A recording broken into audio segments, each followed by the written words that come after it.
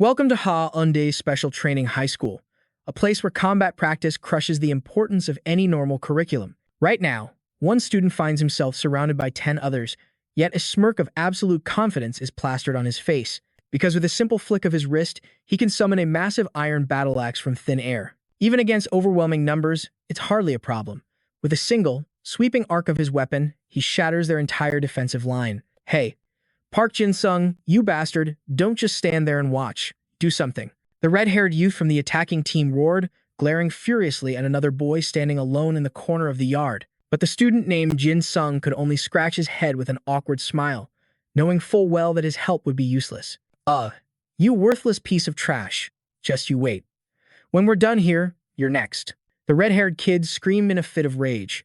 That's right, Jin Sung is our main character, but as you can see, he's completely powerless, and everyone else considers it a curse to be on the same team as him. The proof? After the practice match ended, Jin Sung was dragged away by the red-haired kid and his crew for a brutal beatdown. Yet even as the fists rained down and curses were thrown, he didn't seem to be in any pain. In fact, Jin Sung was constantly laughing. Ha ha ha ha, I'm really sorry, guys. But it's just like he said, what the hell can you possibly expect from the dead last loser of the class like me?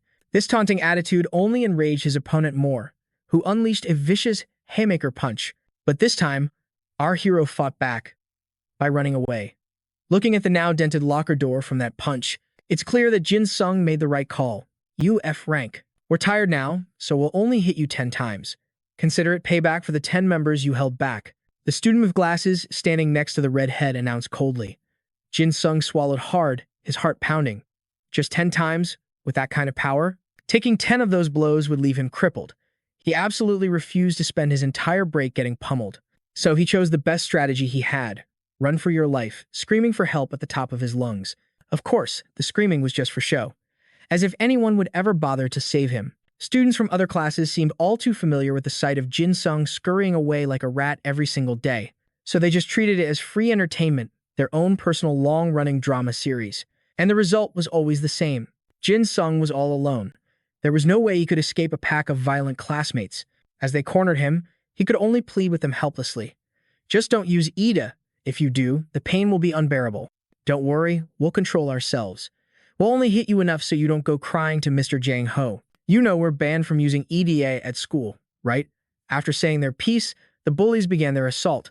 They unleashed a storm of kicks and punches, giving Jin Sung absolutely no chance to even get back on his feet. The other students who watched this scene were absolutely thrilled. They even urged the bullies to hit harder, believing that having to share a class with an F-rank piece of garbage like him was a deep insult to their pride. As for Jin Sung, he was now beaten so badly he couldn't even stand up straight, yet he was determined to speak his mind. Hey, guys, I don't actually think our team lost because of me. Jin Sung truly had a death wish. What he just said was that this group was so pathetic, they lost a 10-on-1 fight. Adding him to the mix wouldn't have changed a single thing.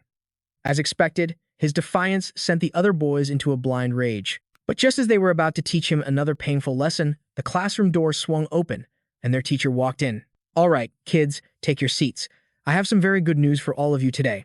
With the teacher present, the bullies didn't dare to lay another finger on him. They ignored Jin Sung, who was crumpled in the corner, and quickly returned to their own spots. Jin Sung let out a huge sigh of relief, thankful the beating was finally over, and dragged his battered body back to his desk. He couldn't help but wonder why the teacher looked so incredibly serious standing at the front of the class. The teacher slammed his hand on the board a few times, signaling for silence, before announcing that on this day, their school had received official recognition from the government. But contrary to the teacher's excitement, the students seemed utterly indifferent. In fact, they looked almost annoyed. Ah, teacher. With that tone of yours, I bet some new, pointless rule from some godforsaken corner of the government is coming, isn't it? This kid's name is Byun Zion. Just another run-of-the-mill bully. Seeing Zion's feet kicked up on his desk, a blatant show of disrespect, the teacher's patience wore thin. Break's over. Get your feet off the desk.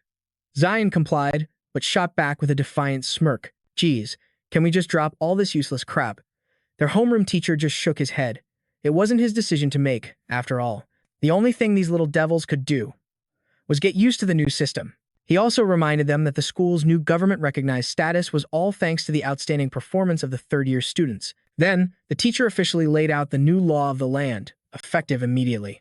Their school was now a pilot program for the new military system, which meant every student would be assigned a military rank. Ranks would be assigned based on performance, and as for the homeroom teachers, they started as first lieutenants, serving as platoon leaders. He was now the leader of Platoon 10, and he looked absolutely thrilled. "So we're Platoon 10, cause we're in 10th grade?" Byunji-John muttered. "What the hell are they turning us into?" "Enough grumbling," the teacher snapped. "This is a government directive, so give it your all. From now on, we're all comrades. During training, you will salute properly, just like soldiers. And trust me, recruiters are going to be lining up to get students from this school." The teacher droned on with excitement, but below him, a sea of unimpressed faces stared back. And Jin Sung was one of them.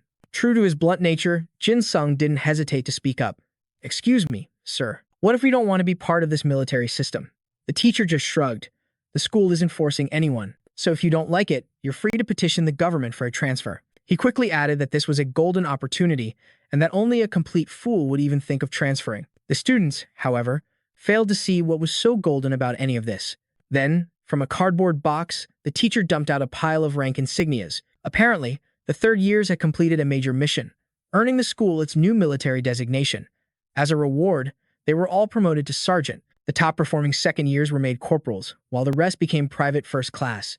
First-year students would start at the bottom as privates. "Rank evaluations can happen at any time," he declared, "and will be conducted by your platoon leader. Come find me whenever you need. I'll do everything I can to help. After all, your entire future depends on this." He also added a warning. The rank insignias were not to be worn on their uniforms. "Keep them safe. You'll be issued student handbooks later to affix them to." He handed out the insignias one by one. When he finished, only Jin Sung was left empty-handed. Before he could ask, the teacher cut him off with a voice dripping in contempt. "In the entire first-year class, there is only one student who does not qualify for the rank of private. Jin Sung. You'll be starting as a trainee." The words didn't register. Jin Sung couldn't believe his ears. "What did you just say?" But the humiliation didn't end there. The very next morning, Jin Sung was summoned to the teacher's office, supposedly to discuss his future. The man didn't waste any time.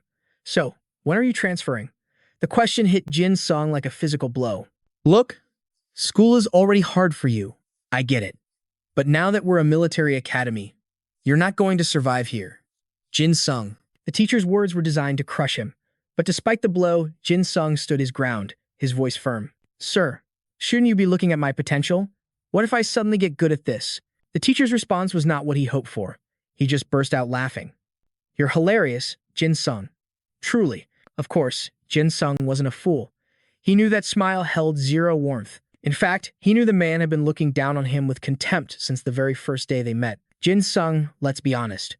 Ever since the ranking system was put in place, your life here has been a living hell. And you know I can't waste my time on students who are already social outcasts," the teacher continued. Every word he spoke only fueled the fire of Jin Sung's anger. So that was it. The teacher saw him as nothing more than a punching bag, and he simply didn't want an F-ranker staining his class roster. The man had probably assumed that the daily beatings would be enough to make Jin Sung quit on his own. But since Jin Sung stubbornly refused to break, he'd been called here for a more direct approach. And it made sense in a cruel way. In this new world, who would ever need an F-rank nobody like him? "Teacher, I have a question." Jin Sung suddenly spoke up. "Do you believe that souls have ranks?" In response, the teacher's smile grew even wider, dripping with more contempt than before. "Are you joking? Of course, they do. I know everyone thinks so, but I don't believe they do." As Jin Sung replied, his expression turned unusually serious. But the conversation was cut short as the school bell echoed through the halls. After class began, Jin Sung's homeroom teacher ordered the group leaders, now called squad leaders, to report their numbers. Many of the students were annoyed, forced to play this ridiculous army game, especially Jin Sung, and a guy named Bayon Zion. "Sir, do we really have to do this?" He raised his hand, his irritation obvious. "Bayon Zion, Squad 3's leader, right? Don't ask questions. Just do as I say," the teacher shot back. Zion clicked his tongue and started muttering his report. "Teesh. Squad 3. 10 total. 2 absent. 1's in the bathroom, and the other one, I wish would just disappear forever. 8 present. That's all." The person he wished would disappear was obviously Jin Sung. It was no different from any other day. Even after the school turned into a military academy, he still had to endure the mockery of his class, and the homeroom teacher showed no signs of ever stepping in to defend him. Once the roll call was finished, he announced that instead of a normal lesson, there would be an event on the field. He explained that government inspectors were undercover among them, and not even the school knew their identities. These people would be observing how the students reacted to the sudden environmental shift. Sir, can you just get to the point? A student, having lost all patience, called out. Humph. Always rushing ahead, the teacher grumbled, but he couldn't deny that none of the students wanted to hear him ramble, so he finally cut to the chase. Today's main event is a joint grade battle involving first, second, and third years. The matches will be chosen by the inspectors I just mentioned. Jin Sung figured he could just continue to play the role of a spectator and kill time. Who would have guessed? The very first match would be Byun Zion's team against Squad 1, Platoon 1 of the third years, and they had a mere 20 minutes to prepare for the fight. Jin Sung was also a member of Zion's squad, a fact that nearly drove Zion insane after hearing the announcement. The other boys wouldn't stop teasing him. Being stuck with an F-rank loser only fueled Zion's rage. But Jin Sung, the center of all the gossip, seemed completely unfazed. He was slumped over his desk, half asleep, until Byun Zion stormed over to him and spoke in a commanding voice. Hey. Trash. Jin Sung replied, Did you just call me squad leader? In an instant, Zion violently grabbed a fistful of his hair. Jin Sung's attitude was getting on his last nerve, and he was tempted to beat him down before they even hit the field. The third year's Squad 1, Platoon 1, was home to a monster named On Sung Ho. Even the ace fighters in Jin Sung's class would struggle against him, let alone a team saddled with an F-rank deadweight like Jin Sung. So, even before the match began, Zion was certain of the outcome. We're going to lose anyway, so it doesn't really matter if I'm there or not, right? Jin Sung asked with a foolish grin. Don't you dare lump us in with a pathetic loser like you. Zion lunged forward again, grabbing him by the collar. If our ranks drop because of this, are you going to take responsibility? Zion's fury was palpable. But honestly, Jin Sung was used to it. He wasn't scared. Besides, Zion was only a C rank. His position wasn't that high to begin with, so whether his rank dropped or not, it wouldn't make much of a difference. Jin Sung was even bold enough to say these words out loud, and Zion was absolutely livid, but he couldn't actually hit him, because Jin Sung still had to go out there. To be honest, for Jin Sung, getting beat up here versus getting beat up by the third years, there was really no difference. However, a far more twisted idea sparked in Zion's mind. He wanted to appoint a useless F-rank like Jin Sung as the squad leader. Think you can handle it this time? Zion asked, patting Jin Sung's head like a dog, his voice dripping with menace. Haha. I'll do whatever you say. Jin Sung's reply was heavy with reluctance. Good. From now on, you're my meat shield. Got it, you piece of trash. And just like that, Jin Sung was forcibly dragged onto the field with a new responsibility. Just as Zion had commanded, he was to become his meat shield. The entire student body had gathered to watch the battle, a completely one-sided slaughter. On the other side of the field, their captain, On Sung Ho, radiated an incredibly menacing aura. The director told him to hold nothing back. Scouts were watching this match, after all. And it wasn't just in Sung Ho. Every single member of the third-year squad looked like a monster. In stark contrast, Byun Zion's team was hopelessly outmatched. The referee then handed a special bracelet to each of the captains. Infused with Eta power, it protects the wearer from fatal shock, but it will shatter if it takes a direct, powerful hit. Byun Zion personally fastened the bracelet onto Jin Sung's wrist, hoping it might help him survive just a little bit longer. In front of everyone, he snatched Jin Sung's collar like some stray dog. But Jin Sung's feeble attempts to resist were completely useless. However, that wasn't all. The organizers had considered the massive experience gap between the second and third years, so they added a special condition. If Jin Sung's team could simply survive for 5 minutes, they would win. But even with that advantage, his teammates felt completely hopeless. They knew they had zero chance of winning. Jin Sung quietly set a 5-minute countdown on his watch, a single thought racing through his mind. 5 minutes until we win. If we actually pull this off, will the teacher finally consider my transfer request? The 5-minute countdown officially began. The moment the referee signaled the start, Byun Zion grabbed Jin Sung like a shield and retreated. His battle plan was brutally simple. Survive for 5 minutes. For those 5 minutes, he just used Jin Sung as a human meat shield. But this cowardly tactic left the rest of the team completely bewildered. Hey, Byun Zion, give us some orders. What about the formation? The third-year seniors are coming. You have to say something. Everyone was panicking, and Zion was just as tense. After dragging Jin Sung all the way to the back, he finally screamed. Everyone shut up. Squad 3, just focus on protecting me. If we survive 5 minutes, we win. The upperclassmen showed their juniors zero mercy. In the blink of an eye, several of their members were already taken down. Besides Sung Ho, their team had another fearsome fighter. A girl whose predatory gaze was locked directly onto Byun Zion. As she charged forward with blinding speed, Bayun Zion grabbed Jin Sung and shoved him forward to block the attack. Jin Sung was completely stunned as Zion just cursed at him, calling him a useless piece of trash. The enemy was closing in fast, but glancing to the side, Jin Sung saw his homeroom teacher giving him a thumbs up. He let out a deep sigh. This whole situation was just unbelievably absurd. At the last second, just as the girl was about to strike, Zion pushed Jin Sung away and bolted in another direction. But then, the unthinkable happened. Jin Sung actually managed to block her attack. The look in Jin Sung's eyes turned ice cold, which forced his opponent to immediately summon her Eda. It was a suit of brilliant silver armor, condensed from Eda.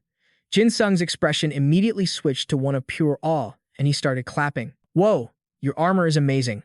The appearance and the function are pure Eda." "Don't play dumb," the girl snapped, annoyed. "You just reacted to my speed, didn't you?" "That's not really important," Jin Sung said, pointing. "What's important is that my captain is running for his life over there." He then glanced at his watch. 3 minutes and 5 seconds remained until their victory, and he had to stop this girl, no matter the cost. But Jin Sung's chosen method wasn't a battle of strength. It was a battle of words. He began stalling for time right in front of her. "Hey, can I call you Nuna? I'm not trying to flirt with you or anything." "Oh no, my apologies, did I make you angry? Then I'll just call you Senior." It wasn't hard for her to see that Jin Sung was just playing the fool to run out the clock, but his act wasn't working on her. Someone else was dealing with Byeon Zion. Her sole focus was the person in front of her, and she demanded that Jin Sung summon his Eda. "Get it out now. Yours seems to be the most valuable out of your entire team. Why are you in such a hurry? You have to know, the most important thing is to keep a cool head. That's what my father always tells my mother when he's getting scolded." Jin Sung continued to ramble on seriously, right up until he saw his opponent turn purple with rage and charge toward him. Jin Sung finally had to surrender. He said he would summon his Eda for her to see, putting on a deadly serious face. He looked so serious, in fact, that it made the girl gulp nervously in anticipation. But after a 3-second countdown, the thing that appeared in Jin Sung's hand was just an ordinary dagger, with no special skills at all. He clutched the dagger with such pride, a sight so ridiculous the girl couldn't help but be amused. Then, it clicked. She recalled the rumors about the enemy team, about a certain infamous F-ranker among them. Jin Sung didn't even try to deny it, proudly claiming the title of that notorious F-rank. The girl let out a long sigh, turning her back to leave. She realized she made a massive miscalculation. At first, she thought Jin Sung's lightning-fast reflexes made him the team's most valuable asset. Who would have thought she wasted her time listening to some F-rank loser ramble on? Jin Sung continued to brag endlessly about his dagger, giving his opponent a throbbing headache. "Hey, if you take another step, I'll strike from behind. This is your final warning. You hear me?" Jin Sung screamed, "I have no reason to waste my time on you in a timed battle." The opponent replied impatiently, turning her head as she spoke. But when she looked back, she saw Jin Sung already charging, dagger in hand, aimed right at her. He honestly thought the girl was just going to keep ignoring him. But her reflexes were on another level. Just as Jin Sung's blade lunged forward, she threw up her arm, blocking the attack. That silver armor was clearly top tier, so tough that the dagger didn't leave a single scratch.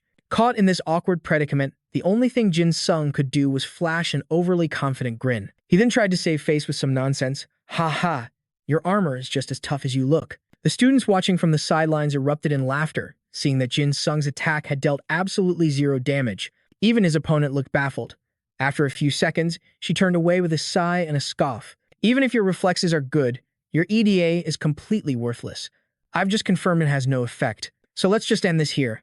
Hearing her words, Jin Sung knew he couldn't stall any longer. He had tried his best, but there were still over 2 minutes left on the clock, and that was more than enough time for this third-year squad to completely wipe out Zion and the others. Just as predicted, after brushing Jin Sung aside, the senior immediately charged toward Zion. He immediately started screaming at Jin Sung for failing to hold her off for 5 minutes.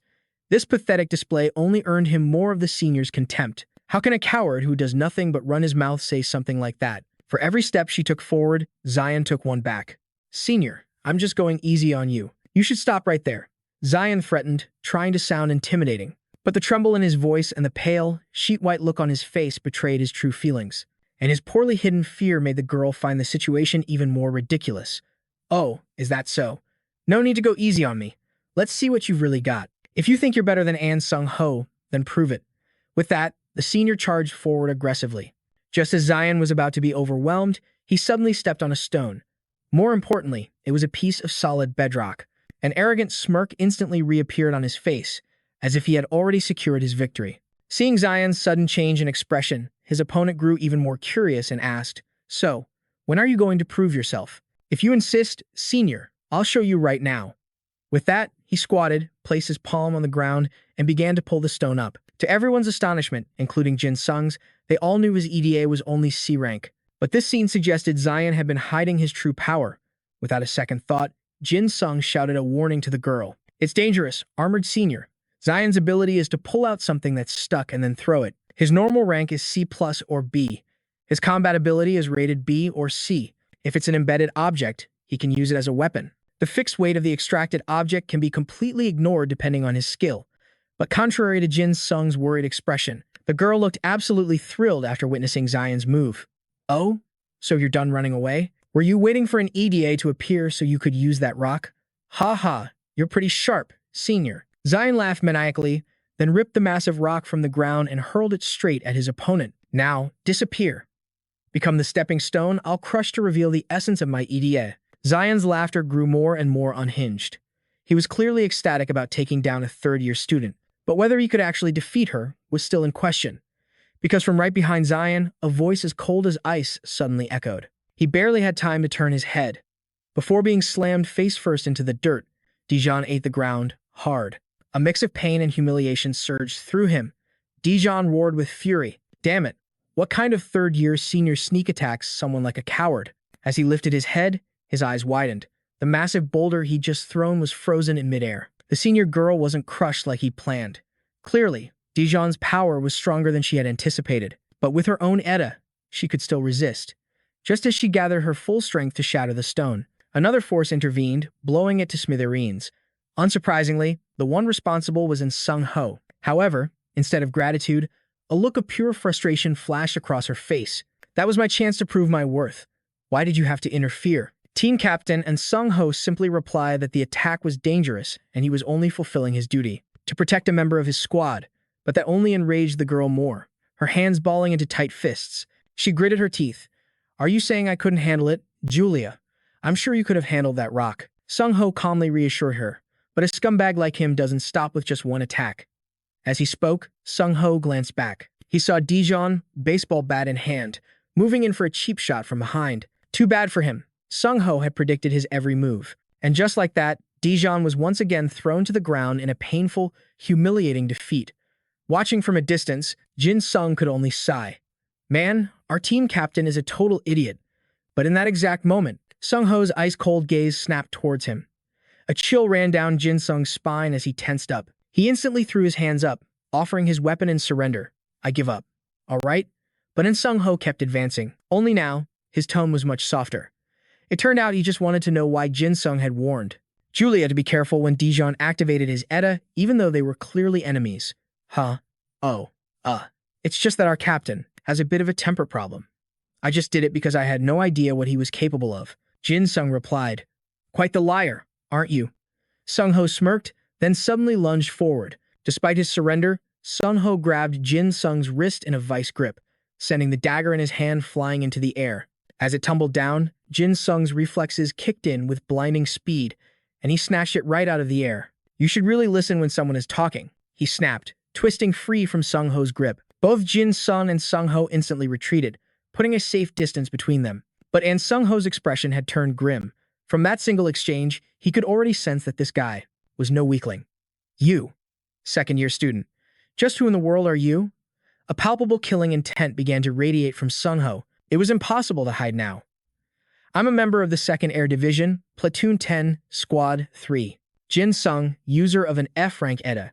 He replied without a hint of fear, completely unfazed by the suffocating pressure coming from his opponent. At that moment, the countdown clock showed just 1 minute remaining. Sung Ho seemed annoyed that his opponent refused to focus on him. As for Jin Sung, he had absolutely no desire to fight this guy. He fell back on his old trick of playing the fool, talking nonsense to run out the clock. But this only enraged Sung Ho even more. "Are you trying to stall? I hate people who do that. What do you want from me? What can I possibly do alone?" Jin Sung retorted, slowly backing away. Instead of wasting time, Sung Ho suddenly proposed, "Why don't you actually try to win?" "Try?" Jin Sung scoffed. "I'm just an F rank. What can I possibly do?" "This isn't a threat," Sung Ho continued. "It's a piece of advice. Rumor has it that after this match, the head instructor will be weeding out the poor performers, and anyone who lacks skill is going to be expelled. The truth finally hit Jin Sung, so that was the reason. His homeroom teacher had given him that ridiculous look at the start of the match. The old man was actually hoping to see him kicked out of the school. He was almost grateful, Sung Ho had told him. Jin Sung's right hand suddenly clenched, tightening its grip on the dagger.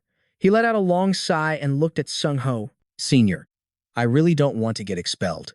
If you're going to be my opponent, then I can't guarantee what will happen after this fight. Or if you'll even be okay.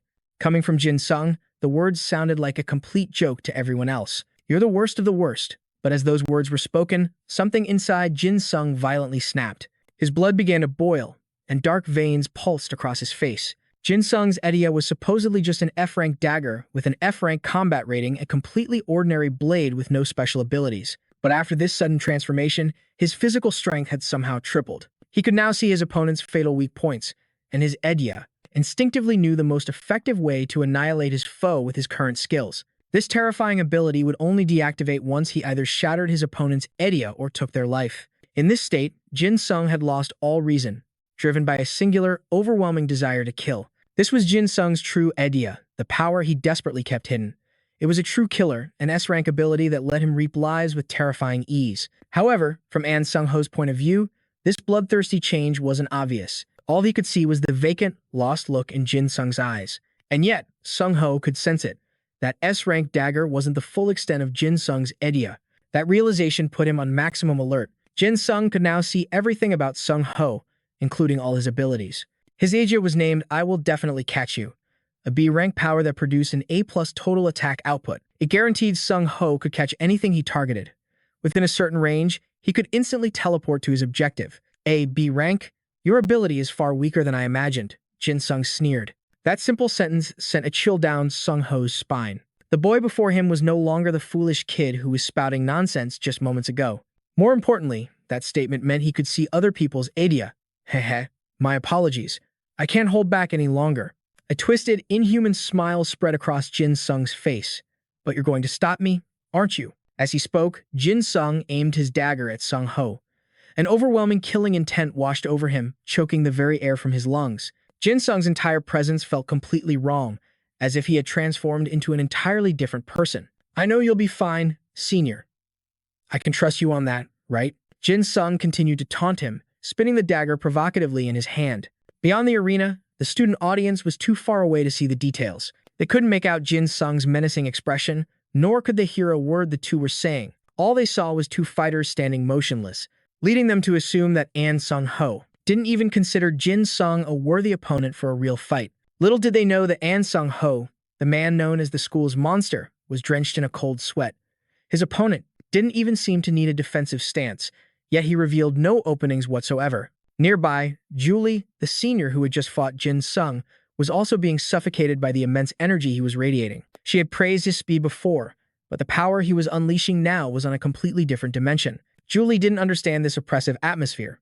She only knew she couldn't leave her team captain alone. The other third-year team members remained completely oblivious, still chatting cheerfully, certain that Sung Ho could handle some F-rank trash. That is, until they saw Julie's body trembling as she stammered out an order. I'm ordering all members to attack. After shouting, Julie was the first to charge forward. The attack was so abrupt that Jin Sung, who was brimming with killing intent, was suddenly slammed to the ground. But Jin Sung didn't struggle. Instead, his voice dripped with mockery. Haha, senior. Your armor is awfully heavy. At the same time, and Sung Ho stared at Julie, completely bewildered. What are you doing, Julie? The girl's face remained grim as she replied that she was just protecting a teammate the same way he had done for her. The third years were so thorough that several of them piled on, pinning Jin Sung down. Seeing 5 people ganging up on one, Sung Ho was utterly stunned. You don't need to protect me, he insisted. Are you sure about that, senior? The question came from the 11th grader, trapped beneath a dog pile of 12th grade elites. Model. But before Sung Ho could even process those words, Jin Sung exploded into action. They had attacked him in the blink of an eye. But now, Jin Sung's speed was on another level entirely, so fast you couldn't even track his movements. His attacks were a relentless storm, a rapid-fire barrage that left no one a single moment to react. I'm not so sure. To everyone's confusion, Sung Ho suddenly let out a laugh. But Julia, you should probably release your Ida before it gets completely shattered. The moment Sung Ho finished speaking, Julia's armor disintegrated into dust. Her eyes widened in shock, unable to believe that Jin Sung's last attack had caused this much damage. And it didn't stop there. The armed guards, worn by the rest of their team, had also been destroyed.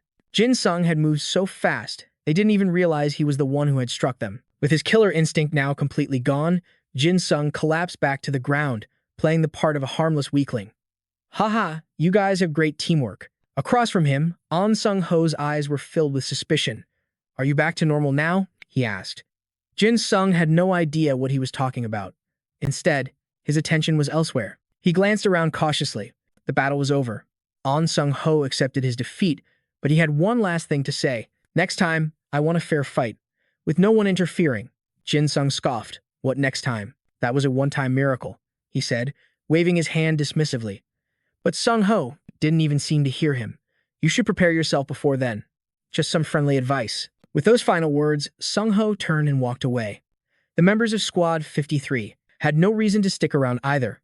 Only then could Jin Sung collapse onto the ground, letting out a huge sigh of relief. It's finally over. Meanwhile, their homeroom teacher wore an expression of pure disbelief. He couldn't fathom how Byung Zion's team had defeated the monster An Sung-ho. Not long after, a very special guest appeared in the principal's office, a man the principal called the advisor. Judging by the principal's groveling, this surprisingly young man held a position of incredible power. Either that, or he possessed terrifying abilities. The files I requested. Are they here? After taking a seat, the advisor asked. Yes, they're all right here, the principal said, handing him a folder. The advisor flipped through a few pages, then stopped at An Sung-ho's profile. Seeing this, the principal immediately began boasting that Sung-ho was a world-famous, outstanding student, not just in Korea, but across the globe, and the ultimate pride of Hyundai High. The advisor flipped the page to see more info. He discovered Sung-ho had no award history from middle school, yet had won every single match in high school. That was certainly strange. If only the boys' ETA level were a little better. It's such a shame, the principal lamented. No, a mere B rank could never have come this far, the advisor murmured to himself. Then, at the bottom of the file, he saw the information for Park Jin Sung. What caught his eye was that he was the only student not to be assigned a military rank, listed only as a trainee. The advisor asked the principal about it and got an explanation. He was just a second-year student with a rank lower than even the first years.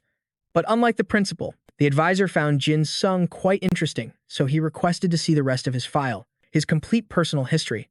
The school had labeled Jin Sung a special case because he'd lost his parents at the age of 8. Perhaps due to this immense shock, Jin Sung's ETA never awakened.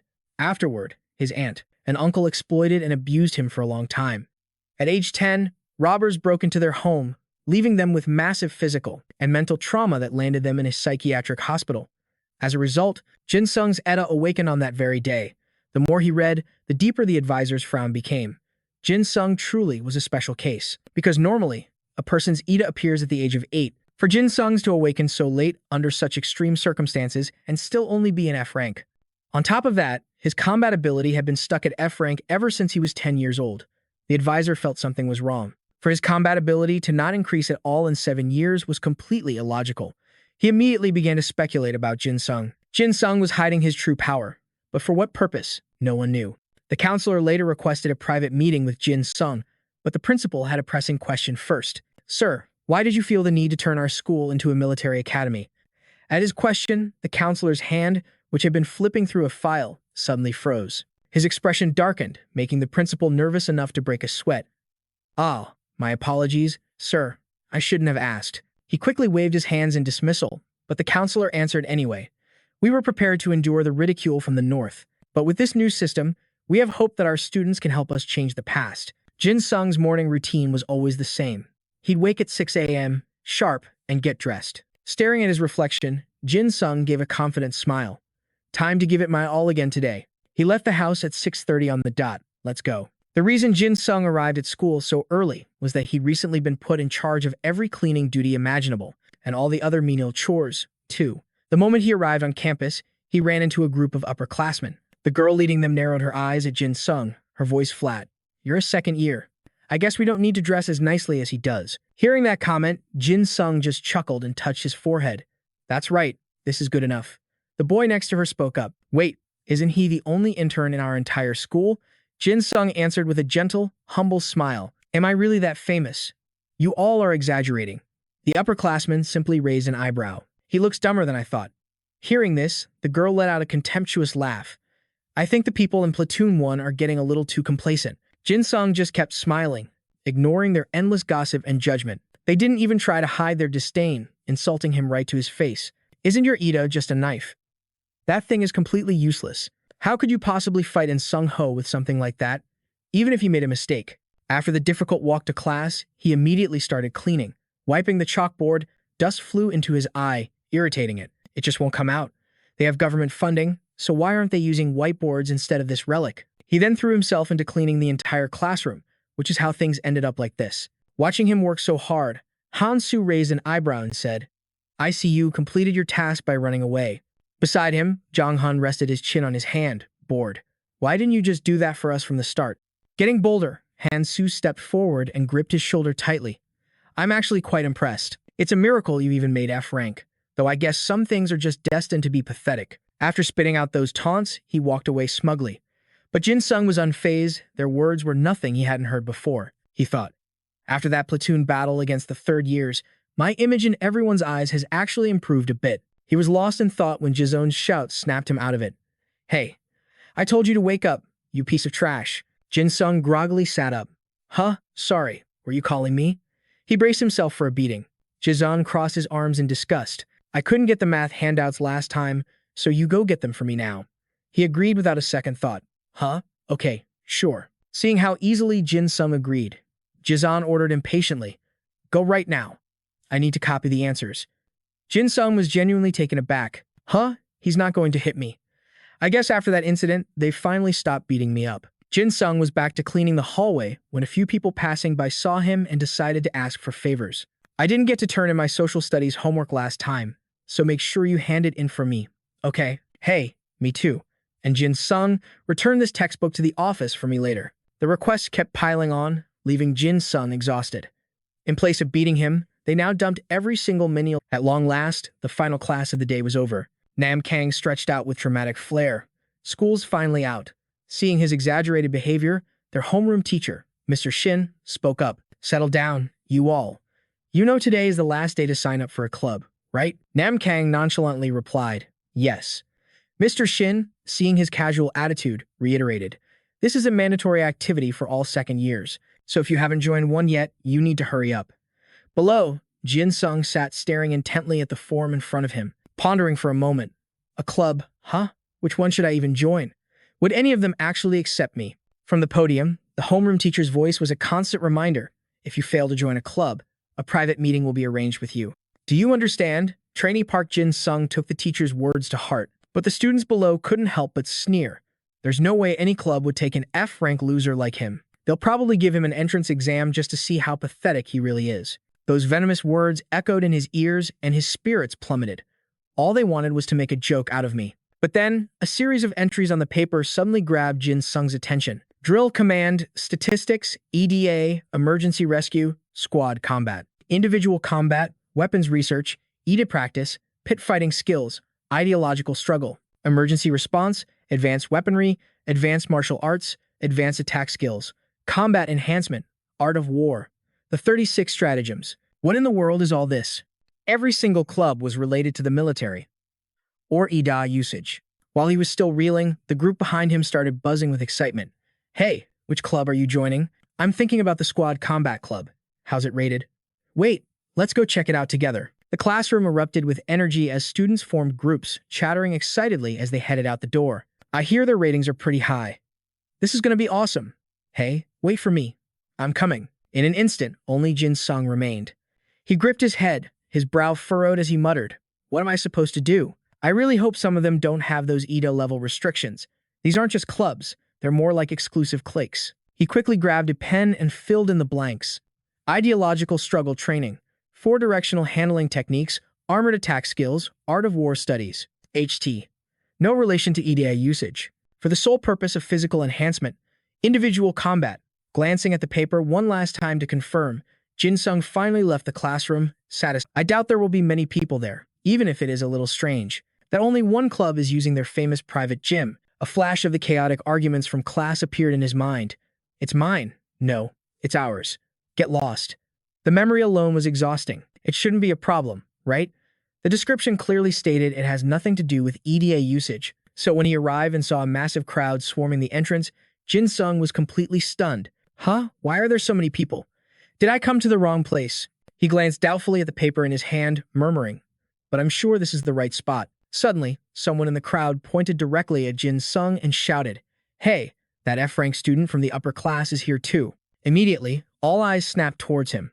Yeah, you're right. They shot Jin Sung looks of pure disgust and began to whisper. He's an upperclassman, but he's still just a trainee. So, should I just go up and be rude to his face? Seeing their attitude, Jin Sung felt a wave of confusion. Most of them are first years. They aren't required to join a club, so why is such a huge crowd gathered here? Just then, the group of students began to stir again. Over there, the club president is coming out. For real? Where? He looks so cool. Jin Sung tried to squeeze through the frenzied crowd to get a better look. He wondered, who is this club president anyway? The moment he saw the person, the paper slipped from his hand. What is this? I have to run. The crowd grew even louder. This is insane.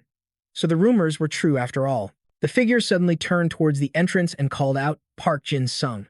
As he walked closer, the crowd's excitement reached a fever pitch. It's in Sung Ho. Whoa, he's even more handsome in person. Senior, I'm your biggest fan.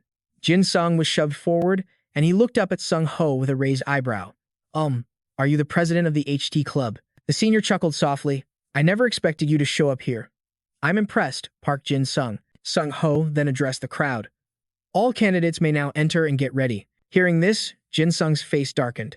I need to get out of here, now. Getting involved with that senior spells nothing but trouble.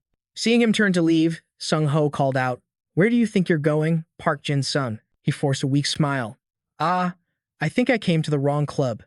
I'll just go look around and maybe come back later. He remained completely unfazed, saying, There are no other members in this club. Are you still refusing to join? Didn't you come here because you thought there'd be fewer people? Am I wrong? His words hit a nerve. The color drained from Jin Sung's face as he looked down. He was right, but there were just too many applicants. Sung Ho spoke with unnerving patience. Come on in. This isn't a club that just anyone can get into. Jin Sung gave a stiff, reluctant bow. Still determined to leave, he insisted, You must already know. I'm a low rank, so there's no way I can get in. So, without another word, Sung Ho simply grabbed him by the collar. He effortlessly dragged him inside, casually stating, I'll give you the entrance exam now. You'll take it with the other candidates. Helpless, Jin Sung yelled. No, I told you I'm fine. The door slammed shut. Sung Ho's gaze swept over the applicants as he announced, Is every candidate present? Quite a large group this year. In that case, we'll begin the entrance exam. It's simple. All you have to do is follow the exercises I perform. Finish it, and you pass. One set consists of 30 burpees, 30 push-ups, another 30 burpees, and finally, 30 squats. Hearing this, the applicants buzzed with excitement, their eyes filled with admiration for him. He's doing the test too? He's so strong, and his voice is so captivating. But one person muttered thoughtfully, Wait, that's just one set. Beside him, another declared with fierce determination, We can do this. Sung Ho's voice echoed through the room once more. If you can complete 10 sets without stopping, you pass. Jin Sung clutched his head in despair, screaming, Just count me out of this. The group began the grueling test. After just the first round, every one of them was pale and trembling. But Sung Ho's strict voice cut through the air. Number 2, you're too slow. You fail. Numbers 5 and 6, your form is pathetic. You fail. As he watched the candidates drop one by one, he calmly demonstrated, You have to be as fast as me. The prolonged physical torture caused the group to crumble. I can't do another one. Me neither. Jin Sung watched the brutal display, a horrified thought running through his mind. 30 burpees, 30 push-ups, another 30, and he's doing it so easily, without even breaking a sweat. What kind of monster is he? Just how strong is this guy? In an instant, the remaining members of the group couldn't hold on any longer, and they finally collapsed completely. I give up. Sung Ho looked down at them without a shred of sympathy, his voice cold. The first group has been entirely eliminated. Then, his icy gaze shifted to Jin Sung's group. We'll begin with group 2 immediately. A chill ran down their spines, and they began to tremble. What should I do? I don't think I can do it. This is terrifying. In their fear, they all started shoving Jin Sung forward. You go first, senior. An F-ranker should be at the front anyway. Shocked at being pushed forward, he protested, Hey, I don't want to do this either. The girl who pushed him immediately turned and ran, while the person next to him showed no mercy, kicking him forward with a brutal shove. He cried out in pain, "Don't push me." She covered her mouth, a smug smirk on her face. "Get up there, F-rank senior." Kicked right in front of Sung Ho, Jin Sung looked up at his stone-cold face and let out a nervous chuckle. "You don't look tired at all. Are you sure you're even human, senior? The fact that we're only 1 year apart has to be a lie." Sung Ho propped up his chin, deep in thought, before speaking casually. You shouldn't say things like that, Park Jin Sung." Hearing this, Jin Sung's face twisted in confusion. I don't know what you're talking about." Sung Ho turned his head away and announced flatly, "Group 2, begin." Jin Sung protested helplessly, "I'm not doing it." But in the end, his resistance was completely useless against Sung Ho. The room fell silent, filled only with the sound of ragged breathing. Sweat dripped from Jin Sung and the others' foreheads. He gritted his teeth, thinking, "I can't do this. I trained my body just to fight back against bullies, so I thought I'd be decent at this kind of stuff. But this is beyond what a normal human can do." After a desperate struggle, all three of them collapsed from exhaustion. Sung Ho looked down at the three of them and said, "Group 2 is pretty good. Should I increase the pace?" His words made their eyes roll back in their heads. Jin Sung immediately screamed in protest, "You can't do that." Eventually, the other two failed, earning them a comfortable break with snacks on the side. Whoa, the F-rank senior still hasn't failed. Damn, that's impressive. At this point, the crowd around them began to murmur in surprise. Could it be that his physical abilities are already at the very top tier? Is his overall combat ability truly F-rank? Elsewhere, Jin Sung gritted his teeth, muttering angrily, "I already worked out at home." Noticing his lack of focus, Sung Ho snapped, "Quiet. Concentrate, Park Jin Sung." The group behind them watched in admiration. This is the 7th set. The girl's eyes sparkled. As expected from senior On Sung Ho, he's incredible. That F-rank senior isn't losing, either. Sung Ho looked at him with interest. "Not bad, Park Jin Sung," he said. Jin Sung thought with frustration, "This is insane." Seeing his expression, Sung Ho chuckled. "I knew that the reaction speed I saw before wasn't just a coincidence. You can keep up." As soon as he said it, Sung Ho went into overdrive, shocking the onlookers. Senior is going even faster now. What monstrous speed! Can the F-rank senior actually keep up with that? Jin Sung glared at Sung Ho's provocative challenge, his anger flaring. "Are you serious right now?" He suddenly accelerated, stunning the crowd. "That's way too fast." Whoa, he's actually doing it. An F-rank is keeping pace with a national-level talent. You can do it. F-rank senior, you can do it. Just a little more. 27. F-rank senior, you've got this. 28. 29. Seeing he was still keeping pace, Sung Ho smirked in satisfaction. "Not bad at all. Jin Sung Park." The crowd roared with excitement. 30. Jin Sung finally collapsed, his body giving out as he crumpled to his knees. Cheers erupted all around him in a wave of triumph. The F-rank Sunbae actually did it. Whoa, is he the only one who passed out of everyone here? Jin Sung gasped for air, muttering, "I'm going to die." They applauded him, their eyes filled with awe. That was so impressive. Congratulations on passing. Hearing their praise, an utterly exhausted Jin Sung sprawled out on the ground. This doesn't feel half bad. Getting all this recognition. Suddenly, Sung Ho approached him. He offered a hand down to Jin Sung and said, "Welcome to the HT Club, Jin Sung Park." Jin Sung managed a weak smile and took his hand. "Thank you. I think I'll go get some rest now." But Sung Ho pulled him to his feet, a soft, chilling chuckle escaping his lips. "There's no rush. You can start first thing tomorrow morning." A bewildered Jin Sung asked, "Excuse me, Sunbae? Did you not just hear what I said?" Sung Ho's grip tightened, his smile turning dangerously cold. The effects of a workout are doubled when you have a partner. I've been waiting a very long time for someone who could finally match my level. Jin Sung snatched his hand back, his voice low. "Match your level? One more set, and I would have literally died. I thought you hated that everyone was cheering for me." Hearing this, Sung Ho's friendly expression vanished, replaced by an icy mask. It took a whole year just to get one single new member. The bitter, sour look on his face made Jin Sung's blood run cold. He thought, "Damn it, he's not listening to me at all. All I wanted was to join a quiet, peaceful club. But this place is a living hell." At the end of the day, Jin Sung let out a soul-crushing sigh. "I don't want to go to the club at all. The moment I show my face there, every single eye is on me. Just to be in a club with Sung Ho on." He clutched his head, gritting his teeth. "This cursed club, with only Sung Ho on in it. That's why I'm always getting harassed. How'd a loser like you get into the HT club? I have to hear those jealous insults every single day. Hey, are you deaf? Say something." Just remembering their taunts was enough to drain all the life from him. But just the thought of Sung-ho sent a shiver down his spine. And if I try to skip, he'll just hunt me down. Jin Sung Park. Jin Sung Park. Jin Sung Park. Maybe I should just break my own arm. He stared down at his hands, seriously considering it. As he was lost in dark thoughts, a voice called out from behind. Hey, you. Jin Sung flinched, immediately slinging his backpack on while frantically shaking his head. No, that won't work. He just personally carried me to the nurse's office. And the second I healed, he dragged me right back to that nightmare. He tried to ignore the voice, but it came again, closer this time. Ah, there you are. Paying it no mind, he shot up from his seat, ready to bolt. It's better to just be a total outcast. Suddenly, a sharp voice cut through the air. Hey. Jin Sung whipped around, startled. Crap, you scared me. He stared at the girl, completely dumbfounded. Sun just looked back, her voice low and serious as she asked, Are you a student in this class? Jin Sung was still dazed by her sudden appearance. Is there really someone this beautiful in our grade? He quickly snapped out of it, stammering, yeah. Why? Sun pulled out an ID card and held it in front of him, her tone flat and emotionless. I believe they said you're supposed to use this to introduce yourself. Surprised, Jin Sung looked down at the card. Corporal, she raised an eyebrow, sizing him up. You don't have a rank? He scratched his head, struggling to find the words.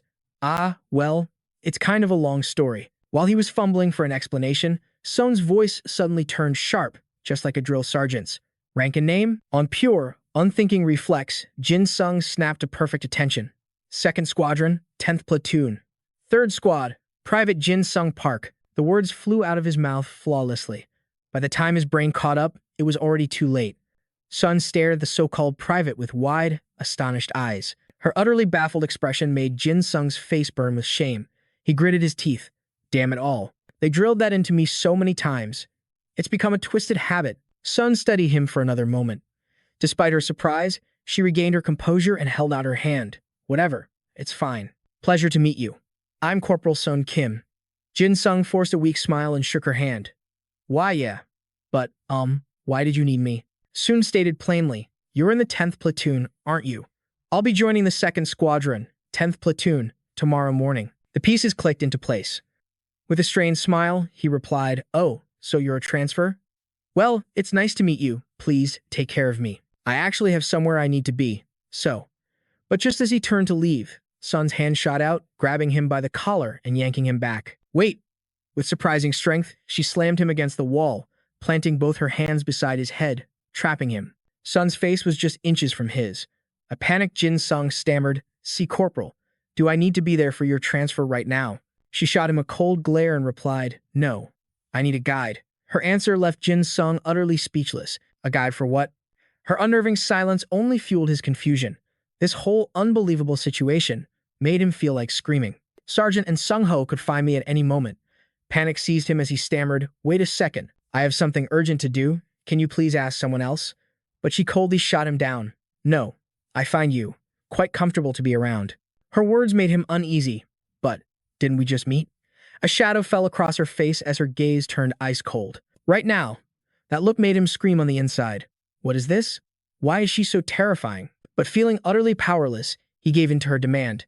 Fine, I'll show you. Where do you want to go? Satisfied, her voice softened once more. Take me to Sergeant An Sung-ho.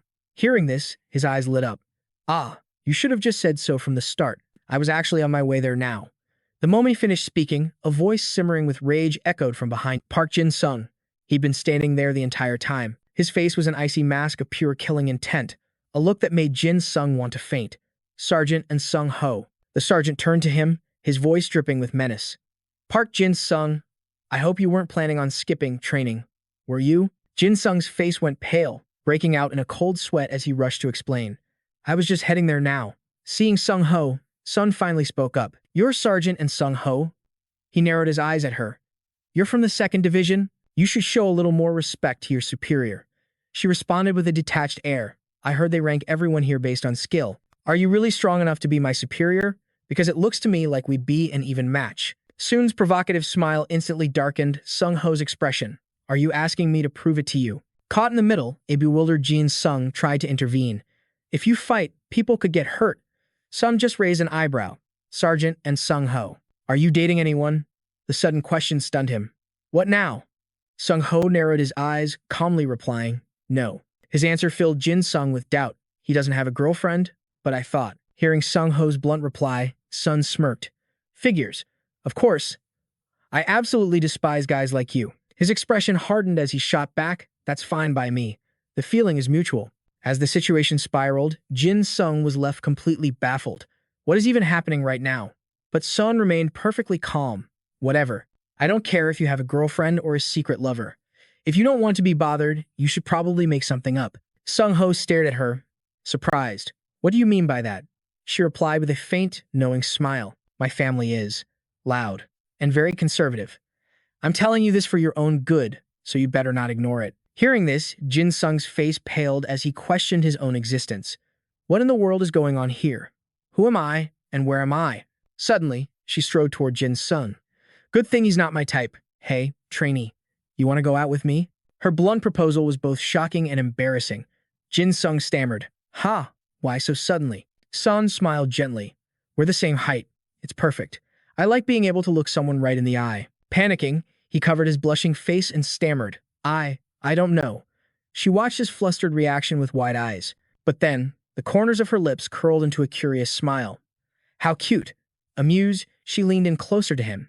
Hey, trainee, what's your ID and rank? He turned away, avoiding her gaze. They're all F-rank. Hearing this, she frowned. Liar. He forced a smile, insisting. It's true. Still unconvinced, Sun moved even closer. Impossible. There's no way someone has 2 F-ranks. He was absolutely sure it was her.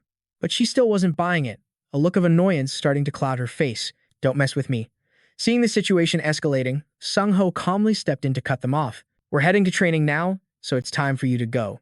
In the training room, he and Sung Ho gritted their teeth through push-ups.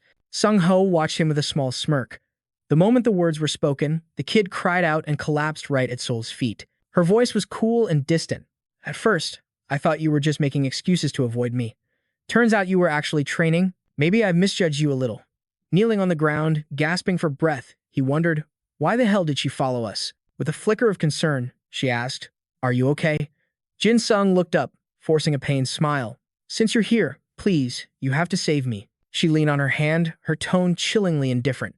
Since when do you need me to save you? Her words struck him like a blow, and he cried without making a sound. He thought, then what about when you asked me for directions?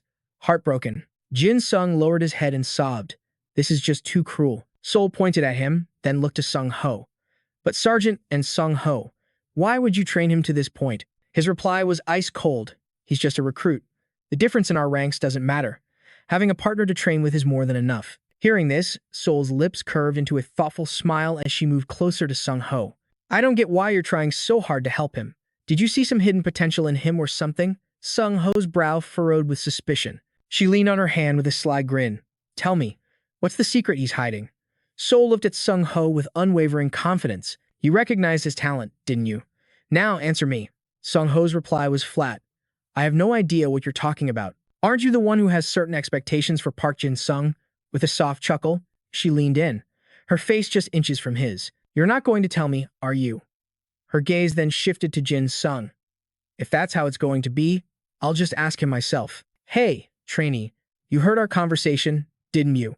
Answer my question. Sprawled on the floor, he pushed himself up with a smirk. Geez, I think you've got the wrong idea.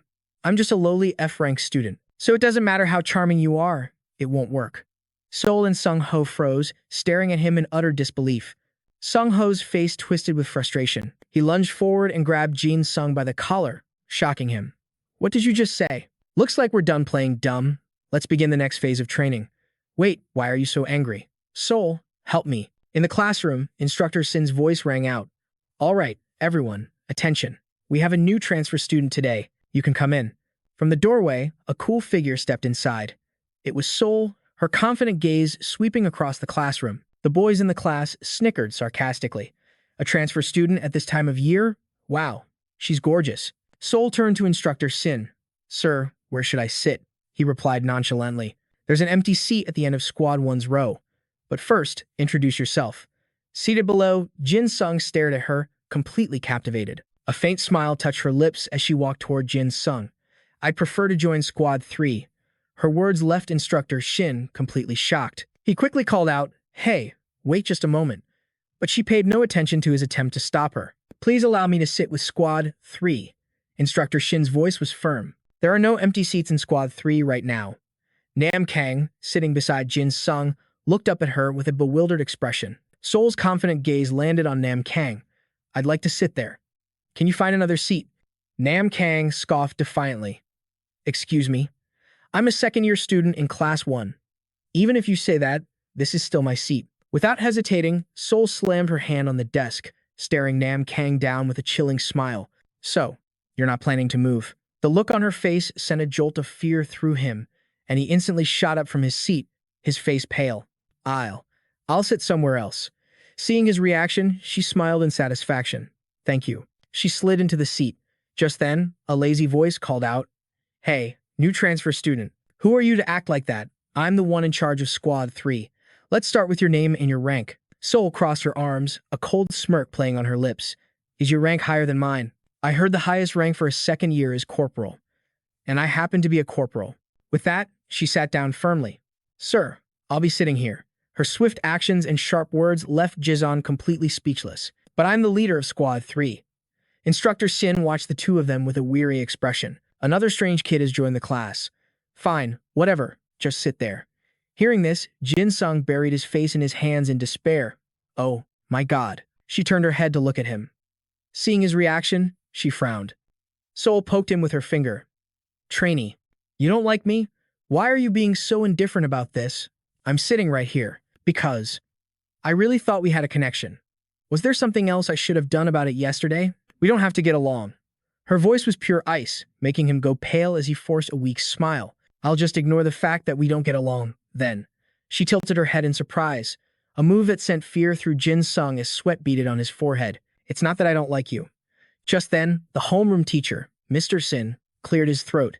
Ahem, Kim Son. She smiled and immediately answered. Yes, teacher. He replied.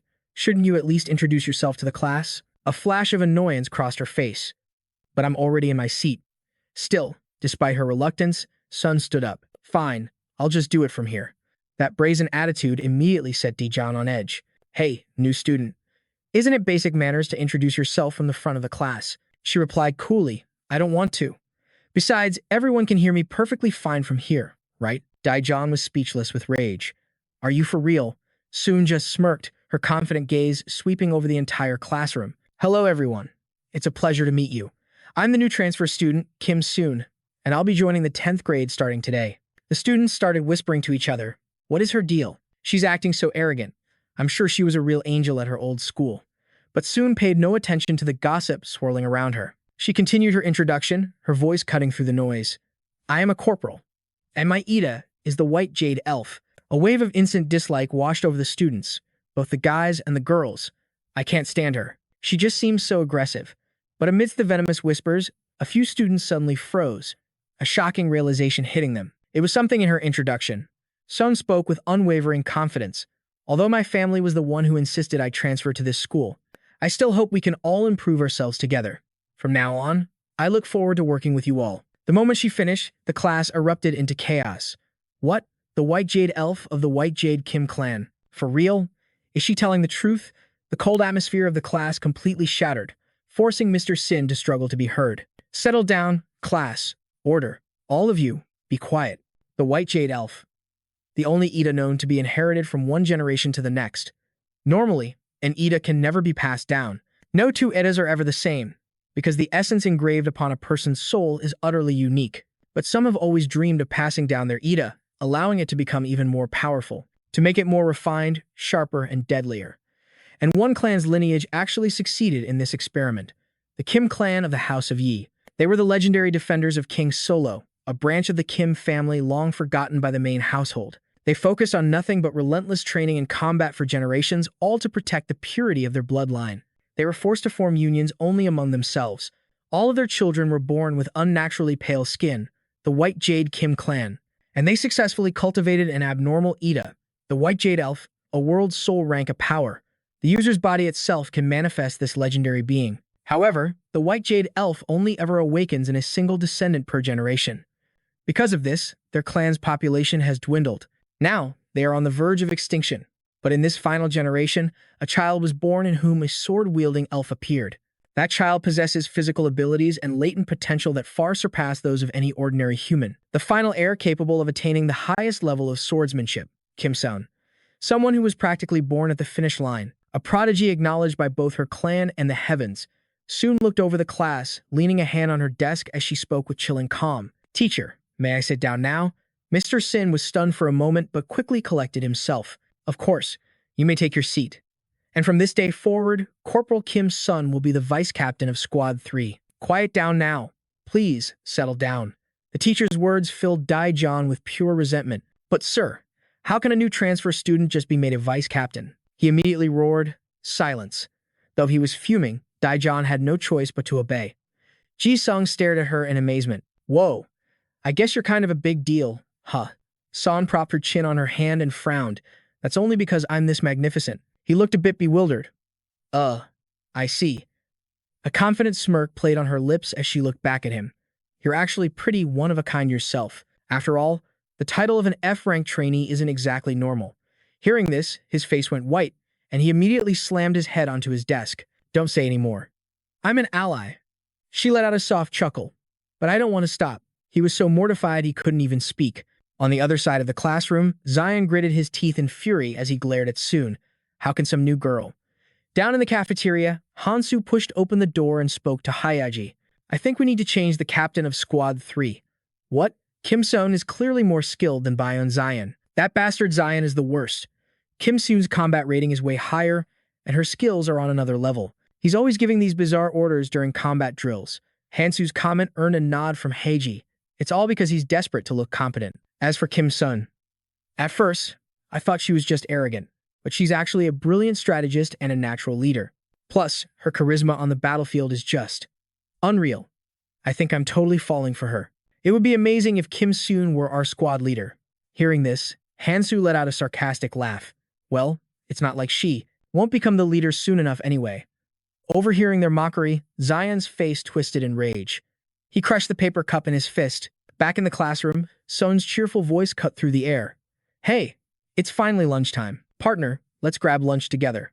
Jin Sung forced a smile, quickly shaking his head. "I can't. I still have cleaning duties." Seeing him trying to dodge the invitation, she grew irritated. She marched right up and grabbed his collar. "But I don't have anyone else to eat with." He shot back immediately. "That's a lie. You're the most popular person in the entire academy right now." Hearing this, Sun crossed her arms with a deep frown. "I hate it when people only care about that stuff. All they ever do is stare from a distance. They never actually have the guts to come talk to me." Jin Sung just offered another weak smile. "Still, I can't. I'm really busy. I have to wipe the board, dust everything, clean the erasers, then sweep and mop the floor, and grab supplies for the next class." As she listened to his endless list of chores, her brow furrowed. That sounds like way too much for one person to handle. I bet not even the squad leaders have to do all that by themselves, right? Jin Sung's forced smile faltered as he avoided her gaze. "Yeah." Her expression turned to ice as she leaned on the desk. "No way. Don't tell me you're doing the jobs assigned to other squad members too? Are you cleaning up after this entire class by yourself?" He just waved it off with a cheerful laugh. "I just do it because I finish my own chores early. Besides, wouldn't it be more complicated with too many people involved?" Don't get the wrong idea, but his excuses only fanned the flames of her anger. Rage ignited within her. She gritted her teeth. "The wrong idea? You're coming with me." She yanked him along by the collar, catching him off guard. "Where are we going?" "I told you, I'm busy." Sun's expression was grim. "Where do you think we're going?" "We're going to pay a little visit to the jerks who keep dumping their responsibilities on you," he stammered, completely bewildered. "What? Wait, I told you it's fine." But soon, they were in the cafeteria, and Soon was looming over Dong Hun. "Hey, I have a question for you." The girl beside him stared in shock. "Kim Sun, what's going on?" Dong Hun, however, remained perfectly calm. "What do you want with me?" She narrowed her eyes. "That's right, you're the one in charge of cleaning duties for Squad 4, aren't you? So tell me why you're forcing our squad's rookie to do your job for you?" Hearing her accusation, Dong Hun just smirked. "Huh, it's because he's an F-rank." Before he could say another word, she slammed her hand over his mouth. "I don't want to hear your pathetic excuses. From now on, everyone does their own assigned chores." "Got it. It's pathetic to pick on someone weaker than you, and frankly, I find it disgraceful. Do I make myself clear?" The color drain from Dong Hun's face soon released him. Because if I ever catch you pulling this again, you'll regret it. Understand? Terrified, he immediately nodded. Why? Yes. I understand. I'm sorry. She pointed a cold finger at Jin Sung. He's the one you should be apologizing to. Jin Sung could only offer a strained, speechless smile to the onlookers. Though it killed him, Dong Hun gritted his teeth. Sorry. F-rank. Her point made, Sun dragged Jin Sung away. Sorry to interrupt your meal. She tilted her chin up. Come on, rookie. On to the next one. He panicked. The next one? Where are we going now? B, but isn't this settled already? Where do you think we're going? She replied. We're going to see our homeroom teacher. His eyes widened in shock as he yelled, What? H, hold on, wait a second. Cut to the teacher's office. The homeroom teacher smiled warmly at Soon. Oh, is that so? I had no idea Jin Sung was dealing with all that. Well then, from now on, I'll put you in charge of assigning cleaning duties. While Jin Sung buried his face in his hands in utter despair, Soon beamed with excitement. Yes, sir. Wasting no time, she gathered the other students.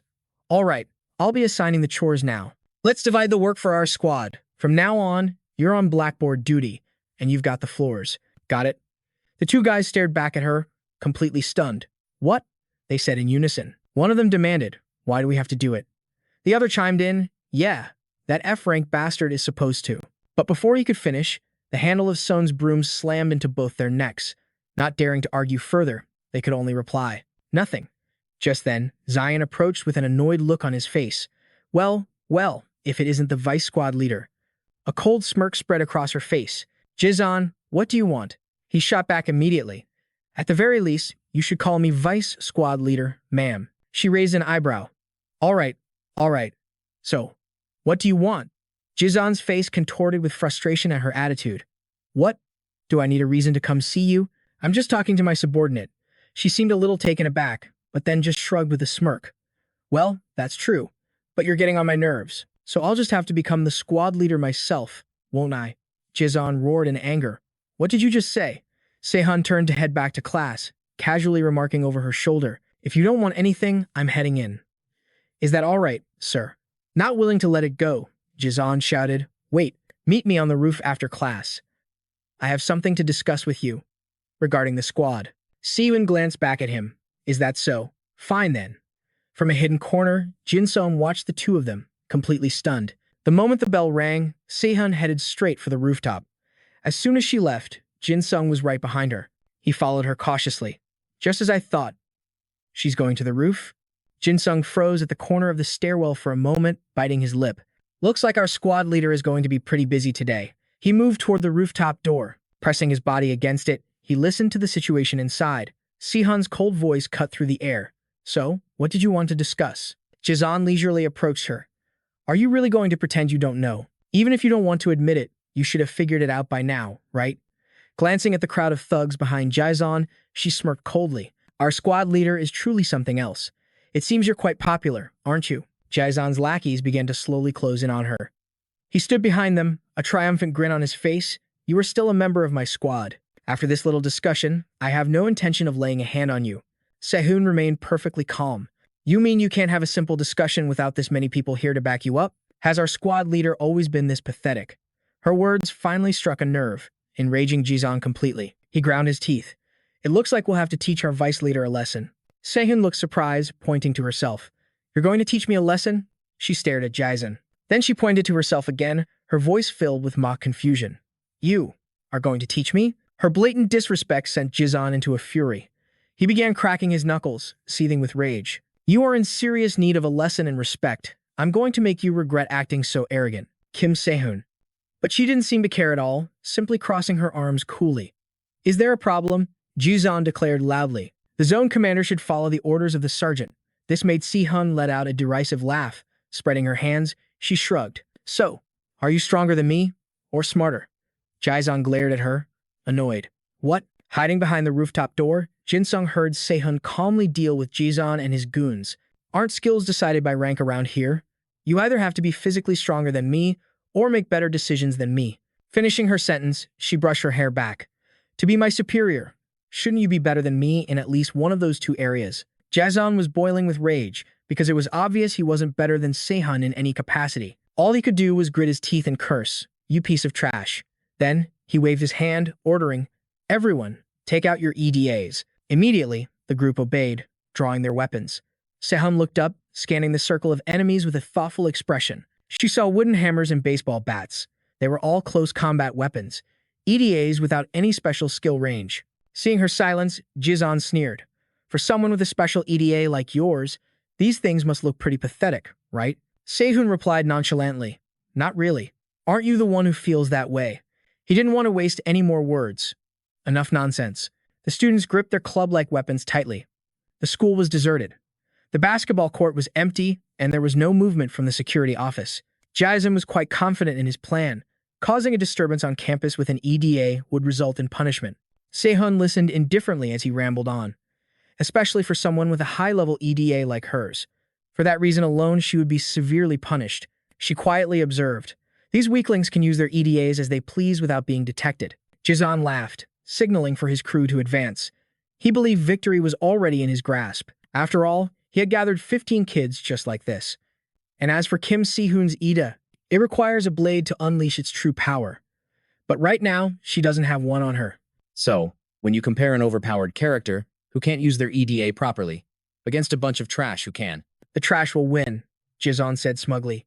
"Even you won't be able to handle this. Not against this many people." He pointed directly at Sehun. "I'll make you regret ever talking back to me. You monster." But contrary to his expectations, Soon was calm, tapping a finger against her cheek. Suddenly, she asked a completely unrelated question. "And Sung-ho is pretty famous at our school. Doesn't seeing him make you think about anything?" Jizan's patience snapped. He let out a cold snort. "What kind of nonsense are you spouting now?" Sun took a few steps forward and continued her questioning. "You know my Ida's rank, don't you? So here's the real question." She paused, a smirk playing on her lips. "What is my overall combat ranking?" Even without an answer, the thugs holding wooden Eda stumbled back in fear. Seeing his men falter only fueled Daizun's confusion and rage. "It's all a bluff. Why are you cowering before a sword wielder who doesn't even have a sword? There are 15 of us with Ida. Don't fall for her tricks. Get her." Sun let out a sudden, heavy sigh and shrugged. "In a team battle, you're the one who's supposed to be analyzing the situation." Daizun looked utterly insulted, his fists clenched tight. "You piece of trash." Sun tapped her own forehead gently. "Did you already forget what we learned in class?" A single horn materialized right where her finger had been. Statistically, one A-rank individual can fight against 100 people below A. As she spoke, Sun's power suddenly skyrocketed. The horn on her head was that of a white jade elf, an Ida rank. Overall combatability, B plus A. The user's body is capable of manipulating the white jade elf. Elf's talent, expert swordsmanship, intermediate swordsmanship. A condescending smile spread across her face. From A rank onward, we are considered to possess disproportionate power. You have to know how to fight against impossible odds just to earn that title. Hearing this, the group began to back away, their fighting spirit completely extinguished. Sun issued a warning. "Let's just say my strength is cut in half right now. Do you really think you stand a chance?" The hands of several thugs began to tremble around their weapons. Daizun stomped his foot in fury, roaring, "Why are you hesitating? She has no weapon for her, Ida. She's defenseless." He pointed a commanding finger. "Get her. All of you, now." Min Jun swallowed hard, trying to push down his fear. He answered with a timid, "Right." His hand trembled as he told himself, Kim Soon doesn't have a weapon. Min Jun was the first to charge, swinging a baseball bat straight at Soon's head. "We can do this." Sun stood her ground, not even flinching as the bat came rushing down. Just as the weapon was about to connect, she spoke calmly. "I like your curiosity, but don't you think your approach is a little too honest?" The bat stopped just inches from her face, completely unable to move forward. Feeling an immense force holding his weapon in place, Min Jun's face went pale. "What?" He looked down in disbelief at the small, delicate hand that had effortlessly stopped his attack. "Impossible." In the next instant, a black shadow flew past. That shadow was Min Jun, thrown backward with incredible force. He crashed into two others, sending all three flying into the rooftop safety fence. Sun smiled, satisfied. Bullseye. With that, she refused to let them intimidate her any longer.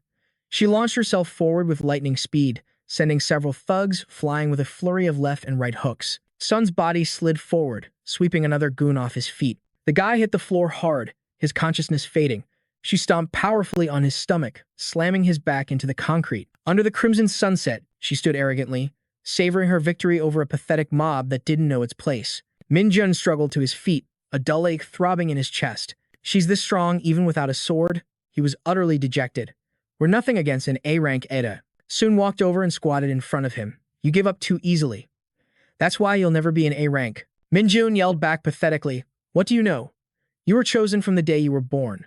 Do you think I haven't trained my heart out? How could someone chosen like you possibly understand?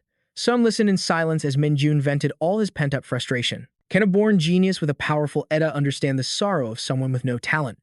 To her, he just looked pitiful. Yeah, I guess you have no choice but to think that way. But the thing is, when I started, my overall combat ability was a D. Min-jun stared blankly for a few seconds. What? A D rank? Daisen, who had been silent, suddenly started shouting again. You, a D rank? Stop lying. There isn't a single person in this country who doesn't know about your family. He refused to believe it. If you're going to play mind games, at least say something believable. Who would ever believe that someone like you started with no talent? Soon just shrugged. I agree. An A-rank Ada. But with a D-rank combat ability, it was truly useless. She chuckled lightly. I never wanted to pick up a sword, but my Ida did. So what could I do? I just had to accept it. By now, Min-jun and his cronies had managed to get back on their feet. He thinks I'm incapable of lying. But Sun couldn't care less what they thought. You people will never acknowledge the effort I've put in, she said with indifference, staring at her own hands. But that changes nothing. The calluses covering her hands were hard-earned proof, a testament to the brutal effort they refused to see. At this point, Jaizan had heard enough. He led the charge, his group surging forward to attack soon. Shut your mouth. Just shut up. But only 1 month later, the entire group was kneeling at her feet. Even without my sword, none of you are worthy of facing me. The sun glinted off the rooftop's safety fence. The others were all down for the count. Only Jizan remained standing. He watched her warily as she spoke. It's just you and me now, Sergeant. Her eyes swept over the fallen bodies. Did you notice? I made sure to save you for last. Jizan grit his teeth, spitting out a curse. I guess trash will always be trash, no matter what you do. Son casually rubbed her neck, her words cryptic. Sergeant, I can't use that to take care of you again. But Jizan seemed to understand her meaning perfectly. He sneered. That's right. It won't help you this time. Come on, monster. Come and get me, he taunted. Son felt a prickle of unease. Something was off. She narrowed her eyes, assessing him. Where is all this confidence coming from? Is he still hiding an ace up his sleeve?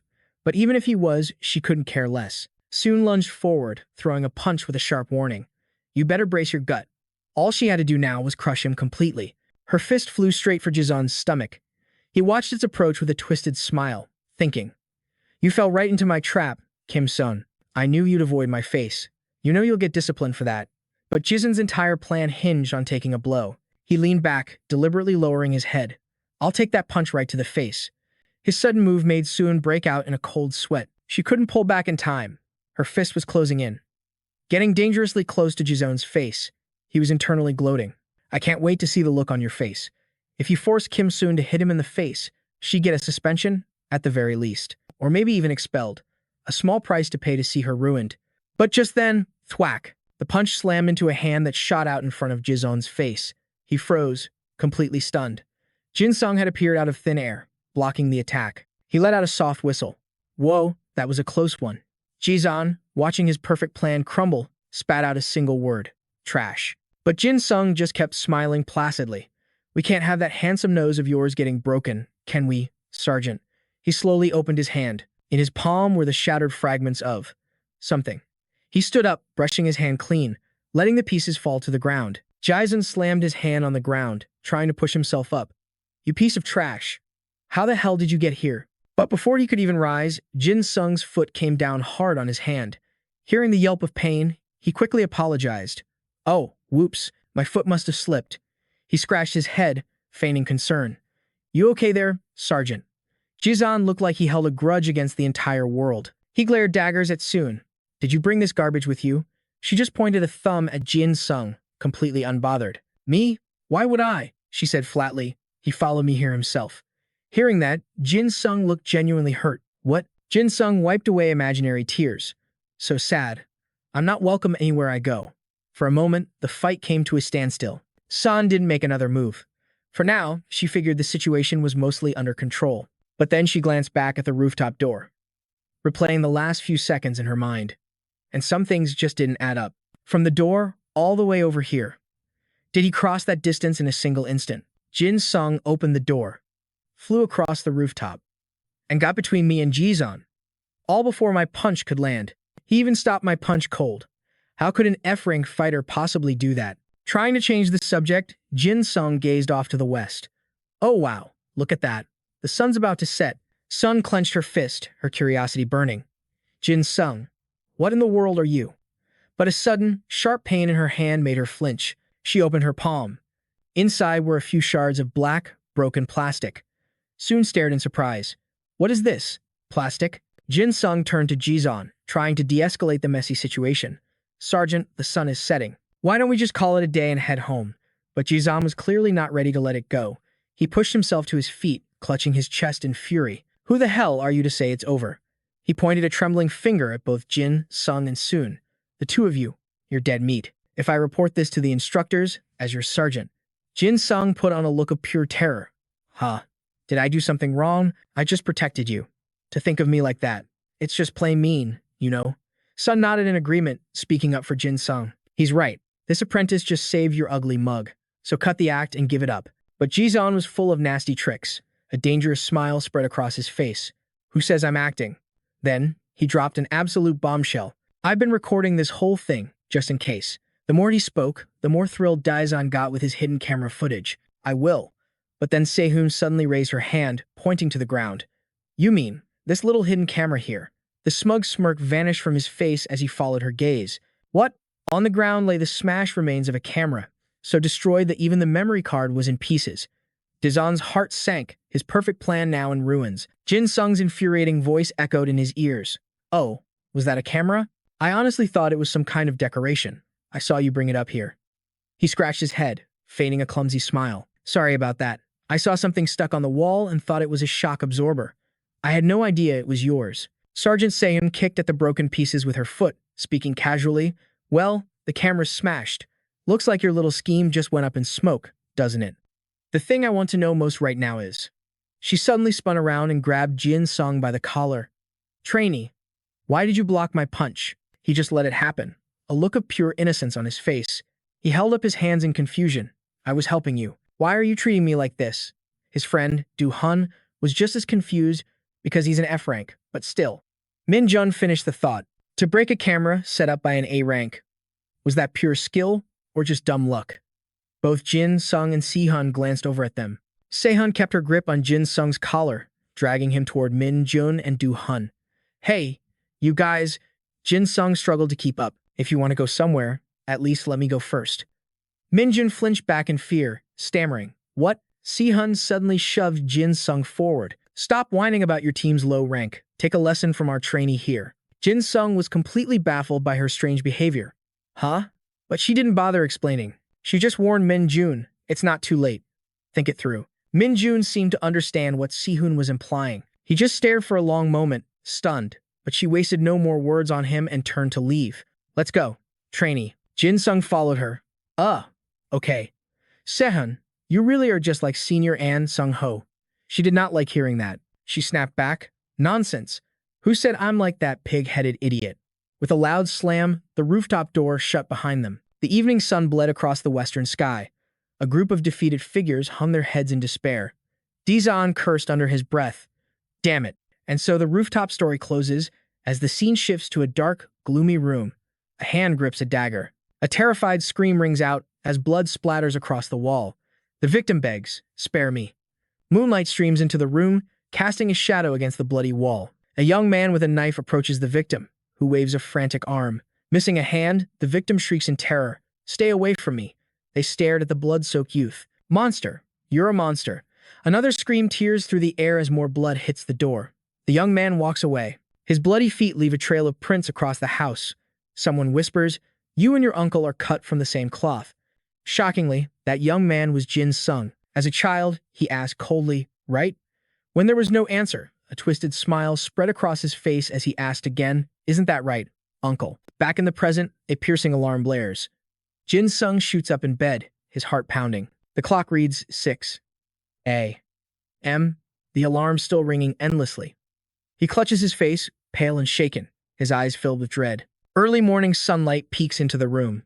Jin Sung clutches his head, muttering, "That dream again." The warm morning sun bathes the streets below. On the way, Sehan noticed Jin Sung looked pale, completely drained of energy. She asked with concern, "Hey trainee, you seem off today. Is something wrong?" Jin Sung forced a smile and waved his hand dismissively. "No, I'm just a little tired. But where are we going?" Sehun glanced at the sergeants leading the group. "I'm not sure. The instructors only told them. But since it was assigned to the first aid classes, they're probably there." The group moved forward in an orderly fashion. Their footsteps echoed on the pavement. Someone asked curiously, "But why are we heading outside?" Another person replied, "I have no idea either." Finally, Daisen stopped in front of a bank and raised his hand, signaling the team to halt. Seeing them, a young man called out, "We're over here." A girl with a ponytail standing next to him spoke up, "Are you students from Heian High?" The guy in the blue shirt chuckled. "This is my first time seeing kids from Heian High." Siu was the girl standing between the two. She flashed a grin. "Is it too late to ask?" Their mocking attitude immediately got on Daisen's nerves. His brow furrowed deeply. Daisen stormed forward, his face a thundercloud. "Who the hell are you guys?" Siu looked at him like he was an animal at the zoo, saying dismissively, "I'd rather see Kim soon than you. I heard she's not only beautiful, but a genius too." Being looked down on only made Daisen's blood boil even more. "Kim Sun is my team leader. If you have something to say, you can say it to me." Siu let out a scornful laugh. "What the hell? Is this the ranking system I've heard about?" Her friend chimed in. "They're really role-playing as soldiers. It's hilarious." Siu taunted him. "Say it to me. Who does this guy think he is?" With his pride on the line, Daisen postured aggressively. "We're students from the elite Heian Special Training High School. Second year, Squad 10. Third platoon. Now I'll ask again, who the hell are you?" The girl with the ponytail just smirked. "Us?" Siu shot back with a question of her own. "And how exactly did we run into you, Sir Officer?" Dazan's vocabulary for insults was pathetically small. The only thing he could ever manage to say was, "You pieces of trash." Siu's voice rose. "What was that? Trash." Just then, a hand landed on her shoulder, holding her back. "Hey, don't make a scene for the other schools." "Okay." A figure in sneakers stepped forward, speaking for Siu and her friends. "Sorry about that.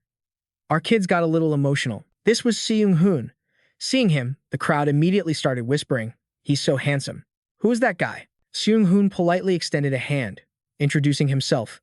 "We're from Showdown High." He offered a friendly smile. "It's a pleasure to meet you, fellow students from Heian."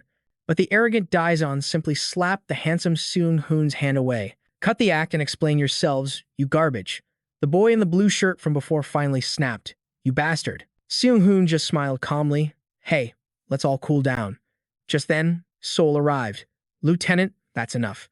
She glared at Daisen with a warning. "Can't you see our training scores dropping as we speak?" Daison scowled and looked away. Sol then turned her cold gaze to Seung-hoon and the Seodong students. "That goes for you too." He looked at her with curious eyes. "You must be Kim Sol, right?" With that same harmless smile and gentlemanly grace, he offered his hand once more. "It's a pleasure to meet you." "I'm Lee Seung-hoon." Sol eyed his hand with suspicion, ignoring it as she asked a question instead. "Our team was scheduled for a first aid class here. So why are Seodong's kids here instead of them?" She tilted her head. "Can you explain this?" Seung-hoon beamed. "We're the first aid class you've been looking for." He gestured to his group of 4. Seodong High, second years, first aid class. "We're looking forward to working with you today." The two groups stood facing each other in front of the Nara bank, though none of them knew why it was called a bank. Once everyone was gathered, they headed inside. "We only heard this was a joint class with Heian High." The bank doors swung open, and they entered. Someone mentioned, "I guess both schools have a good relationship with this bank. It's better to make these things public." Inside, a joint classroom had been set up for the two schools. They were met by a security guard in a crisp black suit, standing watch. And the bank itself looks pretty nice. Seung-hoon glanced around. "It looks like they reserved the whole place just for us." Since there were hardly any customers, the guard walked over to greet them. "Are you the students here for the internship?" Seeing the powerfully built guards, the group murmured in awe. "They're huge." "Is this the power of professional security?" A pair of women's shoes stepped forward as their owner introduced her team. "Hello, we are second-year students, Squad 10, 3rd Platoon of Heian High." With a sword slung over her shoulder, Sol stood tall and proud. "I am the team leader, Kim Sol. I'm looking forward to today." One of the security guards commented, "So young, but already so mature." Another one chuckled. "Really?" Sol ignored their condescending tone, stating seriously, "If there is anything you need us to do today, Please let us know. The security guard laughed heartily, clearly amused by Seoul. I like you, kid. So much so, I'd want the bank to hire you when you're older. But she replied with an icy tone. I'll have to decline. Jin Sung sighed to himself. We're being treated like kids on a field trip. In truth, the inside of the bank was eerily quiet. There were few customers, and the staff wasn't busy at all. Leaning against a wall, Seoul thought, they're completely underestimating our combat abilities. She let out a long breath. She unslung the sword from her shoulder. Still, not many students get the chance to work in a bank, but we need the extra points. Spotting her counterpart walking by, she called out softly, Excuse me, Lee Sung-hoon. He walked over with a bright smile, teasing her. You can call me Lee Seung-hwa. Make sure you drag out the ah sound. Obviously, Seoul wasn't about to call someone she just met by such a cheesy nickname. Her expression remained cold. All right, Lee Sung-hwa. She gave him an order. Split your class into 4 and assign them to temporary teams. We need to give this bank a good impression. Looking at her own classmates, who were already relaxing, Seoul felt a sense of unease. I'm not even sure if our instructors are here yet. An older bank employee asked them, Would you students like some snacks or drinks? Go Hai's eyes lit up. For real? Jong-hun immediately raised his hand. I'd like some. Seoul's face darkened. They're getting way too comfortable. Like they were just child customers, neither side was taking this seriously. A bank employee walked past Seoul and Seung-hoon. He asked, We're going for a coffee run. How about you two? It's the instant kind from the machine. People could grab other drinks, too. Soon's mind raced to coffee, smoothies, maybe even ice cream. A strange feeling washed over her. Something fell off. She set her sword down by the wall and skipped over to ask, Really? Anything we want? The bank employee replied casually, Of course. Meanwhile, in another corner of the bank, Jin Sung observed from the shadows. Everyone's letting their guard down. Just as he was complaining about how boring things were, Sung Hwa suddenly appeared. Hello there. He got uncomfortably close, putting Jin Sung on edge. Huh? Oh, hey. Sung Hwa asked, You were with Kim Sun earlier, right? It took Jin Sung a second to recognize the guy in front of him. He guessed this must be Lee Sung Hwa from Seojong High School. But how did he know he was with his senior, Kim Sun? A thought flashed in his mind. He was pretty sure he knew what this guy's deal was. Jin Sung put on a friendly smile. You need my help getting to know Soon, don't you? After all, that's my specialty. But to his surprise, Soon Hwa waved his hand dismissively. No, that's not it. Playing dumb, Jin Sung checked his empty pockets. Or, do you need me to go buy you some bread? But I don't have any money on me today. Sung Hwa chuckled, amused. No, I don't need any bread. Jin Sung was confused. Not bread either. Then what is it? Sung Hwa finally gave him a straight answer. I just happen to be interested. He stared at Jin Sung for a long moment, deliberately dragging out his words. Sung Hwa's face broke into a grin as he asked, Want to get a drink? He gestured behind him. There's a vending machine over there. Jin Sung gave a slight nod. Sure. He glanced around, thinking to himself, Should I report this to the sergeant or my squad leader? But he saw that the other students around them were all pretty relaxed, and since no one was standing guard, he figured it was probably okay. They made their way to the vending machine. After they both chose their drinks, a can clattered down into the collection slot. Jin Sung reached in to grab it. He popped the tab and took a long swig. As the carbonation hit, Jin Sung let out a satisfied sigh. Ah, that's cold. Sung Hwa laughed. Jin Sung, you're pretty carefree. Are you some kind of hidden master from Heian High or what? Hearing that, Jin Sung nearly spit out his drink. He laughed it off, trying to change the subject. I'm just pretending to be carefree. Seung Hwa looked thoughtful. He always seemed to stand apart from his classmates, like he didn't really fit in. So why is this guy so laid back? Jin Sung ignored his probing, just flashing an innocent smile. That's my motto in life. Sung Hwa wouldn't let it go. For real? That's pretty cool. So what's your overall combat skill rank? Jin Sung adopted a cool, confident tone. S rank. His attitude was so calm that Seung Hwa couldn't help but question him. Huh. You're lying, right? Seeing his disbelief, Jin Sung held up 2 fingers and laughed. My Ida is also F rank. I'm the double F champion. Seung Hwa was even more skeptical. Are you messing with me? Jin Sung just shrugged and grinned. Nope. Why would I lie? Sung Hwa stared at him, a huge question mark hanging over his head. That makes it even weirder. How can he be so nonchalant? Jin Sung finished the can. He casually tossed the empty can toward the trash. So, what did you want to talk about? The can hit the wall, bounced off the vending machine, and landed perfectly inside the bin. Sung Hwa's eyes went wide, his jaw dropping in absolute shock. He immediately pointed at the bin and stammered, "How did you do that? That was amazing." The question caught Jin Sung off guard. "Huh?" He answered matter-of-factly, "I just threw the can." But in Seung-hwa's eyes, it was a legendary feat. No, that was seriously incredible. He then raised his own hand, aiming carefully. "All right, I'll give it a try." Jin Sung cheered him on with a smile. "Go for it. You got this." Unfortunately, the can sailed completely wide of the trash can and clattered onto the floor. Seung-hwa froze in embarrassment. "That's harder than it looks." Jin Sung just made a flat observation. "You don't have very good reflexes." He bent down to pick up the can. "I'm weak in combat. That's why I chose the emergency response track." Seung-hwa walked over to the trash can. "But Jin Sung, you said you were F-rank, didn't you?" he asked, dropping the can inside. He was wondering how an F-rank could possibly survive in the combat class. At that, Jin Sung put his hands on his hips and let out a loud laugh. He shared his secret without a hint of shame. "I get carried by Kim Soon, and I have good luck." Then he stepped closer to Seung-hwa and asked with excitement, "What's your Ida?" The guy hesitated for a moment. "Mine. It's..." Deciding it was better to show than tell, he demonstrated on the spot. In a flash, his hand morphed into a razor-sharp blade. Hand-to-sword transformation. Eta rank, C+. A comprehensive combat skill. C+. The ability to turn a hand into a sword. Jin Sung observed it closely, nodding in approval. "Your Ida is awesome. Seriously. It has a ton of potential for growth, too." But Seung-hwa's expression turned gloomy.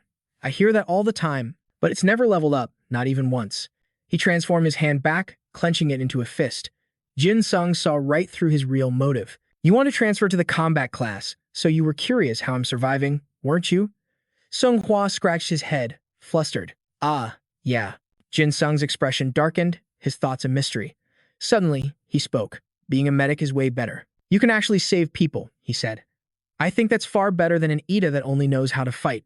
Seung-hwa just scratched his neck in confusion. He felt a wave of comfort from Jin Sung's encouragement. "You really think so?" Biting his lip with a sharp pang of jealousy, Jin Sung replied, "Of course." He turned and clapped him on the shoulder. "Just be more confident and carefree." Then, Jin Sung quickly pulled his hand away. A bitter envy filled his heart. If only his Ida could save people. Hiding his true feelings, he turned to leave.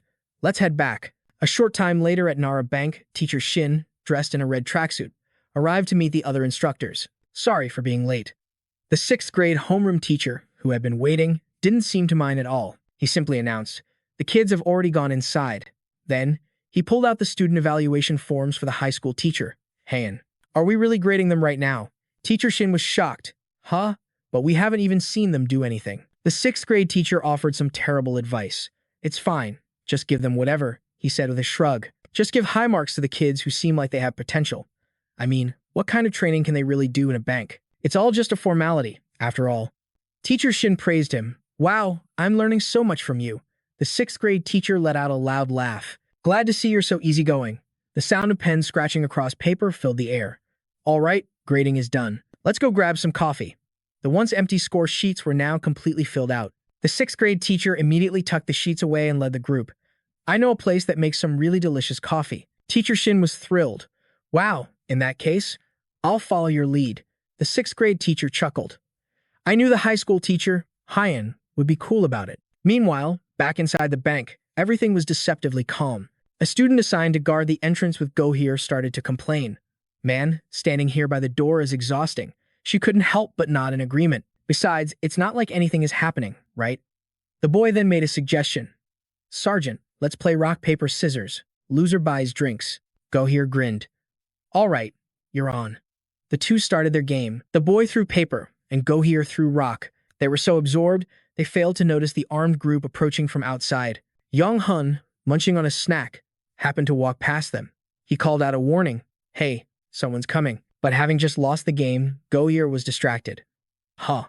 So what do you want to drink?" As the armed group drew closer, whispers broke out inside. "Whoa, look at those outfits. Is that some kind of group cosplay?" Yidu looked out, completely stunned. "Huh? What in the world are they wearing?" Their chatter finally caught the attention of a security guard, who glanced toward the door. In the next instant, the coffee cup fell from his hand. He scrambled toward the entrance. "Damn it!" The guard's reaction was swift as he roared at the students. Moving with incredible speed, the guard reached the door in a heartbeat. "Get back." All while the dark-haired student and Goyer were still trying to process what was happening. "Huh? What?" What's going on? The guard immediately shoved the student backward. Move it! He then stepped forward, intercepting a massive blade from an intruder. With a loud clang, the guard instantly summoned his very own Ida to block the devastating attack, a pair of nunchucks that grew stronger with every impact. Ida rank, C+. Comprehensive combat skill, B. They hardened with every clash. As he blocked the intruder's enormous greatsword, the guard screamed, "Everyone, run for the back exit." Now, the terrified students, their faces drained of color, were frozen in place. What's happening? A monster? Is this part of the training drill? The bank invader spoke in a low, gravelly voice. It's useless. A sickening crack echoed out of fissure had appeared on the guard's nunchucks. Seeing the students still standing there like statues, his voice grew frantic. What are you all doing? Run. But his opponent simply said, farewell. A sickening squelch, the sound of a blade slicing through flesh, echoed through the hall. Blood sprayed across the faces of Dong Hun and a ponytailed girl named Hayagi. They were both paralyzed with absolute terror. A moment later, a piercing scream tore through the bank as the guard collapsed. The swordsman, In Jung, led his army, the pesty great disaster platoon, charging inside. A cold sneer spread across his face. My South Korean comrades. In Jung's eyes gleamed with pure cruelty. The scar on his face twisted, making him look even more menacing. Comrades, if you'll excuse me. The remaining bank security guards rushed forward to intercept them. And who are you supposed to be? In Jung casually slung his greatsword over his shoulder, sizing up the two new arrivals. Though he was smaller than the two guards, he showed no trace of fear. You comrades seem quite powerful. I wonder, can you entertain me more than the last one did? The two guards were on high alert. One of them muttered, What's with his accent? Isn't that a North Korean accent? The other guard demanded. Are you a spy from the North? In Jung found this deeply amusing. A spy? Don't be ridiculous. I'm just a simple beggar, here for a few handouts. He then tossed an empty bag onto the floor. Now, fill this bag quickly. If you don't want your skulls split open. The guard's lips tightened in fury. Everyone, to your positions. Instantly, a whole squad of security guards emerged. They lined up, shoulder to shoulder. But In Jung was annoyed, feeling like his words were being ignored. Didn't you hear me? I said fill the bag. Now play along nicely, while I'm still calling you comrades. A bank guard roared in fury. Shut up, you damn robber. In Jung, completely unfazed, just laughed. Good grief, are my South Korean comrades hard of hearing or just blind? He raised his massive blade. Why do you weaklings insist on throwing yourselves at me like moths to a flame? From behind, Seon watched the situation unfold in horror. We're no match for him. His power is on a completely different level. Just like he said, we're rushing toward our own doom. But the guard didn't falter. He summoned a steel shield and took command. Block his sword and overwhelm him. Stop him. There are students behind us. Seon thought frantically. They're going to die for nothing. She reached out, trying to pull the guards back. But In Jung's blade came crashing down, shattering the steel shield. Comrades, you're blocking my path. Seon stared at the brutal massacre before her.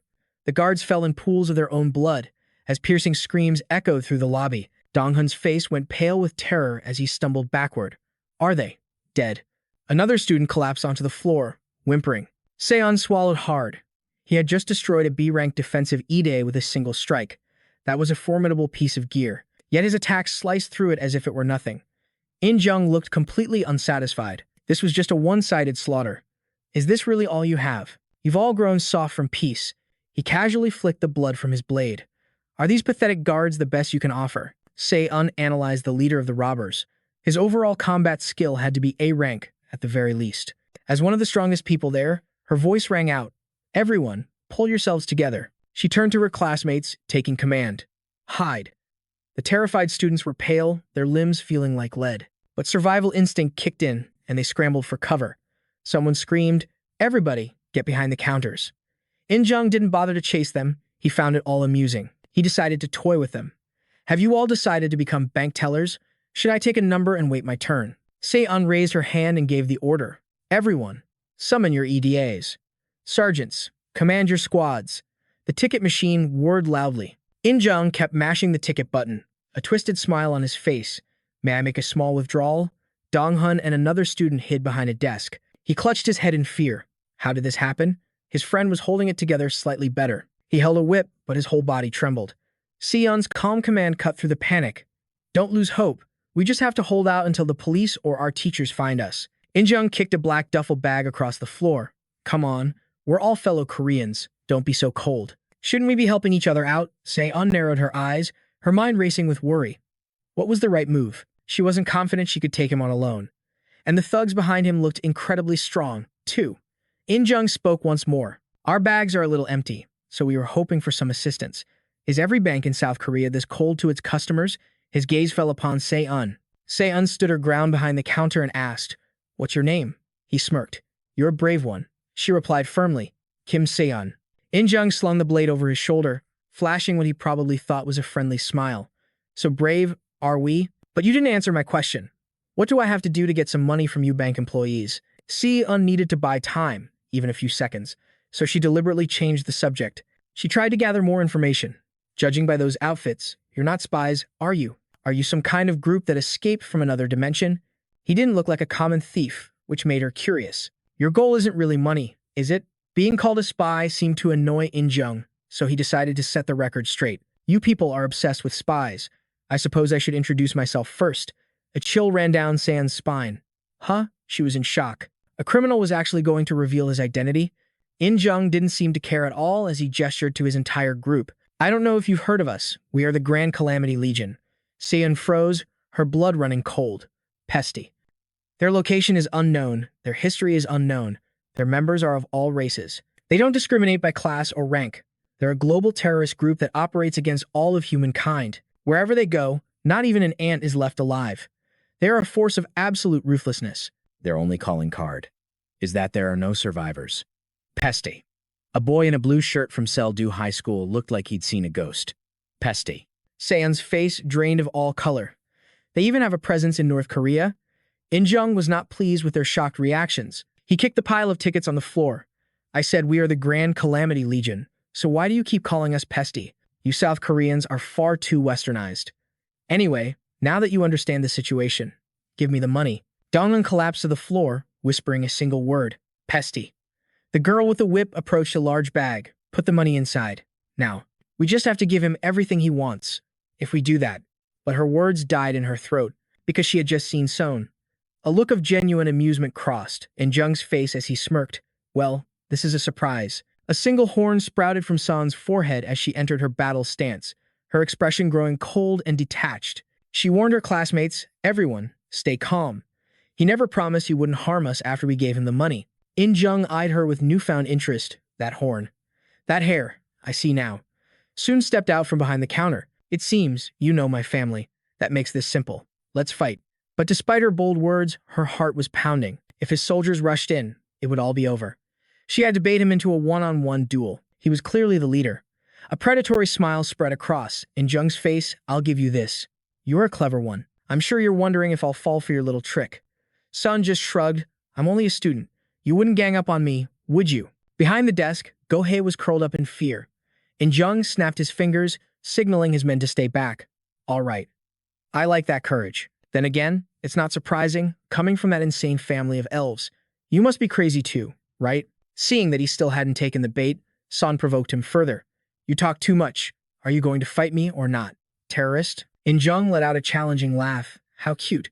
He slammed the pommel of his massive blade into the ground with a loud crack. A terrifying, executioner's smile stretched across his face.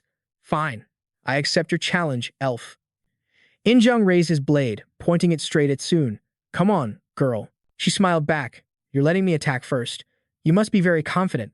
Inside, she let out a silent sigh of relief. Her taunt had worked. He couldn't back down in front of his subordinates. If she could just defeat him, she might just survive this. As always, Soon reached behind her back to draw her sword. "I have to win to live," she thought, but her hand found only empty air. This realization sent a wave of cold panic through her. Sun froze for a moment. "My sword. Where is it?" Then the memory hit her. She had set it down while resting. Of all the times for that stupid habit to kick in. As she glanced back in a panic, In-jung's face darkened as he charged. "Girl, where are you looking?" He unleashed a vicious horizontal slash. "If you won't attack, then I will." Thankfully, Son's reflexes were razor sharp. She leaned back, dodging the blade by a hair's breadth.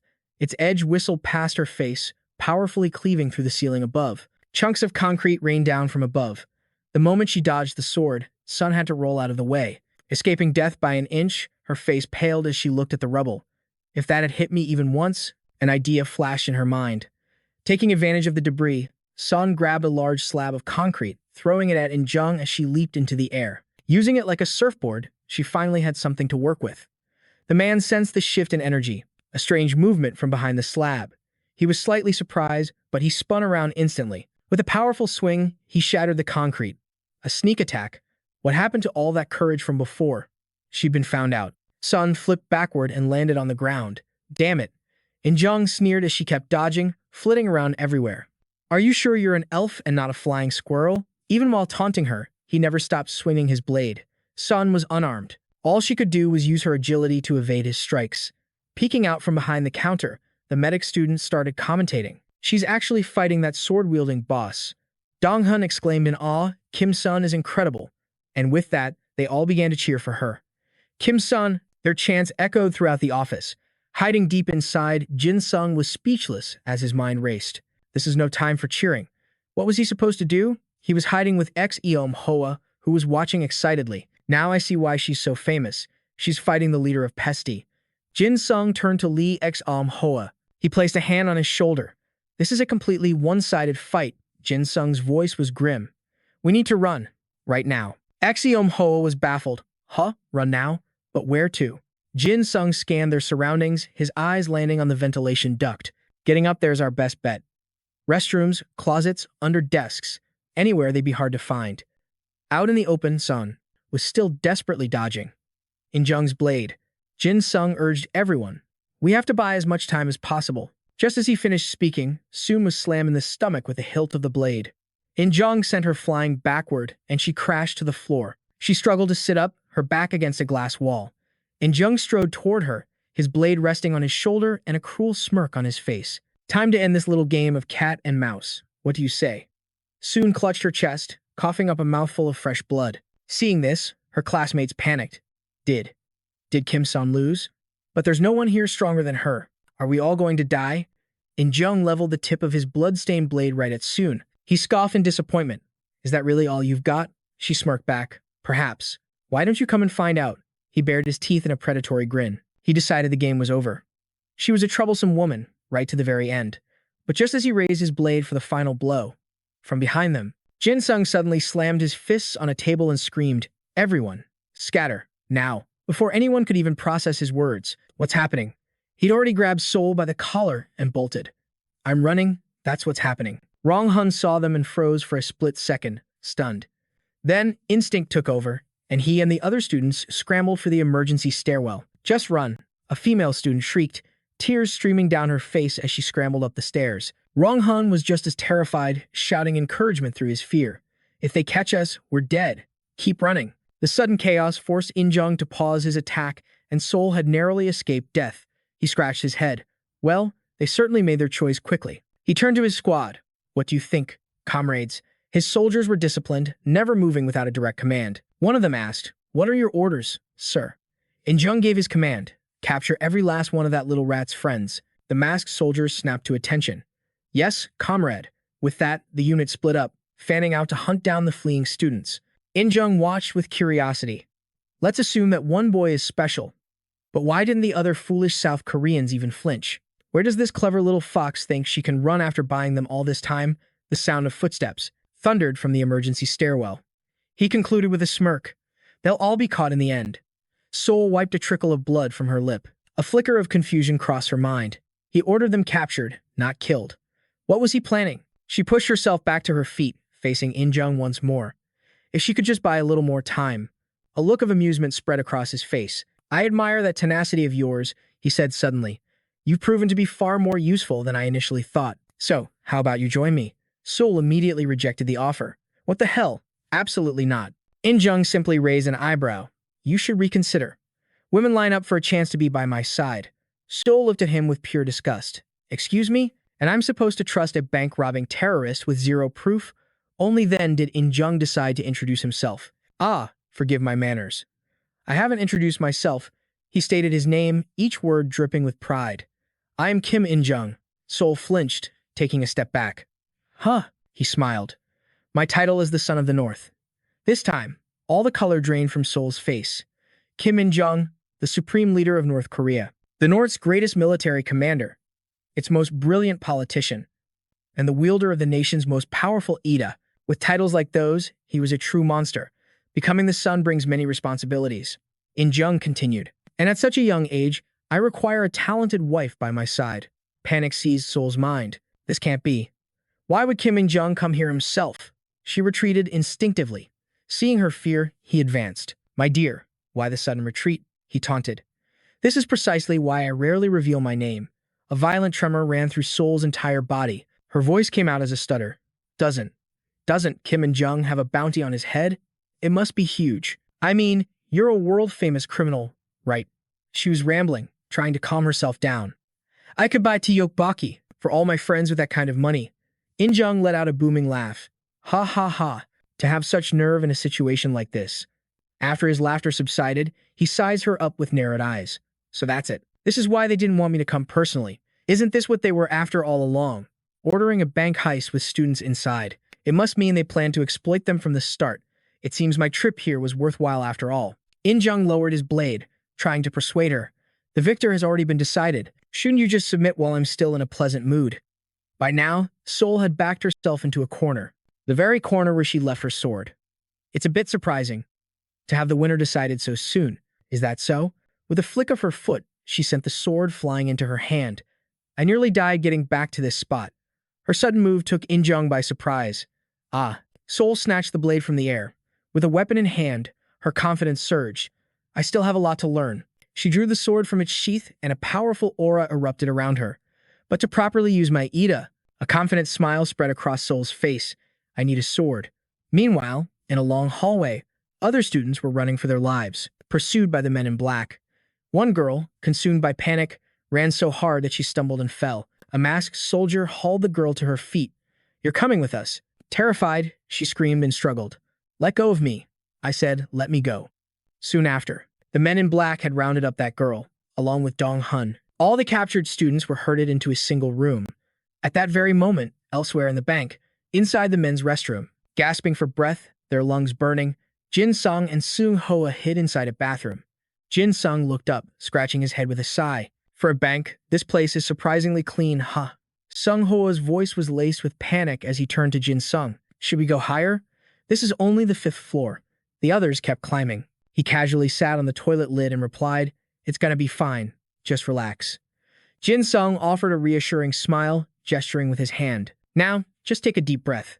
Sung-hoa's brow furrowed as he asked Jin Sung, Are you seriously okay? Jin Sung's expression was completely blank as he looked up to meet his eyes.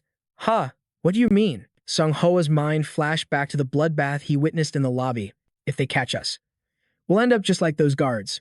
And yet, this guy looked completely unfazed. He averted his gaze, answering, It's nothing. Sung-hoa's voice echoed in the sterile room. But if we just stay here, it's only a matter of time before we're caught. He grabbed Jin Sung's arm. Don't you think we should make a run for it? He pleaded. Can we please go higher? But Jin Sung didn't budge, his mind racing as he analyzed the situation. If it were her, she could have held out for a while. Finally, Jin Sung yanked his arm free, his voice firm. Running is useless. He thumped his chest, declaring, We have to fight them. Sung-hoa recoiled, his eyes wide with disbelief. What? His voice cracked with urgency. Didn't you see what happened to those guards? Even trained adults were no match for them. What do you think a rank C and a rank F like us can possibly do? Jin Sung simply rested his hands calmly on his knees. Then he posed a strange question. Lee Sung-hoa, do you think souls have ranks? Sung-hoa was utterly confused. What are you even talking about? Jin Sung recounted. I overheard something earlier. His mind drifted back to the words he'd heard. They said Kim Seung was just a rank D when she was a kid. But now, she's a rank A. Jin Sung's voice was filled with conviction. Don't you think that proves ED isn't the ultimate measure of a person's worth? There's no reason to feel bad about your rank. Sung-hoa could only stare back, completely stunned. At that exact moment, out in the hall, the elevator doors slid open. Figures clad in black, their faces hidden, stood waiting inside. Back in the restroom, beads of sweat dripped down Sung-hoa's face. Jin Sung, he whispered nervously. Are you saying all this because you hear that? The rhythmic tread of black combat boots echoed down the corridor. Sung-hoa heard the footsteps approaching. His entire body went rigid. I think they're here. What do we do now? We have to hide. But Jin Sung's voice cut through his panic. Lee Sung-hoa, you were blessed with a good E-day. Way better than mine. If you truly commit to it, you can unlock all kinds of incredible enhancements. Outside, one of the dark figures stopped right in front of the bathroom door. Sung Hoa wasn't listening anymore. His eyes were fixed on the entrance. Shh, he hissed. They'll hear us, Jin Sung. Jin Sung placed a firm hand on his shoulder and said one word. Seung Hoa. Listen. Seung Hoa turned their faces just inches apart. Huh. What is it? Jin Sung leaned in, his gaze serious and unwavering. Just trust me. From now on, do exactly as I say. Inside the main area of the bathroom, before the stalls, stood a row of white porcelain sinks. A man in black stormed in, his voice booming through the tiled room. All right, you little rats, I can hear you. Get out here, now. He planted a hand on his hip, his tone dripping with arrogant menace. The boss doesn't like it when people waste his time. The stall door creaked open, and Jin Sung poked his head out with a brilliant smile. Wow, that's quite an accent you've got. Can you teach me? The man in black snarled. You little punk. Don't get cocky. The boss won't mind if an arm or a leg accidentally goes missing during your capture. Jin Sung's smile never faded as he stepped out completely. You sure get talkative when your boss isn't around. Huh? That's pretty cool. The man in black roared. You bastard. Jin Sung's eyes narrowed as he called out, activating his EDA. Manifest. Dagger. In an instant, a small dagger materialized in his hand. Jin Sung brandished the weapon, aiming its tip directly at the man. The thug scoffed. What is that? You're telling me that little toy is your soul manifestation? The man in black began to activate his own power. A faint light began to glow around his legs. Enough talk. Just shut up and surrender, he screamed, lunging toward Jin Sung. He closed the distance in a flash. It's over for you. A system window materialized in the air. Trait, legs that go from 0 to 100 in 1 second. Title, E to B. Overall combat ability, B rank. The moment you start running, you'll hit max speed instantly. Jin Sung carefully analyzed the situation. He warned the person hiding in the restroom, Lee Zium Hoa. You have to run just like I told you, understand? The man in black lunged forward. Where do you think you're going? I'm capturing you both. Behind his glasses, Jin Sung's eyes flashed with a crimson light as a status window appeared. Skill activated, absolute life deprivation. Title, ATAS. Overall combat ability, S rank. All physical abilities will be tripled. Around Jin Sung, a suffocating dark aura exploded. Ahead, the man in black was still charging right at him. He stopped directly in front of Jin Sung, his arm moving in a blur. As he swung his fist, Jin Sung simply tilted his head, effortlessly dodging the attack. Too slow. The man began to tremble with rage, snarling, You bastard! But before he could even react, a blade slashed deep into his chest. Jin Sung pressed forward, unleashing a storm of attacks on his body. He drove the knife deeper, laughing like a madman. Ha ha ha, sorry. I'm so sorry. The blade tore through the man's black hood. He desperately grabbed Jin Sung's arm, groaning, You're a complete psycho. Jin Sung smirked, his eyes narrowing as he scanned the man for something specific. At last, his gaze locked onto the man's legs. Jin Sung suddenly exclaimed, Going from 0 to 100 in a second must be pretty convenient. Huh. The status window flickered. Legs that accelerate from 0 to 100 in 1 second. Title, E to B. Overall combat ability, B rank. The moment you run, you will accelerate from 0 to 100 in an instant. The man in black stared, his eyes wide with shock. My soul's name? How can you see my soul's name? Jin Sung let out an excited laugh. He pulled out the blood-soaked dagger. So, what would happen if I were to sever your Achilles tendon? As a stream of blood gushed from the man's chest, Jin Sung thoughtfully asked, What happens if the very thing you need to activate your Ida is destroyed? Jin Sung slammed him to the ground. His eyes glowed red as he guessed. Maybe your title will drop a rank? He raised the dagger again. Should I just stick it in here? There are so many possibilities, I can't even choose. He was completely lost in the thirst to end another person's life. Lee Zium Hoa's whole body trembled as he cried out, Jin Sung. Jin Sung's movements froze. He said nothing. He slowly tilted his head towards his friend. Lee Zium Hoa's legs could no longer support him. Jin Sung's face was now covered in blood as he asked, Did you call me Lee Zium Hoa? Receiving no answer, he asked again, What is it, Lee Zium Hoa? Why did you call me? Huh? Lee Zium Hoa's white shoes shuffled backward, avoiding the pools of blood. His body shook violently as he pleaded weakly, Please, just stop and let's run, okay? Jin Sung laughed twice. Ha ha, you're mistaken. Who do you think really needs to run right now? He stood up, dragging the motionless man in black up with him. Huh. Answer me. Lee Zium-hoa trembled when he heard Jin Sung's voice call his name again. Lee Zium-hoa. To stop this skill's effect, you have to either destroy their Ida or end the opponent's life. Reflected in Jin Sung's eyes was the image of Lee Zium-hoa, his face filled with terror as he called out, Jin Sung. His friend's presence seemed to calm Jin Sung's bloodlust. He stammered, Lee Zium-hoa. Suddenly, he clutched his face in pain, and then he lunged back at his enemy, screaming, Get away. Jin Sung's glasses fell to the ground as he tackled his foe. Pinning the man down, he roared at Lee Zium-hoa, Hurry up, get going, run, run. Lee Zium-hoa, but his friend was still too stunned to move. Jin Sung. At that very moment, Jin Sung suddenly said, Once a hand becomes a blade. He savagely attacked his enemy again while shouting, It means the body itself becomes a sword, hardened like steel. That's possible, isn't it? Right? His question made Lee Zium-hoa hesitate. He didn't know how to respond and could only call out his name. Finally, he turned and ran, shouting over his shoulder, I'm sorry for running ahead, Jin Sung. Now, Jin Sung was alone in the restroom, muttering to himself as if he'd lost his mind.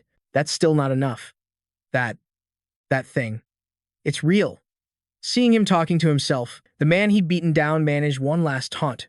Are you insane?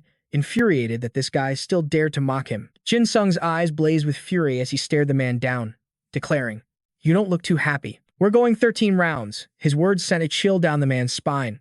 What? 13 rounds? Even in this crisis, all he could think about was reporting to his boss. He never imagined some monster was hiding his true power like this. I have to warn the commander, somehow. But of course, Jin Sung wasn't about to let that happen. He sent the man to the afterlife without a second thought, casually muttering to himself, I have no idea. At that same moment in the engine room, Sun stood with her sharp sword in hand and said, She finally realized her opponent was Jung, a man who seemed more interested in her looks than her skill. He completely underestimated her, seeing only a pretty face with a beautiful sword. But his condescension didn't faze her one bit. Instead, she met his gaze with a challenge. You'll change your mind when I beat you, senseless with it, won't you? Her defiance only intrigued Jung more. You really think you can face me now? He sneered, instantly swinging his blade at Sun. But she was faster, parrying the blow as they locked in a fierce, unyielding struggle. Suddenly, Sun smirked. We'll see about that. Jung's eyes widened in disbelief. What was that? Did you just deflect my soul sword? Does your blade possess divine energy? Sun's reply dripped with sarcasm. How would I know anything about your Ida, do you really think? That pathetic attack of yours came from your own strength, and not the influence of Ida? Jung ignored her taunt, thinking to himself, if she finds it that difficult, she should just slice along the blade. His gaze fixed on her weapon with growing fascination. That is, a rather peculiar sword. He was starting to understand its power, that sword. It could actually be the weakness of his soul sword. Sun then spoke calmly about the blade in her hand. They say I risk having this family heirloom stolen because of the rumors surrounding it. According to the system, this blade was forged to confront the powerful, known as the Four Tiger Slayers. The constellations on the blade are said to store the power of the stars, channeling it based on the user's ability, and it can shatter Ida. As she finished, Sun's voice turned to ice. But the most important thing is, I can merge with this sword. The moment she spoke, she unleashed Goblin Swordmanship as a system notification appeared. Goblin Swordmanship created a physical clone with immense attack power. This was Sun's true ability. Her power amazed Jung, sparking his desire to recruit her. You are truly special. Are you sure you won't join my side? Of course, Sun's answer was a hard no. My family may be impatient, but we would never accept a scumbag like you. Realizing she would never join him, Jung decided to eliminate her. It would be a shame to kill you like this, wouldn't it? Such a waste. But I have no choice. He lunged at Sun with a powerful strike, roaring, no more playing around. But against Jung's full strength, Sun struggled to hold her ground. Her clones were shattered with ease. Seizing the opportunity, Jung moved in for the final blow. You witch, not so fearless now, are you? Sun was forced to defend alone against his relentless, brutal assault. He attacked like a madman without pausing for a second, boasting, looks like I have the upper hand now. But Sun refused to be cornered. Not yet, she yelled, once again activating her old technique, Goblin Swordmanship. Her clones swarmed Jung in a simultaneous attack. Try and block this. While countering his barrage, she desperately searched for a way to break through his defenses. His swings are fast and heavy. But what if I strike the exact moment he's busy blocking a clone? It was a grueling struggle, but she pushed herself to the limit. Even so, she had to finally admit that fighting Jung was proving to be too much for her. Damn it. I can't block it. After a long exchange, In Jung was clearly enjoying himself. Son, I'm really starting to like you. Trapped, Son could only curse under her breath. Damn him. He's completely overwhelming me in a direct fight. Seeing her pause, In Jung's tone turned mocking. You're not actually thinking you can catch up to my level, are you? His words bruised her pride, knowing she was outmatched. But she had no choice but to stall for time. It hurts my pride. But I'll play his stupid game for now. I'll use my illusions to buy as much time as I can. Still obsessed, In Jung tried to persuade her one last time. Aren't my skills enough to make you reconsider joining me? Sun's answer was the same as before. Still not enough. Her mind raced, trying to figure out how to hold him off. Just as she was about to attack again, a sudden scream froze her in her tracks. Her friends, every last one of them, had been captured by the enemy, leaving them with no choice but to beg me, I'm sorry, please, save me. The scene unfolding before her left Soul utterly stunned. They've already caught some of them. Why did they attack from the outside? The absence of any rescue teams made her realize something was terribly wrong. In a hostage crisis, police or military should already be surrounding the place. They couldn't move because of the hostages. Just then, In Jung turned to his subordinate. Did any comrades check the back staircase? Why did you bring the northern comrades in from the outside? One of the men quickly reported, Yes, sir. We split into two teams. The northern bastards smashed their way in through the corner window. They divided their forces to corner the entire group of students, while the others lay in wait outside to ambush anyone who jumped from the windows. The other teams are now sweeping the area, making sure no one was missed. The comrades who haven't reported back are now moving to the upper floors, checking for any remaining northerners. Her blood ran cold as his words reached her. She cried out, Wait, what? They were waiting outside from the start. In that moment, she pieced together the horrifying truth. It meant that even with just these few enemies, the police refused to intervene. What's more, even if they did breach the building, they would be powerless, no matter how careful they were. This is strange. Something isn't right. Just then, In Jung's mocking voice cut through the silence. Hey, I can tell exactly what you're thinking from that look on your face. He smirked, his confidence absolute. Are you wondering why help isn't coming? If that's what you're hoping for. One of our comrades has already isolated this entire area with his demon sword. The information hit Soul like a physical blow. She stammered, isolated. In Jung explained slowly, we can't orchestrate a catastrophe without proper preparation. From the outside, this bank looks perfectly normal. A wicked smile crept across his face as he declared that no one would ever notice the chaos unfolding within. The crushing reality of their isolation made Soul's skin crawl. Her mind raced. Does nobody know what's happening to us? I thought all I had to do was stall for time until the police arrived. She was out of options to save everyone. But if not a single report can get out, how in the world are we going to escape this place? And I can't move. Because he'll kill them if I do. In that instant, she was completely paralyzed. But the time I can buy is limited. I have no idea what to do. Soul's silence clearly delighted. In Jung, he taunted her. What's wrong, girl? He was mocking her for freezing her attack. What happened to all that power you had? Ah, but of course. You can't exactly fight back while innocent civilians are being held hostage. But among the hostages, one bank employee began to act strangely. His eyes were locked onto the guards. Then, to everyone's shock, he suddenly activated his own ability. With a desperate cry, the employee lunged for the phone on the desk. I can't just sit here and do nothing. He was trying to hit the emergency button. The emergency alarm is right here. Without hesitation, he dialed the anti-terrorism hotline. Alert, alert. The bank has been taken over. He shot a nervous glance toward the terrorists and yelled into the receiver. Terrorists have stormed the building. But the only thing that answered him was dead silence. He started to tremble, stammering, Can you hear me? Hello? The lack of a response made him freeze. Huh. Why is there no sound? At that moment, one of the terrorists tossed a briefcase in his direction and called out, Comrade bank employee. The man's tone and demeanor sent a chill down the employee's spine, draining the color from his face. Noticing he was being ignored, In Jung chuckled. Didn't you hear what I said before? The employee finally recognized him, scrambling backward in pure terror as he shrieked, Kim In Jung. In Jung, however, remained perfectly calm as he explained the situation. I already told you, comrade. We have an EDA who specializes in concealment, which means that telephone and the panic button under your seat are completely useless. Hearing this, the other employees frantically checked their own phones, only to see they had no signal. Their shock quickly spiraled into despair. So that's why it didn't work. The once courageous bank employee now asked in a panic, why would Kim In Jung rob a private bank in broad daylight? In Jung let out a scornful laugh. Are you looking down on your own profession? All labor is important. That is the very foundation of our great communist nation. Even facing his own death, the bank employee shouted defiantly, "Once the army finds out you're here, they'll tear you to pieces." Naturally, In Jung wasn't the least bit intimidated. In fact, he just seemed bored as he asked a question back. "That old man, you say?" Suddenly, his entire demeanor shifted. His smile twisted into something far more bloodthirsty. He then muttered to himself, "Humph.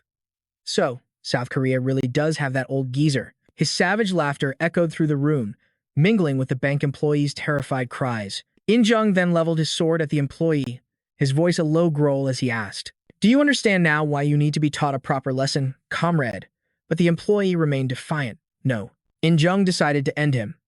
"Don't take it personally."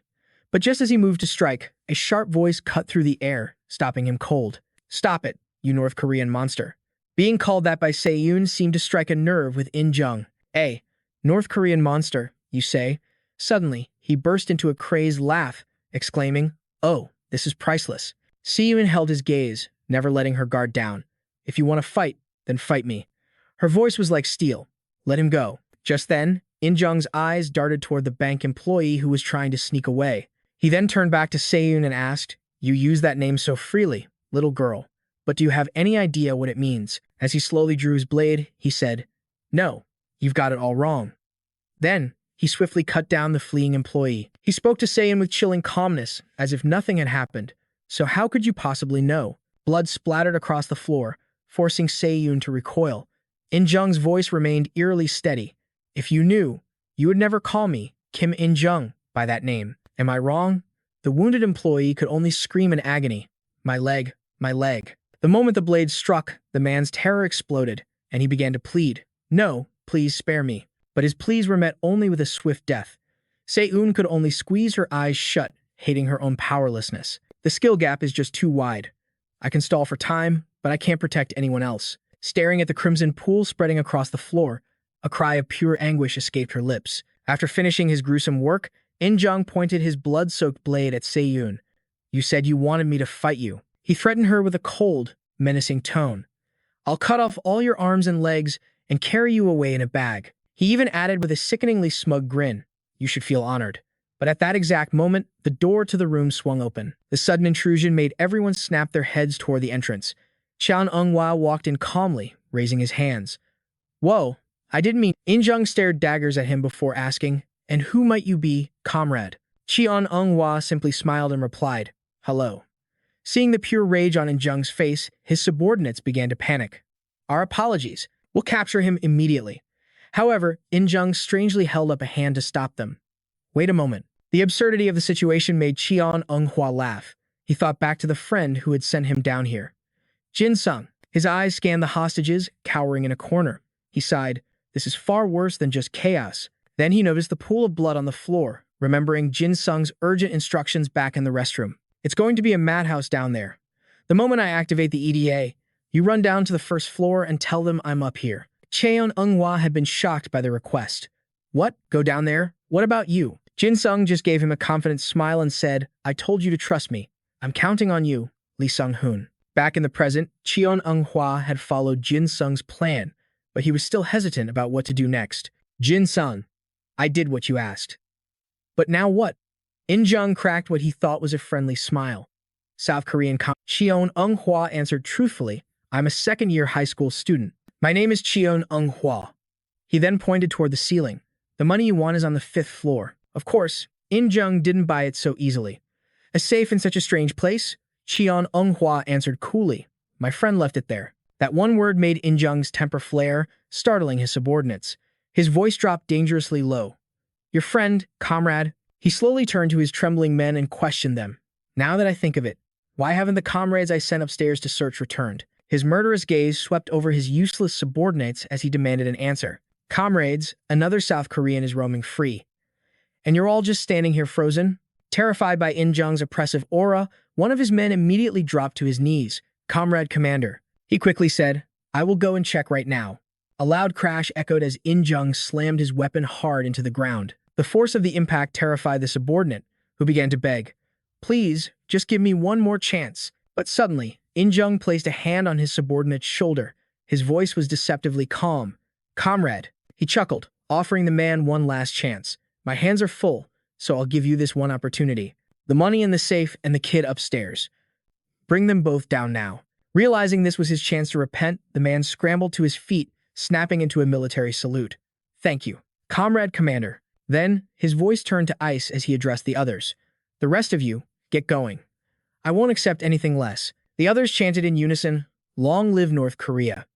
After dealing with his subordinates, In Jung glanced back and muttered, There's more. His eyes landed on Sun Hua, comrade from the south. From the floor above, his threat was direct and chilling. Do you want to come here yourself? Or should I, Kim and Jung, come to you? Of course, Sun Hua knew he didn't stand a chance, so he didn't dare defy the man. I'm coming. His obedient attitude seemed to please In Jung, a smart kid. I like that. He walked slowly towards Sun Hua, then made a sudden proposal. While my comrades are capturing your friends, I'm getting a little bored. Let's have some fun. The sound of his footsteps felt heavy, each one dripping with murderous intent. He then turned his gaze to Sun and asked Sun Hua, comrade from the south, You see that elf girl over there? His next words were so cruel and shameless that Sun's face twisted in disgust. If you bring me one of her arms or legs, I will spare that comrade of yours. You think you can do that? In Jung coldly laid out his terms. Anyone who brings me one of her limbs, I will spare that person's life. Sun was silent, frozen in place. Tension flooded her heart. Hearing those venomous words, the cadets stared at each other in stunned disbelief. Luna's hands clenched into fists, her eyes flickering with conflict, hopelessly torn between life and death, betrayal or solidarity. After a long moment of hesitation, she finally made her choice. Can we really fight Kim Sun? Instantly, a wicked smirk spread across In Jung's lips, his cruelty on full display. Go, he shouted in fury. How could you even say that? Are you insane? She's been fighting for all of us from the very beginning. Luna looked flustered, but before she could finish her sentence, Sohan cut in. The winner has already been decided. Someone has to survive. Suddenly, In Jung's complaints echoed through the room, startling him. Isn't there a clock around here? I guess I'll have to count the time myself. I'm getting tired of waiting. At last, the others began to make their choice. One man yelled in frustration, Ah, damn it, we have no other option. The man beside him trembled. Kim Sun's family is powerful, so they can give her an easy life, even without an arm or a leg. Sun bowed her head in sorrow, biting her lip, ignoring the urgent voices calling out to her. Hey, Sun, Sun. Just then, Sun Hua knelt down in front of her and began to speak. Kim Sun. She immediately turned away, her voice filled with melancholy. What? He leaned in close, whispering words of comfort. Don't worry too much. You only have to endure this for a little longer, Sun. Stunned, her eyes shot wide as she stared at him in disbelief, crying out, What? A question burned in her mind. How did he get here without being discovered? And why did he show himself instead of escaping? Sun scowled. You should have run. You just turned yourself into another hostage and made this situation more complicated. Sun Hua let out a loud laugh. Ha, I came to help. Is this not a good time? She glanced at the ungrateful cowards beside them, her voice dripping with sarcasm. Yeah, I'm truly touched. Suddenly, Sun Hua spoke. Son. Her gaze immediately locked onto him. Yeah. A bright smile spread across Sun Hua's face as he cheerfully announced, I've decided to become best friends with Jin Sung from now on. Soon snapped back in shock. What the hell are you talking about? Feeling ignored and enraged, In Jung began to unleash his magic. In a flash, magical energy exploded from his body, flooding the room with brilliant light. He snarled, What's this? Comrades from the south, if you keep wasting my time like this, I won't let a single one of you live. Immediately, the room erupted into total chaos. A flood of apologies poured out. I'm so sorry, Sun. Sorry, I'm so sorry. But they were all trembling, drenched in sweat, seeing no other way out. Kim and Jung asked coldly, and the handsome comrade over there, Are you on her side? He scratched his head, replying sheepishly, Ha, I guess I am. A faint smile touched the villain's lips. All right, not bad. In Jung continued, Then I will add one of your arms and both your legs, in exchange for the lives of even more comrades. His chilling threat pushed the tension in the atmosphere to an unbearable level. Now 10 people can survive. Sun Hua gave a bitter smile, putting his faith in her. This is insane, right, Sun? You're going to protect us, aren't you? Sun shot back with a taunt. Hey, North Korean puppet. In Jung's brow furrowed in anger. You bitch. Did you really have to use that word? She wondered aloud. What would happen if I just killed everyone in this room? Would you let me and Sun Hua live then? Sun's voice cut through the tension, insisting I make a choice so we could all get out of here alive. Hearing this, the man let out a mocking laugh. In Jung roared with excitement. How interesting. Fine. If you do that, then then I'll let you live." Without a moment's hesitation, she pointed her sword forward. "All right then." The group of cowards began to tremble in absolute terror. A shadow fell over Son's eyes. "There's no other way, is there?" Go-Hai screamed in fear. "Wait." She whipped around to face the villain, her eyes wavering as hesitation painted her face. And Jung taunted her. "What are you just standing there for? Her limbs or your neck? Make a choice." Go-Hai gritted her teeth, her mind a chaotic storm, completely lost. Finally, she spoke, her voice laced with a persuasive, manipulative tone. "Hey, Kim-san, in a situation like this, shouldn't you choose the option that saves the most people?" Go-Hai pressed on. "Are you really going to kill all of us just so the two of you can escape?" Sun didn't waste her breath on an explanation. She simply summoned her elf sword style with a chilling resolve. In the blink of an eye, her body split into 3 after-images, which all charged the enemy simultaneously. Go-Hai immediately activated her deadly gauntlets. Sun shouted an order, "Sergeant, give it everything you've got." In disbelief, Go-Hai gasped, "What did you say?" Sun's illusions instantly rushed forward to attack. Go-Hai quickly raised her arms to block the blade, the harsh clang of metal echoing loudly. The instant the illusion vanished, the real Sun appeared right in front of her. Go-Hai froze, letting out a choked sound of pure shock. Kim Sun's illusions can attack on their own? How is that possible? While Go-Hai was distracted, Sun drove a powerful fist straight into her stomach. She was floored. "Kim-sun, you?" Sun's voice was ice cold as she said, "Listen closely." She quickly whispered the plan to Go-Hai. Go-Hai listened intently, her eyes filled with worry. The next moment, Sun unleashed a devastating kick that sent her flying backward. She soared straight into the wall. Seeing this, one of the men immediately rushed over and knelt down to check on her. "Hey Go-Hai, are you okay?" So Han praised, "Wow, she's incredibly strong." But the other man calmly replied, "Didn't you notice? Her clone illusion just disappeared." Someone else deduced, "She must be exhausted, right?" The person next to him asked doubtfully, "Really?" He hesitated. "But isn't that the loser standing next to her?" Hearing their whispers, Sun scowled in frustration. "Easier to beat, huh?" She then gave a cold command, "Li Son Hua, fall back." He stammered in surprise, "Oh, okay." Meanwhile, In-jung was shaking with delighted laughter. "Excellent." A twisted spark of amusement flashed in his cold, cruel eyes. "So entertaining." In-jung's roar sent a wave of panic through the crowd, making them break out in a cold sweat. "How exciting, fighting amongst yourselves." San gripped her sword, her entire body tensing into a battle-ready stance. Suddenly, a metal can flew through the air and slammed into the side of his head, the sharp clang mixing with his crazed shouts. "Killing yourselves." In-jung was startled. His gaze locked on the can as it rolled across the floor. It lay there on the cold ground, a silent challenge aimed directly at him. In-jung whipped his head around. He hissed in absolute fury. What the hell was that? The door to the room was now open, and behind it, a lone figure stood in silence. His entire body was caked in dried blood. Then, the mysterious man broke into a chilling, bone-deep smile. Just then, In-jung bent down and picked up the can from the ground.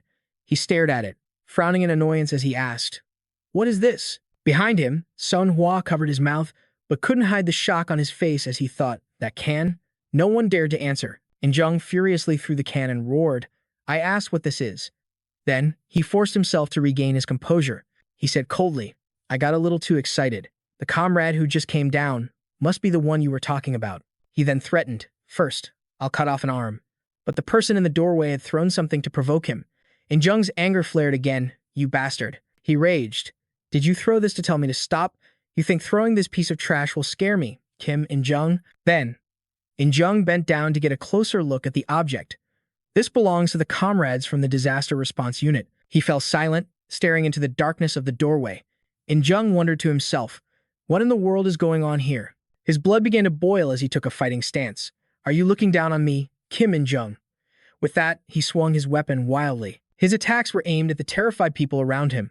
A single strike shook the entire room, and everyone turned pale, clutching their mouths in horror. They grabbed their heads and collapsed to the floor. Sun quickly moved to support her elven clone as the entire ceiling began to crumble. Fortunately, Sun made it just in time, holding up the collapsing ceiling to everyone's utter astonishment. She was like a hero, saving the helpless victims. Seeing this, In-jung offered a backhanded compliment. "For a girl, you're pretty strong. Stay just like that for a little while. I have to go deal with that comrade from before." Sun strained under the immense weight as In-jung continued. "That North Korean lackey, he issued a final, chilling warning. And to my dear South Korean comrades, If a single one of you steps out that door, I will kill every last person here. My comrades are waiting just outside, so don't even think about trying anything foolish. A wave of fear silenced the room, but In-jung continued. Besides, my teammates are anything but weak. They're more than capable of tearing that little elfin girl limb from limb. Meanwhile, Seung was straining, desperately holding up the collapsed ceiling. In-jung sneered, "Think about your situation carefully." Sung grit her teeth and yelled, "You North Korean bastard. You think I can hold this forever?" In-jung just chuckled. "Pathetic girl. If you're so strong, why don't you just lift it yourself? I'll be back in a little while. Do try to take care of each other." And with that, In-jung leaped into the air and vanished, leaving Seung to struggle alone under the crushing weight. Through gritted teeth, she gasped, "I don't know how much longer I can hold on. If you don't want to be crushed flat, get out from under here now." In that moment, Sung Hwa sprang into action, directing everyone away from the danger zone. "She's right. Get everyone out from under the debris."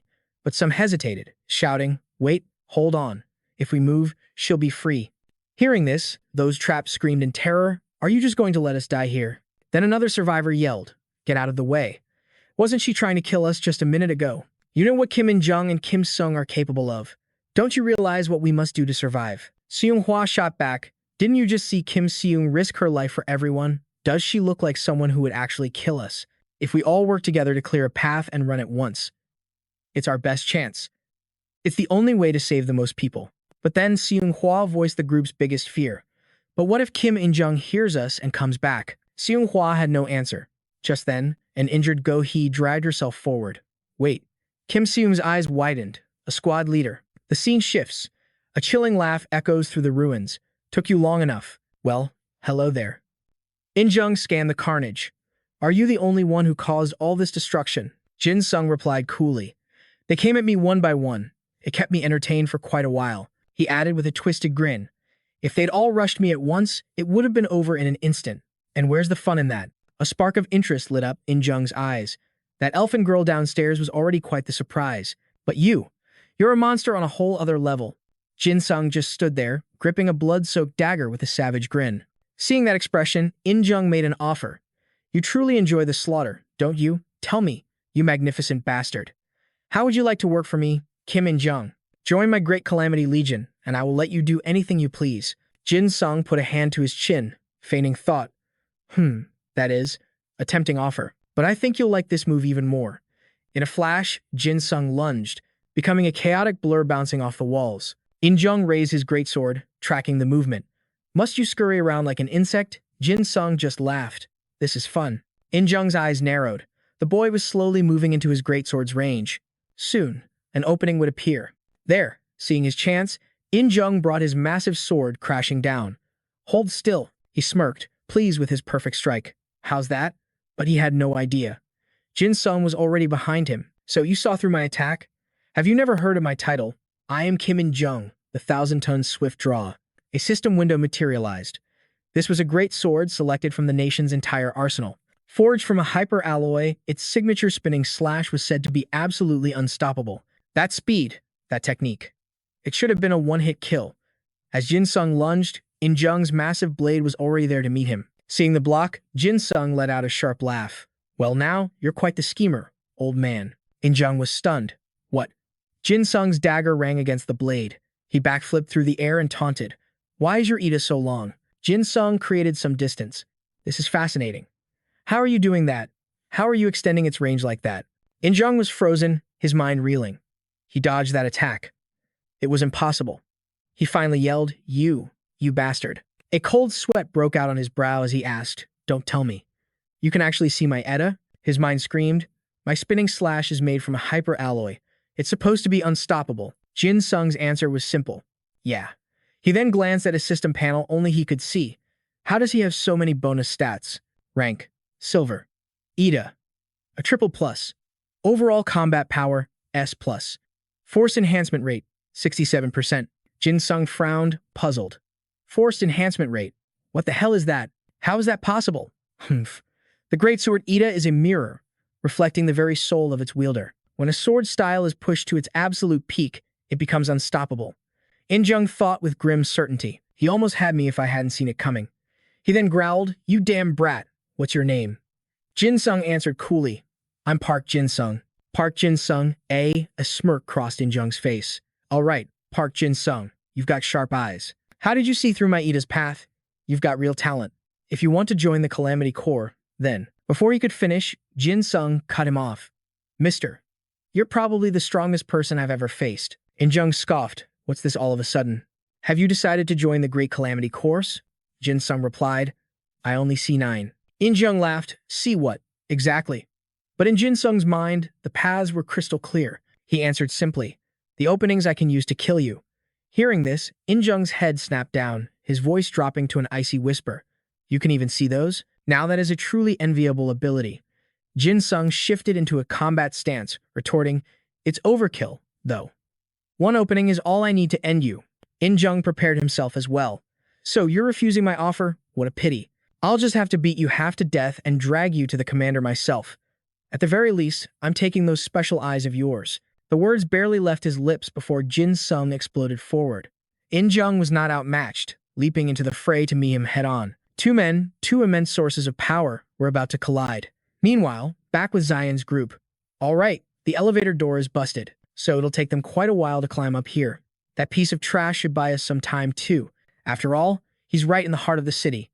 If he reports this to the police or the military, they're bound to show up. Jisung relaxed, kicking back. If I reveal myself too soon, I'll just become a target. Guess I'll just lie low for a little longer, right? The scene shifts back to Jin Sung's furious battle. He darted in with a dagger that, while small, moved with deadly purpose through a series of complex motions. It made it incredibly difficult for In Jung to attack. The moment he committed to a swing of his great sword, Jin Sung was already leaping above him, defying his reaction speed. Then, in a flash, Jin Sung dropped from above, locking In Jung's weapon in place. Trapped, with nowhere to move, all In Jung could do was spit out a single word, coward. Unable to fight back, he resorted to taunts. In Jung tried to get inside his head, dodging like a squirrel, refusing to face me. But his words fell on deaf ears. The tip of the dagger was mere millimeters from In Jung's eye. Fueled by pure survival instinct and raw power, In Jung finally managed to break free. He escaped with only a deep gash on his shoulder, silently thanking the heavens. That was too close. But there was no time to recover. Like a relentless beast, Jin Sung lunged again. What? He's coming at me again? Dodging the first time was just dumb luck. The second time, I'm done for. The thought echoed in his mind. Damn coward. Facing the barrage of relentless attacks, In Jung could only desperately parry with his weapon. So this whole time, he was just playing around. Does he see me, Kim In Jung, as some kind of toy? Jin Sung got right in his face, his voice dripping with ice.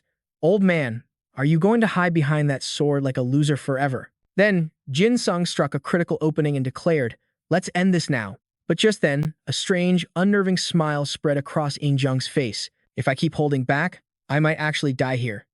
In that instant, an overwhelming power, completely different from before, surged towards Jin Sung. It forced a gasp of pure shock from his lips. What? Jin Sung's eyes widened in disbelief, watching a hand blur towards him with impossible speed. Jin Sung leaped back instinctively. He dropped into a crouch, utterly bewildered, and asked, no way. He wondered, what is that, old man? How can you do that? How do you possess that? Just then, the system window flared to life, revealing the truth of In Jung's strange power. Evasion is no longer possible. This is the great sword from the big Nusen Tiger's Den. Ida grade A+++. Comprehensive combat power S+. Strength amplification rate 67%. Item. Left arm of the first beast. Ida grade. Comprehensive combat power. Jin Sung's voice was filled with shock. 2 Edas. With this new power came a surge of confidence. In Jung's cool, arrogant demeanor returned. Dodging is useless now. Jin Sung yelled, old man. That arm. What is it? In Jung answered with a smug grin. Why all the curiosity? I came here to hide from the bombers, but look what I stumbled upon instead. Looks like I might be taking an early trip to hell. Jin Sung raised his dagger. So, you got stronger just by revealing that arm? This is going to be fun. Let's play. In Jung's voice grew stern. The games are over. If you keep this up, I won't be able to die on my own terms. Jin Sung scoffed. Huh? Old man, are you trying to run away? A deadly aura exploded around In Jung. It's been a long time since anyone used that word in front of me. Jin Sung provoked him. Old man, you think you can get away? How exactly do you plan to escape me? In Jung's confidence was unwavering. I can't imagine why I'd run from a mere boy. And then, he left one final message. Park Jin Sung. I'll be sure to remember you. With that, he drew a massive, gleaming blade. and a battle ring materialized around them. The ground shattered, blasting rock and debris everywhere. Through the thick cloud of dust, Injun appeared right before his eyes. A massive crater had been carved into the earth. Just then, Jason opened the door, only to witness the scene of total destruction.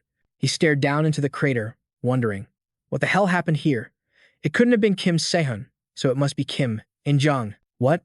I gotta get out of here, down below. In-jung was leaping erratically as his hunter closed in. Has this turned into a game of hide and seek? He taunted. I might just lose you, old man. Then, Jin Sung thought to himself, maybe I should pick up the pace a bit. In-jung cried out, helpless. Stop screwing around. At this rate, we'll never escape. But before he could finish, Jin Sung was breathing down his neck. But, I'm not joking at all. In-jung glanced back in sheer terror. He's completely unhinged. I have to save myself. At that moment, Jin Sung came face to face with both Jizon and Kim. In-jung, Jizon was stunned to see him there. That's when In-jung saw a golden opportunity. Heh, maybe fate hasn't abandoned me after all. In a flash, In-jung leaped high into the air, leaving Jizon confused. What the hell? What's going on down there? Jin Sung, hot on In-jung's trail, heard the shout and replied, Huh. Jason demanded, You piece of trash, why are you here? Jin Sung raised his blade and grinned. Look what I found. Another one. Suddenly, Jin Sung's crimson eyes froze over. He instantly tried to regain control of his body. No. He lurched away from the attack, sending Jizon stumbling back. Ah. He whipped his head around, only to see Jin Sung trip and go sprawling across the floor. He groaned in agony. Jizon rushed over, yelling, You piece of trash. Why did you crawl up from down there? Jin Sung slowly pushed himself up, muttering, Captain. From above, In-jung's voice echoed down. You know, Park Jin Sung, you really saved my skin. Jason shot a confused look at Kim In-jung. Weren't you just fighting Kim Sehun down there? Utterly bewildered, Jizon screamed, Damn it, what the hell is going on? Trash. Answer me. Jizon glanced between Jin Sung, clutching his head in pain. And In-jung high above. He paused, trying to piece it all together. Did Kim Sehun really exhaust him that much? This worthless trash? Impossible. Damn it, none of this makes any sense. But based on what Kim In-jung said, Jizon demanded, Hey, trash. Give me a situation report, now. But Jin Sung just broke into a chilling, maniacal laugh. Hey, hey, he, he. This is how we'll do it. Hey, he, he. Jizon backed away, unnerved. Huh? What's wrong with this lunatic? From above, In-jung called down. Hey, comrade, I owe you one. Thanks to you, I got away from that monster. Jizon, still lost, yelled back, What are you talking about? What did you just say? Jin Sung's eyes burned crimson, but inside his mind, a war was raging. In-jung continued, Listen up, my arrogant friend. Kim In-jung always repays his debts. He smirked. Even if the person has no idea they're being repaid. That wicked smile sent a chill down Jizon's spine. In-jung then offered a warning. Let me give you a piece of advice. If you want to live, run to the first floor as fast as you can. Do that, and you might just survive. Comrade. Jizon still couldn't grasp the situation. What? He shouted after In-jung, who was already making his escape. You think I'm just going to run down there? Your men are still below. In-jung's voice faded back. Fine then. Good luck surviving, comrade. It's a good thing In-jung listened to the commander and came to South Korea. That elf girl and that bomber, Lee. You people raised a monster like this? The commander could never have imagined. A bloodthirsty, cowardly psychopath like him. Jizon stared up at the sky in disbelief. Did he really just run away? He thought to himself, completely baffled. Kim In-jung fled because of that useless piece of trash? How does that make any sense at all? He looked over at Jin Sung, whose head was bowed low. This bastard is nothing but worthless trash. Just then, Jin Sung began to walk toward Jizon. Captain. Oh, Captain. Hello there, Captain. Jizon stammered. Whoa, what is it? A twisted smirk spread across Jin Sung's face. He only got away because of you. So, you're going to play with me in his place, right? A terrifying aura of bloodlust began to radiate from Jin Sung, horrifying Jizon. Jin Sung pressed on. Right? Jizon realized something was horribly different about him. What is this? His eyes. They're terrifying. This bastard is way too dangerous. Jizon immediately summoned his weapon. Seriously. What is happening now? What in the world is going on downstairs? The only thing Jizon knew for sure was that this piece of trash had completely lost his mind. Of all the strategies in the book, running for your life was the best one. Seeing Jizan bolt, Jin Sung called out in a sickeningly sweet voice, "Oh, Captain, you want to play a game of chase, too? And it looks like I'm in again." He cooed after him, "Captain." Jin Sung broke into a sprint. "I was the chaser in the last game, too. So, how about we play something a little different this time?" Jizan screamed over his shoulder, "Get the hell away from me, you piece of trash." Jin Sung watched his pathetic attempts to fight back with pure contempt. Jizan was stunned. You dodged that." Jin Sung's eyes blazed with bloodlust, his voice twisting into something demonic. "Captain." Jin Sung lunged, his hand clamping around Jizan's throat. "Caught you." Jizan clawed at Jin Sung's hand, screaming, "Let me go. Let go of me, you worthless trash." But Jin Sung paid him no mind, as his free hand reached for his dagger. "Captain. Hey, Captain. What should we play? Huh? What game should we play? How about a game of cut off your hand? Or maybe a leg?" Ji-won screamed back, "You psycho bastard." He shoved Jin Sung's hand away, shouting, "Go play by yourself." Jin Sung lunged from behind, "But the game's just getting started, Captain." And with that, he sent them both plummeting. "You really need to learn to take care of yourself, Captain." As Ji-won plunged into the dark, bottomless pit, Jin Sung's voice echoed with a complaint. "You're always flailing around everywhere. It makes you so hard to catch, you know? But now, you've got nowhere left to run." Panic seized Ji-won. "Damn it, let me go. Let go of me." But Jin Sung just asked calmly, "Do you hate me, Captain?" Ji-won's voice cracked. "You worthless bastard. If we keep falling like this, we're both going to die. Let me go, you son of a bitch." Jin Sung was completely unfazed. He simply replied, "But I don't think I'm the one who's going to die. Damn it." Ji-won cursed, his mind racing. "If this continues, I'm dead for sure." But then, a voice cut through the despair. "Hey, Captain." Startled, Ji-won's focus returned. That voice. Could it be? Ji-won snapped back to reality. Damn it, this is no time to be spacing out. He racked his brain, searching for any way out of this. He was going to die either way. He screamed, "I'm not going to die at the hands of someone like you. You piece of filth." Suddenly, Jin Sung released his grip. "Captain, you're far too slow. You'll never survive like that." Just then, a sword shot up from the darkness below, aimed straight for Jin Sung. He spoke calmly. "Looks like we have another player." With a flick of his dagger, Jin Sung deflected the blade. "Have you come to play with me?" Ji-won watched, stunned. He deflected the sword's path completely. What the hell was that? No. But more importantly, Ji-won shouted, "Hey, get out of the way." Ji-won immediately adjusted his posture, bracing for the long fall. He swung his weapon with a powerful war cry, steeling himself. Ji-won threw his weapon towards the ground, using the force to break his fall and managed a successful landing. Jin Sung landed gracefully nearby. He turned to Ji-won, his taunting pursuit continuing. "Captain, let's play." Gazing at the sword that had just tried to ambush him, Jin Sung mused. This is. A cold smile spread across his face. "Aha, the next player. And it's my favorite person of all. Elsewhere. How much longer can you hold on?" Sun was still bearing the weight of the collapsed ceiling. "What? Does the spot where you were hit still hurt?" "Team 1's captain." Sun trembled, thinking, is she just pretending to be fine? But the truth was, Soon had already reached her limit. Her entire body trembled uncontrollably. She couldn't hold on for another second. Her gaze remained fixed on Go-hee, waiting to see her next move. Just then, Go-hee activated her skill. Gauntlets of Annihilation. She declared, "Team 1. As your captain, I will represent you."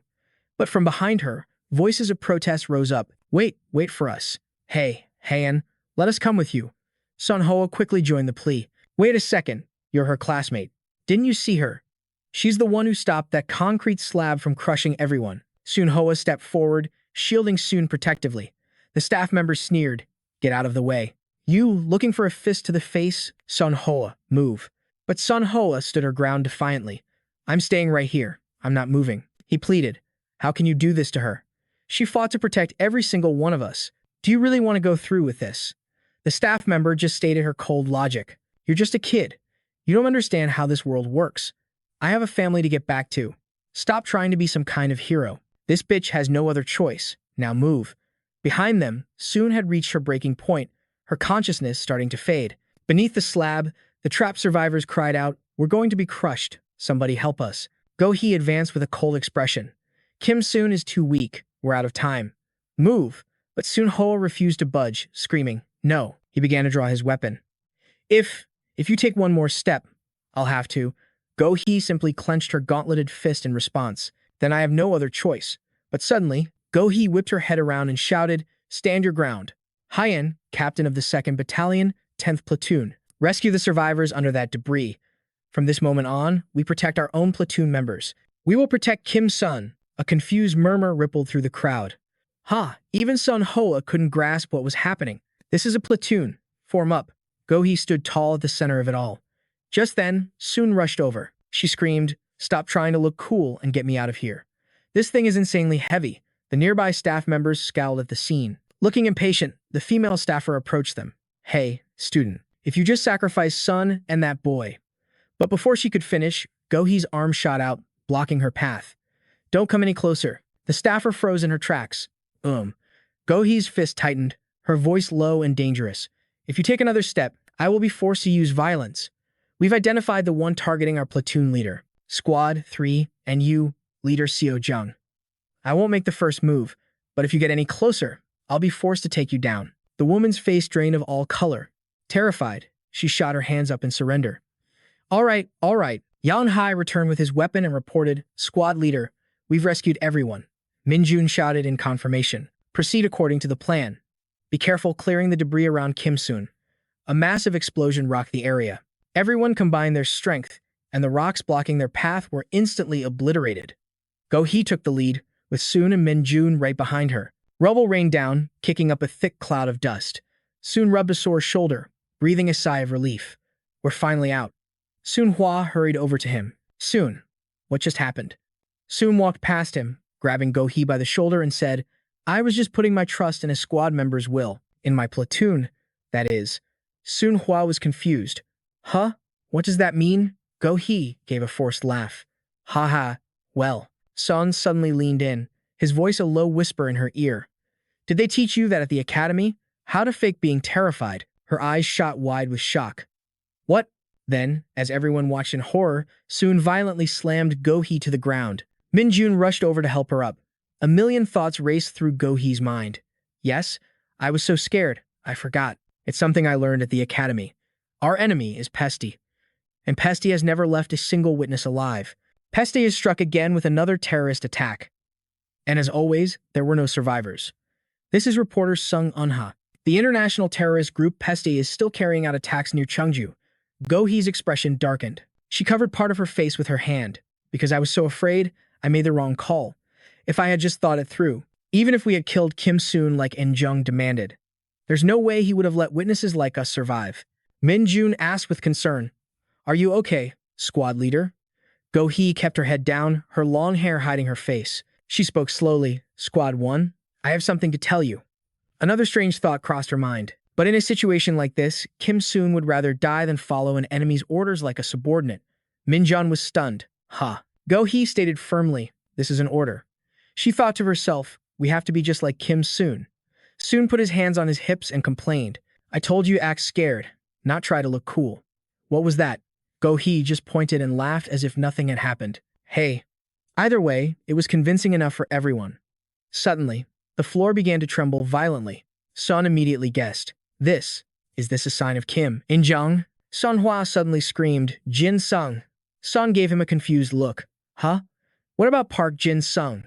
Sun Hua said frantically. "Did you forget why Kim and Jung went up there in the first place?" Sun answered honestly, "I thought someone lured him away." Sun Hua grabbed him by the shoulders, shaking him. "Exactly. Jin Sung was the one who lured him." Sun shoved his hands away, annoyed. "Hey, don't joke around like that. He's got good stamina, but he's just an F-rank trainee." Sun Hua calmed himself, patting his chest. "Then can you think of anyone else besides Jin Sung?" The question made Sun fall silent. The only ones not here were Park Jin Sung and Byun Zion. There was no way Byun Zion could have done something like that. Sun Hua urged him on, his voice full of panic. "We don't have time for this. Didn't you hear that noise just now?" After weighing the options, Sung concluded, "But that theory does make some sense." Seeing that he couldn't convince them, Sun Hua cursed in frustration. "Damn it." Then, he bolted toward the door. "I'll go help him myself." Sun was still reeling. What? Is Park Jin Sung really fighting him? Looking at Sun Hua's face, he definitely wasn't kidding, she thought to herself. Even when I fought Kim In Jung, it wasn't this loud. The passing thought sent a shiver of fear down her spine. This is bad. Sun Hua tried to compose himself, puffing out his chest. Fighting Park Jin Sung, you say. Normally, Kim and Jung would crush Jin Sung instantly, and he'd be dead. Sun quietly repeated the word, dead. She gritted her teeth. The horn on her head began to glow faintly. There's no way I'm letting him die a pointless death. Sun walked up to Go Hee. Hey, squad leader of Squad 1. She didn't understand what was happening but still replied, huh, what is it? Sun lowered his voice. I need to ask you for a favor. The scene changes. Footsteps echo through the stairwell. Soon thought to himself while running, in my current state, I can't face Kim and Jung. Should I really be going? It turns out that after asking Go Hee for help, Sun had chased after Sun Hua, clinging to a faint hope that if she was too late for one, she could at least save Sun Hua and the others. The two of them stopped in front of a large door. Sun thought, behind this door, Kim and Jung and Park Jin Sung are. She hardened her resolve. I've come this far. There's no turning back. Sun raised a hand, looking at Sun Hua. I'm opening it. The door slowly creaked open. The first thing that hit their eyes was a scene of carnage and blood. Sun gasped in horror. What? What is this? Sun Hua covered his mouth, terrified. Are they all dead? Sun scanned the area, a terrible feeling washing over her. Did Park Jin Sung kill them all? She analyzed the traces left at the scene. The gashes prove a massive sword was used, leaving at least 30 brutal strikes. Sun scanned the ravaged room, searching for answers. Could Park Jin Sung really have held out this long against Kim and Jung? But where had they gone? Suddenly, something caught her eye. Fragments of stone. Sun tilted her head back, her gaze fixed on the layers of rock above. This was nothing compared to the destruction on the first floor. Dozens of shattered levels stretched upwards, leading to a single opening where light pierced the darkness. Sun couldn't believe her eyes. Is Kim and Jung really this powerful? Sun Hua, gathering his courage, moved closer. His eyes were also glued to the ceiling. What is that hole? Sun stated her theory plainly. It looks like the two of them went up through there. Before she could finish her sentence, a strange object plummeted from the opening above. Sun's hand flew to her sword's hilt as she yelled out. Warning! Something's falling fast. A flicker of worry crossed her face. Was it Kim, In-jung, or Park Jin Sung? But against all odds, it was Zion who came crashing down, screaming curses at the top of his lungs. You worthless piece of trash. Sun was stunned. Zion? What's he doing here? The figure chasing him was a familiar silhouette, hot on Zion's heels. As they drew nearer, Sun finally recognized him. It was Park Jin Sung, but something about him was horribly wrong. Sun Hua cried out in alarm. What is it? What's going on? Sun's voice was a desperate roar. Move. Without a second's hesitation, she drew her sword. It was obvious Zion was under attack. I'll have to use the flat of the blade to avoid serious injury. Damn it, what in the world is happening? Sun Hua watched her, terrified, and screamed, Hey, squad leader, get back. But soon hurled her sword high into the air with all her might. Her eyes tracked its path for just a moment. Then, she spun around and grabbed Sun Hua's arm. He yelped in surprise. Run, Sun commanded, pulling him along. A thunderous explosion rocked the entire chamber. Zion crashed hard onto the floor. Pushing himself up, he spat, Damn that bastard. Sun rushed to his side, demanding answers. What in the hell is going on? Zion's face twisted in annoyance when he saw her. Elf, how are you still alive? Sun snapped, Shut up. Why is Park Jin Sung trying to kill you? But before he could answer, a voice echoed from behind them, a voice that sent a chill down her spine. A twisted smile spread across Jin Sung's face. Well, if it isn't Sun Hua. And the lovely Sun. His beige jacket was spattered with crimson. Jin Sung's smile was the stuff of nightmares. Let's all play together, he cooed. He landed softly, stopping right in front of them. A chilling giggle escaped his lips. The color completely drained from Sun Hua's face. He forced a stiff smile. We should never have come up here, he stammered. We're dead. Sun, however, remained unnervingly calm. Her eyes narrowed. Are you serious? Park Jin Sung. Jin Sung seemed completely lost in his own twisted world. The smile never left his face, but his expression would make anyone's blood run cold. He whispered, Hello, hello, hello. Do you want to play with me, too? With each word, he limped closer. Sun's throat tightened as she stared at his mangled leg. What happened to you, Jin Sung? He squinted at her, his eyes widening in mock wonder. Wow, such a beautiful idea. But it's all rotten now. Sun was completely lost. What are you talking about? Jin Sung continued to ramble. Still, it was a beautiful idea. Such a waste. What a waste, Sun's patience snapped. Answer me, you intern. Zion, leaning on the wall for support, warned her urgently. Hey, elf. He's not the same weakling we used to know. Sun shot him a skeptical look. What does that mean? Zion didn't stop, heading for an exit as he answered in a low voice. That monster just sent Kim In-jung running for his life. He paused at the doorway, turning back to face her. Elf, I'll give you one piece of advice. To repay my debt to you. While he's still talking, you need to run. He spoke through gritted teeth, as if fighting back immense pain. Run. Because once he stops talking, you better be gone if you want to live. Then, Zion vanished through the stairwell door. Sun stared after him, shouting, Hey, Captain, give me a real explanation. But only she and Sun Hua remained, and soon Hua was frozen in terror. Oh no, he whimpered. He's even more insane than he was in the bathroom. Sun's head snapped toward him. What did you say? You've seen him like this before, she pressed. Sun Hua recoiled in fear, stammering out his story. Yes, but not this bad. We could still have a conversation back then. Across from them, Jin Sung began to laugh again. That same, soft, chilling giggle echoed in the room. A murderous aura exploded from him, surrounding Soon, as he muttered to himself. How should I kill her? This way, or maybe that way. Yes, this way will be perfect. Ha ha ha. Jin Sung covered his face with one hand. His familiar voice was warped by that horrifying laughter. I can't take it anymore. Sun defiantly placed her hands on her hips and scoffed. Can't accomplish much with a short temper, can you? She continued to taunt him, her voice dripping with scorn. Model, my husband's place isn't something you can just sit in. You don't even have the qualifications to apply. Hearing this, Jin Sung's knuckles turned white around the hilt of his knife. The blade was slick with blood. He raised his hand, lightly tracing its edge before he answered. All I have to do is kill every other applicant, and that will be that. Hey. Unable to take it anymore, Sun threw her arms out, shielding Sung Hua behind her. Her eyes never left Jin Sung for a second. She called out softly, Hey, Li Seung Hua. He replied, confused. Huh? But Soon was already moving, not waiting for his reaction. She commanded, I'll buy you some time. You run. Seung Hua reached out to grab her, but he was too late. He screamed her name in desperation. Sun, Sun. She raced forward to face Jin Sung, her mind calculating every possibility. The disadvantage was severe. She had no sword, and her stamina was completely drained. At best, she could only last for about 30 seconds. Jin Sung looked as if he'd been waiting for this very moment. A smirk played on his lips. My dearest Soon. A blade sliced through the air, right for her. She instantly dropped into a crouch to dodge it. So fast. So clean. That was the power of Jin Sung's Ida. Before Soon could even counter, a searing pain erupted on her shoulder.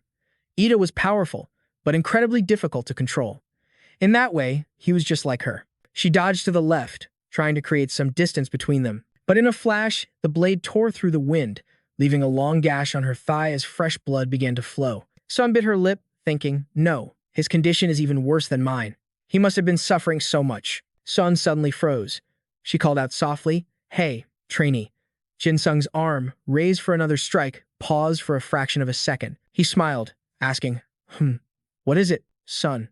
She raised a hand, pressing it against the bleeding wound on her shoulder. She spoke with all her heart. You've been through so much.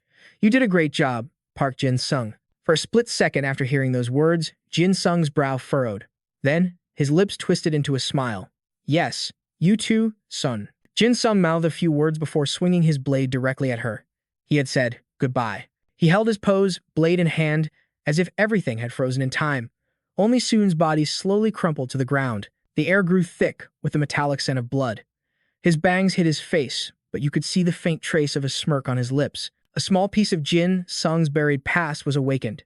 It was from a day not long after he started elementary school. Both of his parents had been murdered, killed by robbers who wanted their possessions. Their injuries were horrific. They were beaten so badly that identifying them was difficult. At that time, Jin Sung was just a child with no home to go back to. He ended up at his uncle's house. His uncle and aunt were from the lowest class, possessing only F-rank ETA. They tied Jin Sung's hands and feet with rope, ignoring his desperate pleas. I'm sorry, uncle. The old rope would fray if not tied quickly. F-rank ETA. F-rank overall combat ability. His uncle held up a wooden club, speaking with false righteousness. If you're sorry, then you have to be punished, right? Heh heh heh. His aunt tightened the ropes, a wicked smile on her face as she ordered, lie still. The club was just a crudely whittled piece of wood. F-rank ETA. F-rank overall combat ability. Tied up on the floor, Jin Sung begged, I'm sorry. I'm really sorry. He was forced to endure beatings from that club every single day. His life back then was filled with nothing but pain and humiliation. Until one day, as Jin Sung sat alone in the classroom, he heard the sound of hurried footsteps, and a clear voice called out, "Jin Sung." Jin Sung slowly lifted his head to look at her. "Huh, me?" Hain asked, her voice full of curiosity. "Why do you always wear long sleeves? Aren't you hot?" A classmate at the door urged her on. "Hain, what are you doing? Let's go." Hain calmly replied, "Okay, just a minute." She looked at Jin Sung and asked, "We're going to buy some snacks. Do you want to come with us?" Jin Sung lowered his head and mumbled, I'm not going." Hain didn't try to persuade him. She just said, "Oh, okay. Maybe next time, then." The other friend waited impatiently before running back in. "Hain, hurry up." Hain answered simply, "All right." That was when the other friend decided to stir up trouble. "Hain, he doesn't have any money. Don't you know that? His clothes are smelly and dirty. I don't want to get near him at all." And so there were days Jin Sung was cornered and beaten in a dark alley. He could only curl into a ball, shielding his head, unable to fight back.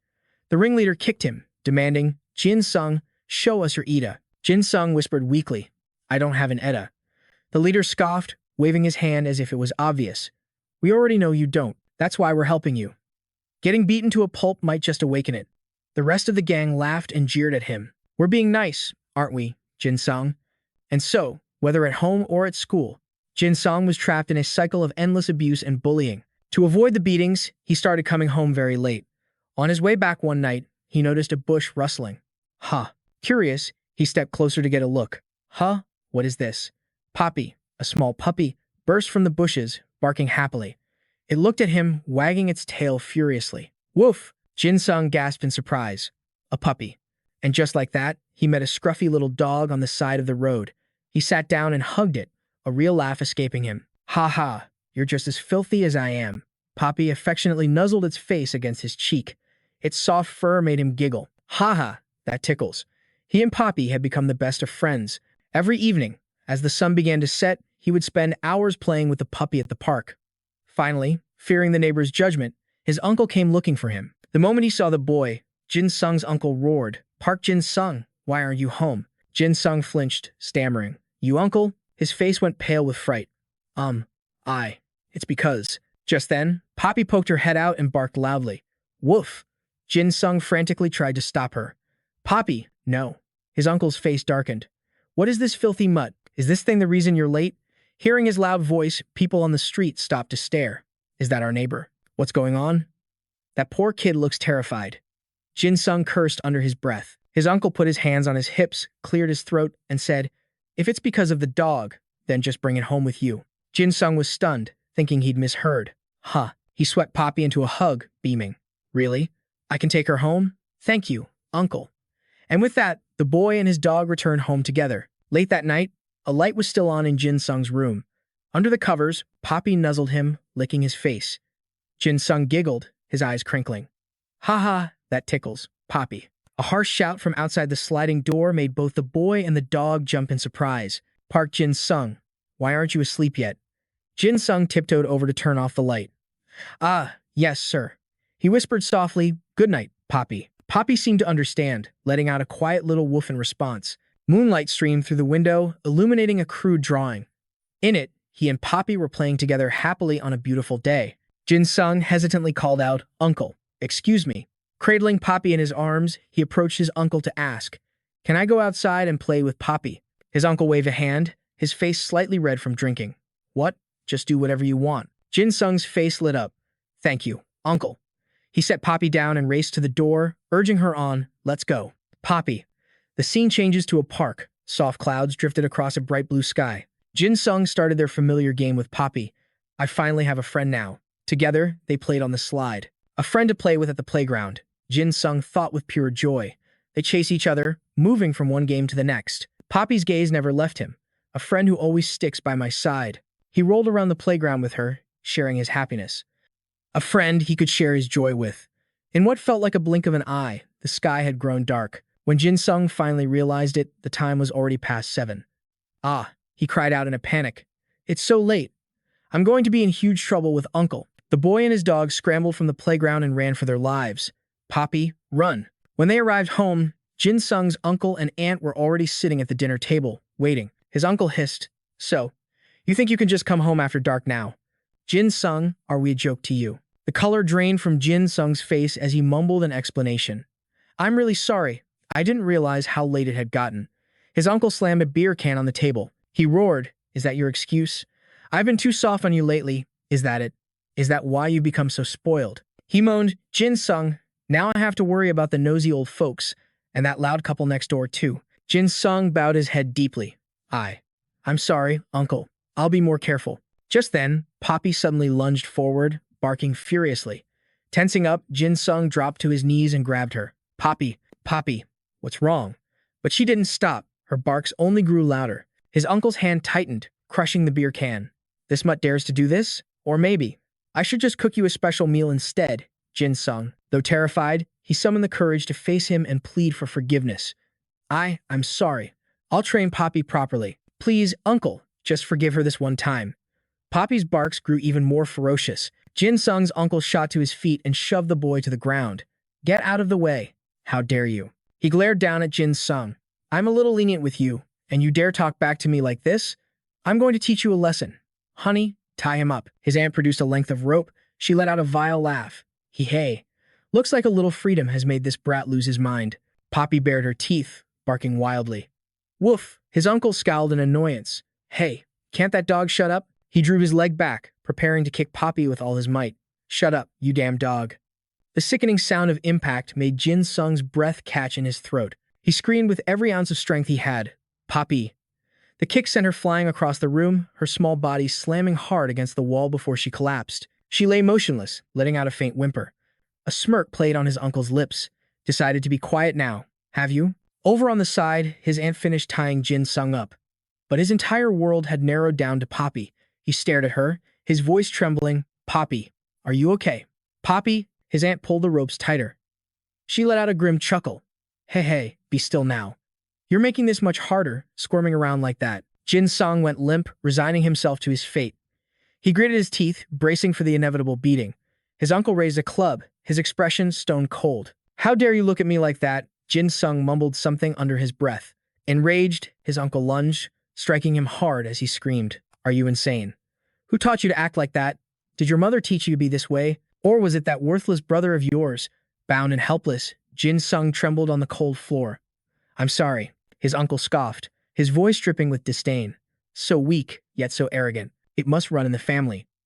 Suddenly, he let out a savage laugh, and Jin Sung froze at his next horrifying words. "That's why I beat them to death." His aunt covered her mouth, whispering, "Honey, is it really okay for him to know that?" He just sneered. Who would ever believe a weak piece of trash like him? Jin Sung struggled to sit up, his voice a hoarse whisper. "But my parents were killed by a robber." Perhaps it was the alcohol, but his uncle Jin Sung no longer held anything back. He said it bluntly. "Oh, that? I just got angry and beat them until they stopped breathing. They shouldn't have refused to lend me money. But then some random idiot just had to climb through the window, right?" He clutched his stomach, roaring with laughter. It was hilarious watching that guy plead his innocence over and over in court. His aunt joined in the cackling. "It really was. Just thinking about his face makes me." Hey. Jin Sung gritted his teeth, demanding the truth. "So the ones who murdered my mother and father, was it you two?" His uncle tapped the club in his hand, looking at the boy with mock admiration. "Oh, model. How dare you glare at us like that?" In a corner, unnoticed by the others, Poppy was slowly getting back on her feet. Uncle Jin Sung's words caught in his throat as Poppy lunged forward, sinking her teeth into his wrist. Panic seized him as he screamed, "Poppy, no, get away from me." Poppy bit down hard, refusing to let go. He raised the club high, cursing, "You damn mutt." A sharp, agonizing yelp echoed, and then silence. Uncle Jin Sung scowled at his wrist, whining, "Oh God, I hope I don't get rabies." He crawled over to Poppy's still form, whispering her name. She lay motionless, her tail no longer wagging. She would never lick his face in greeting again. Unbearable grief washed over Jin Sung as he began to sob. "I'm so sorry, Poppy. I'm sorry for bringing you into this house. All you ever wanted was to play with me. I'm sorry. I'm so sorry." Heartbroken sobs filled the room. Tears streamed down Jin Sung's face as his small body trembled with sorrow. "If only you hadn't met someone as unlucky as me." In that fleeting moment, Poppy drew near, gently licking away his tears to comfort him. Her body, covered in dark bruises, still managed to give him one last, perfect smile. Finally, she let out a single bark, a final goodbye. Her body went limp and collapsed. Jin Sung stared in shock, whispering, "Poppy, Poppy." Seeing this, his uncle grumbled, "Is it dead? That stupid dog?" I wanted to hit it some more to vent my frustration. His aunt chimed in with a sickening smirk. "Heh, I was planning to fatten it up for a nice meal." He just scoffed. "A dog. That piece of trash isn't worth eating. Just throw it in the garbage." A storm of questions raged inside Jin Sung's mind. Why couldn't he hear anything anymore? It seemed his uncle was calling him. "Our dear Jin Sung, that's enough for today." The one question Jin Sung desperately wanted to ask was now stuck in his throat. "Why did you kill my precious dog?" His uncle looked stunned. "What was that? Are you defying me? Looks like you need to be taught another lesson." Jin Sung asked again, "Is it that easy to kill a living thing?" His aunt's voice cut in. "So what if it's dead?" The uncle answered without a second thought. "If it's dead, it's dead. It wasn't useful to us anyway." A chill crept into Jin Sung's voice. Was it fun? Killing someone. His eyes were now bloodshot, a strange, murderous glint burning within them. His voice dropped to a low growl. How annoying. Somehow, a knife was already in his hand. With a single, fluid motion, Jin Sung used it to slice through his restraints. One hand gripped the handle tightly, the other held the end of the rope. A twisted, demonic laugh escaped his lips. Heh heh heh. Seeing him approach, his uncle asked curiously, "What's with the knife? Where did you get that?" Suddenly, his eyes lit up as he sat up straight. "Wait a second. Is that an Ida?" His uncle roared with laughter. "Ha ha ha. Is that all you can muster after getting so angry? An Ida? You really are just an F-rank." He contemptuously poked Jin Sung's stomach with a wooden club. "An F-rank kid, the son of 2 F-rank parents. How pathetic. Are you trying to copy us?" Jin Sung's head was still bowed, hiding his face from them. Beneath his messy hair, a sinister smile spread across his lips. Uncle Jin Sung was still rambling. "Your parents in hell. They must be so proud." But his voice was cut short as Jin Sung's razor-sharp blade flashed across his mouth. He collapsed to the floor, hands covering his blood-filled mouth as he let out a muffled scream. His aunt ran to him in terror, screaming, "Honey, my love." The next moment, a searing pain shot through her arm as she shrieked in agony. "My arm! My arm!"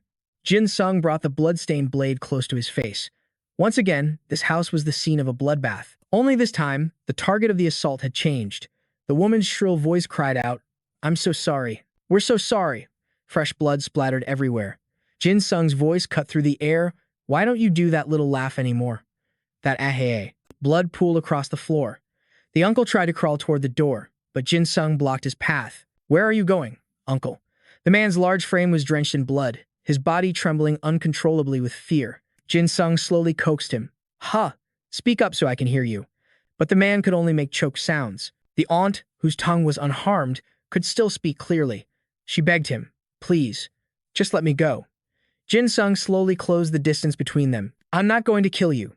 The tip of his knife stopped just millimeters from her eyeball. Tears streamed down her face. Jin Sung's voice was chillingly light. "Killing you would be far too easy. You're all the same." The floor was a mosaic of bloodstains. Jin Sung looked up, asking himself, "Why? Why did you do that to my parents? What crime did they ever commit? I think letting you live will be far more painful, don't you?" He let out a sharp breath, as if releasing a heavy burden, yet also finding a dark satisfaction. The arm hanging limp at Jin Sung's side still gripped the knife tightly. He whispered to himself, "Perfect."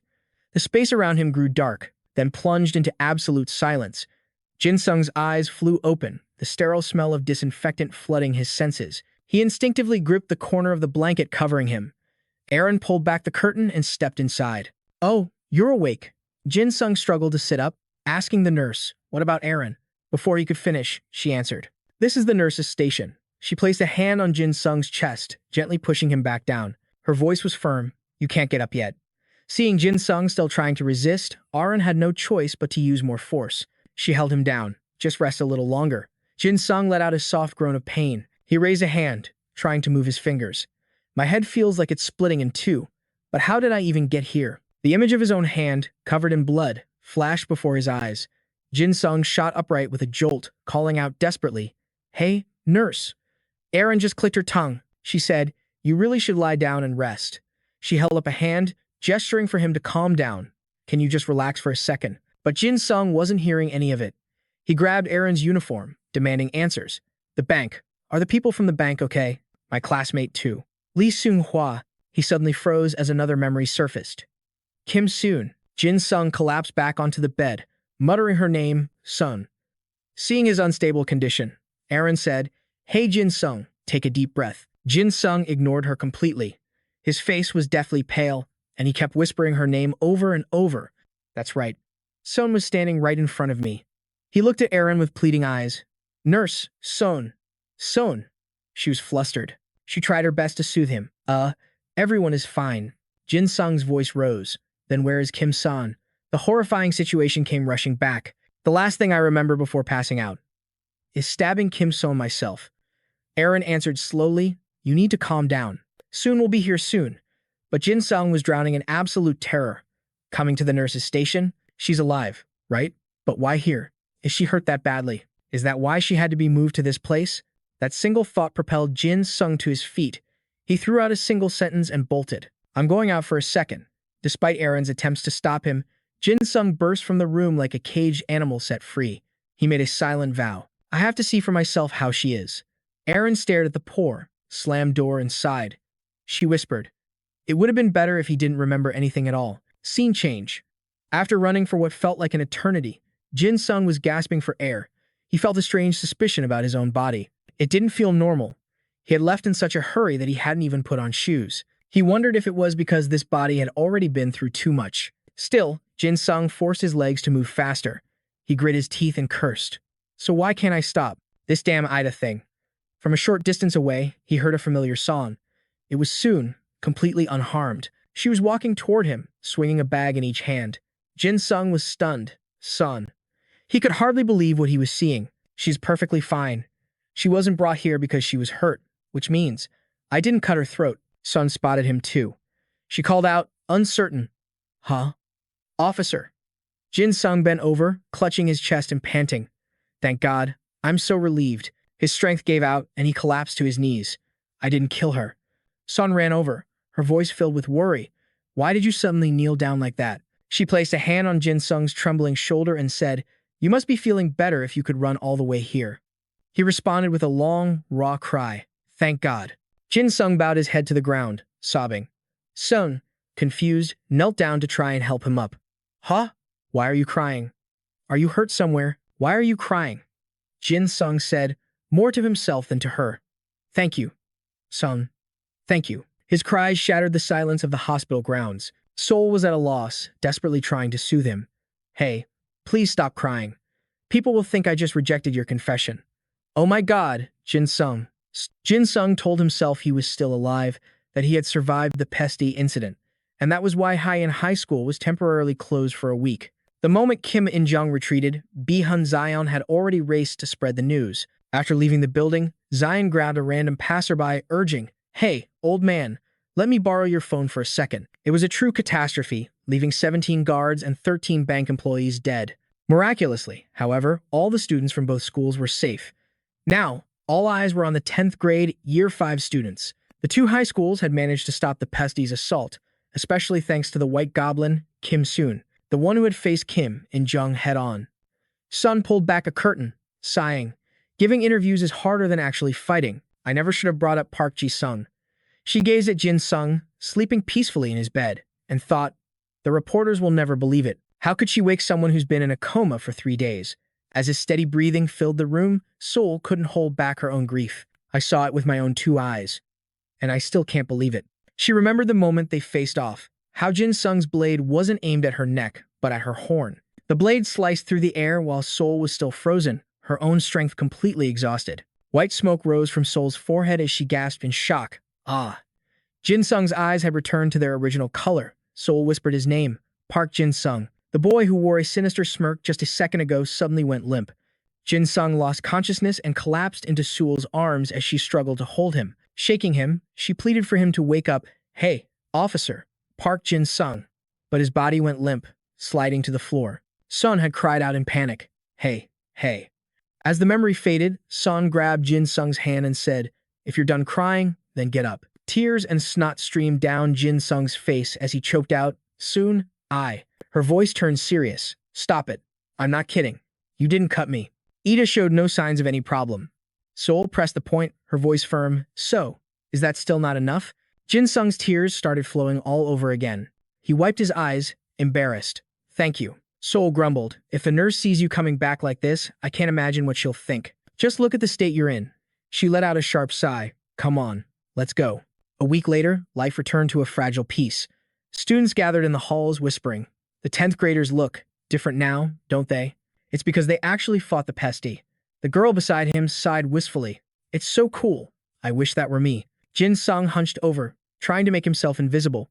He let out a long, frustrated sigh. Even if they were criminals trying to kill us, the bloody scene was burned into Jin Sung's mind. Because of all that killing. He clenched his fist tightly. I actually thought I could control Ida. But it seems I was just delusional. Because I couldn't master my own Ida, countless people died in agony. At the thought, he unconsciously gritted his teeth. Soul, it's a miracle I didn't kill you, and somehow managed to seal Ida away. Jin Sung stopped walking for a moment. He made a vow to ensure something like that would never happen again. I have to find a way to control Ida, not be controlled by it. Jin Sung raised his hand and pushed the door open. There was one person who had seen his Ida and was strong enough to give him advice. As Jin Sung entered, Sung Ho was in the middle of a set of pull-ups. It had to be him, he thought. Senior and Sung Ho, the man who had reached his own limits and awakened his Ida. Sung Ho spotted him and cried out in surprise, Park Jin Sung, I thought you'd still be in the hospital. Jin Sung looked at him with dead seriousness. Senior, there's something I need to ask you. Sung Ho narrowed his eyes, studying him, and asked softly, What is it? Dropping to the ground, he gestured. Go ahead, Park Jin Sung. He carefully chose his words. Senior and Sung Ho, do you think there's a void inside every person's soul that corresponds to their Ida's rank? Sung Ho looked completely stunned. Jin Sung lowered his head and continued, Ida is a ranking of the soul. Our power and our abilities are all based on that rank. Sung Ho suddenly cut him off. Are you asking if the rank of one's Ida determines the gap between a person and their soul? Jin Sung hesitated. Yes, that's right. He was so certain he already knew the answer. Then he heard Sung Ho's reply, No, a single word that left him speechless. Sung Ho explained with a grave expression. Its manifestation might differ based on rank, but the void within the soul does not. His words unlocked a dam inside Jin Sung as tears began to stream down his face. He whispered the words back, The soul has no rank. Sung Ho looked at Jin Sung with absolute certainty. The soul has no rank. Or do you not believe me? His fists clenched tightly, his head bowed in turmoil. But he already knew. Jin Sung shot his head up to protest. But an Ida's rank changes how a person expresses themselves. Sung Ho nodded. True, they're different on the surface. But that doesn't define who a person is deep down. Jin Sung still wanted to argue, but Sung Ho's stern voice cut him off. Park Jin Sung, are you searching for an answer that I've already given you? The words hit the boy with surprising force. It felt as if Jin Sung had just been plunged into a lake of blood. Panic seized him as he questioned everything. He'd always believed his Ida and his soul were separate entities because there was no other way to explain the madness he couldn't control when it erupted. It wanted to slaughter everyone in sight. A bloodthirsty Ida and a rampaging soul awakened in a moment when he completely lost himself. By admitting that the Ida and the soul inside his body were intrinsically linked, he had to accept a terrifying reality. Taming that inner demon would be an almost impossible struggle. The whispers echoed in his mind, hurling accusations. Does killing make you happy? You're a devil in a human mask. Your soul is terrifying. Murderer! A violent, uncontrollable rage threatened to burst forth from the chaos storming inside his head. Jin Sung's hands tightened into fists, his head hanging in silent defeat. Sung Ho paid no mind to his inner turmoil. Instead, he sat down and picked up a weight plate. From the very first time we met, I could feel it. I told you to train harder. He glanced over at Jin Sung. Back then, I thought you were just lazy. But there was always something different about you. You'd complain all day long, but you never failed to show up. Sung Ho recalled all the times Jin Sung had appeared, pale with exhaustion, yet still ready to train. Sunbae, my muscles are killing me today. So please go easy on me, okay? He explained, my training regimen isn't something a person with ordinary resolve can just stick with. There were sessions where Jin Sung was pushed completely past his limits, left sprawling on the floor, groaning. I think I'm actually dying. Facing his self-doubting junior, Sung Ho offered encouragement. And yet, you managed to take it all in and keep pushing forward. Jin Sung wanted to explain, waiting as Sung Ho loaded plates onto the barbell. A higher-ranked Ida means greater overall combat power. That's the basic principle of the Ida ranking system. It's why everyone covets a special, high-tier Ida. But what happens when someone with a low-tier Ida displays an overwhelmingly high level of combat ability? Jin Sung had watched so many of his seniors' matches.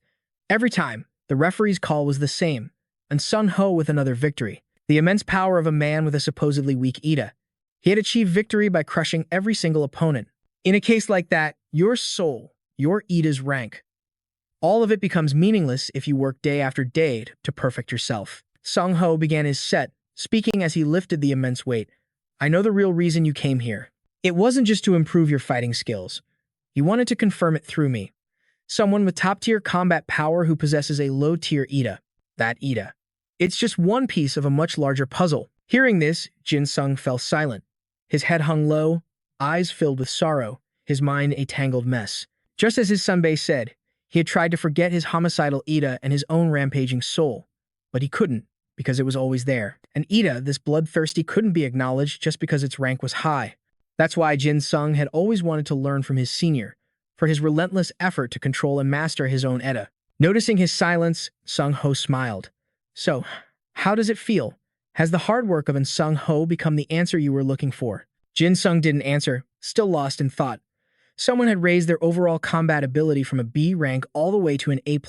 His sunbae was living proof that a person could keep moving forward through nothing but relentless effort. This man, his senior, and Sung Ho, was the example he had to follow. His mind made up, he looked at his senior. There's something I need to tell you.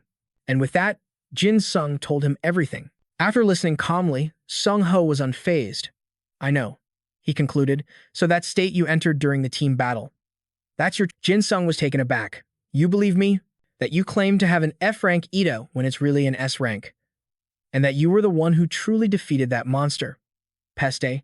Sung Ho racked the barbell. A heavy clang echoed through the gym as he sat up to face him. What could you possibly gain from lying? I don't see a single benefit. A wave of gratitude washed over Jin Sung. Thank you for believing me. Sung Ho simply patted the space beside him. Gesturing for him to take a seat, Sung Ho listened. Put simply, Jin Sung was tired of being controlled by his own murderous Ida. Jin Sung sat down, resting his elbows on his knees and clasping his hands together tightly. I thought I could at least keep it under control, he began. But when I was dealing with that pesky member who broke into the bank, the last thread of my sanity just snapped. An uncontrollable bloodlust erupted from within him, as he recalled that horrific, blood-soaked moment. Back then, his mind was completely hijacked by an insane, ravenous thirst for blood. The madness seized control of his body, forcing him to slaughter the pesky members one after another. No matter how hard he fought it, he couldn't suppress the urge. Jin Sung hated that part of himself. He never wanted to be a puppet for his own Ida again. He looked to Sung Ho for help. If you were me, what would you do? How do I stop my Ida from consuming me? His senior answered with 2 key points: build a powerful body and forge an unbreakable mind. Only through relentless training can you build a strong body. Jin Sung shot up to his feet, enraged. I'm always training. I train harder than anyone. And nothing has changed. Sung Ho calmly continued his analysis, unfazed. There's a common trait among those who can't control their Ida. He stood up.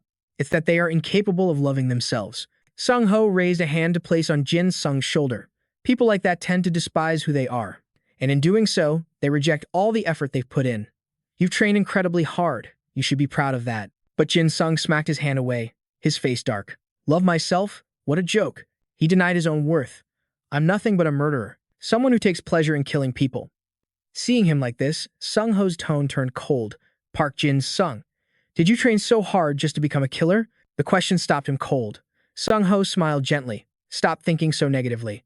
He was rejecting Jin Sung's twisted self-image. You are not the Park Jin Sung who is obsessed with killing. Hearing this, the murderous impulse inside him seemed to pause for a beat.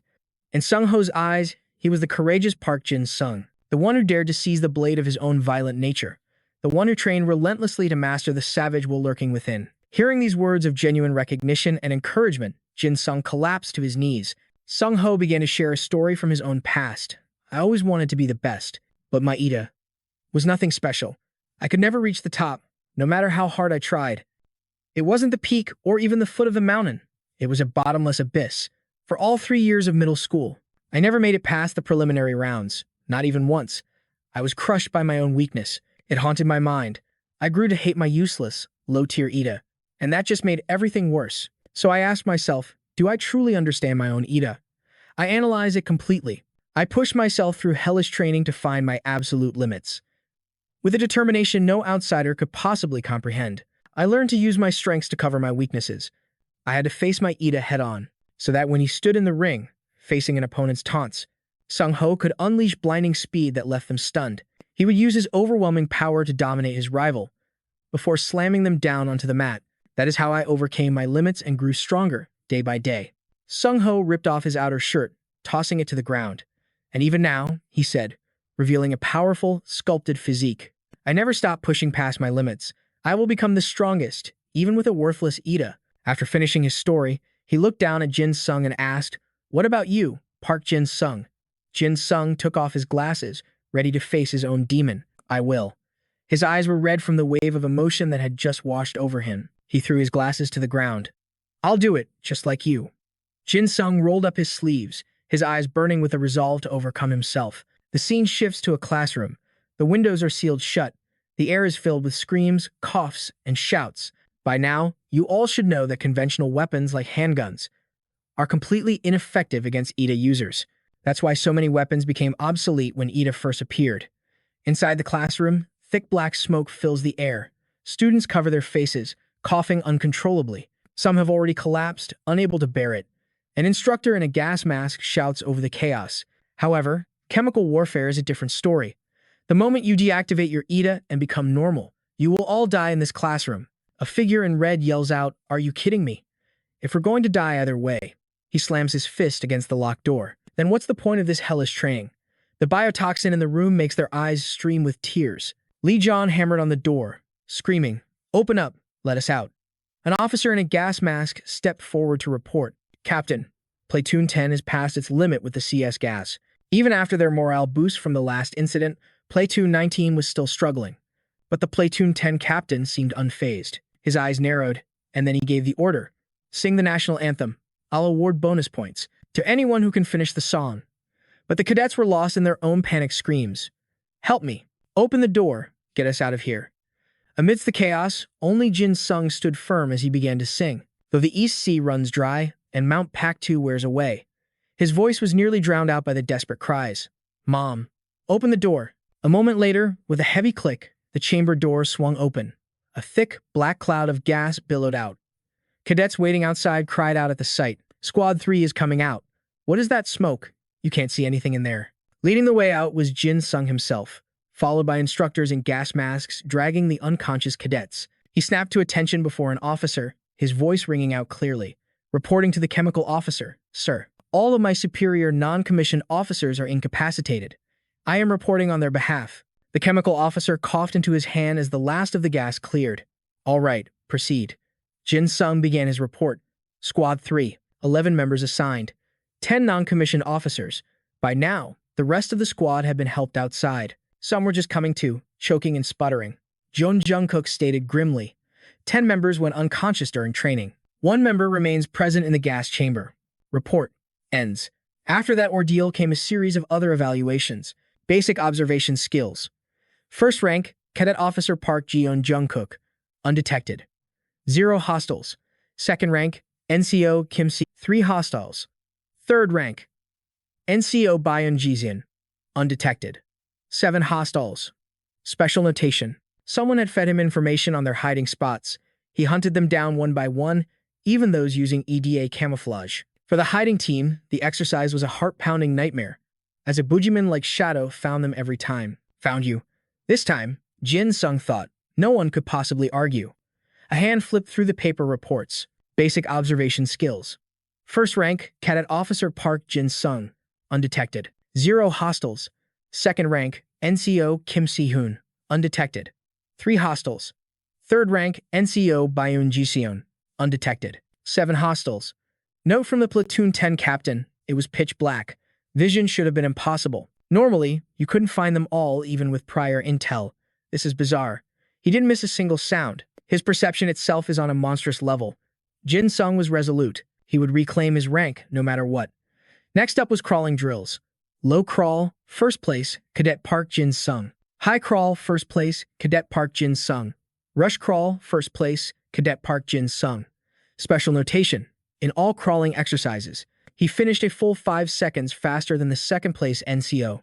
Note from the Platoon 10 captain. His crawling ability is considered to be at the national representative level, until the platoon leader finally called an end to the training. It took 1 hour to find a single cadet. Note from the Platoon 10 captain. We thought he had deserted the training area. The principal flipped through the report, murmuring, "Evaluation. First rank, Park Jin Sung. Park Jin Sung. Park Jin Sung again." He read it over and over. This F-rank cadet possesses inexplicable physical prowess. First rank, Cadet Park Jin Sung. Undetected. 0 hostiles. Second rank, NCO Kim Sehun. Undetected. 3 hostiles. The platoon 10 captain, Instructor Shin, hesitated. The other cadets also met the required standards, but the principal's face darkened. It's not enough. A chill suddenly ran down Instructor Shin's spine. Ah. The principal rubbed his temples. "I've received intel that the 998th Transport Brigade is preparing to target us." Instructor Shin was stunned. The 998th Brigade? The principal's expression was grim. "It seems they're unhappy about Heian Academy receiving national support. At this rate, our school is headed for a definite reprimand." With that, he slammed the report down on the desk. The principal marked his calendar, calculating. "The current third years are fine. As for the first years, we can just claim their training is incomplete." He stroked his chin, thinking, "The problem is the second-year cadets. We will intensify their training." A sense of dread washed over Instructor Shin. "What kind of training are you referring to, sir?" He pushed the marked calendar in front of Instructor Shin. "Short-term combat power training." The principal steepled his fingers, his eyes narrowing. "That should sound familiar, correct?" The scene cuts to a warehouse, stacked high with cardboard boxes. Whatever was inside, the cadets carrying them grimaced in pain. How much farther? Model. What in the world are in these? Then again, for someone with Soul's raw power, this was probably nothing. Still, she was a little surprised to see Jin Sung hauling 2 full crates. "Hey, rookie, why are you carrying 2? He just grinned back. "It's all part of the training, right? I figured I'd work on my muscles, too." But Soul wasn't buying it. Her expression soured. "But you already worked out during your lunch break." Jin Sung just flashed a friendly smile. "That was then, and this is now." She let out a heavy sigh and turned away. "Let's just go, Mr. Relentless." Jin Sung blinked in surprise. Did my nickname just get upgraded from Rookie to Mr. Relentless? The 2 of them up front were completely oblivious to the others behind them, each struggling with a single crate, their faces twisted in agony. Dong Hun was horrified. 2 of these things? Meanwhile, Jin Sung got curious. "But Soul, why does everyone always seem to be watching you?" She answered calmly. "You think this is something out of the ordinary. Someone like you wouldn't get it, but this is just another day for me." He whistled. "Wow, spoken like a true elite." Jin Sung glanced over his shoulder. He nodded back towards the others. "I only mention it because they're staring at you even more than usual." She was kind enough to enlighten him. "This time, they're not looking at me. They're looking at you. Get it, Rookie Park Ji-sung?" He was taken aback. "Huh? Me? Why me?" Then a thought struck him. "Is it because I'm so handsome?" That comment made Soul stop dead in her tracks for a solid second. She kept walking. "I'm just going to pretend I didn't hear that." Jin Sung looked wounded. "What? That's just cold." He finally gave in. Fine. Still, their stares are practically burning holes in my back." Distracted, he walked straight into Daisen, the impact nearly sending both crates tumbling from his arms. Whoa! Luckily, his reflexes were lightning fast, and he secured the crates just in time. "Sorry, I wasn't looking ahead." Daisen turned, his face a thundercloud as he glared. Jin Sung started to sweat bullets. He could only manage a nervous laugh. Ha. Squad leader Daisen looked like he was about to unleash his usual storm of insults, but after a tense moment, he just turned away in disgust. "Shh. Just open your eyes and watch where you're going.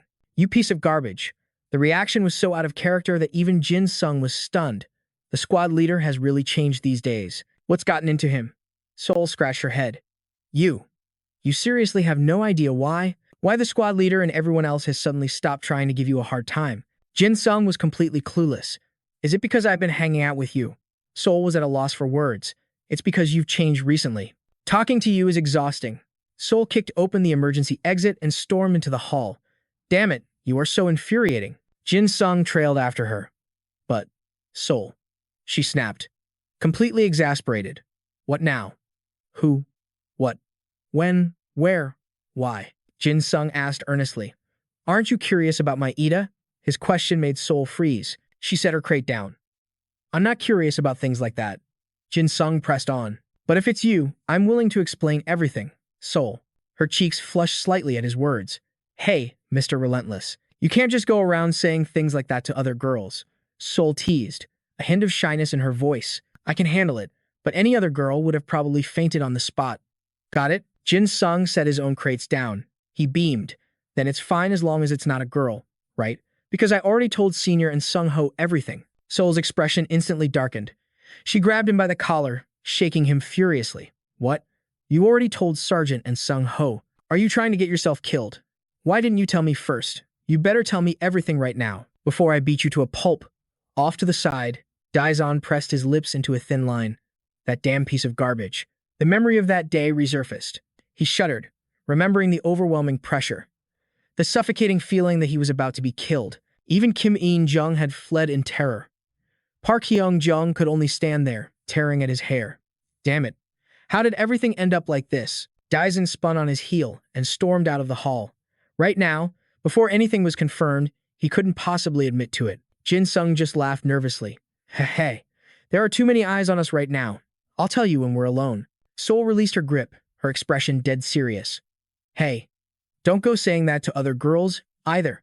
I'm the only one who can handle it, you know? Seol brushed off her hands after grabbing his collar. As he straightened his uniform, he asked, But why are we moving all these crates anyway? Seol looked at him, astonished. Were you not listening at all? They're for the upcoming training exercise. Jin Sung's face was a complete blank. What training exercise? Seol opened the door to leave, glancing back over her shoulder as she answered, Gorilla. The scene shifts to a street outside, where someone with a glowing red baton is blocking off all traffic. And marching down that very road is a squad in full military gear, lined up in perfect formation, with Daizon leading the charge. Clearly unhappy with the heavy backpack on his shoulders, a student cursed, Damn it, why do we still have to do this crap? Behind him, Jin Sung complained, I probably should have carried another 5 kilograms, right? Sehun thought he was completely insane. Hey you, has the fatigue finally broken your brain? Jin Sung just shook his head. Huh? Not at all. Sehun then pressed him. Why would someone who once ran from HT, only to be dragged back here by An Sung Ho, suddenly want to train this hard? She didn't notice the way he flinched and froze for a split second. When Jin Sung didn't answer, she looked up at him. What is it? Why aren't you saying anything?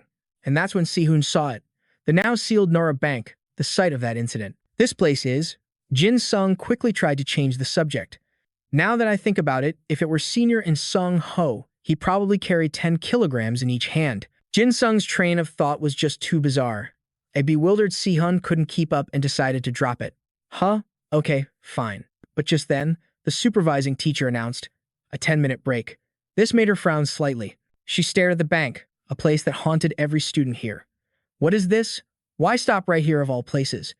She knew exactly what they were trying to do. But how could they be so heartless? Her hands clenched into fists as she trembled with rage. Jin Sung sensed something was wrong. He asked with concern, What's the matter? Sehun looked at him. This isn't good at all. Her expression was serious. I should be the one asking you that. Are you okay? Jin Sung just smiled and pointed at the bank. Because of that, seeing his calm reaction, Sehun raised an eyebrow, thinking, was I worried for nothing? Just then, a young boy ran up to her excitedly. Excuse me, are you the famous senior, Kim Sehun? He asked. Sehun nodded. Huh? Yeah, that's me. Instantly, nearby pedestrians started to gather around her. Compliments filled the air. Wow, her skin is as white as snow. She's the future of South Korea. So talented at such a young age. Can I have your autograph, please? You're even prettier in person than on TV. Please, an autograph. Sehun put on a fake smile, accepting their praise. Ha ha ha. Thank you all so much for your support. But inside, she didn't feel happy at all. Right next to the school, she bet this was the principal's idea. A strategic rest stop designed to promote the school, located near the very bank where the pesty incident happened. A famous second-year student from Han, already getting media attention. It was a highly effective PR stunt. Plus, it allowed the public to voice any complaints about the training and get a direct response. Even the shopkeepers seemed happy, she thought, despite us blocking the road in front of their stores. An older man stepped out to cheer them on. Keep up the good work. Thank you, sir, Sehun thought dryly. The teachers probably spoke to them beforehand. The owners happily took the money, saying, Ha ha, you didn't need to prepare something like this. It was a perfect plan to boost pride and promote the school, killing 2 birds with 1 stone. However, Daejeon felt sick. He clutched his head, his face pale. Hansu and Gohir were fighting back waves of nausea as horrible memories from the bank resurfaced. This was completely inhumane. A total disregard for the victims of that tragedy. The class 10 students. Sehun gritted her teeth, cursing internally. This is disgusting, but their break didn't last long. as teacher Shin arrived to rush them. "All right, everyone, thank you for your help," he announced. "But it's time for us to get moving. Prepare to depart." Jin Sung looked over at Sehun with concern. "Sehun, you didn't get any rest at all. Are you okay?" She brushed her hair back, rubbing her temples with a scowl. "Don't talk to me right now. My neck is killing me." Jin Sung quietly fell silent, his gaze drifting toward the Nara bank, now sealed off with police tape. His eyes looked empty, trying to block out the memories of that day. It would be a lie to say he felt nothing at all. Jin Sung turned to follow the group. He had made his decision. He had to become stronger. He would change himself, so that nothing like this could ever affect him again. The scene shifts to the principal's office. He was on the phone with someone. "Yes, Kim Se-hoon. That's right. Yes, yes. Everything is going according to plan." The principal walked out of his office. He had deliberately planned their route to pass that location. It's proving to be quite effective. "Okay, so the route was extended by 5 kilometers, wasn't it? Hey hey." He clicked the button to unlock his car. "I'm about to head out now."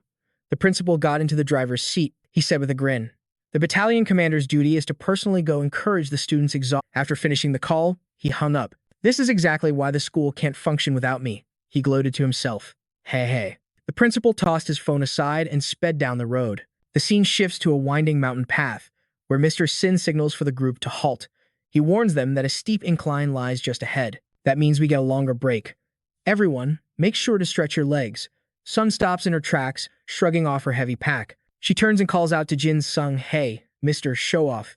He groans in response. "Sun, can't you come up with a better nickname for me?" "Like what?" Ignoring him, she asks, "Want some chocolate?" At the mention of food, Jin Sung's eyes instantly light up. Trainee Park puts on a serious face. "I appreciate your generous offer." She pulls out a chocolate bar and hands it over. "Here." But just then, a white car appears on the path. Jin Sung turns, completely surprised. "Huh? A car?" The white vehicle pulls up the trail, stopping right in front of him, and soon, the principal steps out, immediately complaining. "Damn it, why is it so hot out here?" Mr. Sin quickly rushes over to greet him. Slamming the door shut, the principal says, "All right, hello there." He walks right up to Soon with a wide, friendly smile. "Haha, Soon. How's the march treating you?" Her reply is perfectly neutral. "It's fine, principal. There are no issues." He lets out a booming laugh.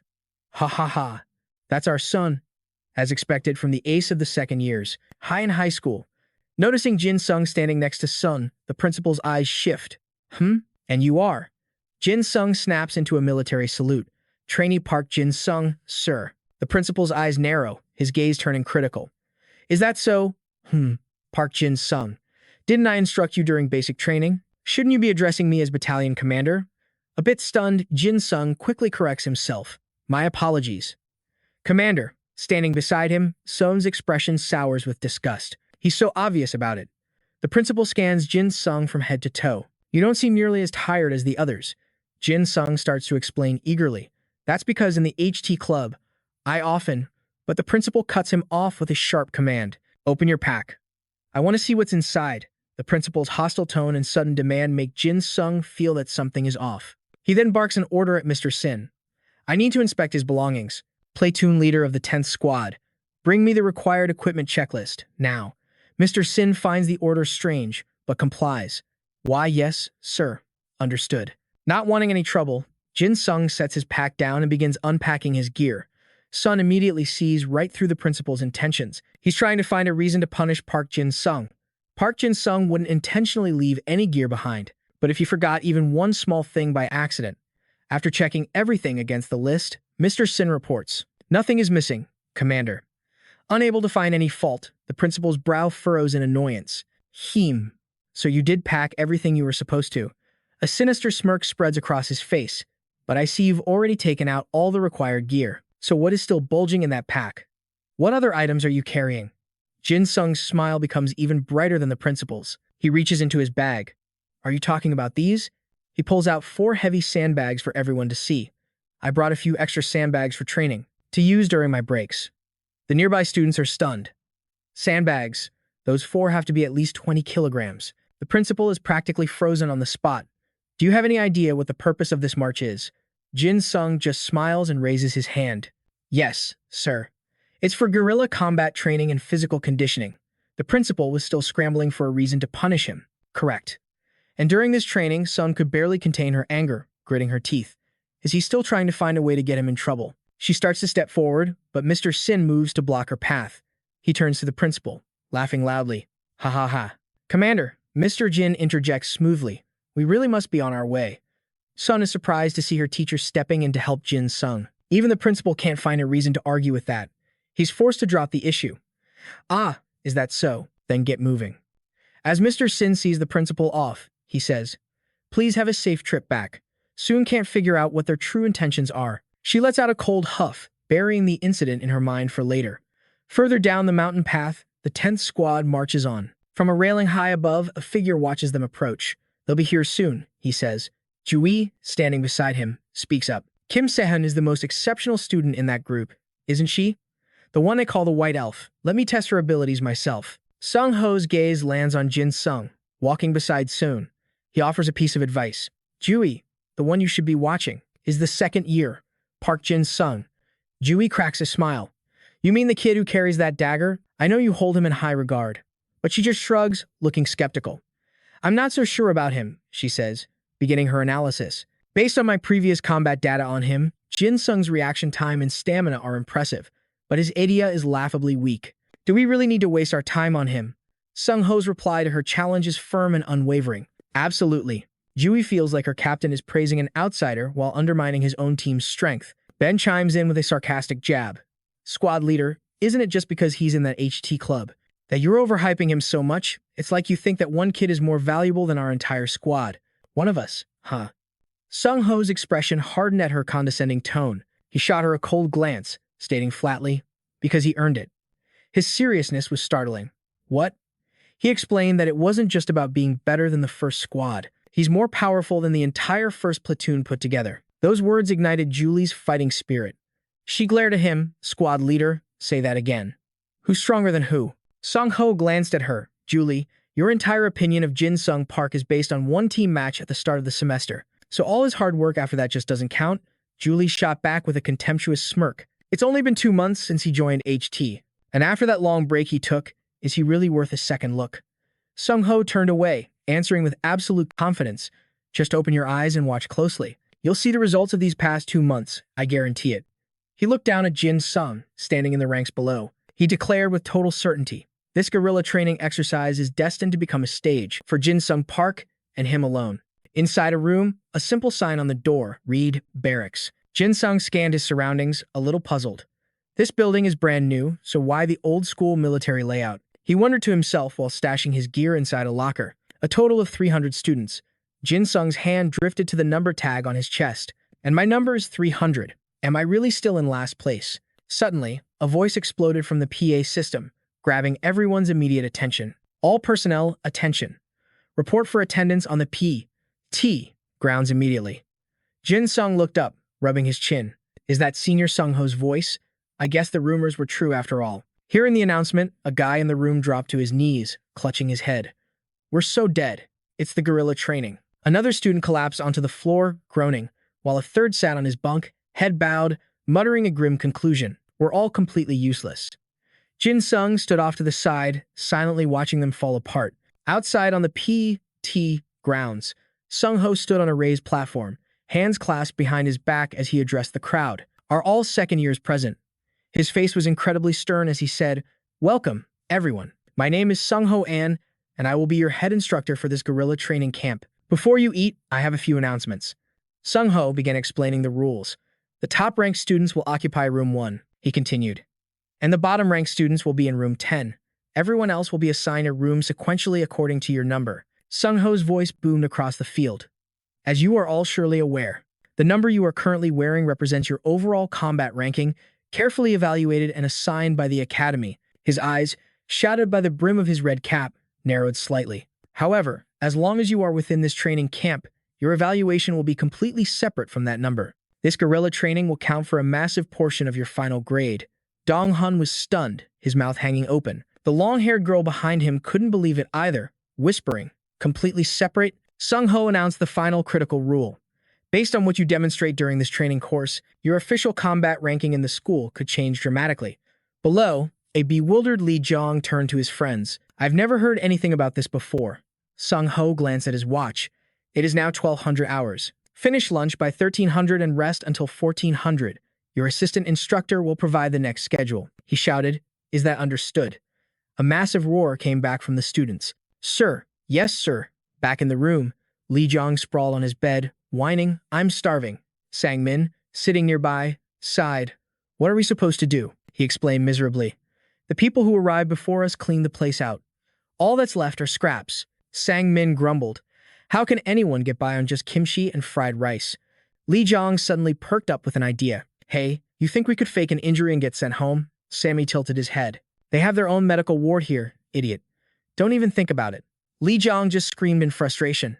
I'm doomed. At that very moment, Jin Sung kicked the door open, hauling two massive black bags into the room. Hey, you guys should eat. A mountain of instant noodles and snacks of every kind poured out onto the floor. Li Jiang's eyes went wide as he snatched a bag. Whoa, where did you get all this? His squad mate tilted his head. You're Park Jin Sung from class 10, right? Another guy looked on, confused. Where did you even get all this? Jin Sung just grinned, tearing open a snack pack for them. Don't worry, I didn't steal it. Now, let's dig in. Oh, and remember, keep this a secret. Earlier that day, Jin Sung had saluted sharply, reporting with grim determination, Senior, I'm starving. Sung Ho instructed him. Call me Coach 300. Jin Sung replied instantly, Yes, sir, Coach. Sung Ho eyed him with a calculating gaze. I heard you got singled out during the last assembly. You seem to be holding up surprisingly well. Jin Sung shot back, That's right, sir. And with a full stomach, I could focus over 100%. As Sung Ho entered the room, he asked, How much do you need? Jin Sung didn't hesitate for a second. Enough for about 15 people. Sir. Hearing that, Sung Ho froze for a moment inside the room, but a slow smile spread across his face. All right. When Sergeant Na saw Sung Ho stuffing two black bags with supplies, his eyes went wide. Hey, now, squad leader, what is all that? He cried out. Those are the snacks the instructors gave us. Sung Ho's face darkened instantly. His gaze turned menacing as he shot back. Does the assistant coach need a light meal? Are you saying you're hungry right now, too? Sergeant Na's face went pale. He waved his hands in panic. No, sir. Please, take it. With the bags full, Sung Ho passed them to the person at the door. Jin Sung accepted them with a huge grin. Thank you, Sergeant Na. The sergeant could only cry silent tears in the background. Jui, I miss you so much. Back in the present. The snack bags on the bed were now completely empty. Someone let out a satisfied groan. I feel alive again. This bread is amazing. Hiccup. Jin Sung asked the others, everyone full now? One guy replied excitedly. Thanks so much, Jin Sung. Another chimed in. Yeah, seriously. Li Jiang praised him enthusiastically. You're our hero. I feel so much better because of you. We totally owe you one. Jin Sung simply looked up, listening as they all chimed in. We'll probably be hungry again before dinner. But getting to eat like this is a lifesaver. It's better than nothing. Totally. A bite when you're starving is worth a feast later. We promise, we'll pay you back for this. Jin Sung remained silent, his lips pressed into a thin line. Then, Jin Sung suddenly made a proposal. If you really want to repay me, then just promise me one thing. Everyone echoed in unison. A promise? Jin Sung clenched his hand into a fist, demanding, This guerrilla training. Don't give up halfway through. Give it your absolute all. Kang Ha's eyes widened as he leaned on the bed. Hey, but we're in the loser's barracks. Li Jiang added, We're the 15 weakest sophomores. Even if we try our hardest. Jin Sung's brow furrowed. I know. The guy narrowed his eyes, asking, You know our EDA is useless, right? A smirk played on Jin Sung's lips as he countered. More useless than me. Kang Ha was stunned into silence by his words. Huh? Li Jiang's gaze shifted nervously. Sangmin spoke up, confused. Park Jin Sung. You've been a little different lately. Kang Ha closed his eyes, agreeing. Yeah, you're way different than before. Li Jiang spoke again. I wish I could change like you have. Then another voice joined in. Me too. Li Jiang and Kang Ha exchanged a look, then nodded in sync. Sangmin raised his hand high. Does anyone object to Park Jin Sung being our room's leader? Li Jiang and Kang Ha roared at the same time. No. Jin Sung stood up, a confident smile on his face. So we're all in agreement then. No one is allowed to quit. Got it. The next day. Guerrilla training. 3 p.m. At the training grounds. An instructor blew his whistle, the sharp command piercing the air. Number 4, 3 reps. Again, a student collapsed during the drill, and Aaron immediately rushed over to help, but the instructor's commands didn't stop. Number 1, 6 reps. Number 9, 4 reps. Meanwhile, every single member of Jin Sung's group was still pushing through. A long-haired figure slowly took notice of them. Those guys. An assistant standing nearby asked, "Isn't that the kid we had a run-in with at the start of the semester?"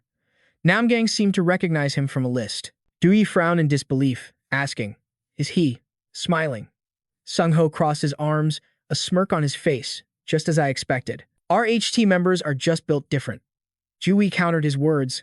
"No, it's more than that." She looked down at the squad, burning with fighting spirit, and remarked, "It's not just Park Jin-sung. Every member of Room 10 is completely different." Dewey was completely stunned, lost in confusion. What in the world is going on? An unknown amount of time passed. The sky above had shifted to the orange-pink hues of sunset. Sung-ho planted his hands on his hips and announced, "Today's training ends here." His voice reached the ears of the trainees, sprawled, exhausted on the ground. "We've posted the new schedule, so make sure you check the planning board." Sung-ho's voice cut through the air, calling a single number. 300. Jin Sung snapped to attention, his voice booming. "Here." Sung-ho shot back, "Haven't eaten yet." Jin Sung roared with every ounce of his strength. "No, sir." A satisfied grin spread across Sung-ho's face. "Good. Just as I announced during lunch. Including number 300. Every single member of Room 10 will receive bonus points." The news hit them like a lightning bolt. Lee Jong and Kang Ha stared at each other, their faces alight with pure joy. They grabbed each other in a fierce, emotional hug, while Sang-min was completely overwhelmed. Tears and snot streamed down his face. We actually did it." Later that night, the sky was a blanket of inky black, and the mountain forest was shrouded in a deep, unnerving quiet. Jin Sung stood alone, bathed in the solitary glow of a streetlight. He rubbed the back of his neck, then glanced down at his watch. The display read 8:42 p.m. Jin Sung wondered to himself, "Am I too early?" But just as the thought crossed his mind, a figure emerged from the darkness. It was slowly walking towards him. The streetlight caught her long hair, turning it a brilliant, shimmering gold as it danced in the wind. Sun brushed a stray strand from her face. "Jin Sung, have you been waiting long?" She smiled playfully. "Hey, Mr. Intense, hope I didn't keep you." Jin Sung just looked at her. "Not really. I just got here." Sun seemed a little surprised by his answer. "Oh, okay." Tilting her head with curiosity, she said, "Anyway, being ranked first and 300th puts us on the same team. It's not so bad. But how long are you planning on staying at the bottom of the list?" Jin Sung rubbed his chin, a thoughtful look on his face. Probably until after this guerrilla training exercise." Sun's eyes widened in an exaggerated "Oh. Wow, listen to you, so confident." Jin Sung glanced at her from the corner of his eye, his voice full of conviction. "Just you wait. Next week, I'm getting a badge." Sun closed her eyes with a smile. "Private first class? Or are you aiming for corporal?" Without a trace of humility, Jin Sung replied, "I might just get promoted straight to corporal." He even joked, holding up 2 fingers. Or maybe even sergeant. Hearing that, Soon threw her head back and laughed out loud, her hands clasped behind her back. Then, she looked down and muttered under her breath, "Yeah, maybe that would be for the best." Jin Sung was a little confused. He turned to her and asked again, "What was that?" But Sung just shook her head. "Oh, it's nothing." The next day, the first rays of morning sunlight washed over the military base. On a forest trail, Lee Jong was leading a pack of trainees, with Dong Hun right behind him. The others followed close, all of them pushing themselves to run faster. Lee Jong panted, What the hell is this? It's way too early."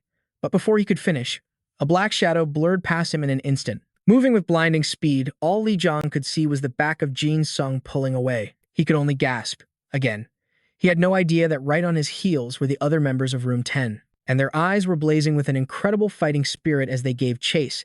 Jui stood on a balcony with Sung Ho and Aaron. Leaning on the railing, she asked, "Did he really just lap the 2 groups behind him?" Aaron watched the scene below unfold. Well, Jin Sung is Jin Sung, after all. But the rest of them, they look like a horde of zombies. Jui couldn't help but agree. Exactly. Aaron kept her eyes locked on the running Jin Sung. "You remember yesterday, right? Not a single one of them got to skip the training." Jui's memory clicked. "Oh, right." Aaron shot a meaningful glance at the person beside her. None of them received any healing or recovery treatment since yesterday. "Do you understand what that means?" Jui looked up, completely stunned. "You're kidding. No recovery at all?" she confirmed. "They really are the living dead."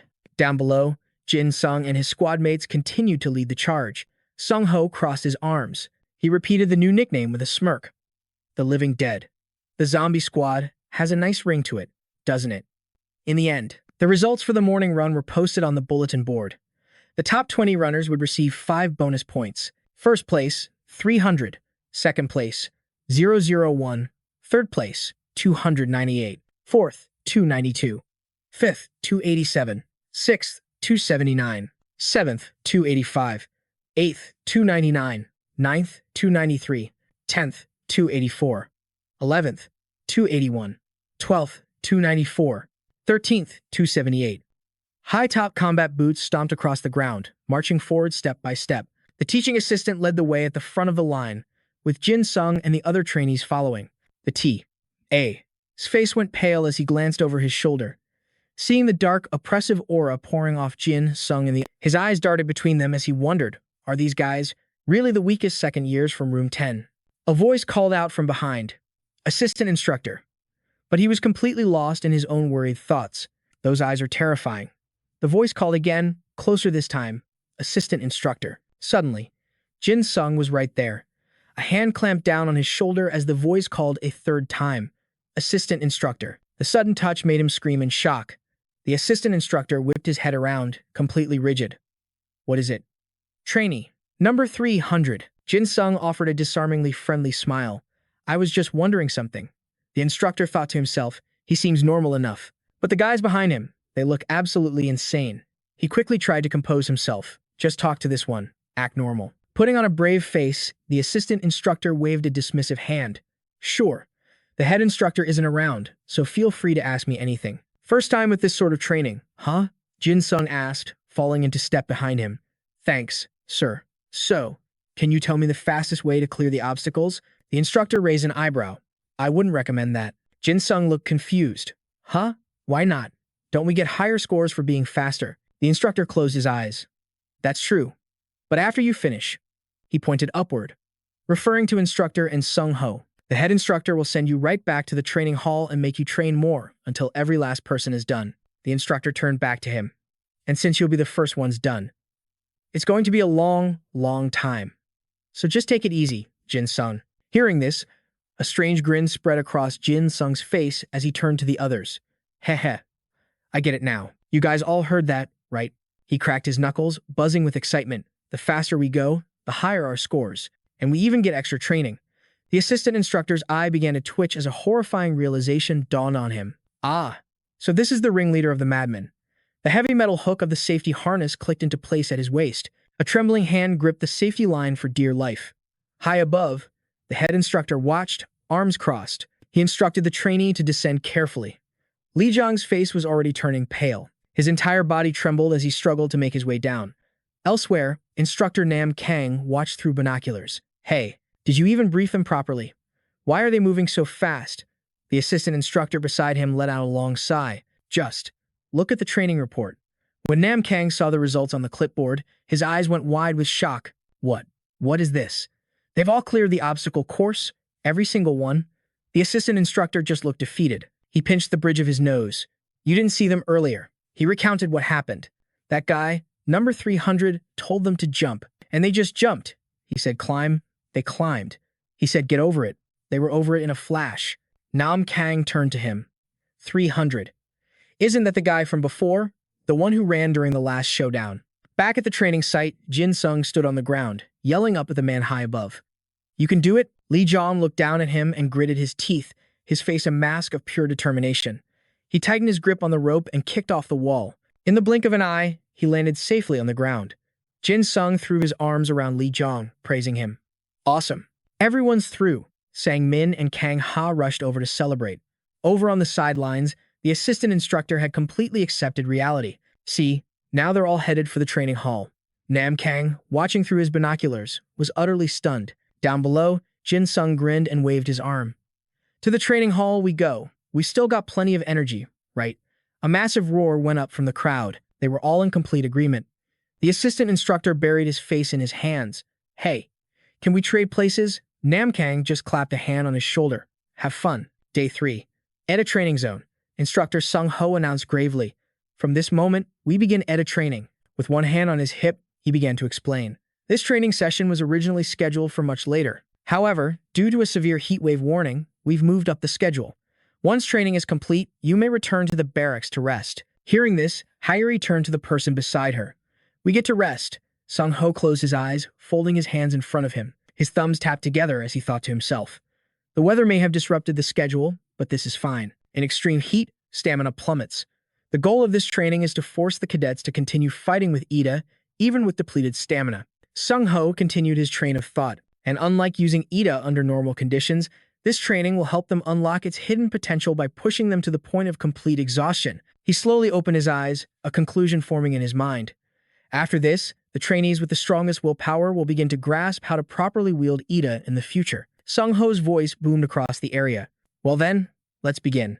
This training is all about the power of Ida. He glanced over his shoulder.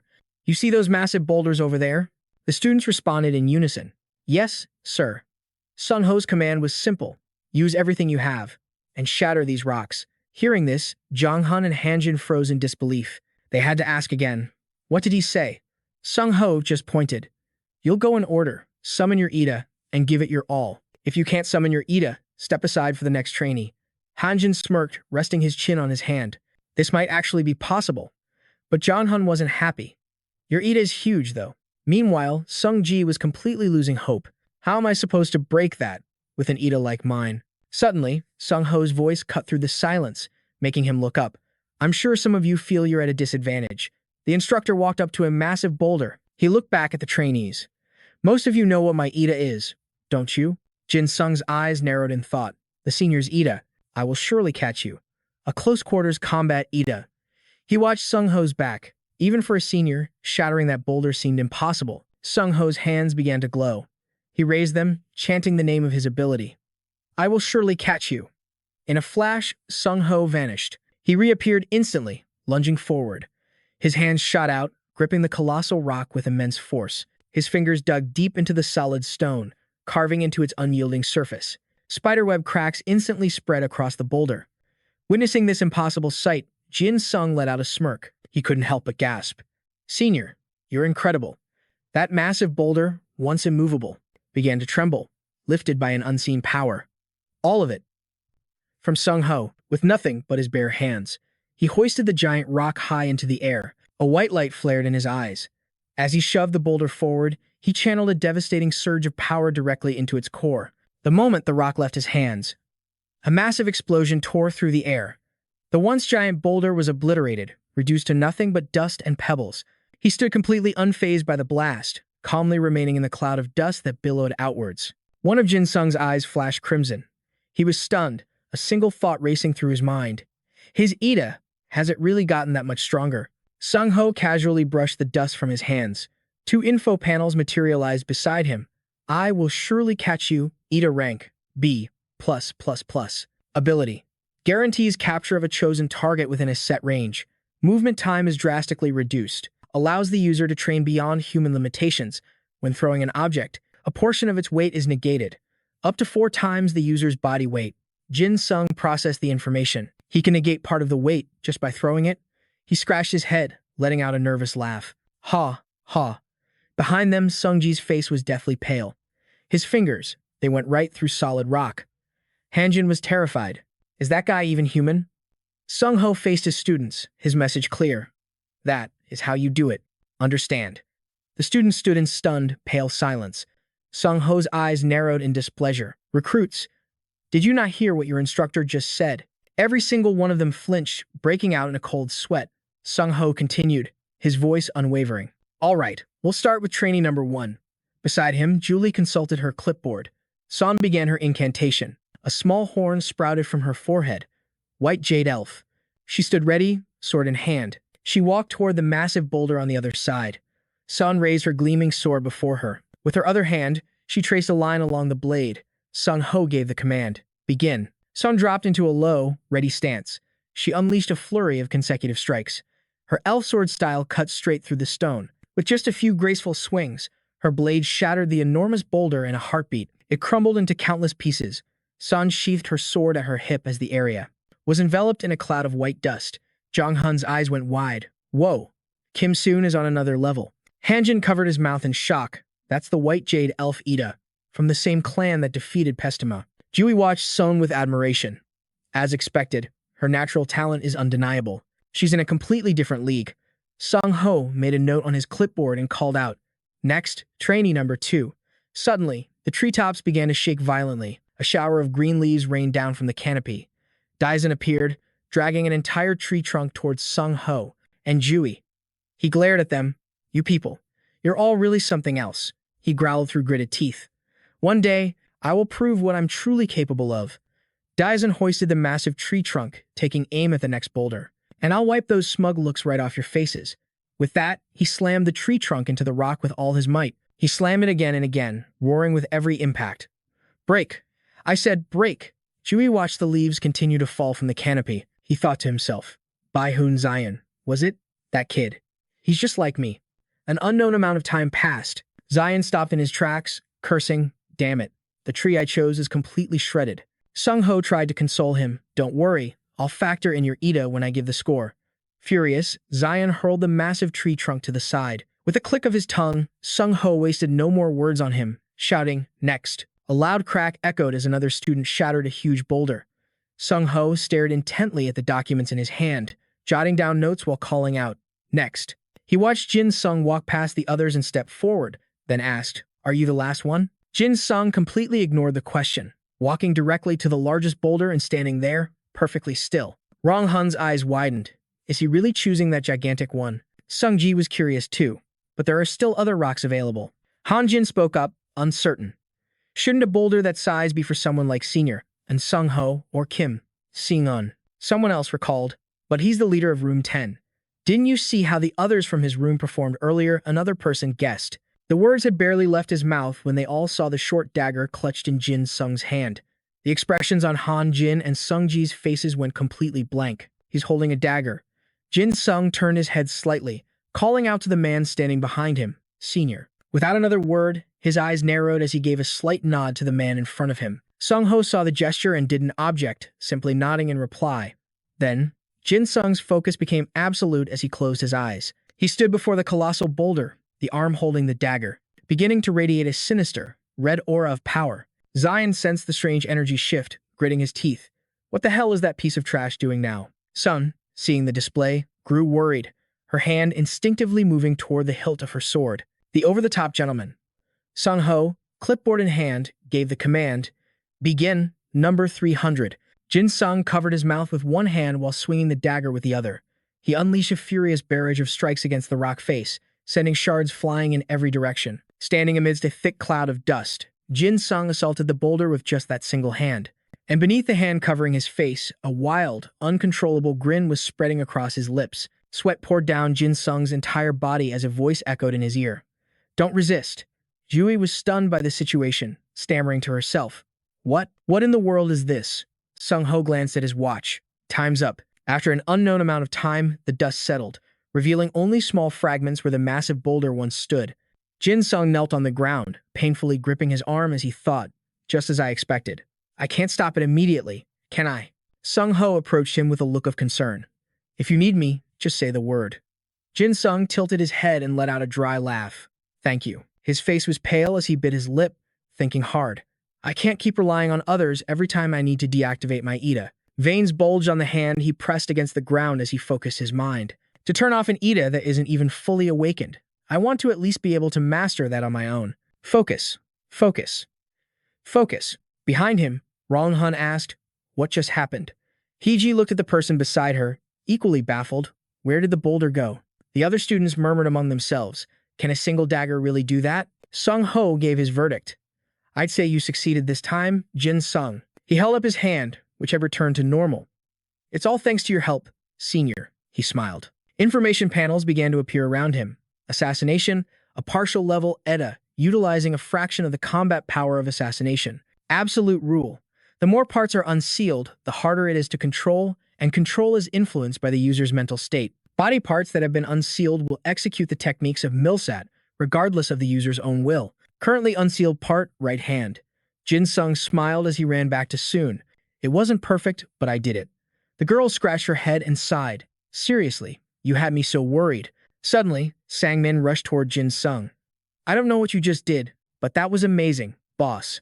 Absolutely incredible." Kanga and Lee cheered enthusiastically. We knew our boss could do it. Together, they all hoisted Jin Sung into the air in celebration. Boss, boss, boss. Soon let out a long sigh. The over-the-top gentleman and his followers are all exactly the same. She smiled to herself, making a decision. Well, I guess I should let them have him for today. Huh. That night, the sky above was painted a deep, inky black. Inside a tall building, lights were still on in a few rooms. Jin Sung knocked on a door several times and asked, "Are you in there?" There was no answer from within the room. He glanced to the side, wondering, where could the nurse have gone? Jin Sung knocked once more, a thought crossing his mind. Because the cadets in room 10 have never once been eliminated. Because of their model, they still hadn't recovered their stamina. Proud of what? He thought. Natural recovery has its limits. I need to get help from the nurse. Just then, someone in a maroon tracksuit carrying a black bag walked toward him. Seeing Jin Sung standing in front of the door, the person asked, "Who's there?" Jin Sung looked up. Ah, Teacher Shin. The teacher recognized him too. Park Jin Sung? Teacher Shin's face hardened with disapproval. What are you doing here?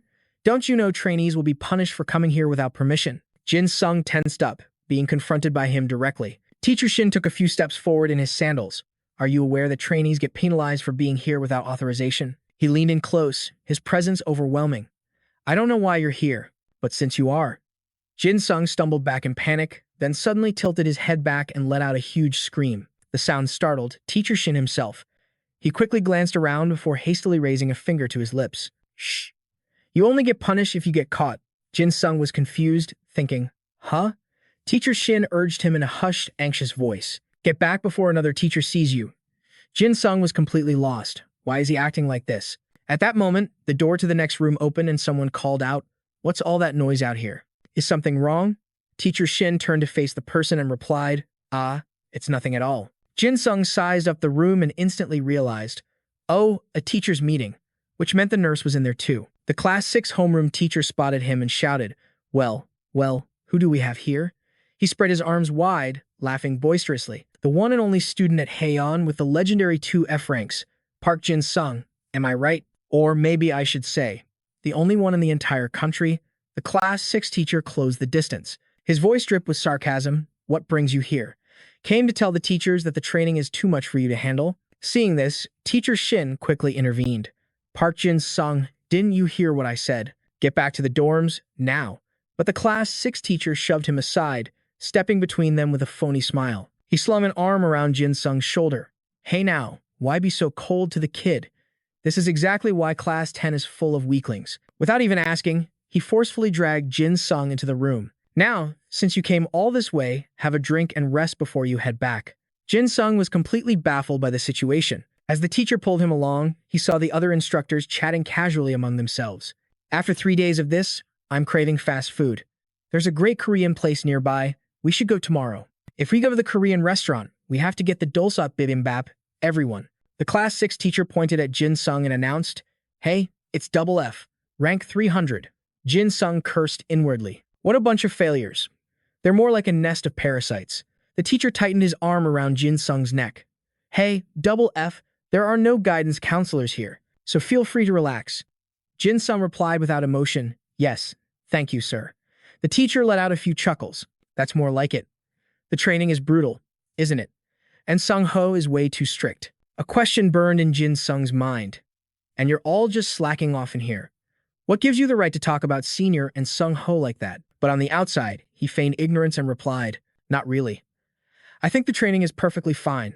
Teacher Shin tried to pull him away again. Jin Sung, it's time for dorm roll call, isn't it? I'll let them know, so you should go now. The Class 6 teacher raised a hand to stop them. Hey, there's still plenty of time. What's the rush? He asked slyly.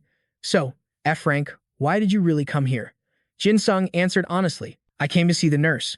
At this, the teacher put his hands on his hips and exclaimed, Wow, get a load of this kid. I guess your standards aren't F-rank, huh? He turned and called out to a woman at a nearby desk. Hey, Miss Aaron. This student came here to see you, she asked with concern. Is that you, Jin Sung? Are you injured again? He explained. I'm not hurt. I came to ask about the stamina recovery for Class 10. Nearby, the Class 6 teacher pulled up a chair. Teacher Park, mind if I use your computer? Class 10 over there is really pushing themselves to the limit. Have those weaklings recovered yet? He glanced at the ranking list on the screen and cried out in utter disbelief. Huh, what is this? Number 1 is Park Jin Sung, Teacher Park walked over to get a better look. What are you talking about? A female teacher asked with curiosity. The 300th ranked trainee is number 1. Is it a display error? The class 6 teacher glared, speculating. This kid must have cheated to get to the top. Jin Sung smirked in contempt, thinking to himself, don't these people ever bother to check their students' scores? Not even once in the last 3 days. Teacher Park crossed his arms, leaning in closer to the screen. Hey, F-rank, you bribed and Sung-ho, didn't you? The female teacher dismissed it. He's in the HT club. And Sung-ho would never go easy on a teammate. Teacher Park pressed on, still suspicious. But Kim Sun is second. And the strongest students from all the other classes were pushed down by class 10. He then declared with absolute certainty. Then they must have bribed him as a group. At that moment, Jin Sung could no longer hold back. He retorted loudly, Senior and Sung-ho is not someone who can be swayed by money. Teacher Park looked up, his gaze locking onto Jin Sung with pure suspicion. Then how does a rank 300 nobody suddenly crush the number 1? You're an F rank, and there are a billion trainees stronger than him. The class 6 teacher pointed at the monitor. And you also placed first in the EDA training today, right? How could an F rank possibly take first place in the EDA training? On top of that, every single student from class 10 is in the top ranks. Jin Sung shot back without a hint of hesitation. We earned every single one of those points ourselves. Class 10 fights fair and doesn't cheat. The class 6 teacher slammed his hand on the desk and roared, what did you just say? I was being nice because I felt sorry for your F-rank status. You insolent brat. Teacher Shin, trying to de-escalate, grabbed Jin Sung. Stop it, Park Jin Sung. That's enough. Let's go. Mr. Sin reached for the doorknob, ready to leave. But a sharp voice from the class 6 teacher stopped him cold. Are you protecting him just because he's in your class? It figures. That must be why you couldn't even protect your own students, and ended up getting attacked yourself. I'll be watching them closely starting tomorrow. Such an eyesore. Manipulating scores. He clicked his tongue. Mr. Sin didn't give him the satisfaction of a response. His arm tightening around the student's waist, he urged, let's go, Jin Sung. Jin Sung's head was bowed, rage simmering in his eyes. He clenched his jaw, trying to hold it all back. But then, he roared a single word. If. Every teacher in the room snapped their heads toward him. The class 6 teacher stood up, annoyed. If what? Jin Sung made a quick calculation. A casual attitude was the best way to survive this. Then, before everyone, he laid out a wild proposition. What if everyone from class 10 makes it into the top 30? Jin Sung spun around, a playful smirk on his face. He pointed at them and asked, what if a miracle like that actually happened? The entire room fell silent. Every teacher was frozen, eyes wide. A second later, the class 6 teacher burst out laughing, slapping his chest. What? Utter nonsense. Saying it with a straight face is the best way to play the fool. A bearded teacher to his left chimed in, you've got a real talent for this, kid. The female teacher on his right scoffed. Maybe you should drop out and become a comedian. Jin Sung grinned. 1000% real. Seriously. My name is Jin Sung, and Jin means real, so it has to be true. The class 6 teacher chuckled, patting his shoulder. Heh. All right then, truthful, Jin Sung. He put his hands on his hips, turning to the other teachers. Fine. If a miracle like that happens, I'll answer with a miracle of my own. How about we promote every single one of them to sergeant? Another teacher gasped. Now that sounds interesting. The woman sitting down added a condition of her own. But if even one of them fails to make the top 30, they're all getting demoted. Deal. Instantly, the room erupted with teachers placing bets. $20 says at least one of them makes it. What? $100 says none of them do. Jin Sung snapped his fingers and shot them a wink before walking out. Don't forget your promise, teachers. The teachers ignored him, already arguing amongst themselves. Hey, that's a sucker's bet. It's a guaranteed loss. Aaron rushed to follow him out. But Mr. Sin remained frozen in place, watching Jin Sung's retreating figure. He could only wonder, Park Jin Sung, what are you planning? Just outside the building, a voice called out to him. Hey, wait up, Jin Sung. He turned to see Aaron hurrying over. Sorry for causing a scene. No, she said, reaching his side. I should be the one apologizing, she said guiltily. If only I'd stepped out with you sooner. Jin Sung just patted his chest reassuringly. Don't worry about it. You heard the bet, right? I need your help to make it happen. Without a moment's hesitation, Aaron agreed instantly. All right. You need me to heal your classmates. Is that it? Jin Sung nodded. Exactly. If class 10 is back at full strength, getting into the top 30 will be a piece of cake. Aaron smiled. You have an incredible amount of confidence. So, shall we get going? Actually, Jin Sung suggested, maybe you should come by after we've cleaned up a bit. They haven't even showered yet, so it's a total mess in there. Meanwhile, in the hallway outside the dorms, a menacing voice echoed, "Where is he?" Kim Soo was in a frenzy, brutally beating someone. He kicked the student's body. "I'm asking about your boss. Where is that guy you call 300? That bastard. Did he really think we wouldn't find out he interfered with our plans?" Li Qiang took the brunt of the kicks, lying weakly on the ground. With his eyes squeezed shut, he was unable to answer. Kneeling beside him, Sang-min looked up and insisted he didn't do anything. Before he could even finish the sentence, a leather boot slammed viciously into Sang-min's face. Kim Soo ground his boot into him, forcing his head to the floor. The humiliation began. "Don't you dare get cocky with me, you pathetic failures. So proud of yourselves, aren't you?" Hidden around the corner, Jin Sung covered his mouth. "They're looking for me," he thought. "I have to stay put for now. All they want is a fight. What if I call a teacher?" His eyes scanned the scene, analyzing the situation. No, based on how they acted earlier, they'd never show up. Calling a senior might be the only option. Just then, another scream ripped through the air. A body went flying, landing right at Jin Sung's feet. "Get your leader out here, you worthless grunts." The student looked up, his eyes widening in shock as he met Jin Sung's gaze. It was Kang Ha. Trembling, he tried to push himself up, whispering a warning. "Don't. Come out here." Jin Sung's expression darkened as he heard Kang Ha's broken apology. "I'm sorry." Kim Soo's lackey sneered, shouting, "Hey, 300, get over here." The guy tilted his head and chimed in. "So, you finally decided to show your face." Jin Sung stepped forward, directly facing Kim Soo. "What do you guys think you're doing?" The lackey mocked him, trying to act like a boss after hiding over there. Jin Sung glared at him. "If you walk away now, I'll pretend I didn't see a thing." Kim Soo leaned in, his face inches from Jin Sung's. "And what if we don't? You're gonna run outside and cry for a teacher or an instructor?"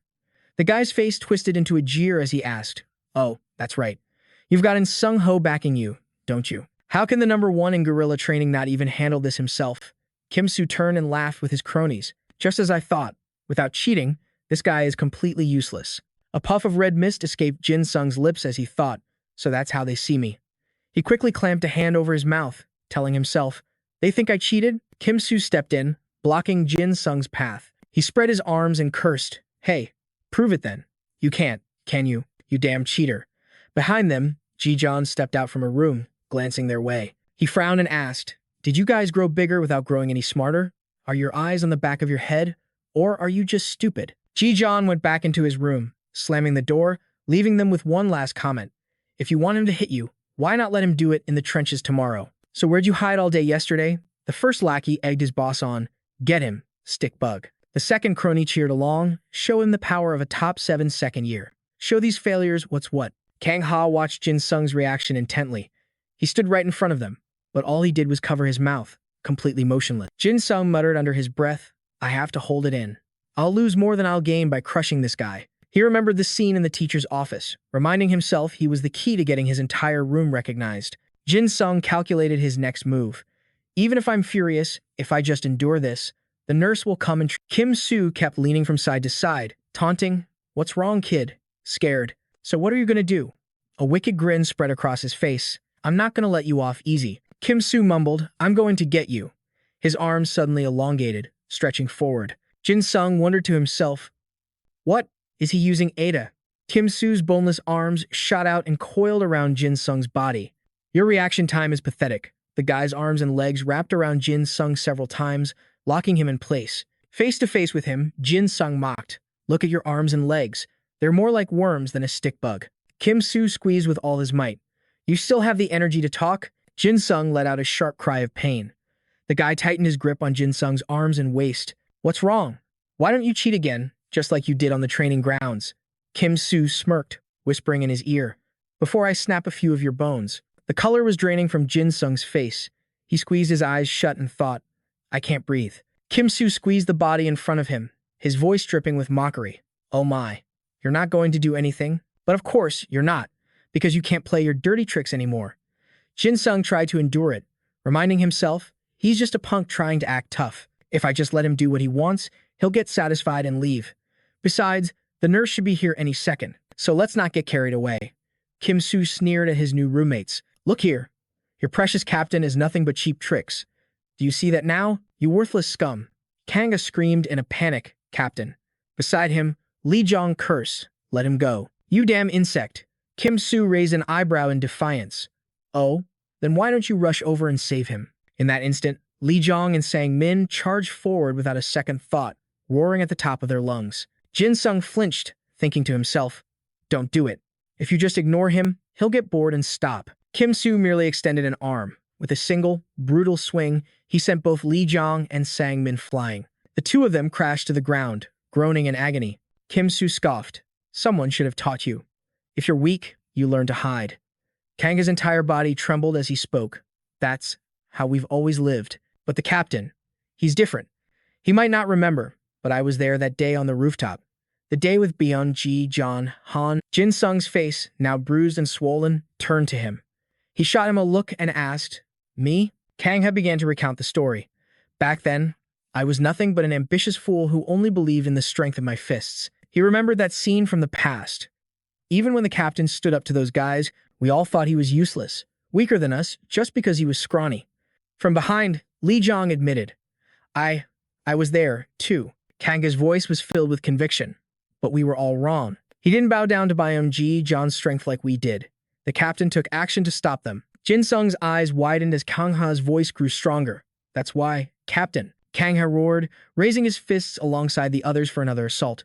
You're a man worthy of far more respect than any of us. And just like before, Kim Soo swatted them away with a single punch. What is this? Some kind of soap opera. The bully frowned. This is exactly why you need proof of your strength. Jin Sung gritted his teeth, a realization dawning on him. I'm the one who was wrong. He looked at his fallen roommates.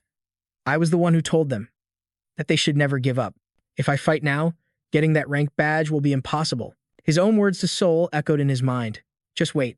I'll secure a rank badge next week. He muttered under his breath. The badge is what I want. But he had promised her that if Room 10 recovered, they could easily break into the top 30. But now, he finally understood.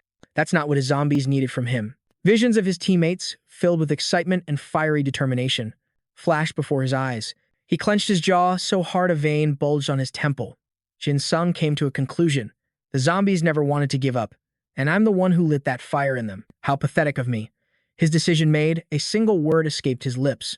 Dagger. Kim Soo saw the weapon in Jin Sung's hand. Whoa. I've seen that before. That Ida knife is a piece of junk. What are you going to do with that, all tied up? Jin Sung ignored him, his voice ringing out to his teammates. Room 10 zombie holders, listen carefully. Jin Sung analyzed the situation aloud. With your EDAs alone, you don't stand a chance against this disgusting insect. Hearing that, Kim Soo's rage flared, and he tightened his grip. I was planning on going easy on you. Are you begging for a beating? A dark aura began to radiate from Jin Sung's body. He glared at his captor. You strut around like you're some kind of elite, relying on nothing but your precious EDA. With a sudden surge of strength, he snapped his arms apart, easily shattering Kim Soo's hold, while forgetting to actually train your body, you piece of trash. Jin Sung raised the dagger high. You don't need a high-grade EDA. For the first time, a flicker of fear appeared in Kim Soo's eyes as he staggered back. This filthy bastard. How did he suddenly get so strong? Before he could finish the thought, Jin Sung shot forward like a blur. Even your leg strength is pathetic. In the blink of an eye, a deep gash opened on Kim Soo's leg, spraying blood across the floor. The bully collapsed, clutching the wound and screaming, "It hurts." Jin Sung stared down at him with pure contempt. You don't even know how to manage your own pain. I only made a single cut. Stop being so dramatic. Kim Soo's face went deathly pale with terror. He threw his hands up to shield his face, begging, "Stop. Please, stop. I'm sorry." Jin Sung flexed his hands, glaring with razor-sharp eyes. But for a shameless coward like you. Kim Soo stumbled backward in panic, staring at the dark silhouette before him. It was slowly closing in on him. The towering shadow leaned down, and a blood-curdling scream echoed through the hall. Jin Sung remained hunched over for a long moment. Kim Soo's hands were now tightly bound together. Jin Sung turned his head to his roommates and said, "You guys could also take this guy down with just your physical strength. You don't even need to use Ida." After speaking, he shifted his gaze. "Oh, and one more thing." Jin Sung smiled down at the person on the ground. "Is this proof enough for you, Kim Soo?" Staring back at him, Kim Soo's face was drained of all color as he cried out in terror. Finally, his eyes rolled back, and he passed out on the spot. Jin Sung stared down at him from above. He calmly stood up and remarked, "All that big talk, just to get knocked out this easily." Jin Sung dusted off his hands and asked, "Now then, who else came along with this insect?" He turned his head, flashing a threatening smile at the two lackeys. Would you two mind taking out this filthy piece of trash for us? A few days later, on an ordinary morning, the bright sunlight was still beaming down on the rooftop. Dae-sun was exhausted, panting for air. As he sprinted forward, that all-too-familiar sight repeated itself. A black shadow suddenly lunged from behind. It shot past him at incredible speed. Dae-sun scowled, watching Jin Sung pull ahead of him. He cursed, "Damn it, it's this bastard again."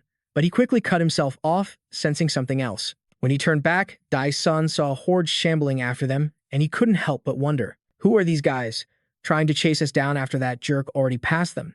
He figured they were just more cannon fodder. Up on a higher floor, Ju stood with Azon and Sung Ho. She leaned on the railing, observing the chaos below. So this is the outcome. Ju turned to the person beside her. "Trainee number 7. How is he?" Azon's expression was grim as he replied, "I did everything I could to bring him back to his normal state, but the psychological shock was too severe. It'll be nearly impossible for him to return to training." Feeling helpless, she massaged her temples. "I also exhausted myself treating the kids from Squad 10 after that brawl. Because of that, their bodies can no longer achieve a full physical recovery. From now on, things will be much harder for them." Under his cap, Sung Ho's eyes narrowed as he listened to Azon. He recounted the current state of the trainees. After the morning run ended, Sung Ho stood before everyone and called out, "Trainee number 300, Jin Sung." Jin Sung shouted back, "Sir." Sung Ho got straight to the point. "Do you know why I called you?" Jin Sung replied, "Yes, sir." Sung Ho announced, "Because of that incident, I gave you demerits instead of a formal punishment." Jin Sung answered again with a loud, "Yes, sir." Sung Ho looked down at his documents. "Trainee number 300, you should have been ranked number 1. But after the penalty points, your rank is now 300. Jin Sung's face darkened. He just stared silently at the ground for a long, tense moment. Sung Ho turned to leave, announcing, "That is all. Squad 10, move to the common area." Jin Sung thought to himself, "I may have avoided punishment, but now I'm dead last again. Still, I probably owe it all to the nurse and my senior for covering for me." Behind him, Lee Jong was furious. "This is insane. Hey, instructor. Did you even investigate what happened? Squad 1 attacked us first." Sang Min chimed in, "Instructor, trainee. Number 300 only did what he did to protect us." Sung Ho shot them a stern glare and commanded, "Squad 10, silence, and move to the common area immediately." Li Jiang demanded loudly, "Why should our leader be punished for saving us?" Sang Min added, his voice filled with injustice, "Isn't this way too harsh?" Jin Sung reached out, trying to stop them. But Sung Ho was completely unmoved by their pleas, his decision final and absolute. "Because Squad 10 disobeyed a direct order and broke regulations, all of you will receive demerits." Enraged, Li Jiang tore the number patch from his chest. "I quit. What kind of hell is this?" He slammed it onto the ground. "It doesn't matter how well we perform. We're just stepping stones for everyone else." Sung Ho's gaze turned dangerously sharp. He turned his head and called out, "All members of Squad 10. Only Jin Sung stood at attention, hands clasped behind his back. Sung Ho was taken aback, silently naming them in his head. Park Jin Sung, Kang Ha, and Lee Jiang. He couldn't understand it, glaring daggers at Jin Sung. But team leader Jin Sung just kept doing push-ups as he addressed the others. "All members of Room 10 will accept this punishment to set an example." Tears began to well up in the corners of Lee Jiang's eyes. Team leader. Sang Min grit his teeth, thinking, "No one is as crazy as our leader." Then, they all shouted in unison, "We will accept the punishment." Sung Ho stood tall, crossing his arms with a stern look. He demanded, "Does Room 10 have any complaints?" It was Jin Sung who roared back, "No." Sung Ho then revealed another piece of information. Friday afternoon's training session is worth the most points in this entire program. Jin Sung lifted his head to look at him. Sung Ho warned them, "Show me that you've improved. No slacking off. Is that clear?" A fire of pure determination ignited within Jin Sung. He screamed at the top of his lungs, "Yes, sir." The display on his watch reads 7:41. Sung Ho made a quick calculation. 20 minutes until mealtime. He decided he should let them rest. Sung Ho barked out an order. "Room 10.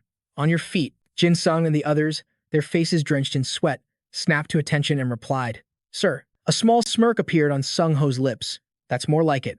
Room 10. Move out to the common area." Everyone responded as one, "Sir." Jin Sung and his roommates made their way toward the common area. Rongro rubbed his back, wondering aloud, "Do you think there's any food left?" Kang Ha looked completely drained. He guessed, "Probably just dry rice and kimchi." Sangmin, walking ahead, proposed, "Let's just split whatever we can find." Just then, a door up ahead was pushed open and the sixth class instructor stepped out.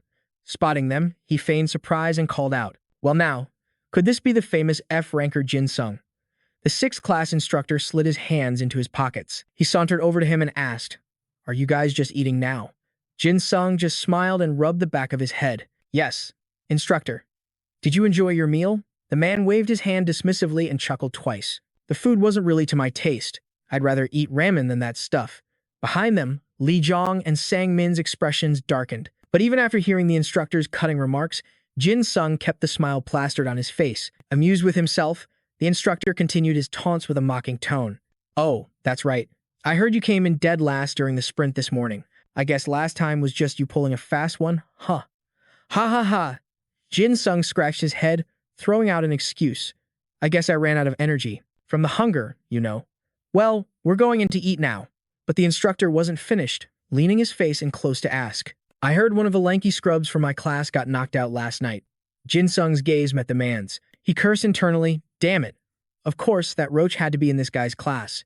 The sixth class instructor added, "And the rumor is, he was beaten by a certain famous F-ranker." "Jin Sung."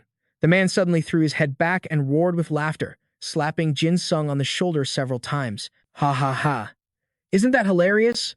Then, the instructor immediately dismissed his own theory. "That kid has a wild imagination. How could a Room 7 cadet possibly lose to a rank 300 student?" He sighed dramatically. "He should have come up with a more believable lie, don't you think? F-ranker. That nurse is way too soft on you cadets." Jin Sung rubbed the spot on his shoulder, thinking to himself, "It's because he thinks there's no way I could have won against that guy. So he just invented his own scenario." Jin Sung tried to change the subject.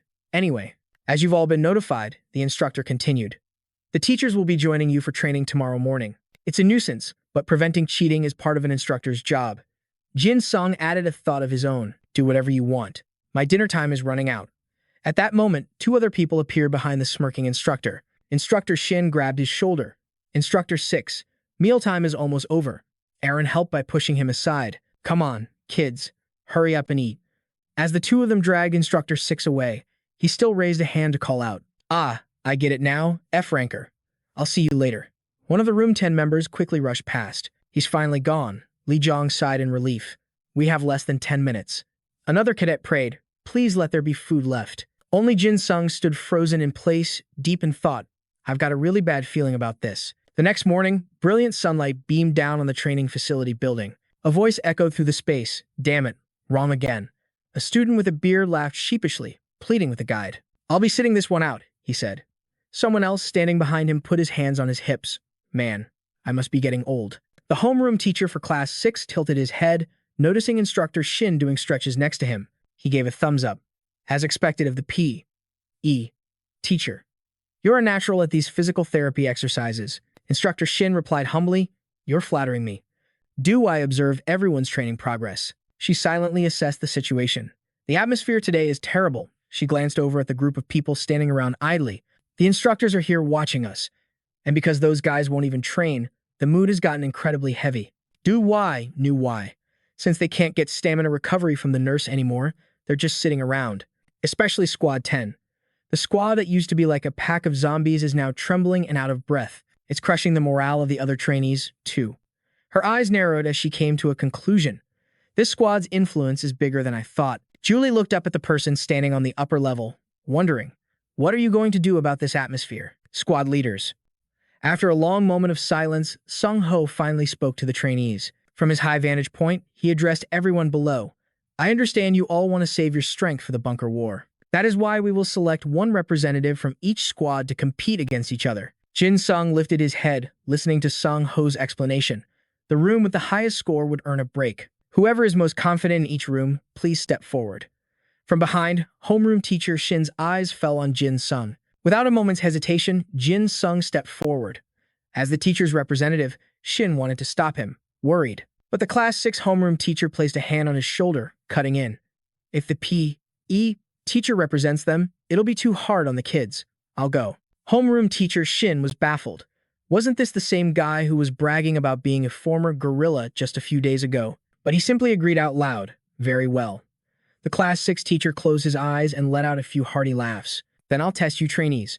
Black military combat boots gathered in one place. Before them stood Sewell, Jin Sung, the Class 6 teacher, and a few students from other rooms. They were the champions chosen to compete. A slight tremor ran through Jin Sung's legs. He thought to himself, winning first place and earning them some rest isn't a bad idea. Jin Sung glanced down at his feet. But if I push too hard and burn out here, I won't do well in the basement battle. The Class 6 teacher slowly approached him with a proposition. Let's have a match, F-rank. Jin Sung looked at him and replied, yes. Sung Ho began explaining the rules. Trainees who completed the exercises first would advance to the next round. Anyone who couldn't keep up would be eliminated. For the rooms with representatives, return and continue with physical therapy. Jin Sung calculated in his head, damn it. I can't stall for any more time if I want to recover my stamina. All right then, Sung Ho said, introducing the instructors who would judge the accuracy of each exercise. Let's begin. Number 8, 4 reps.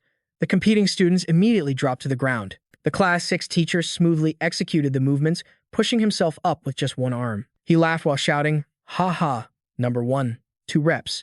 A girl anxiously looked over, thinking, he's so fast. Dong Hun gritted his teeth. This is what happens if we fall behind. He yelled, fighting to hold his body steady. But the girl and a few others couldn't take it anymore and collapsed. Sung Ho announced, rooms 6, 4, 7, and 2 are eliminated. The Class 6 teacher asked scornfully, are those muscles of yours just for show? Pathetic. Before he could finish his taunt, a voice cut through the air. Next is number 9, 4 reps. The Class 6 teacher stared blankly at the person beside him. Park Jin Sung, this kid is faster than I thought. Another announcement echoed out. Rooms 8, 3, and 6 are eliminated. A competitive fire blazed in the teacher's eyes. He frantically powered through the exercises. He's still just an F rank. I can easily surpass him if I get serious. Number 11, 4 reps, Jin Sung reported. The Class 6 teacher shot him a startled look. The word escaped his lips. What? Sol glanced at the teacher, her mind racing. This won't end quickly because of that Class 6 teacher. She turned, preparing to leave the competition. My body probably can't handle trying to keep up with that flashy old man. Behind them, Sung Ho stood with his hands clasped, shouting, round 1, eliminated. As Jin Sung did push-ups, he called out, number 4, 4 reps. The face of the teacher next to him was turning purple. Drenched in sweat, he cursed under his breath, damn it. We'll see who wins in the end. You F-rank brat. For the next move, Jin Sung threw his hands to the sky, launching himself upward while shouting the number 1 twice. Not to be outdone, the Class 6 advisor pushed himself, matching Jin Sung's jump with all his might. Then came another stance. Jin Sung locked his hands behind his head, one knee to the ground and the other leg bent, roaring the number 11 twice. The Class 6 advisor gritted his teeth and mirrored him perfectly. For the following move, Jin Sung coiled into a low squat before exploding upwards, eyes shut tight as he screamed the number 9 3 times. But unlike before, the Class 6 advisor's strength had failed him. He could only hold a deep crouch. But just a moment later, he whipped his head towards Jin Sung, his voice dripping with defiance. I won't just sit back and watch your class get a break. Standing behind them, Julie could only sigh in disgust. How pathetic. The Class 6 advisor has no dignity at all. For a while after, the forest echoed with the sound of counting. Number 11, 4 times. Number 9, 5 times. Number 4, 2 hands pressed against the earth, supporting a body racked with ragged breaths. Beads of sweat dripped, staining the ground below. His energy completely spent, the Class 6 advisor finally collapsed, face first into the dirt. What a monster! Jin Sung glanced back at the fallen man. Then came the official announcement, teacher's room eliminated. Jin Sung watched as Sung Ho turned away, issuing his next command. Class 10, move to the shade and rest until the session is over. The rest of you, prepare for drill number 6. Sang Min asked with concern, are you all right, leader? Jin Sung managed a grin, replying, the Class 6 advisor held out longer than I expected. He sank down against a tree, instructing his team, make sure you stretch out. The others immediately responded in unison. Yes, leader. Jin Sung reached down, his hand touching his own legs, which were still trembling uncontrollably. Sung Ho brought the microphone to his lips, clearing his throat twice to test the sound. He began to speak from his high vantage point. We will now begin the final part of the Heen High School guerrilla training, the Daisen Trench Battle. With hands on their hips, the students stood in the muddy pit, listening to the briefing. Some of you will complain about being at a disadvantage. Sung Ho raised a hand. However, on a real battlefield, you don't get to choose your circumstances. His hand clenched into a fist as he stared down at the students below. I expect all of you to find the strength within yourselves to overcome the challenges in this training. Sung-ho gripped the microphone tightly, adding, "Next, for the details of the training." Suddenly, another voice cut through the air, interrupting him. "It seems I've arrived just in time." The principal approached, followed by the Class 6 advisor, Teacher Shin, and Aaron. He offered Sung-ho a pleasant smile. "You're working very hard, aren't you?" Then his expression turned sinister as he announced, "Since the trench battle is the final part of this training, as battalion commander, I will personally oversee it." The principal smirked victoriously, making his point directly to Sung-ho. "From this moment on, as battalion commander, I will be in charge." Sung-ho bowed his head respectfully. "Sir, you've arrived." The principal looked down at him and replied, "Yes, Sung-ho, you've done enough." Sung-ho looked up, a question in his eyes. "Battalion commander, didn't you say you were entrusting the guerrilla training to me?" The principal simply "That's correct. But since the trench battle is the grand finale, I believe it's most fitting for me to take command." Sung-ho didn't press the issue. He simply gestured to the person beside him. "I understand. All right, Julie." He presented a stack of papers that Julie handed him.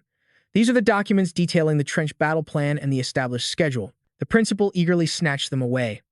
"Ho, you're always so thorough." He praised Sung-ho while flipping through the documents. "Very good. Your ideas are excellent." But then a smirk crept across the principal's face as he handed the plans to the Class 6 advisor behind him. "They're too complicated. I'll make things simpler and more effective." The principal's voice boomed across the field. "Trainees, you've done well." He began his speech. "Welcome to the final stage, the trench battle.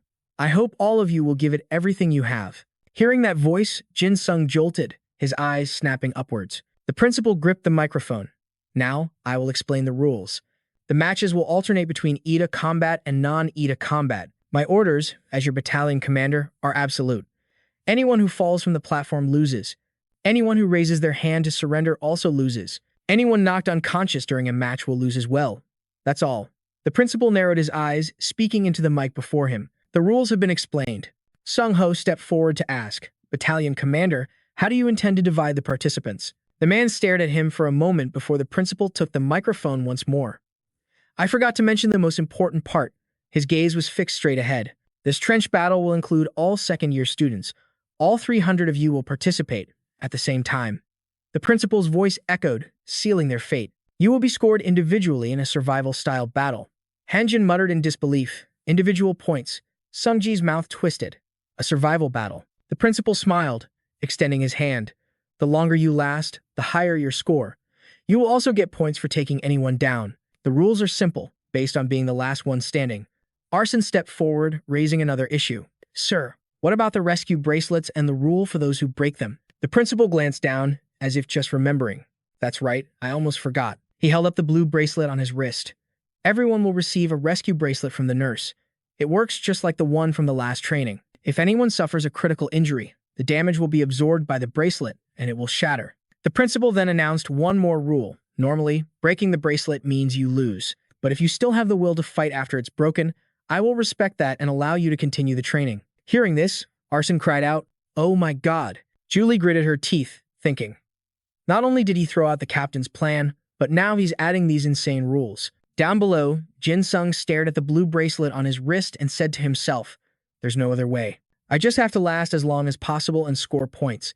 He recalled the day before, even though he had finally managed to control Ida, but controlling it in my current state is nearly impossible. High above, the headmaster spread his arms, a cruel smile on his face. "Why the shocked faces? Weren't you all taught to adapt and remain calm? No matter the situation, my dear trainees." He glanced at the numbers on his watch. The time was 13:58. Absolutely perfect. A smirk played on the headmaster's lips. "At 1400 hours, the battle will begin, and we shall commence." His voice trembled with excitement as he repeated himself, "And we shall commence." Sangming slapped his head in disbelief. "He's not even giving us a second to prepare?" Jin Sung's voice was low. "With rules like these, we're..." He looked up towards the highest floor, a name echoing in his mind. Senior and Sung-ho. Above Sung-ho and Julie, the digital clock's digits shifted. 13:59. A minute later, the numbers flipped to 1400. A booming voice echoed through the hall. "Let the battle begin." Jong-hun pointed, barking orders to his lackeys. "Forget Team 1.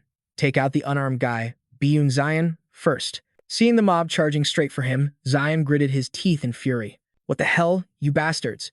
Jong-hun and his crew gave chase, shouting after him. Where do you think you're going? Get over here, Biyun Zion. As he fled, Zion cursed under his breath, scum. But it was no use. Jang Hun's group had him cornered against a wall. He drew his weapon. I'll finish you before you can even find an Ida to wield.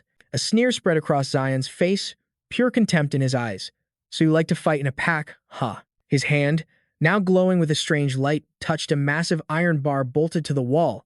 He asked mockingly, "Are all of you completely blind?" The other students saw the colossal bar pulse with the light of an Ida, and they screamed in pure terror. What? That's impossible. With his bare hands, Zion twisted the solid steel and ripped it straight from the wall. You scum. You dare look down on my Ida? Hanjin and Donghun were paralyzed with fear, finally turning to run for their lives. They screamed at the top of their lungs, "Run." Behind them, Zion raised the massive iron bar and brought it crashing down with all his might. Too late. Now perish. You worthless pack hunters. Meanwhile, in another part of the arena, Sol stood tall, hands on her hips. She glanced at the circle of opponents surrounding her. There's already a fight breaking out over there. Aren't you guys going to make a move? She asked bluntly. Or is your plan just to stall me? Sol began to activate her own Ida. On the right side of her forehead, a small horn began to emerge. Fine then. With a swing of her arm, she launched herself into the air. Try and keep me pinned down now. At that same moment, on the other side, Kanga turned to his leader. Boss, what's the plan? Li Trong was also visibly anxious. Under a proctor who only favors those with powerful eddas, Jin Sung crossed his arms, his expression grim. He remained silent, lost in thought. He analyzed the chaos.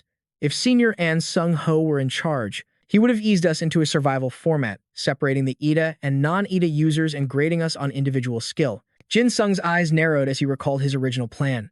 I was going to rack up points with Zombie Hoder in the non-Ida matches, and just try to minimize my losses in the Ida duels. But in this free-for-all, those with superior eddas have all the advantages. They'll snatch up all the points before this is over. Suddenly, a loud voice cut through the noise, jolting him from his thoughts.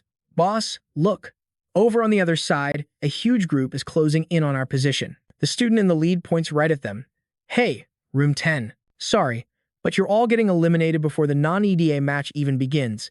Jin Sung stands beside him, asking, so it has finally come to this? He wastes no more words, drawing his dagger while signaling to his roommates. Everyone, prepare for battle. The students in front charge forward, screaming, let's wipe out room 10 before the EDA phase is over. Jin Sung tilts his head, fighting back as he commands his team. Just hold on until the non-EDA match starts. Watching from a high floor, the principal crosses his arms, a delighted smirk on his face as he takes in the chaos below. The little brats are doing wonderfully. Sung Ho couldn't just stand by and watch. He turns to the man and says, Platoon leader, sir, these trainees haven't even warmed up yet. Anyone who can use EDA has a massive advantage. The head of Class 6 steps over, placing a hand on his shoulder and whispering, you fool. Even if you're the guerrilla warfare instructor, he is the platoon leader. The principal just chuckles twice, waving a dismissive hand at him. It's quite all right, head of Class 6. You must understand that Sung Ho worked incredibly hard to prepare all of this. Isn't that what a teacher is supposed to do? The head of Class 6's expression instantly changes to one of pure flattery to win the man's favor. You speak the absolute truth, platoon leader. A sinister grin spreads across the principal's face as he strokes his chin. Now then, should I give the trainees a little more time? He steps forward, grabbing the microphone to announce. From the platoon leader, 30 seconds remain before the switch to non-EDA combat. The principal's voice echoes, reaching Jin Sung's ears. I repeat, 30 seconds until we switch to non-EDA combat. His face is now drenched in sweat as he gasps for air, warning his roommates. Everyone, 30 seconds left. Over here, Sol scans the group before her, making a quick assessment. About 30 of them, huh? A smirk plays on her lips as she confidently declares, you should know that you won't be leaving here on your own terms. Sol chants an incantation, and her body seems to split into multiple afterimages. She dashes forward with lightning speed. Fairy sword style. Several students are hit by her attack, sent flying violently into a distant wall, crying out in pain. In Zion's area, he glares at the aggressive, armed crowd, cursing under his breath. Damn it, my EDA is about to time out. Zion musters every last bit of his strength into a mighty roar. He swings a giant iron bar, yelling, perish, you worthless trash.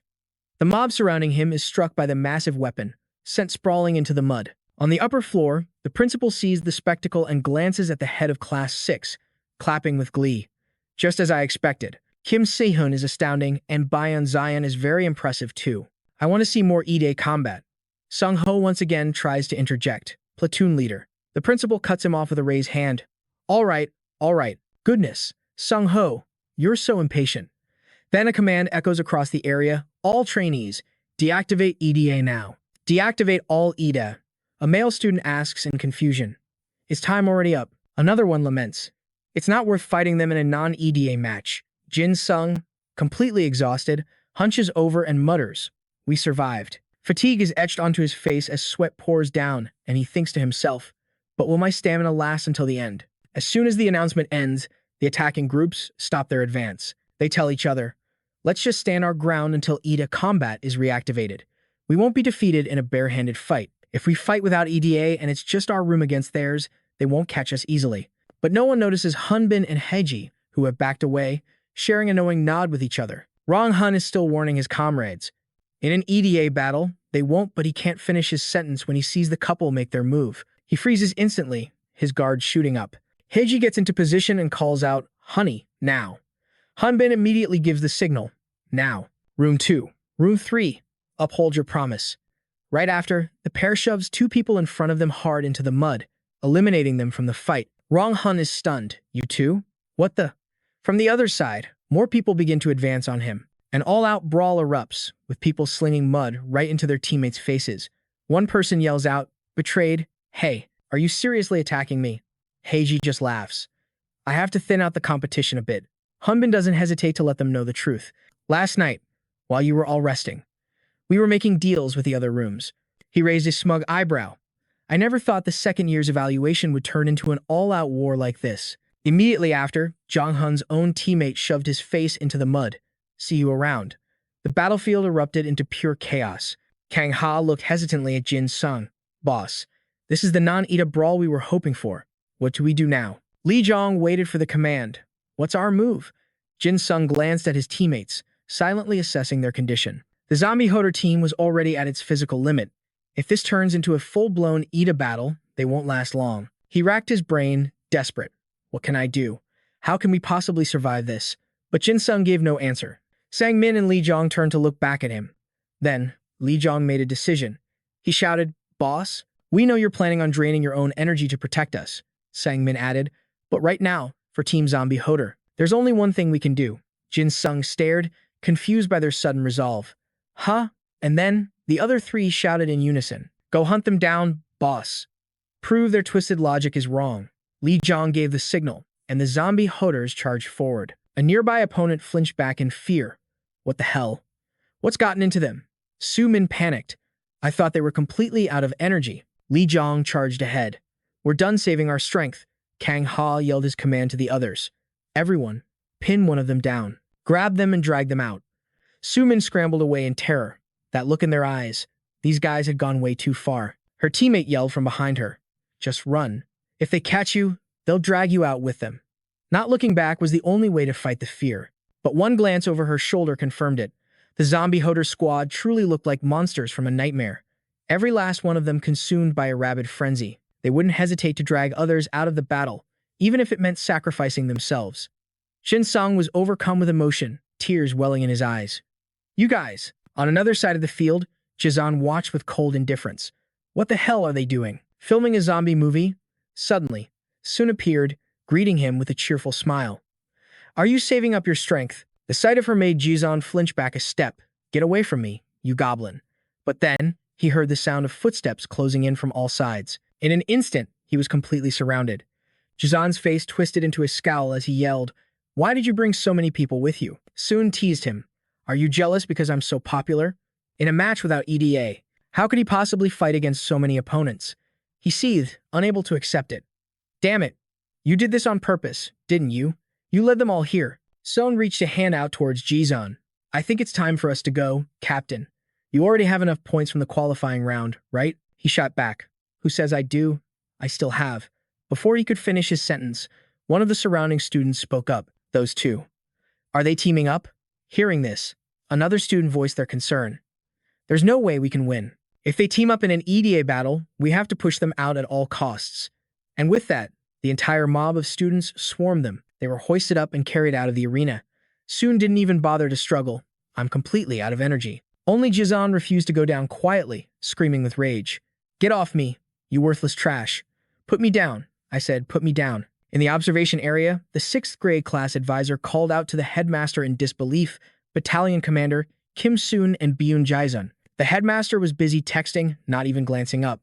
Are they putting on another one of their performances?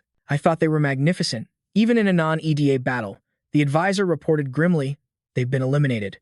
The headmaster was horrified. What? He was devastated. "That can't be possible." Sung Ho, standing beside him, remained perfectly calm. "It's just as I predicted." The headmaster stared at him, completely stunned. "What did you just say?" Sung Ho analyzed the situation coolly. Those two can easily fight any opponent in an EDA-based battle, but it's incredibly difficult to fight against overwhelming numbers in a match where EDA is disabled. So, to stand a chance against powerhouses like Kim Soon and Byun Jaesun, the others naturally formed an alliance. He crossed his arms, stating the obvious conclusion. In a non-EDA combat scenario, those two are clearly the highest priority targets for every other team. It was such a simple fact, yet the headmaster hadn't even considered it. Desperate to save face, he quickly tried to compose himself. He nodded in faint agreement, as expected from Sung Ho. "My thoughts exactly. From now on, Soon and Jizon will need to reflect on this and improve." Sung Ho offered a faint smile. "Yes, I certainly hope they will." The headmaster thought to himself, "The press isn't even here yet, and our two biggest stars have already been eliminated. But there are still others with powerful EDA from the first round." However, the 6th grade advisor suddenly cried out, "Battalion commander." The headmaster jumped. "What now?" Looking at the scene unfolding below, he grabbed the advisor by his shirt, his voice booming with frustration. "What in the world is happening down there?" Sung Ho paid no attention to the headmaster's little drama. He continued his logical analysis internally. Kim Soon looked like she still had more than enough strength to fight back. But she chose not to. He cracked a smile, thinking, is it because of Park Jin Sung? But his hopes were shattered. The principal was seething, his face dark as he furiously tapped on his phone. Damn it. He thought this would be a glorious finale, with only the ace players left standing. That's why he told the announcer to show up late for the final training session. He snatched the microphone, his voice booming with frustration. "What the hell is this mess down there?" The principal's voice echoed. "Announcement from the battalion commander. In 30 seconds, we will switch to EDA combat mode. I repeat, in 30 seconds, we are switching to EDA combat mode." Down below, Jin Sung was completely surrounded. A helpless smile played on his lips. He thought he was there to help them, but it turns out the announcement was his own lifeline. The fighting paused as everyone conserved their energy. A student sneered at Jin Sung. "Hey F-rank, even if you're in senior and Sung Ho's HT club, we're still way stronger in an EDA battle." Jin Sung paid him no mind, muttering to himself, "I'm worried this EDA might go out of control. With my stamina this low, I shouldn't be trying to reign in my own EDA, especially in a situation this bad." The taunting student couldn't hear him clearly and mocked. "What was that? Talking to yourself now?" Suddenly, Hunbin roared, "Hey, you lot." His warning was sharp. "Get away from Park Jin Sung, now." The guy just scoffed. "Huh?" Seeing Hunbin's strange behavior, Heiji asked, "Honey, what's wrong?" Hunbin's face was pale as he warned again. "Park Jin Sung is dangerous." His mind flashed back to what happened before. The brawl between Park Jin Sung and Jun's crew yesterday. That was his true power. They had to stop him. He planned to let him burn out all his energy protecting the zombies. That way, he'd get himself eliminated early. But where did all the zombies go? There was no time to think. The announcement blared, "Activate EDA mode. You may now use your EDA." The obnoxious student shot Jin Sung a nasty grin. "Ha ha! An F-rank EDA battle. Just watch out for outside powers like those zombies." But before he could finish, a fist slammed squarely into his trash-talking mouth. Caught completely off guard by Jin Sung's sudden attack, he crashed painfully into the mud. His nearby teammates stared in horror. With just one punch, even while wearing a safety belt, distracted by the first guy's fall, he never noticed Jin Sung was already right beside him. Wham! Another single punch sent him straight to dreamland. He joined his friend in the mud pit. A chill ran down the other's spines. What was that? A sharp cracking sound echoed as they raised their weapons and charged at Jin Sung. Damn it, get him. The situation was critical. Someone's iron pipe was about to crash down on Jin Sung's head, but he moved like a phantom, gliding through the mud like a professional ice skater. He weaved through the armed mob effortlessly. Only when he stopped and turned to look back at them did they realize he had already blown past them. Isn't he even going to attack? The students were baffled. Is he trying to escape? Don't let him get away. We have to catch him. But no one noticed the fresh cracks running through their weapons. Not until they heard the soft plop of pieces falling into the mud did they realize their weapons had been neutralized. An unbelievably terrifying aura now radiated from Jin Sung. He glared at them, his voice low. Hey. His eyes were those of a bloodthirsty predator. Get the hell out of my sight. Without a moment's hesitation, the entire group chose to retreat. We surrender, coach. We surrender. Hyori clung to her boyfriend in fear. Honey, what just happened over there? Hunbin was terrified, too. That kid. He stared at the dagger now in Jin Sung's hand. Trembling, he said, Park Jin Sung is seriously dangerous. Jin Sung watched them with a dark gaze, like a hunter sizing up his prey. A student clapped Hunbin on the shoulder, reminding him, hey, we had a deal. You and your girlfriend were supposed to handle the high rankers in the EDA match. In exchange, we wouldn't touch you too, right? Hunbin angrily shoved his hand away. What are you talking about? You call rank 300 a high ranker. The other guy shot back. You know his name, don't you? He got first place in all the guerrilla training exercises. Heji also tried to reason with her boyfriend. Honey, why are you acting like this? In an EDA match, we're way stronger than some rank 300 nobody. But Hunbin refused. He pushed her hand away. You didn't see what that guy did last night. He repeated, he is seriously dangerous.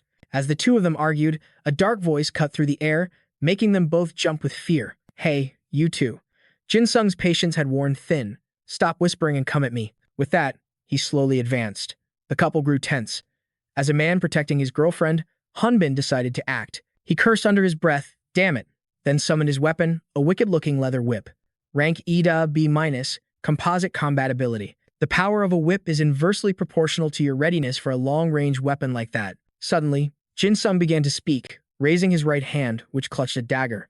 You cannot kill them, you know. Hunbin swung his leather whip, panic rising in his heart. What is wrong with this guy? Is he talking to his own hand? His whip cracked through the air towards Jin Sung, but it was effortlessly batted aside by the dagger. The pressure was already immense. No matter how Hunbin swung his whip, the small dagger in Jin Sung's hand deflected every single blow. Hunbin broke into a cold sweat, his mind reeling in disbelief.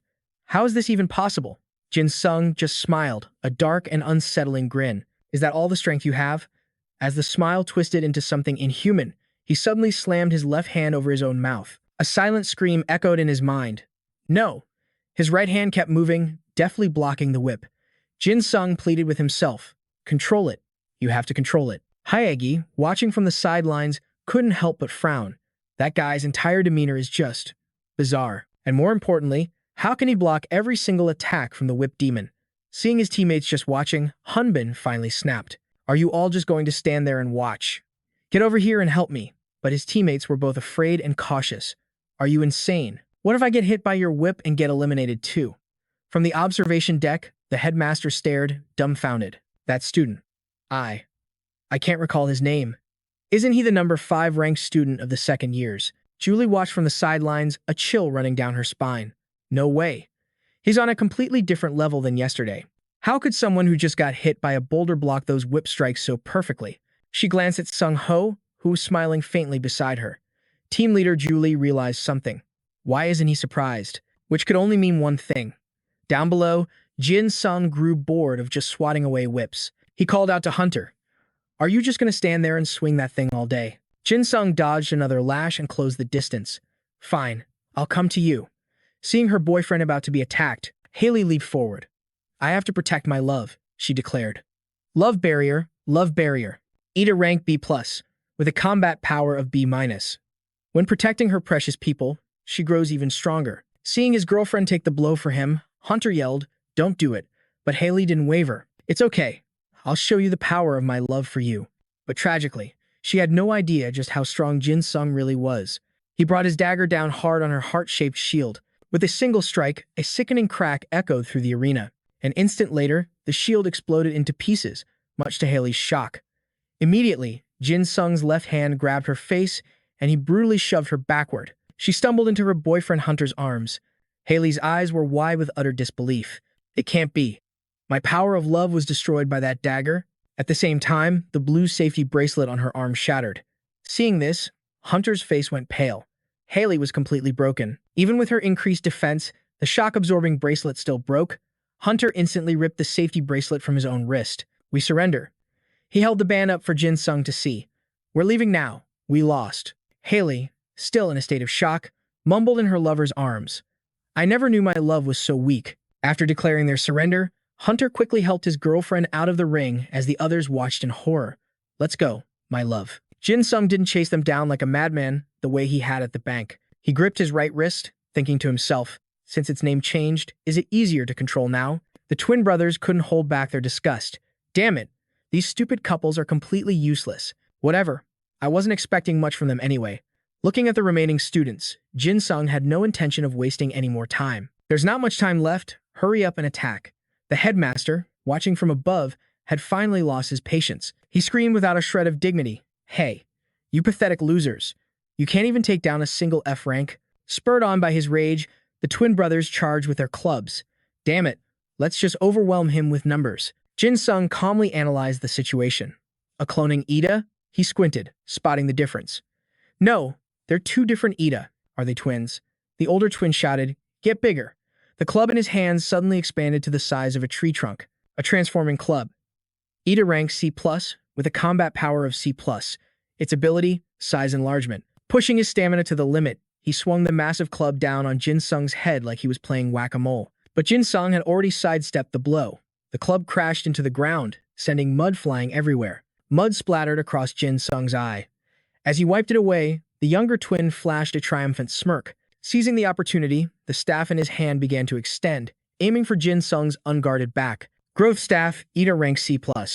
Overall combat ability, C+. The staff extends to the maximum limit of its user's endurance. Just as he thought his surprise attack would land, Jin Sung spoke. Not so easy, is it? He whipped his dagger-wielding hand behind him. His blade flawlessly parried the attack. The younger twin stared in disbelief. How could he block without even looking? Jin Sung switched the dagger to his left hand, grabbing the end of the growth staff with his right. A twin? Huh. This is a nice staff you've got. To test its durability, he gave it a powerful yank, pulling the twin off balance. Meanwhile, the older brother's massive staff was hopelessly stuck in the mud. Jin Sung shot him a glance. Since you guys are using staffs, shouldn't I get one too?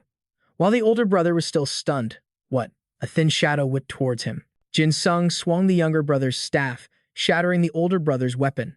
A huge chunk of the broken staff flew high into the air. It lost momentum and came crashing down. Why are you all just standing there watching? Run. But the warning came too late. The staff fragment, as thick as a tree trunk, slammed into the ground, sending mud flying everywhere. A direct hit would have meant instant elimination. But Jin Sung wasn't done yet. He pleaded, "Let me use it for just a little longer." The younger twin, despite being dragged around, refused to let go. He snarled, "You think I'd agree to that? Never." Jin Sung didn't care. A mysterious smile crept across his face. "Well then, you just hold on to that." He then casually swung the staff in his own hand. Jin Sung twirled the thin staff like it weighed nothing. Everyone caught within its long range was instantly swept off their feet. The older brother yelled as he dodged, "Shrink the Ida, you idiot." As he spoke, his brother was flung right at him, and the twins collapsed into the mud. Jin Sung looked at his empty hands regretfully. Damn, that was fun. I wish I could have used it more. He then resummoned his dagger. Facing the massive group before him, he thought, time to get serious, I guess. Jin Sung flipped his blade into a reverse grip, taking a defensive stance. After all, he had no idea when the principal might make his move. The crowd slowly closed in, encircling him. The one with the baseball bat was wary. That rank 300 bastard. He's up to something. The spear user suggested, let's surround him. We have the numbers. Up on the observation deck, Mr. Shin frowned deeply. Jin Sung, I never expected you to make it this far. He recalled how he had treated his student. He knew how incredibly hard the boy worked, yet for so long, he had deliberately ignored all of that effort. Because Jin Sung's Ida was only an F rank, Mr. Shin had completely dismissed him. He saw him as just another student who would soon transfer out. Mr. Shin couldn't understand how Jin Sung was so strong with only an F rank. Whether it was the result of pure effort or some hidden talent, he had completely missed the chance to help his student grow stronger. He remembered a time when Jin Sung had approached him. Sir, do you think there's a connection between souls? At the time, Mr. Shin had laughed at the notion. Of course not. Are you being serious? Now, he was filled with regret. A teacher's role is to help students grow. But the moment he heard the boy's thoughts, he let his own prejudice take over. Seeing Mr. Shin laugh, Jin Sung could only laugh along. I know, right? I didn't think so either. Back then, he just thought the kid was joking around. He never even considered offering advice or guidance. The thought filled Mr. Shin with shame. He covered his face, but Jin Sung. Park Jin Sung. Unable to contain it any longer, Mr. Shin broke down completely. I'm so sorry, Jin Sung. The principal was startled. Hey, what's gotten into you? Mr. Shin wailed through his tears. Go, Jin Sung. Show them what you're made of. The principal was furious. This man. But Mr. Shin kept cheering, Go, Jin Sung. Jin Sung. Annoyed by the noise, the principal waved his hand, signaling the 6th platoon's homeroom teacher. Get him out of here. The man nodded obediently. Yes, sir. He began to pull Mr. Shin away, complaining as he did. What are you doing? 10th platoon leader, the commander said to stop, but the teacher just kept shouting. Show them, Jin Sung. Show them what you can achieve through pure, relentless training. The principal was practically deformed with rage. He gritted his teeth, bottling up his fury.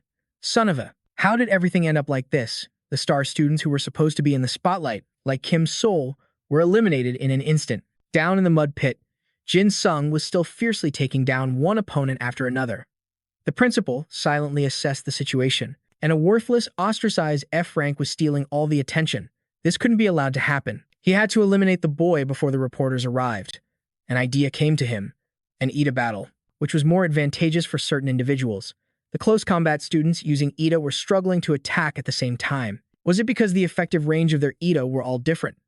No matter how high his health and stamina were, the headmaster grabbed the microphone. Disable your Ida, he thought, facing so many people at once should have drained all of Jin Sung's stamina. Driven by his flawed logic, he roared into the microphone. All of you, deactivate your Ida now. His bizarre command made even Sung Ho turn and stare. Down in the mud pit, the announcement echoed. Cease all Ida usage. Jin Sung sighed. Really, headmaster? Not even a 30-second warning this time? Well, I knew you'd pull something like this. His eyes darted to a series of cracks along the arena wall. The wall behind him looked pretty thin, either built in a hurry or to save money. Jin Sung drove his dagger deep into the wall, right where the cracks were largest. Something this thin should be easy to break. The very stones of the training ground began to tremble as the cracks grew wider, filling the air with a terrible grinding sound. A flash of light burst through as the cracks spread like a spiderweb. Jin Sung took a small step back. A moment later, with a deafening boom, the entire wall collapsed and blinding sunlight flooded the arena. The students instinctively threw their hands up to shield their eyes. Are you insane? You shattered the wall just to blind us for a moment so you could run away. Jin Sung gripped a nearby pillar, a cunning smirk on his face. Run, I have no intention of running anywhere. In a flash, a torrent of muddy water exploded through the massive hole in the wall. Jin Sung declared, You're the ones who need to run. An instant later, a powerful suction yanked Nam Kan's group toward the sunlight. Those unlucky enough to be near the breach were instantly swept away by the muddy torrent. Others, further back, scrambled to retreat. We're being pulled out. Run. Julie stared at the shattered wall, swallowing nervously. That wall was brand new. Before long, the entire mud pit had drained completely. A group of cadets floundered helplessly in the aftermath. An announcement echoed out, 104 cadets eliminated for going out of bounds. Meanwhile, the architect of this chaos, Jin Sung, remained perfectly calm. He slipped off his shoes, a dangerous glint in his eyes, and stalked toward the remaining fighters. There are still quite a few of you left. The remaining cadets descended into chaos. Get in formation, now. We have to take that guy down. But they couldn't hope to match Jin Sung's speed. My feet are too heavy. I can't move. Jin Sung lunged forward, a wicked smile on his face. That's because your shoes are waterlogged, idiots. The principal's face turned beet red with fury. This is utterly pathetic. How infuriating. They can't even handle a single kid. Sung Ho, however, watched the unfolding events in silence. He analyzed the situation calmly. This battle was designed as a lesson in combat strategy. It was meant to drill teamwork and adaptive problem-solving skills.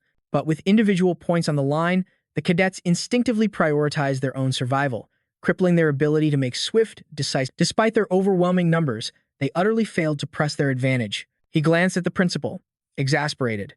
The constant switching between using EDA and not is clearly throwing the cadets into disarray. And to top it all off, the 5th-ranked trainee who was supposed to be their commander, Hunbin, had already been eliminated. He was currently busy comforting his pouting girlfriend, Haegi.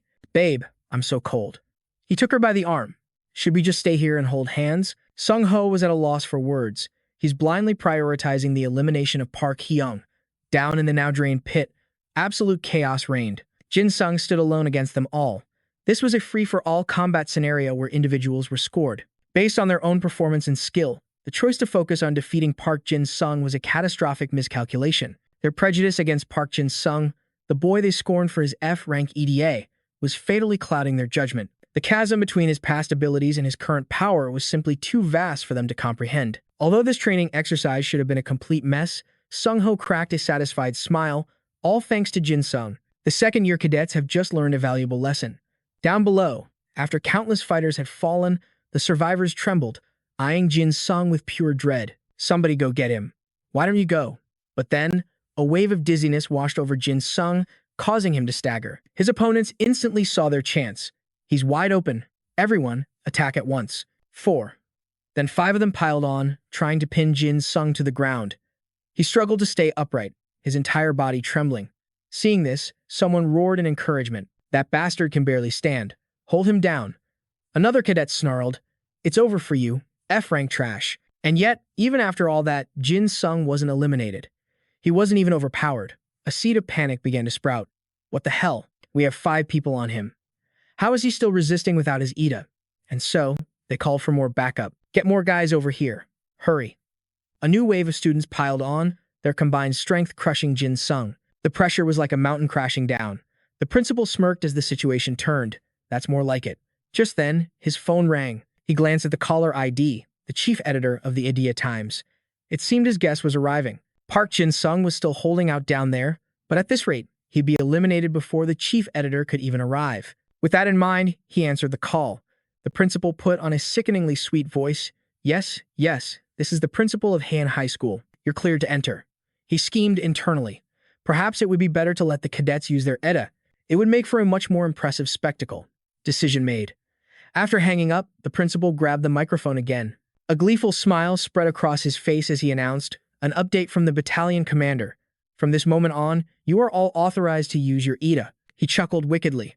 "I very much look forward to the incredible efforts of our remaining cadets. My sincerest congratulations." Little did the principal know, this very announcement had just given Jin Sung the key to turn the entire battle. A sudden burst of power erupted from below, shocking the group that was pinning him down. Even the principal's face went pale, his smile vanishing. Impossible. The students below continued their search for allies. "Hey, we need more people over here," one of them persuaded. "This guy's completely locked down. He can't even twitch." More students rushed over and piled on top of the very person who had just called for help. He screamed, "Wait, are you trying to crush me, too? If something happens to me, I'll be eliminated." But the newcomers didn't care. For them, it was 2 birds with 1 stone. He could only curse, "You bastards." But now that Ida was authorized, Jin Sung, at the very bottom of the pile, he could feel a change in their physical power. The immense pressure was letting up, even though he was still being held down. But still, he fought to get back up.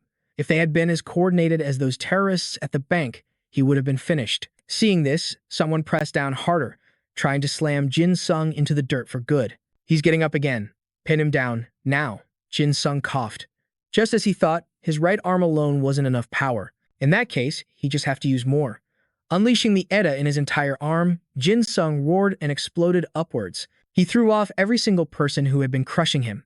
An oppressive aura radiated from his body, far more powerful than before. Jin Sung steadied his dagger-wielding arm and let out a contemptuous smirk. "You're all just a bunch of pathetic trash." In the observation tower, the principal finally lost his cool. Is that kid some kind of monster? At that moment, the door behind him opened. Hearing the sound, he spun around, his expression souring. The newcomer was the chief editor of the Idia Times. The man offered a greeting. "Hello, principal of Han High School." 2 cameramen followed closely behind him. The principal forced a welcoming smile. "Chief editor, you've arrived." The editor stepped forward to shake his hand.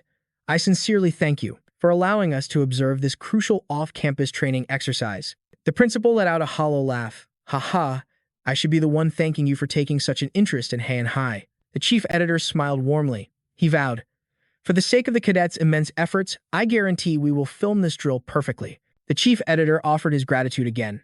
"Principal of Han, thank you for inviting us to spectate." The principal wore his fake smile. "Chief editor of the Times, you must be tired from your journey. Shall we have some tea first?" Suddenly, the editor shot toward the railing like a flash, his voice filled with glee. "So many have been eliminated already? I was hoping to film this spectacular match from beginning to end, but it would be a shame if the students couldn't train properly because of the cameras." The chief editor clicked his tongue in admiration. "You're being quite meticulous for the students' sake, principal." He stammered in reply. Yes, that's right." The editor then offered an excited proposal. Then we will focus primarily on filming what's left. Everyone, set up the cameras. The chief editor's gaze then accidentally fell upon Sung-ho. He froze, letting out a gasp of surprise. Oh, the chief editor then rushed over to instructor Sung-ho. You're the supervisor for this training session, right? Do you remember me? I interviewed you once before. The chief editor immediately seized the opportunity to do his job. He quickly began questioning instructor Sung-ho. From what you've observed, are there any students we should be paying attention to? He responded calmly. The second-year students of Heian High School are all performing exceptionally well. But if I had to choose one cadet skilled enough to be the focus of your filming, the panicked principal hurriedly cut in, Chief Editor. He continued, it's a real shame, but the most outstanding students have already been eliminated. The editor exclaimed in surprise, oh, is that so? In that moment, the principal's mind was racing with calculations. I just need to stall for time until that F-rank brat is eliminated. The principal muttered, his voice laced with concern. It seems they were far too overconfident, engaging in a large-scale melee like this. As their instructor, I can only hope this humbling experience forces those gifted students to do some serious self-reflection. The principal's voice continued, so they will become more diligent in the future. Hearing this, the editor-in-chief applauded with genuine emotion. Truly spoken like the renowned principal of Heian High School. I must bow to you, sir, for the noble ideals you bring to the field of education. Suddenly, a cameraman yelled out in excitement, Editor-in-chief, sir, there's an incredible student over here. This footage is pure gold. The editor rushed over to him. Principal, if you'll excuse me for just one moment. Down on the arena floor, Jin Sung was calmly swatting whistling arrows out of the air with his bare hand. The editor-in-chief was floored. Let's see, who is that kid? Just then, without even turning around, Jin Sung casually lifted a hand. An arrow flying at his back was instantly deflected. The archer roared in frustration. All of you with melee EDAs, charge him now. Someone next to him grumbled. What do you think we are?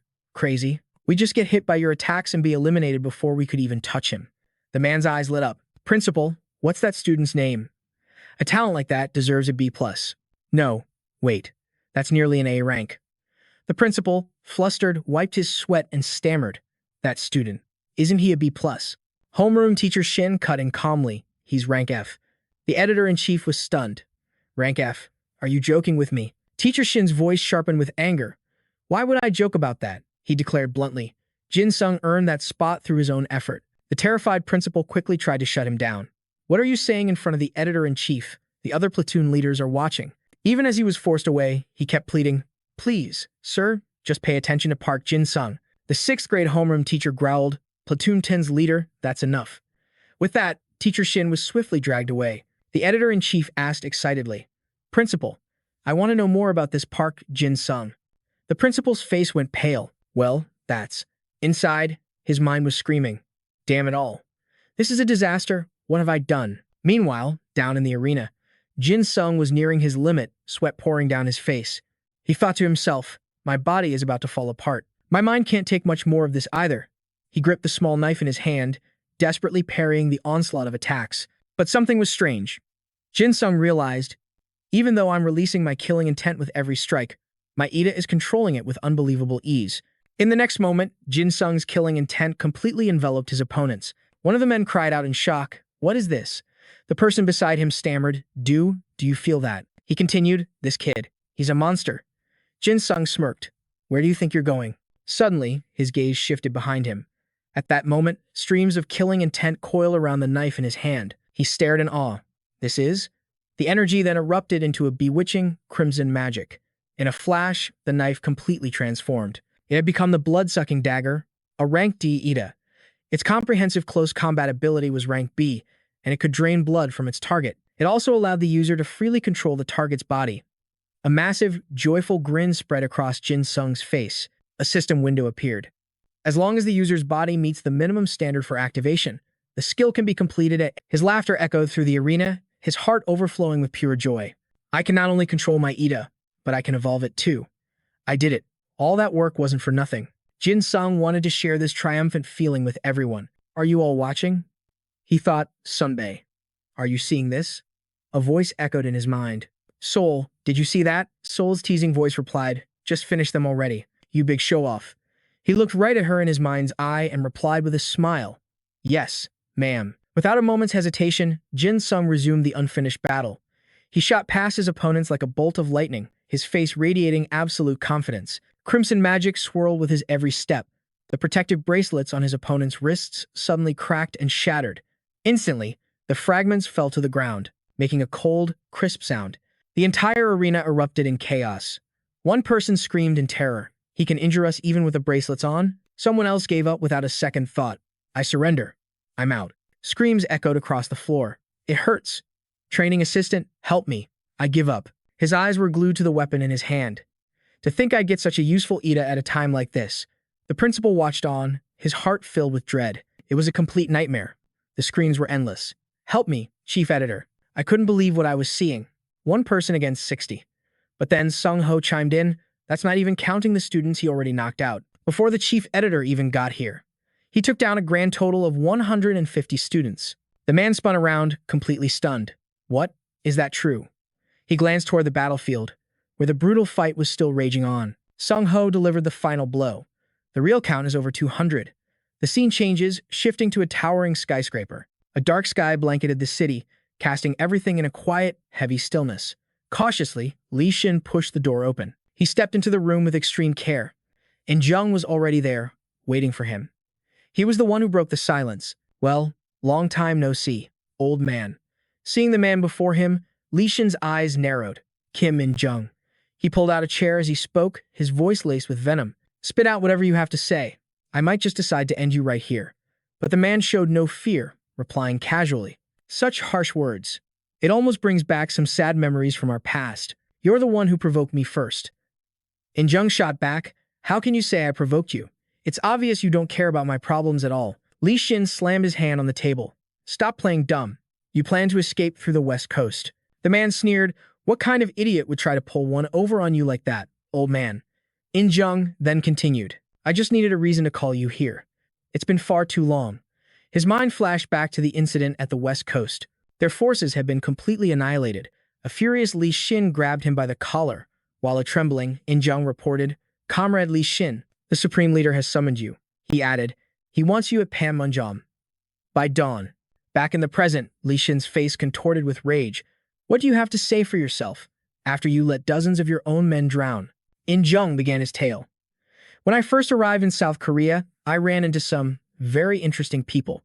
This caught Li Xin's attention. "The students from Heian High School?" In-jung waved his hand dismissively with a smirk. "I heard some old-timer was training a bunch of kids, so I dropped in to investigate. But when I went to introduce myself, they beat me to a pulp." Li Xin leaned forward, his brow furrowed in disbelief. "What are you talking about?" In-jung answered, annoyed. "Why aren't you getting it? Do I have to spell it out? I ran away from those kids." "You understand now." Li Xin's eyes widened in pure shock. "What?" He was lost in thought. "I knew he ambushed the bank and then retreated, but was he actually cornered and forced to run? This wasn't some elaborate strategy or political play, was it?" Li Xin's hands clenched tightly into fists. He wondered who on earth could be so powerful. In-jung slammed the table and roared with laughter. "Ah, now I see. You really don't know, do you, old man?" Li Xin's expression darkened. "What is it that I don't know?" In-jung replied mockingly. "You've always been a terrible liar. I thought he was your secret weapon, a trump card you were training in secret. But it seems you've been left in the dark too, huh?" Enraged, Li Xin shot up from his seat. "Give me a straight answer, Kim In-jung." The man just stared ahead. "If you truly know nothing, then it seems I'll have to make the first move." In-jung licked his lips, his face twisting into a cruel mask. "I called you here just to talk, but this meeting has yielded some very unexpected rewards." Day 5 of the guerrilla training. That evening, Jin Sung groggily regained consciousness. Where am I?" Seeing that he was awake, Sun breathed a sigh of relief. "You're finally awake, huh? Next time, maybe you should warn me how long you plan to be out." He just stared blankly at Sun's relieved smile. "Sun." Jin Sung struggled to lift his hand, touching her face as if to confirm she was real. "Is this a dream?" His sudden move made Sun blush. "Hey, don't get fresh with me."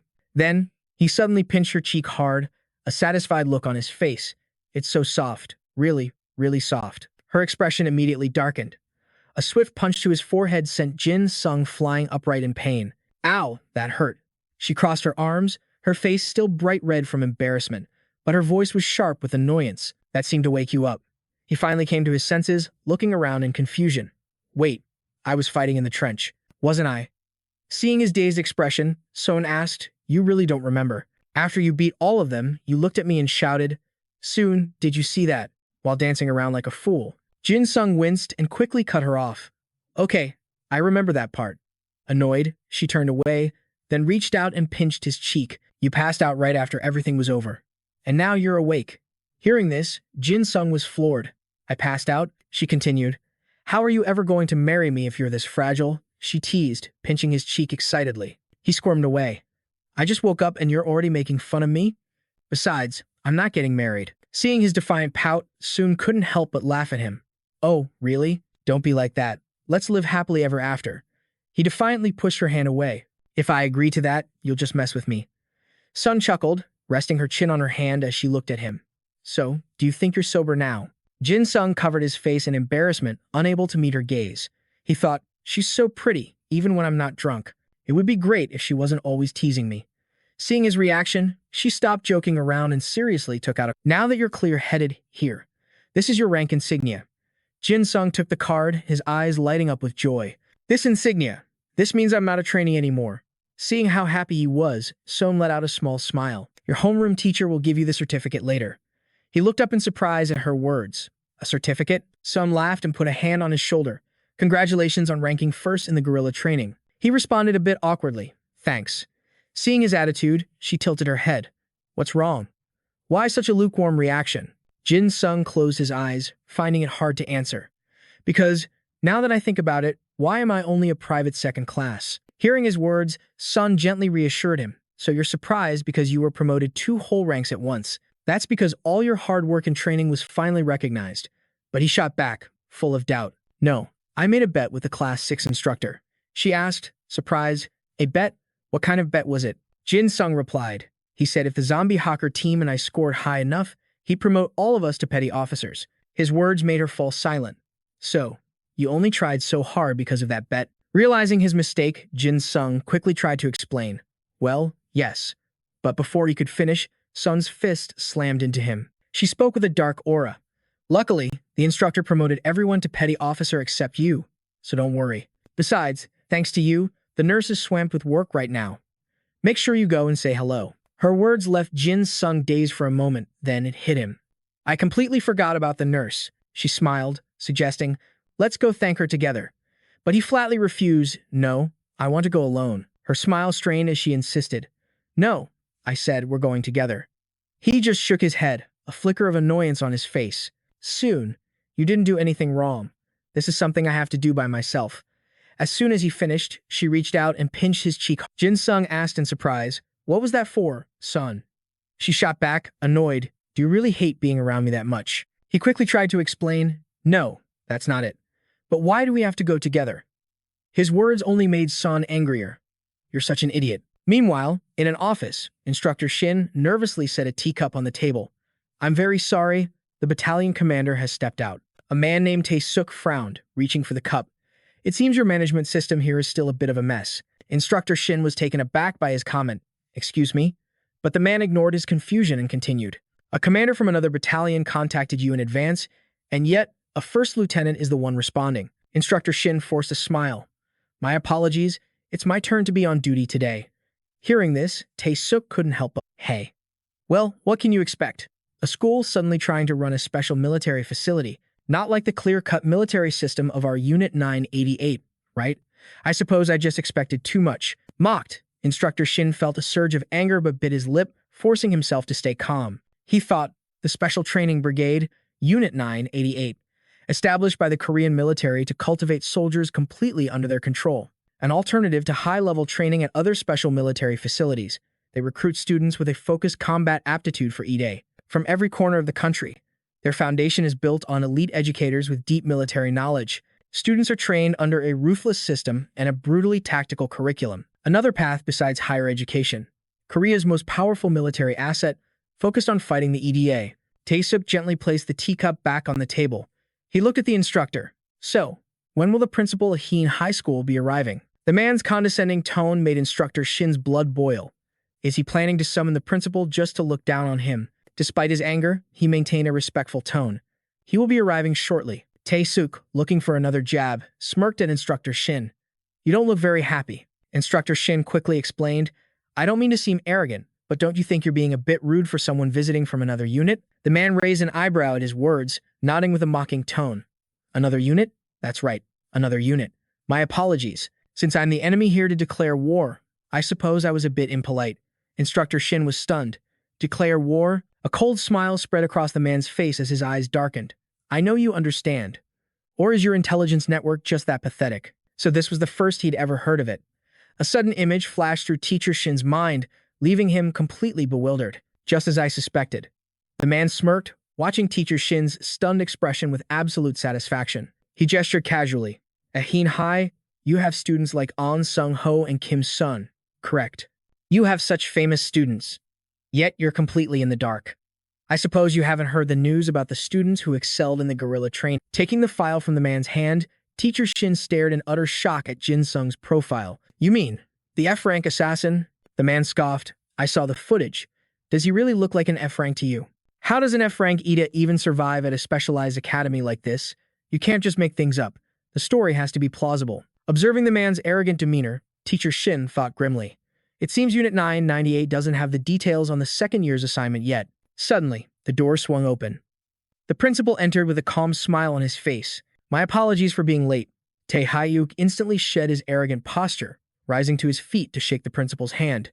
Not at all, battalion commander. Teacher Shin watched the man's lightning-fast change in attitude and could only marvel at his two-faced nature. Just a moment ago, he was calling him principal. Well then, I'll take my leave. Stepping out of the room, he let out a weary sigh. So exhausting. But then, a sudden noise from outside caught his attention. He moved to the window, gazing at the building across the way. What's going on over there today? He murmured. The second years are holding club recruitments. A loud chant echoed from below.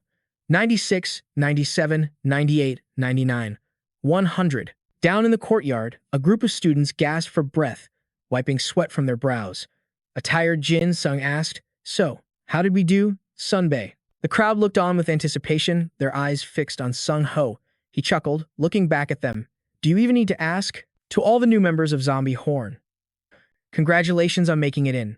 His words made the crowd glance doubtfully at Jin Sung, who simply smiled and nodded in confirmation. The announcement sent the crowd into a roaring cheer. Hearing that sound echo up to him, a sense of relief washed over Teacher Shin. I'm rooting for you, Jin Sung. Show those bastards what you're made of. Shut them all up. Back in the office, Tae Haikyuu placed a file on the desk. I hear our brigade commander has already approved the contents. I've been instructed to affix the seal. Once you've given your final approval. The principal took the file, offering a slight smile in return. Indeed. Looking down at the document, the principal examined it carefully. A joint combat training qualifier between the high school and the brigade, and special training. This puts us at a clear disadvantage. But refusing is hardly an option. Having gotten what he came for, Tae Haikyuu smiled in satisfaction. He bowed deeply. Thank you for your cooperation. I'll return to my unit now. The principal's voice was grim. Very well. Thank you for your hard work. The man left, slamming the door arrogantly behind him. Alone in his office, the principal lowered his head, his face dark as he grit his teeth. This humiliation. I swear I will repay it one day. Meanwhile, down in the courtyard, Jin Sung trained relentlessly, pushing past his exhaustion. Footage of the boy's intense training filled the editor-in-chief's monitor. He stared intently at the screen, stroking his chin in thought. The F-rank assassin. Now, this is a fantastic story. As he spoke, his eyes fell on a file beside him. A sticky note was attached. Pressure from A+. His tone turned serious. Kill this article. Looks like they're censoring the footage that gets uploaded. Pressure from A+. What in the world is the government playing at? He shot up from his chair, staring out the window in deep thought. The era where the press could lead the public by the nose with a few photos and words is long over. Most people will just assume it's staged or a publicity stunt for Heen High. After all, who would actually believe it? A bottom-of-the-barrel, F-rank Ida. Took down 200 opponents. If I hadn't seen the raw footage myself, I'd have called it ridiculous, too. So why are they trying to bury his talent? Is it because they receive government military support, a way to protect their most exceptional students? But that can't be it. If that were true, they would have also buried the interview with Kim Soon, the hero from the Peste Bank incident. Then, a sudden realization struck the editor-in-chief. Wait a minute, Peste. He immediately scrambled to his computer, pulling up the witness list from the Peste Bank incident. I knew it. My hunch was right. Just then, a voice called from outside his office. Editor-in-Chief, it's me. Come in, he called out. A figure entered the room, their voice low and serious. I have an inside tip regarding Unit 998 and Heen High. Hearing this, the editor-in-chief's eyes lit up with excitement. This is the break I've been waiting for. Meanwhile, Jin Sung's group walked together, laughing and talking. You all did great today, Jin Sung said with a smile. Instantly, the others chimed in with their replies. You too, boss. That's the first time in my life I've ever felt so dependable. Once we become sergeants, no one will dare to mess with us. And it's all thanks to you, boss. Hearing their words, Jin Sung couldn't help but let out a laugh. I'm still just a private. Kang Ha came up beside him and said, that routine senior and Sung had us do is just a basic warm-up. Jin Sung asked with a small smile. You've been doing it every day since then? Hearing this, Li Jong, who was standing nearby, turned pale. We still have such a long way to go. Just then, Kang Ha glanced around. Hey, has anyone seen Big Sis today? Jin Sung looked confused. Big Sis? Seeing his blank expression, Kang Ha explained. Kim Sun told us to call her that. He recalled Sun's imposing figure. Hey, if Park Jin Sung is the boss, then you all should call me Big Sis. Got it? Hearing this, Jin Sung was horrified. What? Big Sis? It's not like that at all. The other two saw his reaction and started teasing him. No need to be embarrassed, boss. He muttered darkly. Anyway, Sun was waiting, but I told her I needed to do one more set, so she went home early. At his words, the others ganged up on him, throwing him into a panic. Boss, you shouldn't say that to someone who's waiting for you. Big Sis is so pretty. Are you two going on a date this weekend? Big Sis is strong and beautiful. I'm so jealous. Jin Sung grabbed his head, overwhelmed, and yelled, just drop the Big Sis thing already. Suddenly, a figure appeared out of nowhere, standing right in front of him. Li Xin stared at him with a serious expression. You must be Private Jin Sung Park. Jin Sung's head snapped up, his body instantly coiling back in defense. I didn't sense a single thing. His friends just stared blankly at the newcomer. Shin Li let out a small chuckle and spoke quickly. My apologies. I didn't mean to startle you with my sudden appearance. Jin Sung immediately snapped to attention. Flustered, he replied loudly. It's no problem, Advisor Shin Li. The advisor looked momentarily surprised, then rubbed his chin. Oh, good. So you recognize me? Jin Sung scratched his head, embarrassed. Is there anyone in this country who doesn't know you, sir? A spy would probably know even more. The advisor laughed. You've got a sense of humor. Are these your friends? Tense, Ha Kang and Zhang Li shouted in unison. Yes, sir. He's our boss. Their words made Jin Sung want to facepalm. Inside, he was screaming, Guys, I am not the boss. Shin Li glanced from their eager faces to Jin Sung, a playful look in his eyes. Your crew certainly has a lot of positive energy. The group behind him chimed in again. Yes, sir. Our boss keeps our spirits high. Mortified by the situation, Jin Sung covered his face in Shin Li then suggested, in that case, could I speak with the boss for a moment? They immediately got the hint. Yes, sir. We'll get out of your hair. Seeing their quick cooperation, he smiled warmly. Thank you. As they started to leave, he suddenly called out a warning. One more thing. About seeing me here today. Before he could even finish, they understood. We'll keep it a secret, sir. Shin Li let out a satisfied laugh. Quick on the uptake. Those kids are overflowing with energy. They have bright futures ahead of them. Anyway, let's find somewhere more private to talk. Watching the group run off into the distance, Shin Li seemed at ease. Sorry to bother you on your way home. Jin Sung asked, still a bit tense. Advisor, is there something you need to discuss with a student like me? Shin Li answered directly. I came here because of the video from the trenches. His words made the boy blush slightly.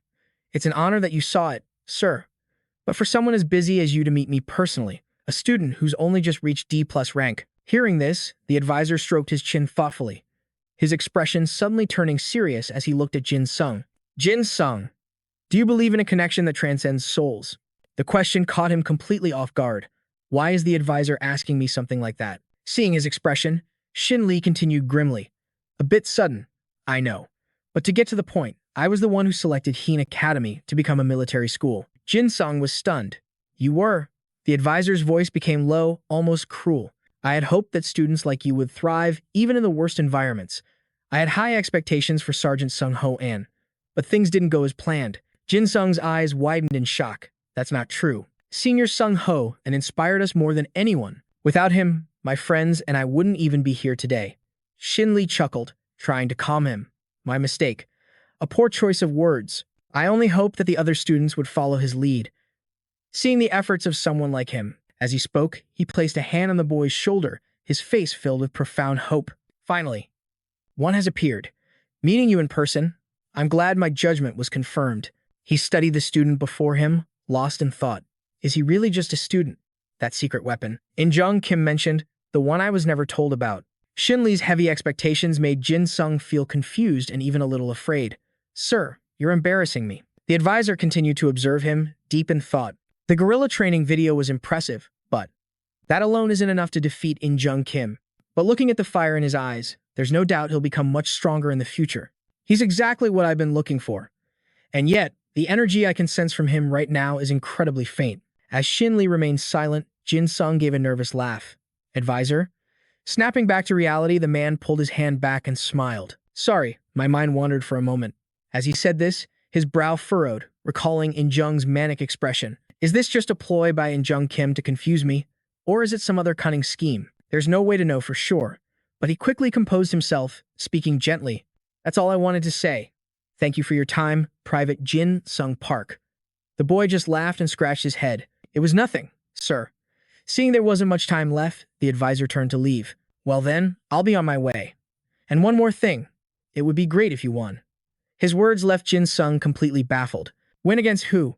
Shin Lee turned, waved, and called back with a laugh. You'll find out soon enough. Get home safe. He stared blankly into the sky, muttering to himself, what is it trying to tell me? Meanwhile, inside the training room, Sung Ho was relentlessly pushing his limits, showing no sign of fatigue. Glancing at the clock, he thought, only 11 o'clock? The time it took to reach his breaking point had shortened dramatically, all thanks to Park Jin Sung and the new recruits. The energy during every training session had improved spectacularly. It's been a long time since my muscles felt this sharp. Park Jin Sung, you're really starting to grow on me. If I want to set a good example, I have to push even harder. Just as he stepped outside, a sharp voice cut through the air, grabbing Sung Ho's attention. Get lost. His gaze shot to a nearby alley, where he could just make out a group of figures. Another voice slithered out from the darkness. Come on, just play with us for a bit. In the middle of the group, a small, beautiful student stood trembling, her face pale with terror. Please, help me. The men circled her like vultures as one of them sneered. Don't be so dramatic. We never said we were going to kill you. We just want to have a little fun. As they closed in on the terrified girl, Sung Ho stepped forward, his voice cutting through the tension. Stop. Do as I say. Sung Ho glared at them with a grim warning. I'm telling you now, back off. The man just shot him a provocative, mocking smirk. What's this? Playing the hero just because you go to the same school? You think you're the main character on some stage? Annoyed, Sung Ho reached out. I'll definitely get my hands on you. In an instant, his hand clamped around the thug's wrist like a steel trap. The man gritted his teeth in utter shock. What the? Was that teleportation? A split second later, a sickening crack echoed as his wrist was bent backwards, sending him screaming to his knees in agony. The female student looked at Sung Ho, her voice filled with worry. Sergeant An Sung Ho. He gave her a calm, reassuring look. I'll handle these scumbags. You should get to a crowded area. Hearing his words, she immediately turned and ran. Okay, thank you. But as she fled, another thug lunged forward to grab her sleeve, shouting, Where do you think you're going? Sung Ho spun around, slamming the thug to the ground by his collar, while effortlessly hoisting the first man into the air with his other hand. His voice was chillingly calm. I told you I'd get my hands on all of you. The remaining two thugs were panicked but tried to sound tough. You, son of a bitch. You think you're getting out of here alive? He turned his head to face them. I already warned you. With that, Sung Ho hurled the two men in his grasp towards the others, sending them crashing down and painful. He looked down at the men sprawled on the ground. Sung Ho coldly dusted off his hands. You should stop with these pathetic schemes. Your goal was to lure me into this alley, wasn't it? From a dark corner of the alley, a figure emerged with a cold smile, his voice filled with amusement. Oh, so you already knew? Sung Ho's response was flat. Did you really think you could hide that disgusting aura of yours? It's been a while, Kang Jin Ho. Two figures slowly stepped out of the alley. It was none other than Kang Jin Ho and Dong Ho. The two sides faced each other in a heavy, tense silence. The atmosphere immediately became charged. Kang Jin Ho raised an eyebrow with a cold, teasing smile. My. It looks like you've gotten taller. Sung Ho frowned. You went through all this trouble just to pick a fight with me. His rival just chuckled. What are you talking about? I was just taking a walk with my comrades and decided to talk to a pretty student. Seeing his smug act, Sung Ho's lip curled into a smirk. Is that so? It seems you're from the 998th Brigade. Hearing that, His eyes flickered towards Sung-ho, and he rubbed his chin with an amused smirk. You're pretty sharp. How'd you figure it out? Sung-ho gave a cold smile. First off, that second-year student was wearing our school's uniform, but she called me Sergeant and Sung-ho. Kang Jin-ho looked genuinely surprised. So what? You are a sergeant. Sung-ho spoke plainly. The school only recently switched to a military system. People aren't used to ranks like sergeant yet. A second-year student especially would be much more likely to use the word sunbae, senior. She slipped and used a term she's used to. As he spoke, realization dawned on Kang Jin-ho's face. Well, I'll be damned. I thought you figured it out because her acting was so terrible. The kids from Heen Academy are even more of a mess than I imagined. Sung-ho cut him off. You slipped up, too, calling these thugs comrades. Not friends, but comrades. That's military terminology. Kang Jin-ho just gave a slight smile. So that was my mistake. I guess it's just a force of habit. Sung-ho's fists clenched as he spoke in a low tone. I heard the 998th Brigade and Heen are having a joint training exercise soon. So, if a so-called student is using military language, then they must be from the 998th Brigade. Kang Jin-ho touched his forehead. You're annoyingly good at piecing things together from just a few clues. For a dog that just hangs around a high school, you're pretty observant. But you're also too noisy. Maybe I should just take care of you right now? Seeing the look on his face change, Dong-ho quickly stepped in, interrupting in a soft voice. Jin-ho, isn't this? And Sung-ho. Being interrupted only made Kang Jin-ho more irritated. Can you shut your mouth? Sung-ho looked at Dong-ho coldly. I'm in Sung-ho. Who are you? Dong-ho's face lit up with excitement. I'm. Before he could finish, Kang Jin-ho cut him off. This mutt here is Jub Dong-ho. Panicked, Dong-ho quickly tried to explain. What's that supposed to mean? The name's Jub Dong-ho. A pleasure. He shot back a dark glare, repeating the name. Jub Dong-ho. What's your problem? Dong-ho just smirked. Oh, it's nothing personal. I just want to beat the hell out of you. Seeing his expression, Kang Jin-ho let out a satisfied chuckle. Looks like I won't have to get my own hands dirty. Take care of him. Heh. Dong-ho's eyes gleamed with excitement. Gladly. How could In Sung-ho possibly stand a chance against me? He glanced over at Dong-ho. You're seriously underestimating me, kid, Kang Jin-ho said with a sneer. You'll never beat this fat bastard. Dong-ho immediately shot back. Hey, there's more to me than just my size. Without even a glance, Sung-ho made his move. I'm sure of it. For a split second, Dong-ho saw panic in Sung-ho's eyes. He lunged forward, grabbing him by the collar. I've got you now. He could see Sung-ho was about to take him down. Dong-ho just scoffed. An unbelievable amount of power. But like I said, there's more to me than just my size. His words sent a jolt through Sung-ho. The next morning, as Jin Sung walked into his classroom, he was stunned by the thick, tense atmosphere. Taking his seat, he turned to Soon, completely confused. Why is it so tense in here? Did something happen? She frowned at him. You seriously haven't heard? He was taken aback. Heard what? At his question, she lowered her head, avoiding his gaze. I thought you would have known. It was all over the news and social media this morning. Her words only confused him more. What news? Is it about pest again? Hearing this, Soon tapped the back of the girl in front of them. Hey, show him what you were just watching. She turned around, surprised. You're in the same club as In Sung-ho's sunbae, and you don't know? Sun's voice was grim. Just show him. Seeing everyone's reactions, Jin Sung's gut clenched. What happened to In Sung-ho's sunbae? The girl answered flatly. See for yourself. Nervously, he stared at the screen. Seeing an image of Sung-ho from the night before. A dark alleyway filled the view. Sunbae. Why was he in a place like this? He was grabbing Dong-ho's hand. Suddenly, the ground began to shake violently. A tremor ran through Sung-ho's entire body, and in that moment, Dong-ho placed a hand on his shoulder. The scene made his blood run cold. The screen clearly showed Sung-ho, pinned to the ground by Dong-ho himself.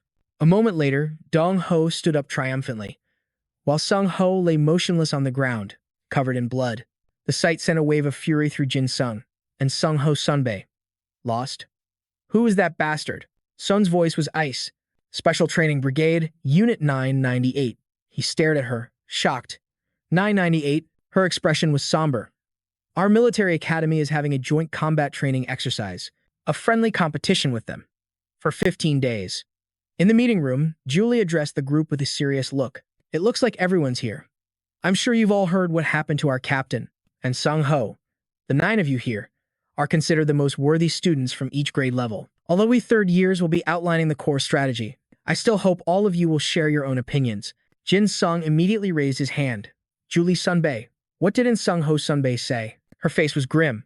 The captain is under surveillance, so not even club members can get near the nurse's office. And even if that weren't the case, you wouldn't be allowed to visit him for your own safety. Hearing this, his expression darkened. I understand. Myung Hyung held his head in his hands, furious. That damn bastard. To think In Sung Ho would end up like this. Sergeant Nay slammed his fist on the table. Jui, what are we supposed to do now? And Sung Ho, the guy who was supposed to lead us, is out of commission. Myung Hyung chimed in. What good are we until An Sung Ho recovers? Jui crossed her arms, her brow furrowed. He's under surveillance. He can't join this meeting, even after he's completely healed. I called this emergency meeting so we could at least agree on a contingency plan. A smug grin spread across Myung Hyung's face, just as I predicted. The only one worthy of leading in his place is me, isn't it? She shot back coldly. And do you truly have what it takes to carry the weight of this entire school on your shoulders? Her question left him speechless. What? Just then, Jizong cut in, a bored look on his face. Excuse me. Did we all gather here just to watch our seniors? Myung Hyung snapped. What was that, you second-year punk? We only called you here because this is an emergency situation. You should just sit there quietly and wait for orders. Sol rested her chin on her hand, raising a brow. Are you seniors really strong enough to be giving those orders? You don't exactly look like the sharpest tools in the shed. Sol's taunt made Sergeant Na slam his hand on the table again. What did you say? Aren't you that famous white jade fairy? Unfazed by his outburst, she replied calmly. And you, senior, don't seem to have a reputation at all. Her jab pushed his fury to its breaking point. He shot to his feet, enraged. You little brat. Just as things were about to explode, Jui slammed her own hand on the table. Enough. If you continue with these pointless arguments, I'll report this entire mess to the school authorities. Sergeant Na reined in his anger and sat, but shot a hateful glare at Sol, muttering about arrogant brats. Jui then turned to Sol with a cold warning. And you second years need to stop provoking them. Sol and Jizan replied in unison. Yeah, whatever. Seeing that they had finally settled down, Jui clicked a remote. All right.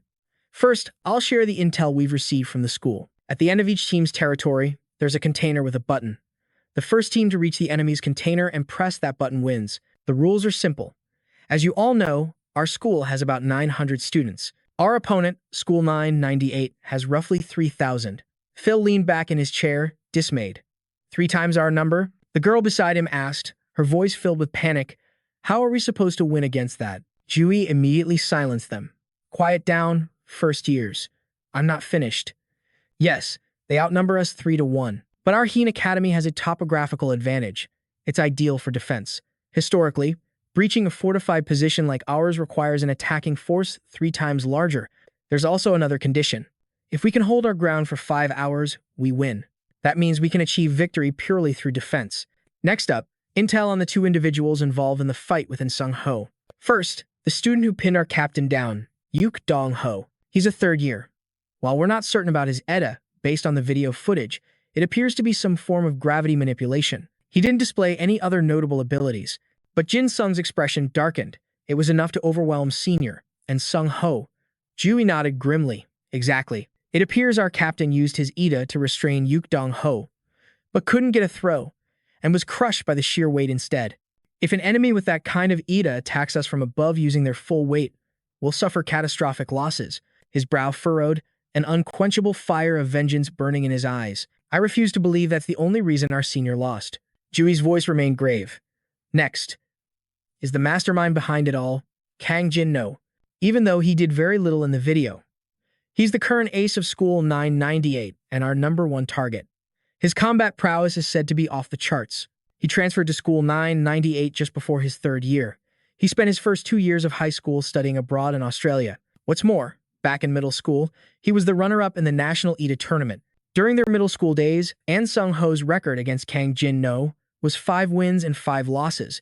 At this revelation, Jin Sung's eyes shot wide open. He's the rival senior An Sung Ho could never truly defeat back in middle school. He immediately looked to Jui for confirmation. Senior Jui, has any intel been revealed about Kang Jin-ho's EDA? Julie quickly answered. No specific details have been confirmed, but according to an old article, it's a type that enhances his physical abilities whenever he gets angry. That's all the information I have. Her words struck him like a bolt of lightning. He was completely floored. an EDA with the exact same characteristics as his own. Julie continued. Kang Jin-ho. The one who defeated our captain in the past, and the one behind Dong-ho in this recent incident. With these two as their key players, Unit 998 is going to play an aggressive game to boost their own reputation. They want to send a message that Heen Hai's and Sung Ho is nothing. Jin Sung clenched his fists, gritting his teeth. This is absolute bullshit. Julie spoke again. And this is intel from the person who leaked the video. This is the location where the video was filmed. After investigating, it was revealed to be an abandoned building. He gasped. An abandoned building? That means it was a trap. Julie leaned on the table, confirming his suspicion. Exactly. Unit 998's trump card is someone with a counter-type EDA. The captain was recruited to neutralize Heen Academy's ace, but Sung Ho walked right into their trap. That's the conclusion we've drawn from the intel. But even if the situation was a setup, there's absolutely no evidence of it in the video footage. The media is only focused on the most sensational part, the captain's defeat. Jin Sung finally broke the silence. How do we know they didn't do something to weaken Senior and Sung Ho before the fight? Or maybe there was another reason he couldn't unleash his full power. Sergeant Ney scowled, clearly annoyed by the speculation. Hey, you, the second year. Aren't you that rumored killer they brought in? Stop having such an extreme reaction every time and Sung Ho's name comes up. You're disrupting the entire briefing. Hearing that, Jin Sung looked flustered and said, I'm sorry. But in that exact moment, Phil cut him off sharply. Senior, your real name is Park Hyung-sung. I didn't recognize you at first. I was wondering who you were. But like Sergeant Na said, we just have to accept the truth. Sergeant and Sung Ho lost. Honestly, besides his knack for surprise attacks, he isn't anything special. Phil's words struck a nerve. A dark shadow fell over Jin Sung's face as he spoke, his voice dripping with ice. Hey, first year, watch your mouth. Phil just laughed, brimming with confidence. Hasn't that already been proven, after what just happened? Considering his only ability is to pin people down, I have to wonder if we've been overestimating him. He's just using it to hide his own lack of skill. Jin Sung's voice dropped to a low growl. I'll say it one more time. Be careful what you say. But Phil just waved a dismissive hand. You're just a private, aren't you, senior? I'm a corporal with a B+ EDA. What reason do I have to listen to you? Tell me I'm wrong, Private Park Jin Sung. His expression turned terrifyingly cold. First year, state your rank. But Phil wouldn't back down, his tone growing even more insolent. A private talking back to a corporal? This isn't the school's chain of command. State your rank. The girl beside him started to panic, trying to warn him. Just stop it. But he ignored her. I outrank you and my EDA level is higher. Didn't you hear me? I'm not doing it. Jin Sung's command was absolute. State your rank. Phil just smirked, his eyes half-lidded. My, so stubborn. But then, his body went rigid, his face drained of all color. A terrifying darkness consumed Jin Sung's features. His eyes blazed with a murderous, blood-red light, locked directly onto Phil. The chilling aura radiating from him even made Jin John, sitting nearby, flinch. His patience had shattered. I said, state your rank, you squinty-eyed mutt. A primal fear finally gripped Phil. His entire body started to tremble as he stammered, "See, Corporal." Jin Sung's eyebrow arched in mockery. Looks like you've still got some fight in you. For a piece of trash like you. Calling you squinty-eyed is more than you deserve. He turned to the sergeant. Sergeant Na, it seems I was a bit sensitive. Given what happened to Senior and Sung Ho, I hope you can understand. Faced with that terrifying expression, even Sergeant Na felt a chill. He quickly looked away, struggling to agree. Jui watched the atmosphere in the room completely transform, and she too fell silent, stunned. Jin Sung then turned his head to look at her, his voice now eerily calm. Senior do why? Did Senior and Sung Ho outline any kind of formation or strategy beforehand? She quickly answered, the formation he was testing was a 3-man center with 1 on each flank. The 1-3-1 formation. He hadn't even detailed the plan yet. At Julie's words, Myung Hyung exploded. What? Why would he make that call? What happens if both flanks get overwhelmed by pressure? Jin Sung immediately shot back. Both flanks are narrower than the center lane. But Myung Hyung instantly pointed out the formation's fatal flaw. But they're still too wide. The enemy could exploit that and concentrate on our wings. Once our sides are pushed back, our center will be flanked. Do you get it now? Hearing Myung Hyung's solid logic, Jin Sung stroked his chin thoughtfully. Is the reason our senior chose this formation? Because Squad 998 will focus on the center. Julie asked, surprised, what makes you think that? He answered without missing a beat. Squad 998 proposed this match. Didn't they? She confirmed, looking a little flustered. Yes, that's right. Jin Sung then explained, just like you said, Senior Julie. With terrain that favors defenders and the condition that Heen School wins on a timeout, on the surface, it seems fair. But they're trying to force us into a passive, defensive mindset. They're trying to crush our morale by ambushing our commander and our ace, Senior In Sung Ho. Squad 998's goal is to publicly crush Heen School. Instead of following In Sung Ho's plan, we need to concentrate the bulk of our forces in the center and post a smaller number on the flanks. Hearing this, Myung Hyung immediately shot it down. What? Reinforce the center. Have you lost your mind? Let's just assume for a second you're right, that those bastards from 998 want to push the center with everything. If that's the case, we can just punch through their wings and hit them from the side. And even if they focus on the flanks, like I said, we'll have enough forces to hold the line. At least that seems consistent with the strategy and Sung Ho laid out. Julie also eyed him with suspicion. That's right. I agree with Shin Myung Hyung. Switching to the formation you're suggesting is far too risky for the potential payoff. Seeing the doubt in both their eyes, he pressed his lips together, lowering his head in thought. Fundamentally, both of his seniors were right.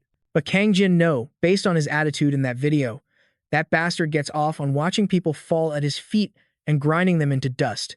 Jin Sung knew it because he had a similar darkness inside him. That bastard was going to pay. After a long moment of hesitation, Jin Sung spoke. And one last thing.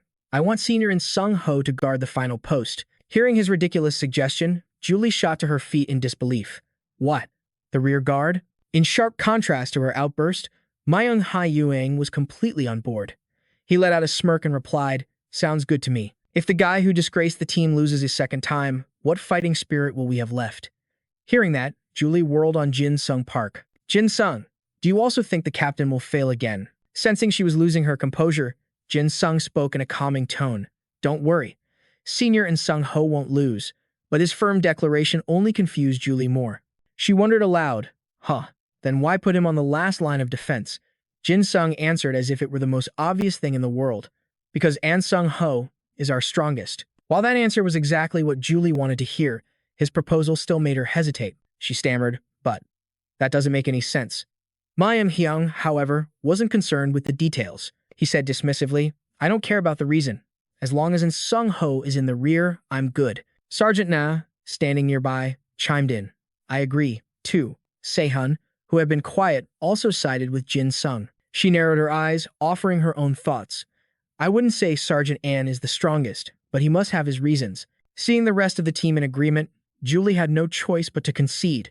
She let out a heavy sigh and closed the meeting. All right then, today was for gathering intel. We'll use the coming days to adjust our strategies. If anyone has anything to add, report it. Good. You all worked hard. After the meeting wrapped up, everyone looked completely drained. Sergeant Na rubbed his temples, groaning, man, all that thinking is exhausting. At that, Myung Hyung couldn't resist gloating. No need to worry.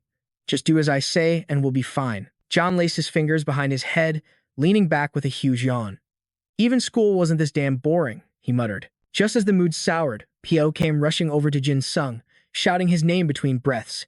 Private Park Jin Sung. Hearing the shout, he instinctively glanced over his shoulder. Recognizing who it was, Jin Sung asked in a calm voice, What's the matter? Corporal Squinty Eyes. At this, Pio looked like he was stealing his resolve, clenching his hands into tight fists. Seeing this, Jin Sung watched him closely. Jin Sung immediately understood the strategy. He slowly walked towards Phil, who was still frozen in place, and asked with a taunting smile, Now, let me guess. I just put you in your place, so now you're desperate to reclaim some of your pathetic honor? Seeing the explosive tension between them, Julie quickly stepped in the middle to intervene. What do you think you two are doing? Jin Sung offered a faint smile to reassure her. It's nothing, Senior Julie. I just think this junior needs a bit of re-education. His answer seemed to calm her down a bit. With that, Julie turned to leave. She decided not to get involved in the junior's squabbles, but before she left, she gave one last warning.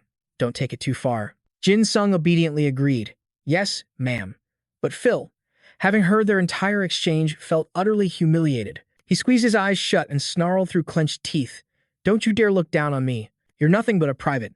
He jabbed a thumb at his own chest, desperate to assert his dominance. I'm going to become the strongest at Heen Academy, stronger than Sergeant An Sung Ho, and even stronger than Petty Officer Kim Sul. After listening to his delusional rant, Jin Sung's handsome face went cold as stone. His gaze, sharp enough to cut steel, shot directly at Phil. Looks like this guy needs to be taught a proper lesson. On the academy grounds, Phil and Jin Sung stood facing each other. Desperate to prove himself, Phil declared, "Since I'm a first-year senior cadet, our levels are worlds apart. I'll even let you have the first move." Seeing such arrogance, Jin Sung let out a scornful smirk. He looked straight at Phil, activating his appraisal skill to size up his opponent. Rank B+. Combat ability B+. Skill focuses on one target within his field of vision. It analyzes their kinetic energy, grasping exactly how much power his target has and how much they're capable of. However, the user can't perceive abilities beyond his own understanding. In that moment, Jin Sung saw right through his opponent's plan and cursed inwardly. "You want me to go first because your skill analyzes my strength? This little-eyed punk." He let out a bored sigh and decided to play along. "Fine, here I come." Without another word, Jin Sung drew his weapon and lunged at Phil with blinding speed. Phil was shocked. "Faster than I thought," but he quickly regained his composure. A confident smirk spread across his face. "However, I already saw that coming." But things didn't go as he predicted. Jin Sung's trajectory suddenly shifted, stunning Phil completely. He scrambled to dodge the attack, his mind racing in confusion. Wait, did he just change direction by overpowering his own inertia? Unlike Phil's panic, Jin Sung was perfectly calm. He glanced at his opponent with an emotionless stare, then suddenly changed his grip on the blade. Meanwhile, Phil was still struggling to evade Jin Sung's relentless assault, trying to predict his next move. He couldn't find a single opening to counterattack, leaving him to wonder in disbelief. But I can still see his moves. Before he could finish the thought, a sharp pain seared across his face. Instinctively, he jumped back to avoid taking more serious damage. Witnessing Jin Sung's power filled him with dread. He trembled inwardly. What kind of ability is this? Even if he's not using the blade to kill, this is too dangerous. Besides that, the way he layers his power on top of his physical movements is on another level. But he quickly steadied himself, trying to rationalize what happened. Was I just not focused enough? I just need to watch more carefully this time. In stark contrast to his fear, Jin Sung looked completely at ease. He slowly closed the distance, asking, "You really like dodging, huh? Should I ramp up the difficulty?" The moment he finished speaking, he charged again, putting Phil on the defensive once more. Phil's face went pale, and he gritted his teeth, trying to steel his nerves. "It's fine. I'll watch closely and dodge." Suddenly, 3 after-images appeared before him, and Phil couldn't tell which was real. He panicked. "What? All 3 are moving illusions. That means he's 3 times faster than what I can perceive." While he was still lost in confusion, Jin Sung closed the gap with lightning speed. Facing the attack, Phil let out a pathetic scream. A long moment later, he slowly gathered his courage and peeked one eye open. What? Did he miss? Or was he just trying to scare me? As Phil reeled in confusion, Jin Sung calmly stabilized his stance. "And while you're at it, forget about compensation. You challenged me, so don't expect a single penny." The statement only left Pio even more bewildered. He stared blankly, asking, what money?" Pio's body was now covered in cuts from Jin Sung's previous assault. Jin Sung slowly stalked toward where Pio had collapsed, leaning down to meet his gaze. His voice dripped with a threatening provocation. "You want to be the strongest, don't you? Those who only rely on their EDA, too lazy to actually train, will never surpass Senior Ann, or even me. You get it, squinty-eyed sergeant." A few days later, on a cliffside, the group gathered to survey the area. After assessing the terrain, Jin Sung announced with a heavy sigh, "There's no other way. We just have to give it our all." He recalled the meeting from a few days ago, thinking grimly, "I couldn't persuade the seniors back then." The final plan was for Sergeant Shin to guard the weakest points based on our formation. The third years will take the left flank, and the second years, the center. The right flank belongs to the first years, me and my crew of idiot disciples. While the first and second years set their formation, the third years will deploy on the left wing. The strongest fighters will focus on the left flank to break the formation of the 998. Lost in thought, Jin Sung rubbed his chin. Because their forces are massive, a full frontal assault is the right call, but the problem is Kang Jin-ho. I hesitated during the meeting. I had a bad feeling. I'm afraid that bastard will attack the third year's defense. He'll do anything to find the weakest link in our lines. He's desperate to completely crush Senior Ann and achieve a perfect victory. Thinking about his own situation, Jin Sung ran a hand through his hair in frustration, muttering pessimistically, "We won't have enough people with just me and these disciples." Just as he was tearing his hair out over their grim prospects, Pio suddenly ran up to him. He shouted, "Sunbae Park Jin Sung." The form of address left him utterly confused, his mind filled with question marks. Jin Sung had to confirm, "Sunbae." He questioned him warily. "What do you want, squinty-eyed sergeant?" But contrary to his cautious attitude, Pio was acting incredibly obedient. He raised his hand in a salute and spoke respectfully. Greetings, Sunbae. This behavior only made Jin Sung even more suspicious. He sized him up mentally. What's wrong with this guy? Before he could voice his doubts, Pio yelled out. He poured his heart out. I've thought it over, and I was too naive. Sunbae, I misunderstood you, but now I know the truth. Please forgive me and take care of me from now on. He went on and on, but Jin Sung only latched onto one key point. He immediately shot back. What misunderstanding? It was like a switch had been flipped in Pio. He unleashed a torrent of Jin Sung's past deeds. Yes, like how you bribed Captain and to get first place in the guerrilla training, or how you boosted your score by exploiting the instructor's weakness, and buying off the press with that 1 versus 200 headline. Every word he uttered felt like a punch to Jin Sung's gut. His expression darkened. He cursed under his breath. I didn't think this guy was this crazy. The more Pio spoke, the more agitated he became, unable to stop himself. After reconsidering everything, I know all that news was true. I was truly impressed by your methods. Sunbae, I want to be just like you. Please, accept me. Big boss. The commotion immediately caught the attention of Li Zhang and Sang Min's group. Hearing the shout, Li Zhang asked curiously, Big boss? Who's that? Pio was thrilled to see more people arriving. He snapped into a military salute and yelled, I heard this is the boss's disciple legion. Hello, seniors. I'm a first year. The other two slapped Jin Sung on the shoulder, teasing him. You've already recruited a first year? Damn, big boss, you're like a magnet for weirdos. Getting ribbed by his friends, he shot back. Hey, don't talk nonsense. But it seemed his protest was futile. Pio eagerly chimed in, responding with gusto, I look forward to working with you, seniors. That declaration made Jin Sung scream in horror. Just listen to me. After a long, noisy ordeal, everyone finally calmed down. Jin Sung warily rubbed the back of his neck, trying to explain it to Pio. Look, squinty-eyed sergeant, if you want to follow me. That means you're joining my lead. It also means you have to join the club of the senior you despise, and Sung Ho. Pio immediately declared his stance with absolute resolve. I deeply regret what I've done. From now on, please guide me. Seeing his sincerity, Jin Sung finally relented. He asked, if you're that serious, can you follow my orders during this training exercise? Pio clenched his fists, his voice filled with determination. Please give the order. Every first year in my squad will follow you. Sunbae. Jin Sung felt the situation was now well in hand. Not bad, he thought with a nod. He placed a hand on Phil's shoulder. All right, narrow eyes. You're provisionally accepted into my unit. Phil's face lit up with excitement. Yes, thank you, sir. I'll do my absolute best. It seemed things were finally moving in the right direction. Jin Sung was secretly pleased. This situation looks promising. I'll use this advantage to the fullest. Far below the cliff, where the group stood, and Sung Ho was alone, guarding a container. His gaze was heavy, and a terrifying aura of power radiated from his entire body. Inside the enemy team's tent, everyone was gathered, listening to intel from their comrades. A voice came through the comms. This is Delta 1. Do you copy? Alpha. The initial strike on the target is confirmed. Delta 1 is beginning the assault. Song Jiang, the comms operator, replied instantly, Roger that. Proceed as planned. Before he could finish his sentence, a piercing static sound cut through the transmission, making him pause. He tried to re-establish the connection. Delta 1, your signal is extremely weak. Please confirm. Delta 1, respond if you copy. Seeing the grim situation, Jung Min immediately spoke up. What's wrong? Could they be using some kind of EDA that's jamming or even severing our signal? Is something wrong? Song Jiang quickly replied. We're fine. Is there a problem on your end? Just then, a series of strange sounds erupted from the other side. Hello? We can hear you, Delta 1. Never mind, can you guys hear us clearly? Song Jiang switched on his mic and answered. This is Alpha, who was on the other end of this line. Before he could finish, a cheeky voice answered back. Hehe, this is Private Park Jin Sung from the 3rd Squad, 10th Regiment of the Hini Special Flight Base. Song Jiang rubbed his chin, a seed of doubt planted in his mind. Park Jin Sung. I've never heard that name before.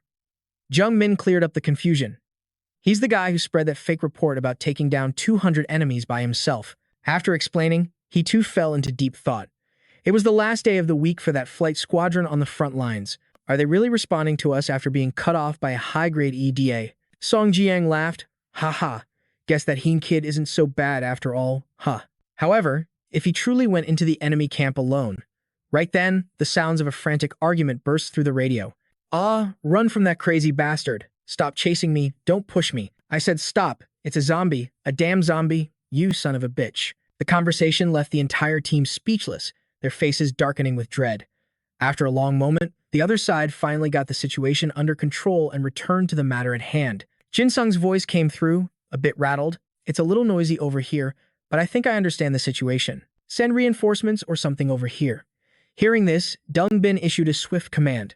"Assessing the current threat is our top priority. Notify Delta 2 and have them confirm the status of Delta 1. But before they could act, another team's voice crackled through the radio. "This is Bravo Z. Bravo Z, come in. Alpha, please respond." Song Jiang grabbed the radio, keyed the mic, and answered the call. "This is Alpha. Go ahead." After getting a response, Bravo Z immediately reported, "All forces at Bravo 1 are in full retreat. I repeat, all forces at Bravo 1 are retreating. We've confirmed we are under attack by an EDA." The shocking news made Jung Min leap to his feet. "Confirm that again, from the left flank as well." "The left flank too." A bewildered Dung Bin scrambled through their intel. He wondered in disbelief. Under attack? But aren't there supposed to be no powerful EDA users among High and High's third years? Outside, on the battlefield, the landscape was nothing but wreckage and ruin. Daisen was using his power to lift a colossal pillar, not forgetting to mock his enemies. "You worthless low-level trash. You're good at swarming together, but now it's time for checkmate." With that, he hoisted the massive object onto his shoulders. This was his ability, to unearth anything stuck and hurl it. ADA level. B+. Overall combat ability. B+. You can use anything lodged in the ground as a weapon. Anything you dislodge becomes weightless to you, and the object's size depends on the EDA user's mental fortitude. After planting his feet firmly, Daisen took a deep breath and launched the massive pillar toward the enemy. He roared, "Die, you filthy pieces of garbage." Seeing the immense danger flying toward them, the soldiers on the other side screamed, "It's coming again. Everyone, get back." The crowd shoved and pushed, scrambling in a desperate panic. Screams of terror echoed through the air. A direct hit from that thing, even with a shield, would mean a guaranteed trip to the hospital. There'd be no other outcome. On the other side of the battlefield, after finishing off another group, Zion dusted off his hands and let out a truly satisfying breath. Behind him, Julie had witnessed the whole spectacle. She let out a smirk and asked, "So, how does it feel?" "Just as I predicted, your Ida is most effective on the front lines, isn't it? Even on a defensive map with hidden relics, its true power depends entirely on its wielder." And yet, Zion couldn't have cared less, giving her nothing but an arrogant glare. He simply waved away her words as if they were dust. "Are you just salty because I was the only one sent to the third year's post? But I'll let it go, since I got to watch that pathetic trash from 998 struggle for his life." His attitude left Julie feeling utterly exasperated. She could only remind him, "I think your value might be a little higher if you weren't so completely rude." Zion whipped his head around, his eyes locking onto hers with a clear challenge. "Hey, let's see what you seniors can really do. I'll just kick back and enjoy the show from here." Julie didn't bother to argue, offering only a confident smile in return. "All right then, it's time to show you the power of a third year." A brilliant light began to radiate from her entire body as she unleashed her ability. Her armor pulsed with a blinding light, enhancing the combat power of everyone near its Eda-wielding master. If the owner believes with all their heart that they can block a blow, they will receive 0 damage. With her preparations complete, Julie's voice cut through the air like steel. "3rd Squadron, 1st Regiment, 11th Squad. Our squad leader might be missing, but we're going to show them exactly what we're made of." At her command, her entire team surged forward. On the opposite side, the enemy frantically shouted orders, getting into position. "Prepare for battle. The veteran team from Hay and High is coming. Everyone, to your battle stations." At that moment, Julie vaulted high into the air, her armor erupting in a blinding flash that seared the enemy's vision. "My eyes!" She landed gracefully on an opponent, taking him down with a single, effortless strike. The entire squad moved as one, following their leader's command. "Melee Squadron, tighten the front line where Sung Ho's division is pushing forward." Mayum Hayoung also barked commands to the squadron under his control. "Long-range Squadron, fall back to Bayan Zion's defensive bunker and prepare to support the front line." Meanwhile, Julie was rapidly coordinating her own team's formation. "1st Squadron, 1st Squad, assume tactical formation number 3. Her voice dripped with the entire team's determination. "Show these 998 cowards the true strength of Hay and High." Before long, Julie's team had completely annihilated the squad from 998. The team gathered in the valley, where she gave a quick report on the situation and declared their next objective. 998 has retreated to their front line. Next, we'll rally our forces in advance. But before she could finish, a figure descended from above, landing directly behind Julie and making her freeze on the spot. The newcomer was Gino. His massive frame was so intimidating it looked like he could crush her in an instant. He growled, his voice thick with frustration. Those damn cowards are a disgrace. How could they possibly retreat after the very first clash? Without waiting for a reaction, he began to channel energy into his fist, preparing to strike. Gino asked with utter contempt, "You all are the Stepping Stone Squadron, right? Get out of my way and bring me a team with some actual skill." With that, he unleashed a direct blow right at Julie. The force of the attack was immense, and she was caught completely off guard, sent flying backward through the air. Jean saw the unfolding disaster and yelled out in panic, "Vice Captain, are you okay?" Even with a massive dent cratered into the back of her armor, Julie forced herself up, reassuring her team. That attack was nothing against my armor. Seeing her still standing after taking his punch, Gino's face lit up with pure excitement. He let out a chilling smirk and said, "Oh, looks like taking you down is going to be pretty fun." Julie rose to her feet, closing the distance to Gino one step at a time. She looked up at him with pure disdain in her eyes and said, "Kang Gino, you're every bit the battle-crazed maniac the reports made you out to be." He finally got a clear look at her face then, his tone shifting into one of pure mockery.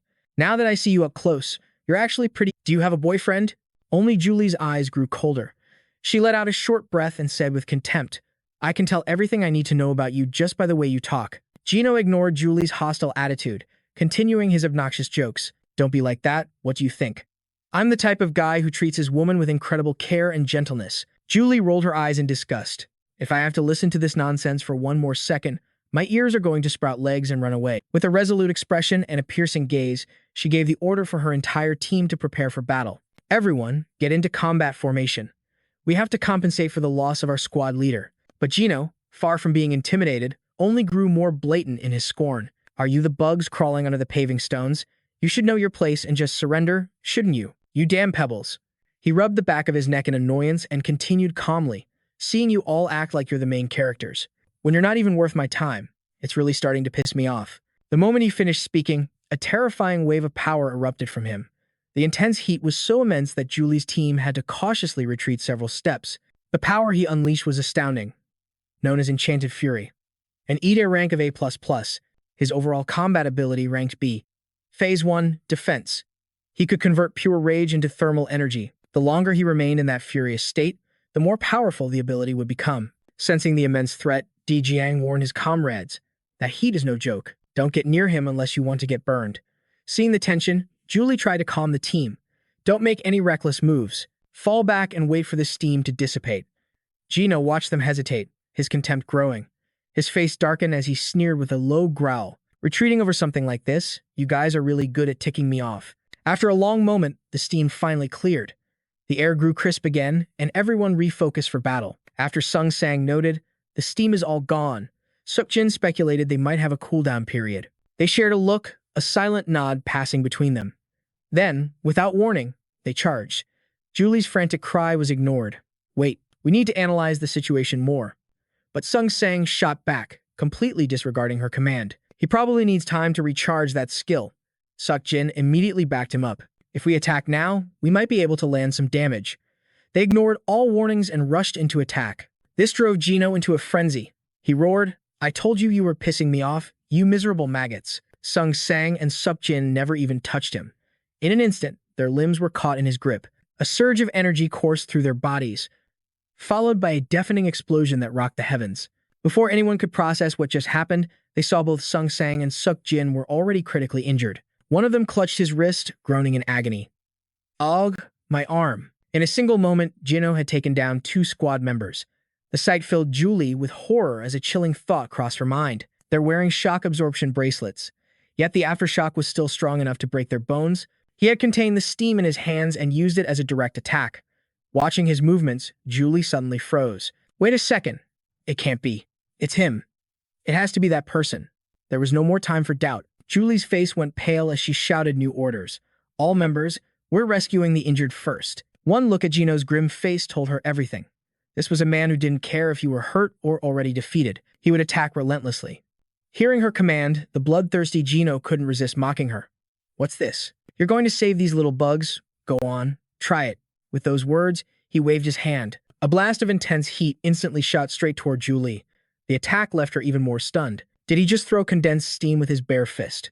Thankfully, she snapped back to reality, nimbly dodging each of his assaults.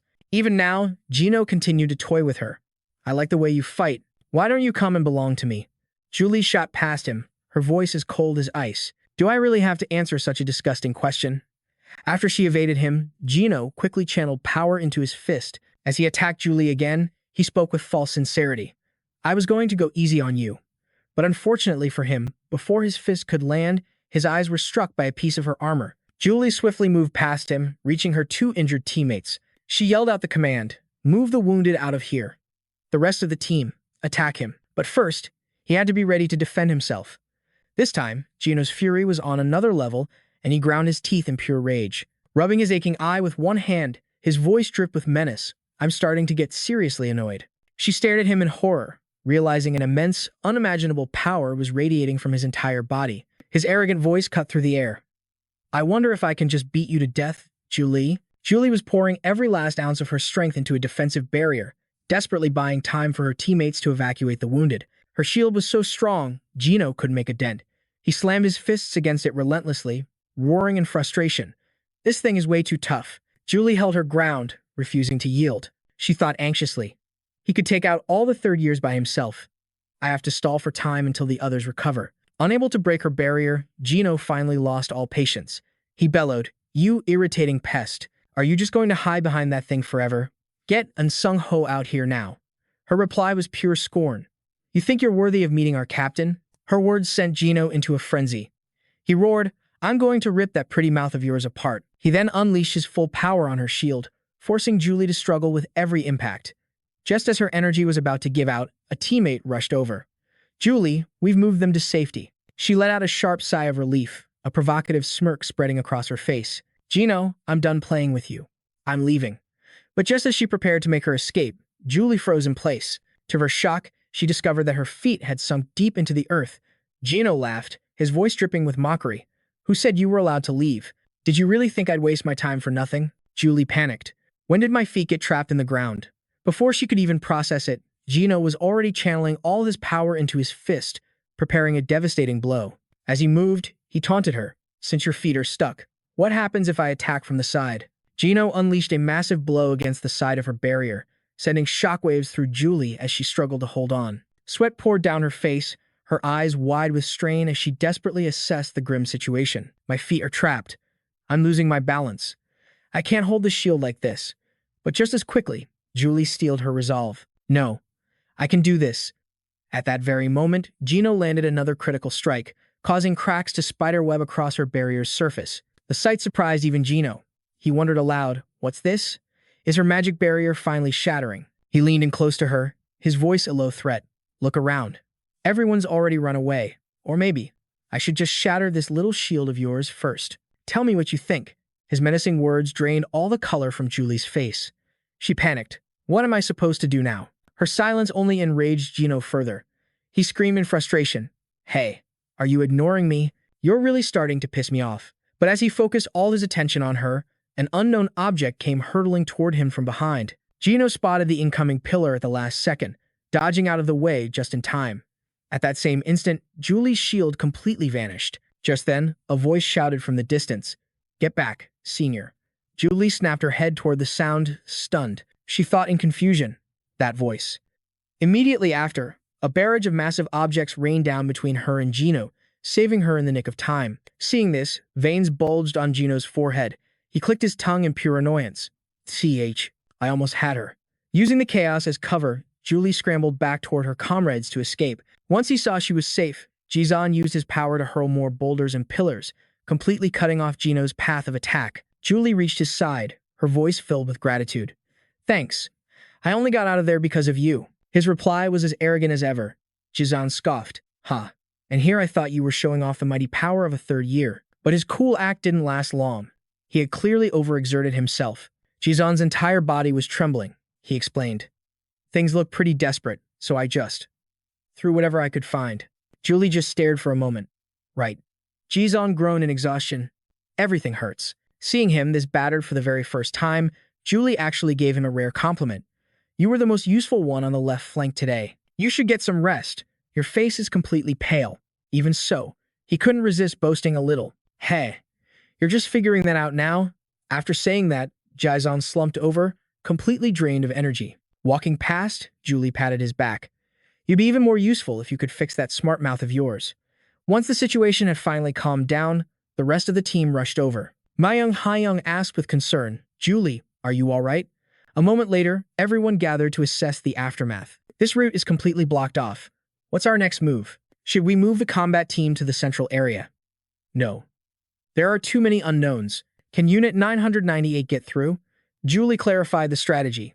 He won't cross this path easily. He'll be wary of Byun Zion's attacks, but the plan was to raid the left flank. And now that path is blocked, Mayong Hyung asked her, what about Kang Jin-no? Is he defeated? She gazed at the devastated landscape before answering grimly. With his abilities, dodging would have been easy. Now that he's confirmed the captain isn't here, he'll just find another way. Just then, Mayung Hayoung spoke up again. Where do you think Kang Jin-no will go? Julie glanced at him before answering slowly. If he realizes the captain isn't on the front line, there's only one place he would go, the center.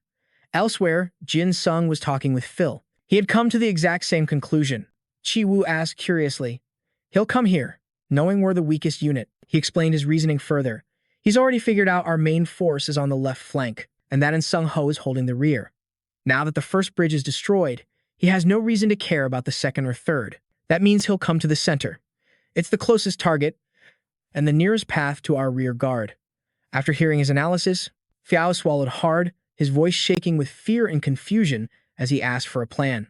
So, what are you going to do? Our surprise attack bought us a little time. But since they called in reinforcements, we've been completely pinned down. His desperate question sent Jin Sung into a long, heavy silence. A moment later, he stood up, his eyes burning with conviction as he asked Fiao, Hey, slanted eyes, do you think you can shatter this stalemate and turn the tide of battle using only the first years? Fiao was stunned into silence. What? Jin Sung's voice was calm and steady now. The 998th Brigade is returning to the central front. To stop them, we have to break this deadlock right now. The full weight of the plan finally crashed down on Fiao. He was in total shock. He had to ask again just to be sure. Are you really planning to march on the center with this bunch of kids? Jin Sung nodded firmly. Yes. It all depends on whether the first years can hold their ground. Fiao turned to look at his comrades, his mind racing before his resolve hardened. He roared with absolute certainty. Let's do this. Squad 1 will repel every single attack. Hearing his cry, Jin Sung clapped him on the shoulder in encouragement. I like the sound of that. With the decision made, Fiao scrambled to rally his teammates, getting Squad 1 assembled at the command point. Jin Sung gazed across the battlefield, making a silent vow. If even an irresponsible guy like him is trying this hard, then I have to find out what my own limits are. Meanwhile, over at Sun's central team, after hearing Go-Heer's situation report, she seemed skeptical. She turned to Byun-ji. Is that really what happened, or are you exaggerating? Standing behind them, Go-Heer scowled at her dismissive tone. He's a squad leader, too. You're being a little too harsh. Sun said nothing more, simply processing the information she had. So what you're saying is, the left flank strategy has failed, and now we, the central team, are the key to this entire battle. Looks like we'll have to try a little harder. We have to crush them before Kang Jin-no gets here.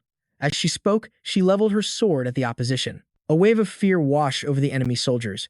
Hang frantically urged his men, Hey, help Dong Ho use his EDA now. Stop her. But all he got in response was Dong Ho's pale, terrified face. He whined, How am I supposed to do that? Every time I try to increase the weight, she just switches to a direct slash.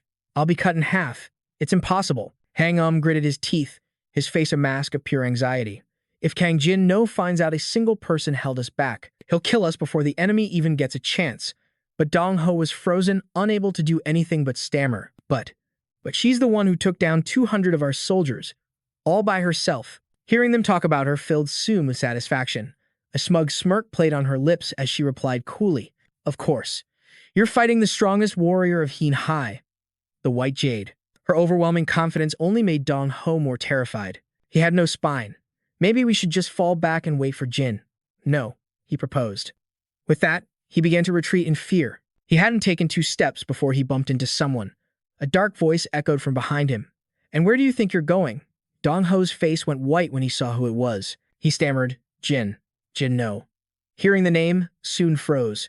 Her mind raced. Kang Jin-no. He's here already? I thought he'd take more time. Jin-no strode forward. He faced her directly, his voice dripping with contempt. So, you're the famous goblin, are you? He let out a harsh laugh, mocking her. The strongest? All you stepping stones say the same thing. And before anyone could even react, he lunged at Soon, unleashing a savage attack as he roared. It's so annoying.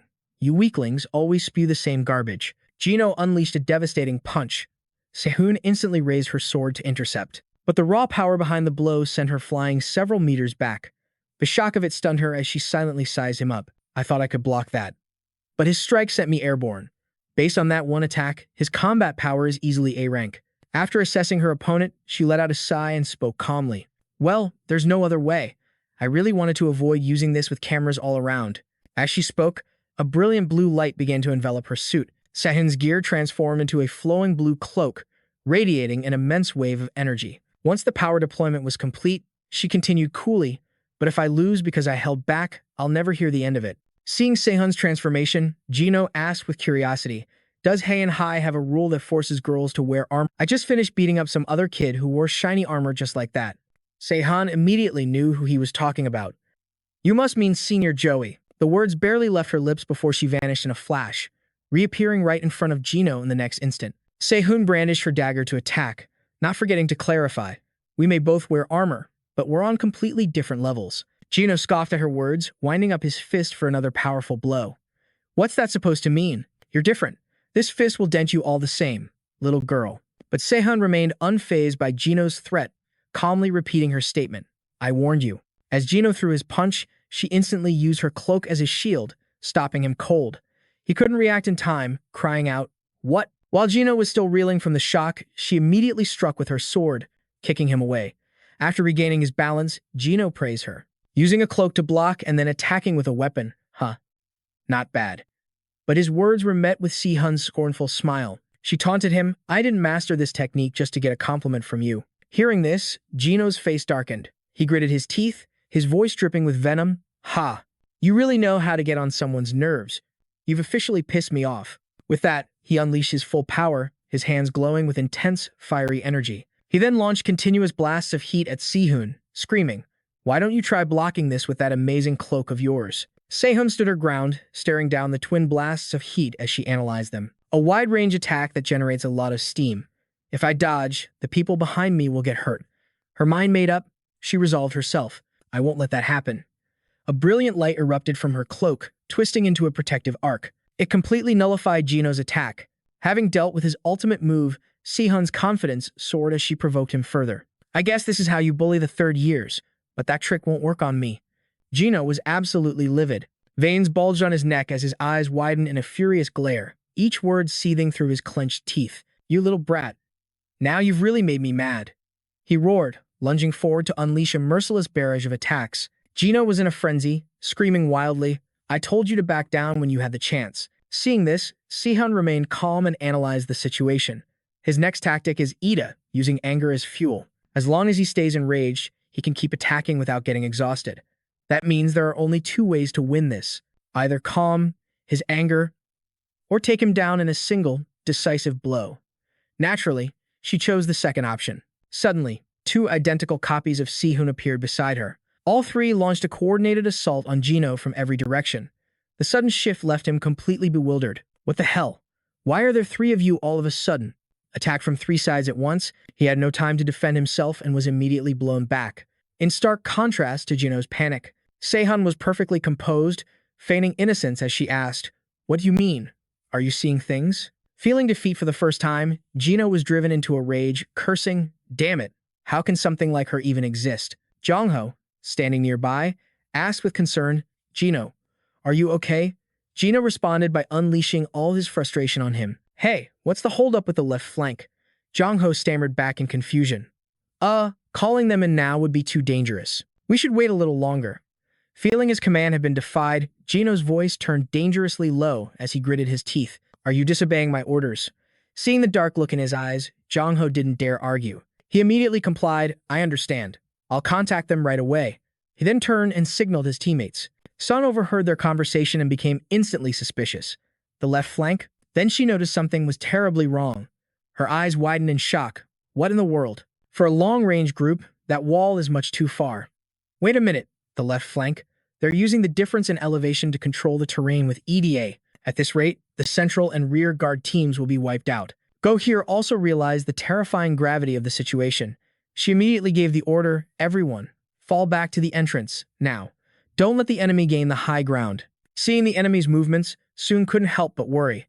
Their descent speed is unbelievable. If our troops fall back, they'll lose all their stamina. We'll be at a massive disadvantage. In the moment she was distracted, Gino seized the opportunity in the chaos. He leaped toward her, shouting, "Where do you think you're looking? Your opponent is me."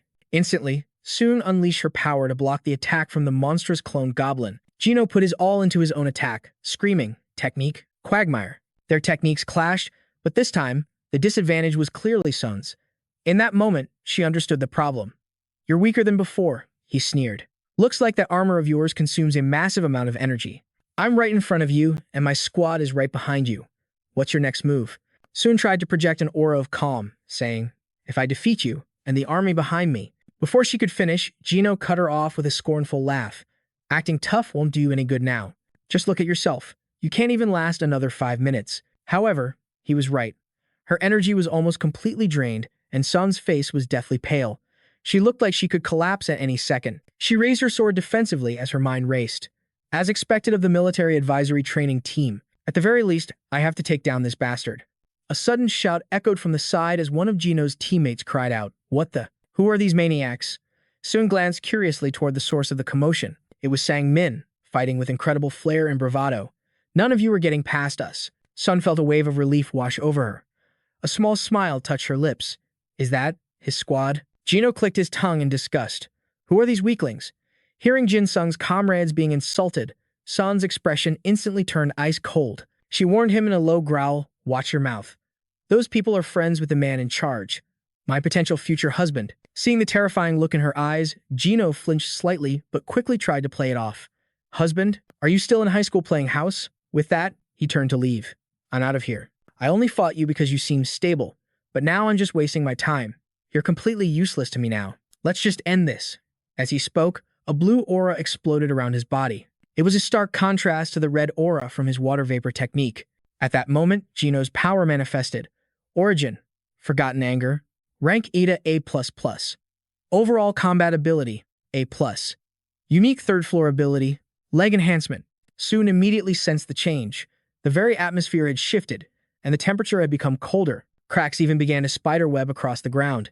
Gino's figure blurred right past her as he launched a powerful kick. Fortunately, Sun reacted just in time to block the blow. She was shocked. A kick? He's completely changed his attack style. His power and speed are on another level now. Once again, Gino shifted into a different attack stance, preparing another technique. "I'll end this quickly." The two of them rushed at each other, but Sun was now completely on the defensive. Gino's eyes were like ice as he made his assessment. Instead of disabling that annoying cloak, it'd be better to just shut down your weapon. Suddenly, Sun leaped backward, causing Gino to halt his attack mid-motion. She closed her eyes and calmly replied to his earlier comment. "Yeah, you're right. I need more practice with this armor, and everyone here will be fine without me." He stared at her, confused. "What? Are you declaring your surrender? Who gave you permission to run away?" Sun calmly placed her sword behind her back. She shot back a question of her own. "Who gave me permission?" A brilliant light began to radiate from her. Her armor dematerialized, reverting back to her normal trainee uniform. Sun raised her sword high. An immense surge of power erupted from her. She finally answered Gino. "I did. I give myself permission." Gino calmly watched the pillar of light and the swirling energy before him without a hint of fear. He narrowed his eyes and sneered. "Was that supposed to be a smart move? You think I'm going to fall for such an obvious attack?" But Sun saw things differently. A smirk played on her lips as she mocked him. "Your ability to learn things is still a little lacking, isn't it? You already saw the power of this move a little while ago." Suddenly, 2 more clones of her appeared, their combined presence growing so immense that even Gino was forced to be cautious. He took a step back, shifting into a fighting stance. Gino carefully watched each surge of power. He then made an objective assessment. It seems this technique isn't so simple after all. Once her preparations were complete, Sun let out a powerful shout. "If you know what's good for you, then take the hit and get lost." Instantly, she and her 2 clones swung their blades in perfect unison, aiming straight for Gino. The sound of the impact thundered through the area, kicking up a massive cloud of dust and smoke. After executing the technique, Sun let out a long, weary sigh. On the other side, Sang Min and Li Zhang had witnessed the entire event. They were absolutely ecstatic. Sang-min jumped around and screamed, "Our Lady is number one." Lee Jong was quick to follow. He showered her with praise. You took out the ace of the 998th unit in a single blow, but their excitement was one-sided. Sung calmly stated the truth. "It's a shame. I couldn't defeat all of them at once." Her words made both of them freeze in surprise. "Huh?" they exclaimed. Sun turned to look at them and began to explain. If Kang Jino had actually defended against that shockwave, he never would have reached the 998 trainees behind them. That man, Kang Jino, couldn't care less if his own allies were standing in the line of fire. He must have leaped from the cliff just before the blast hit. Even from this insane height, the rising steam and his raw physical power would let him land without a problem. And just like that, they understood everything. Sang-min couldn't hold back his awe. That's seriously impressive. But Lee Jong was thinking of something else. If that were our captain, she would have sacrificed herself to block it. And of course, we would have all stood with her to stop it. Si-hun suddenly remembered something. She turned to them and asked, "Come to think of it, where did that four-eyed loser run off to?" Far below in the valley, Juno landed safely, completely unscathed. He rubbed his hip for a moment, letting out a faint sigh of relief. That was a little too close. "Anyway, now I just need to crush that guy, ring the bell, and this whole plan is over, right?" Muttering to himself, Jino slowly advanced. But when he saw Dong-ho still standing in the valley, he exploded with rage, screaming, "What the hell? Why are you still here? I bought you more than enough time." Dong-ho flinched, stammering, Well, the thing is," but from the foot of the stairs, a new voice cut in. It sliced through their conversation like a knife. "So you've arrived." It was Jin Sung, sitting casually on the steps. He was waiting for Jino. "While I was waiting, I heard you finally finish your training." A moment later, down in the valley, it was impossible to tell who moved first, but the two were locked in a thunderous battle. Witnessing Jin Sung's incredible strength, Jino questioned him.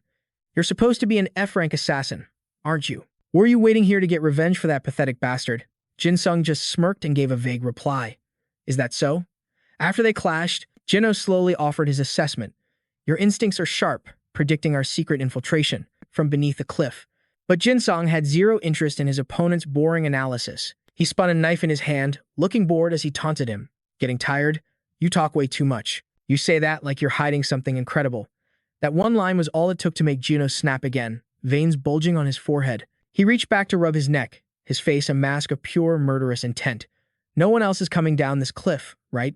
Staging an accidental death wouldn't be so bad." Jinsun wasn't scared in the slightest and pushed him further. "If you think you can kill me, then try it." Jino's voice was a low growl. "Just you wait." In the next instant, he shot forward toward Jin Sung. Jino threw a lightning-fast punch, but it was easily deflected. He immediately spun into a kick, unleashing a furious barrage of attacks. But the outcome was always the same. They were all blocked effortlessly. Jin Sung hadn't even moved from his spot. He stopped one of Jino's kicks with a single hand, not forgetting to mock him. "You're struggling this much, and you still have that arrogant look on your face?" Jino ground his teeth in pure hatred. "You bastard." But the more Jino lost his cool, the more Jin Sung provoked him. He made a simple demand. "Fight me for real, Kang Jino. You're still hiding your true power, aren't you?" Jino's entire body tensed with fury, his gaze as sharp as a blade. "You just had to keep pushing me, didn't you? Now, don't you dare regret this." With that, Jino turned and yelled to Dong-ho, "I'm using a level 4 skill. Get out of here, now." Hearing this, all the color drained from Dong-ho's face. He tried to stop him. "Wait, Jino. Level 4 is forbidden unless you're facing and Sung-ho. Otherwise, you need the warden's permission." But at that moment, blood was rushing to Jino's head. He wasn't thinking clearly anymore, and shot back without a care. "We'll deal with that first, and file the report later." This kid's power is beyond imagination. Realizing Jino was dead serious, Dong-ho immediately warned and evacuated his team. "He's really going to use level 4. Everyone, run. If we stay, we'll get caught in the blast too." Seeing them about to flee, Jin Sung called out, "Ah, you're the ones from Unit 998. If you're going to run, you should head in that direction." One of them immediately protested in disbelief. "What? That path leads directly behind your own forces." But Jin Sung had no intention of letting them go so easily, threatening them with a casual tone. "If you don't want to go that way, how about we all just fight it out right here?" With that, Dong-ho's team had no choice but to obey. "We're going now." After the others had been evacuated, Jino began to unleash his true power. His voice was dark and ominous. "I don't know what you're planning, but it's already too late. Just try to survive what's coming." When he opened his eyes again, they were glowing with a terrifying purple light. Jino roared at the sky as his entire body exploded with power. The power he now wielded was Forgotten Resentment, a triple plus overall combat rating, with the steam signifying his berserker rage. Level 4 reflects a year of relentless solo training pushed to its absolute peak, and now the power is doubled, ready to explode. An overwhelming torrent of power erupted, forcing Jin Sung to brace himself just to stand. Anyone with a weaker emotional threshold than the user can't even touch the steam, as it's a one-sided assault driven by pure physical force. While in the level 4 state, the user goes completely berserk and loses all reason. Jin Sung's expression became deadlier than ever. He readied his knife, prepared for the coming storm. His power-up complete, Gino instantly charged forward. He swung his leg high, preparing to unleash a devastating blow. As the kick descended, Jin Sung tried to parry with his knife like before, but this time was different.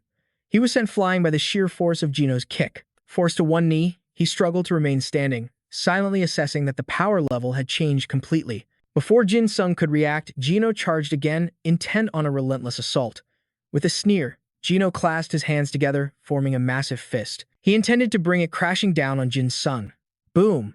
A thunderous sound echoed as dust and debris flew everywhere. But miraculously, he had dodged the crushing blow.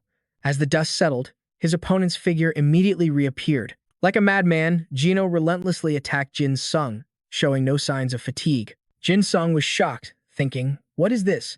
He was holding back. The onslaught was so fierce, he couldn't find a single opening to counterattack. Gino charged once more, smashing a fist straight into Jin Sung's body. He let out a cry of pure agony. Jin Sung was thrown dozens of feet. He anxiously assessed the grim situation. Normally, that steam should be spreading out, maximizing his power. This is going to be a problem. If that kind of power was unleashed from above, not even the City of Seoul could withstand it. With no time for further thought, Gino charged in again like a wild beast. Seeing him so completely out of control, Jin Sung was taken aback. What? The Kang Gino I know uses violence to force people into submission. He would never fight without his consciousness intact like this. But as he considered this, a wicked grin spread across Jin Sung's face. Even so, he's finally become an opponent worthy of testing this power. And with that, he rose to his feet. A strange, powerful aura began radiating from him, causing Gino to halt for a moment. His smile was one of pure arrogance. Jin Sung shot up, his voice dripping with provocation as he faced Gino. "Welcome to the party, my friend. Let's have some fun together. The real game is just beginning." Elsewhere, on a nearby trail, Dong Ho spoke calmly. "We need to end this fast, before Gino gets in trouble using the 4th stage," Sergeant Na urged from behind. "But isn't something a little off? We haven't run into a single defense team on our way here. Their tactics might be bad, but this is just too sloppy," Dong Ho said with a slight chuckle. "I'm not sure." Just as he spoke, they came face to face with Sung Ho, who narrowed his eyes at them. "I never got a report that the front line was completely wiped out. Just as I thought, Unit 998 created a hidden path." Sergeant Ney shouted in disbelief. "That's in Sung Ho. Why would they leave their strongest fighter in the rear? Rather, scan the area with Ida. Prepare for an ambush." Sung Ho just stared at them. "I'm here by myself. There's no one else." Hearing this, the man scoffed loudly. "You think we're going to fall for that?" Sung Ho cracked his knuckles and replied coldly, "Believe whatever you want. I've been waiting for you to help Dong Ho." At that moment, Dong Ho's allies erupted in chaos. "Help Dong Ho. Are you sure there's no one else around? No matter how many times I use my Ida detection, I can't find a single other person." Hearing this, Dong Ho's voice dropped to a grim tone. "Then, there's no problem. How couldn't Sung Ho ever hope to defeat me?" Sung Ho's expression hardened. "I will definitely take you down." With those words, he blurred past Dong Ho in an instant. In a flash, his teammate collapsed to the ground. Dong Ho gritted his teeth. "You might be able to defeat the others, but that means nothing, because you can't win against me. If it were that dagger user, protecting this place, he'd be a better match than you." Sung Ho replied coolly. "A dagger, you say? I see now." Hearing this, the man's brow furrowed. "Well, if I defeat you, our victory is guaranteed." He let out a cold laugh. "So, this was your plan all along." Dong Ho charged forward in a rage. "I'm not the only one who can add weight." Just then, a system screen flashed to life. "I'm not the only one who can add weight. Ida level B. Overall combat ability T. Increases the weight of both the user and the opponent. Also increases the mass of all items carried by the target. The maximum possible mass increase that can be achieved is 20 times. As Dong Ho charged unexpectedly, Sung Ho effortlessly caught him with a single hand. Stunned for a moment, Sung Ho spoke calmly. "That day, I was defeated by you. I thought endlessly about why I lost. Was it because I was exhausted from training? Or was it just a bad matchup for my Ida? No, that's not it. All of those are just excuses. The truth is, I just wasn't strong enough to defeat you. With those words, Sung Ho lifted him into the air. Dong Ho was stunned, completely in shock. Am I being lifted off the ground? This shouldn't be possible. A glint appeared in Sung Ho's eyes. Then, he mercilessly slammed Dong Ho into the ground. On another battlefield, Jin Sung was blocked by Jin No. He smirked coldly. I'd love to go easy on you, but I just can't. Jin Sung's eyes glowed red as he instantly appeared before Jin No. A single strike sent Jin No flying. He gritted his teeth in fury. Jin No let out a furious roar. Jin Sung watched, satisfied. I knew it. It's impossible. Because if I go easy on you, I won't be able to kill you. The moment the words left his lips, they clashed again. Two opposing auras collided head-on, shaking the very ground. Jin No leaped from the smoldering crater. His face dark with rage, he unleashed another wave of power. The attacks rained down, hammering the earth. But Jin Sung dodged every single one with ease. Jin No refused to give up, but by the time he realized it, Jin Sung was already standing right beside him. Jin Sung flashed a demonic smile and lunged at him, a triumphant grin on his face. What's the point if I don't kill you right now? In that instant, Jin No was slammed into the ground, lying there in agony, unable to move. Jin Sung landed softly, his expression cold. Is it over already? How boring. Jin No burned with rage but was powerless to speak. As Jin Sung slowly advanced, Jin No recoiled in terror. Where do you think you're going? You're supposed to be crying out for a Sekka, aren't you? No more whimpering? This time, you can even use a different pink cloud than before. Let's put an end to this. He tightened his grip on the dagger in his hand, which pulsed with a sharp, crimson aura. Without a moment's hesitation, Jin Sung swung the dagger at Jin No. A massive explosion rocked the earth. When the smoke cleared, Jin Sung had driven the dagger straight into the ground beside him. He let out a sigh of relief. Finally, I managed to disable your Ida. Unbelievable. I couldn't get rid of it while you were still enjoying the fight. If you hadn't lost your will to battle, you would have actually died. Jin No regained his senses, gazing around in total confusion. He stared wide-eyed at the chaos surrounding them. What is this crater? Why did my Ida suddenly deactivate?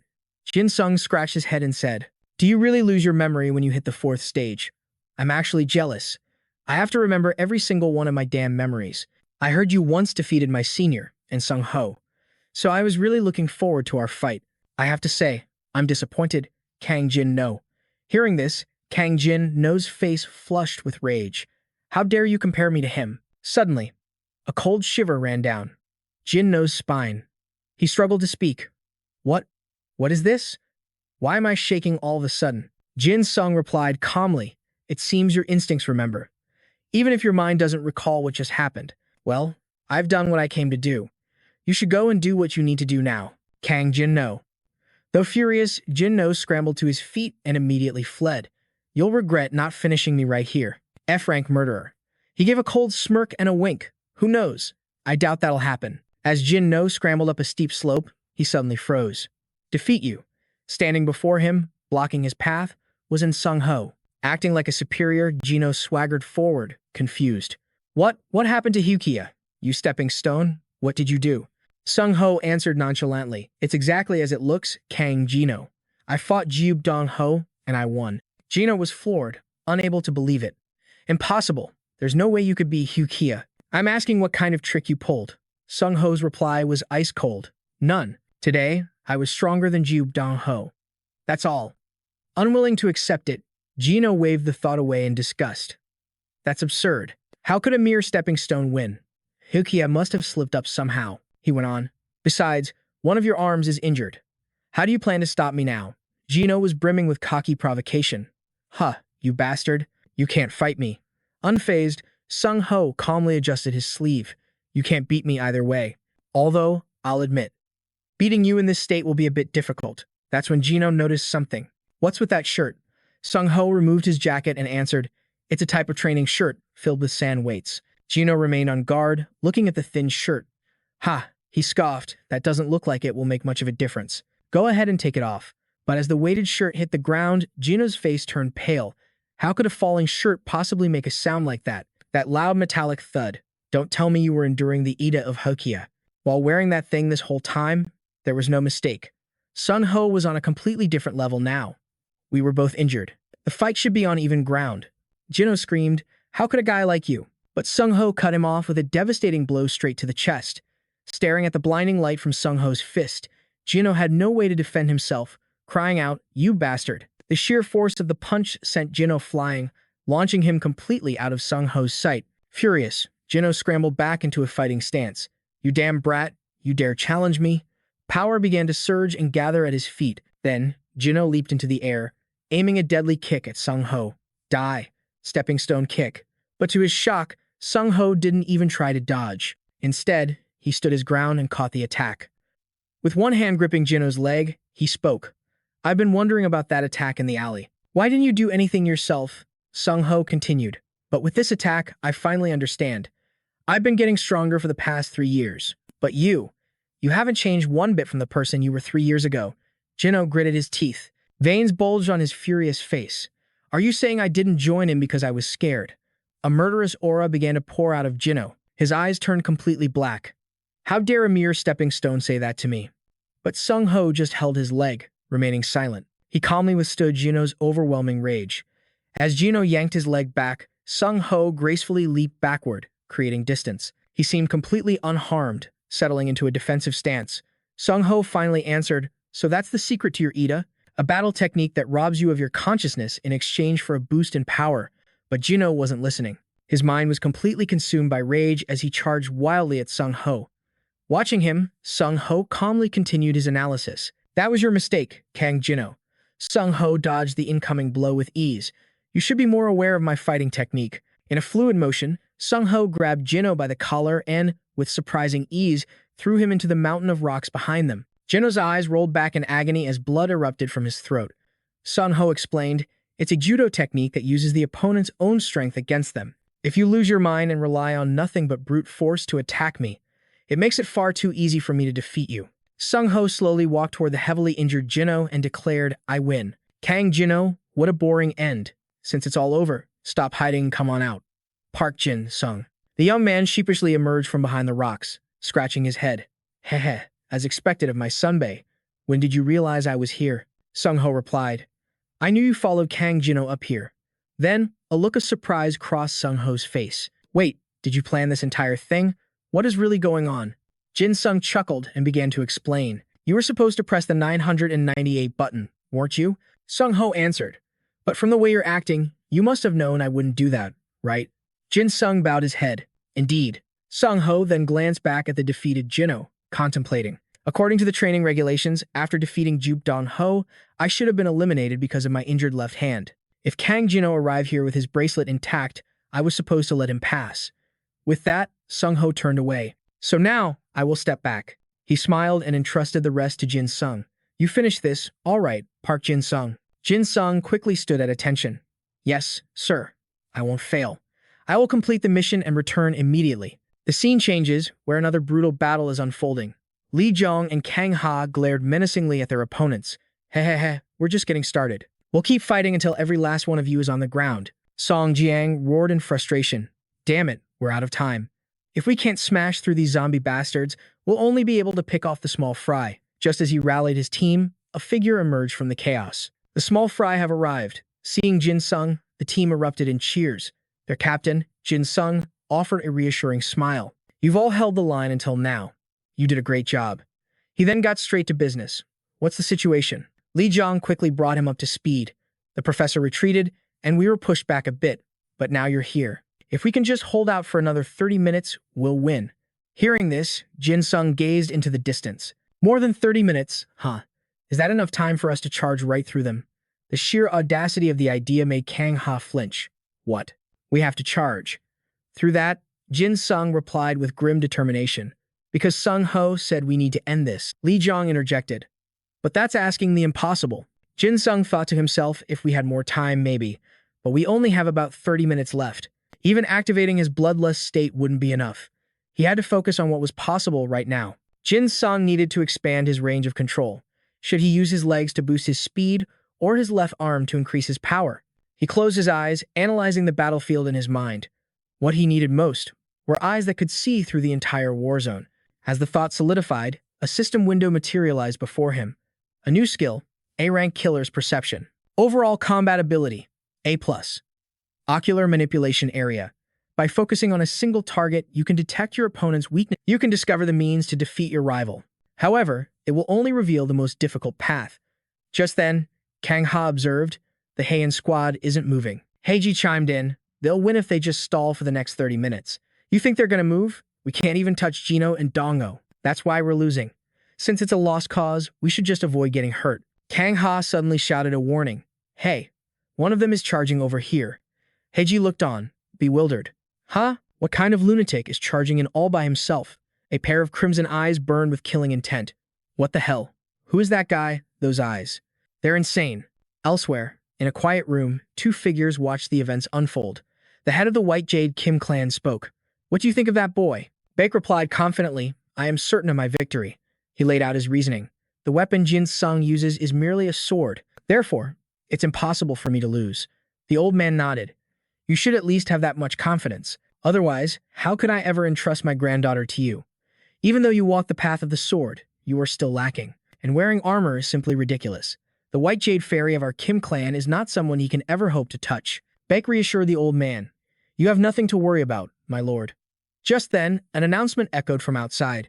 Container 998 has been captured. The Heian Special Training Team is the winner. The screen showed Jin Sung, holding their flag high with a look of pure triumph. Baek, stunned, was still speaking to the clan head. I will take responsibility for Miss Soul. 998 ambushed the strongest student. The Heian team, led by Sung Ho, had initiated a massive friendly training elimination round. A recap began to play. On the left was Bayon Zion, who showed an outstanding performance with his powerful Ida, proving his allies had been deceived, and he led his squadron with his incredible defensive capabilities. Then there was Julie, a first-year who blocked the enemy squadron's advance with her still-developing abilities, and the White Jade Fairy, Kim Sehun, who vividly demonstrated his overwhelming power during the test, and the one who achieved his revenge and reclaimed the title of the strongest high schooler in Korea, and Sung Ho, who secured a decisive victory against forces that outnumbered him 3-1. But the one who truly captured everyone's attention was the leader of the so-called zombie squad, with his mediocre D+ rank Ida, the one who was supposed to be at the bottom, the one who now held everyone's gaze, the holder of the F-rank killer Ada, Park Jin Sung. Despite being the lowest F-rank student, he single-handedly broke through an encirclement formed by several hundred B-rank students. As they watched him raise the victory flag, the students who had nearly given up due to their own low ranks felt a surge of inspiration. At that moment, the principal was clapping Jin Sung on the shoulder, laughing with delight. He praised him endlessly in front of the entire student body. Cadet Park Jin Sung is the pride of Heian Special Training High School. Today's award for excellence at Heian Special Training High School goes to Cadet Park Jin Sung. Standing in the crowd, Jin Sung thought to himself, it feels so uncomfortable when the principal does this. The same principal who always discriminated against students based on their Ida rank. He was a snake who knew exactly how to use moments like these to save face and boost his own reputation. And just like that, a new trend began to sweep through Heian Special Training High School. Explosive, relentless training. Thus, the HT Club became the epicenter of this explosive conflict. In another scene, Sung Ho stood on a platform, a proud thought crossing his mind. I knew it, Sung Ho thought. That amazing kid, Park Jin Sung. He's been steadily increasing our membership. The scene shifts again. Jin Sung is walking with a woman named Son. I just want to live a quiet life, he whined. Son replied nonchalantly. Now do you understand my pain, she said. The only thing left to do now, Mr. Redundant, is to marry me. Jin Sung's face went pale. Since when did the conversation turn to this? Soon answered with a dangerous gleam in her eye. What? I said I'd treat you well. Let's live together while we dodge the reporters, shall we? Jin Sung recoiled. Treat me well, my butt. I don't want to get beaten up anymore. Sun's aura suddenly turned terrifying, looming over him. If you don't want to die, that's fine. Because that just means I'll have to kill you myself. Just as she was about to pummel Jin Sung, a voice rang out, saving him from certain doom. Huh? Is that Sunbae Park Jin Sung? As soon as they saw him, people in the crowd began to scream. Huh? Where? Where is he? Whoa! It's the S-class assassin, and the White Jade Fairy is standing right next to him.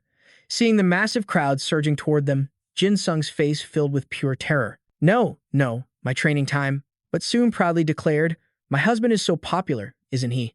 Just then, Jong Hun spoke up. Jin Sung. He turned to face him. Oh, did you guys try out for the HT Club too? Jong Hun answered hesitantly. Yeah, we just went, Hansu added, but we totally blew it. Jong Han recalled the experience, his voice trembling. I was so confident in myself, but I couldn't even make it past the second cycle before I was completely gassed. And you passed it in a single try? That means you were already training like a monster before you even joined HT. We had no idea. With that, both Jong Han and Hansu bowed their heads low, saying in unison, We're sorry, Jin Sung. He spoke, filled with fear. I know it's pathetic to ask for forgiveness for bullying you, but we want to change, just like you did. Please give us a chance. Even though we failed this time, we're going to try again. You can do anything you want to us, just like we did to you. So please, teach us how to train. Hearing their sincere apology, Jin Sung finally agreed. I understand, but the look in his eyes was a little off. Jin Sung said with a smirk, I'll train you personally. Let's work hard together. The words struck them like lightning, absolutely terrifying. Jong Han and Hansu's faces went pale. Ah, Sunbae Jin Sung is smiling. The two of them immediately bolted, scrambling away as they yelled, We're so sorry, Jin Sung. Sunbae Jin Sung is insane. He just replied, Huh? What's wrong with me? Smiling. Soon, who saw everything, just laughed. See, I'm the only one who will stick by you. Just give up and be my husband. Jin Sung grumbled, You're so mean. But Soon just laughed at his misery. At that moment, another girl appeared. Sunbae Jin Sung. He heard the call and turned his head. Huh, is someone still here? What is it? She asked shyly. What's your relationship with Sunbae? Are you, by any chance, dating? Jin Sung burst out laughing. Haha, Sun's just messing with me. We're not dating. Hearing this, her face lit up with joy. Really? I'm so glad I asked. Sun sensed this was more trouble than it was worth. Instantly, her eyes shot sparks as the other girl began to speak. Sunbae Jin Sung, I know this is sudden, but will you? Sun swiftly moved in. She covered his ears, startling Jin Sung. Then she turned him around. Oh no, what to do? This loser is a little busy right now, so I think you should tell him next time. Jin Sung cried out in pain. Ow, that hurts. The younger girl's eyes filled with tears. You're so cruel, Sunbae. You get to see Jin Sung Sunbae every day, but I had to work up all my courage just to see him today. I at least wanted to confess that I like him. Sun paused, looking at the girl before finally saying, I get it. Sorry, I was wrong. Then she turned to leave. Hey, Mr. Leftover. This girl has something to say to you, so I'll go on ahead. Just talk to her. See you later. Jin Sung was confused. What's wrong with her? Given the chance, the girl spoke up again. Sunbae Jin Sung. He quickly turned back, asking politely, sorry about that.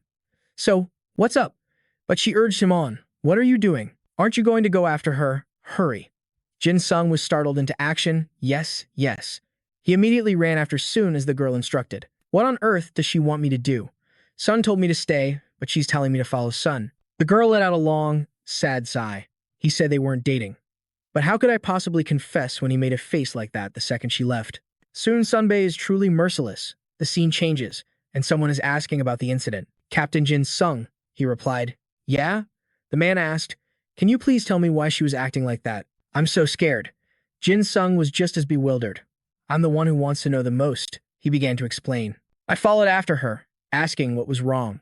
But honestly, I was completely clueless. Jin Sung desperately tried to get an answer out of Soon. What is wrong with you? Sun shot back, turning her head away in a huff. Go have your sweet little chat with that cute junior of yours. Jin Sung just replied, It's a shame, really. I didn't even get to talk with that cute girl. Those 2 words were all it took. Cute shame. Sun absolutely exploded, pummeling Jin Sung with a flurry of angry fists. Why didn't you just listen to her confession? Jin Sung could only block her hits, totally helpless. There's no way something that perfect would ever happen to me. Platoon leader Sun fired back. A dream. I tell you that kind of thing every single day. How do you not see that I'm charming, captivating, and adorable? Not to mention strong. I'm the perfect girlfriend material. Jin Sung just stared blankly. If you were just teasing me like usual, you wouldn't be this furious. Whatever, I'm going to go train. Later, after Jin Sung explained everything to the guys, he sighed. I just can't figure out what I did to set her off.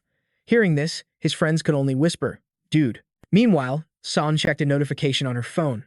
What's this? A message from her grandfather. What could he possibly want now? At that same moment, Jin Sung was saying, So then Sun let out a terrified scream. She shouted, He's coming. My grandfather is on his way here. Jin Sung just looked confused. Huh? Who's coming? Soon frantically turned to him. Hey, you. You live by yourself, right? Can I please crash at your place for a while? The entire group was floored by her request, staring at Soon with utter disbelief. But Jin Sung, completely unfazed, just said, "Sure, but I only have one bed." The group's jaws hit the floor. Sun pressed on. "So, can you help me or not?" Jin Sung was still confused. "But why?" She explained. "A really weird person is coming to find me." Just then, a new voice cut in. "A weird person? Now that's just hurtful." Sun immediately ducked behind Jin Sung. No, that's not what I meant." The newcomer feigned being hurt. "I'm wounded. Are you really hiding behind another man?" He then looked closer at his target. "Ah, so you're Jin Sung. I've come to escort the young lady, soon. But this is a stroke of luck, meeting you here." Jin Sung was taken aback. "Huh? You know who I am?" "My apologies," Pet replied. "I am Bratislava Pet. You can just call me Pet. I've heard a great deal about you from the White Jade clan." Jin Sung was puzzled. "Why would Soon's family be talking about me?" Pet answered. "The reason for that is, well, my apologies. It may be rude to ask this upon our first meeting, but would you grant me a match?" Out of nowhere, Pet had just challenged Jin Sung to a fight. "Would you fight me?" Jin Sung was completely frozen. "Huh? You mean me?" A murmur immediately spread through the crowd. "Wait, is that the Pet? The former European Youth Tournament champion?" "Yeah. And why is he wearing our school uniform?" Meanwhile, Jin Sung silently sized him up. He had no idea who this guy was, but he was clearly a big deal. "But why is Sun reacting this way?" Jin Sung turned to the girl hiding behind him.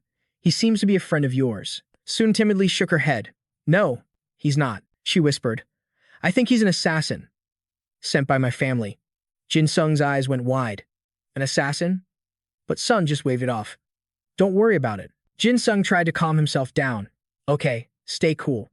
Look, I really don't see any reason for us to fight. Let's just talk this out calmly." But Pet was firm. "No, Jin Sung. While my mission is to escort Lady Sun, my personal desire is to face you in battle." Jin Sung was left completely speechless, staring back with wide, astonished eyes. The crowd quickly backed away, but the whispers didn't stop. "What's going on?" "It looks like the captain is about to throw down." Noticing the commotion, Sung Ho stepped in. "What's all this about?" He walked forward. "You must be Pet." Pet extended a hand to Sung Ho. "It's a pleasure to meet you." And Sung Ho. "I am Bratislava Pet, from Slovakia." Sung Ho simply replied, "I know." Pet answered politely, "It is an honor to be recognized by you." Sung Ho cut to the chase. "So, what is it you want?" "It seems you have business with the temporary captain of the HT team." Jin Sung's face went pale. "Wait, I'm the temporary captain?" Pet made his request. And Sung Ho. "I wish to have a sparring match with Jin Sung." Sung Ho immediately replied, "The use of EDA is forbidden within the battalion. You need permission from a superior officer." Pet countered smoothly, "And isn't there a monster of a superior right here? The great En Sung Ho himself?" The suggestion was clever, forcing Sung Ho to reconsider. After a moment of thought, he made his decision. Sung Ho swiftly grabbed Jin Sung's hand. "All right, let's do this." Jin Sung was caught completely off guard. "Huh." Then Sung Ho grabbed Pet's hand, leaving him confused as well. "What's this?" He brought both their arms together. A simple arm wrestling match. Pet broke into a loud laugh. "Ha ha ha. I never would have expected this. You're a clever one." And Sung Ho. Sung Ho looked directly at Jin Sung. "I'll take your silence as agreement." Jin Sung. "I was terrified seeing that threatening power coming from my sunbae." "What was that?" Sung Ho interjected. "You'd better win this." Park Jin Sung. "In the name of the HT club." Suddenly, Seoul shouted, "Do you really have to go that far?" And with that, she swiftly grabbed Jin Sung's ear. He yelped in shock. With a chillingly intense aura, Seoul said just one word, "Win." Jin Sung held his head in despair. "Oh man, I've got a really bad feeling about this." Beth cracked his knuckles, ready to go. "Go easy on me, Jin Sung." Then Beth turned towards the lady Seoul. He looked at her with a flirtatious gaze. "I will definitely win for you, my lady.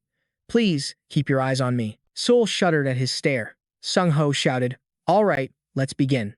Just one round, no other rules. Ready." Beth said confidently, "I will show Lady Seoul what I'm made of." Meanwhile, Jin Sung was still tense from all the pressure from Sung Ho and Seoul. Sung Ho started the timer on his watch and yelled, "Start." Beth made his move in a flash.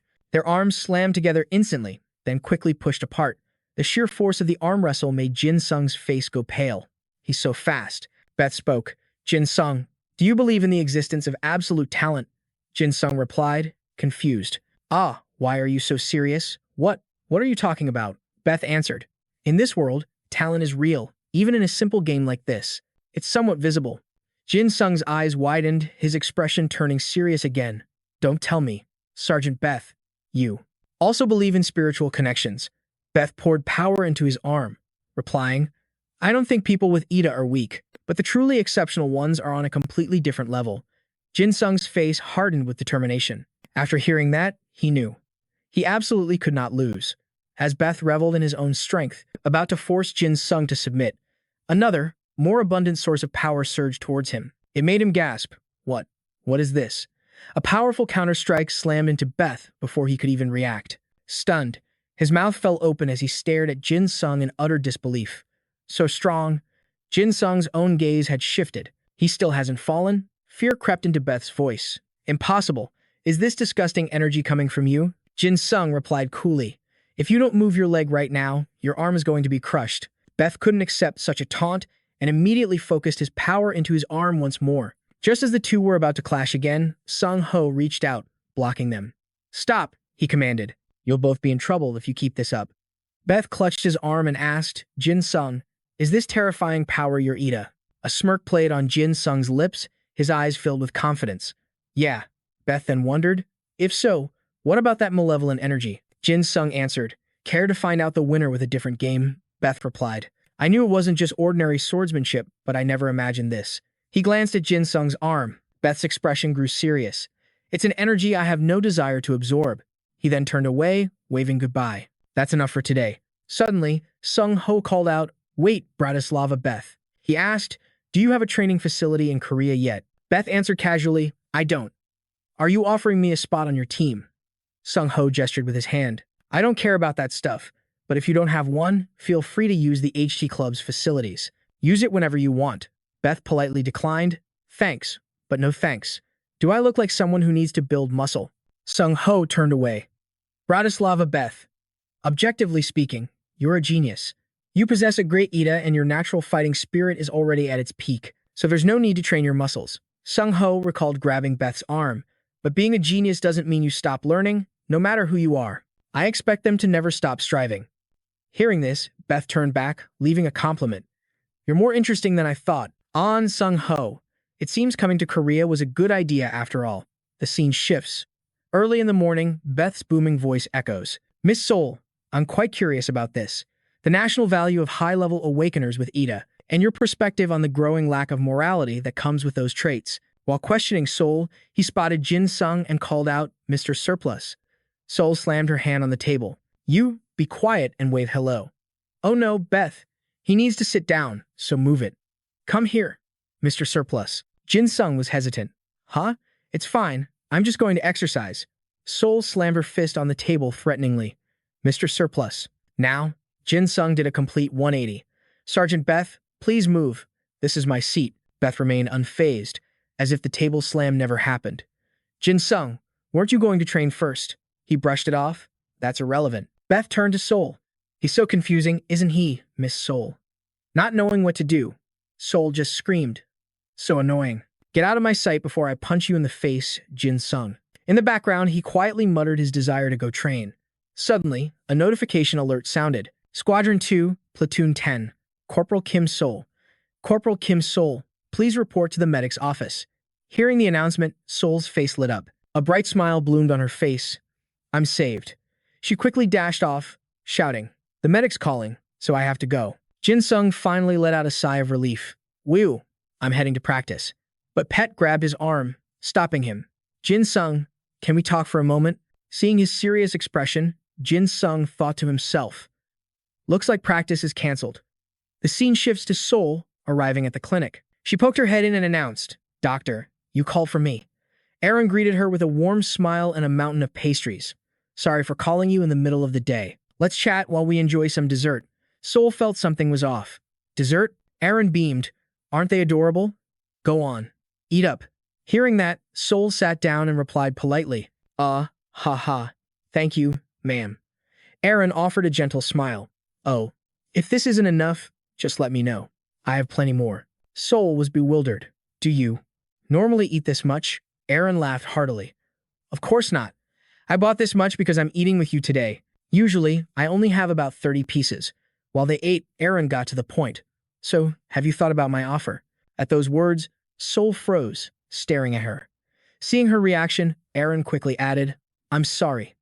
This was my first scouting mission. It seems I've put too much pressure on you. Soul shook her head.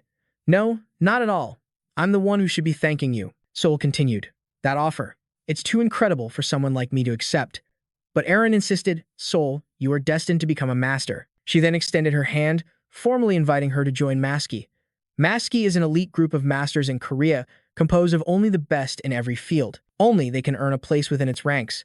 This is different from the White Jade Kim clan, a group of masters focused on using their family's secret arts to forge the ultimate warriors. Masai, however, recruits talent from all across the nation. It's a special elite force created by Lee Sin, the most powerful figure in all of Korea. It consists of the greatest masters from every discipline, prepared for any national emergency. That is the essence of Maski. Aaron proposed to Soul again, join us. I am certain you will become a great master. Soul answered hesitantly, Ma'am, I told you before, I'm just a swordsman with many shortcomings. Aaron replied casually, as if it were nothing, while nibbling on a pastry. The category I'm recommending you for in Massey is the Master of Protection and Defense. I value your defensive skills far more than your swordsmanship. Soul looked down, lacking confidence. As you probably know, I have to succeed as a swordsman. Aaron reassured her, Soul, I was certain about this the moment you asked me about the Aura Shield. We can absolutely help you grow. Assuming you agree. Of course. But Soul pushed back. I am an elf deeply connected to the sword. I must become a master swordsman. Aaron seemed confused. We have no intention of stopping you from walking the path of the sword. If you become a swordsman with exceptional defensive abilities, wouldn't that be a good thing? Soul's shoulders slumped in despair. Just as she thought, she didn't understand. Ever since she was young, she wished she had no talent for the sword. Soul never wanted to use skills that could hurt others just to become the strongest. But no matter how hard Soul tried to appear weak, her Ida only grew stronger and stronger. Back then, familiar shouts would echo through the training hall. Where is Kim Soul? That kid is skipping practice again. And before she knew it, her swordsmanship had reached the level of an aura master. Lost in thought, Soul suddenly spoke up. Doctor, Seeing Soul's distress, Aaron cut in. I understand.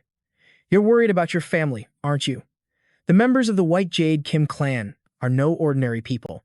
Aaron continued. But what if you tried joining us in secret? Wouldn't that be exciting? I think if you joined MASCI, learned everything you need, and then left, it wouldn't be such a bad idea. Hearing this, Soul considered it again. This medic was a master connected to Maski, someone who had reached the very pinnacle. Those who become masters often possess pride and ambition, on a completely different level. The doctor must also have that same ambition to be a master. That's probably why she couldn't understand Soul, who didn't share that burning desire. Can my Ida truly not be changed? In this situation, what would Jin Sung do? With that thought, Soul bowed to Aaron. I'm sorry, I need more time to think about this. Later, Soul sat on Jin Sung's back, lost in her thoughts. Others saw her Ida as trash, so she always struggled to prove its worth, and she constantly had to fight to control an Ida that wanted to devour him. So when Soul's aura shield first appeared, she was so happy she could have jumped for joy. But Soul had a realization when she saw Kang Jinho charging down that cliff. When she used her aura shield against him, if she had focused solely on defense, she would have been completely overwhelmed by her opponent. But when she unleashed her aura shield as an attack, Soul not only sent Kang Zeno reeling, but also halted the advance of 998 others. If even the greatest masters in Korea couldn't guide Soul down a different path, what was supposed to happen? And what if her defensive training could be turned to harm others? She had no idea what she was supposed to do. The scene changes. Beth stands before Jin Sung, declaring, Jin Sung, I want you to give her up. Soul doesn't belong in your world. He was stunned, thinking to himself, how could he possibly give up something he never had in the first place? Beth continued his lecture, I admit, your power is admirable. But a woman like Soul has no place beside a man like you. Jin Sung calmly replied, it seems Soul's usual attitude towards me has led you to a serious misunderstanding. But Beth pressed on. Jin Sung, the elite walk their own path. The life you've lived until now can never bring Soul true happiness. Jin Sung waved his hands dismissively. Happiness, you say? I'm starting to understand your angle now. I should have known the moment you brought up talent. Jin Sung shot Beth a hard glare, and Beth returned it in kind, his gaze just as intense. He analyzed the situation. Just as he suspected, Master Beth believed an individual's talent was more important than, but Jin Sung believed the complete opposite, that the person mattered far more than their talent. Jin Sung broke the silence. You believe not all souls are created equal, don't you? Beth answered, of course. Jin Sung challenged him. Then what about those at the bottom? Are they just supposed to live out their lives in mediocrity? Beth retorted, that is why the nobility has a duty. Those with high social standing and power bear a corresponding responsibility. The aristocracy will care for them. Jin Sung shot back. That's not good enough. He continued, you cannot rank souls into different tiers. A rating system that uses some long, fancy name is just meaningless boasting, and it has no right to decide anyone's future. Beth remained stubborn, but someone without talent like you can never truly help soul. A flicker of anger in his eyes, Jin Sung stepped forward. Don't you dare arbitrarily set limits on other people. He stomped a foot, openly challenging Beth. I don't really care if you think Edda determines a person's entire life, but I will not tolerate you forcing that kind of thinking on someone who is trying to change by their own will. Someone like Sewell. Beth argued. Those with sublime talents like her must fulfill their responsibilities. Jin Sung fired back. So you're just going to ignore their personal desires? Beth replied. Sewell's aura shield.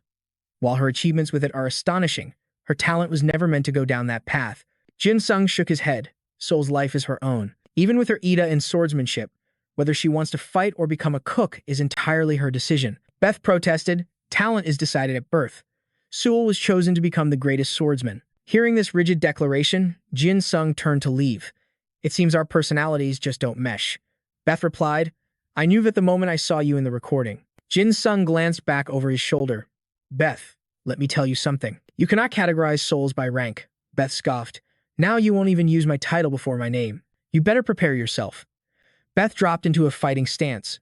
As I said, you are strong, but your power is incomplete. You will struggle to ever reach the level of the truly gifted. Instantly, Jin Sung summoned his daggers. He didn't know what Beth's Ida was, but he could sense he wasn't even fully activating it. The man was just too arrogant. In that case, Jin Sung charged forward. Then take that elite pride of yours and watch this closely. Beth cried out in shock, Jin Sung. Just as Jin Sung's attack was about to land, an incredible force stopped him cold. It was Beth's bare hand. Are you kidding me? Where is that killing intent you showed before? Beth grabbed his arm and violently shoved him back. Did you really think you could defeat me without using your full power? Jin Sung quickly leaped back, putting distance between them. A sense of dread washed over him. His opponent's physical strength was overwhelming, something he never expected. Beth powered up. You attacked me with the handle of your blade. You're too soft, Jin Sung. If you don't fight seriously, you're going to get hurt. Jin Sung replied, I had no idea your physical stats were so high. You don't look like the type to train regularly. Beth answered confidently, I have never once trained my body, because I've never needed to. A wave of irritation hit Jin Sung. Hey, Beth, you're really starting to piss me off. Pet just laughed. And what could I do? This was the raw difference in talent. Jin Sung assessed the situation. His opponent had the physical advantage. Then, an idea sparked in his mind. Well then, I hope you don't complain about your trip to the infirmary. But Pet dodged the attack with ease. Looks like you're finally getting serious. His attack was B-class, while Jin Sung was only a D-class. It was only natural that Sehun would find this interesting. In that split second of his attack, Jin Sung saw it. An opening. I'll send you straight to the nurse's office, so feel free to fall. But Pet effortlessly parried Jin Sung's blow. Unfortunately for you, that won't be necessary, he continued. I was going to wait until you use the power you showed at the gym, but it seems you have no intention of using it, so I'll end this match right here. A suffocating tension filled the training ground as they clashed. Pet eyed him critically. Are you still planning on holding back your true strength? As Jin Sung dodged, he thought to himself, this guy can block my attacks without even trying. Worse, Pet was slowly closing the distance with every move. It seems you won't use your full power, Jin Sung. I'm disappointed. He lunged forward with his sword, slashing a line straight for Jin Sung's face. He quickly bent backward before tumbling away to safety. Jin Sung stared, his brow furrowed as something clicked into place. He's deliberately copying my attack style. He possessed the talent to learn and mimic something almost instantly. Pet pointed his sword forward, a silent warning. I told you, let's end this quickly. Jin Sung. He didn't answer, instead running a hand through his hair and muttering, the best outcome is defeating you with just a dagger. When Jin Sung dropped his hand, his eyes had changed to a blazing crimson. He glanced at Pet, saying, truly unfortunate. A flicker of recognition flashed in Pet's eyes. He tightened his grip on the sword's hilt. Looks like you finally had a change of heart, haven't you? First-degree murder. A vicious aura activated the skill. absolute murder. Before sensitive targets, it would completely shatter their fighting spirit. As his owner's killing intent reacted, Pet watched him warily. This aura, it's even more malicious than last time. Jin Sung's voice was low. You're the one full of malice here, Pet. You copied my fighting style. Pet waved his hand dismissively. I thought it would be a good way to provoke you. Jin Sung's lips curled into a smirk as he flicked his dagger. Provoke me? What an arrogant thought. Pet's own energy began to surge. He showed no sign of weakness. Arrogant? We'll see about that. Kalat block. Ida class. A+-. Overall combat ability. A+-. The magic sword of focus from the myths of Island, left behind in the land of fairies. It was called either Great Greed or the Devourer of All, granting its wielder the ability to perfectly simulate an opponent's movements. However, it was limited by the wielder's own range of motion. Jin Sung calculated silently. In this fight, he held the advantage. He shrugged. Well, with an ability like that, I guess you have the right to be arrogant. Jin Sung waved a hand. Not only that, you have the perfect body to wield it. Pet's eyes narrowed. This feeling of being seen through, it made him uncomfortable. You speak as if you already know my ability. Kala block.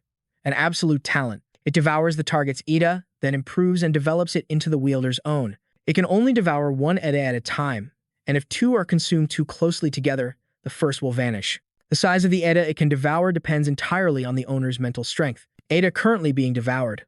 None. The dagger in Jin Sung's hand pulsed with killing intent. He was inwardly stunned. Both his power and his spirit are on another level. Even facing this level of killing intent, he feels no threat. It seems his life hasn't been entirely peaceful either. Jin Sung launched himself toward Pet with newfound resolve. But I will not back down. Pet gripped his sword with both hands. He readied his own strike. It seems you don't like me copying you, do you? In that case, I'll show you my own sword art, Neben Hut. A stream of blue energy flowed from the sword's tip to its hilt. Pet watched every single one of Jin Sung's movements. He timed his counterattack perfectly, unleashing a powerful wave of aura that slammed into Jin Sung. The sheer force of the blade knocked him back several feet. Jin Sung dropped low, bracing himself with one hand on the ground. His hand tightened around the dagger's hilt. His breathing grew heavy, but his eyes never left Pet. Even though your attack was slower, you still managed to push me back. Pet's reply was ice cold, the playful look in his eyes completely gone. I haven't even started to get serious yet, Jin Sung. Sharp eyes locked onto Jin Sung. Beth raised his sword to his shoulder and shouted, Flussoki. Jin Sung silently assessed the situation. Just by changing his stance, the entire atmosphere shifted. At first glance, it seemed like a simple stance for a forward thrust. But by leaning his body to one side, he minimized his target area, preparing to block any incoming attacks. He pondered, the attack path my Ida is showing me is fainter than usual. Jin Sung couldn't help but be impressed. What incredible talent. Seeing him stand motionless, Beth asked, Aren't you going to attack first? Then allow me. His question was merely a formality. Before Jin Sung could even answer, he had already lunged forward, the tip of his sword just inches away. Jin Sung leaned to the side, simultaneously blocking the blade with his knife. The shriek of metal on metal was piercing. In just a few short seconds, Beth withdrew his sword. A jolt of shock ran through Jin Sung as he realized something. What? He's already preparing his next attack. That single thought created an opening, and Beth seized the opportunity to strike. Caught off guard, Jin Sung took the full force of the blow. He was sent flying, his back slamming hard against the wall in a cloud of dust. Hey, Jin Sung, Beth asked as he closed in, what are you hiding? He pressed forward, step by step. Why? Does that smile of yours make me so uneasy? The wall behind Jin Sung had cracked, an indent perfectly matching the shape of his body. He gave a twisted grin. I've never met anyone who surpasses me in every way like this. His messy hair cast a shadow over half of Jin Sung's face. He smirked. My apologies for my rather rude behavior. A murderous aura began to blaze around Jin Sung like a raging inferno. He loosened his grip on the knife in his hand and said, I really thought I could take you on without using this power. In the blink of an eye, Jin Sung flipped the blade into a reverse grip. He continued, but it seems I was wrong. The sharp edge of the blade gleamed in the darkness. Jin Sung's voice rose with excitement. This is incredible, Beth. Beth's eyes narrowed as he spoke in a low tone. So, you're finally using the power I saw before. He focused his resolve, channeling energy into his sword. I let my guard down back in the training room, but this time will be different. In a split second, a flash of light cut through the air. Beth charged, sword in hand, closing the distance between them in long, powerful strides. The moment Beth struck, Jin Sung widened his stance, anchoring himself to the ground. He raised his arm high, meeting the attack with his single knife. A blinding light erupted from the impact, and shock was written all over Beth's face. You blocked my attack with just one hand? Unbelievable. Jin Sung let out a sharp laugh. You're the one who's unbelievable, Beth. I really thought I could beat you, but it looks like without this power, I wouldn't have been able to keep up. With a surge of strength, he threw Beth's sword aside. So, murderous intent, First Division, grade ADA, A-. Activating a portion of the absolute murderous intent combat power. Seal released, right hand. Jin Sung smiled. I hope you're ready to take responsibility for this. As he lunged toward Beth, he practically screamed at him, because this is exactly what you wanted. Beth clenched his jaw, the casual confidence completely gone from his face. He couldn't help but let the words escape. How is this possible? He's maintaining his base strength while only enhancing his right arm. I thought your ability was to focus all your power into one side. Hearing this, Jin Sung burst out laughing. Is that what you thought? He paused for a beat before continuing. Well, you're not entirely wrong. At least, for now, you're not. Beth grunted, pushed back several feet, his boots scraping against the ground and sending up sparks. Beth's pupils constricted, his unease now plain to see. Jin Sung spoke with an air of mystery. Let me show you something interesting. Beth held his sword defensively, his face turning pale. Had Jin Sung's killing intent completely overwhelmed him, Jin Sung perfectly copied the techniques Beth had just used. Nevenhut's tail, his wrist flicked, constantly changing direction. And the Flusso key. Beth's sword was sent flying from his grip. The only thing he could do now was watch as Jin Sung's blade shot toward him. But just millimeters from his face, the tip of the knife stopped dead. Jin Sung then shifted, targeting 6 other points on his body. The blade moved so fast it created afterimages. Like a whirlwind, the energy exploding from Jin Sung was overwhelming. Beth couldn't help but marvel at the sight. To swing a knife at that speed and still stop before it hits. Truly magnificent.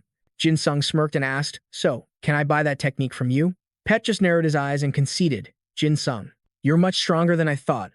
That monstrous right arm. That must be the true form of your Ida, isn't it? Jin Sung answered cheerfully. When I use a dagger, I can replicate things. I can mimic techniques to a certain degree. But of course, not as flawlessly as you. Sheathing his sword, Pet sighed. I wouldn't dare try to replicate what your right arm just did. I never imagined you could copy my techniques. Jin Sung winked and pointed to himself. Is my Ida too disgusting for you to devour? Pet looked at him curiously and asked. You have the ability to perceive another's Ida. Sorry, but I only eat the finest cuisine. Jin Sung waved his hand, declaring arrogantly. If you devoured my Ida, you'd get a serious stomachache. Just as he finished, Pet said, Besides, I already have an Ida I wish to devour. He seemed intensely focused on this. I need to keep my stomach empty until then. Suddenly, Pet felt the air grow heavy, thick with killing intent. The source of this immense pressure was none other than Jin Sung. His face hardened as he snarled, I'm warning you. Pet, don't you dare lay a single finger on Sun. Pet lowered his gaze, raising his hands in a helpless gesture. That is the family head's decision. Jin Sung gritted his teeth. I can't interfere in the affairs of another clan. Pet cut him off, spreading his hands. Actually, you're wrong. To be honest, the head of the clan wants to meet you. That was the entire purpose of this meeting. Jin Sung's face went blank. He asked in utter confusion, Huh?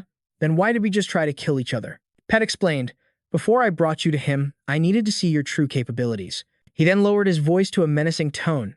And since you won, I want to give you some advice. You will never understand our master. He's twice as terrible as I am. Pet's words sent a jolt of panic through Jin Sung. He broke into a cold sweat, thinking, an aristocrat who's even more twisted than this guy? Shaking off his wild imagination, Jin Sung asked curiously, By the way, Pet, why do you follow the orders of the White Jade Kim clan? Pet answered cryptically, The clan head will teach you that himself. Today. Jin Sung's face twisted as he stammered. Wait a minute, did you just say, today? At the Incheon International Airport, the scene was pure chaos. The moment Li Xin stepped out of his car, he couldn't help but curse. How absurd. Number 2 is on a rampage. It was smashing everything around it. The creature stood tall and roared. Someone woke me up. He said there would be plenty of meat for me here. Li Xin watched in surprise, thinking, talking Ida? Number 2 was still digging through the rubble, searching. Where is my meat? Li Xin considered the situation. There are many different types of Ida, but I've never seen one this massive, and it can even talk. His expression darkened. This could be the work of Pesty, or some other terrorist organization. Li Xin's resolve hardened. I have to end this, and fast. Fleeing civilians saw him and cried out in shock and relief. It's the captain of S-Class, Li Xin. The others turned to look, their faces filled with hope. It's really him. It's Li Xin. Are you serious? We're saved. The commotion drew number two's attention. It turned to face Li Xin. "Who are you?" He answered calmly, "I am Li Xin." Number two suddenly bowed low, sniffing the air intensely before exhaling with satisfaction. "You have a very appetizing scent." Li Xin didn't flinch, staring directly into its eyes. "This is my first time meeting an Ida that can speak. Who is your master?" The question seemed to strike a nerve. Number two shut its eyes and roared with all its might. "My master told me I would eat a mountain of meat when I woke up." Li Xin thought to himself, "It can talk, but it's not very bright." He couldn't resist complaining, "Your breath is foul. I suggest you gargle with salt water after every meal." Li Xin's brow furrowed as he whispered, "To prevent future disasters, I should." A brilliant golden light erupted, enveloping his entire body. The glare was blinding, forcing number two to shield its eyes and turn away. In order to create Ida that mirrored figures from human mythology and legend, certain clans and organizations had researched for ages, achieving some success. Among them was the White Jade Kim clan. Li Xin's voice was now stern, completely different from before. "Those who do not fear death shall live. Those who cling to life by any means shall die." However, most of these experiments ended in failure. Only a few individuals could truly accept the power of legends into their very souls. "Those who do not fear death shall live. Those who cling to life by any means shall die." One such individual was a being who wielded the power of a historical class figure from the Korean peninsula, Isan Shin, an admiral and a brilliant S-rank military strategist. Overall combat ability: S. 26 battles, 26 victories. Combat log: Twin Dragon Swords. Li Xin spread his arms wide, immense energy pouring from his palms. "Come forth, Twin Dragon Swords." Isan Shin, an admiral and military genius, had an S-rank Twin Dragon Sword. The blade must be used by the famed general to unleash its true power. Li Xin swung the sword, slashing at the second's leg as he roared the incantation. First sword draws blood, staining the entire river. Staining the entire river? The second seemed confused. "What are you doing?" A moment later, it screamed in agony. Twin Dragon Swords, left blade. First sword draws blood, staining the entire river. The second's body convulsed in pure pain. It let out a series of piercing shrieks. When first sword draws blood activates, ambient moisture condenses into sharp lances, attacking the enemy. Li Xin looked up at the creature. "Stop screaming like that. You're hurting my ears." Sobbing, the second turned and fled. "I have no interest in eating rotten meat anyway." As it ran, Li Xin offered some friendly advice. "You really shouldn't run towards the sea." But the second was too panicked to listen. It reached the shore and, without hesitation, leaped into the water. Lex slung the sword over his shoulder, sighing with regret. I really wanted to find out more about its master. But even as he said it, Lex tightened his grip on the right sword, and immense energy flared up, enveloping his arm once again. He thought to himself, "If it escapes into the sea, and I just let it go, wouldn't that make me look like a fool? All those foreigners and Koreans, they'd use it as an excuse to look down on me." Without a moment's hesitation, Lex sprang into action. He pointed his blade to the heavens and roared, "3 calamity strikes. Let the very heavens tremble." Suddenly, the sky plunged into darkness before erupting in brilliant light as countless bolts of lightning rained down from above. The deafening thunderclaps struck fear into the hearts of all who heard them, but the most pitiful of all was number 2, still hiding in the water, who was struck until its whole body glowed yellow. The Twin Dragon Sword's right blade, 3 calamity strikes. When activated, it grants the user control over the weather at sea. Number 2 thrashed in the water, screaming at the top of its lungs, "It hurts. I don't want the meat anymore." Hearing its cries, Lex rushed to the shoreline. A seed of doubt grew in his mind. It actually withstood that lightning strike. He spun the blade in his hand, commanding a new power. At number 2's location, the sea's surface began to churn, forming a massive whirlpool that sucked its body in. It cried out in confusion. "What is this?" The electric current, amplified by the water, intensified the agony. Number 2 flailed wildly, shouting, "So painful." Lex couldn't help but exclaim in astonishment. Its endurance is terrifying. He started to understand something. This talking Ide was not only powerful, but unbelievably tough. It wasn't yet mature enough to attack humans with any real purpose. This is all highly suspicious. I really need to investigate this thing further. Lex crossed his 2 swords, his mind made up. Still, he thought, hesitation now means defeat. He let out a heaven-shaking roar. "Heed my call. Summon my war fleet." This was when his true power would be unleashed. An S-class EDA, the legendary war fleet that once crushed an entire pirate armada.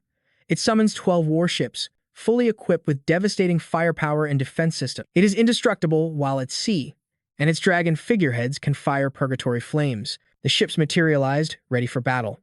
Lex immediately gave the order, "All units, concentrate fire." The fleet formed a ring, surrounding number 2. It was now trapped, facing the combined firepower of 12 battleships.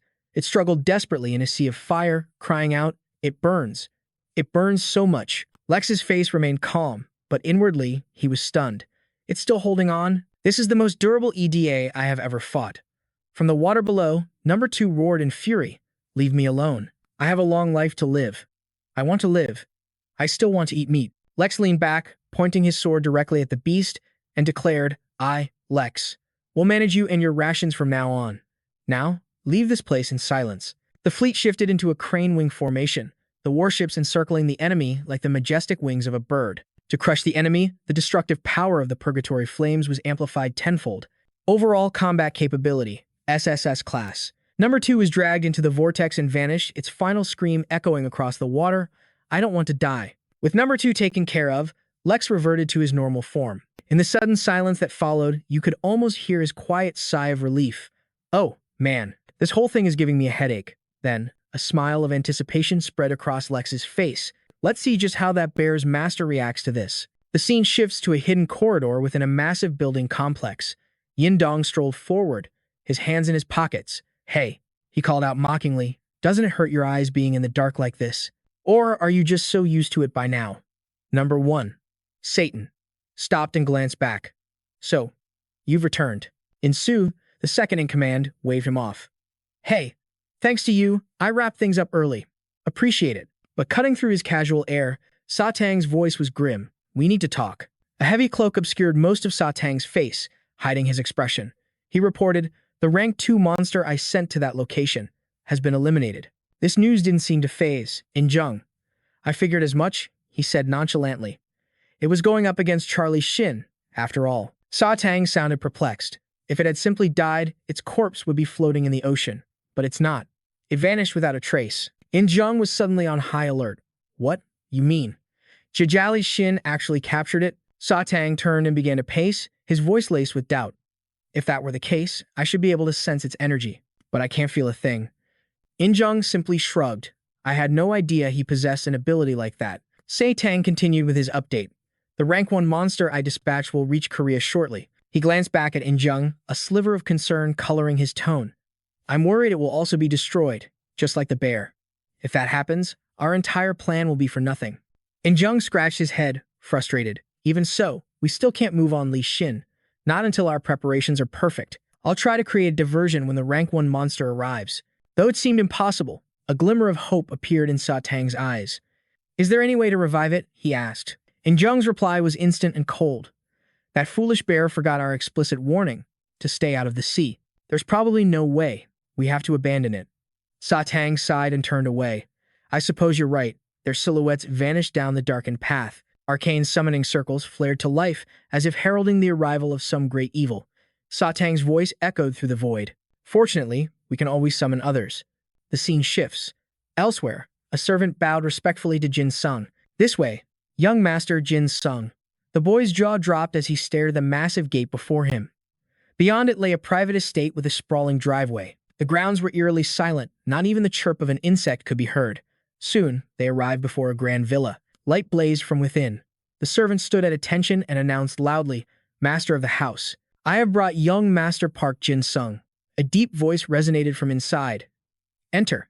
At the command, the servant pushed open the heavy doors. Jin Sung followed him inside. A long banquet table stretched before him, where the master of the house was already waiting. The servant quietly withdrew. Jin Sung hesitated for a beat, then spoke. "Greetings, sir. My name is Park Jin Sung." But before he could finish his sentence, the master cut him off, his face twisting into a deep scowl. His voice dripped with unrestrained anger. "You're late, you insolent whelp." Jin Sung was still standing near the doorway. The problem was, the table was ridiculously long. Jin Sung scratched his head. It seems like we're a little far apart. To make conversation easier, may I come closer?" But the master showed him no courtesy whatsoever. The old man's reply was sharp as a blade. "Sit. Right. There." Jin Sung had no other choice but to obey. "Yes, sir." He thought to himself, "Wow, this guy really hates my guts."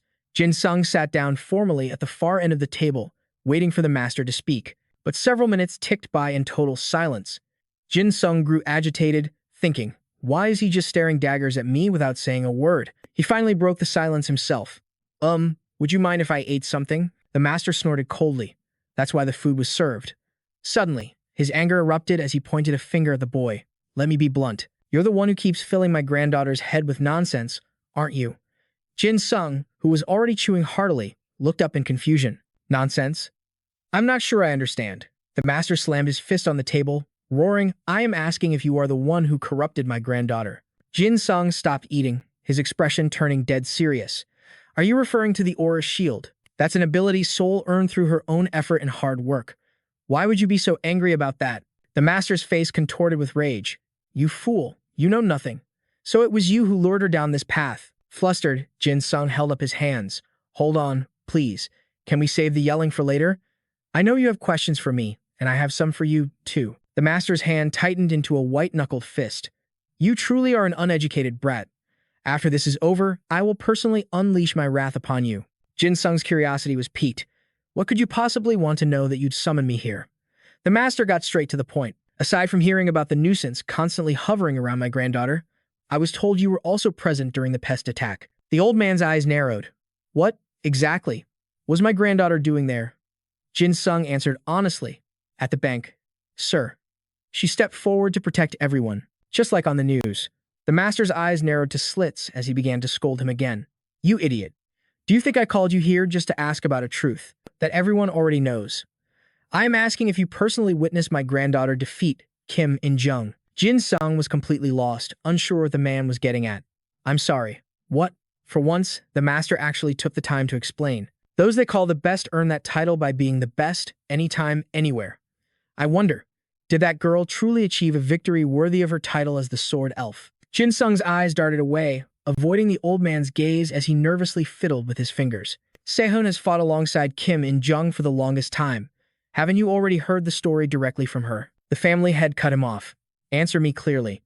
A flicker of hesitation crossed Jin Sung's eyes as he recalled what truly happened. While it was true that Sehun had fought with Kim In-jung, the truth was that he himself was the one who defeated him. Only Byeon, Zion, and Lee Seung-won knew. Jin Sung weighed his options. Telling the truth would only put Sehun in a difficult position. He decided to keep the secret. Sehun sent Kim In-jung away to save me. As expected, this answer pleased the patriarch. He crossed his arms and chuckled. I see. Jin Sung was left completely speechless by the old man's next words. It's only natural. If she couldn't even defeat a lowlife like Pest on her own, she has no right to call herself my granddaughter. Without thinking, Jin Sung clenched the fist resting on his lap. Forgive me for saying so. But what you just said goes far beyond simply telling the truth. Kim Sehun nearly lost his life fighting Kim In-jung. Jin Sung's voice rang out with indignation. Even if she possesses a rank A Ida, she's still just a high school student. The clan head's voice boomed in response. You say that as if you didn't nearly die yourself. And my granddaughter is different from ordinary people, even as a student. Jin Sung ground his teeth. So what? The old man admonished him like a child. I've already told you, you fool. Those who are called the best are given that title because they are the best, anytime and anywhere. Veins popped on Jin Sung's forehead as he hissed through his teeth. Suppressing his rage, he said, She's your granddaughter. What would you have done if she had lost her life back there? The clan head roared in fury, the decorative screen behind him trembling from the force of his voice. How dare you even mention the possibility of soon dying while fighting alongside a scoundrel like you? Diho flew out from behind the old man, its master's voice dripping with menace. Watch your mouth. Diho brazenly shoved its way in front of Jin Sung, its enormous head drawing near as it opened its jaws and let out a deafening roar. Jin Sung calmly narrowed his eyes and said, You're blocking my view. Move. The clan head let out a sound of surprise, hiding his shock as he thought to himself. Astonishing. I put so much effort into creating that masterpiece, and yet, he shows no fear. He seems to have a backbone. For someone his age, the scent of blood hangs heavily around him. Seeing Daeho still frozen in place, Jin Sung advised it again. Come on now, little kitty. Can you get off the dinner table? Daeho was clearly intimidated. It cautiously drew back its paws, glancing over at the clan head for guidance. The old man raised an eyebrow, signaling with his left hand. Still, he had to admit one thing. This boy could actually threaten Daeho. I created it with such an unyielding will. For a young man, he's not bad at all. Jin Sung then asked with feigned concern, Are you all right, sir? Daeho had already returned to its master's side. The old man asked suspiciously, What do you mean by that? Jin Sung replied, there are many rumors that I'm a troublesome person.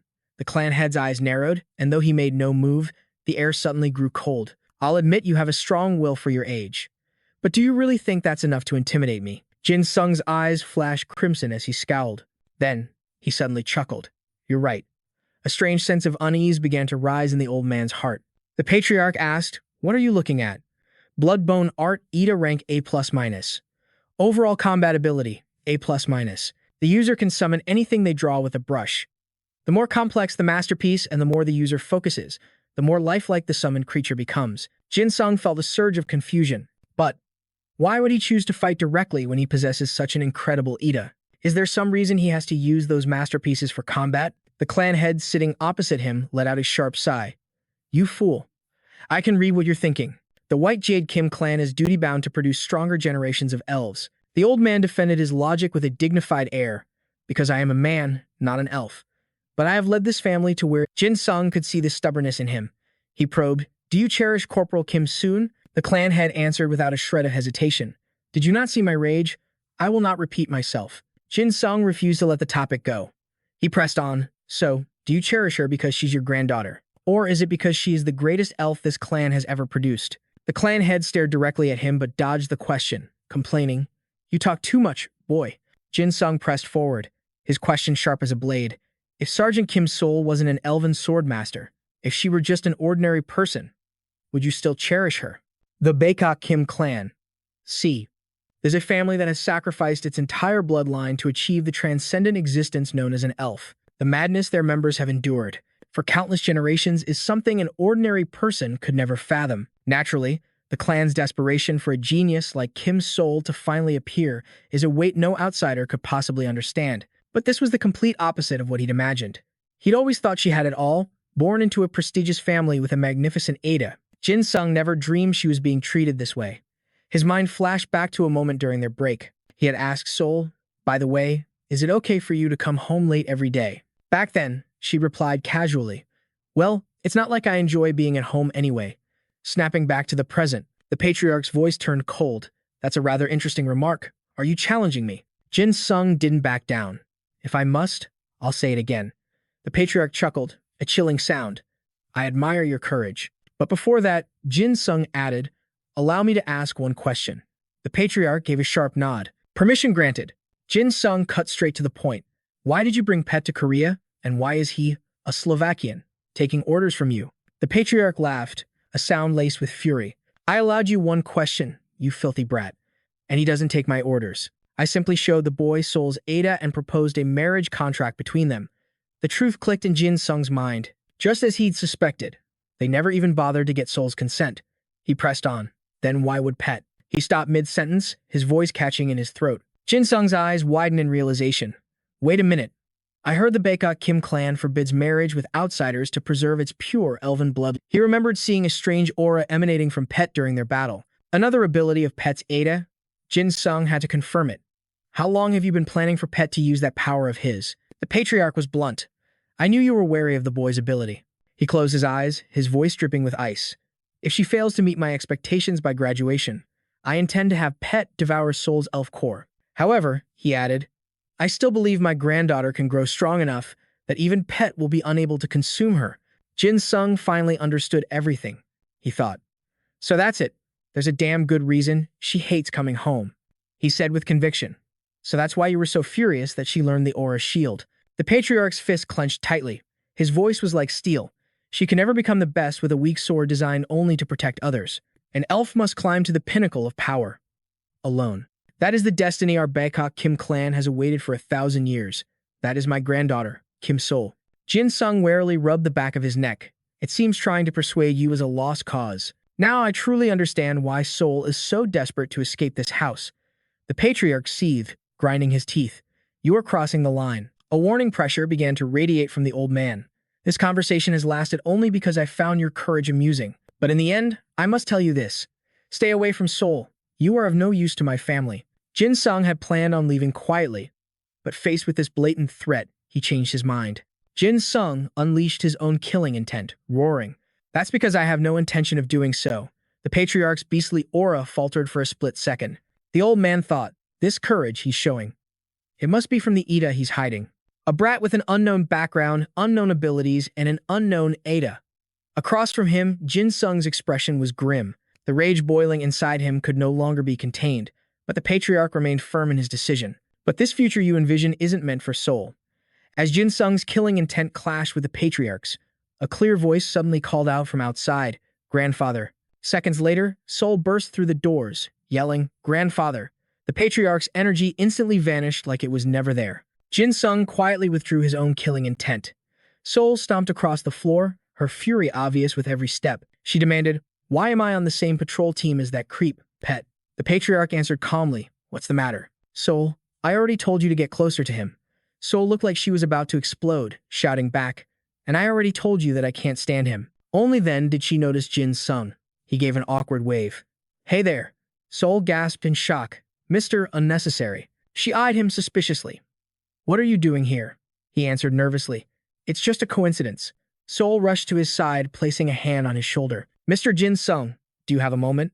Her face was an unusual shade of red, and her words hit Jin Sung like a bombshell. "Did you come here to meet my family and propose to me? Why didn't you tell me first?" Jin Sung was utterly speechless. Sun said, "This isn't a place for jokes." But then, quick as a flash, she leaned in and whispered, "I'm sorry. I need you to help me get out of this." With that, she immediately looked up and called out, "Grandfather." For some reason, Jin Sung had a terrible feeling about this. He whispered urgently, "Soon." She gripped his shoulder tightly and yelled, "Forget about that guy, Patch. Why don't you consider letting me marry Jin Sung instead?" Suddenly, a chilling sensation ran down her spine, because when Sun had rushed in, she had forgotten to close the door. She had no idea when Sejin had appeared. A dark voice spoke from the doorway. "You've caused enough of a scene, Kim Soon." A blue coat was draped over Sejin's shoulders. She lectured her with a stern face, maintaining the dignity of a lady of the White Jade Kim clan. Sun went pale, breaking out in a cold sweat as she stammered, "Auntie." Jin Sung's eyes went wide. He stayed dead silent, not daring to breathe a word as he thought, "Auntie? Not her sister. But she looks so young. She looks like she's barely in her 20s. I wonder how old she really is." The family head crossed his arms, his voice booming.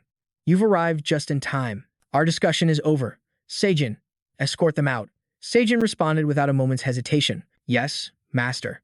Her gaze then fell upon Jin, Sung, and Soon, who were still frozen in their seats. "You heard the order, didn't you? Get up. Now." Jin Sung was baffled. Were they kicking him out again? It couldn't be helped. Seeing him hesitate, Sun gave him a shove. "Come on, let's go." Once outside, Sejin crossed her arms, her voice laced with ice. "So, you're the infamous Park Jin Sung I heard about." Jin Sung bowed respectfully, beginning his introduction. "Yes, ma'am. My name is..." But Sejin cut him off before he could finish. "Save it. After today, I doubt we'll have any reason to see each other again." Still in his bow, Jin Sung's expression froze. Her demeanor, it was exactly like Sun's grandfather. It was like staring at a younger version of the master. And an A-rank White Jade spirit wielding the power of White Jade itself. A human host with a predecessor spirit can manifest the full power of a mythical being. Overall combat potential, A-rank. Jin Sung sized her up in his mind. The White Jade Kim clan. A predecessor spirit. Sejin's sharp gaze shifted to the side. "Kim Sun, get changed. You're patrolling Sector 3 with Pechi." As expected, Sun immediately protested. "With Pechi again?" "Absolutely not. I refuse." Sejin's eyes narrowed, her expression turning glacial. Her voice was sharp as steel. "You don't have the right to refuse. An hour ago, a colossal Ida attacked the Incheon port. It's been neutralized, but the government remains on high alert and has requested our aid." She reminded her with a chilling finality. "Protecting this nation is the duty of the White Jade Kim clan." Soon bit her lip, silenced. The disgust on her face was clear, but she argued no further. Jin Sung, however, was stunned by the news. "Wait, ma'am. An attack at the Incheon port?" Sejin raised a single eyebrow. "Yes. The ED captain handled it, but there were significant casualties. A special psychiatric hospital was heavily damaged, and many people are still unaccounted for. The government is conducting a search and rescue operation." Jin Sung's head dropped as he whispered, "So that's what happened." Sejin studied his strange reaction, unable to hold back her question. "You were so confident in front of the master. Why do you look so pale now? Do you have family in Incheon?" Jin Sung pressed his lips together, hesitating. "No, I don't." Sejin's sharp eyes noticed his turmoil. "It seems you have your own burdens to bear. I won't pry further, but that is the reality of the situation. Kim Soon, You prepare as well. Soon let out a defeated sigh. Yes. Hearing her tone, Jin Sung glanced over. This was the first time he'd ever seen her so defeated. She really had no other choice. His expression hardened with newfound resolve. He looked Sejin directly in the eye. Ma'am, there's something I need to tell you. Song gasped his name in disbelief. Jin Sung, but Sejin silenced him before he could speak. Remember your place. You are an outsider. You have no right to interfere in the affairs of our clan. Jin Sung ignored her warning, his voice ringing with conviction. Starting tonight, his eyes burned with defiance as he made his declaration. I will be patrolling with Soon every single night. The scene shifts as they leave the Kim estate. The two began their patrol through the district. The silence stretched on until one of them finally broke it. This is the worst. It was Sun who spoke, her voice filled with genuine regret. I'm sorry. Jin Sung glanced at her. For what? It's okay. Sun quickened her pace, turning away. As if to hide her expression from his view, a faint blush crept onto her cheeks. I never thought you'd have the guts to stand up to my aunt like that. Jin Sung felt a little sheepish, thinking back. Scratching his cheek, he mumbled. It was just a heat-of-the-moment thing. Soon let out a small laugh. What kind of moment was that? But then, a sudden thought wiped the smile from her face. As they continued their walk, Soon brought up something else. Did you know the combat medic is working with Mashi now? Jin Sung answered without hesitation. That makes sense. She's got the talent for it. Sun continued. She also offered me a spot in Mashi. Not as a swordsman, but for a totally different role. Jin Sung couldn't understand her hesitation. But, isn't that a good thing? He asked, confused. This time, Sun didn't answer. Her hand drifted to the hilt of her sword, knowing she could wield it with mastery. But still, Jin Sung broke the silence with a... He started waving his arms around, trying to explain his point. If you know an attack that can hurt someone, then you also know how to dodge it. Just do what you love, and don't worry about anything else. Sun froze, his words echoing in her mind. Stand up and chase your dreams, Sun. Her eyes welled up, her nose turning pink as she fought back tears. Sun suddenly grabbed his hand. Jin Sung. Her voice, thick with emotion, was completely sincere. Thank you so much. For so long, he had only seen the worried, melancholic Soon. Seeing her smile so radiantly was a rare treasure. Jin Sung stared, completely captivated. The moment felt too perfect for either of them to break the spell. 1 week later. Night had fallen, the streetlights casting a lonely glow. In the heavy silence, a voice suddenly cut through the air. This is all wrong. Du-jun stared at the stack of documents in his hands, his thoughts a tangled mess. I never should have posted that article online that day. Who could have predicted that hell would break loose in Incheon on that very same day? He hung his head and let out a heavy sigh. In the end, his article got completely buried, ignored by everyone. Du-jun casually flipped through the other pages. Still, I did manage to interview one student, and I had no idea she'd been through so much. The more he read, the more his heart went out to her. Such a tragic childhood. She's a victim of the pest economic crisis right after the Incheon port disaster. Her uncle, the only family she had left, is also missing. The file also contains several crystal-clear photographs. Du-jun meticulously made notes beside each image. If this bear-type Ida is a new weapon from Pesty, then this attack. He trailed off, running a hand through his hair in frustration. Am I getting in too deep with this? My head is starting to hurt. Suddenly, an old woman's voice called out to him. Excuse me, young man. Du-jun immediately looked up. How can I help you? The old woman held out a thick, heavy book. Please, hold this for me. Du-jun was instantly suspicious. Was this some kind of cult recruitment? He figured he'd just take it and toss it in the trash later. Even so, he stood up and accepted it politely with both hands. Of course, ma'am. He gently touched the yellowed cover. An inverted cross? This book is made of some seriously high-quality material. Driven by a strange compulsion, Du-jun opened the first page. It was fully illustrated. He thought to himself, a winged lion. It looks terrifyingly real. The detail is incredible. He flipped to the next page and saw something chillingly familiar. His breath caught in his throat. This is the bear-type Ida that attacked the Incheon port. Du-jun's brow furrowed in concentration. He began flipping through the pages faster and faster. What secrets did this book hold? If it weren't for the language barrier, he would have understood everything. A colossal shadow began to creep closer, but Du-jun was completely absorbed by the ancient tome. I have to take this back to investigate. Just as Du-jun closed the book, the shadow stopped. A sinister voice echoed from right behind him. Such a shame. Du-jun's head snapped up in terror. At that exact moment, a monstrous claw lunged forward and snuffed out his life. From that day on, Sam patrolled for 3 hours every single night, starting at 8 p.m. A passerby cheered excitedly. You're my hero. Walking beside Jin Sung, she thought. It's strange that my family isn't getting involved, but maybe that's for the best. Sun glanced at her phone screen to check the time. She stared intently at her screen, full of anticipation. It's almost time. He should be here any second. Just as Beth approached, Sun called out, You're finally here. He walked toward her with a bright smile on his face, but suddenly, Sun recoiled in shock. Why are you here instead of Jin Sung? Beth stood before her and spoke. Hello, Lady Sun. You'll be patrolling with me today. Sun's mind raced. Did something happen to Jin Sung? Could it be?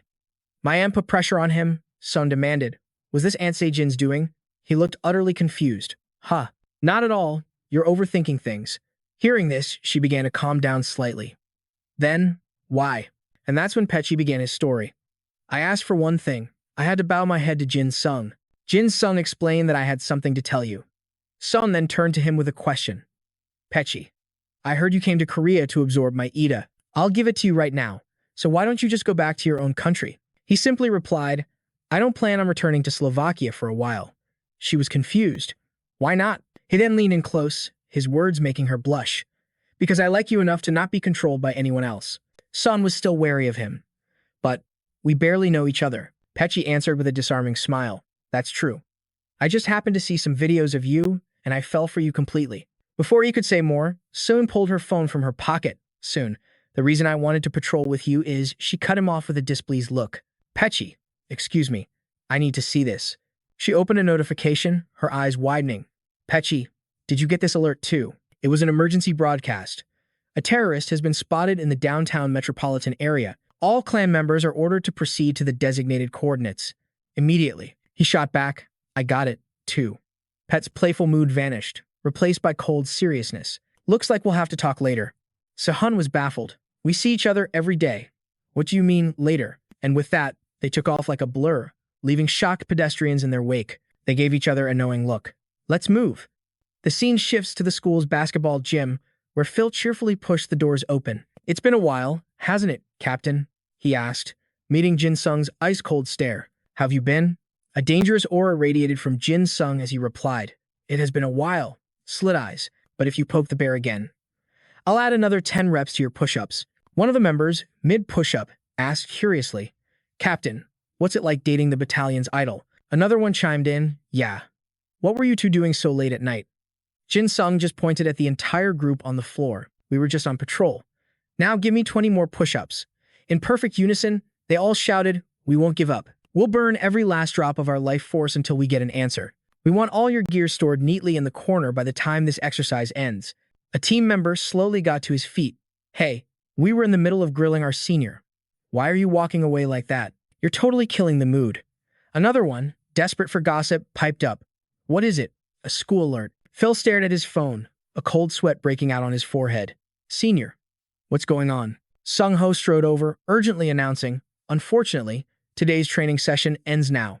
He glanced at the alert on his phone, then gave the order. We need to move to the rally point immediately. The scene cuts to the city center, where a colossal being known as the First is tearing everything apart. The Special Forces squad shouted frantically, fall back now. We need to regroup and form a new line. Their words only seemed to infuriate the monster. Regroup, it boomed. Is this truly an Ida? It gazed down at the insignificant humans below. How unfortunate. The First stared straight ahead, unconcerned. I only need to head north. I have no intention of harming you. For now. But the commander saw the immense danger and gave the order to his troops. Ranks 1 through 3, maintain assault formation. Ranks 8 through 12, prepare for range attacks. The First bared its razor-sharp teeth. I merely wish to go north. From below, the commander's voice roared, fire. 1,000 sharp projectiles rocketed upwards, slamming into its colossal body and causing it to grimace. How unfortunate. The projectiles all snapped in two. Nothing more than mosquito bites to the First. It glanced down, uttering a single word, unfortunate. Thousands of soldiers charged toward the First, screaming, advance. But in an instant, it brought down its giant foot, crushing them all. The commander frantically signaled, assault team, retreat, atop a towering skyscraper. A figure observed. So that's an Edda. Incredible. It can wipe out half our military force just by walking around. The patriarch turned and called out, Sejin. Sejin stepped forward slowly. Your orders, master. The old man glided past her. You will engage that monster directly, he commanded. I will deploy the others to strike its flanks with everything they have. Sejin accepted the command, but had to ask. Understood, but where are Soon and Pet? The patriarch simply answered, they are on their way. Do not worry about them now. She replied, yes, master. The old man signaled his forces. Begin. In unison, they responded, yes, master. The patriarch unfurled an ancient scroll. A torrent of magical energy surged from within, desperate to be unleashed. The patriarch held the scroll tightly. At his side, Deho materialized. The moment the master finished speaking, the beast let out a low growl. This isn't looking good, Deho. Down below, the colossal creature known as the First advanced slowly. As it moved through the darkness, it suddenly froze, sensing an approaching presence. Sejin strode forward to confront the First. Upon seeing her, the beast spoke. You. She drew closer, her battle aura blazing. A bit more special than the others, I see. The First sneered at Sejin. But you alone are not nearly enough. Step aside. Human. Her gaze unwavering, she demanded. Where is your master? The First answered without hesitation. My master slumbers in another dimension, a place so distant even I cannot sense it. I am the first to be born among the cursed creations. Call me the First, human. As it spoke those words, something began to form on Sejin's head. A single horn slowly emerged. You talk a lot for a summoned Ida.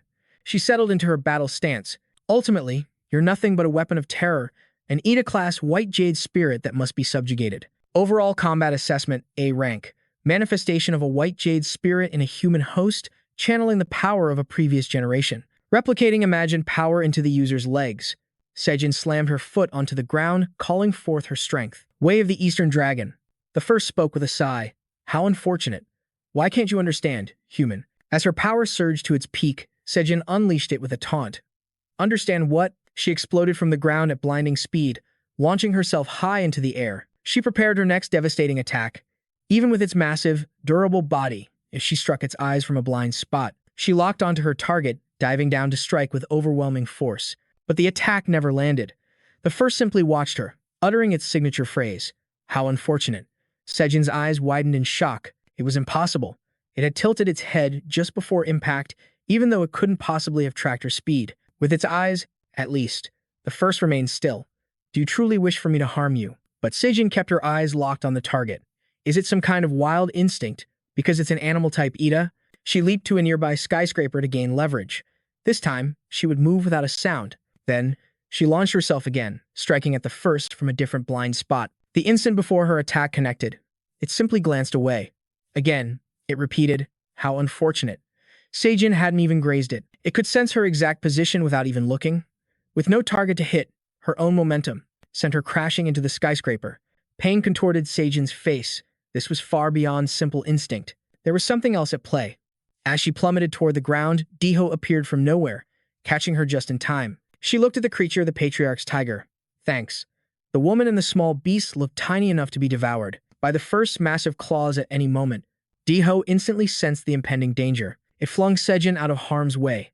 A gigantic claw slammed down, crushing the small tiger, but it was merely a warning from the First. How pitiful, little tiger.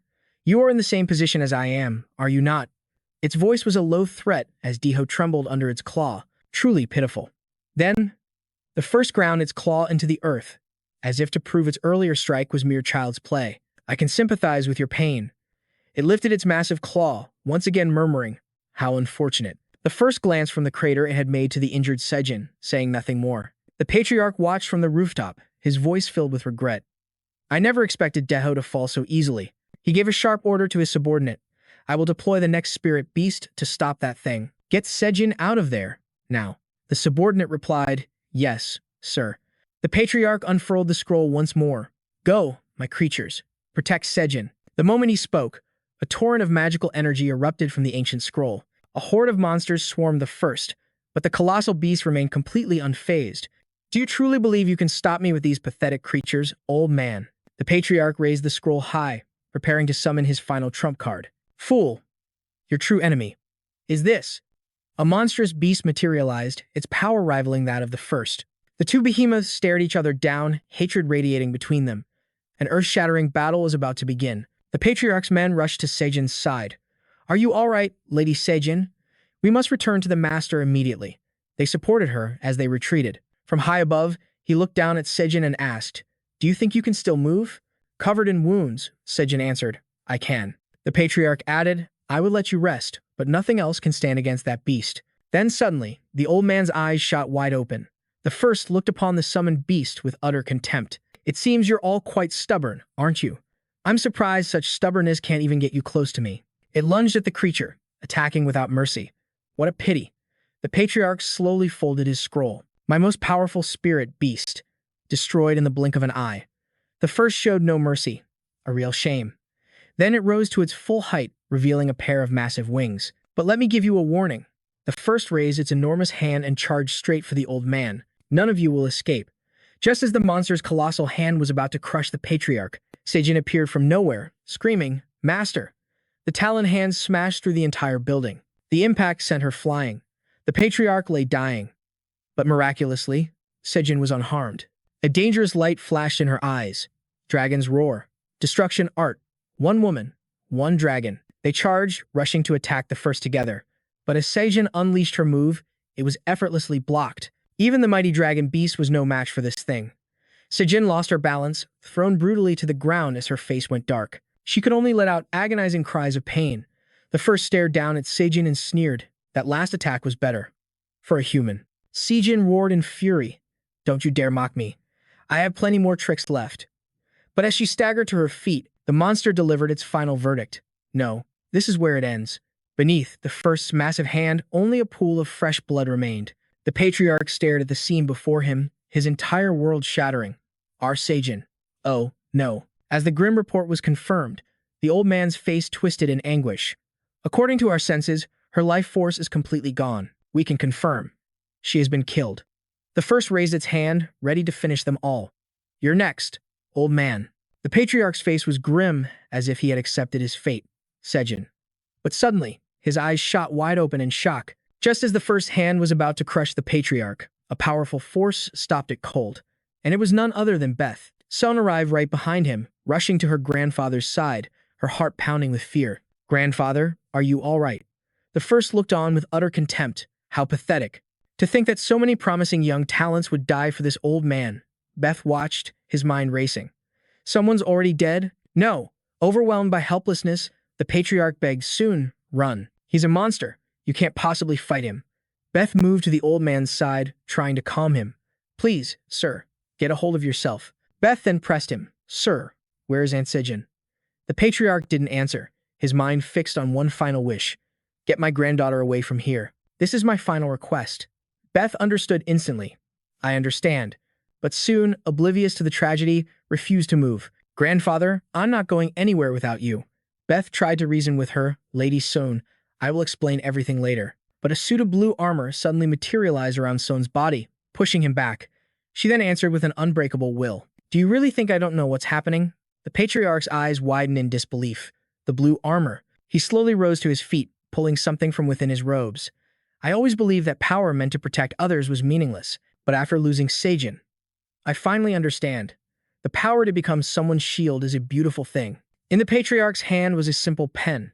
The only thing this foolish old man can do now is protect you both from that monster. He then roared at a stunned Beth. Beth, what are you waiting for? Go now. He nodded, sweat already beading on his forehead. Sun screamed, trying to stop them. Wait, what are you doing? Grandfather. Grandfather. As the old man began to draw on the ground, he spoke. You actually dared to kill Sejin. His next words were a chilling vow. I will make you regret this. The first remained completely unfazed. A pity. It seems you don't understand your place, human. The patriarch was drawing a dragon. The legendary, malevolent dragon of myth. A beast whose power was said to drain the very life from everything around it. And the white jade elf, my daughter. He was also drawing Sejin. Now, only pure desperation remained. Sejin, I beg of you. With a final cry, the patriarch unleashed the power of his drawing. Behind him, a colossal green dragon roared into existence. The name of this work is Evil Dragon and the Elf, he thought. This is my final and greatest masterpiece. But it can only buy time. Just enough time for these two kids to escape. The dragon lunged, coiling its massive body around the first from behind. The attack created an opening for the phantom of Sejin to take flight. She flew, looking back one last time as her tiny form shot past the first's eyes. Even if legend and destiny are on your side, old man, it's still not enough. Then, A devastating blow landed. The dragon's grip slowly loosened, its coils unwinding. The first gave the patriarch no chance of survival. The patriarch looked up, his eyes wide with disbelief. The brush fell from his limp hand. I thought I had reached the pinnacle of my art, but it wasn't enough. It seems I still have much to learn. The first moved in to end the patriarch's life. In the blink of an eye, I'll send you to your loved ones, old man. The patriarch's head bowed, his spirit broken. That damn beast. Listening to you talk is getting on my nerves. The scene shifts to a group of people receiving a message. Suddenly, their phones blared with an alert.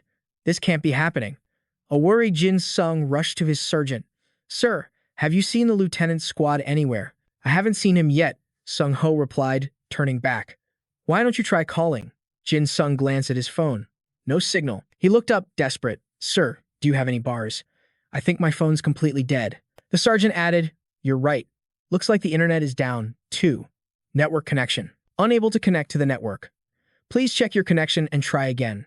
A knot of dread tightened in Jin Sung's stomach. I don't know why, but I have a really bad feeling about this. Sung Ho, however, seemed unfazed. It looks like whoever's behind this has jammed all communications in the area. Amid the panicked crowd, Jin Sung's mind raced. The White Jade clan must be fighting nearby.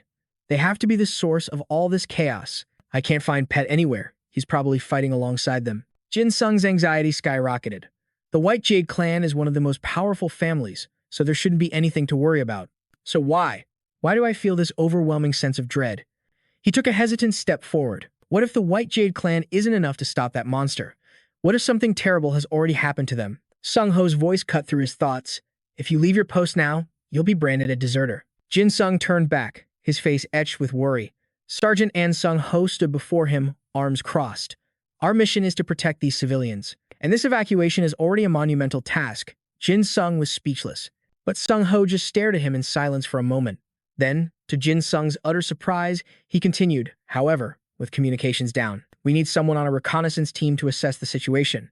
That's no easy mission, either. Sung Ho looked him dead in the eye. You're the best fit for the job, since you worked with the White Jade clan before. I'll report it to the other officers. Jin Sung bowed deeply, his voice filled with gratitude. Sergeant, thank you. Sung Ho urged him to hurry. Get going. And don't forget to report back once you have intel. Sir, yes, sir. Jin Sung replied without hesitation. With his orders in hand, he shot off like a bullet, praying that he wasn't too late. Back with the patriarch, the first slowly crushed the old man's defenses.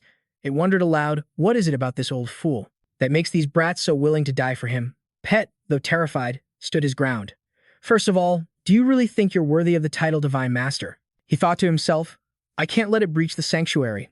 Not even the clan head or Master Sejin could get in there. As the creature lunged for the patriarch, Pet made his decision in a split second. If it comes to this, I'll use my power to save the patriarch. In a flash, he snatched the old man from the jaws of death. The patriarch was stunned by his sudden appearance. Pet, what are you doing here? I told you to go with Soul. Pet glanced at Sehun running towards them, a bittersweet smile on his face. Forgive me, patriarch, but I can't bear to see the one I love in pain. He gripped the patriarch's hand tightly. So, patriarch, you must forgive me for this. The old man's eyes widened in realization. Pet, don't tell me. And then, Pet began to absorb the patriarch's power. The ability was called Kalabong, an absolute talent. It can only be used on a single target, absorbing their EDA and making it the user's own. If a new EDA is absorbed while holding another, the power of the first one vanishes completely. The amount of EDA absorbed is proportional to the user's own spiritual strength. The first simply uttered its catchphrase, how unfortunate, but then it let out an unexpected, ear-splitting shriek. It was a sound that threatened to shatter everything in its path. The sonic blast was so intense, Pet had to clap his hands over his ears in agony. My ears, he stumbled forward, glaring at the first. It seems a piece of trash like you is unworthy of the title Divine Master. The creature replied simply, and why is that? You humans were the ones who attacked me first. Pet's voice grew grave. Stop playing games. Are those wings just a temporary illusion? But the first merely scoffed. Don't tell me you're actually trying to pity me. But Pet pressed on, accusing the beast. You never had any intention of leaving this city alone, did you? You intentionally came to this city to harm its people and destroy it. The first roared in fury. I am the only one the people trust. My empathy is what makes me so ruthless. Beth screamed back, his voice filled with righteous fury. You're nothing like that.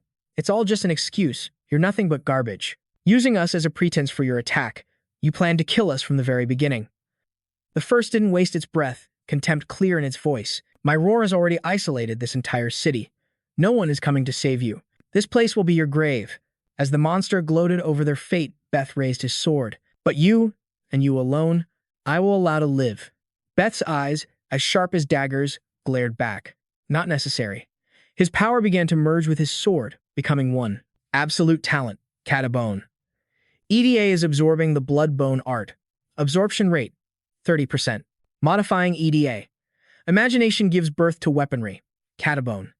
Imagination gives birth to weaponry. Absorption rate, 30%. Combat power, A+++. Beth looked down at his hand, his expression filled with concern. Patriarch. It seems you and I were a good match after all. The only issue is the time it takes to absorb. But deep down, another thought took root. It seems only my right arm is capable of absorbing this power. Best hesitated, his mind racing. The first drew closer and warned, back away. Don't give me a reason to end you. A blinding, formless light erupted from above. From it, Best grasped a long spear, readying the divine weapon for battle. This was a true demon-slaying weapon. In a flash, the holy spear pierced straight through the first's arm. To the creature's utter shock, its massive hand was impaled by the legendary dragon spear, Guinness. Absorption rate, 30%. Limit rate, 95%. Combat power, S rank. After that single, desperate attack, Best collapsed, completely drained.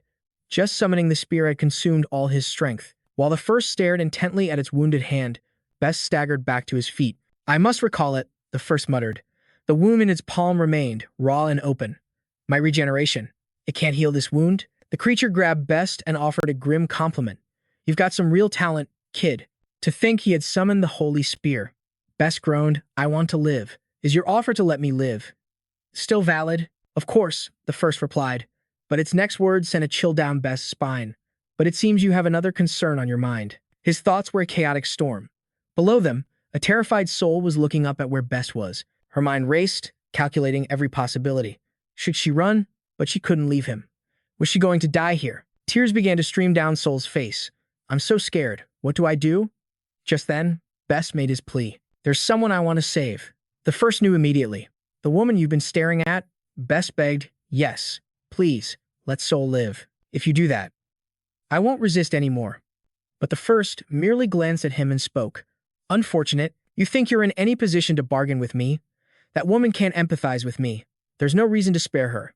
Best looked up, his expression grimly accepting. I knew you'd say that. In his mind, he began to pray. His hand trembled as he tried to summon another weapon. Just one last time. Please, gods, grant me something even stronger.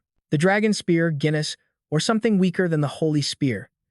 Anything I can use at 100% of its power. And what appeared was a single dagger, blood-sucking dagger. Combat power, D++.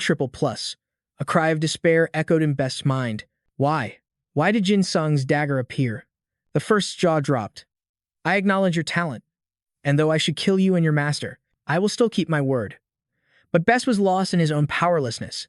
I was thinking of the strongest weapon. Why this? And then, the first destroyed his arm.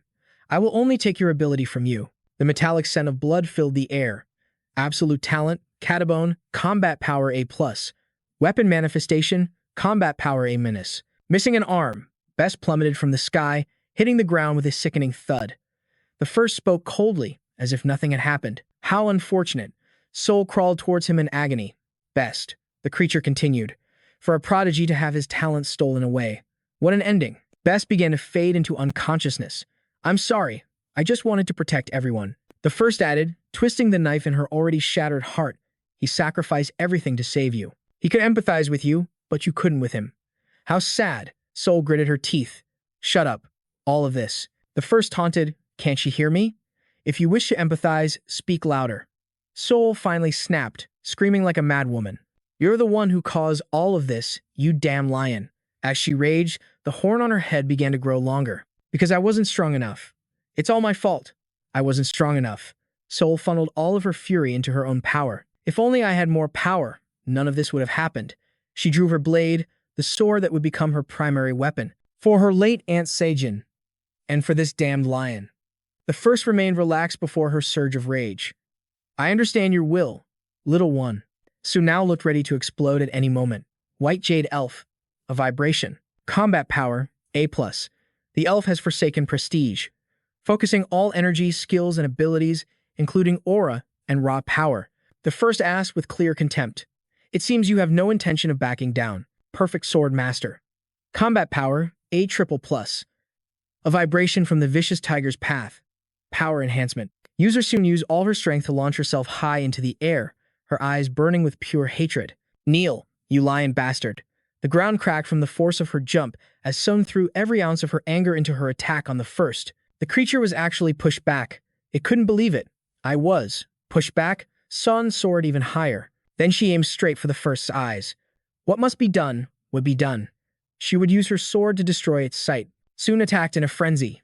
Die. Kill. Tears streamed down her face. I'll kill you. The tip of her sword was aimed directly at the first. I will kill you. Suddenly, the horn on her head shattered into pieces. And tragically, Sun's attack felt like nothing more than a mosquito bite to the beast.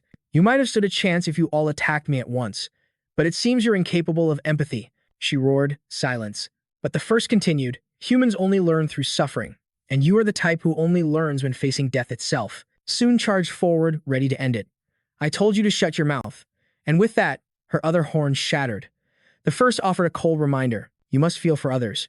Fighting alone is just embracing defeat. Just then, a voice cut through the chaos. Hey, you overgrown lion. That call forced the first to turn its massive head. A figure approached slowly, proposing a deal. So we just have to fight together, is that it? And it was none other than Jin Sung. He spoke with a chilling calm. You're the one who backed us into this corner. What are you even talking about? Sun asked, her voice a mix of shock and anguish. Why? Why are you here? She suddenly grabbed Jin Sung by the collar and screamed, You absolute fool. But despite her rage, Jin Sung remained calm, trying to explain. He had never actually left, though deep down he was terrified. The situation was far worse than he'd imagined. Corpses were everywhere, and his allies were on the verge of being wiped out. Many had already disappeared. Sun finally calmed herself, letting go of Jin Sung's collar as she spoke. I'm sorry. I'm late. Why are you here, you idiot? Then she collapsed against his shoulder, repeating the same question. Why? As the two shared a fragile, tearful moment, the first suddenly appeared and broke the silence. You have a peculiar scent. Are you the one responsible for this? The creature confirmed it. Yes. I force those who lack empathy to live in utter despair. These words made Jin Sung feel like he was listening to a mad god. He didn't understand any of its twisted logic. But he growled back, I have no idea what you're saying, but I'm going to stop you. You miserable beast. With that, he activated his ability to analyze the first. First, what even is this thing? I have to figure out its power. But as he tried, something went horribly wrong. Blood suddenly streamed from Jin Sung's eyes. The scent instantly triggered the first primal instincts. This smell, it's getting stronger. What is it? Just then, a system notification appeared. Monster identified from the Book of Daniel's cell. Analyzing combat power. Seeing Jin Sung racked with pain and coughing violently, Sung cried out in alarm. Jin Sung. He could barely choke out a few words. Even my Ida.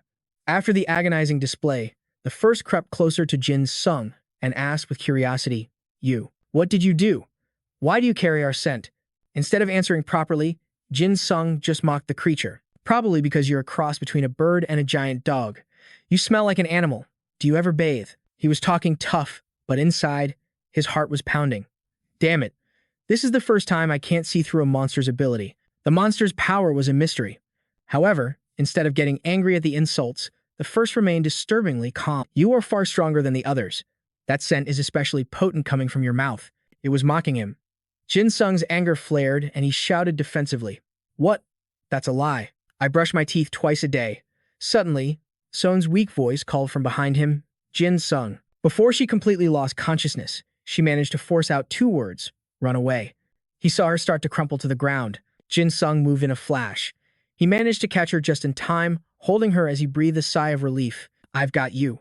He then gently leaned Sun against the frame of a nearby car. She was incredibly weak now. Tears streamed down her face as she asked, Jin Sung, what are you doing? Jin Sung didn't answer her. He simply turned and charged straight toward the first. His action made her scream in terror. Don't go. If you make a mistake, you'll also be. However, he calmly drew his knife, his voice a low reassurance. Don't worry. With those words, Jin Sung activated his partial killing intent. The sinister aura instantly enveloped him, as the system displayed new information. Combat power, A. Enhanced absorption parts, right hand, eyes. The first gazed down on Jin Sung with pure arrogance. It spoke with a sneer. How disappointing. Is this all you are, you filthy human? You're even weaker than the ones before you. Jin Sung knew he was outmatched, but he was resolute. If he didn't risk it all, he had no chance of winning. Just a little more. He pushed himself to the very brink. Just a little further, and he could awaken the true power within. At least enough to see the monster's stats. After pushing past his limits, the killing intent inside him finally exploded. Partial killing intent. Right arm and eyes enhanced. New absorption sight enhanced. He could feel the sinister energy spreading through him, awakening in different parts of his body each time. His right leg. Then the aura surged to his abdomen before shooting up to his left shoulder. A new, thrilling sensation coursed through his veins. Jin Sung couldn't help but exclaim, "This is exhilarating." A dense, murderous aura now surrounded him completely, but a tiny shred of his sanity remained, worried about Soul. He didn't want her to see him being controlled by this bloodlust, but that shred of humanity was fading fast as he transformed into what looked like a bloodthirsty demon, crawling up from the depths of hell. He was on the verge of snapping. Again and again, he descended deeper into madness. Just then, a flood of red notifications appeared. Partial killing intent, new absorption sight, entire body awakened and enhanced, excluding heart and head. Though Jin Sung now looked monstrous, the first wasn't scared in the slightest and even challenged him. "Why don't you attack, you weakling?" However, there was something the creature didn't know. Its information had been completely exposed. First monster of Daniel's book. Combat power, S. Daniel, the one executed by King Nebuchadnezzar for treason, wrote of the monsters from his dreams in his own book. Legend says, everything written in the book is tied to reality. The first monster is the only one with human-like thoughts, limitless empathy, and the ability to manifest among mankind. After processing the information, Jin Sung spoke, his voice a mix of excitement and rage. "It's because of you that this whole mess had to happen. Because of you." Seeing him like this only excited the first. "What a shame. Just do as your soul commands. The killing intent already owns you. You'll probably lunge at me any second now." Right then, the system flashed another message. Empathy recognizes the will and malice of others. This notification only pushed Jin Sung further over the edge. He laughed like a psychopath, swinging his knife wildly and shouting, "You understand me? Oh, so that's what empathy is. Is that why I couldn't feel anything? It was so damn annoying before." His behavior only made the first more intrigued. How curious. I must know more before I kill him. Why does a human give off that scent? Is it related to the one I'm searching for? To find its own answers, it made a swift decision. "I will help you unleash yourself." However, Jin Sung didn't seem to need the help and refused. "No thanks." Just as its claws were about to pierce his eye, he screamed like a madman, "Don't you dare." Jin Sung instinctively recoiled, a twisted grin on his face as he gave a bizarre command. "You will simply listen to me." The killing intent exploded from his body, shocking even the first. "The stench is so strong, my nose is going numb." Jin Sung was like a machine churning out pure, deadly aura. The murderous energy poured from him like a flood as his voice dropped to a terrifying low, "You see now. Did you really think you get away unharmed? Slaughter is nothing to me now." Once again, a red notification appeared. Full killing intent. Combat power, S. Seeing him completely consumed by madness, the first's own battle lust surged to its brain. It roared a challenge. "It seems you still believe you can kill me." Just as the battle reached its climax, Jin Sung suddenly ignored the first completely and turned his head. He had noticed someone leading Soul away from the scene. Her departure caused the raging madness inside him to erupt with even greater intensity. Full killing intent. You are now controlled by bloodlust. The first watched in silence, but when it saw Jin Sung calmly turn to leave, it roared in absolute fury. "Where do you think you're going?" It grabbed a nearby car and hurled it directly at him. Jin Sung wanted to leave, but he had to survive this first. "Let's see you try," but he instantly dodged to the side. If he hadn't, he would have been flattened like a bug. This final act from the first truly enraged him, and his eyes, filled with absolute murder, locked onto his target. The monster growled, its voice dripping with menace. "What is this? Do you wish to die first?" Jin Sung's killing intent was so overwhelming it made the first flinch. He knew words were useless now. It was time for his fists to do the talking. He lunged forward and declared, "You're the one who started this." He slashed the first's arm and uttered two words. Right after the strike landed, a system window appeared. First monster from the Book of Daniel analyzed based on combat power. It is immune to damage from attackers with stats below A rank. Yet this one slash from Jin Sung had clearly caused the monster pain. The creature itself seemed stunned that Jin Sung had actually managed to wound it. Impossible. I, a monster who can block A-rank attacks, was injured by a D-plus ranked blade. By now, Jin Sung had already retreated. His short sword dripped with the monster's blood, which only fueled his excitement. So this giant dog bleeds just like a human. Aren't you a dog? Or some special breed? To be honest, I really don't like abusing animals. In that moment, the first smelled the scent again, making its skin crawl with rage. That terrible smell had returned. Before it could even process the thought, Jin Sung was suddenly right in its face, asking, "Do you know?" A twisted grin spread across his face as he asked, "That little thing she did to my dog back then. You mean you don't know?" His question was followed by a relentless storm of slashes against the first. With every cut that landed, a low, guttural laugh escaped his lips. "Here," he snarled. "And another. And this." His lightning-fast assault was so vicious the first could only howl in agony and rage. This human is completely insane. But Jin Sung didn't care. He had snapped, reveling in the sheer, bloody thrill of the slaughter. And yet, a small part of him was still conscious, dizzy. "I'm so dizzy." The bloodlust was consuming him, threatening to swallow his sanity whole. After taking a brutal beating, the first finally saw an opening and bellowed in absolute fury. "I can sympathize with a creature like you, one who shares our scent. But your story ends here." Effortlessly dodging the clumsy strike, Jin Sung calmly walked up the creature's massive arm, and in a chillingly quiet voice, he began to tell a horrific tale. "Did you know? She was the one who severed my arm and forced me to crawl on the ground like a dog." He raised his blade, a sick smile twisting his lips as he asked, "Can you even begin to imagine that?" The words had barely left his mouth when he plunged his blade deep into the first's arm. Jin Sung then mercilessly dragged it upward, carving a brutal gash that made the beast shriek in agony. In his unhinged state, the monster's screams were like music to his ears, only fueling his violent frenzy. Another slice, from its arm all the way to its shoulder. "How does that feel? Huh. Do you have any idea how she tortured me? Go on, try to sympathize with me now. Let me know when you finally understand." At this point, the first was seething with both pain and rage. It roared furiously, "Stop tearing at me." It then unleashed a powerful backhand, screaming, "You damn human." The slap hit Jin Sung like a thunderclap, sending him hurtling headfirst toward the ground below. But even after taking the full force of that blow, he was barely injured, letting out only a few coughs. The demonic look in his eyes, however, never faded. Yet the first remained fearless, even daring to mock him. "No matter how dangerous your aura feels, your vessel is still merely human," it declared with pure arrogance. "It's a shame. You can never truly defeat me." After the bloody exchange with Jin Sung, a question began to trouble the first. Even if its host, Eda, were to die, it would simply return to its master, not truly perish. "Still, I am quite curious." It decided to ask aloud, "Hey, human, have you ever taken a good, hard look at yourself?" The question left Jin Sung confused. "Huh? What are you talking about?" The creature simply repeated itself. "Have you ever truly observed your own filthy nature, human?" With a blank expression, Jin Sung answered calmly, "Me? Why would I?"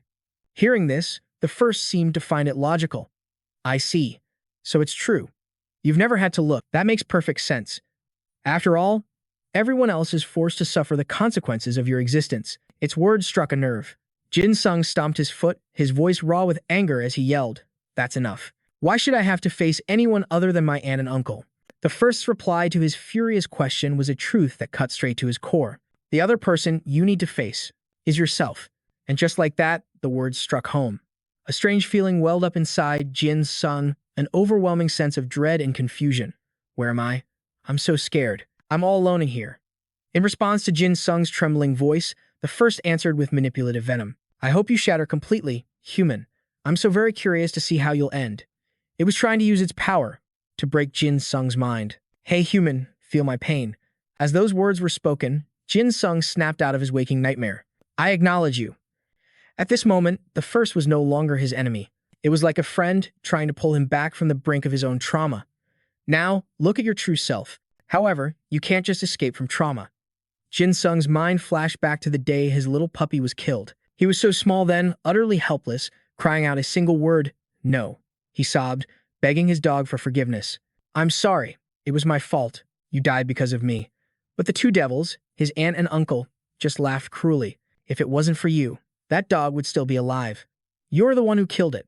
The memory shattered him, and Jin Sung began to cry. But strangely, his tears were blood red, flowing from just a single eye. Voices began screaming inside his head. "I hate you. You deserve to die. It died because of you." Everyone would be happier without you. A useless thing like you only makes everyone suffer. The demonic whispers echoed relentlessly in his ears. Die, die, die. At the same time, a dangerous red system notification appeared. Self-destructive assassination. Rank, EDA, SSS. You have turned your killing intent inward to confront yourself. You are overwhelmed with the desire to kill your enemies, and the desire to be killed by them. EDA can be deactivated at will, but all senses will temporarily vanish, leaving only the will to kill. Inheriting the absolute murder ability allows for further evolution. Assassination support doubles overall combat ability to SS rank. The sight drained all the color from the first's face as it whispered in shock. This human. It couldn't believe the killing intent was so immense that even empathy couldn't grasp his full power. At the same time, it sensed the shift. But now, all of that is aimed at yourself. Lost in his own madness, Jin Sung began muttering to himself, I want to die, I want to kill. I want to kill myself. Sensing the overwhelming danger, the first slowly backed away, calling out softly, human. Suddenly, Jin Sung let out a sharp cry. Then, like a man with a split personality, he asked, should I kill and die? Or should I die and kill?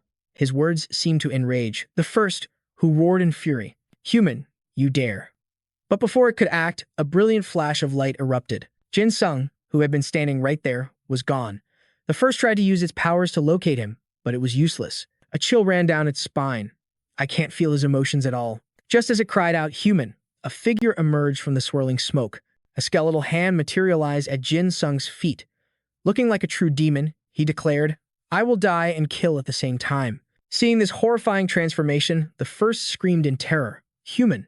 It launched a preemptive strike, trying to protect itself and regain control. But its claws were effortlessly pierced by the boy's skeletal hand. Jin Sung remained unnervingly calm. I have decided. His face, a mask of cold-blooded thirst, twisted as he let out a ha. Then, Jin Sung quickly retrieved his dagger and let out a furious roar. Come, assassination support. Instantly, a terrifying power surged from the ground as a massive skeleton emerged. At the same time, the system provided more information. Self-destructive assassination, assassination support, rank EDH, SS. Receives aid from the world, providing tools for slaughter that exceed the user's own abilities. Support cannot be directly controlled. Only tools with similar traits or deep connections to the owner may be summoned. Overall compatibility, F rank. The skeleton completely engulfed the first as Jin Sung's challenge echoed. You can kill me, can't you? The situation had left. The first completely paralyzed with fear. It could only manage a single word. What? But the crazed Jin Sung just laughed. That's right, isn't it? As the skeleton crashed down, suppressing. The first, another system window appeared. Red oxygen. Rank EDA SS. Overall combat ability in minus to SS. A net woven from the bones of Beihanrang, the king of death. Even while being crushed, it roared defiantly. Human, these skeletons are not part of your EDA. But the system messages continued. Binds and restricts the movement of all beings except the owner. The owner may use these bones to fight within their territory. All beings of impure blood will receive double damage. At that very moment, Jin Sung lunged for the first wing, his voice a horrifying plea. A plea filled with both bloodlust and ecstatic release. I'm begging you. Before you die. Please, kill me. But the only response was a pained scream from the first itself. The sound made Jin Sung lose all interest as he spoke. Impossible. Is that all you've got? Are you really this weak? Knowing it couldn't win by force, the first switched to a different strategy. You, human. What is your name? Jin Sung looked puzzled by the question. What good would knowing my name do you? The first asked because it had realized something crucial. This human's desire to die was in direct conflict with his desire to kill. He wants to die, but he can't bring himself to do it, leaving him adrift. Seeing its chance, the creature began to tempt him. Tell me your name, and I will grant you the death you so deeply crave. The creature was surprisingly cunning, plotting even while cornered. To escape, it thought, I must steer his mind toward his death wish. But in the end, a beast's tricks are no match for a man's cunning. Jin Sung answered nonchalantly. My name is Jin Sung. Park Jin Sung. His answer sent the first into a frenzy. It thrashed about, demanding, No, what is your Edda name? Seeing the creature's desperation, Jin Sung just let out a gleeful laugh. Did you really think you could fool me? And in that moment, the first knew. Its entire scheme had been seen through from the very beginning. Panic flashed in its eyes as it screamed, What? Without a moment's hesitation, Jin Sung launched himself off a skeleton, soaring towards the first, a wicked grin spreading across his face as he declared, I knew it. My own aunt and uncle lied to me countless times. Seeing this sudden rage, the first was utterly bewildered, desperately pleading with him. I have no idea what you're saying. Just sync with me. Now. In response, Jin Sung let out a sigh dripping with contempt. I don't believe a single word you say. Should I just find out for myself? Knowing that if it couldn't persuade Jin Sung, its life was forfeit. The first shrieked in panic. Wait, hold on. Just answer me, and you'll get the most dangerous fight of your life. You can kill and die all at once. I'll show you a battlefield more terrifying than you can imagine. But Jin Sung completely ignored its frantic cries. He simply let out a calm, hey. His eyes burned with killing intent as he said flatly, you're too noisy. I just want to die. These words, despite scaring the first half to death, sparked a desperate scheme in its mind. That's it. Yes, that's exactly it. If he dies, I can finally escape this place. Go on, hurry up, and focus on your death. Surrounded by the thick stench of blood, Jin Sung remained unnervingly calm as he asked a question. You know, thinking back. Do you have any idea what my uncle used to do to me? Suddenly, his eyes lit up with glee as he shouted, I found it. He had been searching for something to beat the first into oblivion, but the object he found was massive, giving him pause. Maybe this is a little too big. Just then, a system notification appeared. Vertebra of Eta a fragment from the infinite spine of the King of Death. When used as a weapon, it inflicts massive damage to the enemy's spinal column. Jin Sung sized up the enormous weapon he had just found, muttering, he used to hit me with something just like this every single day. As the words left his lips, a terrifying killing intent suddenly erupted from within him. But I suppose there's no need to dwell on the past, is there? This chilling change in his demeanor made the first beg for its life. Jin Sung, don't kill me. Please, just make it quick. Its pleas were cut short by a blood-curdling scream. What is this? A moment later, an unnatural silence fell over the area. An unknown amount of time passed. On the battlefield where Jin Sung and the first fought, 3 new figures suddenly appeared. One of them stared at the summoned skeletons in disbelief, muttering, where in the world did all these bones come from? Meanwhile, Jin Sung was busy with his own task. Look, these are your ribs. I'm just putting them back for you. The 3 newcomers carefully navigated through the sea of bones. One of them, gazing at the carnage, couldn't help but be amazed. The bones are piled so high, they cover the entire city. Though he was busy shoving a bone down the first's throat, Jin Sung's face lit up when he saw them. He called out loudly, everyone. One of the figures, a woman named Erin, didn't seem to recognize him. She removed her mask to get a better look, asking cautiously, who's there? The moment she recognized him, she gasped in shock. Is that really Jin Sung? Her 2 companions, seeing her reaction, turned and asked her, hey, agent, you know that kid. What's going on with him? But she didn't answer, her mind reeling in confusion. We got a report about an abnormal grade monster. But the situation with Jin Sung being the one attacking the monster. What does this even mean? Back with our main character, he noticed Erin wasn't responding and pouted. Hey, nurse, aren't you going to say hello? Suddenly, a crazed look flashed in his eyes. You want to die too? Without waiting for Erin's reply, Jin Sung leaped from the monster's head. A thrill shot through him as he yelled, so this is what it's like. He then suddenly shot towards Erin. Realizing he completely lost his mind, Erin quickly stopped her 2 allies.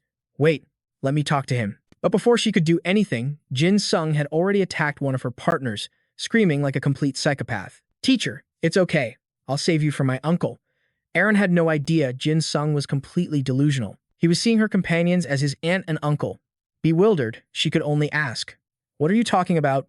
Your uncle and aunt. Jin Sung completely ignored her. Lunging at the other agent in a fit of pure rage, he roared, in exchange, you have to kill me later. Deal. Seeing him charge at her, the other agent panicked and screamed for her partner. The agent's voice was grim as he accused Jin Sung, that kid. He's the one who caused all this, and so he decided to intervene. His ability, Twin Fists of Burning Passion. EDA level, A, overall combat ability, A+. The power of his fists increases with every target he destroys, and the harder the target, the stronger the impact. Just as the agent's fist was about to collide with Jin Sung's bone weapon, the boy sneered, utterly unimpressed by his power. What is this pathetic, slow-motion attack? At that moment, the bone in his hand made contact with the agent's arm. With a sickening crunch, the agent's arm was gone. The bloody scene made Erin's face go ghost white as she uttered 2 words, why? She couldn't believe it. Was this horrifying aura of death really coming from the Jin Sung she knew? As she stood there, frozen in shock, a sudden shout snapped her back to reality. Erin knew exactly what she had to do. She frantically activated her ability. Arise! In that instant, a system window displayed her power, ability, Arise. EDA level, S. Overall combat ability, C. You can use similar command words, but they must carry the meaning of restoration. Erin's power restored her partner's severed arm, but this incredible ability came with a dangerous drawback. It restores the designated target's body to the state it was in right before being damaged. As long as the heart or brain is functioning at 70% or more, all wounds can be completely healed. However, illnesses the EDA user doesn't understand cannot be cured, and each time the ability is used, the user suffers from severe mental exhaustion. With his arm back, the agent immediately went after Jin Sung again. But of course, Jin Sung wasn't scared. Instead, he asked with a taunting grin, "Hey, uncle, does your hand hurt?" The agent answered with a furious punch, but unfortunately for him, the bone was too tough to even scratch. Still, he kept punching until his own knuckles were bloody. Twin fists. Twin fists. With every single blow he landed, Erin was forced to heal him again. Twin fists. Arise. One attacked while the other healed. Twin fists. Twin fists. Arise. Watching this pointless cycle, Jin Sung lost his patience and decided to end it. Are you even serious right now? Hey, uncle. Stay still. He summoned a massive skeletal hand, pinning the agent in place. The system immediately displayed a notification. Red chains binds the movement of all beings within the territory, except for the owner. Jin Sung slowly approached the trapped agent and whispered, "Uncle?" Ignoring the man's confusion, he raised his fist and spoke cryptic words to the stranger before him. "Even though we just met. In the past, you and I, we fought just like this." His words left the agent utterly baffled. He screamed, "Why do you keep calling me uncle?" Jin Sung's only answer was a brutal punch that sent blood flying. Jin Sung rained down blow after vicious blow, roaring with manic glee. "What's wrong, uncle? Does it hurt?" "Huh? This is what you did to me back then. Do you have any idea how much pain I was in?" Blood pooled on the ground, staining the entire area crimson. The sight left Erin frozen in absolute terror. Jin Sung was completely unhinged, beating the man without a shred of mercy. "Listen to me. Are you listening, uncle?" The agent, beaten to a pulp, weakly whispered, "No." Of course, Jin Sung didn't care and only grew more furious. "You have to listen to me." After being battered into oblivion, Erin finally snapped out of her trance and began healing her friend again. Arise. The agent was brutalized, only to be restored. It was a vicious, agonizing cycle that was driving him insane. Arise, arise, arise, arise. And finally, he chose to just let go. "No, Agent Jun is on. It'll only be more painful that way. No, I don't want this." But in the end, after a final, merciless barrage, he was truly gone. His playful demeanor was a stark contrast to his appearance, drenched from head to toe in blood. Now, to finally end this battle, he loudly commanded the system, assassination support, rotten wooden club, EDA F grade. He gripped the dagger in his hand, and in a flash, decapitated one of her companions. The brutal act made the other witness collapse in terror. The person frozen in this nightmare was none other than Erin. Just then, a voice called out to her affectionately, "Teacher." Before she could even begin to yell, Jin Sung's hand clamped down on her wrist. "Jin Sung, what in the world are you thinking? Those two people you just killed." He suddenly started pulling her towards the first, calling out to the creature, "Hey, you big mutt." His actions left her completely baffled. "Where are you dragging me?" As Jin Sung brought Erin before the tortured creature, it used its fading strength to speak. Its slow, rasping voice sent a chill down Erin's spine. "Human, the fact that you are still unharmed proves that Park Jin Sung was once quite fond of you. You have no idea just how lucky you truly are." The moment Erin saw the first, a bone-chilling realization hit him. This wasn't just a monster. No, this was a beast summoned by the EDA itself. But for the first, her arrival sparked an idea. "I don't know why he wants to die by her hand, but this is a chance I can't afford to miss. I have to convince that woman to end it all. I can't stand this insane game for another second." Without hesitation, it spoke up. "Right now, Park Jin Sung desperately wants you to be the one to kill him." Its words made Erin gasp in disbelief. "What?" But Jin Sung just growled in frustration. "You damn mutt." And so, even as Jin Sung beat him for his meddling, the first kept pleading with Erin, "If you want to live, you can't ignore this opportunity." His mind was already unstable, but my influence shattered it completely. With its fading strength, it continued, "I hope you can be the one to finish him." As the words left its mouth, something suddenly fell from its body. The system window immediately flashed with new information. Rib of Ba Hyon Rang, EDA rank, A+++. Overall combat ability, A+++. One of the countless ribs from the King of Death, Ba Hyon Rang.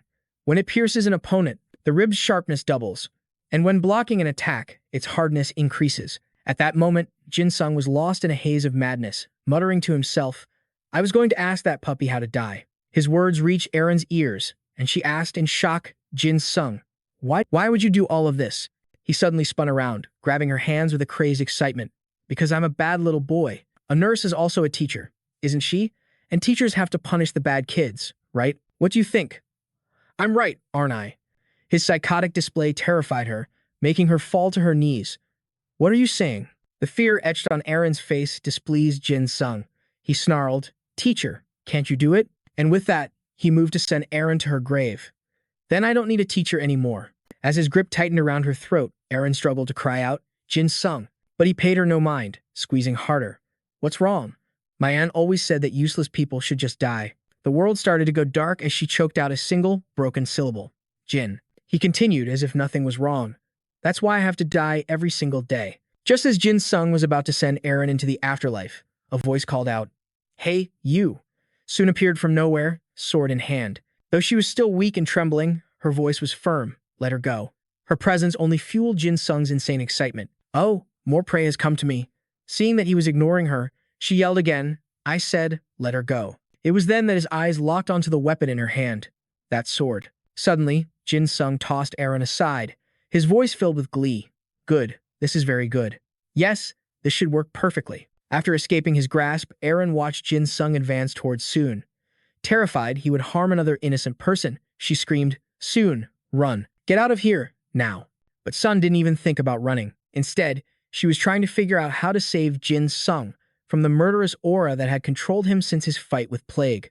Only when Jin Sung had cut off her horn did she return to normal.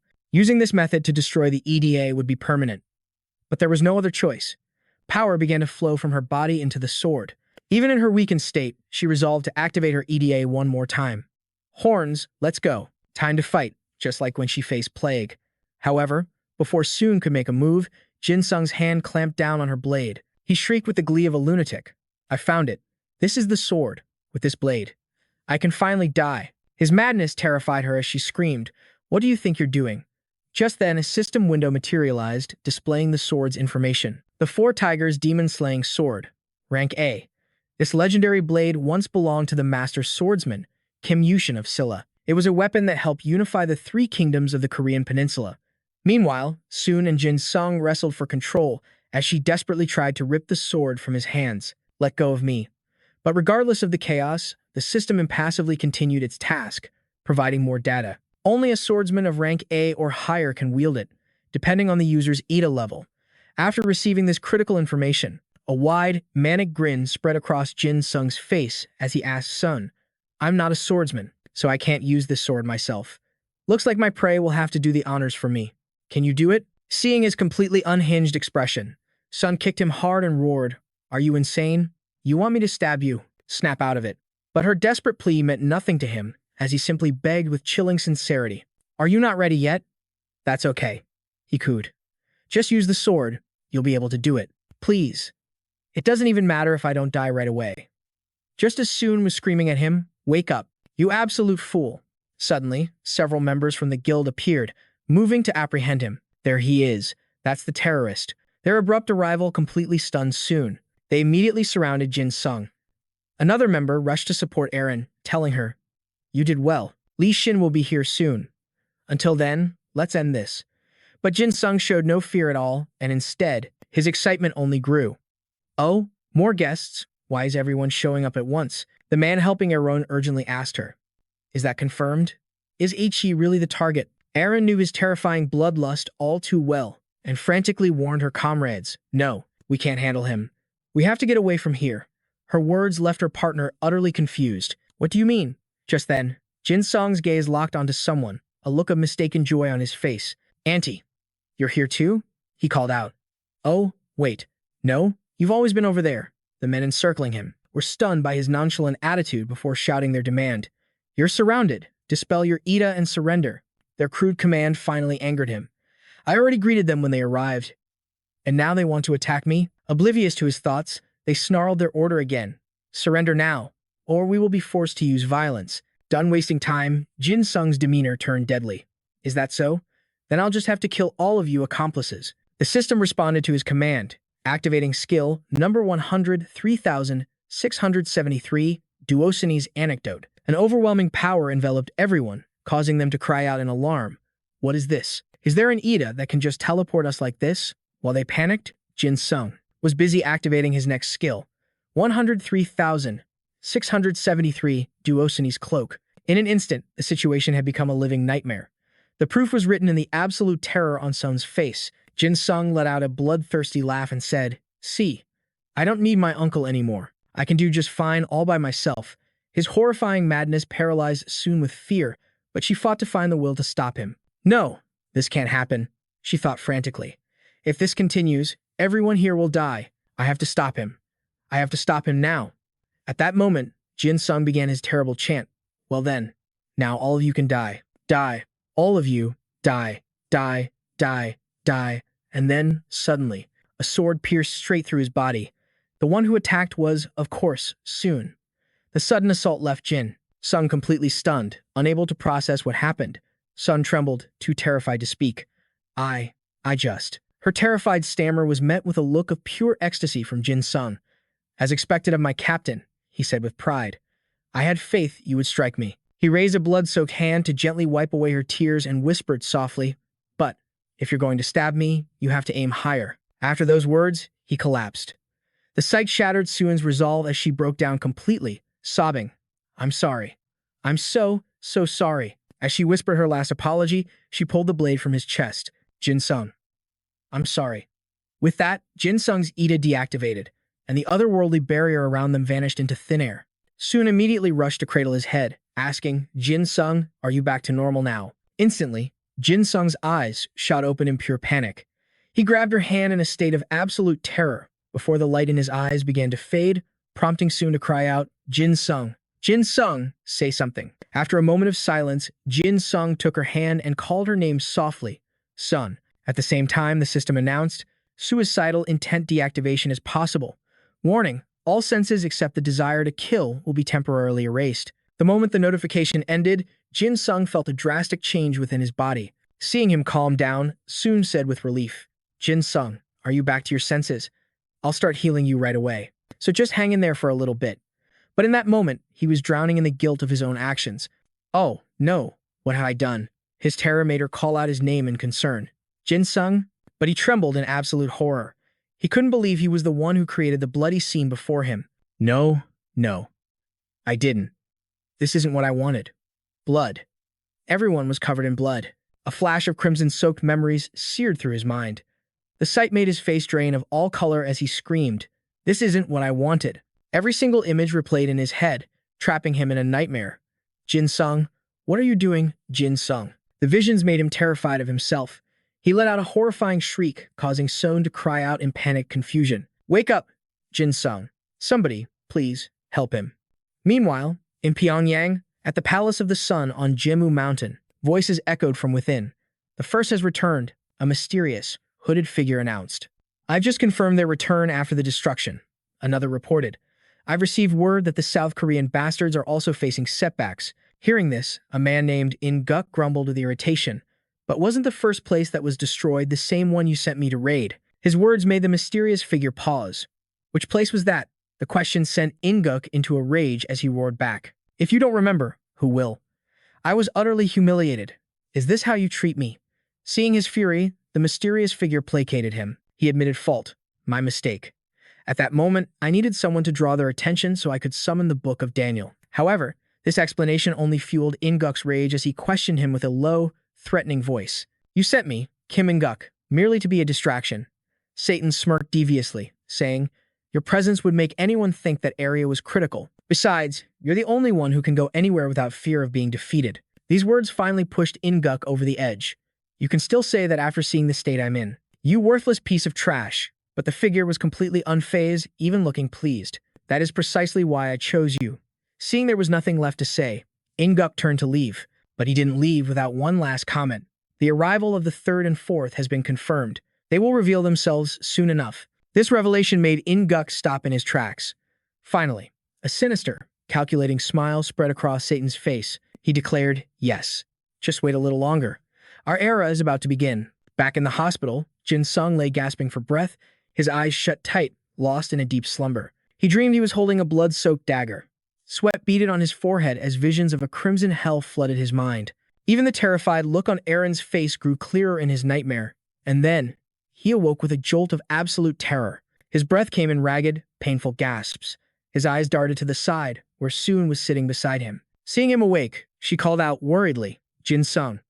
Her presence startled him, and he shot upright in the bed, crying out, "Son." But the sudden movement sent a sharp pain through his wounds, leaving Jin Sung speechless and wincing. Seeing this, Sun quickly helped him lie back down, her voice gentle as she spoke. "Don't push yourself." As soon as he was lying down again, he asked frantically, "How long was I unconscious?" She answered, scolding him lightly, "It's been 3 days, you idiot." Jin Sung weakly protested, "I need to get up." But San was firm, insisting he get proper rest. "Do you think you're some kind of god that you can recover in just 3 days? Just get some more rest." Right then, Li Xin walked into the room, teasing the two of them loudly. "You should listen to your wife. A happy wife means a happy home, you know." His sudden appearance surprised Jin Sung, who tried to speak. "Hey." Li Xin pulled a chair right up to the bedside and asked him, "Private Jin Sung, are you feeling any better?" He answered slowly, "Yes, sir. I'm okay. I've recovered a little." The time had come for a serious conversation. Soon understood this was her cue to leave and stood up. Still, she couldn't help but glance back at Li Xin and Jin Sung with concern. "Good. We have a lot to discuss, so brace yourself." Li Xin began, his tone growing serious. "The National Disaster Management Information System and the National Crisis Warning System have officially designated you a Level 1 national disaster. In other words, a tangible disaster." This announcement stunned Jin Sung. Jin Sung repeated the term in disbelief.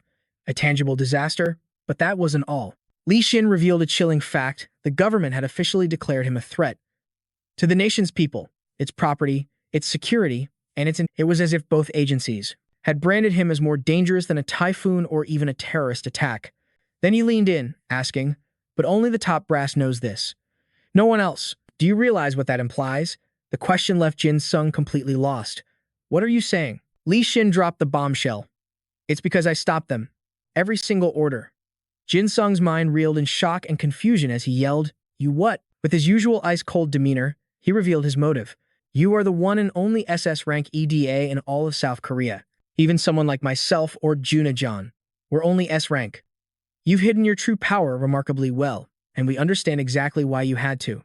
Jin Sung knew exactly what Li Xin was implying, but the very thought of it filled him with revulsion. "I'm sorry, but if you're asking me to use that power again, I can't." Li Xin's calm voice cut through his refusal, his tone suddenly official.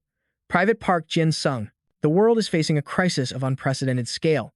He began to lay out the grim state of global affairs. "The peace you see is just a facade. Crime rates and death tolls are skyrocketing daily, and the unquantifiable horrors, like discrimination, are festering worse than ever." His goal was clear: to convince Jin Sung to unleash his power. "I apologize for judging you based solely on your file, but you must understand what is required of you now." He didn't sugarcoat the brutal reality. Simple conflicts between nations won't solve anything anymore. It's not just about North Korea. Other global powers are making disturbing moves in the shadows. The weight of it all crushed Jin Sung, leaving him torn. I just," he stammered, his voice trailing off. Li Xin's tone softened, trying to reach him. "Our country.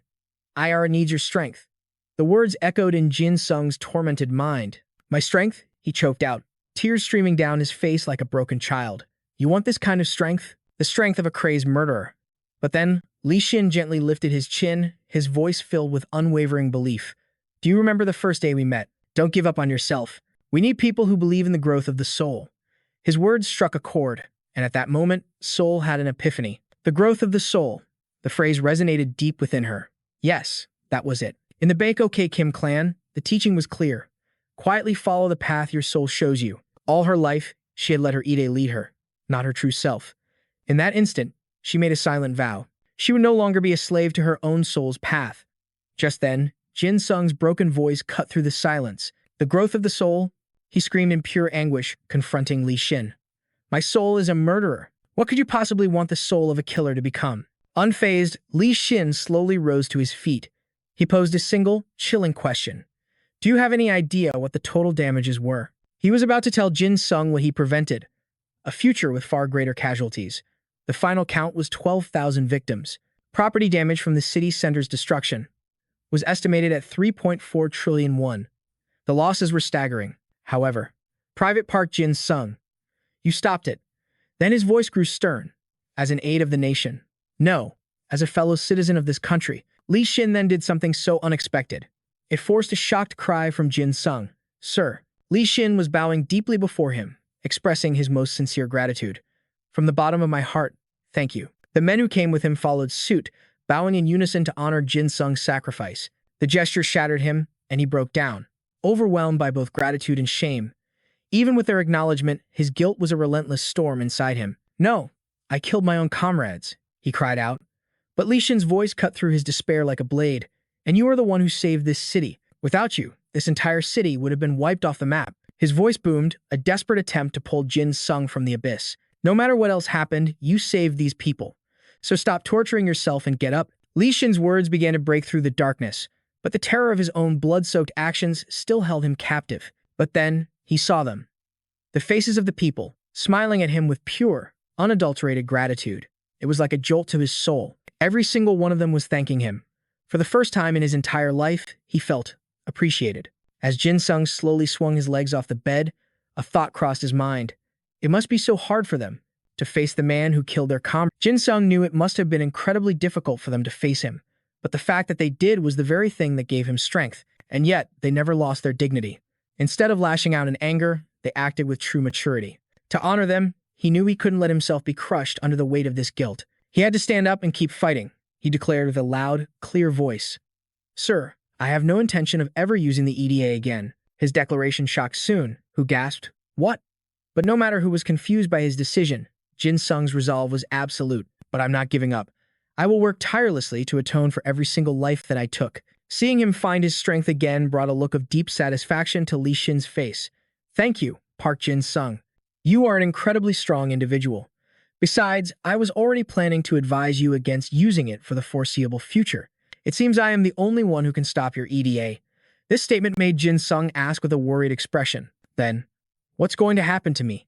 Li Xin quickly laid out the plan he had already arranged for him. I'm sending you abroad for 1 or 2 months. Your presence needs to vanish from Korea for a short while. But this new path left one thing weighing on his mind. If I had the choice, I'd want to finish high school, or at least my military training. Sensing his concern, the officer reassured him, Don't worry. Think of it like a short-term study abroad program. And from now on, you're promoted to sergeant. And so, on the day Jin Sung left for the airport, his superior sent him off with a final farewell. Travel well, Sergeant Park Jin Sung. Sung Ho came all the way to the airport to see him off. He gave him a fist bump and a whispered warning, Don't you dare slack off just because I'm not around. The moment you get back, I'm testing your endurance. Jin Sung gave a helpless laugh and replied, Yes, sir. But Soon just threw her arms around him, her voice intense. You have to call. Touched by her genuine worry for him, he gladly accepted it. I will. Knowing she was about to lose him for a while, a wave of sadness washed over her as she insisted. You have to call. Every single day. He was a bit amused, but still agreed. All right, I will. What's more, right before boarding the plane, Jin Sung left them with one final promise. When I come back, I'll definitely be a better man. After the plane landed at John F. Kennedy International Airport, Jin Sung was shocked to see a group of very familiar faces. The second Dazan saw him, he called out, Well, look what the cat dragged in. You finally show your face, you piece of trash. His sudden appearance caught Jin Sung completely off guard. He could only manage a stunned, Huh? Daisen, Feel suddenly shouted, Don't you dare talk to my boss like that, you bastard. The sight of yet another acquaintance left Jin Sung reeling, Kim Dong-ho. In stark contrast to the other two's hostile attitude, Dong-ho was much friendlier, offering a polite greeting. It's been a while. Seo Eun-hwa, standing beside him, also gave a shy hello. Hi, Jin Sung. The familiar face sent another jolt of surprise through Jin Sung. Seo Eun-hwa too. To his shock, Seo Eun-hwa stepped closer, warmly shaking his hand as she asked, Is it because you're not wearing glasses? You seem way cooler and more relaxed. Her friendly welcome left him flustered as he replied, Huh, not really. Suddenly, Daisen let out a long, suffering sigh and said, I knew I shouldn't have come. Now I have to stand here and look at this garbage. Fed up with his attitude, Jin Sung still maintained his composure and made a formal request to Daisen. Now that I'm a sergeant, can we drop the formal speech? Of course, Daisen completely ignored him. too busy whining. I can't believe an F-rank is now my superior. Whatever. Done with his rant, he turned and asked Kim, by the way, does our junior here even know our schedule? That arrogant tone finally made Feel snap. As my superior, aren't you the one who's supposed to be teaching me things like that? Just then, Dong Ho made a painfully honest observation. I'm pretty sure someone's supposed to be waiting for us. But you guys have done nothing but argue since we landed. His comment managed to infuriate both Feel and Daisen. What the hell is that supposed to mean? You better explain yourself, you damn junior. Getting yelled at by both of them, Dong Ho just looked sad and mumbled, but I'm older than you. Jin Sung stood off to the side, watching the three of them bicker like a bunch of kids, and couldn't help but sigh. I can't believe I have to put up with this chaotic group for a whole month. We don't mesh at all. At that exact moment, a new voice cut through the noise. Hey, are you all done talking? Hearing someone call out, Jin Sung immediately turned around and asked respectfully, Sir, are you our guide? Teddy introduced himself with a bright smile. Just call me Teddy. The Pentagon is sending a car for us. A little later, once they were inside the vehicle, he explained his role in managing their team. I'm pretty new to this myself. Even so, while you're here, I'll be managing everything, including translation. If you stay close to me, you won't have to worry about a language barrier. My EDA will assist all of you. After a short drive, the car came to a halt. Teddy made the announcement, his voice turning serious. We're here. Please be careful with your words. Teddy quickly opened a door to a room where a group of people were already seated. The moment they appeared, that group turned to stare them down with judging eyes. Jin Sung followed Teddy to his seat, quietly observing the officials in the room. He realized, what's with all these high-ranking people? Some were even in United States military uniforms. He felt a bit intimidated being in this place. The atmosphere in here is incredibly sinister. Suddenly, the lights in the room went out, and a general quickly turned on a projector. He spoke in a loud voice. Now that our distinguished foreign guests have arrived, I will make this brief. Because we don't have much time, he revealed that the case had just happened only 1 or 2 hours ago. A 35-year-old woman was found dead in northeast Manhattan. The cause of death was shock, resulting from a puncture-like wound to her abdomen, no different from the previous murder cases. Someone from the crowd raised a hand to express his confusion. There were other previous cases. The general continued with the information. Another similar murder occurred 4.5 hours ago. A psycho disguised as a clown dumped the victim's body in the river. After he finished, he also provided several other details. However, a link has been established. This case appears to be just one of the first among dozens more. Model, we have reports of a murder that will occur in the coming hours. The chilling part is the killer's methods. They mirror the techniques of history's most notorious murderers, constantly changing their M.O. to keep us 2 steps behind. This led us to a startling conclusion. We're not hunting one killer, but many, all sharing a single, terrifying trait. Our experts have uncovered a shadowy organization pulling the strings, a sinister cult known as the Serene Path, an organization that originated in South Korea, which explains the terrifying similarity in their methods. The moment Seung-hwa heard that name, he knew. The very organization this meeting was about, the Serene Path. He'd heard rumors of a splinter faction, led by a master manipulator with terrifying powers of suggestion. But that cult was supposedly wiped out by Kim Hoi. His words made Jin Sung wonder, why would a cult that died in Korea suddenly resurface and run rampant overseas? He'd have to call Seoul later. For now, the entire room was in an uproar. Whispers filled the hall. So this isn't just a copycat case, they're clearly operating with a purpose. Jin Sung quickly put the pieces together, remembering the hostile glares from before. He could hear a few venomous whispers from behind him. Are those the kids they sent over from Asia? In that moment, he understood why these people resented him, even though he hadn't done a single thing. He could almost feel their frustration. If foreigners came to his country and started killing his people, he'd be furious too. And it would be even worse if they sent a bunch of kids instead of real help.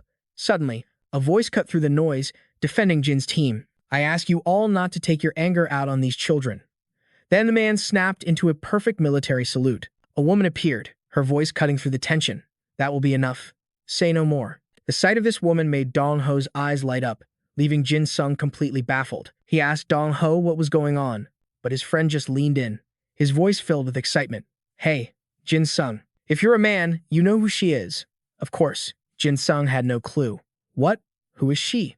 Meanwhile, the woman was speaking to the man who had defended them. I didn't think you would be here. I heard these kids were sent by Lee Sin. Just then, his friend revealed the woman's true identity to Jin Sung. She is. The name he spoke sent shockwaves through the room. What? Vladimir? You mean Vladimir Chepsner, North America's greatest vampire? a woman so powerful that even a top general had to salute her. She was an Idea, an SS-rank Dracula-class vampire. Just then, Cheapest Nerd turned to greet Jin Sung's group. "It's a pleasure to meet you, kids. My name is Vladi Chepisner." Just one smile from her was enough to make Dong Ho lose his mind. "She smiled at us," he screamed, shaking a bewildered Jin Sung like a rag doll. Jin Sung was completely lost. Who in the world is she? His question prompted an epic introduction from Dong Ho. "You really don't know. She's only 28 years old, and she's already a lieutenant general. The US military has a secret unit that handles Black Ops missions all over the world, and she's the elite commander in charge of it. That legendary unit is Delta Force. Her leadership, her overwhelming combat strength, and her charisma are all legendary. The Delta Force she leads is considered the most powerful military force on the planet." Right then, Chipasner pointed directly at Zizen and called out, "You there." With his usual world-weary attitude, Zizen casually asked, "What? I mean, why are you calling me, ma'am?" Chipasner sighed at his lack of respect. "There's hostility in your eyes. You've heard the situation. What are your thoughts?" Never one to miss a chance for sarcasm, he replied coolly, "Frankly, I don't think a bunch of kids like us should have an opinion." His words left her speechless for a moment, but she recovered. "Humph, at least you know your place." Then, she got straight to the point. "If our people look down on you, I'll take this opportunity to apologize in advance. But you should understand that if it wasn't for Lee, who personally requested this, we would never allow children into a meeting this critical." Her words and her actions ignited something primal within Jin Sung. She was drawing a clear line between them and her. "Let's see just how good you really are," he thought, instantly activating his analysis ability. Name, Chipasner. Race, Dracula vampire. Rank, Idea. Her overall combat potential, she was the progenitor of all vampires and other blood-sucking species. Suddenly, a sharp pain shot through his head, and he slammed his face onto the table, causing Seung-hwa to cry out in alarm. "Whoa, what's wrong? What just happened?" Dong Ho rushed over, only to freeze in shock. Blood was trickling from his eyes. The commotion caught the attention of Chapis Janer. She approached and demanded, "What did you just do?" Jin Sung answered honestly, "I was probing your idea." His words made her deeply skeptical, so she pressed him. "You read my idea? You better not be lying to me, kid. What did you see?"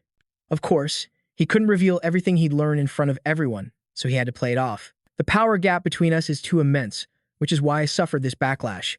I was only able to see your name." Believing he was lying, Chapes Janer threatened him. "If you dare deceive me, I'll drain you of every last drop of blood."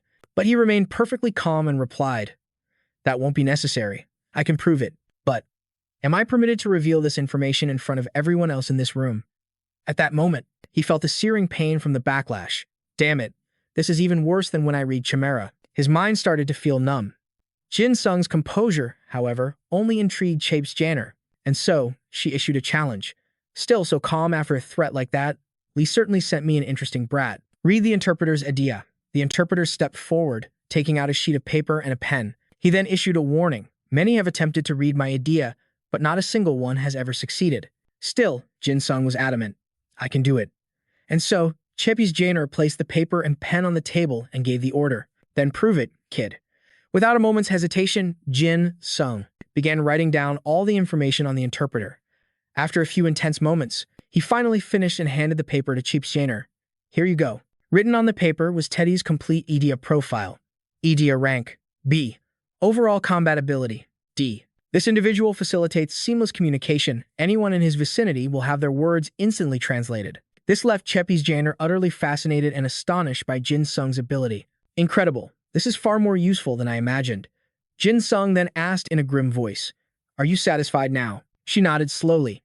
"You've exceeded my expectations." Then she suddenly ripped the paper to shreds and declared with excitement, "At first, I was just planning on letting you kids look around. A little tour before sending you packing. But now, I've changed my mind, even if it puts Lee at a disadvantage." Chapis Janer's words left Seung-hwa confused. "Huh, what does that mean?" she explained nonchalantly. "From now on, you're all being deployed to the front lines. This means there's a very high chance you will die." She then turned to Jin Sung. "What is your name?" Catching his breath, Jin Sung formally stated his identity. "I am Sergeant Park Jin Sung, 10th Platoon, 2nd Special Grade Battalion of Heen High School, in South Korea." Abruptly, Chapis Janer turned her back. She walked away, but not without leaving him an order. "Understood. Be in my office at 2100 hours sharp." This caught him completely by surprise, and he called out, Wait a minute, ma'am, did I hear you correctly? She didn't answer, only smiling with amusement as she muttered, things are finally getting interesting. Meanwhile, elsewhere in the city, a poor girl was pleading for her life. Please, my neck. I can't. I can't breathe. Of course, a true murderer would never let their prey escape. I don't feel like it. With those words, the killer's blade silenced the unfortunate girl forever. This deranged murderer was none other than the trash butcher of India. That night, Jin Sung and Teddy arrived at Cheap's Jainer's office as ordered. Jin Sung knocked. Are you in there? From inside, Cheap's Jainer's voice called out, Come in, pretender. Hearing this, Jin Sung opened the door and stepped inside. He saw her sitting on the sofa, working, not even bothering to stand and greet them. She casually told the two to sit wherever they wanted. Just as he was about to speak, she cut him off. Call me sister. Everyone in my unit refers to me that way. Taking her cue, he asked cautiously, Sister, why did you call for me? She got straight to the point, pretender. Who else knows that you can read Adia? The file Li Xin sent me contained nothing about this skill of yours. Her words put Jin Sung in a difficult position. Probably no one else. I've never told anyone about it, not even back in Korea. His answer made her press again. So, Li Xin doesn't know either. He just stammered in reply, maybe I know. Or maybe I don't. His answer left Cheap's Jainer speechless. She sighed, could you be any more indecisive? Suddenly, a cryptic smile spread across her face as she made a direct offer. The pretender, join my unit. The offer was so shocking, Jin Sung had to ask. Did I hear you right? So Cheap's Jainer had to repeat herself. I said, join Delta Force. But Jin Sung immediately rejected her invitation. I'm already with Hayan, so. But Cheap's Jainer wasn't about to let him refuse so easily. Delta Force, the unit I command. Just then, she suddenly handed Jin Sung a stack of documents, saying, we'll discuss this later. First, we need to put out this urgent fire. Cheap's Jainer shared some intel. We've identified the John Wayne Gacy impersonator at JFK Airport and the Jack the Ripper impersonator at the brothel. Then she began assigning his mission. Your job is to infiltrate the target location and use your ETA to identify any other suspicious signatures. You should probably search for any ETA that takes the form of a blade. The next day, at John F. Kennedy International Airport, the usual bustling crowds made Jin Sung's team sigh. Jin Sung rubbed his tired eyes and grumbled, How many days has it been? My eyes are completely dry. Beside him, Du Hong complained between mouthfuls of food, I'm so exhausted. Xe Ung Hoa advised Jin Sung with a worried look, Captain, why don't you get some rest? If you collapse, this whole mission falls apart. Right at that moment, Cheap's Jainer appeared and gave Jin Sung's team their orders. In the slums, an hour from here, a suspect believed to be a leader of the heavenly cult was captured. I need all of you to continue surveillance and remain on high alert. But strangely, she ordered Jin Sung and Teddy to follow her. I need my translator and the pretender with me. Let's go.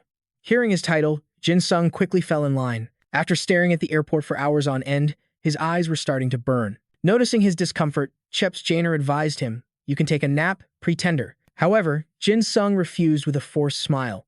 I'm fine. Really, I'm okay. Accepting his answer, she didn't press the issue and got straight to business. Any new developments? He casually replied with 2 words, then asked, nothing. But how was the cult leader suddenly captured? It's like he just fell out of the sky. To be honest, Cheap's Jainer didn't know either, so she could only offer a simple explanation. I don't know. His appearance is hard to explain. I have to see for myself. My 4th unit has successfully locked down the slums. We should be able to meet him soon. Just then, the radio started broadcasting news of serial killings happening across the city. Over 90% of the killers matched the names on their list. The news broke so suddenly that Jin Sung called out in disbelief. Cheap's Jainer. She was furious that their classified information was now public. They're onto us. The information was leaked. It looks like we have a mole. The radio then reported that a massive number of killers had appeared at John F. Kennedy Airport. Local police forces were completely overwhelmed and couldn't contain the situation. Hearing this, Jin Sung shot up in a panic. That's where the kids are. Seeing him lose control, Cheap's Jainer pushed him back down by the shoulder, reassuring him. Calm down, pretender. She made him a promise. Don't worry. I'll handle this in a heartbeat. At that exact moment, a subordinate's voice came over the comms asking for orders. Without a shred of hesitation, her voice turned to steel as she gave a series of commands. Units 1 and 3, suppress as many killers as you can. Use lethal force if necessary. Unit 2, lock down all exits. I want no one getting out of there. The person on the other end asked for clarification. What should we do about the airport? A wicked grin spread across Cheap's Jainer's face as she replied, I'm on my way. After putting down the comms, she kicked the seat in fury, and a swarm of bats materialized from her rage. It's been a long time since I was stabbed in the back like this. I think it's time for a solo mission. The bats flew wildly around the car, causing Jin Sung to scream in terror. Bats. There are bats in the car. His reaction annoyed Chape's Jainer, who turned to glare at him. You have a problem with bats? Jin Sung didn't dare say he disliked it, so he just answered vaguely. Well, not really. But suddenly, Chape's Jainer flashed a satisfied smile. Oh, that's a relief. She summoned a few more bats, laughing with amusement as she declared, Now then, it's hunting time. All right. Wei Tianze, you and the translator go find the Sky Cult leader. I'll have Unit 4 go with you. Seeing the bats swarm around him, Jin Sung screamed in terror, but still managed to beg, Wait, I need to get to the airport too. However, before he could do a thing, the bats engulfed Chape's Jainer, teleporting her away instantly. And then a strange light filled the car. At that same moment, the airport port was in chaos. Du Hong and Xiao Hua were running for their lives from a horde of monsters. Du Hong was so scared he shrieked. They were clearly waiting for Lady Chape's Jainer to leave. Annoyed by his screaming, Xiao Hua growled, If you have time to yell, then move your feet faster. The moment he spoke, monsters lunged at him, but thankfully, he dodged in the nick of time. Die, die, die. The skill that allowed him to evade those attacks was Trajectory Catching Eyes, rank B++. It focuses the user's vision onto a single object to determine its speed and direction of movement. However, ordinary people didn't have a skill like his to dodge in time. One by one, they were cut down, some only having time to let out 2 words, save me. The situation was starting to annoy Gaizan, who clicked his tongue. He then shouted, Hey, Squinty, are we just going to keep running like this? Pio, who was busy dodging blades, somehow found the time to answer. Senior, I'll evade and distract them. You need to run. Pio's words sent Gaizan into a rage. You can see they're just C-rank trash, and you're telling me to run away? But before he could finish being angry, Xiao Hua also advised, Let's go. I'll cover you. He was completely cornered now, unable to do anything but seethe with frustration. Gizan stomped over to Du Hong and barked an order, Over here. Bankrupt Du Hong. Du Hong was a little overweight, so he was slow but tried his best. I'm coming. I'm just a little slow. All right, I'm not the only one gaining weight. Wasting no more time, he quickly activated his ability. I'm not the only one gaining weight. This skill increases the weight of both the user and the opponent, while also increasing the weight of all combat weapons the opponent is equipped with. The weight can increase by a maximum of 20 times. As he waited for the water to reach his position, Gaizan got into a ready stance. The moment the water reached him, he praised Du Hong with satisfaction. Good job. Then, he unleashed his skill. Disassemble and swing a stuck object, rank B+. This skill allows him to use any object on the ground as a weapon. In an instant, a normal rock became his weapon, making him exclaim in delight, Perfect. Just then, a sudden warning rang out. Watch out, a few of them are running that way. While Pio was busy punching and cursing out the C-rank monsters, Gaizan took a direct hit to his side. You worthless piece of trash. You couldn't even seize the opportunity. Pio accidentally saw it happen, his face turning pale as he called out, Senior. After a moment of shock from the surprise attack, Gizan roared with anger, using the rock shield in his hand to send the C-rank monster flying as he yelled, You. After that blow, he panted heavily, his eyes looking down at his wounded side as he muttered in frustration, What the hell is this? How embarrassing. On another side, the brawl raged on. Du Hong had just landed a devastating punch on one monster, while on the other side, Pio and Xiao Hua were horrified to see Gaizan fall. They rushed to his side, shouting in panic, Senior Gaizan, don't pass out. Senior. Even while dizzy from the stab wound, Gaizan remained defiant. Shut up, you idiots. I'm not going to die. Xiao Hua rushed to check his injury. Gizan, let me see the wound. To stop the bleeding, he quickly used his healing ability. Hands become suturing scissors. Hands become suturing scissors. E to B rank, with an overall combat ability of B. Each of the user's hands transforms into a scissor blade, and all wounds are sutured in a single pass. It can even treat wounds that are otherwise untreatable, but it cannot heal internal injuries. As soon as he activated the ability, his hands transformed into something resembling crab pincers as he said gently, I'll patch you up right now. Xiao Hua carefully brought the scissor tips towards Gizan's wound, and suddenly, threads of light appeared and stitched the wound shut. The result was a perfectly clean suture. Xiao Hua said with satisfaction, Done. Still, he didn't forget to warn Gizan, whose attention was locked on the screams, I've only stitched the wound for now. The internal damage is still there, so don't push yourself. At that moment, the world descended into absolute chaos. The infected transformed into monsters, unleashing a wave of carnage upon the public, who could only resist in vain. "Leave the children alone, you freaks." Seeing this, Jaizon knew he had to act, whether his wounds reopened or not. "Don't push myself. Huh, that's going to be tough." He swiftly used his disassembly skill on an object wedged in the area. A bloodlust he'd never known before surged through him. With a weapon in hand, he charged forward, roaring, "Let's go, you trash." Seeing this, Xiao Enghua sighed. "Can't you just rest, senior? Or are you trying to die first?" But even as he said it, he had no intention of stopping Jaizon. He knew the enemy's numbers were endless. Behind him, Du Hong, who usually slacked off, stepped up. "I guess I'll go help out, too." Even so, Xiao Enghua scowled. Seeing this ragtag group running on sheer willpower, he closed his eyes and tried to calm himself. An image of someone flashed in his mind, their voice echoing loud and clear, "Running is useless." In a memory from the past, Jin Sung had spoken to Xiao Enghua with earnest sincerity. "Li Xiao Enghua, you have a good Ida, much better than mine. If you just put your mind to it, you could unlock so many more of its abilities." Those words became a source of strength for Xiao Enghua in the present. He gritted his teeth and found the courage to charge forward. "Jin Sung, I'll try my best, too." The battle was raging fiercely. Xiao Enghua's group fought desperately against those who had lost control and turned into monsters. After a while, an exhausted Jaizon gasped, "Damn it, there's no end to them." Just then, a mysterious voice praised them from above. "You're all doing quite well." A swarm of bats suddenly appeared. Du Hong screamed in terror, "Bats! I can hear the voice of Lord Cheapy Xander in that swarm." Cheps Xander's subordinates immediately recognized who the bats belonged to. They cried out in joy, "Shadow, bats, and mist." "No way. It's Lord Cheps Xander. Lord Cheps Xander is here." And indeed, from within the swarm of bats, Cheppy Xander appeared.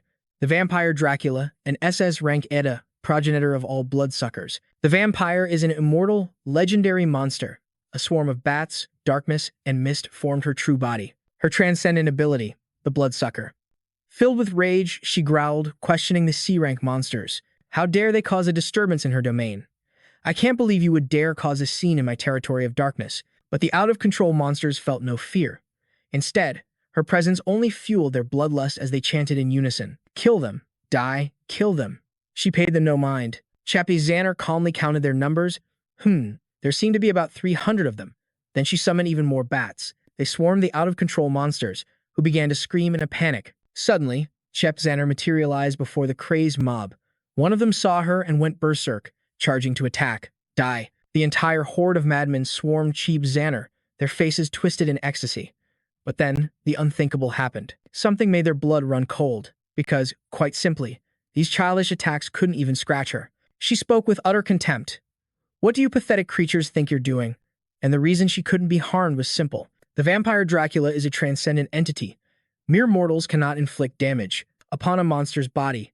Monsters can only be killed if a transcendent being pierces their heart with a holy stake, or if a transcendent being attacks them with an Ida from the monster civilization. Without a shred of mercy, she grabbed two monsters by the neck, her voice a low growl. "You worthless things can't kill me." At that, a calculating smile spread across her face. "But you might have some value." A moment later, the battlefield was soaked in blood, littered with corpses. Chaps Xander seemed slightly annoyed, as if the fight wasn't satisfying. "I had expected better, but all I get is the worst." Of course, after witnessing her brutal display, the remaining madmen were pale with fear, but she had no intention of letting them go. "It is far too late to regret your decisions." Without hesitation, she activated her bloodsucker skill. "Rise, my ghouls." At that very moment, the system sent a notification. The vampire Dracula, the bloodsucker, uses absorbed blood to generate ghouls. A ghoul's Ida can't be copied, but their physical power doubles. Gazing at her underlings, Chapisaner spoke with satisfaction. "Recently, I worked with the Mexican government to crush a drug cartel, and I reaped quite the reward." Her subordinates possessed a unique trait. Unless a ghoul's body is utterly annihilated, they can regenerate. She watched as her minions tore the C-rank monsters to shreds. A wicked smile crossed her face. "You aren't even worthy of being cannon fodder for my army. Turn to dust and repent your weakness." Meanwhile, back with Jin Sung. Worried for his friends and the civilians, he anxiously asked, "Is the airport secure yet?" Teddy kept his eyes on the road, replying coolly, "Don't worry. Lady Chapizaner is a monster, the monster queen herself." But Jin Sung was still on edge. "Don't you think we should be fighting too?" Teddy immediately shot down the idea. "Negative. We follow our orders to the letter." Jin Sung opened his mouth to argue, but of course, Teddy gave him no chance to jeopardize the mission. Remember, if we fail to capture their leader, another catastrophe will unfold. Got it? Powerless to argue, Jin Sung relented. I understand. Their car blazed down the highway. Normally, these streets would be packed with life, but today, they were eerily empty. Not a single soul in sight. This sent a chill down Jin Sung's spine. It's too quiet, don't you think? Teddy's eyes narrowed. Yeah, way too quiet. Just then, the radio crackled to life. This is Unit 4, Delta Force. We have a visual on Brady Chapisaner's vehicle. Is that the primary target? Over. The question made Jin Sung's blood run cold. Target. But before he could process it, the voice on the radio issued a bizarre command. Exit the vehicle and proceed left. In 30 seconds, you will reach a clearing. With no explanation, the line went dead. We'll rendezvous at the location. Out. Following orders, Teddy slammed on the brakes. Jin Sung stepped out of the car, explaining what happened. When he tried to contact the mysterious voice again, there's no response. He started forward. I'm going to check it out. But Teddy grabbed his arm. Get back here. I've got a bad feeling about this. Of course, Jin Sung wasn't one to listen. Everyone else is fighting for their lives. We have to do something. Seeing the kid rush headfirst into danger, Teddy could only sigh and follow. This kid, honestly. Wait for me. After a short distance, Jin Sung froze. Hold on, something's not right. Teddy had already sensed it. You feel it too. Huh. Why is this area so unnaturally clear? Suddenly, Jin Sung's eyes widened at something in the distance. He stopped dead in his tracks. Without a word, he bolted, leaving a stunned Teddy to shout after him. Hey, what is it? Don't go off on your own. Ignoring everything, Jin Sung sprinted, his mind racing. I knew something was off. He replayed the radio call in his head. The voice had identified itself specifically. Unit 4, Delta Force. Then, he recalled his chat with Chapisaner. It's a trap. Someone must have leaked our intel. The enemy is among us. One detail, in particular, stood out. The way they referred to her as Lady Chapisaner. It clashed with what Chapisaner herself had told him before. Just call me sis. Everyone in the unit does. That, combined with being called a target, led Jin Sung to one terrifying conclusion. This whole situation was a setup. As he burst into the clearing where Delta 4 was waiting, he roared at the top of his lungs. Delta Force, Unit 4, get out of there. Run. He couldn't let them be wiped out. Not here. Not now. We can't lose this chance to finally crush that damned organization. He knew these soldiers were the core of their forces, elite veterans who had served under Vladu himself. At that very moment, a cult leader appeared with Jack. The leader whispered venomously into Jack's ear, kill them all. Her appearance made everything click for Jin Sung. He now understood why Delta 4 had been so easily fooled. All their combat experience was useless against the orange-haired girl. A bloodthirsty grin spread across Jack's face. She let out a delighted laugh, pulling a knife from her coat with a flourish. With pleasure. Instantly, a system window materialized. Name, Jack the Ripper. Ida, rank A. Overall combat potential. S. Current power, A-. A legendary serial killer from the 20th century. A name so infamous, it spawned countless copies, and soon, twisted rumors about him began to circulate. When Jin Sung read the reports, his blood ran cold. He knew Delta 4 was no match for her. Damn it, the power gap was just too immense. The Delta Force would be annihilated against a monster like that. And this chilling sensation, more enemies were closing in. We have to fall back, now. Just as he feared, Jack had entered a full-blown massacre mode. Every single member of Delta 4 was completely outpaced by her blinding speed. Where did she go? Don't tell me she's behind me. One by one, they each felt a blade pierce them from the shadows. The carnage sent Jack into a state of ecstasy as she struck with ruthless, sadistic glee. Die, die, die. Just then, a figure struck her from behind, pinning her arms in a powerful grip. Two members of Delta 4 moved in, but she just laughed. I can see all of your pathetic moves, you know. Instantly, the system explained her arrogant boast. Upon killing a target, the user absorbs 1/3 of their physical stats. Total stat increase, 151. The moment the notification vanished, Jack brutally eliminated the one holding her down. Amid the chaos, a desperate cry rang out, retreat. Watching the pandemonium unfold, Jin Sung felt a headache coming on. This is a total disaster. If she's the one who leveled those brothels, then even by a conservative estimate, she has the power of over 50 people combined. He quickly moved to intercept Jack, a terrifying thought crossing his mind. What happens if she starts absorbing the strength of the entire Delta Force? Just then, a system notification appeared for the dagger in his hand. Vampiric Dagger, Ida. Rank, D+++. Overall combat ability. B. Siphons the target's blood, allowing the user to forcibly manipulate their body. This means as long as the body meets the minimum conditions for movement, the user can puppet it at will. To prevent any more casualties, he gave a stern command. Everyone fall back.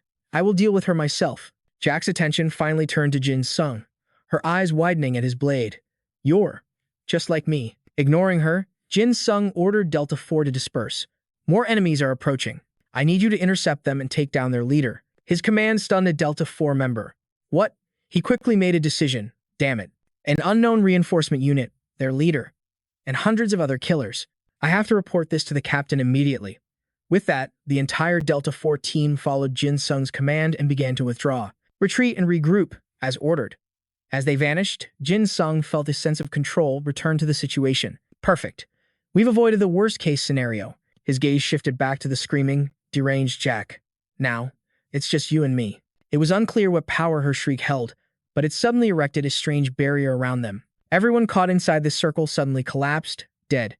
The system quickly explained why. For each person killed, the user gains their physical stats, plus 152. New effect creates an area of suffocation. The sight brought a look of pure delight to Jack's face as she asked mockingly, "Still doing okay over there?" Jin Sung's cold, steady voice replied, "Perfectly fine." In that moment, he knew he had to act fast. Dragging this out any longer was pointless. Just as he and Jack were about to clash, a presence appeared in the distance. The cult leader spotted him, his eyes wide with recognition. That Asian brat. He's the one who's been ruining all our plans. At the same instant, Jin Sung sensed his presence and turned to face him. Two devils stared each other down like mortal enemies. However, it was clear that Jin Sung had the upper hand. The faint scent of fresh blood clinging to him was enough to make the cult leader tremble in fear. I've witnessed countless murders in my time, but I've never seen eyes so steeped in pure bloodlust. He hated this feeling of being overwhelmed, and it sent him into a blind rage. I'll kill you right here and now. He then activated his skill. Villain's 10 Realms of Defiance, 6th Commandment. Ida, rank S. Overall combat ability, forcibly defies the law of God.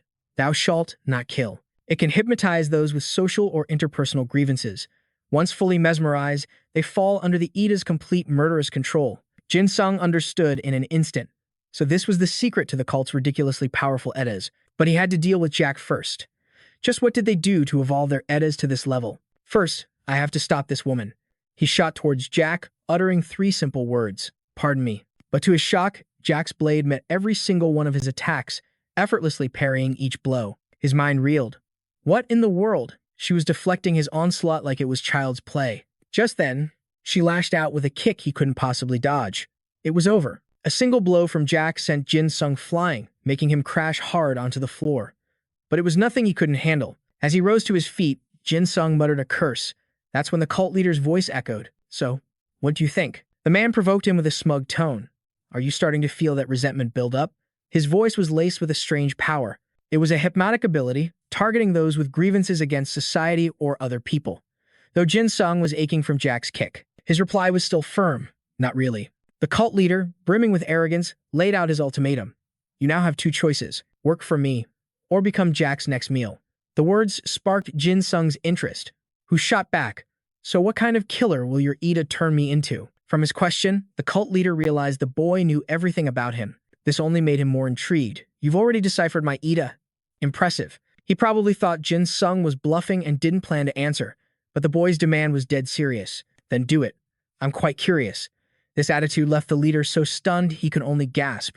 What? Ignoring his shock, Jin Sung pressed on. What will I become after I'm infected with your Ida? This desire to be turned into a monster made the cult leader laugh with satisfaction as he eagerly agreed. Very well. He even offered some heartfelt advice to Jin Sung. I see great potential in you. The potential to transcend the limits of being human. That's right. Liberate yourself from the shackles of human morality. Without another moment's hesitation, he unleashed his Ida upon Jin Sung. He declared, we will stand side by side and eliminate all who oppose us. The cult leader used his 10 commandments of disobedience skill, trying to hypnotize Jin Sung and make him a pawn for his twisted church. Now, kill every last person you've ever wanted to kill. After the manipulation was complete, Jin Sung's demeanor seemed off. This made the cult leader smirk, confident that he had broken the boy's will. You poor, pitiful lamb. From now on, your life. But reality rarely goes as planned. Jin Sung was perfectly fine. He even mocked the man. Is that all you've got? The brainwashing had failed. The fact that he resisted the hypnosis was like a lightning strike. The cult leader was in utter disbelief. How could anyone in this world not have a single resentment? It's impossible. Hearing those words, Jin Sung replied calmly, "Oh, I have plenty. You're just too weak to affect them." The reason Jin Sung escaped the hypnosis was because of the colossal phantom of trauma within his soul. "I'm overflowing with resentment," he thought. "It's made me stronger. But I've learned to keep it chained down. I've buried it so deep inside my heart. I'm not even sure I can awaken a fraction of that anger anymore." But despite his doubts, an overwhelming killing intent began to radiate from his body as he growled, "I have this much resentment, and you can't even see it." Feeling that murderous aura, the cult leader was gripped by absolute terror. "What is this?" He gasped for air, crushed by the weight of Jin Sung's bloodlust. Realizing the situation had turned, he frantically called to his ally Jack to change plans. At the same time, Jin Sung stared at her and wondered, what if I could power up the same way she did? The thought of embracing that kind of power made him hesitate. Should I really try it? In truth, he was still terrified. What if I go berserk, just like last time? He was afraid that the obsession, that madness, would consume him completely. "I'm scared of losing my mind." However, Jin Sung also knew the harsh truth. To fight a psycho like Jack, but if I want to get out of here alive, there's no other way. She will kill me if I don't fight with everything I have. He remembered the promise he'd made to Li Xin at the hospital. "I will keep trying." He'd said the words, but now he felt confused and terrified. "I acted so confident, but the truth is, in a situation like this, I have no idea what to do. Can I really control myself if I unleash that madness?" But back then, Li Xin had placed his complete and utter faith in him. "I believe in your potential. Of course, you don't trust yourself the way I trust you. It's never easy to have faith in your own strength." Just as Jin Sung was about to completely lose himself, a gentle and familiar voice called out, snapping him back from the brink. "Son." He felt as if he'd shrunk back into a child, with his parents standing before him, telling him, "There is nothing you cannot do." Life is a world of infinite possibilities. The unwavering faith they had in him began to steady his soul. "Remember, we will always believe in you." And with that, he finally found faith in himself. The bloodlust vanished from his face. Yes, although Jin Sung had regained control, the killing intent pouring from him was still suffocating. This was an aura so potent, it even struck fear into the heart of a depraved serial killer. What is this? This overwhelming pressure is too dangerous. Sensing the lethal threat radiating from Jin Sung, she decided to finish him first. "I have to kill him now." But as she lunged toward his oppressive aura, she was shocked to find it physically stopping her in her tracks. Am I being pushed back by his killing intent alone? Seeing her suddenly halt, the cult leader screamed in a panic. "What are you doing? Kill him." But she knew it was impossible. To even try would be suicide. "I can't do it. If I get any closer, I will die." At that moment, a powerful thud echoed as someone collapsed violently to their knees. It seemed Jin Sung's killing intent and psychological pressure were having a devastating effect on the members of Delta 4. They descended into madness, babbling, "No, no, I'm terrified. No, I'm going to die. I don't want to die." At that very moment, he was commanding himself, "Release this killing intent. Push it outside of my body." Suddenly, a voice from within his own mind gave him a new order. "Kill them." A psychological specter was haunting Jin Sung, trying to bend him to its will. "Look at all this delicious prey. Don't you want to kill them all?" The voice used its silver tongue to control him, whispering temptations. "Just imagine all the fresh blood we could create right now." He was still conscious enough to resist. "No, if this continues, I'm going to be completely devoured." Jin Sung knew if he did nothing, the specter would consume his soul entirely. He could not afford to hesitate. Jin Sung plunged his knife into his own leg. The killing intent followed the wound, pouring from his body and into the blade. Then, shockingly, Jin Sung ripped the knife free. What was once an ordinary dagger had now transformed into a full-fledged sword. Instantly, the oppressive atmosphere lifted. The members of Delta 4 were finally released from the aura's crushing grip. They stared at the sky in amazement and cried out, "What? The sky?" It suddenly cleared up again. Back with Jin Sung, he was overjoyed to see his weapon had leveled up. Item number 103,673. The sword that swallows the darkness. Rank: Eta A plus minus, plus minus, plus minus. In the past, Yaxin used this very sword to devour the killing intent of his enemies, making their power his own. The user's aura will now manifest with physical power. His eyes darted across the sword's information. After leveling up, the sword can absorb surrounding killing intent. When the user attacks, their power will be amplified accordingly. When defending, defensive power is doubled. Furthermore, the more killing intent it absorbs, the higher these percentages will climb. The immutable law of omnivores is preserved. It is now a sword that devours killing intent to increase its own power, but he was stumped by one detail in the notification. Omnivores. What kind of ability is that? Suddenly, the sword itself began to speak. Eat, eat, eat. Food, food. The voice startled Jin Sung so much that he threw it to the ground and yelled, "It's talking." Then came a horrifying realization. No, it's not just talking, it's devouring my own killing intent. As the sword feasted on his aura, it continued to mutter, "Food." After observing it closely, he noticed something strange. What is that? Is it spitting something out? The sword began to excrete a pitch-black substance. All the while, it kept screaming, "Food, food." Jin Sung curiously touched the black mass and wondered, "What is this? It looks like some kind of dark veil." Without warning, the black substance sharpened. A new notification appeared.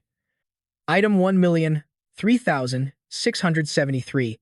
The sword that swallows the darkness. Omnivores. Absorbed killing intent gains a physical attack ability. It will attack all surrounding creatures except for its master. The substance immediately lashed out at the members of Delta 4, roaring food. It began attacking anyone and everyone in the area, and it screamed with terrifying hunger, "Food." At the same time, the black killing intent surged towards Jack and the cult leader. But while Jack frantically tried to fight back, the cult leader was as useless as ever, only good for barking orders. "Jack, we have to get out of here. Protect me." Meanwhile, Jin Sung was still baffled by his new weapon. He hesitantly picked it up and asked, "Was this your doing?" "What kind of Ida are you?" The sword didn't answer. It simply uttered two words, "Food," and he looked just as strange, trying to talk to it. "Is this because of your omnivorous ability?" Since the master asked, I'll answer, even if I only know two words. "Food, food." Jin Sung then realized the sword now felt like a part of his own body. This thrilled him. It seemed to have its own consciousness, and since it was responding to him, it must be a part of his soul. "I can't believe this thing is a piece of me." He quickly decided on a name for it. "From today on, you're an omnivore. It's a pleasure to meet you, omnivore." While he was busy admiring his new pet, Jack launched a sneak attack from behind.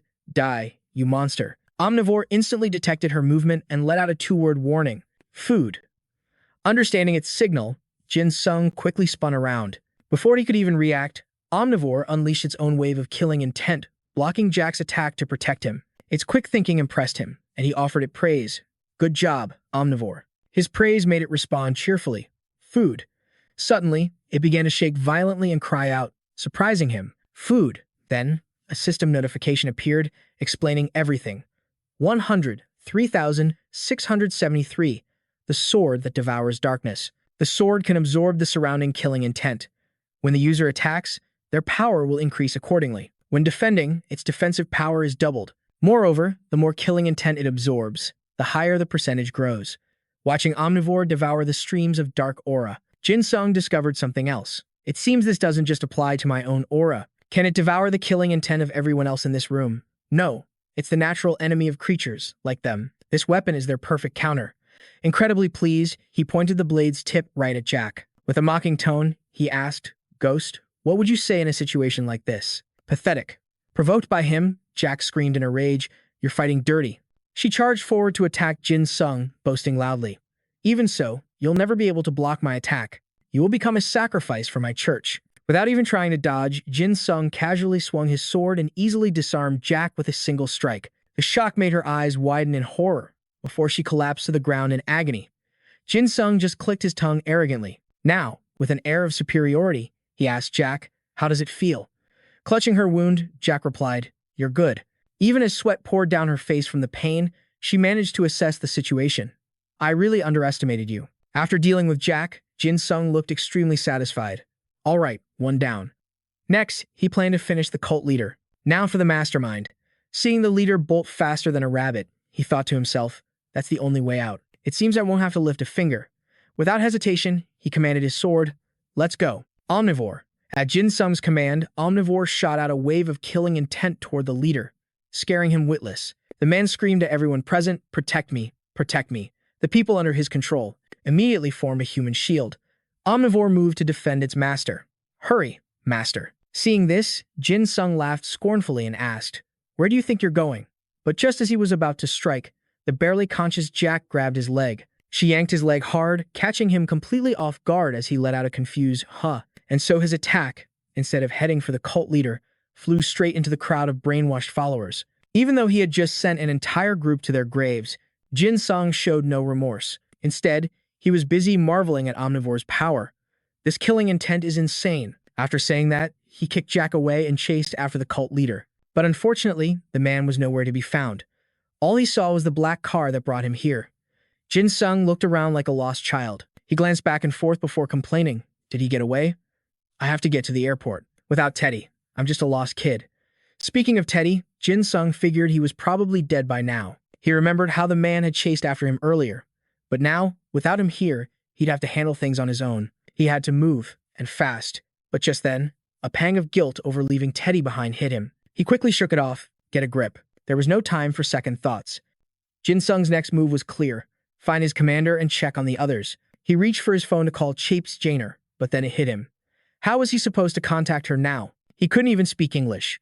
Jin Sung's gaze fell upon Omnivore, and an idea sparked in his mind. It was a long shot, but better than doing nothing. He unleashed his powerful aura, raised Omnivore into the air and roared, "Let's go, Omnivore. Scream louder and I'll give you a feast. Scream loud enough for them to hear you." At his command, Omnivore began to shriek with all its might. Food, food, food, food. The creature wailed the single word over and over, while Jin Sung waited in silence. And then a swarm of bats descended from the heavens. They swirled around Jin Sung, causing him to flinch. But he held his attack.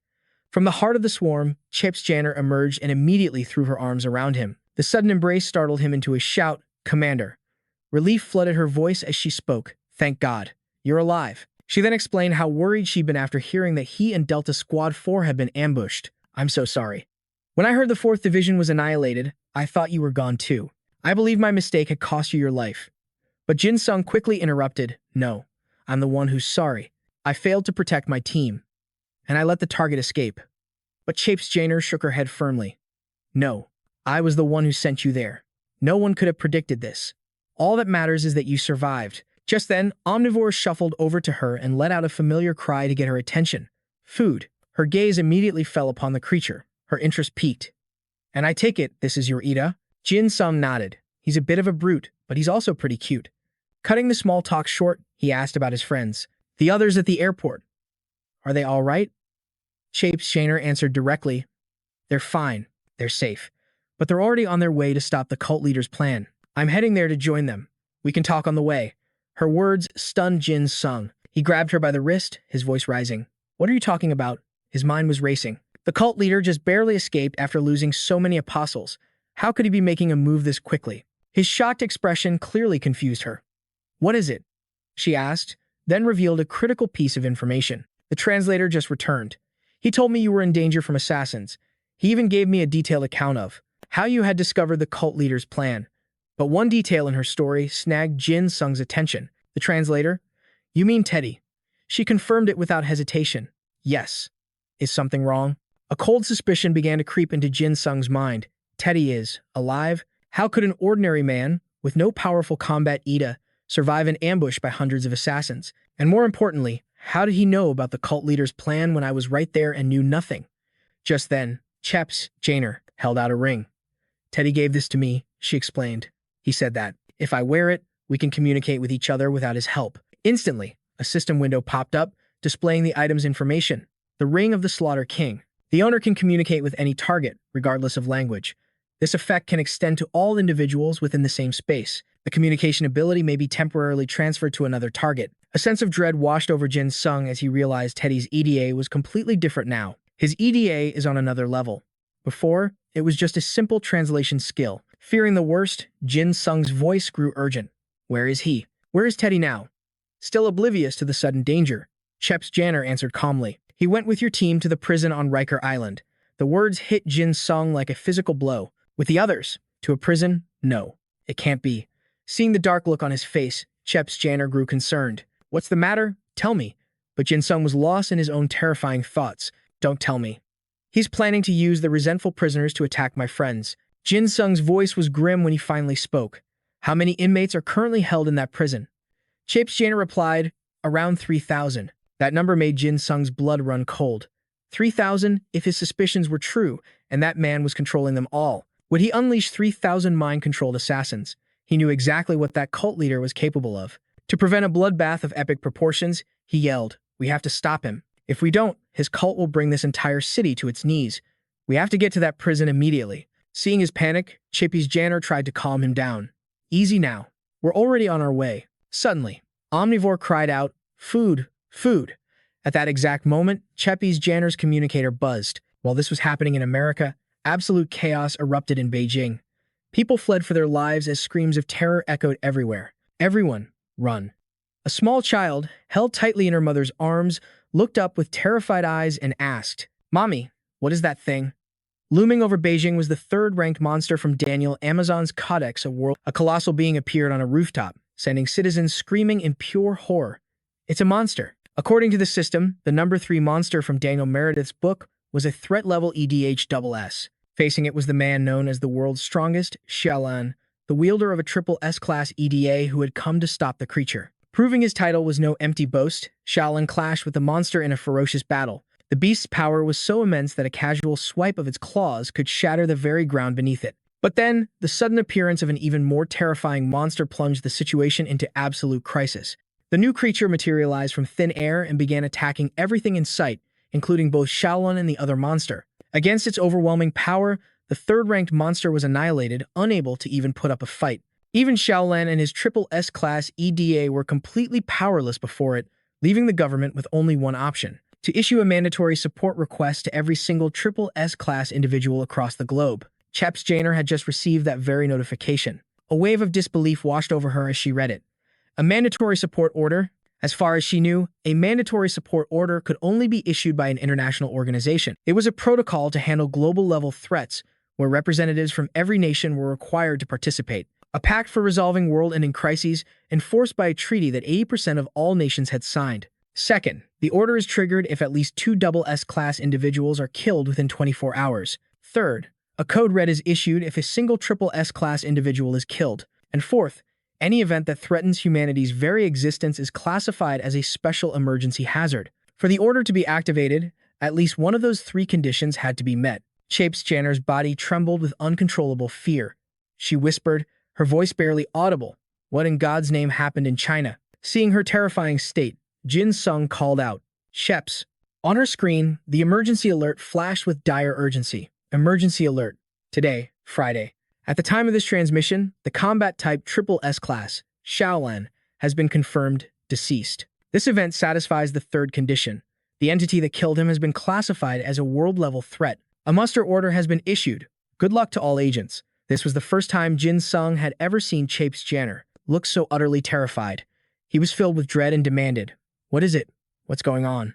Though he shook her, her mind could only process one impossible thought. No way, Xiaolan is dead. The one and only triple S-class in China. When Chapes Janner didn't respond, Jin Sung's patience snapped and he yelled, "What did that message say?" Finally, her voice came out as cold as ice. "Jin Sung." Her gaze was piercing. "You're worried about Teddy's betrayal and the cult leader heading for the prison, right?" He answered immediately, "Yes. Around 3,000 assassins could be unleashed on New York." Then, she began a rapid-fire interrogation. "And what's the worst-case scenario for damages?" The complete destruction of New York City. Jin Sung was baffled by her grave expression. He said, "I don't think it would go that far. What did you see on your phone?" Without a shred of hesitation, she told him the unbelievable truth. The entire world might be destroyed. An unimaginable catastrophe is unfolding. One that threatens the very existence of humankind. The news left Jin Sung speechless. "What?" Chapes Janner offered no reply, her gaze fixed intently on her phone. Her mind was a storm of questions. The U.S. President's direct line meant they'd already been briefed. They were deploying all SS rank hunters to the battlefield. Right after an SSS rank had just fallen, the risk was catastrophic. Suddenly, she placed a firm hand on Jin Sung's shoulder, her voice like ice. "I can't go to the prison." The words struck Jin Sung like lightning, and he yelled, "What?" "I don't know what's happening, but a traitor is heading to that prison with my comrades. This is an emergency," he insisted with absolute certainty. "We need you there." But then, Chapes Janner gripped his hand and said, "We believe in you." In that moment, she was handing over command of her entire force to him. "I'm giving you full authority over my army. Go to the prison, stop the cult leader, and save your friends." As she spoke, she pressed a ring into his palm. It was the ring of the Slaughter King. Hearing that she was entrusting her entire army to him, Jin Sung's voice grew serious. "What about you?" he demanded. She answered honestly, I'm going to Beijing. Before teleporting, she made him promise one thing. We have to avenge Squad 4. You can do that, can't you? Without a shred of hesitation, he declared with unwavering conviction, yes. Leave it to me. Cheppy's Jainer seemed satisfied with his confidence. Good. Then I'll trust the boy Li Xin brought me. Before she vanished, she added a final warning. Countless lives are on the line. Give it everything you've got. Jin Sung nodded. I will. Just as she was teleported to China, her final words echoed. It's all up to you now. A short while later, at Vickers Island Prison, Jin Sung was escorted to the command center. Just as he was about to ask the warden for a situation report, the man stood abruptly and turned to him. You're finally here, Mr. Park. The warden continued. I've heard about you from Commander Janner, as Jin Sung extended his hand for a formal greeting. Yes, I'm Jin Sung. However, the warden completely ignored the gesture, stating flatly, I don't understand the details, but I've been ordered to follow your lead on this mission. The snub left Jin Sung feeling a bit awkward. Still, he forced a smile and asked, what's the situation? The warden simply pointed to the monitor wall. The cameras will explain it better. The moment Jin Sung saw the live feed from inside the prison, he froze in disbelief. He saw him. That cult leader who had bolted faster than a rabbit was already inside. Worse yet, he saw rows of prisoners kneeling before the cult leader in worship, sparking a dark curiosity in him. Just as he suspected, it had to be brainwashing. But why were they all praying? Just as he was about to speak, the camera shifted and his blood ran cold. Jin Sung saw his own friends, kneeling and bowing to the cult leader. Beside them was Teddy, also deep in prayer. But then, Teddy's eyes flickered, locking onto the camera. As if knowing exactly who was watching, a smirk spread across his face. He leaned over to Jizon and poked his friend's cheek with a sickeningly sweet smile. It was a blatant provocation, and it sent a shockwave through Jin Sung. Without a second thought, he shot to his feet and ordered the warden, I'm going in now. Arrange for backup and an infiltration route. The warden quickly interjected. What can we even do? I heard the cult leader has a brainwashing Ida, but Jin Sung's reply was grim. Not you guys.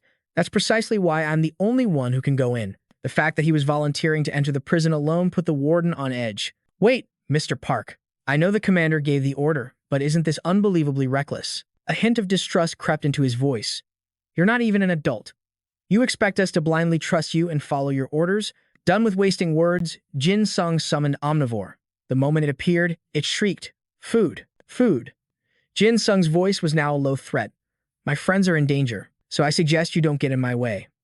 Omnivore's bloodlust filled the air, stunning everyone in the room into a confused silence. What the hell is that thing? Omnivore just continued its maddening chant for food. The warden, now clearly intimidated, stammered a question. Is that killing intent coming from you? An officer beside him choked out. The pressure. It's overwhelming. To avoid wasting any more time arguing, Jin Sung proposed a solution. I know it's not right for me to take command, so I'll let you act freely, but I will also be acting on my own judgment. His veiled threat left the warden fuming, but powerless to stop him. I hope you understand. Defeated, the warden finally pointed him toward his secret entrance to the prison. There was a path the guards often used, a shortcut leading to the first-floor hallway. Take that route. After fumbling around for a moment, Jin Sung found a door. This must be it. He cautiously pushed it open, only to be met by a figure who seemed to have been waiting there for a long time. The moment Teddy saw him, he greeted him with a twisted smile. So, you finally made it. Just as Jin Sung was about to confront him, a crushing pain suddenly forced his head down. He struggled to look up, but his body wouldn't obey. What is this? Why can't I lift my head? Beside him, Teddy watched with pure delight. He clapped his hands, mocking him. Just like a Korean. From the land of etiquette, always bowing. Realizing he was being controlled, Jin Sung's blood boiled as he gritted out.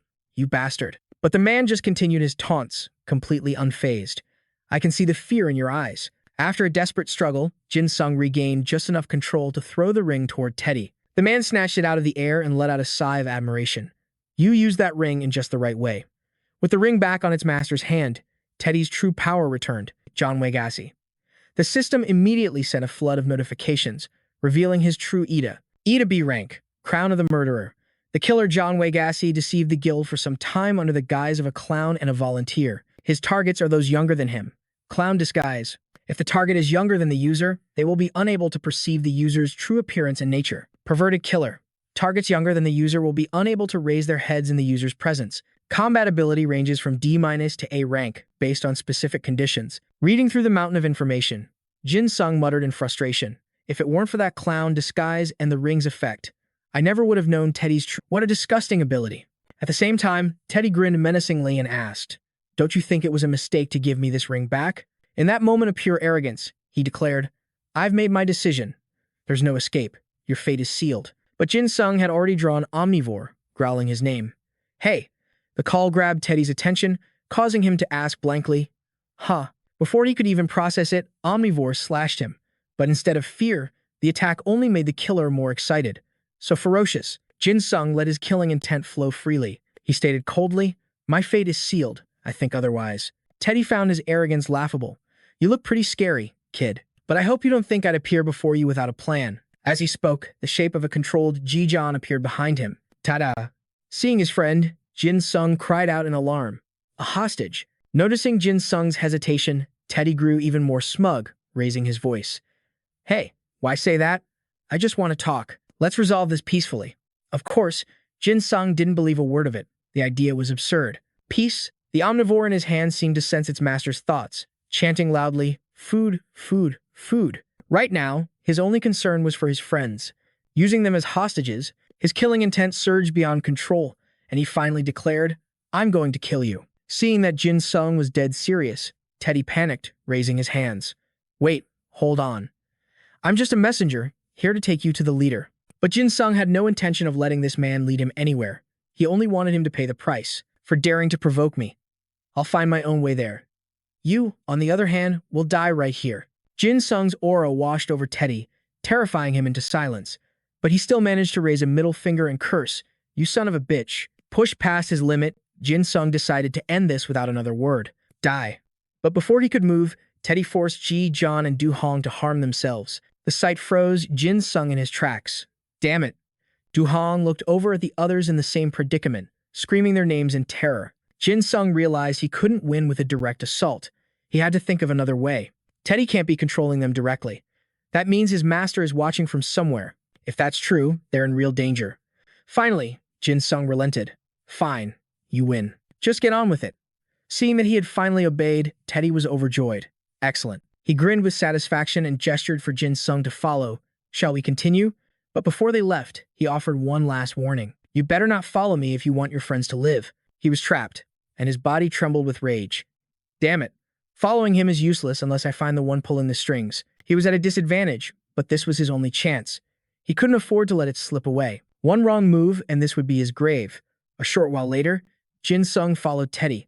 Suddenly, a blinding light erupted, forcing him to shield his eyes. The light poured down from a massive glass ceiling. Before he could process what was happening, everyone around him dropped to their knees in reverence. Then, a familiar laugh echoed, sending a chill down Jin Sung's spine. That voice. The cult leader spoke with smug satisfaction. "I'm so glad you could make it." Seeing the man's face, Jin Sung spat out 2 words through clenched teeth. "Cult leader." The man finally turned to him. "So, how are you enjoying your stay?" Ignoring the question, Jin Sung strode forward. An overwhelming killing intent poured from him as he demanded, "Get to the point. I'm not here to play games." The cult leader, completely unfazed, simply chuckled. "Impressive. But there's no need to rush." He spoke slowly, saying that after all, a healthy body leads to a healthy spirit. Our master can't witness this, because he is dead. But when mentioning his master, his face twisted into a look of reverent ecstasy. His sacrifice and my hard work have finally led us to this moment. Ignoring the madman's rambling, Jin Sung pointed his blade at him, his voice like ice. "How far do you think you'll get, cult leader? No matter what you try, it all ends here." He knew exactly how to free his friends. "I know that if you die, the prisoners' minds will be freed from your control." He then added with a low growl, "So you better prepare yourself. Because right now, I'm furious." Unfazed by the threat, the cult leader calmly asked a question. "Don't you wonder why I chose this specific place?" Jin Sung answered flatly, "Why?" "To summon an army of assassin puppets." But the leader dismissed his answer with a sneer. "You think it's that simple?" A sense of dread began to creep over him. "Isn't that the whole point? So why are you here?" Just then, the cult leader made his grand declaration. "You've wondered, haven't you? Why I'm not afraid of you, or that vampire. Now, I'll show you why." He then threw his head back and roared, "Begin the ritual." Instantly, a bizarre pillar of light shot down from above. Blood began to splatter everywhere. Jin Sung stared in horror at the scene unfolding before him. Why? Why are they killing each other? The prisoners, bathed in that strange light, had lost all control and began tearing each other apart like rabid animals. Amidst the sounds of carnage, the cult leader's ecstatic voice rang out. Assassins! They must all die. Kill them all. At the same time, behind Jin Sung, Jijian was being beaten to a pulp, coughing up blood. Panic seized him. He had to act now. Damn it. I have to stop them and save the kids. He charged forward with a furious roar. Just then, a group of prisoners swarmed him. To protect its master, Omnivore unleashed a wave of killing intent, stopping the prisoners' attack in its tracks. It let out an angry snarl, shoving them aside with immense force. After dealing with the nuisances, Omnivore turned to Jin Sung, whining adorably, "Eat." Jin Sung couldn't help but speak gently to it. "Thanks, Omnivore." However, in that moment, he realized he was still under some kind of control, and it was hampering his movements. Again, "I can't lift my head. My vision is restricted." As his mind raced, he failed to notice a figure that had been standing behind him the entire time. Teddy should be close, but where did he go? Teddy thought with sadistic glee, "Kid, you have no idea how long I've waited for this moment." The reason he could remain hidden was all thanks to his special skill. If the user considers the target their junior, the target will be unable to perceive the user or their weapon. Furthermore, anyone the user deems a junior cannot raise their head in the user's presence. He was practically trembling with the desire to send Jin Sung to his grave. "I've wanted to kill you since the day I first saw you at the airport.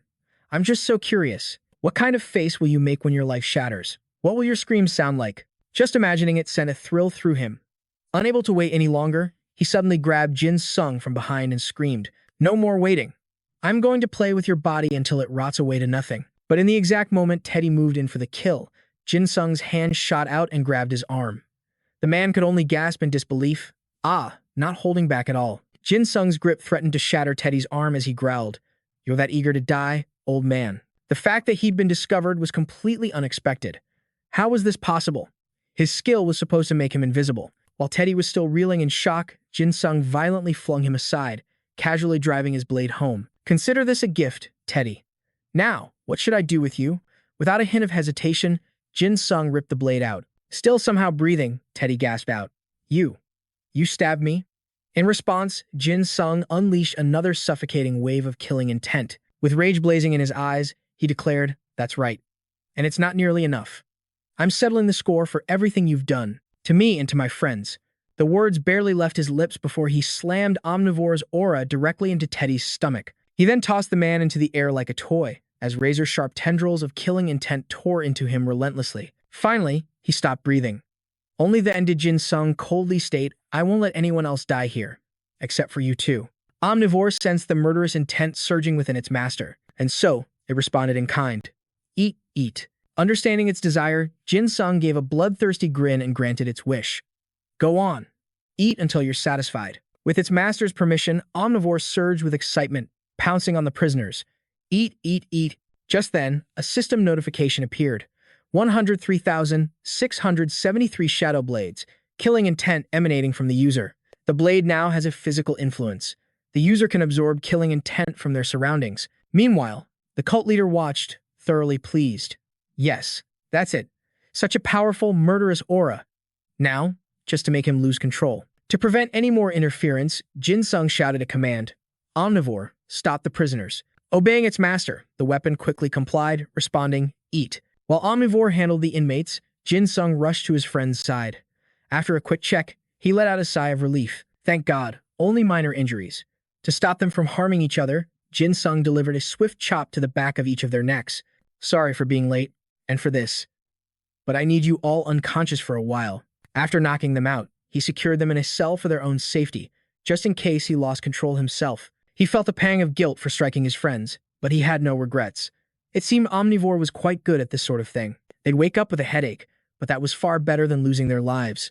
In contrast, Jin Sung would rather deal with the out-of-control prisoners permanently than let their unstoppable rampage continue. Seeing his plan fall apart, the cult leader scurried into a corner like a frightened rat. "What is this? Why isn't it working? Kill, eat, let the bloodbath begin." Just then, Jin Sung suddenly staggered. He felt his own inner demons rising to the surface, and then he crashed hard to the ground. He knew the cause. Omnivore had absorbed too much killing intent. Abruptly, a bloodthirsty smile spread across Jin Sung's face. Realizing he was about to lose his mind, he clamped a hand over his mouth, struggling to his feet and fighting for sanity. "No, snap out of it. I have to stay conscious. I have to control this. Focus. Focus. I have to keep the casualties to an absolute minimum. Seeing Jin Sung hesitate instead of starting a massacre, the cult leader screamed impatiently. Why are you killing them? He roared in fury. Why? For what damn reason do you have to save them? Jin Sung remained cold before the cult leader's words, stating calmly, You lunatic. This is your end. Surrender. Knowing he couldn't win, the cult leader played his final card. Come forth. At his command, a prisoner named Adam stepped out. The man was so massive, his footsteps shook the ground. Just then, the cult leader remembered something. I still haven't told you why I brought you here. Or my true motive. Seizing the opportunity, Jin Sung demanded, What is all this about? What happened to the prisoners who were killed? The cult leader didn't answer right away, too busy greedily eyeing the malicious aura pouring from Jin Sung, a man that even I couldn't brainwash. Such pure, unadulterated killing intent. It will be the catalyst to summon the saint. And with Adam, I can draw out even more of it. Wasting no more time, the cult leader ordered, Go, Adam. Seeing the giant charge, Jin Sung met the attack head-on. The flow state resumed. The instant the prisoner named Adam threw a punch, Jin Sung simply pivoted and buried his sword deep in Adam's chest. And with that, his life was forfeit. The bloody spectacle only fueled the cult leader's twisted excitement, making him desperate to recruit Jin Sung. Adam had been killed in a single, devastating strike. A gaping hole was now punched clean through his chest as his body crashed heavily to the ground. Jin Sung's blade was now pointed directly at the cult leader's face, sparking a strange mix of terror and exhilaration in the man's eyes. Done wasting his breath, Jin Sung declared coldly, Cult leader, it ends now. Knowing death was upon him, the cult leader made a desperate plea. How can someone with such a powerful killing intent refuse to join? Jin Sung was completely unmoved by the man's ravings. If you love the ritual so much, he said, I'll help you become a part of it. He then added with a chilling calm, How does that sound? The cult leader was so terrified he stumbled backward and fell to the floor. His face drained of all color as he screamed, You're going to kill me? Jin Sung's voice dripped with contempt as he questioned him. Are you afraid to die? How can you do that to others, then cower and fear yourself? Unwilling to accept his fate, the cult leader found his voice again. Why should I be the one to die here? His nonsensical screaming only annoyed Jin Sung, who silenced him with a swift strike to the leg. My mission is to liberate all of humanity. Jin Sung's voice was a low growl. You have any idea how many people have died because of you? This raw fury only delighted the cult leader, who continued spouting his twisted ideals to provoke him. It earned him another slash across the leg. Some will enjoy freedom, while others are merely tools to achieve it. There's a difference, isn't there? Jin Sung raised Omnivore high into the air. I was having second thoughts, but now I'm sure. He knew he had to eliminate this man who refused to shut up. You talk. Way too much. Jin Sung swung his sword down for the final blow. The terrified cult leader tried to scramble away, but a massive explosion erupted from behind Jin Sung before the blade could connect. Meanwhile, high above the skies of Beijing, a call came through the comms of a fighter jet. This is Chapes Janer. Do you copy? She reported, expertly maneuvering her aircraft through the clouds. I have a visual on Beijing's airspace, but it's completely empty. Do you have anything on your end? The voice on the other end quickly responded, Li Xin here. Negative. Chapes Janer. I've got nothing either. We're proceeding with rescuing the survivors first. Her eyes widened in surprise. Survivors? There are actually people who made it out alive? Li Xin confirmed. Yes. It looks like Xiaolin gave everything he had to protect them. He added that Xiaolin's immense power was likely the only reason any of them survived. Besides his SSS combat rating, he showed his SSS level rescue abilities.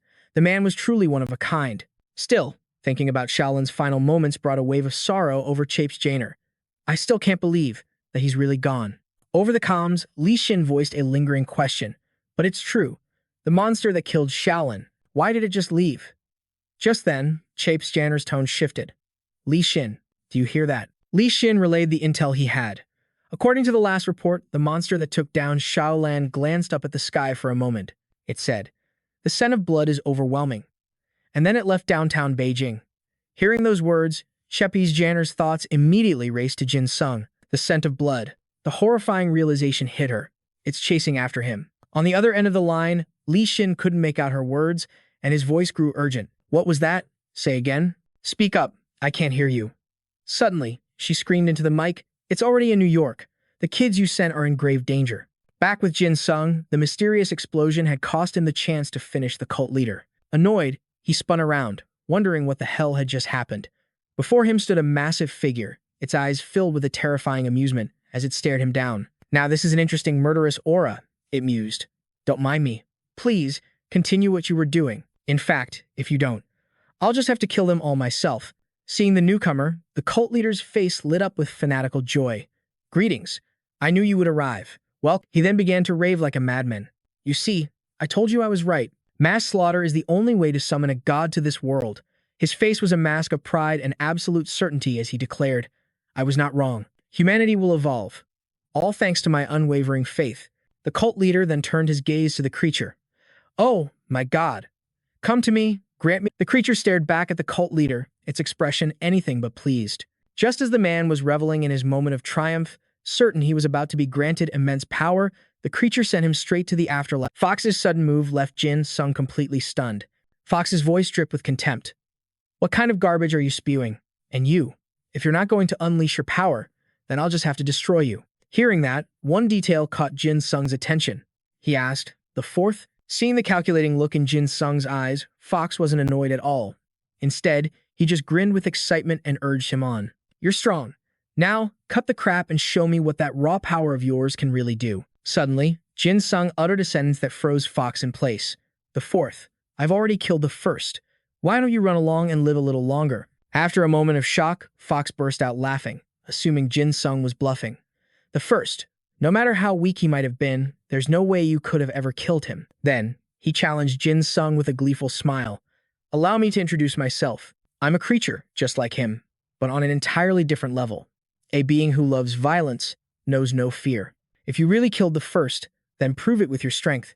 Hearing this, Jin Sung remained unnervingly calm and replied, the power is definitely there. At that exact moment, the prisoners who had been manipulated slowly began to wake up. Why am I here? But before they could figure out what was happening, the sheer killing intent radiating from Jin Sung sent a wave of terror through them. As you can see, I'm a little tired, Jin Sung said. How about we do this next time? Annoyed by the rejection, Fox's face soured. In that case, he declared, I'll just have to kill everyone here. His words sent another shockwave of pure panic through the prisoners. What? Fox raised his claws, lightly scraping them against the wall. If you don't show me a level of violence that matches the scent of blood on you, you will die. Instantly, the entire wall crumbled to dust, sending the prisoners scrambling for their lives, screaming, save us. But Jin Sung showed no fear. He was still debating whether he should unleash all the killing intent from his body. Do I really have to use it in the end? I haven't been able to release my full aura since he appeared. After wrestling with the thought and finding no answer, he looked up to negotiate with Fox. I refuse. Is there really no other way? Seeing him hesitate, Fox's patience snapped. Then forget it. Everyone here, including you, will be crushed by my rampant violence. The second he finished speaking, he struck, and the very ground began to shake. His sudden attack made Jin Sung's blood run cold. You lunatic, he cursed. There was no more time to hesitate. He quickly pinned Omnivore and roared a command. Omnivore, absorb everything and protect them all. Following his order, Omnivore began to emit its own powerful aura. Meanwhile, Jin Sung pushed himself. Don't fall now. I can do this. I will do this. I must do this. A moment later, as the dust settled, Omnivore let out a weak whisper. Food. At the same time, an exhausted and trembling Jin Sung called out its name, Omnivore. Before his eyes was the horrific sight of the prisoners, crushed beneath massive slabs of the wall. He trembled, whispering in disbelief, the prisoners.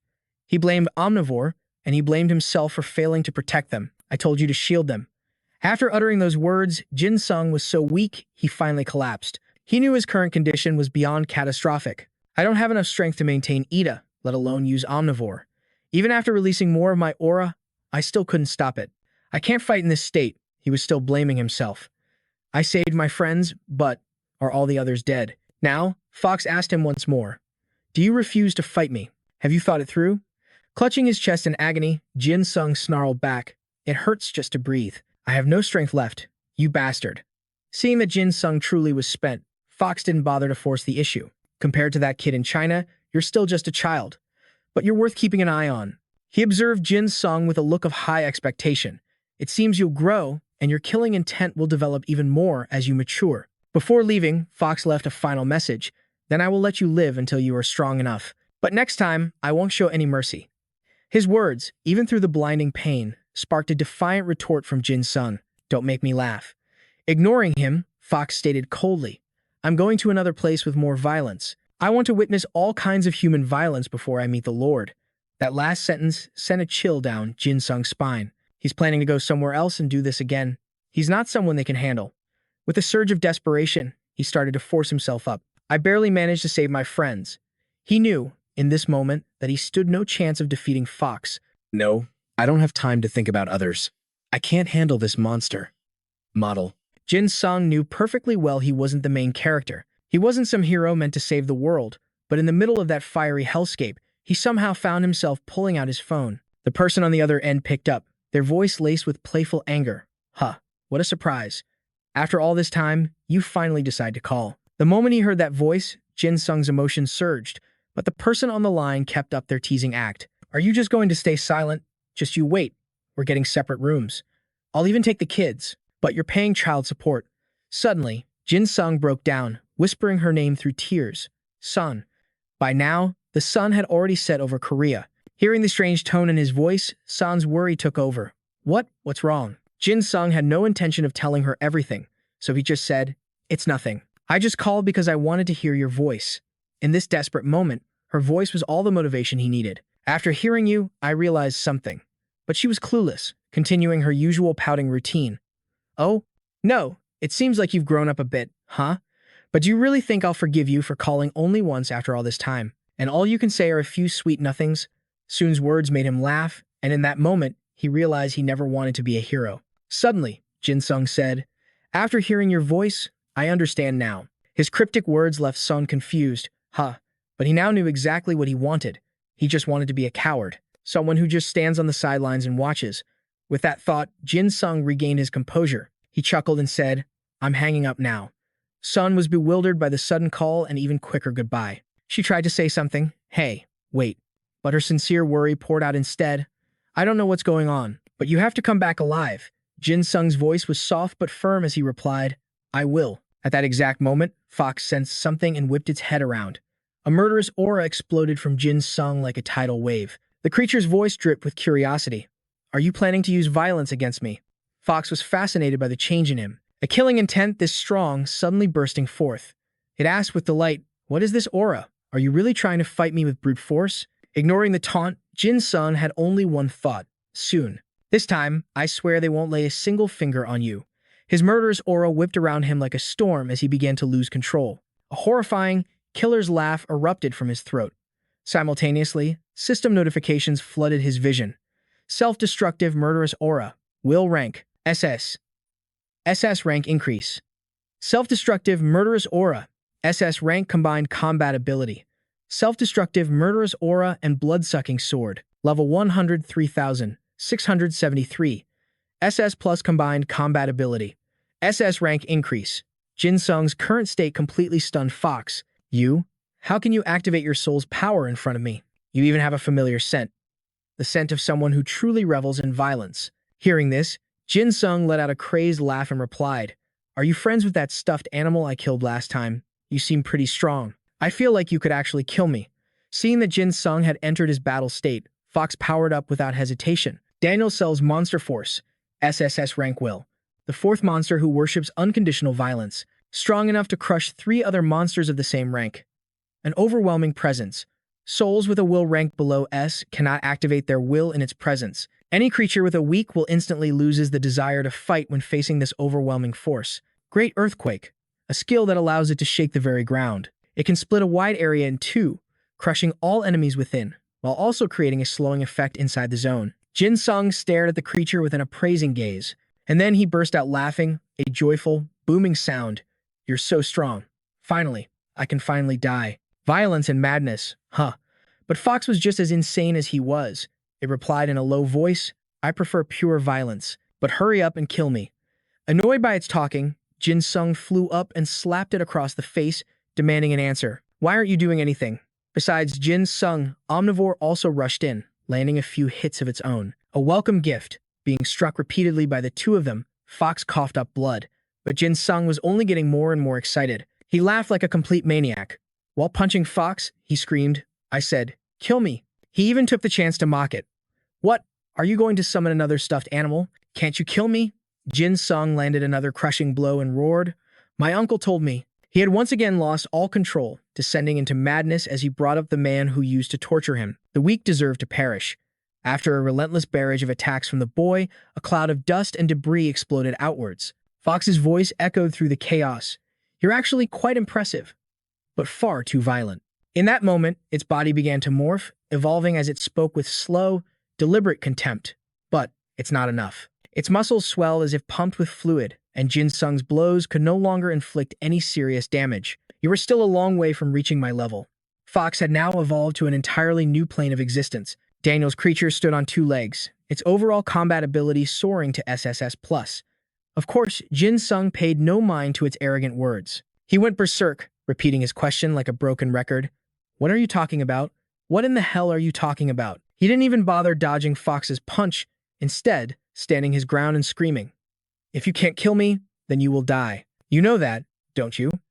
In that instant, Omnivore wrapped its killing intent around Jin Sung. It formed a hardened shield, protecting him from Fox's continuous assault. But after a few more blows, the shield finally shattered. Fox proudly proclaimed the nature of its power. "This is true violence." The magnificent yet brutal sight left Jin Sung looking up in awe, his eyes fixated on Fox's fist. And then, a thunderous boom erupted as another punch collided with the aura shield. Fox commanded him like some dark god. "Get up, human." It couldn't sense any trace of death from Jin Sung, which is why it declared, "I know you're not dead yet." From beneath the massive rocks, Jin Sung rose to his feet, seething with rage. "I'll make you pay for hitting me." Hearing such a ridiculous statement, Fox retorted with annoyance, "You hit me, too." Then it added another line, "Violence always loses to greater violence." As soon as it finished speaking, it unleashed the Great Earthquake technique. Instantly, the ground cracked open, and a colossal slab of rock erupted before them. Seeing the imminent danger, Omnivore's killing intent surged forward, rushing to block the collapsing earth. In a situation hanging by a thread, Jin Sung actually chuckled and mumbled, "Am I finally dead?" He slowly uttered, "But it seems I'm not ready to meet my maker just yet. Not yet. I don't want to die so simply." But the moment he said he didn't want to die, Jin Sung suddenly lost his mind. He swung his sword wildly in every direction, screaming, "I want to die." He snarled as he chaotically slashed through the rock and debris. "I truly want to die. Why was I born like this?" Seeing that he could still counterattack, Fox didn't hesitate to offer praise, brutal, but a decent form of violence. Just then, Jin Sung leaped into the air and shouted a question. "But why won't you die?" 1,000 questions poured from his lips. "Why can't I kill you?" To block Jin Sung's attack, Fox hurled a massive boulder toward him. Of course, the boy easily sliced it in two while screaming his question. "I should just die, shouldn't I?" Seeing him completely unhinged, Fox burst into laughter, thoroughly amused. "I take back what I said. This kind of violence is truly magnificent." Like two old friends reuniting, Jin Sung casually suggested, "It's my turn, then it's your turn. Let's fight in sequence." Fox obviously agreed wholeheartedly, genuinely excited. "If you have something else to show me, then show me now." Having received its approval, Jin Sung immediately activated his skill, Assisted Homicide. His call was met with dead silence, which made him roar in frustration. Why is nothing happening? Thinking the system was bugged or something, Jin Sung screamed for it to show him more violence. "If you need more time, I'll wait as long as it takes. 3 seconds, 5 seconds. He couldn't understand why the system was ignoring him. He questioned it with pure rage. "Why won't you let me die? It's what I want. Hey, are you listening to me? Are you asleep?" At that very moment, a small point of light appeared before Jin Sung. Fox had been waiting. Now slightly impatient, it spoke up. "What is this? Is it really over?" But its question was ignored. Jin Sung was busy throwing a tantrum at the system. "Die? Are you telling me to die?" At this point, Fox felt there was no need to argue or fight you anymore. "This is the end. I have nothing left to settle with you." Hearing Fox's words, Jin Sung erupted in fury. "I will decide when I die. I'm the one who wants to die. Don't you dare decide for me. I'll self-destruct. I'll kill every single person who tells me to die." Tired of his screaming, Fox decided to act, unleashing Great Earthquake once more. Jin Sung wasn't afraid at all. Instead, he grew more excited, filled with contempt. "That won't work anymore. It won't work anymore. It won't work anymore. Try something new." Fox sneered, knowing his old tricks were useless against Jin Sung. This isn't an old trick. A completely new technique was unleashed. Earthshaker. Instantly, a colossal slab of rock erupted from the ground before Jin Sung, but it wasn't big enough. Fox decided to go bigger. Earthshaker. Again, the ground roared. Earthshaker. Seeing this, Jin Sung only grew more excited. Within his roar, another voice echoed. Omnivore materialized a shield to protect him. You want to kill me? You want me dead. Die, Fox shouted, assuming Jin Sung was on the defensive and scoffing with contempt. Protecting yourself is useless. As Jin Sung's eyes gleamed with madness, Fox unleashed his attack. Here it comes, Earthshaker. Jin Sung screamed in pure ecstasy. Will you kill or be killed? Kill or be killed? Fox echoed, adding fuel to the fire. Resistance is futile. I will personally show you the kind of violence that crushes a man, the beast declared. He preached his bloody gospel of power. That was the meaning of true violence. As the ground shook, the sea itself began to surge, crashing over the shore. Waves battered the nearby buildings. Back in the fight, Omnivore struggled to defend its master. Seizing the moment, Jin Sung muttered a command to the symbiote system. Suddenly, a loud crack echoed, and the violent tremors mysteriously vanished. Fox stood stunned, unable to process what had just happened. When reality set in, he let out a furious growl. How dare you? He lunged forward, enraged that Jin Sung had neutralized his power. You nullified my ability. Without even dodging, Jin Sung slammed his fist directly into Fox's leg. The impact sent the monster flying backward. Stunned by Jin Sung's strength, Fox gasped. What? He felt a strange transformation, coursing through his body. What is this? Most of my abilities, they've been sealed. Just then, a system window appeared, explaining his current state. Daniel Cell's monster, willpower rank SS, has been weakened. Fourth, monster's combat ability has been drastically reduced. Great Earthquake is unusable. Suppression is based on willpower rank. Spirits below S rank cannot activate their will. Fox scrambled back to his feet. He growled, demanding, You! What did you do to me? Jin Sung gave a completely unrelated answer. I don't want to die, but I want to die. He stared at Fox with eyes full of death and said, So I decided to kill and be killed. Instantly, another red notification appeared. Shared fate, killing intent. It drags a spirit stronger than its master down to a similar level if the target is damaged. However, the owner receives a similar amount of damage. Limited to 3 uses. 1 of 3. As the message faded, Jin Sung's face twisted into the grin of a psychopathic killer. He laughed and asked, Pretty good, right? Understanding the meaning behind his words, Fox shot back a question. Confirming his own suspicion, he asked, You use direct force against my power? Though he respected Jin Sung's ability, his arrogance remained. Impressive. But do you really think that changes anything? Of course, Jin Sung ignored his empty words. He just smirked and repeated Fox's own philosophy back to him. Isn't it true that violence yields to greater violence? He then activated the support skill, Assassination, and another blade began to materialize. The 4 Tigers Demon-Slaying Sword. Willpower rank A. Depending on the user's ability, it can weaken a will above A rank. Jin Sung quickly gripped the hilt. The sword itself was as powerful as Omnivore. This blade belonged to the great general Kim Yushin, who played a key role in unifying the 3 kingdoms of the Korean peninsula. He was a legend on the battlefield. Overall combat ability, A. Based on the user's ability, Berserker Killing Intent. The 4 Tigers Demon-Slaying Sword. Willpower rank SS. Overall combat ability increased. SS. Fox watched, a hint of jealousy in his taunt. It's like the whole world is helping you, isn't it? For Jin Sung, this was nothing.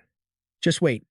I've got one more thing. With that, he activated another skill. The 4 Tigers Demon-Slaying Sword's duplication skill amplifies the user's power 3 times. Amplification target, killing intent. Next, Jin Sung brought out Omnivore and commanded it to release its aura.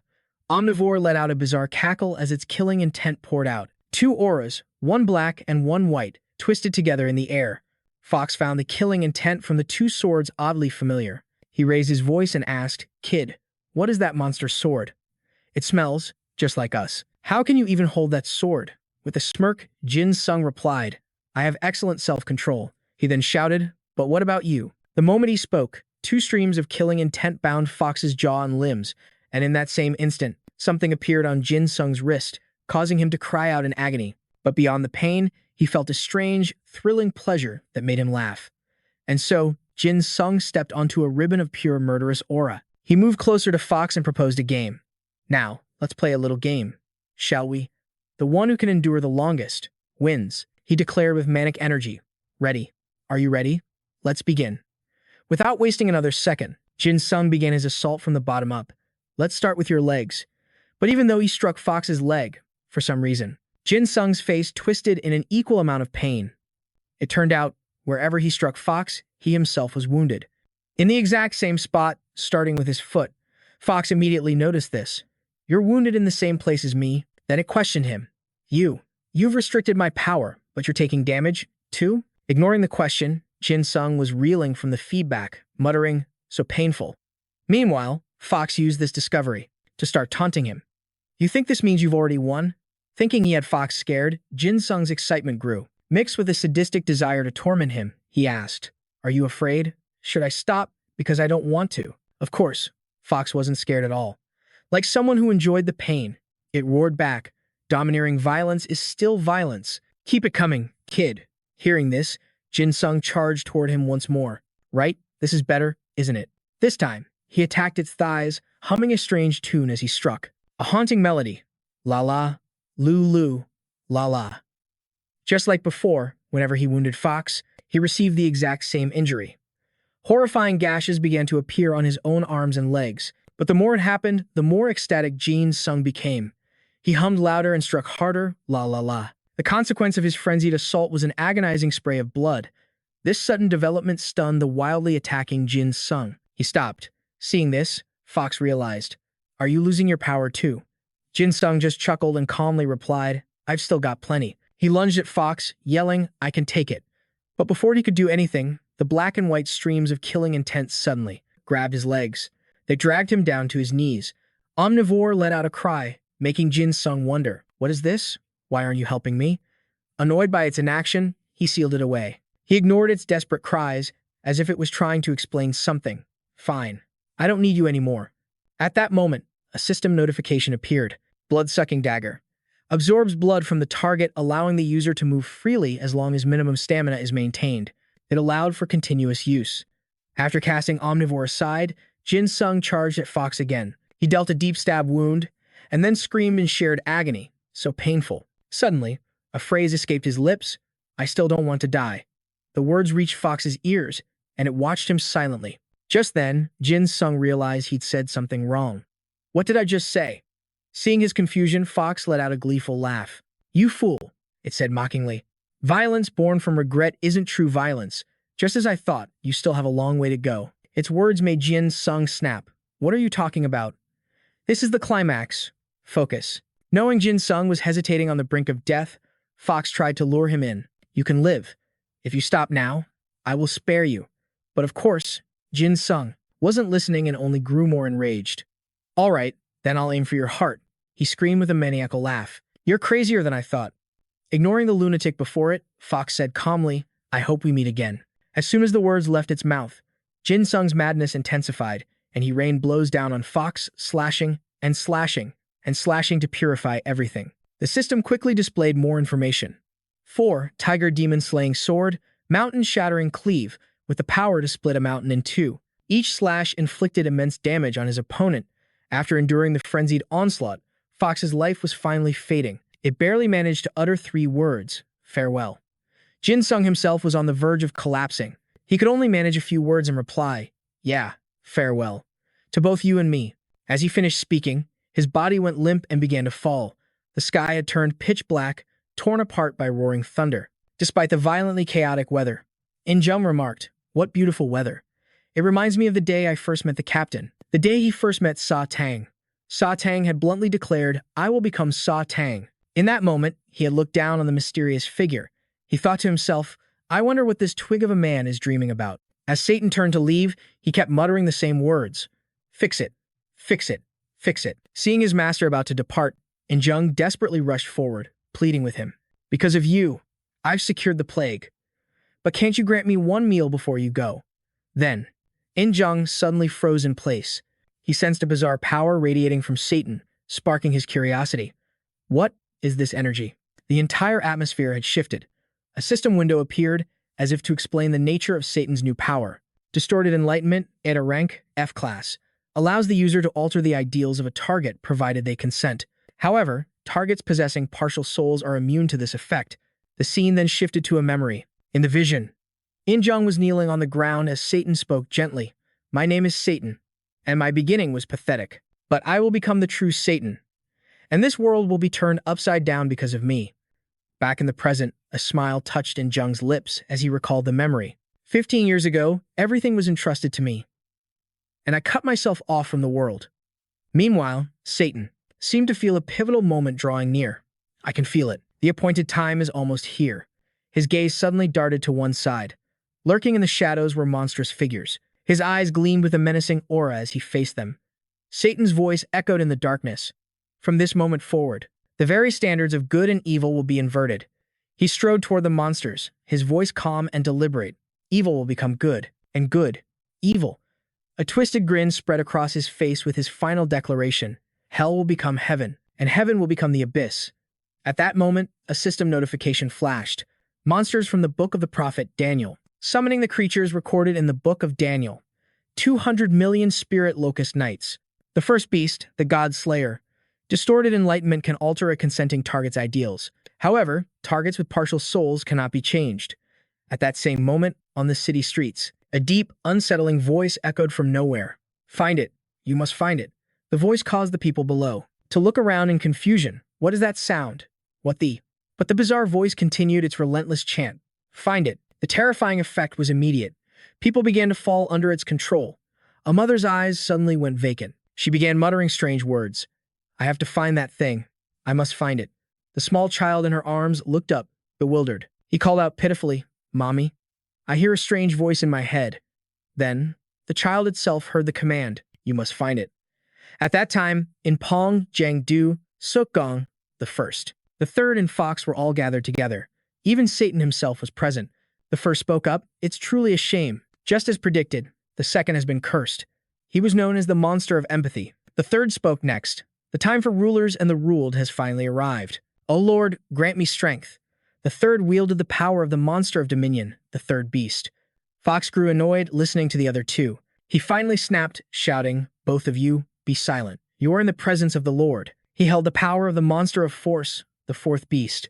But among Satan's gathered monsters, one was conspicuously absent. This fact greatly displeased Satan. I should have received the revelation when the fourth beast arrived, but I missed the chance because the second beast vanished, and now I cannot unlock all of my skills. Still, this setback wouldn't derail his grand design. But the time has come. As he spoke, he cast off his cloak. In that instant, a body that was half monster and half human was revealed in the light, and Jung appeared, bowing respectfully before Satan. You have come, my lord. Seeing him, Satan greeted his most prized creation. Welcome, my first beast.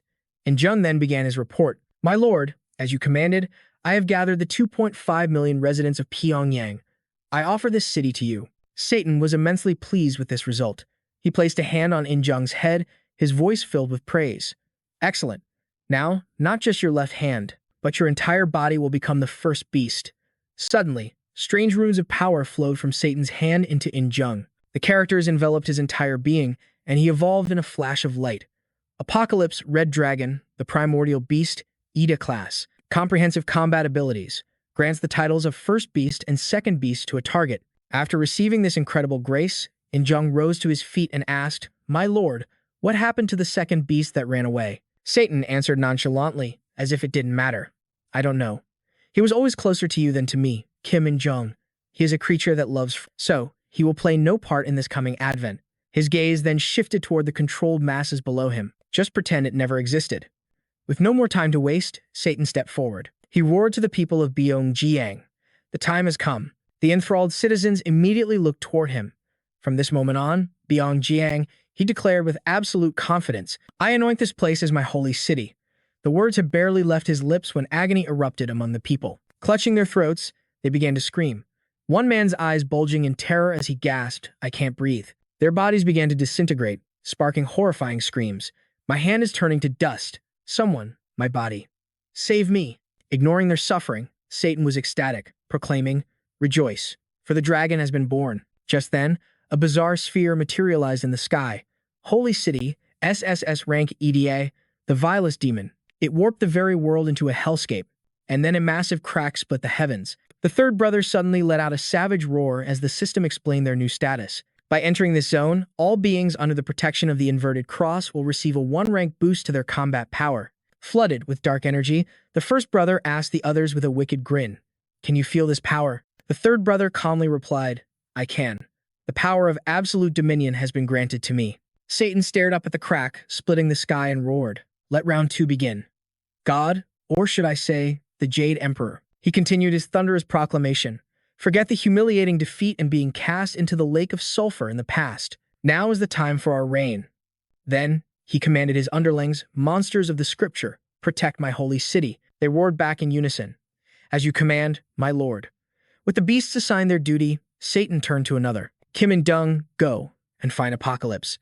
And Dung bowed her head, yes, my lord. Then, amidst the encroaching darkness, Satan clasped his hands in a twisted prayer. In the name of the Father, the Son, and the Holy Spirit, Amen. He let out a demonic laugh and declared, let the holy war begin. The scene shifts to a hospital, where Jin Sung lies broken on a bed. Beside him, Aaron administers treatment, while a concerned Li Xin watches over them. He finally broke the silence, asking, are Officer Jun, Aaron, and Sergeant Park Jin Sung stable? Aaron answered helplessly, I'm not sure. Honestly, the fact that Sergeant Jin Sung is still breathing is a mystery. The way he survived this long is just unbelievable.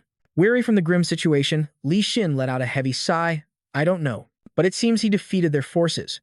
Now they're frantically demanding we hand him over immediately. Aaron then recounted the rescue mission. When I found Sergeant Jin Sung in that prison, half of his body was already dead.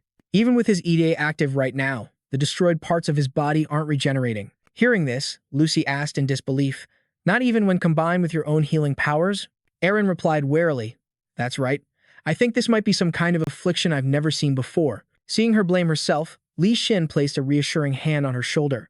I'll do everything in my power to keep the international officials at bay. Let me know the second Sergeant Jin Sung wakes up.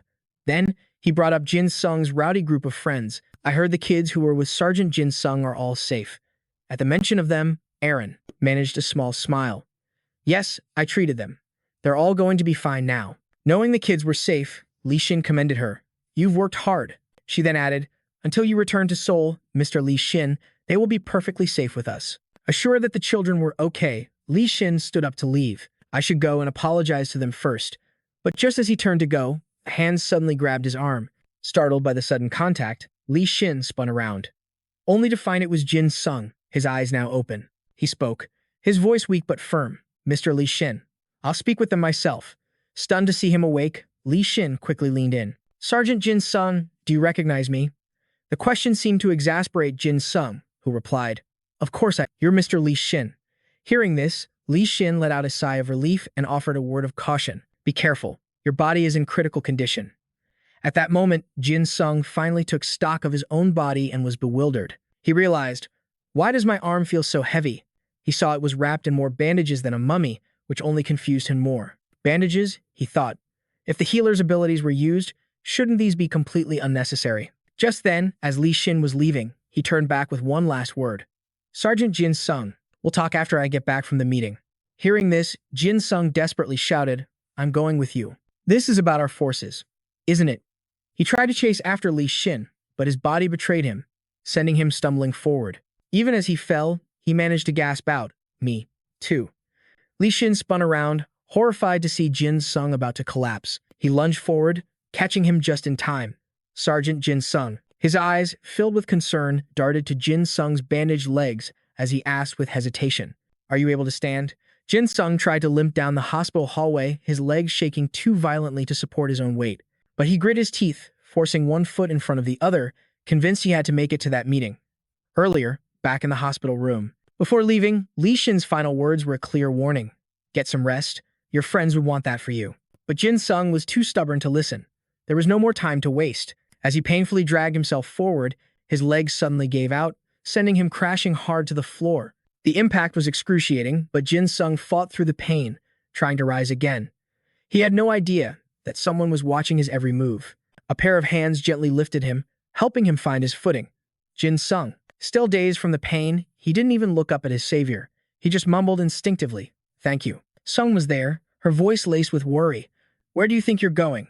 He recognized that voice instantly, his head snapping up in shock. Soon. From down the hall, the rest of his friends were rushing over. The sight of their injured leader broke their hearts. Seung Hua, always the dramatic one, called out with tears in his eyes, Captain. Another voice followed close behind. Seeing his team safe and sound, Jin Sung finally let out a breath of relief. Thank God. You're all right. But he couldn't relax just yet. There was a more pressing matter at hand. We can talk later. I have to go now. But Son immediately stepped in his way. No, you're not going anywhere. He was frustrated, but he couldn't bring himself to be harsh with her. He softened his voice. Soon. I'm okay. I promise. I'll be back soon. Just then, Ji-John pushed his way forward. Move it. As Sun tried to reason with him, listen. Even the commander said, you need to rest. Their argument was cut short by a loud shout. The voice ripped through the hallway, drawing everyone's attention. Hey, you pieces of trash. What do you think you're doing? Recognizing Ji-John's abrasive tone, Jin Sung tried to explain, Captain, I was just.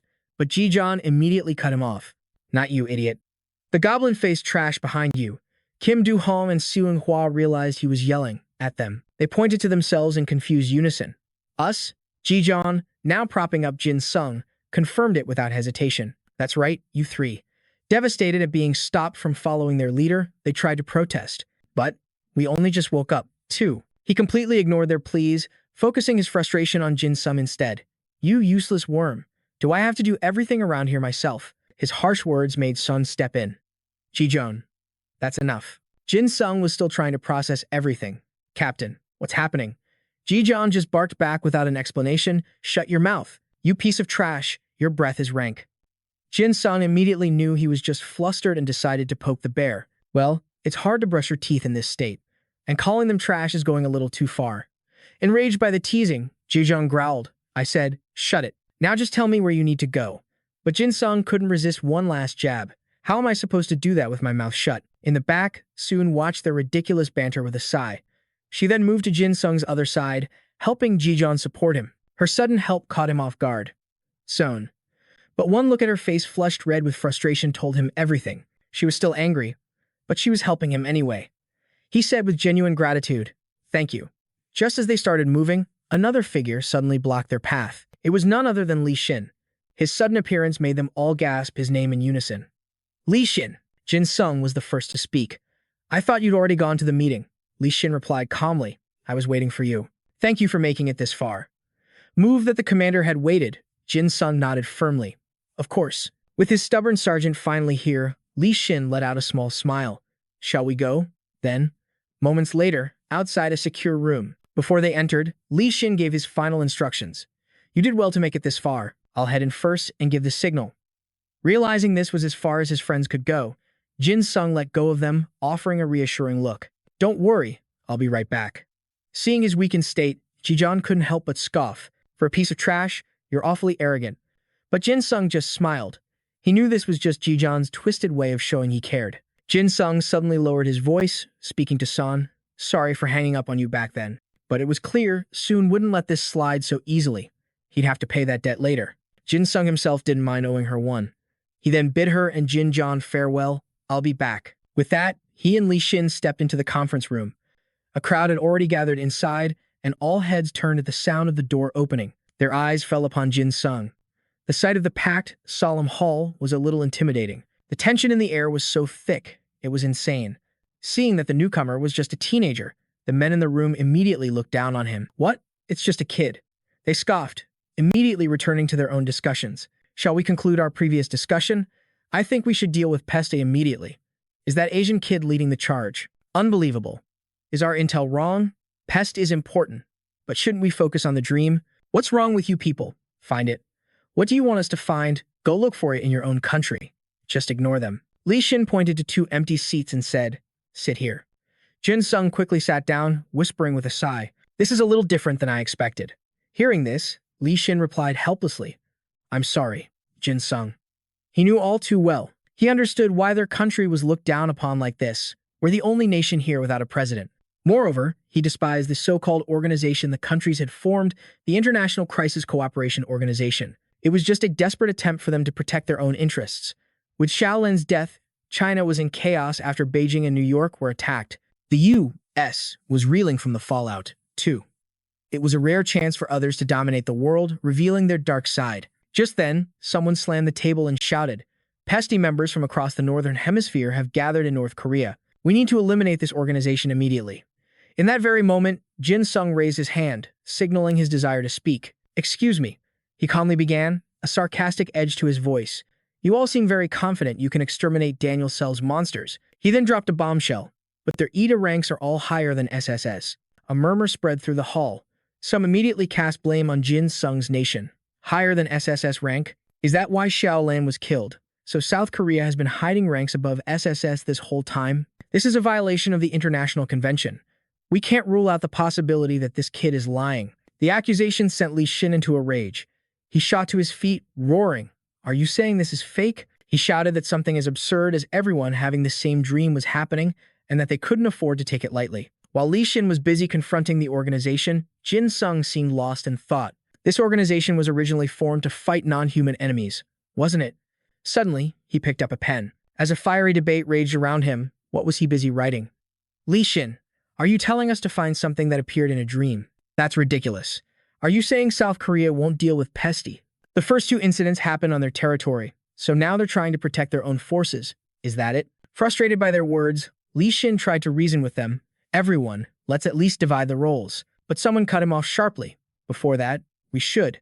This sent Li Xin into a silent fury, but he was powerless. "Damn it, you people don't even think.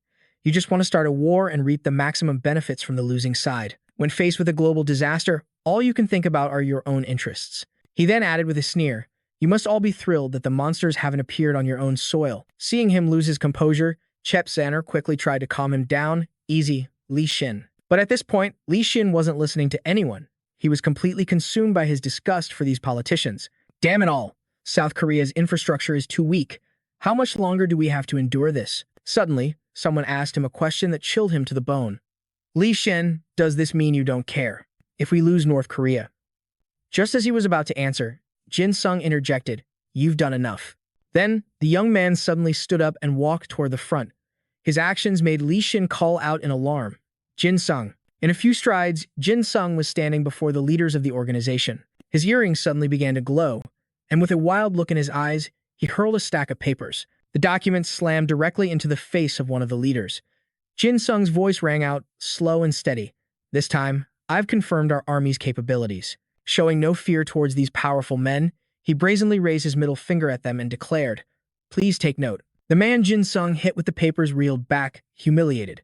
Snatching the documents from his face, his expression darkened with rage, but he still managed to sneer. "Thanks for the input," he scoffed, "but this is no place for a child like you." He even tried to threaten Jin Sung, but the boy met his words with a look of utter indifference. "South Korea will pay for protecting Park Jin Sung." His outbursts sent the room into chaos, as the other delegates began to shout him down. "How dare you speak like that in this assembly? Is Korea prepared for the consequences?" But Jin Sung ignored their hypocritical outrage. He calmly turned his back on them, only fueling their fury. "Where do you think you're going? Hey, you brat, show some respect." Suddenly, Jin Sung stopped and sighed, turning his head slightly. He shot a cold glare across the assembly hall and spoke without a shred of hesitation. "Thank you all for descending upon our nation like a pack of wolves during its darkest hour. I suggest you don't give us a reason to kick you out." His words sent the delegates into a furious uproar. "What did you just say?" Meanwhile, Li Xin and Chep Zanner could only watch on, one completely bewildered, the other utterly astonished. Li Xin called out his name, dazed, but Jin Sung simply left the pests behind him. Jin Sung strode out of the conference room. He slammed the door shut with a resounding bang, shouting, "If you can't understand Korean, hire a translator, you idiots." A moment later, Chep Zanner and Li Xin hurried out of the room after him. Li Xin's voice boomed, calling out to Jin Sung. Hearing his name, all the intimidating bravado from before vanished, replaced by a hint of guilt. The boy turned back, "Mr. Li Xin." The older man marched toward him, his voice sharp with disapproval. "What were you thinking, walking out like that, Jin Sung?" He sternly reminded him, "This is a formal assembly, after all." Jin Sung knew he had been impulsive and replied with a remorseful expression. "I'm sorry. It's just, they're always looking down on us, mocking us." Hearing this, Li Xin's tone softened. He stopped scolding him and just said, "Don't do it again." Still, Jin Sung couldn't help but feel he caused yet another problem for Li Xin. He wasn't even supposed to be here. He'd insisted on coming along, only to act on his own and create a mess for his superior. Just as Jin Sung was drowning in guilt, Li Xin suddenly burst into hearty laughter. That was incredibly satisfying. The sudden shift left Jin Sung utterly confused. "Huh?" Li Xin grinned, full of satisfaction, and praised him. "I feel so much better now." Even Shape Xander chimed in, "You were amazing, kid." Later, in a hospital hallway, the small-statured Jin Sung sat on a bench, listening to Li Xin. Given their positions, they likely predicted the post-disaster situation. Li Xin's voice grew serious. They probably already realized how dangerous you are to their own units. If both you and I were to side with South Korea, they wouldn't be able to ignore our country so easily. Hearing this, Jin Sung asked. So they're just disappointed? The question made Li Xin chuckle. Jin Sung, this is a global crisis, but it's also a chance to become a world power. He began to explain the complex political landscape and the ambitions each nation held in this new reality. Even if they think they can push back the disaster with force, they know they can't win without suffering heavy losses. The goal is to contribute as much as possible, while minimizing their own damage. This is a war of resource conservation. It's about who can save the most while stopping the cataclysm. He knelt down, his voice lowering as he made a request. That's why, this time, your team also needs to know about your abilities. The suggestion clearly made Jin Sung uncomfortable, and he hesitated, almost refusing. Seeing his reaction, Li Xin quickly added, "You don't have to tell them everything, just your team. That's enough." Even so, Jin Sung was torn. How could he explain his insane, bloodthirsty urges? But Mr. Li Xin wasn't asking him to reveal it all. After a moment, he finally made his decision. I'll tell them. The extent to which I can fight on any battlefield. Hearing Jin Sung's agreement, Li Xin looked relieved and reassured him. All right, that must have been a hard decision. Thank you. Then his tone shifted suddenly. To be honest, I was a little disappointed when you revealed clues about number 4. Jin Sung's mind raced. Number 4. I could probably face them directly 2 more times. Before he could say another word, Li Xin finished his thought for him, his voice grim. And you could die in the process, couldn't you? Since he had hit the nail on the head, Jin Sung had no choice but to confirm it. Yes. Seeing his solemn expression, Li Xin gently ruffled his hair and comforted him. Looking at your injuries, I'd say you were very lucky this time. Finally, he offered some advice. For now, just get some rest. When Li Xin told him to rest, Jin Sung shot to his feet in protest, exclaiming, but number 1 and number 4 are still alive. Of course, Li Xin cut him off before he could say more. That's enough. He emphasized once more, you've done more than enough for everyone. Now, focus on your recovery. But Jin Sung remained stubborn, so this time, Chepasaner stepped in to persuade him. Jin Sung, I understand how you feel, but you can't fight in this condition. She spoke gently, explaining that he wouldn't be able to use his full power and might even become a burden to those around him. You wouldn't want that, would you? We're all incredibly grateful for your contributions. As she spoke, she gently caressed Jin Sung's face, affirming one simple truth. You don't have to bear responsibility for everything. Overwhelmed by their deep concern, Jin Sung's eyes welled up with tears. Seeing this, Chepasaner couldn't help but chuckle, patting his head a bit harder as she said, All right, kid, we have to get going now. Hearing this, he replied respectfully, Yes. Then, Chepasaner said something cryptic. America. Won't be easy, either. Chepasaner and I are thinking about investigating that dream. Her words sparked Jin Sung's curiosity. A dream? What kind of dream are you talking about? Li Xin explained, the dream that tells you to find something. Haven't you had it, Jin Sung? Of course, the boy was clueless, replying with a confused, No, I've never had a dream like that. This struck Li Xin as strange, and he turned to Chepasaner for answers. How strange? Chepasaner, have you ever encountered a case like Jin Sung's? Evidently, she was just as puzzled. Never. As far as I know, this has never happened before. It's quite fascinating. While they were lost in their conversation, a mysterious figure appeared in a distant corner, eavesdropping on every word. By now, I'm sure the secretary can find him. Usually just call me by my name. What's with the sudden formality? Just then, Li Xin remembered something. One more thing. Could you recommend a few people for me? The ones you worked well with. His request caught Jin Sung completely off guard. You want me to form a team? As he turned to leave, Li Xin confirmed it. That's what I'm hoping for. Just make your choices. Well, I'll see you later. And just like that, Jin Sung was left all alone in the vast, empty hallway. He let out a helpless sigh. Suddenly, a familiar voice called out to him, Hey. The sound made him jump. Seeing Si-hun walking towards him, Jin Sung quickly wiped the tears from his face and stammered, You're still here? Why are you all of a sudden? Se-hun looked annoyed as she lectured him loudly. If you're tired, then just cry. You idiot. Stop trying to act so tough all the time. Of course, Jin Sung wasn't about to show his vulnerable side to anyone. Why would I cry? Seeing his stubbornness, Se-hun forcefully turned his face toward her. She suddenly pulled him into a tight hug, praising him gently. You did well, Jin Sung. Her recognition shattered his defenses, and he finally broke down. He sobbed uncontrollably, choking out the words, Se-hun, I really did my best.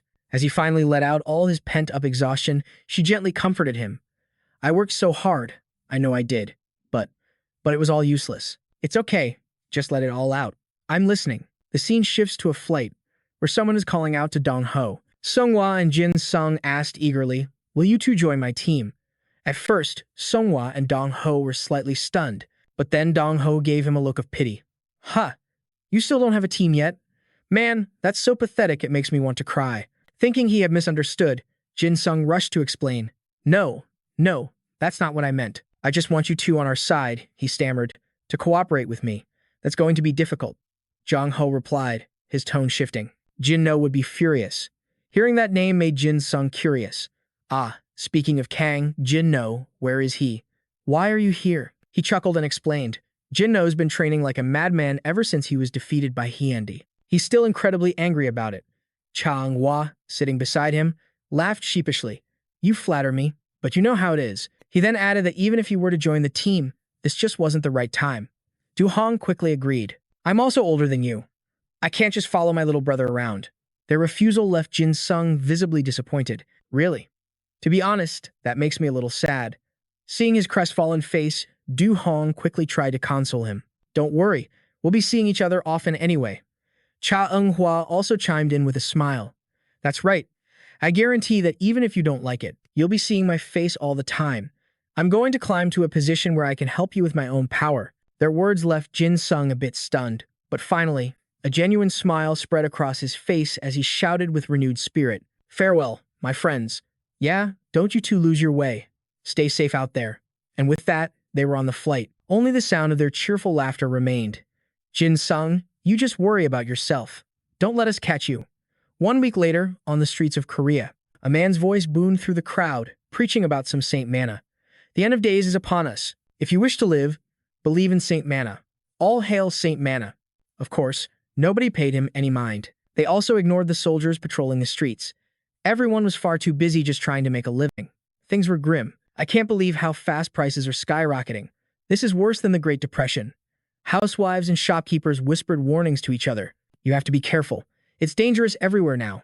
The shop next to your house was just robbed. Even the students seemed on edge. With soldiers rushing through the streets, it was a truly unsettling sight. Is a war really about to break out? There's no need to worry. The White Jade Kim clan will protect us. Jin Sung was there too, taking in the chaotic scene. He couldn't help but wonder with a heavy heart, is everything really going to be okay? They said I'd be joining a squad.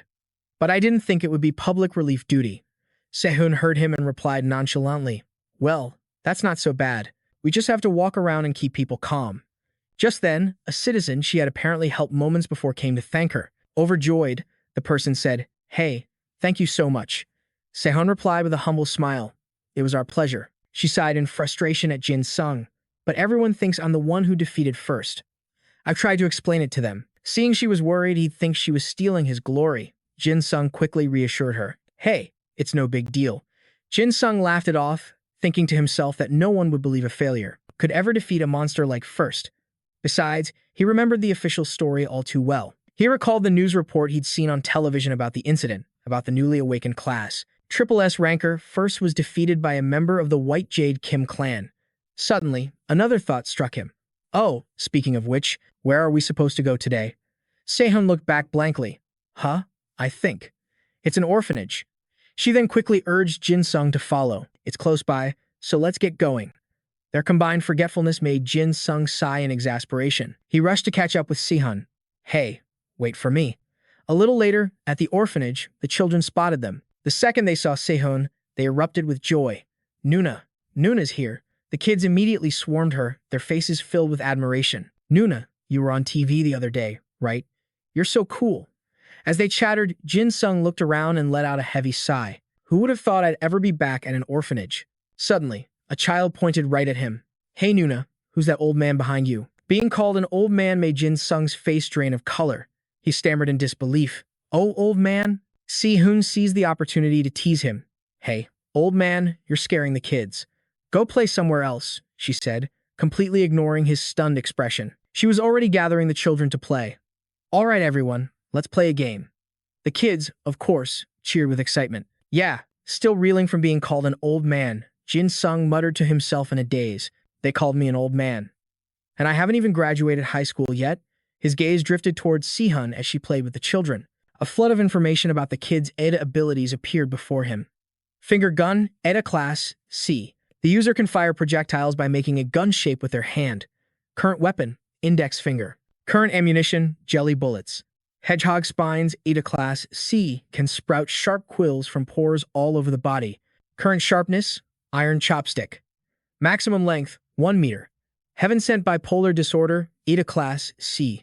Can control the emotions of any target, provided the target gives their consent. The line between heaven and hell is paper-thin. Can decide the 50-50 probability of any object or event. For example, it can make a coin only land on tails. Target's current emotion, joy. All this made Jin Sung genuinely intrigued. He thought to himself, the abilities these kids have are even stronger than some of the members in my own squad. Just then, a little girl ran right up to his face. She asked bluntly, "Hey, mister, what are you doing here? Are you a creep or something?" The question left Jin Sung stunned. Huh, where on earth did you learn a word like that? The little girl proudly puffed out her chest. My name is Jin Cheon Oxy. Jin Sung, taken aback, politely introduced himself as well. My name is Park Jin Sung. It's nice to meet you. But he was still bewildered by her question. Why would you think I'm a creep? Jin Cheon Oxy ignored his hand and sighed. Because you were just standing over here, staring at us. Her accusation sent him into a panic. No, that's a total misunderstanding. He tried to explain himself to Jin Cheon Oxy. You've got it all wrong. I was just observing. But despite his desperate plea, the little girl wasn't convinced. Fine. Whatever you say, you big creep. Defeated by her stubbornness, Jin Sung could only sit down beside Jin Cheon Oxy and repeat himself. I'm telling you the truth. After that, the two of them sat in silence, watching Sol play soccer with the other children. Suddenly, Jin Sung blushed and blurted out, I never knew Sol like kids so much. Seeing this, Jin Cheon Oxy's expression soured. She then demanded, What's a creepy old man like you doing with her? Being called an old man yet again, he replied helplessly, I'm not that old, you know. But, refusing to listen, Jin Cheon Oxy shot back with a knowing look. You're not a creep. Don't lie. I figured it out. Are you her boyfriend or just a guy friend? Hearing those words come from a little kid left Jin Sung completely stunned as he stammered. What? Why would you think that? However, Jin Cheon Oxy ignored his shock and raised her voice, interrogating him further. So which is it, boyfriend or just a friend? Look, your face is turning red. The little girl even shot to her feet and pointed at him. She fired questions like she was grilling a criminal. You like her, don't you? So it's a one-sided love, right? Have you even tried to confess? Have you and her held hands? Have you ever gone out to eat, just the two of you? When Jin Sung didn't answer, Jin Cheon Ox screamed in frustration. Have you or not? Fed up with this bratty kid, he gave her a light bonk on the head and tried to act like the adult. Who do you think you are to question me like that? I have no reason to tell someone I just met about my love life. Stung by the tap on her head, the little girl asked tearfully, Why did you hit me? Suddenly, Jin Cheon Oxy burst into tears and began to sob. I'm going to tell her that you hit me. The threat of her tattling to Sol made Jin Sung panic and cry out, What? And so, before she could run off to find Sol, he quickly grabbed her arm. Wait a second. With her hand caught in his grip, Jin Cheon Oxy spun around angrily and pouted. That hurts. Realizing he'd hurt her, he quickly apologized and asked, I'm sorry, but what was your name again? Annoyed that Jin Sung had already forgotten her name, Jin Cheon Oxy emphasized each syllable. It's Jin Cheon Oxy. Facing the little lion cub's attitude, Jin Sung was forced to soften his tone. All right, Jin Cheon Oxy. He then asked directly, You have the ability to control emotions, don't you? It seemed he had noticed something while observing the children here. They all had an adult-like awareness of feelings and emotions. Besides, their joy at seeing a celebrity seemed unnaturally high. It was likely due to this little girl's power. The fact that he discovered her ability left Jin Cheon Ok utterly astonished. Huh? How did you know? Just then, the system displayed information about her ability. Innate bipolar disorder. It allows her to control the emotions of any target, but only if the target consents. Calmly, Jin Sung answered her question. How did I know? Because I also grew up in an orphanage. His words seemed to pique the little girl's curiosity. You live here too? But how did you know the power belonged to me? Of course, there was no way he could answer that. He quickly turned his face away, but not before giving Jin Chen Ok a vague response. I can read other people's ETA. Sorry about that. I guess I was peeking a little. After learning about his power, Jin Cheon Ox was a bit impressed but still replied with attitude. So a creep like you has a useful ability after all. Being called a creep again, Jin Sung sighed. Please stop calling me a creep. He then suddenly made an offer. Hey, Jin Cheon, Ox, do you want some yogurt? Hearing his suggestion, Jin Cheon OC immediately stood up. She placed her small hand in his. Unexpectedly, she asked, Hey, do you want to adopt me? She even added, I'm not asking for much. I just want to get out of here. And since you already like someone, you won't get any weird ideas about me. Her words left Jin Sung speechless. What are you talking about? Jin Cheon OK's voice suddenly hardened as she declared, I want to fight. This shocking statement made Jin Sung ask again, You want to fight? Jin Cheon OK replied with absolute certainty. That's right. I want to kill all the monsters that murdered my parents. Exhausted by the turn of events, Jin Sung sighed in exasperation. What is happening right now? Thinking he was about to refuse her, Jin Cheon OK quickly expressed the joy she felt when she saw him and Seoul arrive. You have no idea how happy I was when people from the White Jade clan showed up here. Although the people here were kind, he couldn't afford to be gentle with her anymore. So Jin Sung's tone became serious. He asked Jin Cheon OK, how old are you? Jin Cheon OK answered honestly, I'm 11 years old. Just as Jin Sung was about to use her age to turn her down, how can you possibly fight when you're only 11 years old? She furiously ripped her hand from his grasp and screamed, Let go of me. It doesn't matter if you accept me or not. Her gaze locked onto Seoul, her voice firm. I've already made my decision. Her unshakable resolve made Jin Sung want to reason with her just one more time. Jin Cheon OK. However, before he could say another word, his phone suddenly rang, drawing Seoul's attention. He could only offer Jin Cheon OK an awkward smile. Hang on, let me get this call. The moment he answered, Hello. A frantic voice erupted from the other end. Jin Sung, are you with Seoul right now? At that same moment, from the medical bay, a panicked Aaron was on the line. I need you both in the doctor's office, immediately. PACT has demanded a joint meeting with the leaders of the world. Meanwhile, at the International Counterterrorism Agency, the world's most powerful figures were gathered. Rage was etched onto every single face. Then, a voice echoed from the main screen. Greetings. It was Satan. Before all the representatives of the agency, he let out a contemptuous laugh and introduced himself. We are Pesty. The image that appeared on screen sent shockwaves through the entire conference room. A horrified voice cried out, Those red scales. Isn't that Kim In-jung? Miso was completely stunned. His skin? Across the room, another man shouted in terror, Is that thing even human anymore? Amidst the rising chaos, a calming voice cut through the noise. That is undoubtedly an Edia. Everyone, remain calm. Satan's lips twisted into a grotesque, mocking grin. He declared with absolute arrogance, As the leader of this anti-humanity organization, I am here with a proposal. Kim Ik-sik roared in fury. You dare to negotiate with us? You're nothing but a terrorist. And you call yourself their leader? Miso spoke with pure contempt. Bring out Kim In-jung. He's the only one worth speaking to. Anyway, hearing their dismissive words, Satan bared his teeth in a guttural chuckle, a bizarre and delighted sound that echoed through the room. A bewildered official asked, What could possibly be so funny? The creature replied coldly, I assure you, I am human. And I have also received a revelation. Unable to believe his ears, the man stammered. What? Satan's voice continued, deep and resonant. Lucifer awakens. Satan, the adversary, the red dragon, the ancient serpent, the father of sin. The moment those words were spoken, absolute shock paralyzed everyone in the meeting. Someone let out an audible gasp.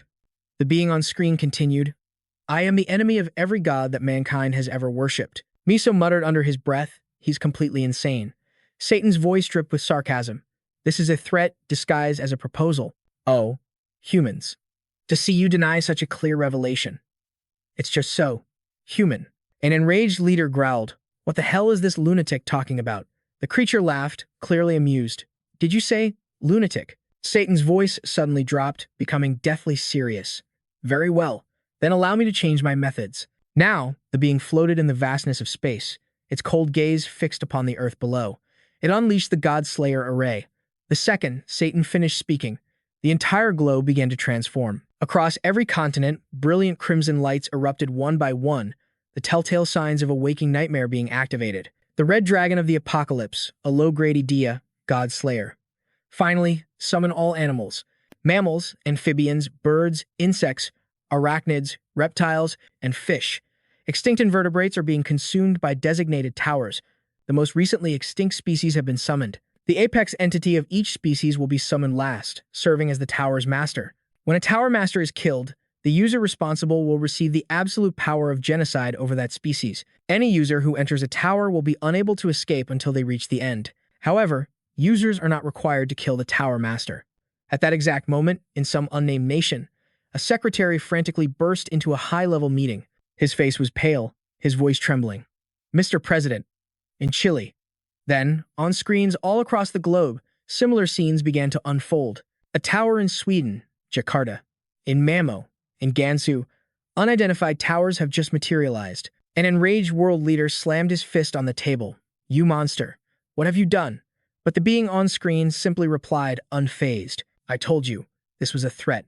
A cold thought crossed Satan's mind, a calculated fear designed for humanity. This strangeness injected into their ordinary lives will soon breed widespread anxiety, shattering their fragile peace. Miso's brow furrowed, his voice laced with fury. "What is it that you want?" The entity answered calmly, "Choose any tower, and bring every artifact from across the globe into it. At the end, you may receive a new revelation." The leader roared back, "Are you insane? We would rather fight to the death than hand over our artifacts for free." Satan simply pressed a button on his console. "Is that your final decision, human? If that's the case." Immediately, the screen flooded with images of monstrous creatures, leaving Miso utterly horrified. The entity continued its speech. "Come to me. The monsters you failed to defeat are still standing strong." Satan's voice echoed once more. "However, feel free to accept my generous offer. If you happen to change your minds, simply choose your tower. I will grant you 7 days. At that very moment, a different scene was unfolding for Jin Sung. A colossal almond-shaped object rested on the ground. A child gasped in awe. The mysterious figure then made his offer. "If you can score 10 points and clear a path to the top of the tower." Hearing this, Jin Sung's eyes shot wide open. Clutching his phone tightly, he screamed in panic, "Teacher, wait!" But Satan's voice continued, "I will not touch the artifacts, and I will remain in Pyongyang forever."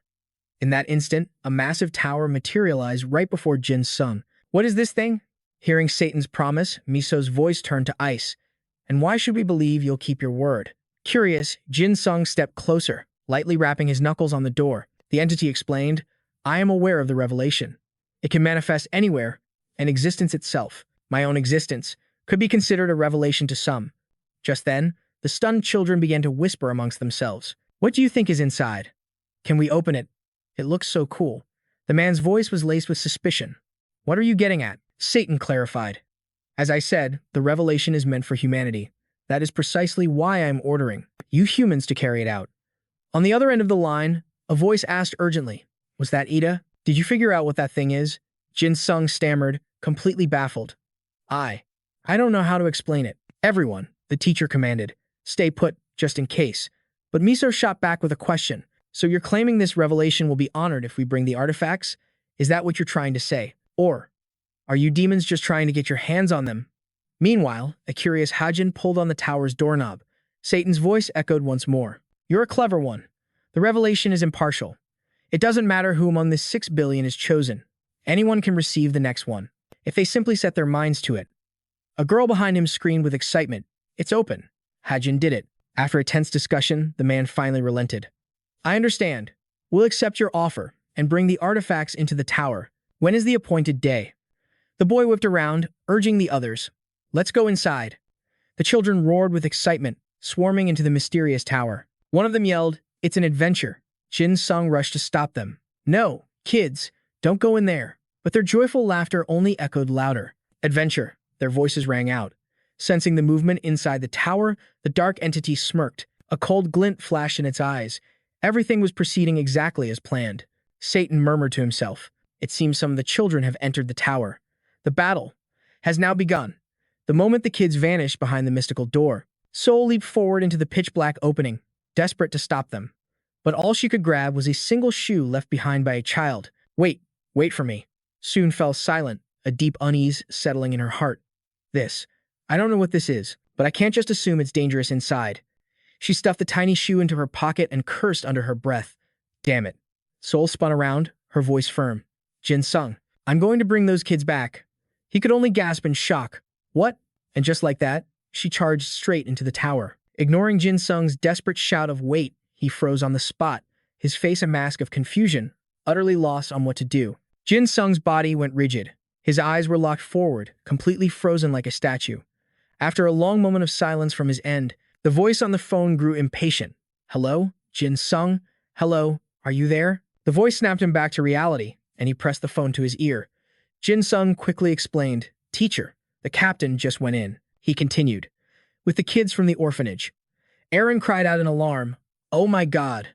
Jin Sung's voice was tight with worry. "They haven't come back out. I'm going in to check on them." But she stopped him. "Wait, it hasn't been long since Sol and the children went inside, and we have no idea what's waiting in there." At that moment, Jin Sung fell silent, taking in her words. "Please." Seeing his distress, little Jin Cheon grabbed his hand to comfort him, though her own face was filled with confusion. Feeling the coldness of her small hand, Jin Sung flinched slightly. A thought crossed his mind. This cold. Is she trying to calm me down, even though she's scared too? Jin Sung gently patted the little girl's head. "Thank you, Jin Cheon. Okay, I feel a lot better now. Thank you." Then, he suddenly lifted her into his arms and whispered, "And I'm sorry." The little girl let out a surprised gasp.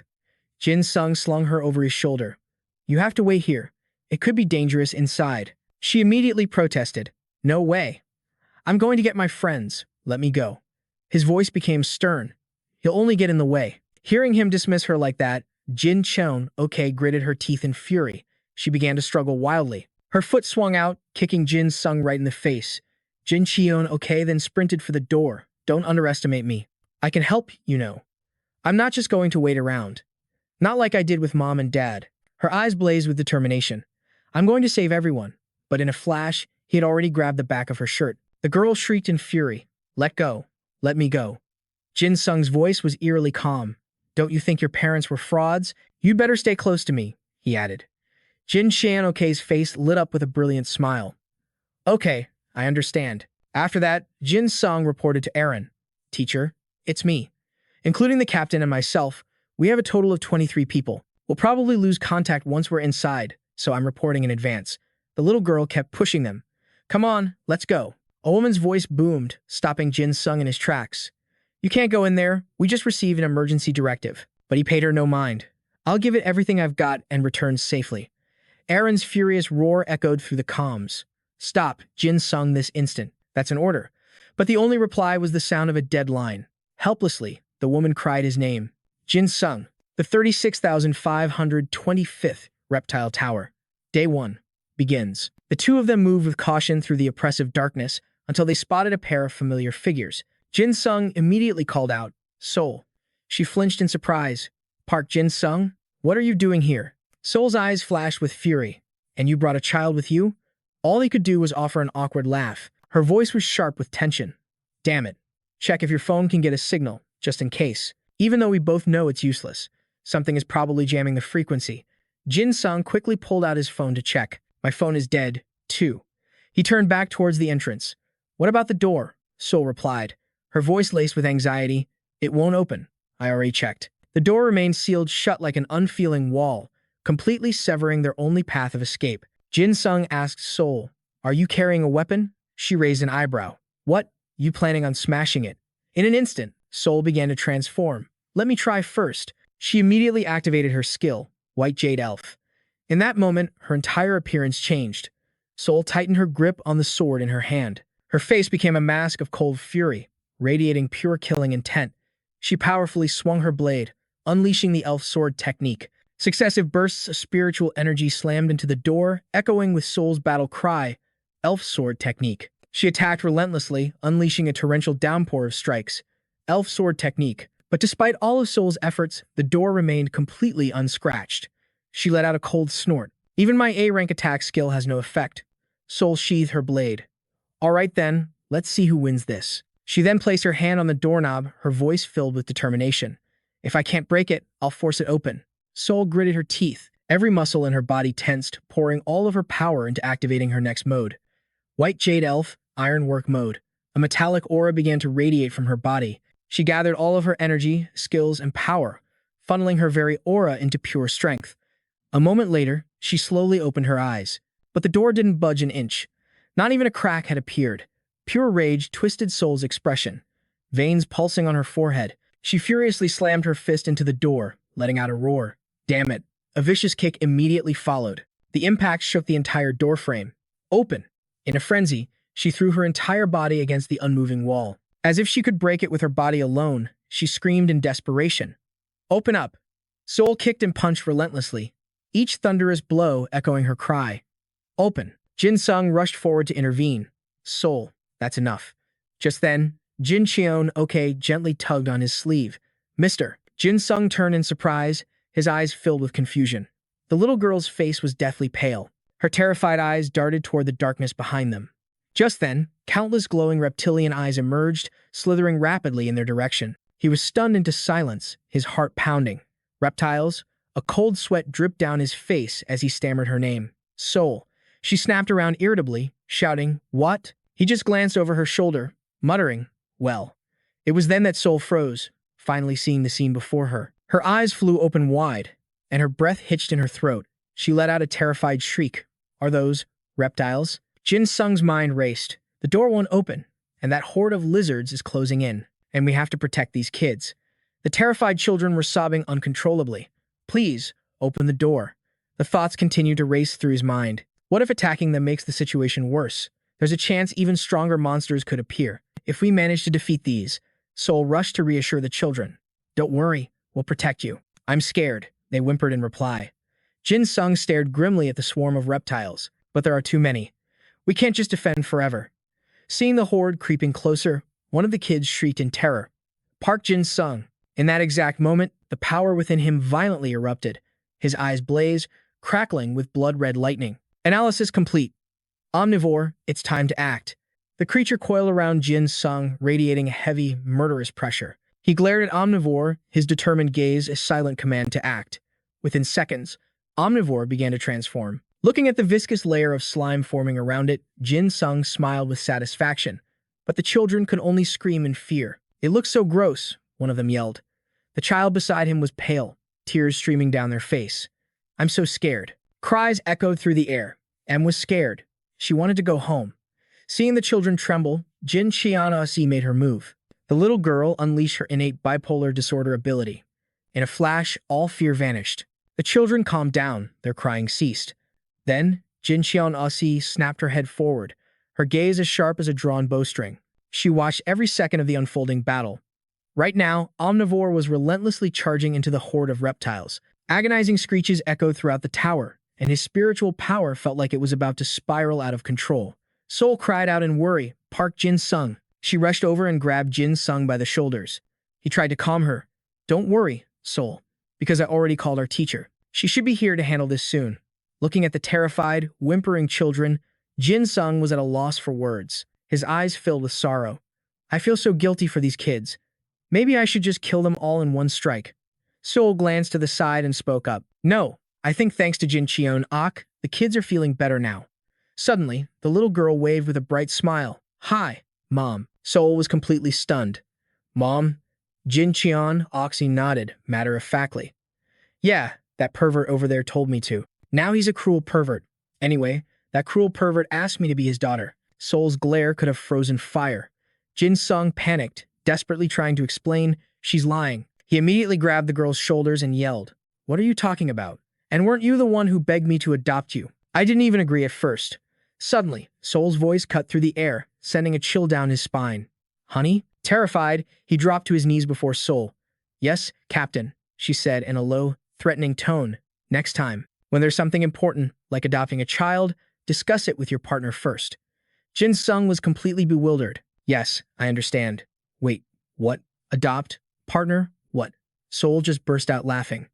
"All right, let's do our best to get out of here." And with that, they resumed their desperate rescue battle. He exclaimed in surprise, "I think. This is the first time I've ever seen so many reptiles at once. Iguanas, snakes, cobras," Jin Sung continued. "Even crocodiles." He thought to himself, "The pressure on my shield is growing stronger." He frowned, worried. "It's already been 3 hours. Why haven't they arrived yet?" she wondered. "Can't you scare them with your killing intent?" Jin Sung's voice was grim. "I've been trying for a while, but it's not working. This is my first time using it on animals." Soul glanced at her watch and cursed under her breath. "Damn it, we still have 4 more minutes." During their time here, she'd learned that the animals appear continuously for 1 hour, followed by exactly 10 minutes for us to rest. Then, even stronger monsters appear, and the cycle repeats. Soul's eyes were glued to her watch, silently tracking each heavy, passing second. He was clearly reaching his limit. It caused Omnivore to collapse to the ground. Then, Jin Sung forced it to rise one last time. A sigh of relief escaped him. Finally, a break. Thank God. I was about to hit my limit. He looked over at the children, his heart heavy with worry. But what if something happened on the outside? What if reinforcements never come? The children were surrounding her, crying, "Big sister, I'm hungry." The thoughts kept racing through Jin Sung's mind. Soul looks exhausted, too. The kids are at their breaking point. Fear was written all over his face, sweat beading on his pale skin. Jin Sung thought desperately, how much longer can I protect them? He poured every last bit of his strength into it. Omnivore formed a protective sphere, shielding them from the relentless reptile assault. It stood firm, enduring the storm of furious blows. Meanwhile, inside Omnivore, the exhausted group had fallen into a deep sleep. A phone suddenly rang. It jolted Jin Sung from his haze, but overwhelming sleepiness took over, and he drifted off again in an instant. Son's voice snapped him awake. "Jin Sung, wake up. Park Jin Sung." He slowly rubbed his eyes, still groggy with sleep. He mumbled, "Huh?" She asked with concern, "Jin Sung, are you okay?" Seeing Omnivore slowly breaking apart, he was shocked. Jin Sung struggled to his feet. "Sorry, I was just so tired." Sun quickly grabbed his shoulder, her voice firm. "Stop." She quickly transformed, teasing him. "You worked hard enough yesterday. Now let your wife handle the rest." Hearing those words, Jin Sung's face turned beet red. He adamantly refused. "No, I'm still fine." Soon snapped, "Just stop it." She continued, "We have to hold out until the support team gets here. Let me help you." Sun gently stroked Jin Sung's head. "Now, go to sleep and rest easy." He finally relented. "Okay, just for 1 hour." She immediately called out, "Jin Cheon, my daughter, where are you? Can you please put this perverted, murderous uncle to sleep?" The girl instantly activated her power. "Yes, Mom." Jin Sung panicked. Wait. In the blink of an eye, he was sound asleep. His final word was caught on his lips. "Stop." Sun smiled. Her eyes filled with affection as she gazed at the person on the floor. She took light steps, tiptoeing over to Jin Sung. Then, Sun leaned down and gently planted a kiss on his cheek. Without a moment's hesitation, she unleashed her power, her entire form beginning to transform. At that very moment, the entire zone surrounding the tower went into complete lockdown. A man rushed to Aaron's side to report, "Master, we've successfully sealed off all nearby towers." But she was lost in her thoughts. "It's already been over a day. I have to get inside the tower where Jin Sung is, and fast." The man's face beamed with gratitude. "We only managed this thanks to your help. Thank you for summoning Baek OK Kim to assist us." Aaron didn't reply, simply turning and walking away as she thought, all squads are busy locking down towers and securing their sectors. They should be able to handle it. Right now, Jin Sung's situation is far more critical. She strode into a room where everyone was already gathered, waiting. The moment the door opened, Sung Ho's icy voice cut through the air. "So, you finally arrived." Dr. Pio suddenly shouted, "We have to rescue the captain and his fiancée now. With this many of us here, we can definitely get them out." Daejeon rubbed his temples in frustration, snapping, "Shut your mouth, rookie. Can't you be quiet for 1 second?" Dewey chimed in sarcastically. "I agree. The sophomores are always so loud." Erin bowed her head slightly, her voice sincere. "Thank you all for helping me." She continued, "Just as Sung Ho said, Jin Sung and Soon are in grave danger. What's our current intel on these towers?" Sung Ho answered instantly. "So far, we know that no one has ever managed to conquer one." Erin nodded slowly. "Precisely. And according to the latest intelligence we've received, it seems the recon squads from other nations have also been completely annihilated." She laid out the grim situation, explaining that some countries lost up to 80% of their forces after entering just a single tower. And all of this happened in the span of a single day, ever since the towers first appeared. Do you all understand what this means? This mission is beyond dangerous, and our information is severely limited. Meanwhile, outside one of the towers, a man was desperately trying to force his way inside. "Let me go. My son is in there." A soldier warned him. "Sir, calm down. No one who enters that place ever comes back out." Aaron's voice continued to narrate the facts. "So far, the only thing we know for certain is that the towers grow larger over time. They expand almost every hour, and the only working theory we have is that a tower only returns to its original size once every single person inside of it is dead." A hand shot up, interrupting her. "Doctor, how tall is the tower that Park Jin Sung entered?" She replied instantly. "About 30 to 40 stories high. He's likely still alive." Sung Ho nodded in praise. "I knew he could do it." Aaron continued, If any of you want to back out, now is your chance. After all, we're essentially walking into a death trap. But a firm voice replied, that's not a problem, doctor. Everyone here has already made up their minds. No. She looked him straight in the eye. Sung-ho, you can stop this right now. Aaron reminded him. We've confirmed that the creator of these towers possesses a disaster class Ida, a threat level far more dangerous than SSS rank. Undeterred, Sung-ho stepped forward.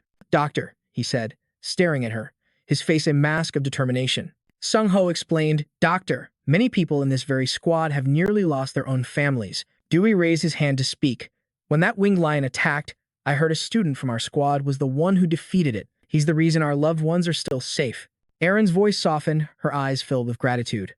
I understand how you all feel, but our destination is truly a death trap, the man replied calmly. We refuse to lose anyone else we care about. This isn't a suicide mission. We are going to save our family. His eyes filled with unshakable resolve. Sung-ho turned to leave. That's final. We're preparing to depart. She stood frozen as the group departed, her gaze heavy with unspoken thoughts. That's right. If I can just handle things, it'll be fine. It has to be fine. The team quickly boarded their vehicles, ready to move out. Amidst the hurried footsteps, Daejeon suddenly called out, Hey, rookie. Leo answered in surprise. What's up, Sunbae? We're about to be teammates, so don't beat me up, okay? Daejeon's voice dropped. Where's that guy who's always smiling? Leo exclaimed in shock. You're asking about Zeomwa? Isn't he supposed to be in our squad now? Daejeon rubbed the back of his neck, his voice laced with confusion. I already asked Sergeant and Sung-ho, but something strange. At that moment, with Jin Sung, Jin Cheon OC was crying herself hoarse. Mister, wake up. Please, wake up. Tears streamed down the little girl's innocent face. You weirdo, mister. Please, I'm begging you, just wake up. Suddenly, he stirred, slowly pushing himself to his feet. Jin Cheon Oxy, what time is it now? The little girl's cries grew louder, tears streaming down her face. I'm sorry, mister. I'm so sorry. Then a chorus of sobs erupted from all the children, stunning Jin Sung. We were so scared. He asked in a panic. What happened? Why is everyone crying? Jin Cheon OK choked back her tears. I'm sorry, mister. I'm just so sorry. But Mom told us not to wake you. Worried, Jin Sung quickly cut her off. No, stop apologizing. Just tell me what's going on. Suddenly, Sun's weary voice cut through the air, freezing him in place. That's right. Our daughter did nothing wrong. I was the one who told her not to wake you. She threatened him. Yell at our daughter, even once, and you'll answer to me. But then he saw her body, covered in wounds, and his blood ran cold. His heart skipped a beat. Soon, she slowly lowered her sword. I'm not sure. How long it's been? Jin Sung frantically checked his phone. The screen read 6:10. A shocking thought crossed his mind. 10 hours? She protected me for 10 straight hours. Without a single break? Seeing Sun swaying unsteadily on her feet, Jin Sung immediately lunged forward. In a flash, he caught her just in time, pulling her into his embrace. Sun's arms fell limp, completely drained of strength. He saw her trembling hands and was horrified. I slept for too long. Sun forced a weak smile. Jin Sung, don't look at me like that. She met his gaze, trying to appear calm. I told you I would handle this. You just had to trust me and rest. Rage flared in Jin Sung's voice. You should have woken me up. He continued. You should have woken me before you ended up like this. Sun raised a finger to her lips. Shh. I'm exhausted, and you're raising your voice at me. He mumbled. That's not what I meant. She then said, let me rest for a little while. The rest is in your hands now. In the next moment, her exhausted body finally gave out. She went limp in Jin Sung's arms. He gently laid Sun down on the ground. Her chest rose and fell with each steady breath. Suddenly, a massive tremor shook the air. The entire tower began to tremble violently. A monstrous dinosaur charged straight for them, its massive jaws gaping open to reveal rows of razor-sharp teeth. The children shrieked in terror. It's a Tyrannosaurus. Help us. In an instant, Omnivore was unsheathed. The weapon shot towards the beast, letting out an enraged shriek as its eyes glowed fiercely. But Jin Sung remained perfectly still. His icy gaze locked onto the dinosaur, his entire body coiled like a spring. But inside, a deep anxiety was growing. I've already used half my power just to endure. My attacks won't be nearly as strong now. Omnivore shrieked, instantly forming a defensive barrier. He thought to himself, at this rate, none of us are getting out of here alive. In that critical moment, he called out softly, Jin Cheon okay. The little girl looked up, confused. Wringing her hands nervously, she hesitated. Mister? A determined glint appeared in Jin Sung's eyes as he made a strange request. Can you do whatever it takes to make me feel terrible? An overwhelming killing intent began to pour out of him. The little girl hesitated for a moment, but the sound of thunderous impacts filled the air, followed by Omnivore's agonized screams. The situation was growing more desperate by the second. Jin Sung urged her on, hurry up. With newfound resolve, Jin Cheon stretched out her hand. Her voice trembled with worry. If it's for the pervert version of you, it'll be okay, right? He replied nonchalantly. Of course. The little girl focused all of her energy. Spiritual power erupted, gathering into a brilliant light in her palm. In a flash, the light shot out, wrapping itself tightly around Jin Sung's body. It felt like it was trying to drag him down, to swallow him whole. He clenched his jaw, fighting against the overwhelming sensation that washed over him. Jin Sung's eyes flew open. They reflected the flickering light, a swirling mix of pure rage and despair. A scream was trapped in his throat. Unable to escape, he finally couldn't take it anymore. He doubled over, retching violently. Jin Cheon cried out in alarm. Mister. Jin Sung gripped her hand tightly, his voice raspy. Jin Cheon, He refused to back down. It's fine. Just hit me with everything you've got at once. Jin Cheon, nodded, her expression hardening with resolve. Okay. She focused her power once more. The spiritual power surged around Jin Sung again. His eyes shot open, flashing with a brilliant crimson light.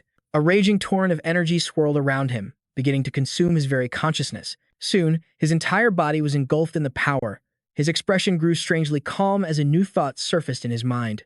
He thought to himself, it's so quiet, almost peaceful.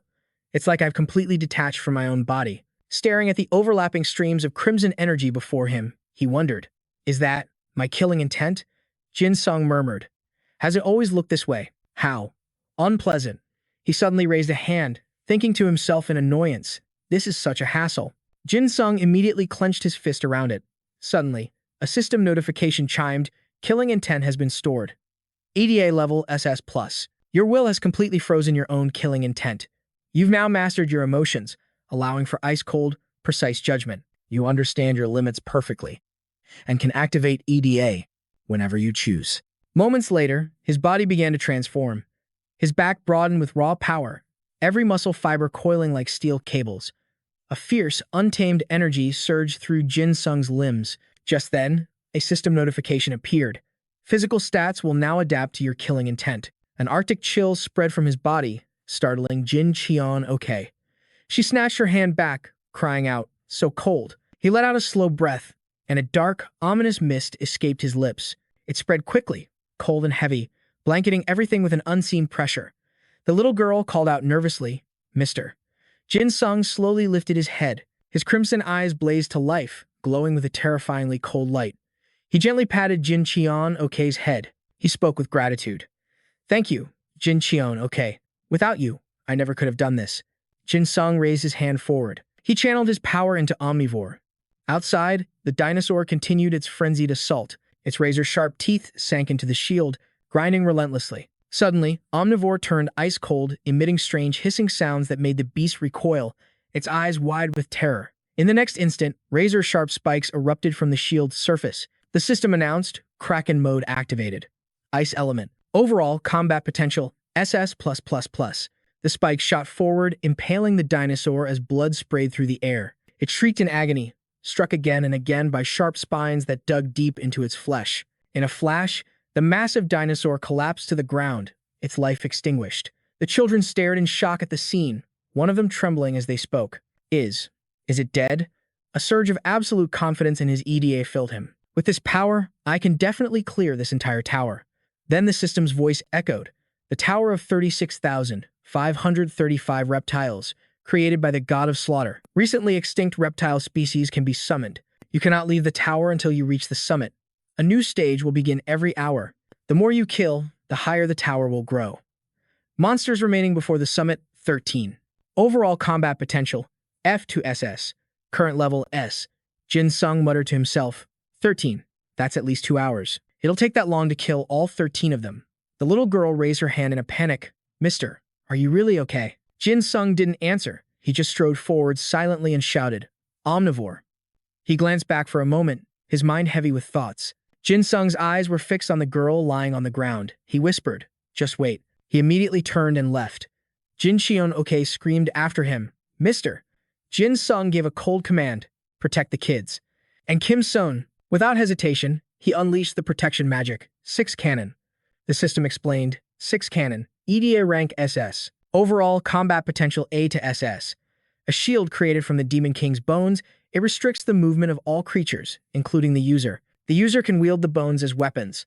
Jin Sung scanned his options, then made his choice. I'll take this one. The system immediately provided details.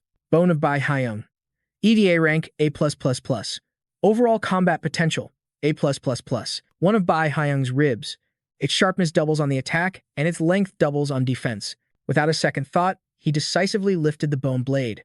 Jin Sung gripped it tightly in his hand, moving forward with unshakable resolve. Determination flared in his eyes. We'll end this quickly. He unleashed a flurry of powerful strikes that echoed like thunder. Jin Sung then stood silently, observing the situation. The wall before him was covered in a web of cracks, which spread wider and wider with each passing second. At that very moment, a system message appeared. Killing intent has been calculated. I am watching you. Any wounds the user looks at will continuously expand instead of healing. Soon, the fissures widened, forming a massive, dark abyss. The shattered wall revealed countless monsters emerging, their glistening red scales shimmering like living fire. Suddenly, the wall sealed itself, as if it had never been broken. From the center of its smooth surface, a menacing, crimson light began to glow, and from within it, a colossal serpent slithered out. Its blazing eyes locked onto its target. Jin Sung moved in a flash, grabbing the serpent's head as a storm of magic erupted, tearing it to pieces in a furious display. The serpent's corpse fell at his feet amidst a spray of blood, as one monster after another met its end at Jin Sung's hands. A new notification rang out, the 36,535th Tower of Reptiles. EDA, rank, SSS. Monsters remaining before the summit, 13. He fought without rest. Monsters remaining before the summit, 8. Jin Sung unleashed his fury, stomping them into oblivion. Only 5 monsters remained before the summit. Standing amidst a field of corpses, he roared with defiance. Bring it on. Jin Sung gripped his weapon, focusing his mind as he thought. Fluxo, lock the system. A system notification appeared. Killing intent has been pre-calculated. Physical stats will now adapt to match. The user's condition will be enhanced to synchronize with the current level of killing intent. Jin Sung's entire body suddenly transformed. His muscles coiled and bulged as power exploded from his very core. He mused internally, thanks to the 6 Kenton effect, my metabolism has doubled, and my attack power has doubled, thanks to Bai Hyung's ribs. Burning with determination, his eyes gleamed with an iron will. I will make it out of here.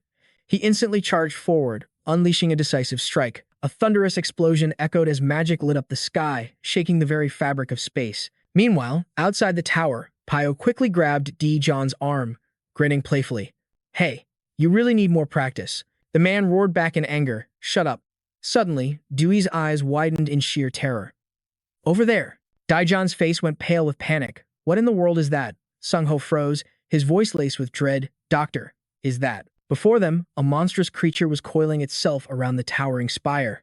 Azan's voice trembled with fear. Has it begun? The final level. She asked in astonishment, Jin Sung. Don't tell me he's already cleared most of the tower. Sung-ho frowned in confusion. Doctor, what do you mean? A deep sense of dread grew within Azan. Most towers across the world return to their normal size after reaching that height. No one has ever survived inside for this long. She urged Sung-ho impatiently. We have to hurry. Can we go any faster? He nodded instantly, his voice firm. Understood. They dashed forward, their footsteps echoing urgently. Suddenly, a dark shadow materialized at the tower's entrance. Someone cried out in joy. We've reached the tower. Hearing the noise, the man turned back in surprise. Just then, a strange voice called out, Well, look at the cheerful old man covered in blood. But upon seeing the reinforcements, his face lit up with pure relief. Inside the tower, a bolt of magic shot straight toward Jin Sung. He reacted in a flash, seizing it in his grasp. The mysterious voice continued, I do not know. Jin Sung snapped his head up.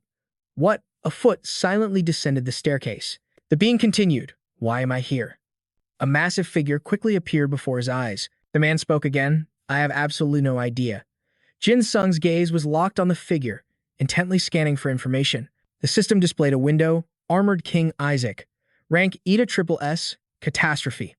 Overall combat ability, SSS, Catastrophe. The most powerful existence among all reptilians. Though this great being was driven deep into the earth, It has been forcibly summoned here through the god of slaughter. Physical damage will be nullified. Only mental and conceptual attacks are effective against Isaac. Cannot appear anywhere except the Tower of Reptiles. Temperature fluctuation. Can alter the temperature within a 6-meter radius at will. Defense bypass. Targets selected by Isaac cannot defend. Immunity removal. Enemies who make contact with Isaac will lose all immunities. Jin Sung stammered, "Isaac." The creature glanced around, its eyes full of curiosity. "What is this place?" Jin Sung demanded. "Are you the master of this tower?" He immediately activated his Crimson Bones skill. Instantly, shards of bone shot directly at Isaac, whose eyes glinted with a cold light. His gaze was fixed on the energy surrounding the glowing bones as they closed in. Isaac's voice was low. "I know of these bones." The creature was curious. "I wish to know of this place too." "Tell me, where are we?" Jin Sung touched his ear and replied coldly. "Why? What's the point in knowing if you're about to die?" He drew his sword and gave a swift command, "Omnivore, fall back." In the next moment, Jin Sung launched himself into the air. He swung his sword as he flew toward his enemy, roaring, "Die." In a single instant, he unleashed a powerful slash, followed by a blinding trail of magic. The sword slammed down on the creature's head with a deafening clang. The scene that followed left Jin Sung speechless. The ferocious attack hadn't left a single scratch on Isaac. The creature's voice rang out, cold and sharp. "I will not die." Jin Sung gritted his teeth, his eyes turning blood red with rage. The bone fragments instantly rose into the air as Jin Sung screamed, "Omnivore." Then, he suddenly clenched his fist. Enraged, he activated his skill, Connect. The pieces of bone began to merge, linking together one by one at incredible speed. Soon, they had formed a complete cage around the creature. Jin Sung then swung his arm down forcefully. Instantly, Omnivore erupted into a storm of shadows, lashing out to bind him. The darkness coiled swiftly around the skeletal fragments. The system displayed a status. Redbone, in its frost-kraken state, possessed an SSS rank overall combat ability. In a flash, Omnivore finished its task, forming a solid shell like a suit of armor. He tightened his grip on the sword. A torrent of magic flowed endlessly into the blade. Jin Sung unleashed a furious slash, sending Omnivore hurtling toward the enemy. He roared, "Nebum, devour." But suddenly, the attack froze, held in place by an invisible pressure. Isaac praised him. "Impressive, human." His voice echoed, "I acknowledge your strength." Isaac glanced contemptuously at the trembling omnivore before him. However, the system provided an explanation. Physical damage will be ignored. Only spiritual and ideological attacks are effective against Isaac. In the blink of an eye, the armor was torn to shreds. Bone fragments exploded, scattering through the air and crashing down at his feet. The creature declared, "This is the end, I will not die." Isaac then snarled, "Tell me where we are." Jin Sung remained silent. He can nullify physical attacks. The main character spoke calmly, "I knew it." Jin Sung recalled the fight from moments ago. He thought to himself, this is the type who slowly wears down his opponent with pressure. He flashed a victor's smile, as if everything was going according to plan. The creature stared, its voice filled with shock. "You're smiling?" A single thought surfaced in Jin Sung's mind. Calculated murder, cruel design. He answered confidently, "That's right. With enough time, there's nothing I can't kill." The system then explained the new skill. Calculated murder, cruel design. The user's worldview is upgraded based on a specific kill plan. As long as a 1% chance exists for the user to kill the target, that number can be increased. The world will provide the moves and strategies to raise the probability of a successful kill. A chilling light flashed in Isaac's eyes. He silently observed the enemy before him. Then, Isaac suddenly pointed forward. "You." The system displayed a message. Calculated murder, cruel design. The current probability of killing Isaac is 1%. The creature spoke in a low, calm voice. "Now I remember." Isaac continued, "I know those bones. Their owner was sealed away by us." Jin Sung quickly retorted, "Not by me. I just borrowed them." The creature's voice boomed with anger. "Indeed, a hefty loan." Instantly, a violent spiritual energy erupted, engulfing Isaac completely. We were cast out. Under that immense power, every broken bone began to tremble before slowly crumbling into dust. Suddenly, the system issued a warning. Armored King Isaac. Temperature change, temperature change. He can freely alter the temperature within a 6-meter radius. The beast roared with fury, and now you will experience that same pain. Seeing the situation grow more dangerous, he yelled, "Omnivore." But Isaac shouted back, "I won't allow it." A system notification rang out. Armored King Isaac. Bypass defense. Bypass defense. Targets selected by Isaac are unable to defend themselves. A moment later, Jin Sung stared in stunned silence as Omnivore was ripped apart right before his eyes. Then, a tidal wave of spiritual power surged toward him like a hurricane. With incredible speed, Jin Sung launched himself into the air, leaving an afterimage behind. His face was filled with confidence as his figure blurred, rushing in to attack his opponent. Quick as lightning, the creature unleashed its own attack, roaring, freeze. In an instant, countless blade-sharp shards of ice shot forward. Unfortunately, one of them caught Jin Sung's leg, pinning him. Isaac slowly began to walk toward him. His cold gaze never wavered for a second as his hand clamped down on Jin Sung's throat. Isaac snapped impatiently. "Speak. Where is this place? Tell me, now." Jin Sung smirked mockingly. "And what would you do with that information?" The creature answered, "I cannot travel to the outside world." The main character scoffed. "Is that so? If that's the case, you're trapped here forever anyway. So why don't you just die quietly?" Isaac froze. His eyes widened, staring as if to devour his opponent whole. He shrieked in absolute fury, "You are useless." At the same time, the system displayed a new message. Armored King Isaac, immunity removal. Immunity removal. Enemies who have made contact with Isaac will lose all immunities and defensive abilities. In a flash, Jin Sung's entire body was covered in blood from countless wounds. His trembling hands struggled to hold onto his sword. The creature spoke with arrogance. "Anyone who stands before me becomes weak." Unable to hold on any longer, Jin Sung's hand went limp. Just then, the ice beneath his feet suddenly melted away as Isaac's voice echoed again, "You will die here." The creature's hand tightened like a vice, lifting Jin Sung into the air. Suddenly, a chilling laugh echoed from the boy's lips. The man froze, his eyes filled with chaotic confusion. Isaac was stunned. "Why are you laughing? Do you find the thought of your own death so amusing?" Jin Sung's laughter continued, shaking his entire body. Then, his eyes turned bloodshot, his pupils swirling as if hypnotized. Just then, the system announced, "Murderous intent calculated. Cruel plan. The current chance of killing Isaac is 3%. The warrior was baffled. "I don't understand what you're saying." Jin Sung explained coldly, "I was waiting for you to use all of your skills. My chances increase the more of your abilities I witness with my own eyes." Jin Sung raised his sword once more. His voice boomed like thunder as swirling streams of spiritual energy twisted together, forming a razor-sharp drill aimed straight at his foe. In the blink of an eye, a spray of crimson blood erupted, answering Isaac's arrogant words. "This is truly meaningless." The man screamed in panic. "What?" Jin Sung's face lit up. "It's rising again." Isaac was floored. How is this possible? At that moment, the system displayed, "Murderous intent calculated, cruel plan.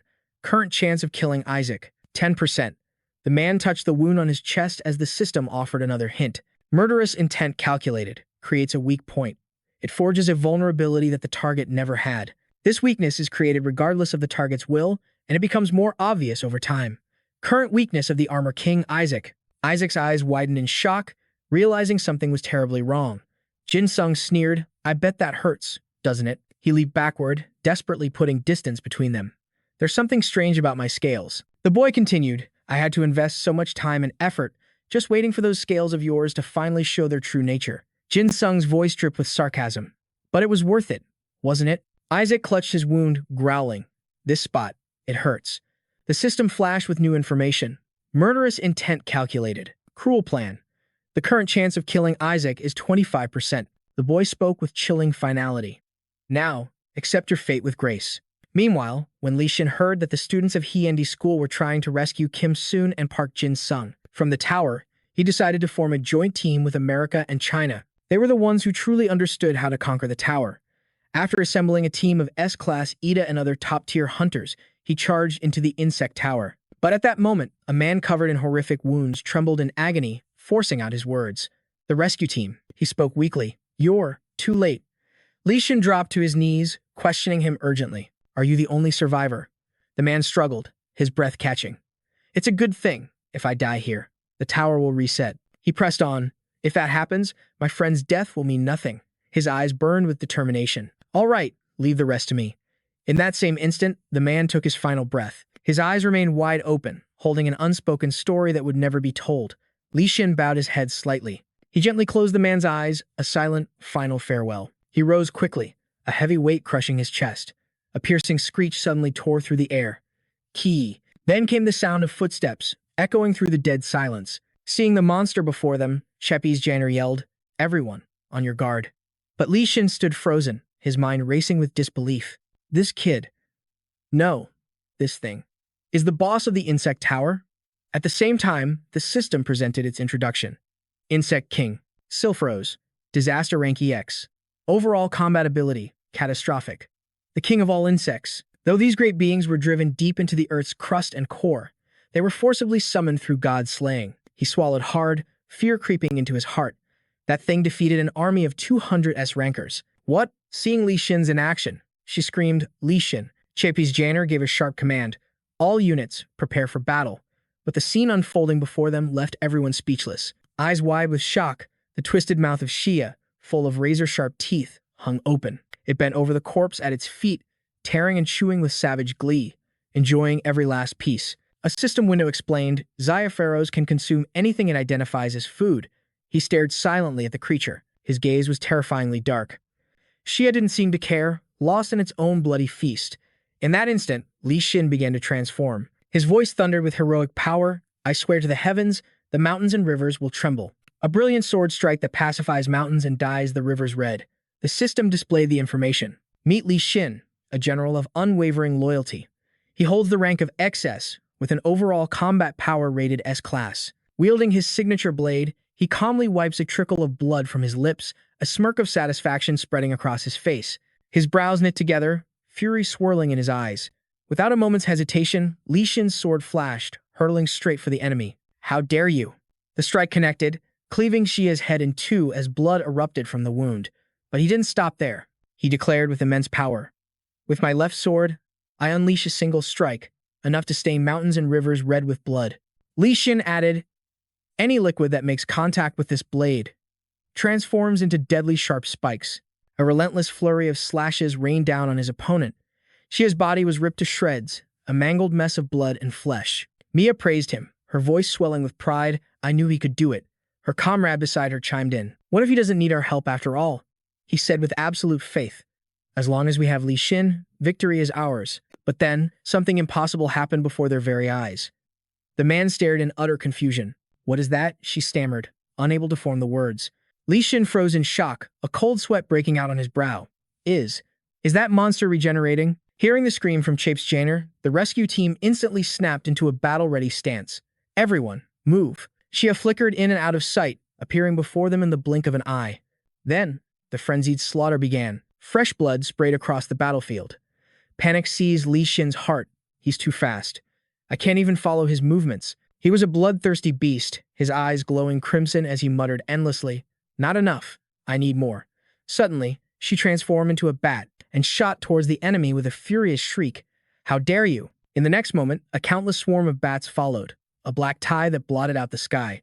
They descended upon Xia in a vicious assault. Chapey's Janner yelled urgently, Li Xin, now is your chance. He immediately raised his sword high. Focusing all of his power into the attack, his blade came down in a relentless torrent, tearing the monster's body to pieces once more.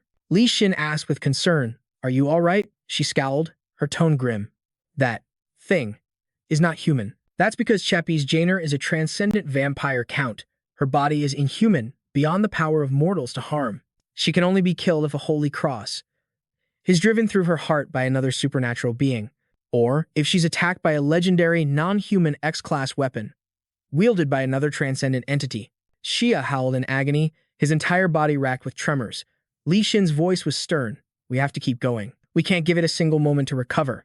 Without a moment of hesitation, she attacked, shouting, Arise. My ghouls! He too surged forward, his gaze as sharp as a blade as the battle reignited. Li Xin launched himself into the air, his sword poised to strike down on his foe. But Xia simply tilted his body, effortlessly evading the blow. Watching the creature's fluid dodges, a cold dread filled Li Xin.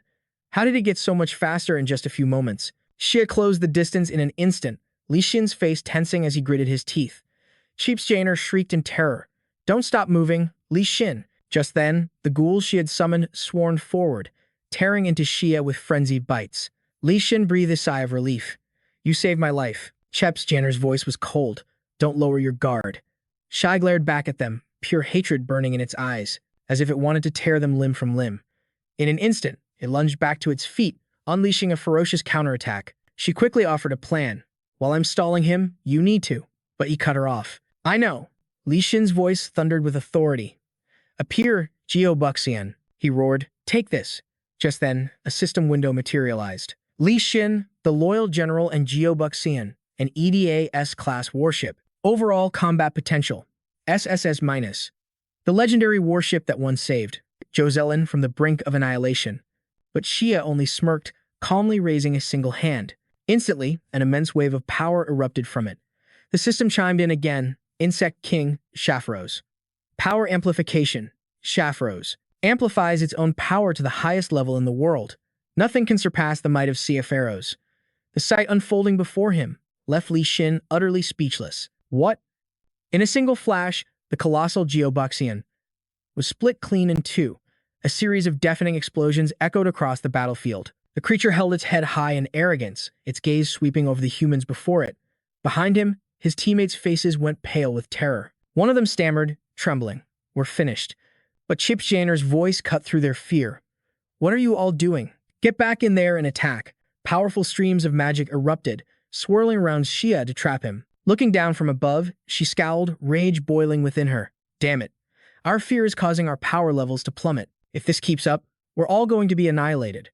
Just then, Li Xin yanked his comrade back, saving him from certain death. Giving his opponent no time to react, he lunged forward in a flash. The man braced himself, his eyes burning with pure hatred. Suddenly, Xia effortlessly lifted a piece of the turtle ship. Chapes Janner immediately began to transform. Li Xin, I'll become a swarm of bats to stop it. While I do, you need to deactivate your EDA. Li Xin just let out a cynical laugh. I never thought I'd be fighting so hard that someone would actually ask me to turn off my EDA. With that, he strode decisively toward the enemy. He began to negotiate. Hey, that turtle ship you're holding is incredibly precious to me, so I'd very much like to have it back. She instantly materialized, urging Li Xin. We need to spread out and use our numbers to our advantage. It's too dangerous for you to fight it alone without water. He calmly replied. It's fine. Chapes Janner, I'll just bring the ocean here. Her eyes widened in shock. What? Waves of immense magic erupted from Li Xin. A brilliant light engulfed his body. Li Xin began to explain, you probably don't know this, but my EDA was originally just an ordinary sailor. He revealed his unyielding will. However, I never once gave up. I believed I could become someone like the great Li Xin. I believed in myself, and I just kept pushing forward. Li Xin continued. And as a result, I broke through the limits this world had set for me. His eyes blazed with power. Finally, I became who I am today. Li Xin declared with absolute certainty, I am Admiral Li Xin. At that moment, the system window appeared. Li Xin, Admiral of Loyalty and War, EDA rank, S. Overall combat ability, S to triple S. The legendary admiral who saved the Yosin era from the brink of annihilation. One of Korea's greatest symbols. 26 battles, 26 victories. Skills, Turtle Ship War Chronicle, Twin Dragon Sword. He smiled, brimming with confidence. All right then, get ready for a real fight. At Li Xin's call, a book materialized before him, the War Chronicle. The system immediately provided an explanation. Admiral of Loyalty and War. War Chronicle. A journal detailing the history of the great admiral who represents a nation. The user can recall every detail of the naval battles recorded within its pages. Enemies defeated at sea can be summoned and controlled through this very book. Recorded enemy, the second monster from the Book of Daniel. Chapes Janner hesitated. He began to explain. Using this skill reveals all of my strategies, so I usually try to avoid it. But right now, I have no other choice. Li Xin instructed Chapes Janner. You take care of the rest. She instantly transformed. She agreed without hesitation. Got it. Do what you have to do, and leave this to me. The War Chronicle immediately flew open. Light exploded from its pages as he commanded in a low voice, Come forth, Big Bear. A massive paw suddenly tore through the light, and in an instant, a colossal bear appeared. This was the monster from the Book of Daniel, the second. EDA rank, double S. Overall combat ability, double S-. Captured via the War Chronicle's ability. The bear sniffed the air, drool, dripping from its jaw. I smell something delicious. Is there meat around here? Lucy's voice called out softly. You might want to look down at your feet. The second flinched and glanced down. It let out a surprised, huh? Meanwhile, Xia was happily feasting, slurping away with eyes full of glee. The beast immediately raised its paw, roaring in fury. A bug is biting me. The second slammed its fist on the ground, growling. I hate bugs. Chapes Janner asked Li Xin curiously. That bear is? He laughed excitedly. Looks like raising a bear wasn't such a bad idea after all, huh? Li Xin spoke up. I'll explain the details later. Chapes Janer. Do you trust me? Since you followed me in here, I'm guessing you do. He warned her. Prepare for a naval battle, and whatever you do, don't get swallowed by the water. She nodded instantly and shot off to carry out the plan. Lee Sin gave a cold command. Bear, summon the Great Sea. At that moment, the second looked agitated and nauseous. I hate bugs. Then, a massive torrent of seawater erupted from its mouth. The system explained the monster from the Book of Daniel. The second ability. I hate gross things. It can regurgitate things it has previously eaten. It can also choose what to store. Currently stored in its stomach, the East Sea. As the water surged, their teammates cried out in panic. Chapes Janer immediately moved to protect them from the rising flood. Someone shouted, "Get up here." Shai staggered in the violent current, struggling desperately to stay afloat. The second casually wiped its mouth, complaining, "Now I'm even hungrier." Lee Sin stood on its hand, his voice as cold as ice. "I can't use my full power when I'm on dry land. But now that we're at sea, why don't you come and greet my other ship?" With a wave of his hand, the turtle ship materialized instantly. Meanwhile, at another tower, the scene was one of utter devastation. Blood splattered across the ground. One of the men grimaced, covering his nose from the overwhelming stench. Daiseng's brow furrowed as he growled, "Hey," but Eung Ho remained completely unfazed by the chaos surrounding him. He casually asked, "What's with all the blood?" Glancing down at his own clothes, he answered calmly, "You mean this?" Just then, Sung Ho and Aaron arrived on the scene as he gently helped her dismount. A question echoed in her mind. Why hasn't anyone from the White Jade Kim family shown up? Aren't they supposed to be here to help us? And who are those two behind him? Meanwhile, Eung Hoa stared at the blood on his hand, complaining casually, "Oh, this is so sticky." Daisen snapped impatiently, "I'm in a hurry, so start explaining now." She quickly stepped forward. "You're Eung Hoa, aren't you? Did you see anyone else here?" A group was supposed to meet them at this location, but his gaze was fixed forward, his eyes as cold and unwavering as ice. Beyond them, bodies were strewn everywhere, each victim cut down by a single, fatal sword strike. Recalling the scene, Eung Hoa admitted cheerfully, "I killed them all." Daisen's anger flared. "Hey, you. Mr. Smiley, tell me, when was the last time we saw each other?" Eung Hoa started backing away slowly. "Hey, why are you staring at me with such a scary face?" Daisen barked. "Then why won't you answer my question? Listen up." The man reached for a doorknob, forcing a smile. "We just arrived in America together." Daisen's eyes widened in shock. "What?" The fake Eung Hoa put on a friendly act. "It's been a while, hasn't it? It's so good to see you." Dazan was bewildered. We just met 3 days ago, right?" The man just chuckled. "Is that so? I must have forgotten." Dazan's voice dripped with rage. "Who are you? What did you do to the real him?" The door swung open as the imposter smirked. "Who knows? Well then, I'll see you inside." Daisen urgently commanded his men, "Hey, seize that bastard, now." Daisen's team instantly charged forward. The scene shifts. Shia stands amidst the waves, his face a mask of pure shock. All around him, a fleet of turtle ships closes in, pressing forward to trap their target. Suddenly, the front of each ship opens, revealing a massive, powerful cannon. At Lee Sin's command, they unleash a devastating barrage. Thunderous explosions rip through the air. Blinding light and thick smoke obscure everything. This is the turtle ship's crane wing formation. The ships arrange themselves like the wings of a crane, completely surrounding their enemy and increasing their firepower tenfold. Xia has no chance to dodge, taking the full force of the attack. A system window appears. Insect King, Xia Pharaohs. Tenacious vitality. To kill Xia Pharaohs, his body must be completely annihilated, using a method that has never been used on him before. The sheer power of the assault churns the sea into a violent vortex. Behind him, there's only fire. Before him, Xia screams in pure panic. Lee Sin issues a ruthless command. Continue the assault. Keep firing until the very sea evaporates. Explosion after explosion rocks the battlefield, mingling with Xia's terrified screams. Moments later, the sea has completely vaporized, leaving behind Xia's mangled body exposed on the dry seabed. Xia is completely drained, his broken body groaning in agony. Lee Sin's icy gaze locks onto his foe as he says coldly, "I hope you continue to burn in hell." The battle resumes.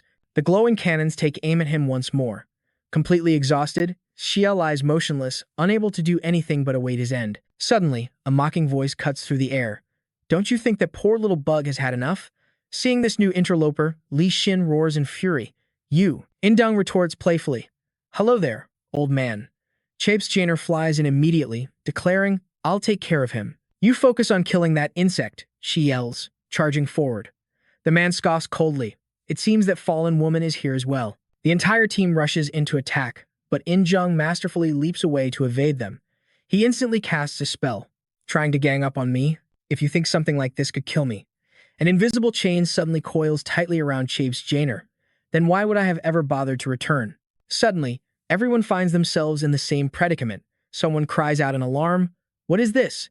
The magical energy is coiling around the ships themselves. It locks their movements, preventing any attack. The second's body is completely bound. It calls out in distress.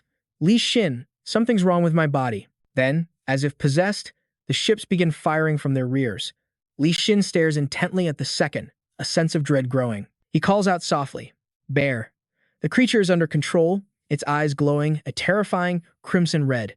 He asks in alarm, What's going on? The second immediately unleashes a powerful blast right at Li Xin. Elsewhere, Chabe's Jainer screams in pure fury. What have you done to my Ida? My body. She mutters in fear. Don't tell me. That bastard has become a successor. Then she screams, Commander, use all of the Ida, now. But in that moment, Chabe's Jainer lets her guard down and takes a powerful kick to the chest. She stumbles backward in a hurry. In Jung speaks with a cold voice. You know, I was getting rather bored of that little squad of yours. But don't you think? This power of immortality is a bit much for a mere human to handle. The arrogant bastard roared, Now, get on your knees. But Chabe's Jainer remained silent. These strange, ancient symbols, they were causing his Ida to go berserk. In the distance, his comrade cried out in confusion. Wait, why are you attacking me? The other replied, his voice strained. I'm not doing this. My body. It's moving on its own. Suddenly, the phantom ships began to glow. They moved chaotically, without any order. Though he hated it, Li Xin knew he had to make a choice. There was no other way. He issued the command instantly. Return, Bear. You too, 1. Turtle ship, everything was sucked back into the Chronicle of War. The tome snapped shut. Then, Li Xin advanced on the enemy, every single step radiating a chilling pressure. His power flooded the area, causing the very walls to tremble violently before massive cracks began to spread. His cold gaze swept downward, landing on the unconscious figure on the ground. Li Xin cursed under his breath. Damn it. If that thing manages to recover, this whole situation will spiral out of control. My firepower and the turtle ship will be useless against it then. He spoke, his voice laced with frustration. If you hadn't interfered, we would have killed it by now. Is your ability my manipulation? In Jung seemed completely unfazed. My, why are you in such a rush? It's been a long time, old man. I just came here for a little chat. Li Xin retorted irritably. Do you always enjoy provoking me? Are you really so eager to die by my hand? The man just let out a sarcastic laugh. If that's what you truly believe, then it seems you've got this all wrong. Li Xin's voice dropped to a low growl. So you really did come here to kill me? Are you finally ready to turn against all of humanity? In Jung gave no answer. He only spared a quick glance down at Chia's condition. A smirk played on his lips. Looks like it's already halfway recovered.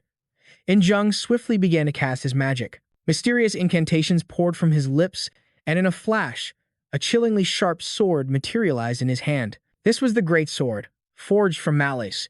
In Jung exclaimed with glee, This is it. A system window appeared with the details. Great Sword, forged from malice. Once swung, its path cannot be altered. Ida rank, SSB+. Charge rate, 87%. Overall combat power, SSB+. With a decisive flick of his wrist, he raised the great sword high into the air.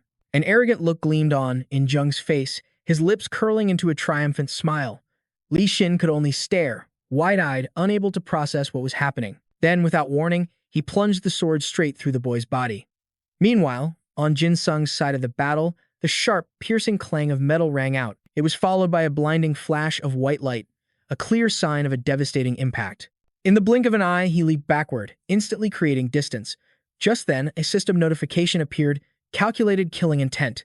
Ruthless plan. Current probability of killing Isaac, 25%. Immediately after, Jin Sung launched a relentless barrage of attacks, shouting as he fought, Over here, this way. Come on, over here. Or maybe, over here. Isaac parried the blow, his voice dripping with sarcasm. Now that you're holding that little bone, have your reflexes gone to hell? He didn't stop his assault for a second, letting out a wild laugh. I have no idea. Isaac's voice turned cold. You're no different. You're just as insane as I am. Jin Sung replied casually. So what if I am? A tentacle shot out from Isaac, wrapping tightly around the sword in his hand. Isaac grinned. Gotcha. Jin Sung struggled to wrench his weapon free, but it was no use. Under the immense pressure of the tentacle, the sword began to crack, then shattered into pieces. Isaac roared, "This sword? I hate it. This is Armor King Isaac's authority. Nullify immunity. Nullify immunity. All enemies in contact will lose their immunity and defensive abilities." The scene unfolding before her left Jin Sung completely frozen. Her body was paralyzed with fear. She cried out, trembling, "Mister!" Worried, Jin Sung glanced over his shoulder. Sweat poured down her face like rain. The little girl was terrified. Her frightened eyes locked onto him. Isaac raised an eyebrow, mocking him. "What's wrong? Thinking of running away?" Jin Sung answered calmly, "Why would I need to run?" Isaac looked puzzled. "You're a strange one. I thought you despised humanity." Jin Sung snapped back, "Who the hell are you to judge me?" For a moment, Isaac was speechless. He could only choke out in fury, "You." Hearing Isaac's words, Jin Cheon felt a wave of confusion. Would he be sad if we died? Jin Sung's voice was filled with rage. "I was planning on killing you anyway, but it seems you're just eager to rush to your own grave." Seeing the look on his face, Isaac found his weak point. "Anger? I see. It's them, isn't it? Ha!" Jin panicked, his voice stuttering. "What? What's happening?" The little girl tried to reassure him. "It's okay, Mr. Will." But just then, Isaac trapped Jin Sung with ice, then launched himself toward the children. "I'll kill them all." Instantly, he leaped deftly over the sharp ice spikes. Jin Sung gritted his teeth in pure fury, hissing, "You bastard." A powerful stomp from his foot caused his magic to erupt. A fierce power radiated outward. In the blink of an eye, sharp, jagged bones began to reform around him. A powerful shield materialized, protecting them from the attack. Isaac's eyes flashed with an icy glare. "I won't allow it." He immediately launched another strike, shattering the barrier to pieces. Armor King Isaac never bothers with defense. Once he locks onto a target, they have no hope of escape. But quick as lightning, Jin Sung threw up a defensive technique, blocking the man's deadly scheme. In the next instant, a mysterious cloak appeared, shielding the children completely. This was the self-made cloak of the 103,670th Shadow, the SSS rank demonic item, Ida, a treasured relic of its vanished master. Once it surpasses its record, the cloak continuously expands as long as someone is looking at it. The sight left Isaac completely stunned. The boy spoke in confusion. "What is this thing?" Jin Chan, replied calmly, "I don't know, but it seems to be protecting us." The man's face grew grim. "I've seen this before." Isaac gently placed his hand on the cloak, channeling his magic. He muttered to himself, "Now I remember."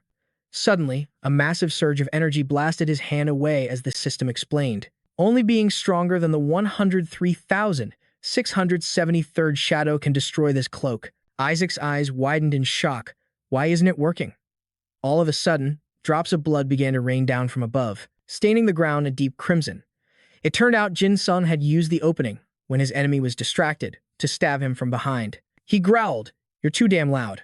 Isaac crumpled to the ground. He gasped for breath, his eyes burning with pure rage. At the same time, the system's voice echoed, "Premeditated. Killing intent has been calculated. A ruthless gambit. The probability of killing Isaac is now 50%. Jin Sung's mind raced. Once it drops to the minimum, his options become severely limited. He slipped under the cloak. He thought to himself, "Right now, my chances are 50-50. Jin Sung held out his hand with a gentle voice. "Come out now, Jin Cheon, okay." The little girl was amazed. "Is it over?" He shook his head. "No. It's time for you to end it." In a flash, Jin Cheon followed Jin Sung outside, her face still full of confusion. "What?" Meanwhile, the man clutched the deep wound in his chest, groaning in agony. "It hurts," Jin Sung said with deadly seriousness. "Jin Chan, you are the final step in my plan." He swung his arm, activating his skill. The gap between heaven and hell. It's a paper-thin margin that can force a 50-50 chance into a single, guaranteed outcome. Then, Jin Sung gripped Jin Cheon shoulder, his voice filled with trust. "I'm counting on you." Instantly, his power began to flow into the little girl. Jin Sung grunted in pain, thinking, "Sorry. I'm about to hit my limit." At the same time, the system displayed a new message. Premeditated killing intent. The user, aware of their own limits, can temporarily manifest their Ida while it is being activated. The killing intent will be generated continuously. The girl looked at him with worry, whispering, "Mister?" Jin Sung gave a strange smile. "This is why I need you." Jin Cheon focused all her might, trying to amplify the killing intent within the magic he was pouring into her. Feeling his power surge, Jin Sung grinned from ear to ear. A moment later, the girl collapsed, exhausted and panting. He praised her. Good job. Without wasting a second, Jin Sung unleashed a lightning-fast attack. His eyes were sharp, his face a mask of absolute victory. Meanwhile, over with Li Xin, and Jung's sword was plunged deep into Xia. The ancient runes carved on the blade began to glow, radiating a cold, murderous light. He stood frozen, his face etched with extreme tension. A deep sense of dread washed over him, unsure of what would happen next. Li Xin's confused voice broke the silence. Kim and Jung, what in the world is your plan? The man replied nonchalantly, I told you. Right now, I just want to talk. He frowned in anger. I don't have time to talk to you. Get lost, Kim and Jung. Li Xin charged forward. We just want to get out of this place. In Jung slung the massive sword over his shoulder, his voice dripping with sarcasm. Come on now. What's the big rush? Is it because of Park Jin Sung? Hearing those words, he instinctively froze as a thought raced through Li Xin's mind. He knows. The man let out a triumphant laugh. Looks like I hit the nail on the head. In Jung continued, You think. Why did my master allow me to enter this tower? He sneered. Are you talking about that insane satanic cultist you call a master? The man continued, The main reason is the prophecy. As long as we can control the prophecy, inferior humans like you can never threaten us. In Jung smirked. And that brings us to one small issue. Li Xin cut him off in a panic. Don't tell me. The man confirmed his fears. That's right. We can't let the one who defeated the first and fourth disciples live. In Jung's voice continued to echo. My master. Just as you predicted, Park Jin Sung will become a major obstacle for us. He replied coldly, Jin Sung is still inside the tower. Not even your master can do anything to him in the middle of South Korea. In Jung declared smugly, he's already made his move. I'm not the only one who wants to handle this personally. In a flash, Jin Sung closed the distance to Isaac, his hand clamping around the man's throat. A cold glint flashed in his eyes, his pupils burning a blood red. At the same time, the system window appeared. Killing intent has been pre-calculated. A ruthless plan. The probability of successfully killing Isaac is now 97%.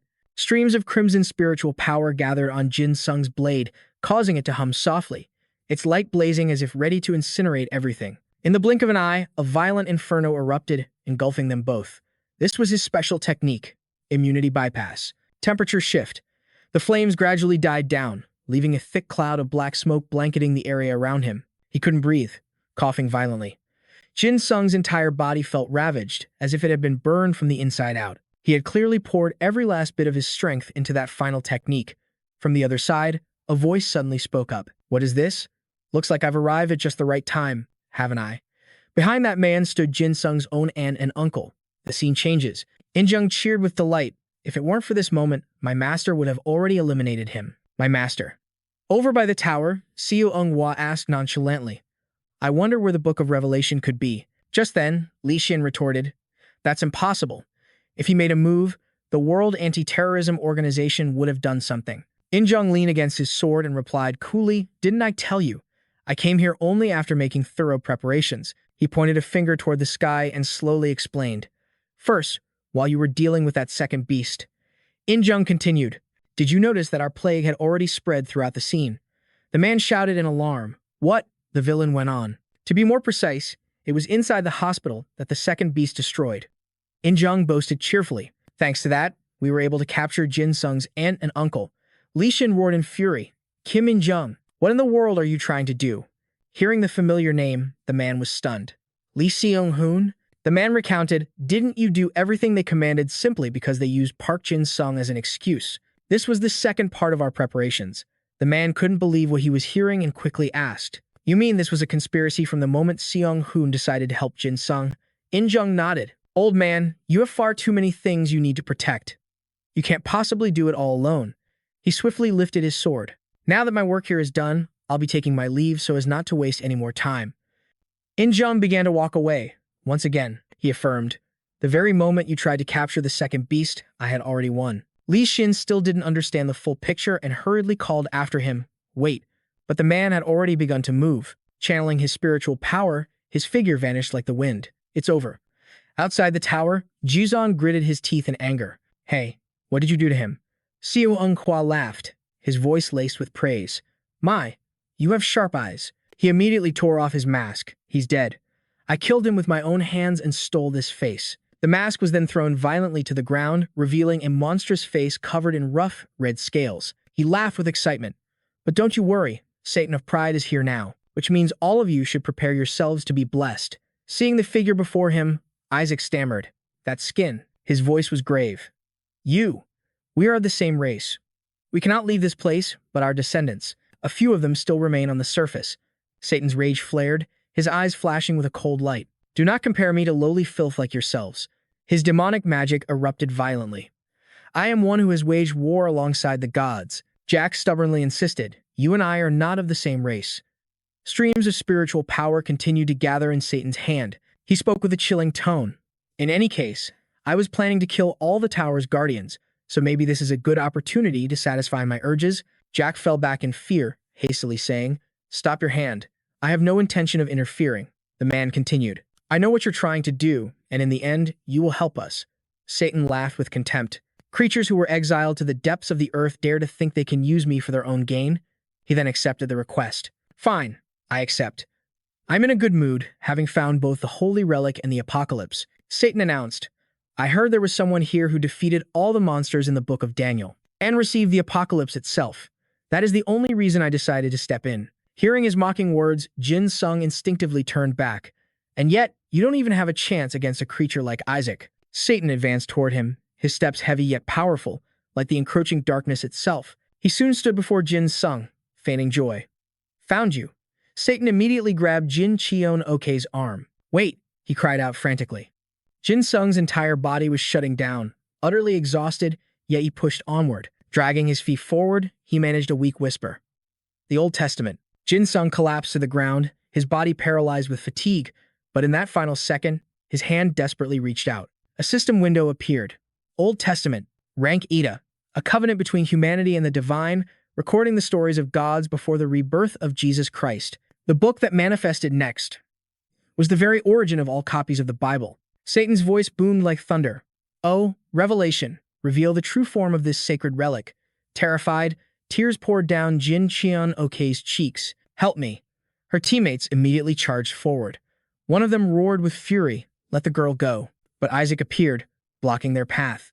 All of you, bear witness to the making of history. He quickly cast an attack spell. I will grant you the opportunity to be the first to see it.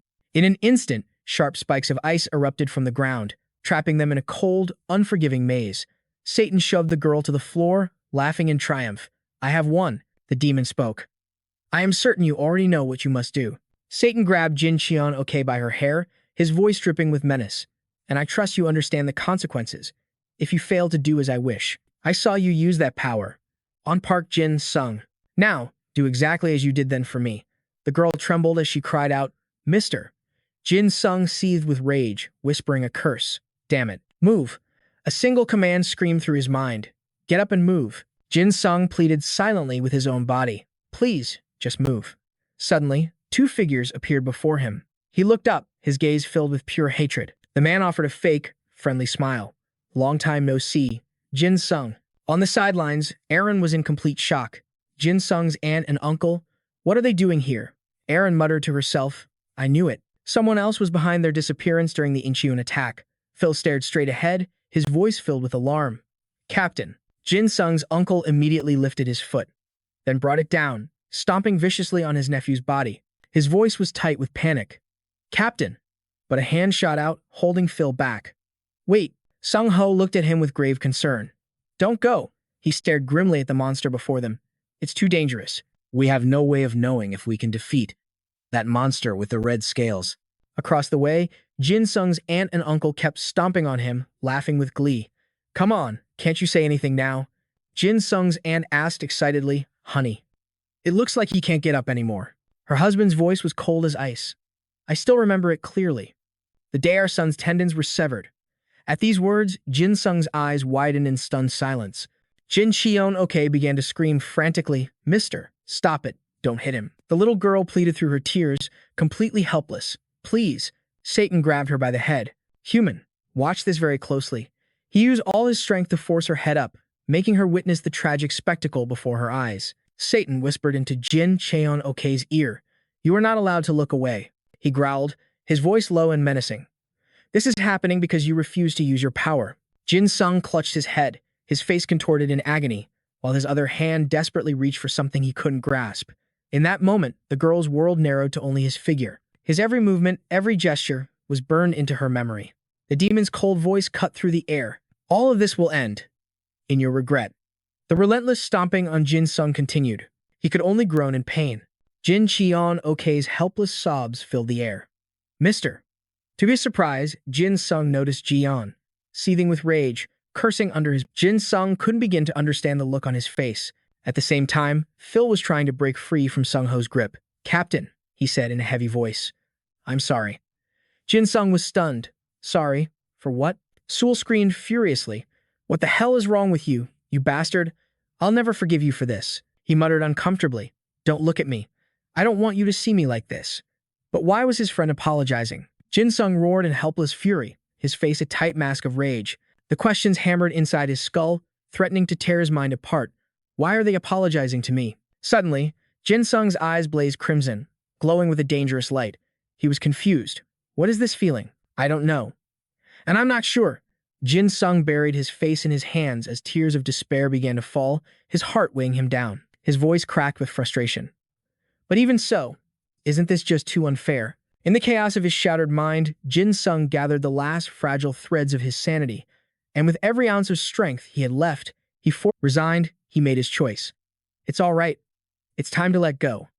A faint smirk touched Jin Sung's lips. This would be the last time he let his killing intent swallow him whole. In an instant, he severed the final thread of his sanity, letting his mind drift into a storm of chaos. Jin Sung descended into madness, with only a single thought echoing inside. Everyone. I want to kill them all. As he snapped back to reality, a cold, chilling smile spread across his face. Seeing this, Jin Sung's uncle stomped down even harder. Honey, look. Our boy is smiling. I guess we'll have to keep stepping on him until he stops. Suddenly, his aunt screamed in pure terror. Honey, honey, my leg, my leg. Aaron stared in shock. Ah, Jin Sung, don't tell me. Sehun shrieked in panic. Jin Sung, don't. But it was already too late. He was now a soulless puppet, completely controlled by his murderous aura. Not a shred of reason remained. Sensing that familiar energy, Ajax whipped around. His presence? You, he roared, rocketing towards Jin Sung. Why? Why are you here? Startled, Jin Sung spun around. His eyes were wide with utter confusion. Ajax attacked without a second thought. Die, we still remember you. Jin Sung immediately countered, his blade flashing out so fast that his enemy could only gasp in disbelief. You can't be. Seeing the fresh blood gush, he laughed victoriously. In the next moment, Ajax's head was rolling across the ground. Sung Ho decisively shoved Phil behind him, calculating his move. This is our chance. He moved slowly, stepping forward one pace at a time. Sung Ho feigned praise. You did well, Park Jin Sung. Come here, let us treat your wounds. But his only answer was a vicious slash. Blood sprayed through the air as Sung Ho froze, unable to comprehend what had just happened. Aaron frantically warned him. Jin Sung is extremely dangerous right now. She quickly cast her spell.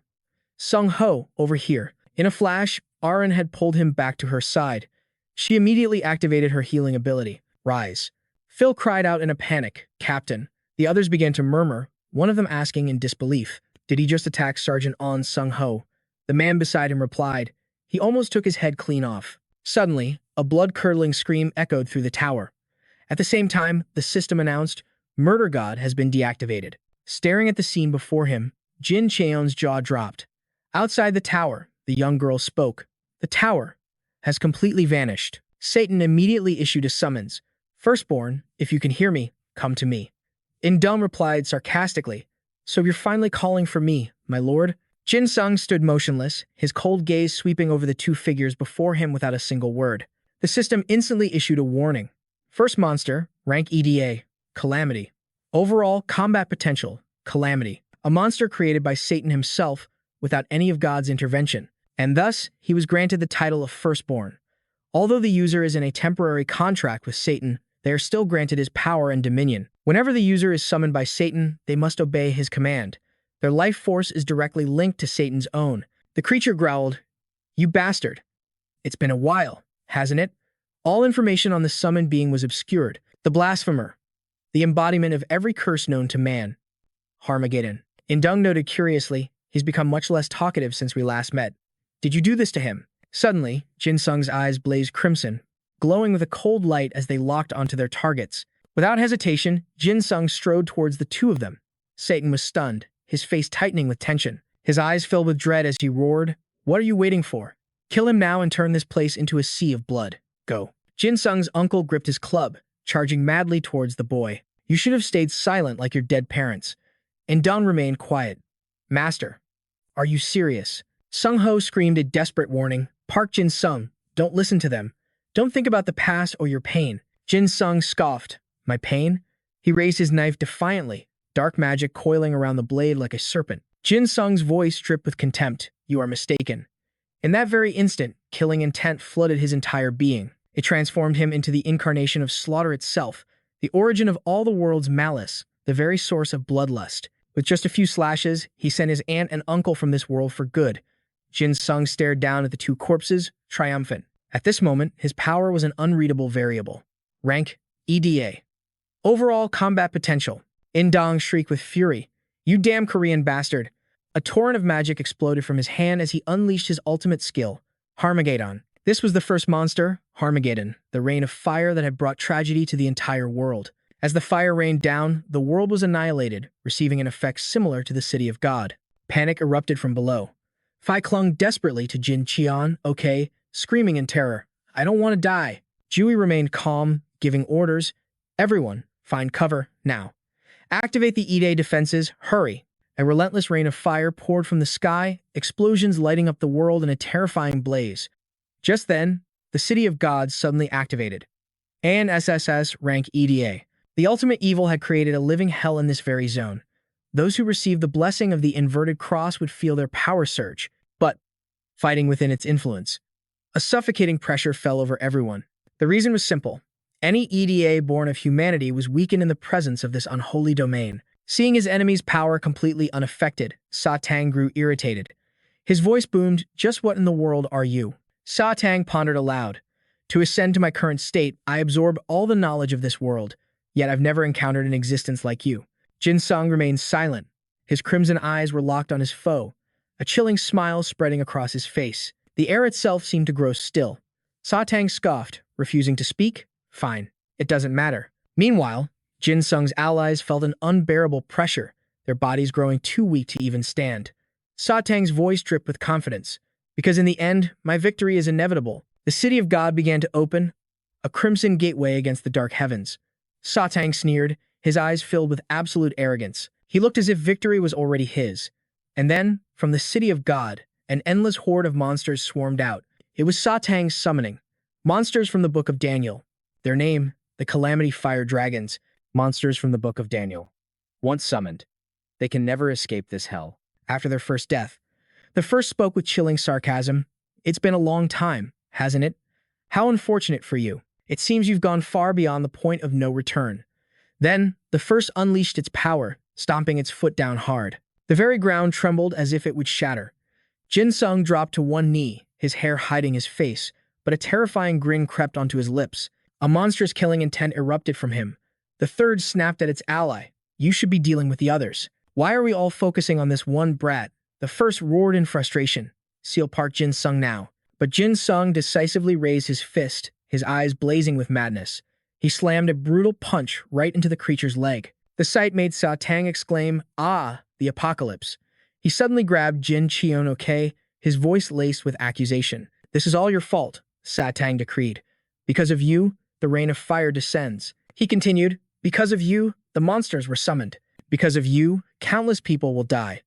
Now, unleash your power." Then, Sa Tang viciously shoved the girl against the Old Testament.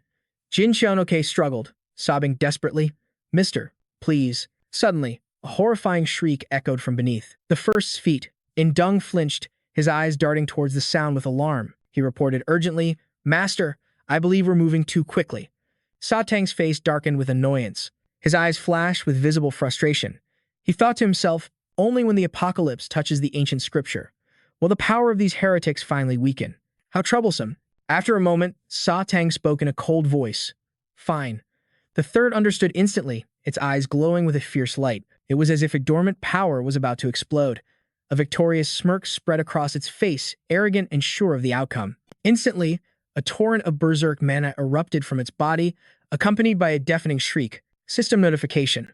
Monster from the Book of Daniel. The third activates Force Dominion.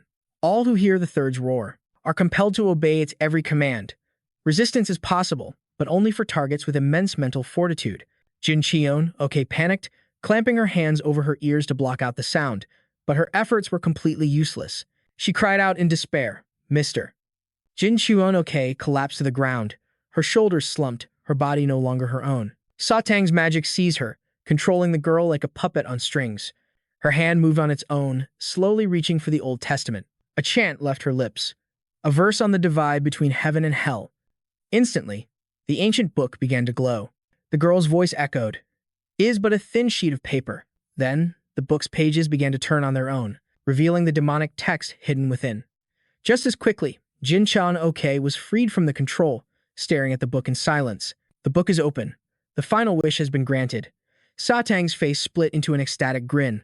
Satang roared with delight. At last, it is complete. The book transformed into the A-rank demon's scripture, a scripture written when demons first aspired to godhood, sin, immortality, and hellfire. And whoever controls this book holds the power to rule over all of hell, the seal of the abyss. He seized the book, clutching it tight as if it would vanish in a heartbeat. Satan roared in triumph. "Finally, I have everything I need," he bellowed with absolute glee. "I have now become Satan, and no one on this earth can stop me." In that instant, countless monsters flooded out from the void, the Calamity Fire Dragon, and Abaddon's A-rank locusts. Their combined combat powers signaled the apocalypse was nigh. The Locust King, Abaddon, had risen from the ends of the earth to lead his swarm, summoning Abaddon and the Locust army.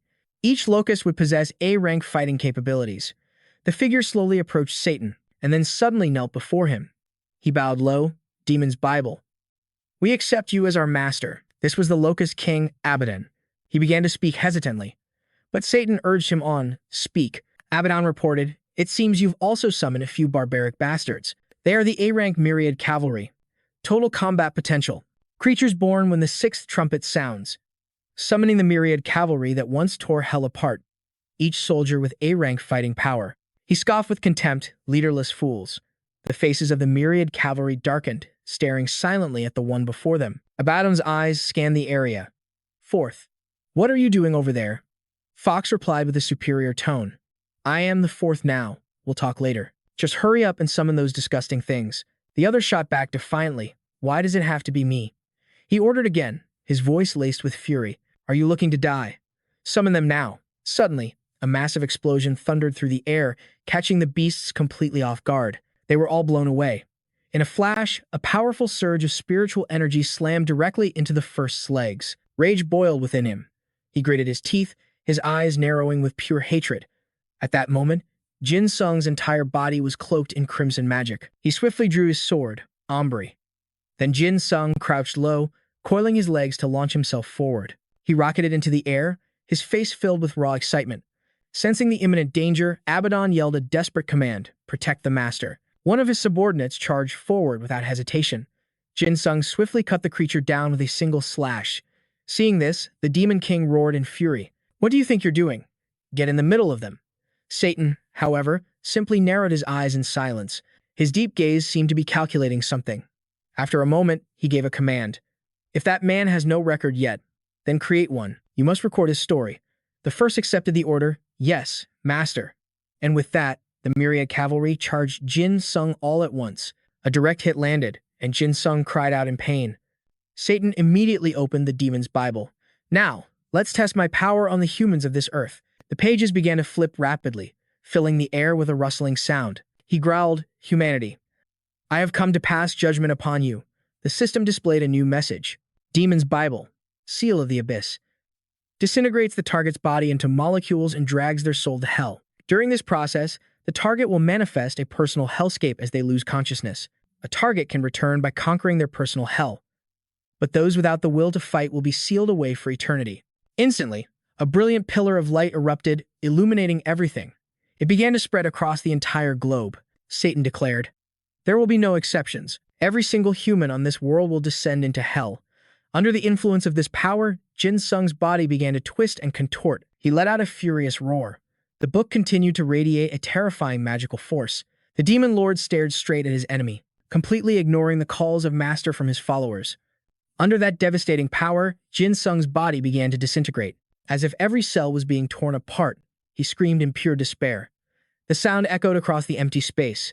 A cold glint flashed in the demon's eyes as he spoke mockingly. I hope you have a wonderful trip into the dark, distant past. Subject 103,673 was born from a mutation. After slaying countless evil creatures and spirits, it absorbed their power. He became the king of ghosts after destroying the half-demon, Bai Hyung. The surrounding creatures began to fear him. They whispered amongst themselves as one spoke in terror. Bai Hyung has been killed. His companion added, even with our protection, Bai Hyung is dead. Another cried out, trembling, we're next. He's going to come and kill us all. Now a target of those he once fought beside, he was forced to flee to another place. The man gently brushed the dust from his child's feet. The little boy called out softly, Father. The child asked, why do we have to run? Why does everyone hate us? Darkness answered calmly, a long time ago. Father killed some very bad people. Jin Seo let out a small sigh. But isn't defeating bad people a good thing?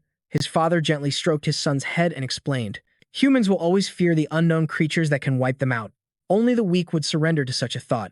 The young boy screamed, I don't understand. Why do the wicked roam free while we're forced to flee? Those who cowered before him hatched a devious plan. A trap to eliminate the Lord of Darkness for good. Subject 103,673. Jin Seo declared with absolute certainty, my father is a hero. As the tale unfolds, the bait for this cruel trap was none other than the embodiment of the Dark Lord's love. Subject 103,673. Or to the humans, a half-demon child. Fear gripped the boy, tears streaming down his young face. Father. Amid the chaos, a triumphant voice roared. At last, we've defeated the monster. Look, hiding in the brush, a helpless Jin Seo could only watch. HN, father. Why? In that single, shattering moment, the boy realized there was no such thing as justice in this world. The ones who kill and survive, they become the justice of this world.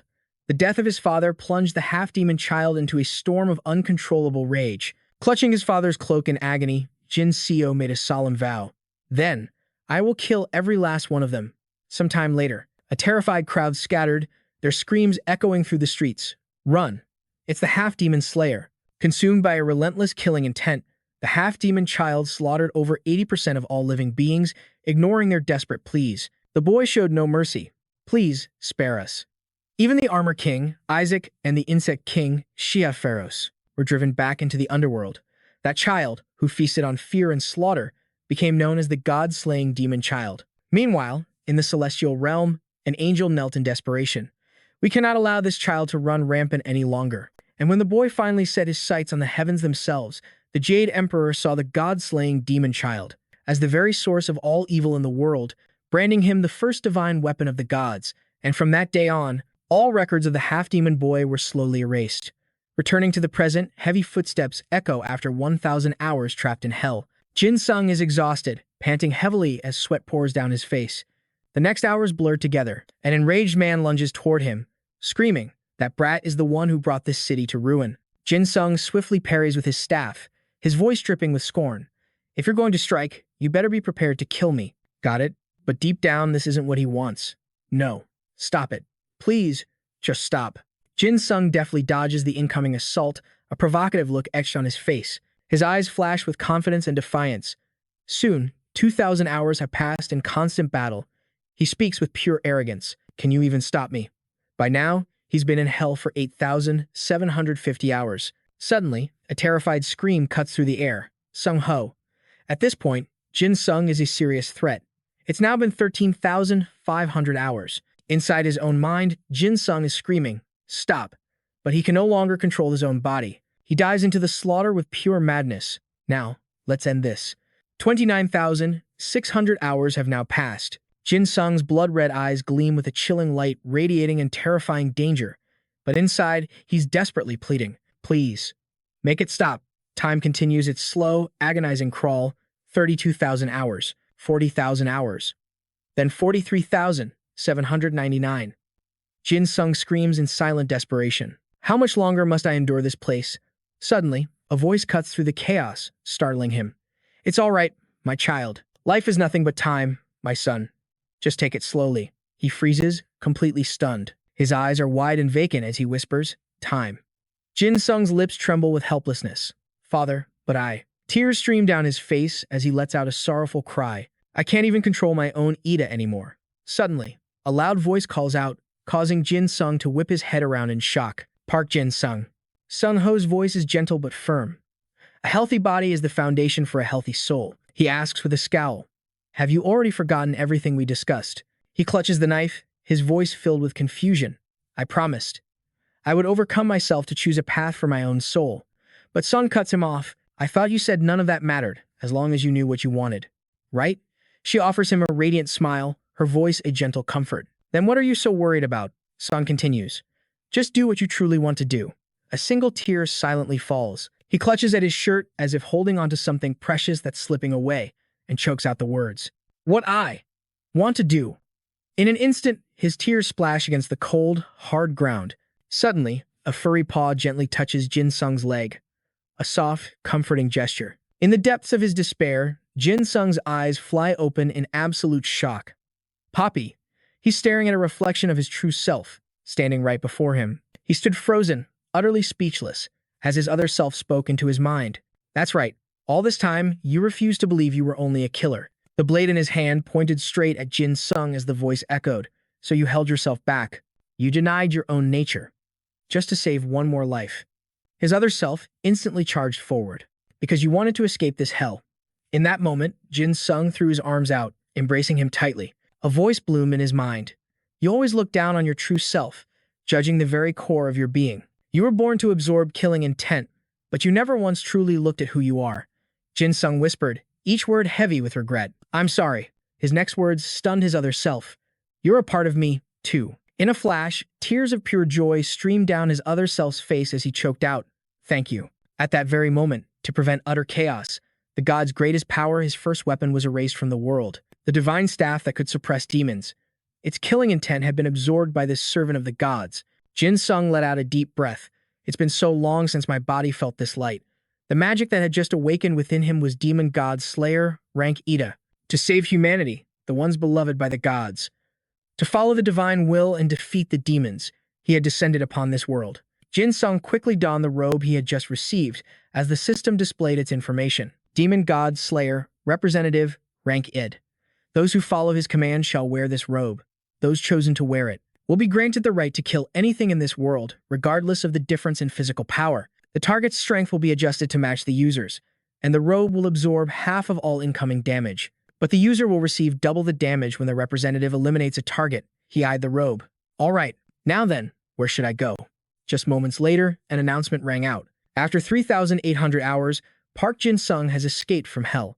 But by now, a new law of hell had been decreed by Satan. After all humans vanished due to the devil's scripture, the world was consumed by filth and flames. When the first human overcame hell and returned to the surface, Earth had already been twisted and conquered by corrupted creatures. Even though a large part of humanity had managed to escape from hell, in less than a year, only 1/3 of the population had survived. Jin Sung stared around blankly, his face a mask of confusion. What the hell is going on? This feels like I'm still in hell. He wondered, and where did everyone else go?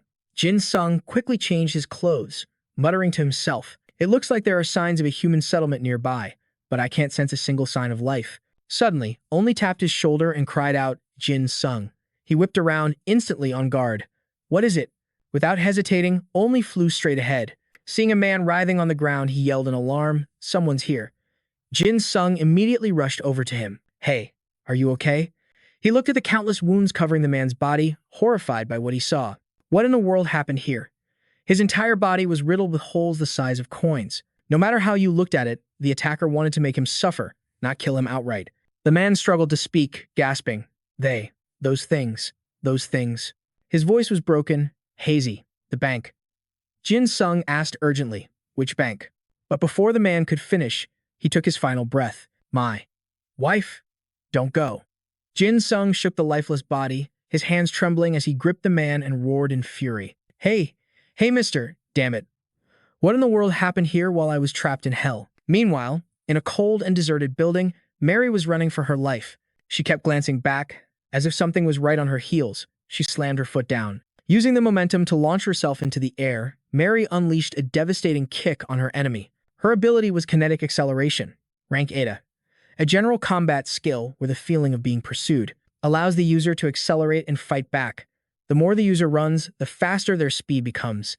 However, while the user's legs grow continuously faster and stronger, the rest of their body can be injured as normal. The monsters in the stands below roared with excitement. MC Rat shouted with glee. It looks like the girl has won again. The monsters below chanted in unison. More, more, he then announced. Thank you for all your support. I will now show you what else humanity is capable of. The crowd went wild, screaming for more. Hurry up. Let's get this started.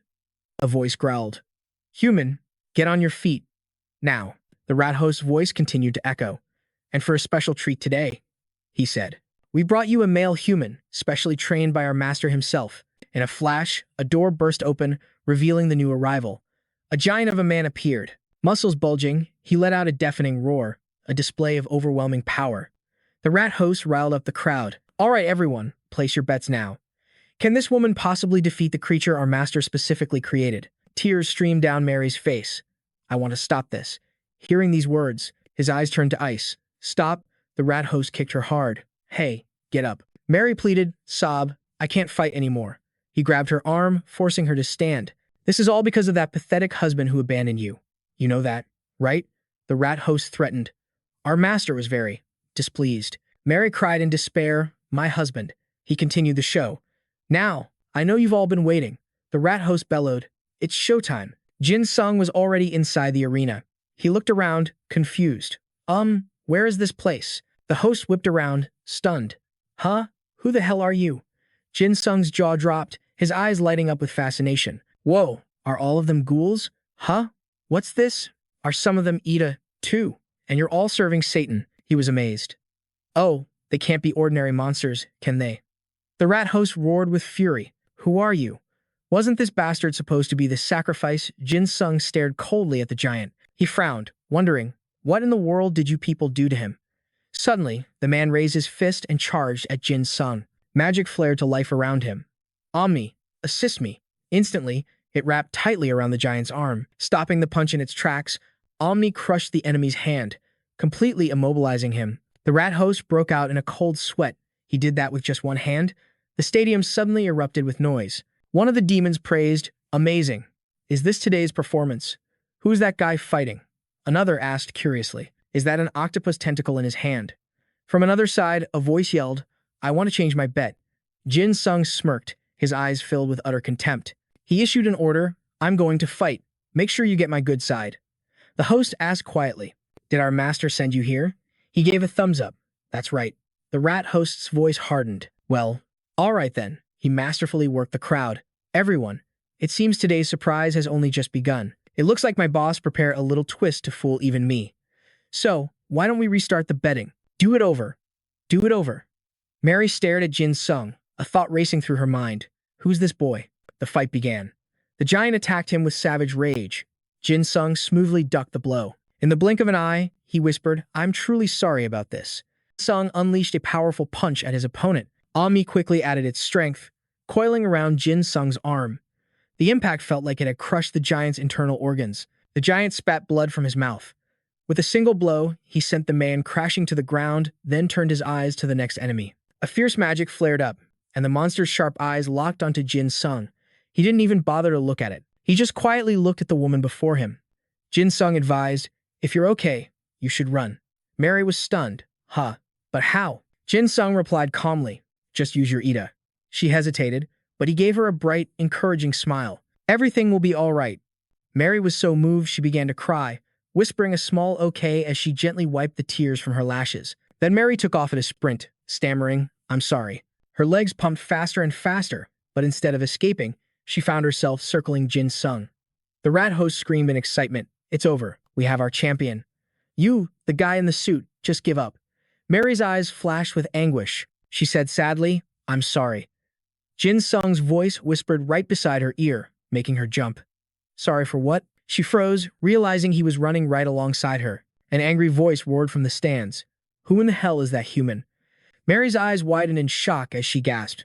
What? How? Jin Sung praised her. You're actually really fast. She stammered. How are you? Someone in the crowd noted. He's not losing to the champion at all. Mary felt guilty. Sorry, but I'm still faster. He sounded surprised. If you can run this fast, then why are you still here? She explained, if I try to escape, my body will stop. Jin Sung confirmed, I get it. It's the power of the master of this place, right? She nodded. Yes. He cut through the silence. How many people are in here? Mary's voice was grim. I'm not sure, but there must be at least a dozen in Zone Boshi's private room. Jin Sung was stunned. What? Zone Boshi, she explained. The monster who owns this place. He used iron chains, or some kind of dark magic like Ida's to keep us trapped here. He was confused. A monster? Are you saying monsters are real? Mary looked horrified. Don't tell me you just walked in here from outside the bank. Looking up at the stands, everything was just a blur. Below, the monsters roared with absolute fury. Hey, I bet everything on the guy in the suit. Damn it, I can't see a thing.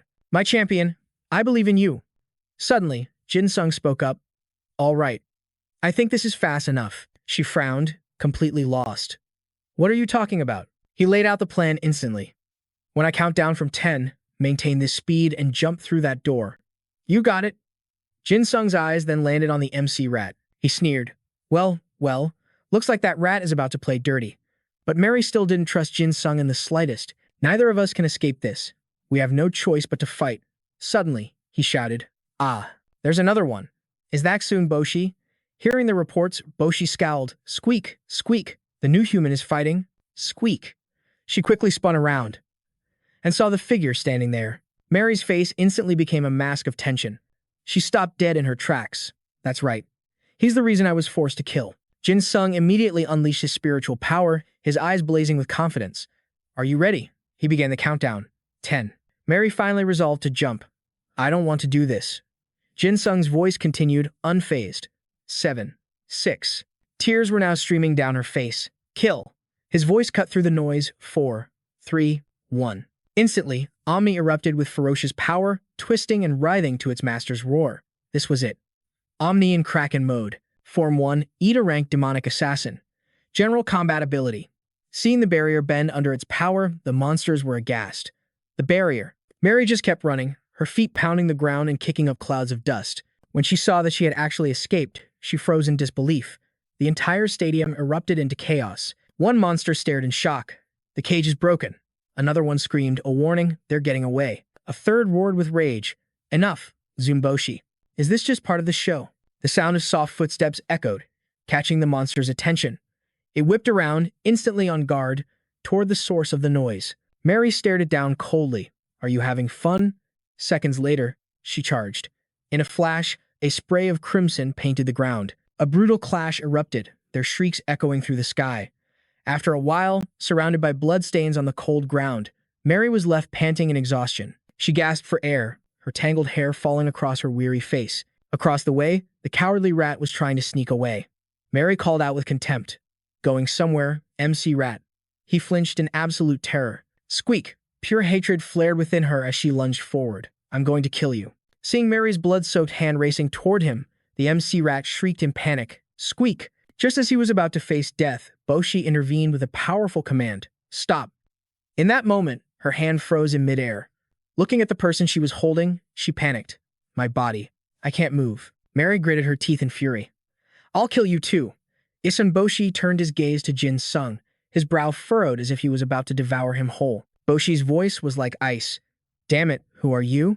Jin Sung pointed to himself. Me? The old monster snarled. Who the hell else would I be talking to? Squeak. Are you pretending to think? Jin Sung rested his chin on his hand and continued. I'm actually quite shy. But would you believe me if I said I was a secret inspector from the temple? Boshi angrily jabbed his staff forward. What in the hell are you talking about? Jin Sung gave a lazy reply. I know it sounds weird, but it's the truth. The old monster glared at Jin Sung, completely enraged. Squeak. I'm going to fix that attitude of yours. With that, he snapped his fingers. The surrounding corpses suddenly began to rise, controlled by an unseen force. Mary froze. She couldn't believe what she was seeing, as tears streamed down her face. A wave of overwhelming emotion washed over her. Mary trembled all over, choking out a name. Jin Seo Seon Beam. She slowly began to walk toward them. At that moment, Jin Sung's face darkened as he muttered under his breath. Oh, Lord. He then asked, Am I the only one who finds this unpleasant? Tell me. It won't be a problem if I just kill this bastard rat, right? Jin Sung's voice continued to echo. But even if you say yes, I can't make any promises that he'll still be breathing when I'm done with him. A cloak swiftly materialized around his body, his eyes turning dangerously sharp and cold. At that moment, a new system appeared. The incarnation of the murderous demon child. Those who followed its will would be granted a special cloak, and anyone chosen to wear this cloak is given the right to kill anything in this world. Jin Sung offered his thanks. All right, I appreciate the permission. He then used his magic to inspect his opponent's information. Let's see. The monster before him was named Zun Boshi, a rank Eta creature. His combat class? The Rat Emperor, a 10,000-year-old beast from Korean folklore, who uses countless spells and tricks to toy with humans and other beings. The old creature grew curious. What in the world is that outfit? The staff in Boshi's hand was called Spirit Bind, an item that forced targets to obey his every command. And now, amplified by the distorted power of the devil's scripture, its compulsion rate was 100%. Jin Sung's voice was low. I see. You, rat. The creature's face twisted in fury. What? A rat? Squeak. In an instant, the magic from Boshi's staff erupted in a brilliant flash. Squeak. Then this command will be perfect for an intruder like you. Mary screamed in terror. No. The old creature's eyes gleamed with malice. Spirit Bind. Streams of raw magic immediately surged towards Jin Sung. Boshi's voice dripped with arrogance. End your own life, he sneered. Squeak. I'll kill you and use your body for my experiments. Squeak. Helpless, tears of despair streamed down Mary's face as Boshi raised his staff in triumph. Squeak. In this place, I am a god. Suddenly, Jin Sung's voice cut through the air, stunning the creature. I have yet to see the face of any god here. He then gave a swift, decisive command. Omni. Immediately, its powerful tentacles burst forth. They shot towards the enemy like spears. Omni wrapped tightly around the monsters, and one screamed in a panic, Wicked Boshi. Next, it coiled around the zombies Boshi had just summoned. The scene unfolding before him filled the old rat with dread. What is this? Squeak. Wicked Boshi shrieked. Why aren't you dead? Squeak. He desperately chanted spell after spell, trying to bring Jin Sung down. But it was useless. Spirit Bind. Beat yourself until you pass out. Squeak. Die. Die. Boshi poured all his strength into the spell. Spirit Bind, Spirit Bind, Spirit Bind. Mary watched in astonishment, wondering to herself, why isn't Wicked Boshi's power working? The secret was that Jin Sung had activated the murderous demon child, the very source of all killing intent. Any spiritual attack from an opponent with a weaker killing intent would simply be ignored. A smirk played on Jin Sung's lips. You're wasting your energy. Boshi trembled with rage, shouting, Why you? Why don't my commands work on you? Ignoring him, Jin Sung calmly stepped forward. Boshi stumbled back in fear. Stay away from me. Jin Sung picked up his own staff and said, Listen. He then aimed it directly at Boshi. Do you even remember who you are? The creature stared back at him and demanded, What the hell are you talking about? Squeak. Jin Sung lowered his staff, casually replying, You're past. Before you became Wicked Boshi, in fact, all you monsters living here, do any of you remember your past lives? A blue monster suddenly cried out, That, while a pink monster asked curiously, What were all of you before? Boshi ground his teeth. I don't remember clearly. Squeak. What was I doing 10,000 years ago? Just then, a system notification appeared. Wicked Boshi's power has been enhanced, thanks to the distorted perception of the devil's scripture. His compulsion rate is now 100%. Jin Sung's eyes narrowed. I get it now. You're not a real demon, he thought to himself. It seems Satan forced them to accept the Eda, but I can't be sure yet. Boshi suddenly screamed, Don't mess with me. He snatched his magic staff back and declared, I am the 10,000-year-old rat demon, Wicked Boshi. But Jin Sung replied with disdain, No, you're just a filthy rat. And everything else here, they're all just normal animals. One of the monsters bared its fangs and hissed, Nonsense. We are different from them. We are stronger. Jin Sung let out a weary sigh. Having this many mutated animals just means they are also slowly turning into demons. It seems capturing Satan is going to be a lot of work. Just then, Omnivore gently rubbed its tail against his head. Jin Sung turned to it with a small smile. Hey, are you trying to comfort me? All right then. Let's deal with this problem first. Seeing this, Boshi could only think one thing. Is he insane? This is my chance to escape. But suddenly, Omnivore's body wrapped tightly around the creature's waist. Boshi, Jin Sung called out. The old rat jumped in terror with a loud squeak. Jin Sung asked, The people who were drugged. Can you turn them back to normal? Boshi responded with defiance. Humans are all demons. Why should I listen to you? Jin Sung looked at him and let out a cold scoff. So there's no way to turn them back to normal, is there? Mary began to sob, her hope completely shattered. Boshi sneered, squeak, so what if there isn't? And then Jin Sung grabbed him by the collar. Boshi yelped in pain. Jin Sung's voice was ice cold. Oh, in that case, it looks like I'll have to get revenge for them. Boshi glared, trying to figure out Jin Sung's game. Then he shrieked, what do you think you're doing? If you don't appear now, we're all dead. Squeak. He averted his gaze as Boshi let out a pathetic, fearful squeal. A massive, clawed foot slammed onto the ground. Before Jin Sung stood a hulking, fur-covered beast. It bared a jaw of razor-sharp steel. The Mimic, an EDA-rank entity. A monstrous, feline behemoth. Legends say it speaks with a human voice and feasts on the flesh of children. But there are other whispers, too. The more it consumes, the larger it grows. Current victim count, 199. A grim number that made Jin Sung's eyes widen. The Mimic's massive jaw unhinged. In that instant, a memory flashed in Jin Sung's mind. Those teeth. They perfectly matched the wounds on the man near the bank. His voice was cold as he asked, you're the one who did that to him, aren't you? Boshi cackled with delight. It's over for you. Squeak. This creature has never once let its prey escape. The Mimic bared its fangs, its grotesque tongue lolling out. Its mouth opened wide, ready to devour Jin Sung whole. But he leaped back just as its steel jaws snapped shut. Rage flared in Jin Sung's eyes. You dare bare your fangs at me? With a roar, he launched a devastating kick into its side. Killer Ghost Child Transformation. Despite the overwhelming difference in raw power, the target's strength is forcibly recalibrated to match that of the user. The Mimic crashed to the ground, stunned. A slight tremor ran through Jin Sung's leg. The cloak absorbs half of all incoming damage, but the user receives double the backlash when the transformation ends. He glanced down at his leg, his mind racing. This power puts me on equal footing with the Mimic. But everything comes at a price. With that thought, Jin Sung began to channel his energy. Just how much would he have to risk to use this skill? He shot into the air like a bullet. Then, he brought his leg down in a powerful axe kick, crashing it onto the grounded Mimic. The monster let out a piercing shriek of agony. Jin Sung's voice was ice. 199. He turned his glare on Boshi. You devoured every last one of them, didn't you? You filthy rat. The creature shrieked in terror. Squeak. How could you overpower the Mimic with sheer strength alone? He advanced, his steps heavy with purpose. Jin Sung's eyes locked onto Boshi as he snarled. Answer me. He slammed his foot down, the ground cracking under the force. It was a clear and brutal warning. Jin Sung slowly stepped onto the Mimic's fallen body, while Boshi, drenched in a cold sweat, began to tremble and scream. Mimic, what are you doing? Get up. I fed you so much. You're supposed to be better than this. Jin Sung glanced at the pathetic creature. I'll take that as a confession. His voice dropped.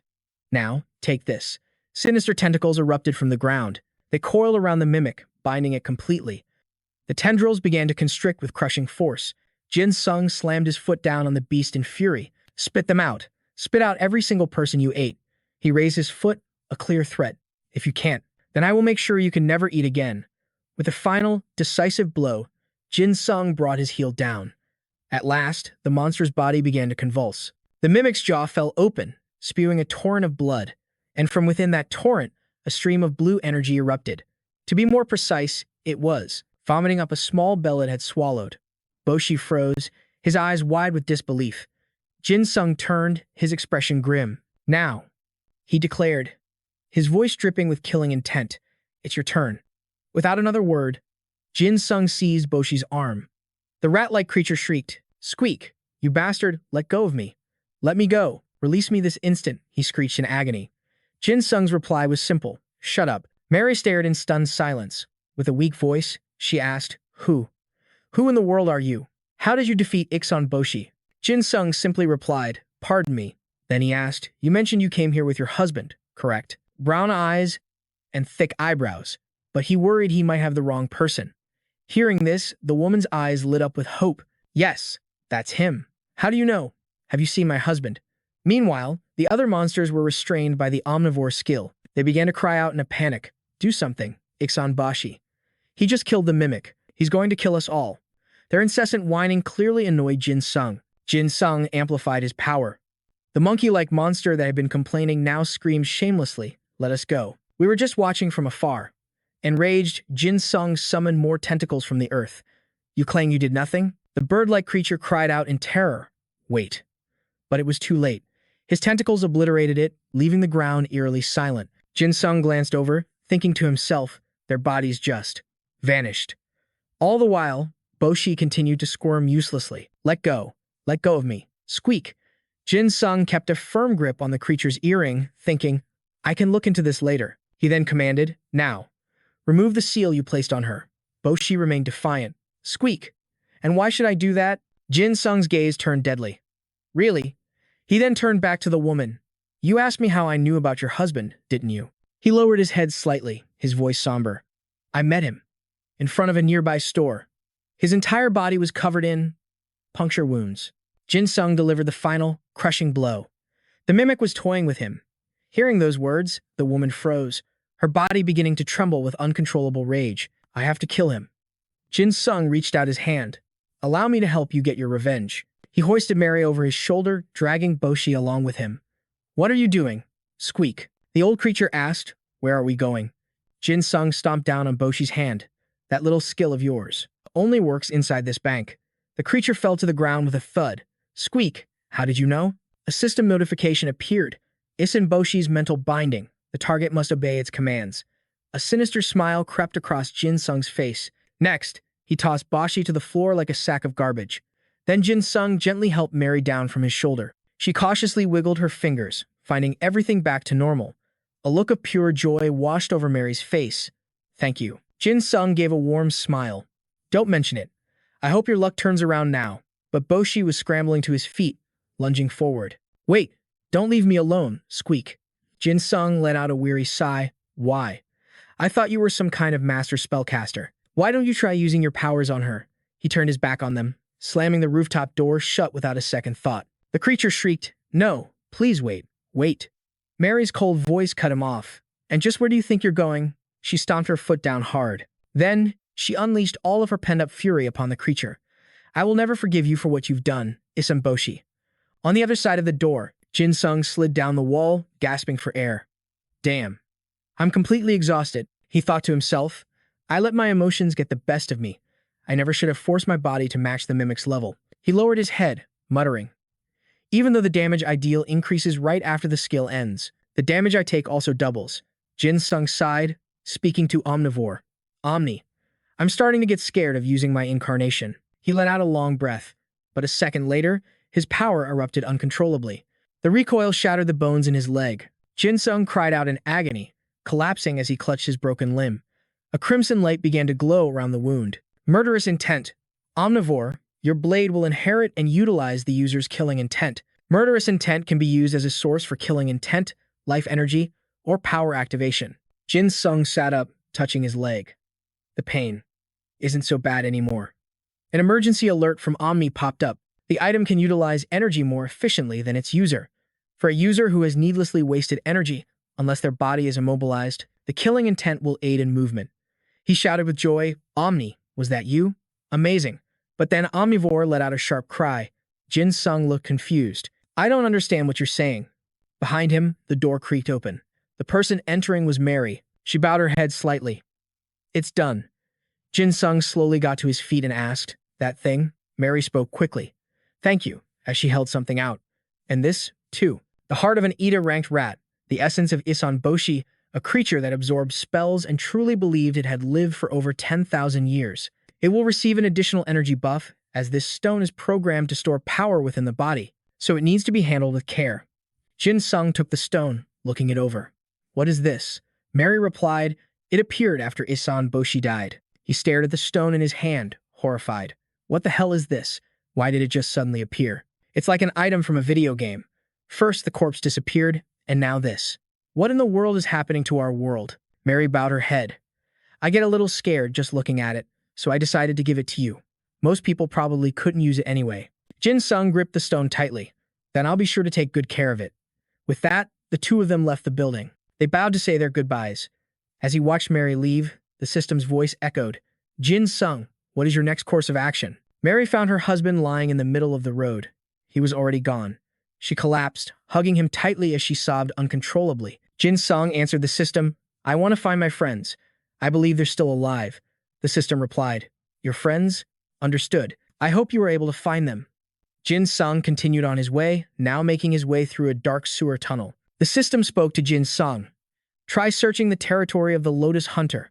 Rumor has it that many system users gather there. You can find it in the southern sewers. Jin Sung held up a piece of paper with directions, looking around. The sewers somehow felt cleaner than the surface. The system remarked, this is the apocalypse, after all. Jin Sung studied the map. If this map the girl gave me is correct, then we just need to keep going straight.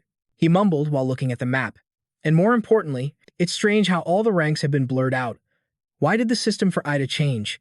That bastard. The map also contained a list of warnings, like how the North was dangerous and home to giant monsters of the Angel class. Tier 1 was Seraphim, Tier 2 was Cherubim, Tier 3 was Ophanim, and Tier 4 was Dominions. Tier 5 was Vertex, Tier 6 was Powers, Tier 7 was Principates, Tier 8 was Angels, and Tier 9 was Angels. Jin Sung was getting sick of reading it. What's with all these different titles? It looks like something they ripped straight out of the Bible. He let out a sigh. And how in the world are these sewers completely odorless? Jin Sung scanned his surroundings. It might actually be cleaner down here than on the surface. He then watched the waterfall cascading into the channel. The water looked crystal clear. Jin Sung reached out to catch some, a sudden thought striking him. This has a hint of salt to it. Wait, don't tell me. His eyes widened in shock. Seawater. Jin Sung whipped his head around, sensing a nearby presence. Suddenly, a voice echoed through the tunnels.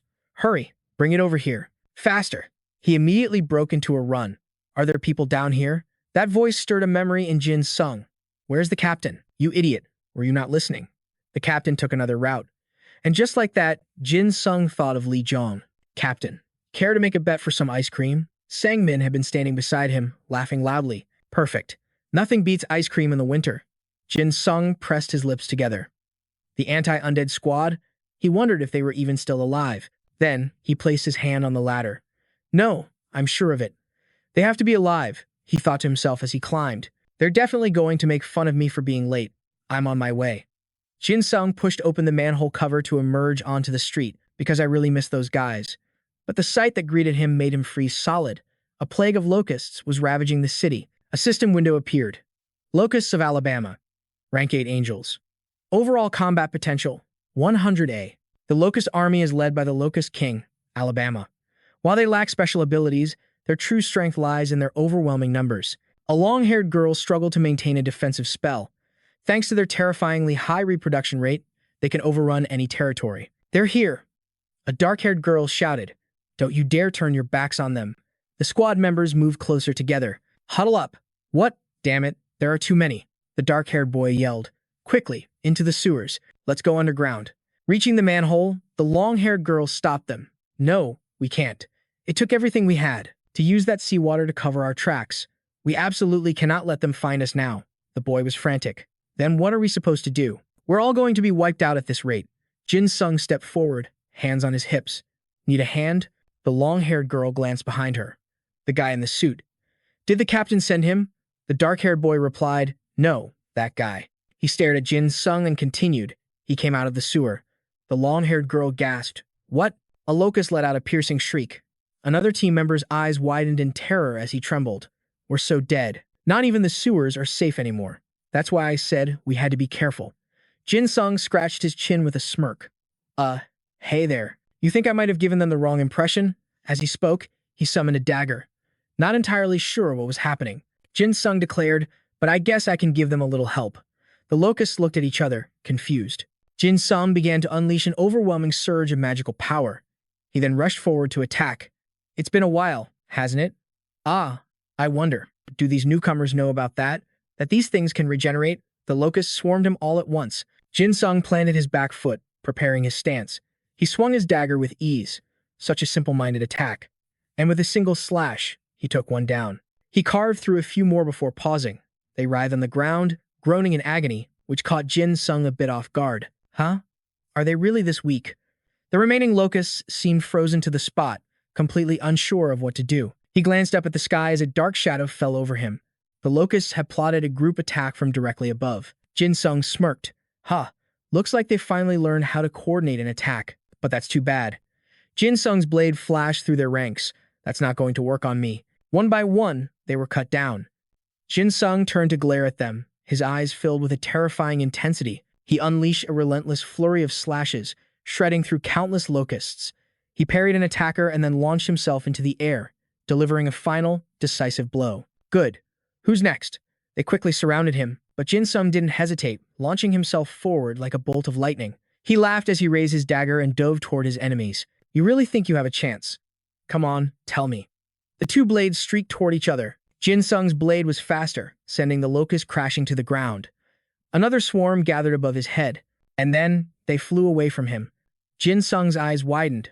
Are they trying to escape? It was as if the slaughter had completely mesmerized him. No one is allowed to leave this place.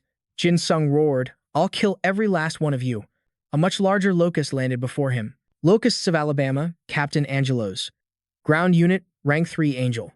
Overall combat potential, 250A. Leader of a squadron of 100 locusts, who are stronger and more intelligent than the others.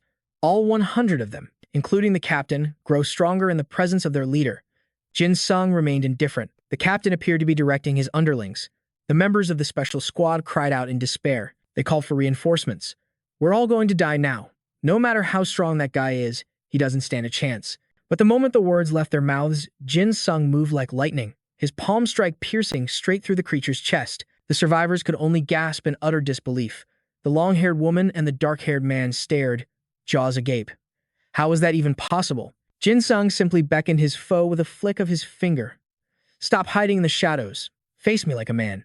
The grasshopper creature screeched, grinding its mandibles in fury. It leaped into the air, launching a vicious kick.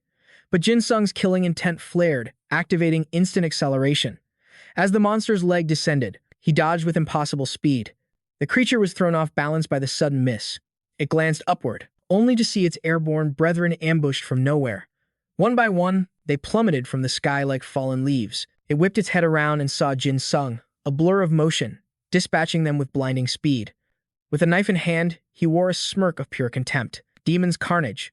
The origin of all killing intent, instant acceleration. 9th tier angel class system, Seraphim. The user can absorb surrounding killing intent to rapidly increase their acceleration.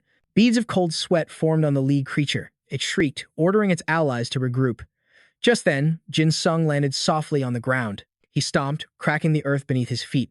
His arm drew back, ready to unleash a devastating strike upon them all. A thrilled shout escaped Jin Sung's lips. Just what do you think you're doing? He then unleashed a relentless barrage of slashes. Instant acceleration. Watching this overwhelming display, the dark-haired woman's hands began to tremble. She whispered, What in the world? The man beside her was equally stunned. He's completely dominating those monsters. Jin Sung's fiery gaze swept over the remaining few. He locked onto the final creature still standing. A grin spread across his face. Are you the last one left? Moments later, the entire swarm lay dead. He had single-handedly annihilated them all. A man with tied-up hair stared in absolute terror. That guy. Just who is he? He even took out their captain. Jin Sung turned to face the survivors. Excuse me, he asked. Is there anywhere I can wash up around here? The dark-haired man answered, Sorry, but we don't have much water to spare. Before he could finish, the woman clamped a hand over his mouth. No, we have plenty. The other man cheerfully chimed in. Of course we do, right? He pointed the way for Jin Sung. It's right over here. The woman jabbed the dark-haired man sharply with her elbow. You have no situational awareness at all, you idiot, she hissed. Down in the sewer tunnels, the Special Forces team began to move quickly, leaving Jin Sung behind. Why are they walking so fast? Jin Sung wondered. Besides, I have no idea where I'm going. If I don't keep up, I'll lose them completely. Jin Sung quickened his pace. Maybe I should stay a bit closer. He raised his hand and called out, Excuse me. The dark-haired man jumped, startled. We're almost there. Sir. Jin Sung quickly clarified, No, that's not what I was going to say. Just then, he noticed a strange, purple glow ahead. What is that light? Several orbs of light zipped right past him. They flew straight toward the Special Forces team. The long-haired woman cried out in relief, Captain. A powerful voice boomed in response. Is everyone all right? The woman quickly replied. I'm not sure, sir. We were on our way back. Jin Sung studied the powerfully built man before him. That man was Kang Jin-ho. Jin-ho's eyes landed on the stranger. Who's the man in the suit? Just then, Jong-ho peeked out and saw him. Jin Sung, he shouted, running toward him with a huge grin. Jin Sung. Jin Sung's eyes widened in surprise. Jong-ho? Suddenly, Jong Ho threw his arms around him in a tight hug. It's been so long. I thought you were dead. Jin Sung grunted, completely winded. Can't breathe. But Jong Ho just laughed, overjoyed. It's so good to see you. What took you so long to find us? With an annoyed look, Jin Ho put his hands on his hips. Hey. While still being crushed, Jin Sung managed to reply. Kang Jin Ho, have you been well? Are you their captain? Jin Ho ordered. Jong Ho, let him go. He then stepped forward, offering Jin Sung a handshake. I heard you saved my squad. Thank you. The two men gripped hands firmly. Jin Sung replied, it was nothing. I just happened to be in the same area. Jin Ho's brow furrowed in suspicion. Huh? In the same area? Why? Jin Sung answered, a bit confused. Is there a problem?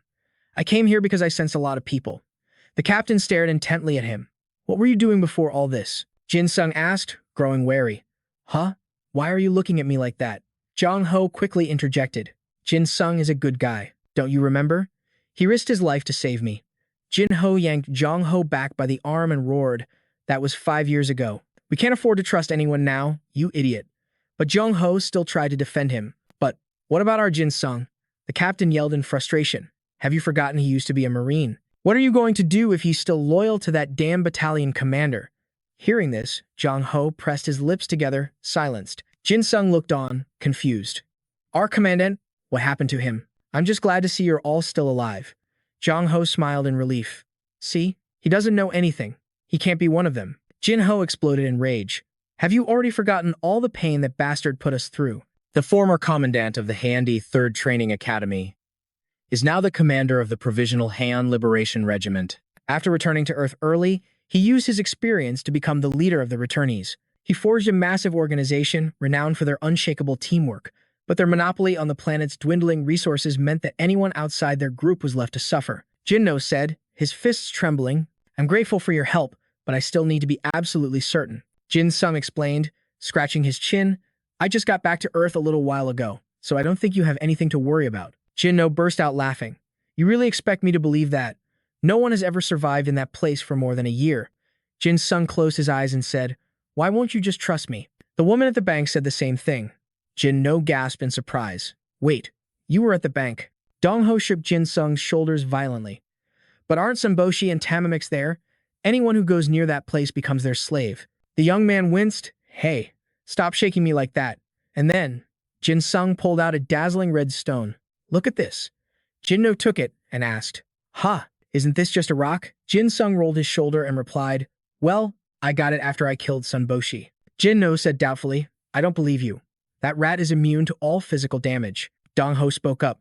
But Park Jin Sung would never lie about something like this. Jinno placed the stone back in Jin Sung's hand and asked, so you're telling me the first thing you did after 5 years was kill Sunboshi? He replied, to be precise, it was the mimic.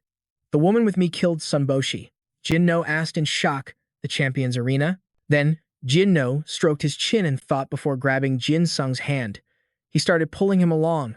Quick, come with me. Jin Sung asked, bewildered, where are we going? He called out to the man ahead. Wait, what's the rush? Jinno stopped and handed him a backpack. We need to get the upper hand before that headmaster realizes you've appeared. You're going to need this. Jin Sung had to know. Get the upper hand on what? Tell me. Jinno shouldered another pack and said, even though other places are probably in chaos now that Sunboshi's dead, we still have a chance. Jin Sung asked, confused. What are you talking about? Jinno turned sharply, urging him to listen. Now that the mimic is dead, the bank is finally safe. The convenience store near it must have been untouched for the last 5 years. We've been struggling with support items. So many have been injured or killed. Jinno held out his hand to Jin Sung. You want help? Without hesitation, he shook his hand. Of course. Elsewhere, the headmaster sat comfortably on his throne. He stroked his chin and commanded, move out immediately. The headmaster's soldiers raised their arms and shouted in unison, yes, sir. He let out a low chuckle. The headmaster thought to himself, although I knew those locusts hated contact with seawater, I never imagined they'd divert it into the sewers. He gripped the armrest tightly. That's actually impressive. The headmaster grinned, which is exactly why I need to seize control of that place, just as I always have. Back in the sewers, Jinno and his companion trudged through the water. Jinno led the way, lighting the path with a flashlight. Jin Sung spoke first. Kang, Jinno, you've changed a lot. The last time we met, you weren't nearly this serious. He replied flatly, I only care about my people. Nothing has changed. And then, a faint smile crossed Jin No's lips. Seeing it, Jin Sung sighed internally. He says that, but he's carrying 4 bags. He looked at the man's back, thinking, it seems like he really does care about the people close to him. He brought me along for a good reason, especially since he's not sure what his people think of me yet. Before they left, Jin No's comrades had begged to come along, but he flatly refused them. This made Jin Sung realize the man's true motive. This way, he could keep me away from them while also testing if I was telling the truth. And then Jin Sung blurted out, hey, be honest, you're not the real Kang Jin, no, are you? I've never seen you this sharp. Annoyed, Jin No clenched the flashlight in his teeth and yelled back, how many times do I have to tell you? I had no choice but to adapt to survive. Cutting the argument short, he climbed up a ladder. Now hurry and follow me. This ladder leads to the main entrance. Seeing how fast he was moving, Jin Sung called out, wait for me, you bastard. Are you mad now or something? Jin No urged, just get up here. He then pushed open the manhole cover. Before them stood the dead silent bank building. Jin No climbed onto the surface. He scanned the area. It's so quiet. Is he really dead? Jin Sung came up behind him and spoke softly. See, there's nothing here.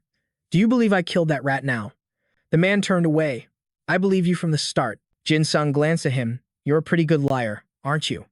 With that, the two quickly moved toward the bank's entrance. As Jin No passed a storefront's dusty window, he stopped dead in his tracks. He stared at his reflection, then grabbed Jin Sung by the head, forcing him to look. Hey, you idiot. Look at this. Jin No gestured at their reflections in the glass. See that? Don't you notice anything? Jin Sung just sighed, clearly exhausted. I get it, okay? Stop making fun of my height. But Jin No's expression was dead serious. That's not the point. The important thing is your appearance. Jin Sung shot back. What about it? It's the same as always. Exactly, Jin No said, his voice low. It's exactly the same as it was 5 years ago. Jin Sung pushed his hand away, a flicker of confusion in his eyes. What are you talking about? Jin No turned away from the window. Most people only spend a few years there before coming back. That's why nobody noticed. It seems the flow of time in hell is different from here. Jin Sung asked lazily. So what does that have to do with anything? Jin No's words came out sharp and clear. In all that time, our hair hasn't grown even a single inch. With that, he started pulling Jin Sung along. We don't have time to worry about it now. Let's go. His eyes lit up as he spotted the untouched shelves of a department store. It looks like nobody's looted this place yet. Jin Sung quietly asked him, hey, do you even realize what you just said? Jin No paused, turning to face him. I don't get it at all, he admitted. That's why I'm asking you. Shaking it off, Jin No got back to business, sweeping canned goods into his arms and grabbing a few sets of clothes off a rack. With their haul secured, Jin No let out a triumphant laugh. This is amazing. Jin Sung struggled with his armful of supplies. I know. Which means we'll have to come back here a few more times. Jin No's gaze drifted to the window, and his eyes narrowed. He stared out intently for a long moment. Then he turned back to Jin Sung. Wait here. 15 minutes later, Jin No returned with a massive burlap sack stuffed to the brim. This should be enough. Jin Sung eyed the bag with doubt. Are you sure you can carry all of that? Huh? We're only taking the essentials, he replied. Let's move out. The two of them, loaded with supplies, left the store. Jin No dropped into the sewer first. I can't wait to see their happy faces. A small smile touched Jin Sung's lips in response. With a soft thud, both of them landed in the tunnel below. Jin No's excitement was contagious. This is great. I'm sorry I ever doubted you, parked Jin Sung. But a darker thought crossed Jin Sung's mind.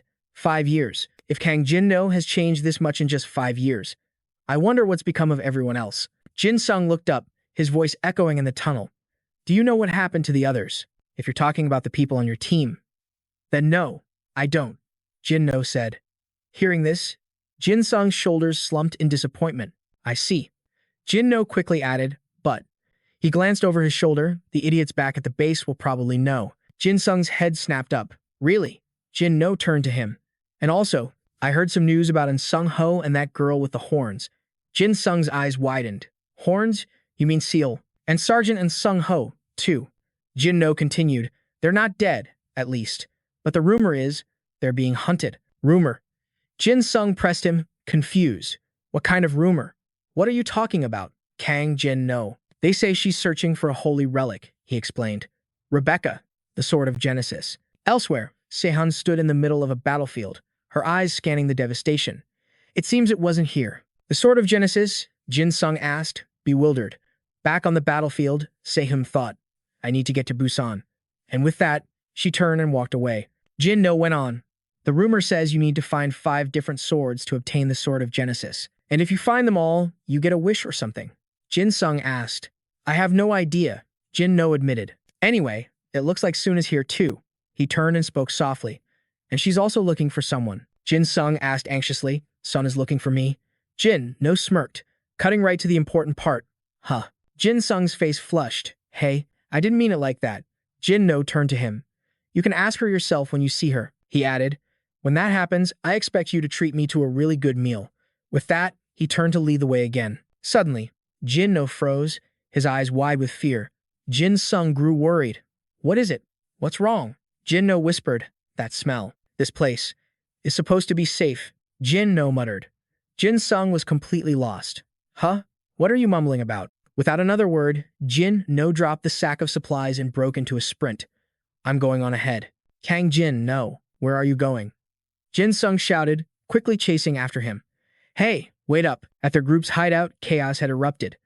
An arsonist had set the place ablaze, and their comrades were desperately trying to fight the flames. Fire! Bring water! Someone screamed. Another yelled, We're under attack. The enemy is here. It must be those bastards from Heen. A young man with brown hair stared at the source of the fire and thought, that trail. That means they're already inside. Holding torches high, the principal's soldiers sneered.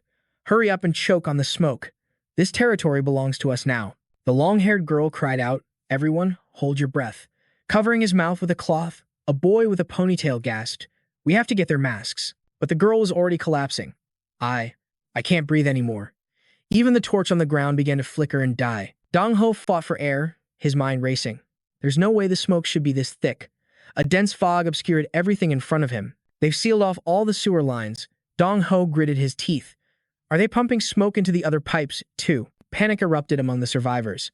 A short-haired girl screamed, We have to get out of here, now. Everyone, calm down. Before we make a move, we have to check the situation. Up ahead, someone had reached a manhole. But just as they feared, an ambush was waiting. Look at the rats crawling out of their hole. A dark-haired boy chanted an incantation. Earth, become my spear. But before he could finish, the enemy leader raised his weapon. You've lost your chance to escape. Then, he smashed it down on the boy's head. The boy fell back into the sewer with a thud. Just be quiet and die. He struggled to sit up, warning the others. There are enemies up top. The boy with the ponytail shouted, Use Ida to break through the smoke. With that, a group scrambled up a ladder in another direction. Dong Ho was right behind them. When the person in front of him suddenly fell, he effortlessly threw 2 people over his shoulders. He powered his way up the ladder, carrying them both to the surface. After setting them down, he demanded, Where are the others? But a cold laugh echoed from behind him. The principal himself had arrived, his voice dripping with mockery. It's been a while, but you haven't changed a bit, have you? Seeing you like this almost makes me want to go for a run. How did you let yourself get so fat? Dong Ho ground his teeth in pure rage. You better shut your mouth. The principal merely shrugged. Settle down. I'd rather not cause a scene here. Besides, things would get much more difficult if the locusts were to show up now, wouldn't they? Dong Ho shot to his feet, roaring. You came to take this place from us. I won't let you, the principal scoffed dismissively. Now, where is that little brat, Jin No? It's a shame for you, but I suppose this is the perfect opportunity for us. He laughed loudly. Now then, shall we change the scenery a bit? Dong Ho charged forward in an instant. I won't let you. But just as he closed in, the principal activated a spell. Endless Grove. In a flash, a dense forest erupted from both. A single path remained in the middle. The distance between Dong Ho and the principal suddenly stretched on forever. He ran, but got no closer. Damn it, it feels like the ground is moving beneath me. His feet lost their rhythm, and Dong Ho fell hard, flat on his face. The principal's illusion flickered out as his soldiers began their retreat. Mission complete. Fall back. A military vehicle's headlights flared to life.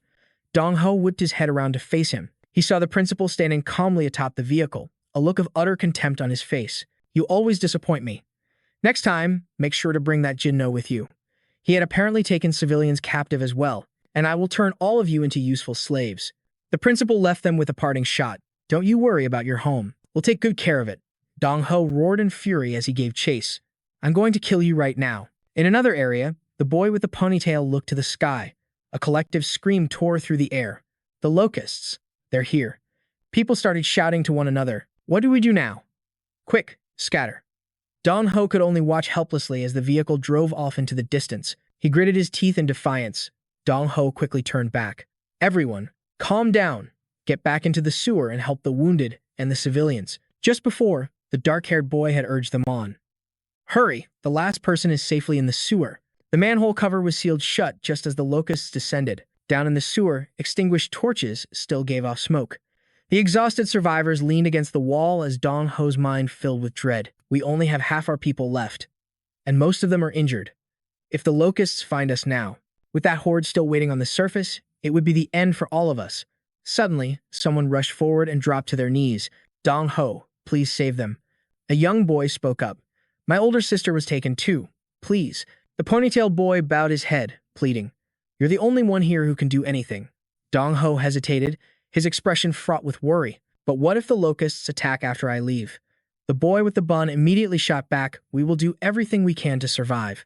The long-haired girl spoke with determination. Don't worry about us. Dong Ho bowed his head in thought, then turned and started climbing the ladder. I will bring them back. I swear it. Just make sure you survive. Over in Jin No's sector, the fires were still spreading fiercely. Jin Sung covered his mouth, trying to call his brother's name. Kang Jin No, he panted, staring at the scene before him. The principal's army, torches in hand, set the sewers ablaze. More fire. Rage burned inside him as he clenched his fists. Gino exploded forward, consumed by fury. You bastards. He slammed a fist straight into a soldier's chest as the other one screamed, It's Kang Jin No. Kang Jin No has returned. The soldier summoned his weapon, but we still outnumber him. He then swung, landing a heavy blow. Now's our chance, finish him. But the attack barely left a scratch. Gino activated his skill, Wrath. Engraved, rank 6 angelic system, powers. Overcome the hellscape with pure indignation, letting that fury possess your very mind. You gain the ability to control it as the user's anger level increases, and all the user's stats increase with it. Current state, irritated.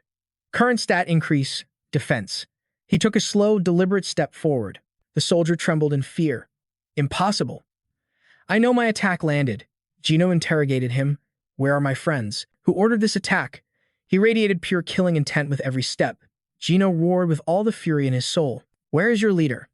A system notification appeared.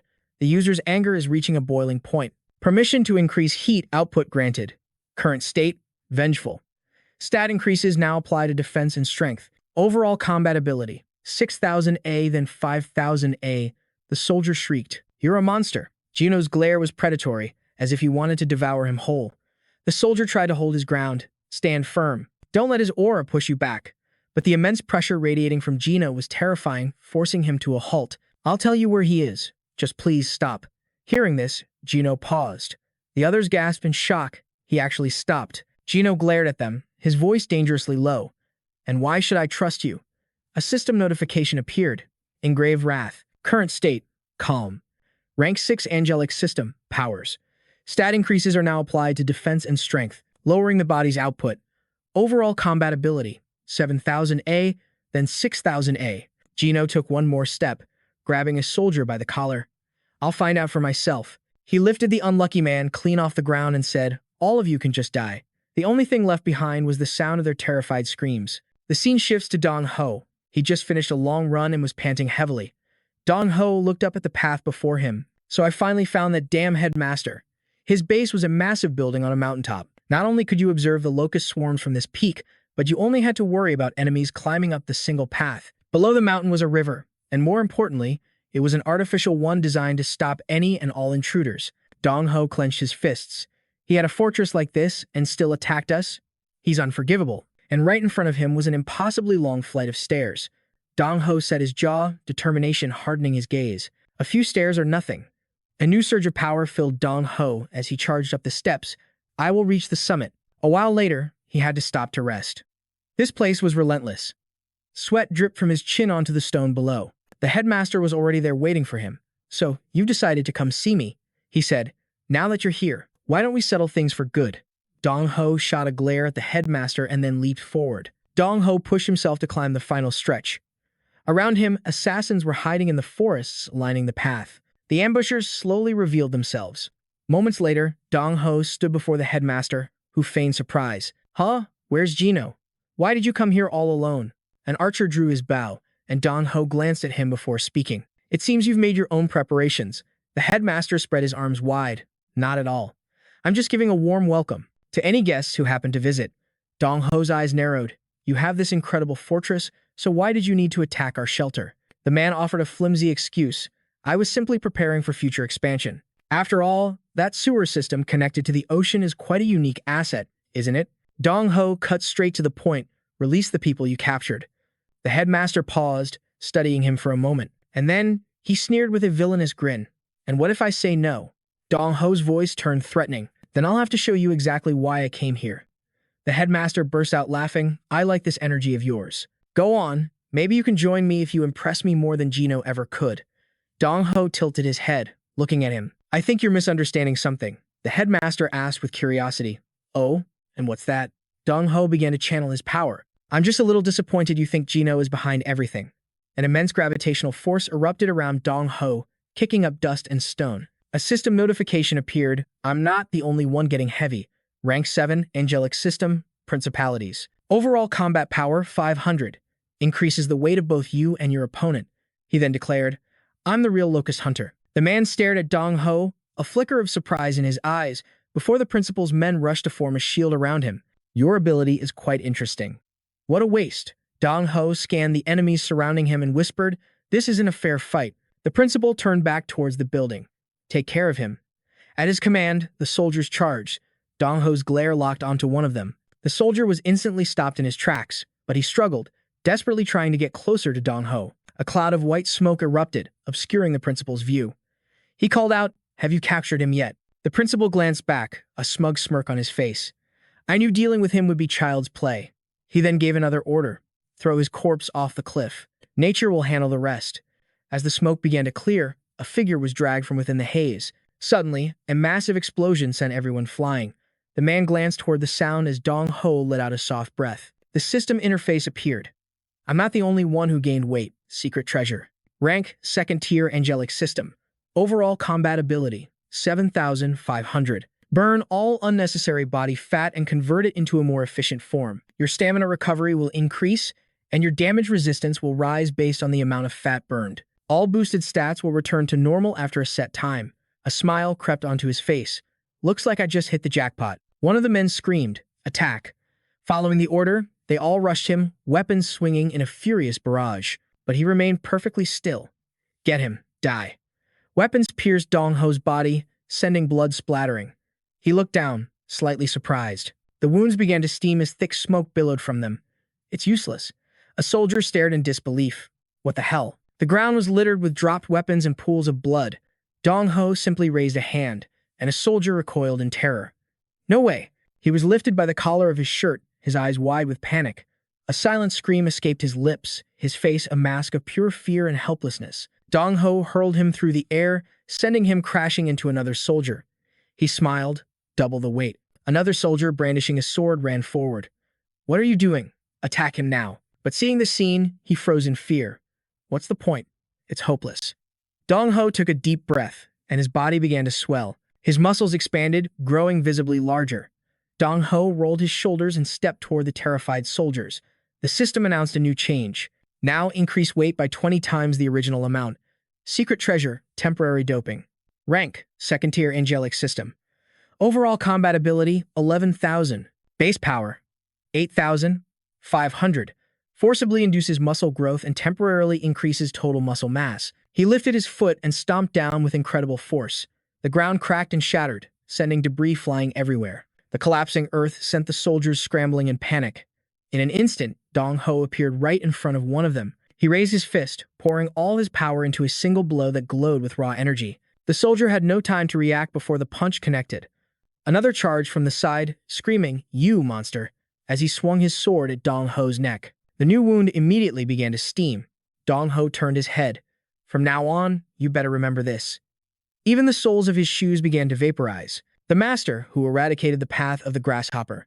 He drew his arm back to attack, then lunged forward, grabbing the man's head and slamming it down. That was me, Dong Ho.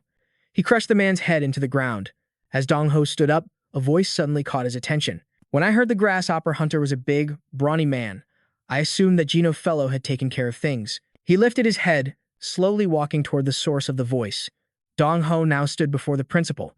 A soldier moved to protect him, but the principal raised a hand to stop him, continuing, "This is quite a surprise. You truly are the prey I've been looking for." Dong Ho scowled. "And you're the one I came to hunt, principal." The man remained calm at the threat. "I am now the commander of the Naval Liberation Regiment. But honestly, Dong Ho, are you certain you don't want to serve under me?" The principal made an offer. "If you agree, I will release everyone I've captured." Dong Ho ignored him, his voice ringing with conviction. "Forget it. I'll save them with my own two hands." Without a moment's hesitation, Dong Ho launched himself forward. A wicked smile spread across the principal's face. "Dong Ho, with such pathetic power, you shouldn't get so arrogant." The punch was inches from his face. A single thought flashed through his mind. "If I can just touch him, I'll win." But his fist stopped dead. The principal stood there, completely unfazed, as Dong Ho's hand trembled in the air. "If you continue to be so reckless," he warned, "you'll die very soon." Even as we speak, Dong Ho's mind raced with confusion. How is he right there? The principal answered with a smug tone, "Endless tree line." A system window materialized, displaying the same words. Endless tree line. This is a second-tier angel system ability. The target can never touch the user, and vice versa. Physical distance doesn't change, but the user is frozen in place while the skill is active. No matter what Dong Ho tried, the principal only seemed to get further away. He roared in frustration. "Not again." Gritting his teeth, he cursed, "This damn ability." The very ground around him began to crack. Dong Ho scrambled toward him, yelling, "You can't stop me." The principal merely smirked. "It's useless, no matter how much you struggle." He effortlessly dodged Dong Ho's attacks. "The gap between us will only continue to grow." Another punch flew right toward his face. "Damn it." The principal's voice dripped with mockery. "Just give up. You will never reach me." Suddenly, a chain shot out, wrapping tightly around Dong Ho's arm. "I will never give up." As the chain tightened its grip, Dong Ho's head snapped around in surprise. While he was distracted, soldiers had used the chain to restrain him. One of them shouted, "Pull." The immense force yanked him off balance. Dong Ho screamed, "All of you." He swung his arm, and the soldiers and their chains were sent flying. "Get away from me." Exhausted, Dong Ho staggered forward, gasping for breath. The principal let out a vile laugh. "You lasted longer than I expected." Dong Ho's arm was now severely injured, "But I know you've reached your limit. And on the other hand, I have plenty more soldiers." Dong Ho silently glanced behind him. Even after sending so many flying, countless soldiers were still standing by. He scowled in frustration. Even after all that, staring at the sea of raised weapons, he swallowed hard. There's still this many left to deal with. "It's good that you know your place, Dong Ho." He tensed his jaw, and from behind him, countless tentacles erupted. "Where do you think you're going? We still need to talk." The tentacles shot forward, stunning the soldiers. One was grabbed by the leg and violently yanked into the air. What the hell? Chaos erupted as soldiers were snatched up or scrambled to evade the appendages. Dong Ho stood frozen, completely stunned. "Run." Snapping out of it, he cried out with joy. This power is. But a sudden wave of pain crashed over him. His vision went dark as his body swayed, and Dong Ho collapsed. Two figures rushed forward, shouting his name. "Dong Ho." Jin No cried out in alarm, "Hey you." He caught Dong Ho as he fell, who could only whisper, "Jin No, I'm sorry." Standing beside them was Jin Sung, his body radiating a furious, red aura. They are truly unforgivable. The tentacles writhed higher into the air. Jin Sung's voice was ice cold. "You see it too, don't you?" Seeing him like this, Jin No thought in terror. This murderous intent, can a human really unleash an aura like this? He covered his mouth and began to chuckle, his eyes glowing crimson. Jin Sung then turned to face them. "First, I need to rescue the others who were captured, right?" Dong Ho warned him. "Jin Sung, physical attacks don't work on him." A crazed light shone in his eyes. "It's fine. But now, you look like you've lost quite a bit of weight." Dong Ho looked on in fear. He leaned on Jin No's shoulder for support. Jin No suggested, "Hey, I think we should just let him handle everything." Jin Sung turned and walked away, leaving them with a single promise. "Leave the principal to me. I have a few complaints to file with him." He clasped his hands behind his back, a playful look on his face. "Well, principal, you seem as arrogant as ever." The principal stared in disbelief at the man before him. You're Jin Sung? The F-rank failure, Jin Sung? Is that really you?" "That's right," he replied calmly. "I assume the people you kidnapped are inside." The principal closed his eyes and let out an arrogant sigh. "This is truly unbelievable. How could an F-rank failure like you escape from that hell?" The principal's eyes snapped open as Jin Sung chopped down with his bare hand. The principal ground his teeth in fury. Jin Sung smirked. This old trick? He instantly closed the distance. He unleashed an instantaneous, accelerated attack. Seeing this, the principal broke into a cold sweat. Fear turned into a dry chuckle, which erupted into hysterical laughter. You'll never close the distance between us. Jin Sung landed softly on the ground. Are you so sure about that? The principal said. I never thought you'd make it out of that hell alive. But inwardly, he was consumed by anxiety. What's wrong with his Edda? I remember him only using daggers. How in the world did he summon something like that? Countless streams of red light materialized behind him. You could have all the time in the world, and you'd still never figure it out. Jin Sung gave a wicked smile. There's no escaping me. The principal held out his hand. Behind him, massive gears began to turn. The distance between us is absolute and infinite. Nothing in this world can ever close that gap. The dagger in Jin Sung's hand flared with crimson light. Is that so? Nothing in this world, you say? I wouldn't be so sure about that. Especially since you've already paid a visit to hell. The dagger suddenly morphed into a massive sword. He asked the blade. You think so, don't you, Omni? A status window materialized. Demonic Slayer. Omnivore. Rank, 9th tier Angel System. Angels 1%, True Blade of Darkness. Number 103,673. Used by the father of the demonic slayer. The user can refine their killing intent, shaping it into any form they desire. The blade possesses its own will and can channel the user's killing intent. The headmaster smirked. Switching to a bigger blade won't close the gap between us. Jin Sung raised the sword. Let's find out. Gripping the sword with both hands, Jin Sung stepped back, then launched a devastating strike at the headmaster. But the old man dodged with ease. The blade passed inches from his body, yet Jin Sung remained perfectly still. The headmaster let out a triumphant laugh. Then, Jin Sung whipped the pommel around, smashing it into his face. Useless, he taunted. The headmaster staggered back, clutching his cheek in shock. What just happened? Jin Sung raised his foot high above the man's head. Try not to do anything stupid. The headmaster slammed his hand on the ground, roaring in fear. Ground plow.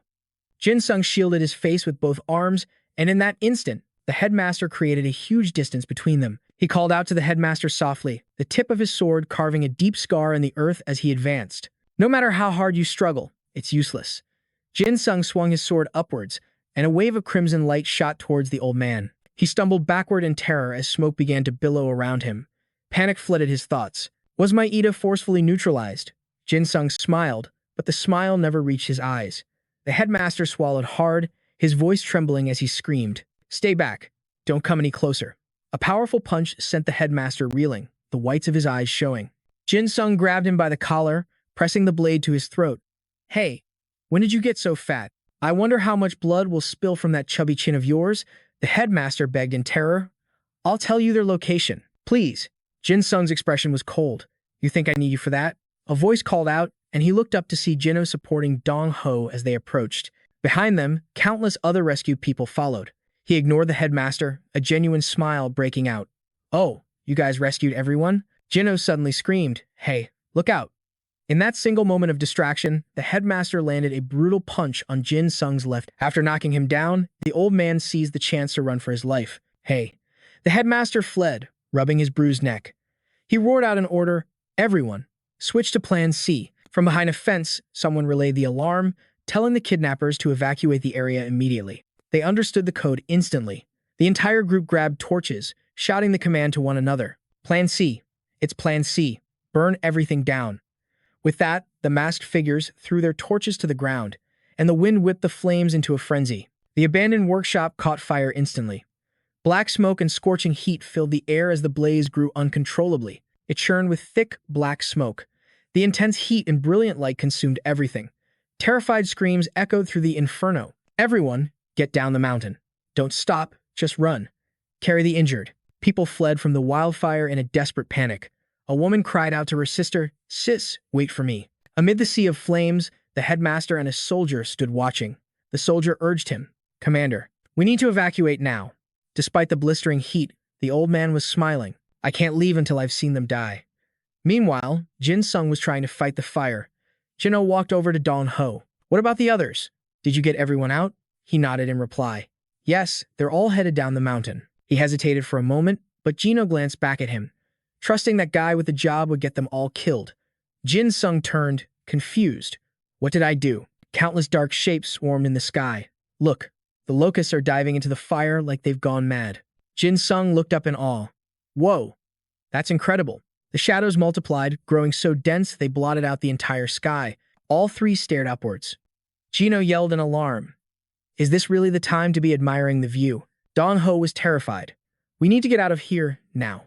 Jin Sung shielded his eyes with his hand, his gaze distant. What's the rush? If we just take out a few of these locusts, the rest of the swarm will scatter. His brown eyes suddenly flashed blood red. A system alert appeared. Demonic Eye of Karma. I see it now. Rank. First-tier angel system. Seraphim, 1%. He scanned his surroundings. Every single locust had its own status window. Locust of Abaddon. Total combat power, 1000A. Locust of Abaddon. Total combat power, 1000A. The system notification appeared.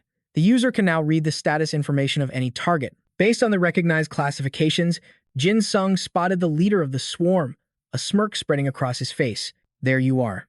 6th-tier angel system. Commander of 1,000 locusts, with a total combat power of 2,500A. The locust commander gazed down on the three humans, its voice dripping with contempt. Is that it? Just the three of you? How utterly boring. Total combat power, 2,500A, plus 2,500A, equals a grand total of 5,000A. Jin Sung looked up, his eyes blazing crimson. Fair enough. You want to see something interesting, then? He shifted his weight, settling into a combat stance. He exploded forward with terrifying speed, closing the distance in an instant as he leaned back to face the swarm. In his vision, the world bled into red and white. The cold, absolute contempt of a true predator. He swung his sword back, his eyes widening with a chilling smile that made his expression utterly terrifying. Jin Sung whipped his blade forward, and countless tentacles erupted from his back, lunging at the enemy. The locust commander reeled in shock. What is this? A dark smirk played on his lips, his gaze sharp and menacing. Farewell. The tentacles converge, forming a devastating sphere of destruction. Jin Sung landed softly on the ground, his voice cold as he looked up. Looks like things on this side are pretty much handled. I wonder if the others are finished yet.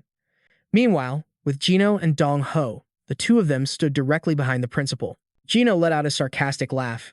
Well, trying to hide out over here, are we? Hearing his voice, the man spun around. Sweat poured down his forehead as he forced a nervous smile. Now, let's just calm down and talk about this. A hand shot out and grabbed him by the collar. Gino yanked the principal forward as he screamed, Wait, damn it. Raging army. Without a word, Gino hurled him off the cliff. Farewell. Noticing a dark figure plummeting from above, a nearby locust looked up in confusion. Huh? The creature opened its maw in delight, revealing rows of razor-sharp teeth. A moment later, blood sprayed everywhere.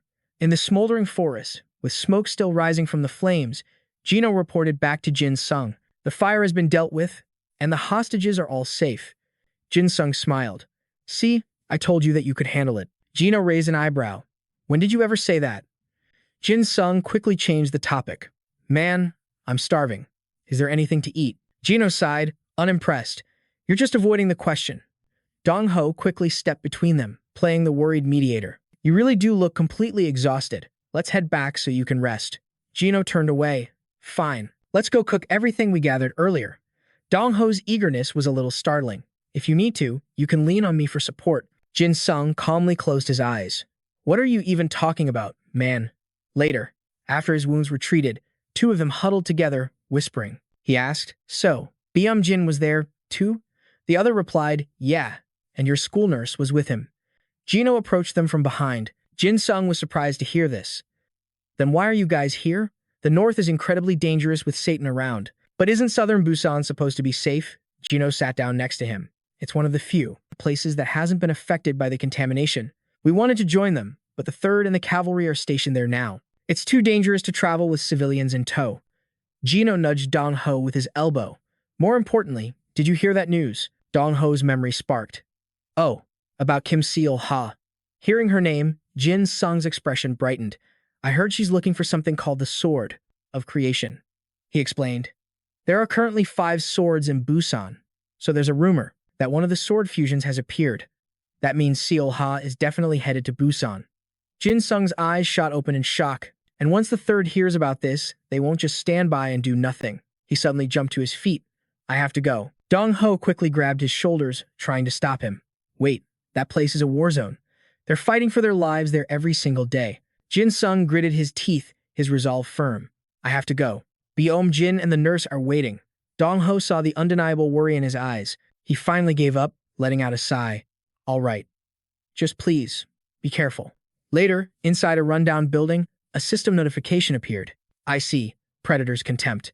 The user cannot generate killing intent while this ability is on cooldown. After activation, the cooldown is 10 hours. Jin Sung thought to himself, no wonder my legs are starting to ache again.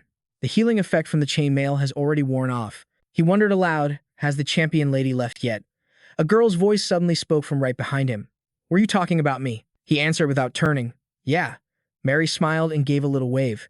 We're meeting again a lot sooner than I expected. He tightened his grip on his bag, his face lighting up. Champion, you're still here? She explained. I was about to leave, but then I saw you show up. And, of course, I saw your incredible performance against all those locusts. Just then, Jin Sung's body gave out and he started to fall. She rushed forward to catch him, her voice filled with concern. Are you all right? He quickly steadied himself. I'm fine, but could I ask you for a favor? Mary agreed without a second thought. Of course. After all, you're the one who saved me. A single thought raced through Jin Sung's mind. If she helps me, with this, I can reunite my scattered comrades. His mind flashed back to that day. Dong-ho was handing him a pack, while Jin-no stood aside and said, I'm sorry, but we can't leave this place. We have a duty to protect everyone here. He apologized again, his voice full of regret for not being able to join him. Jin Sung shouldered the pack and smiled. It's all right. I'll fire a signal into the sky. When that time comes, find me.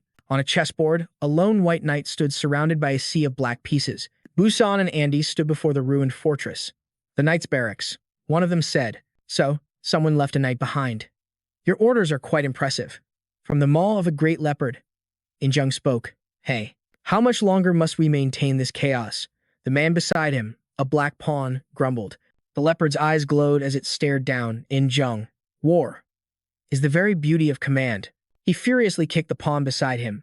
Stop spouting that meaningless garbage.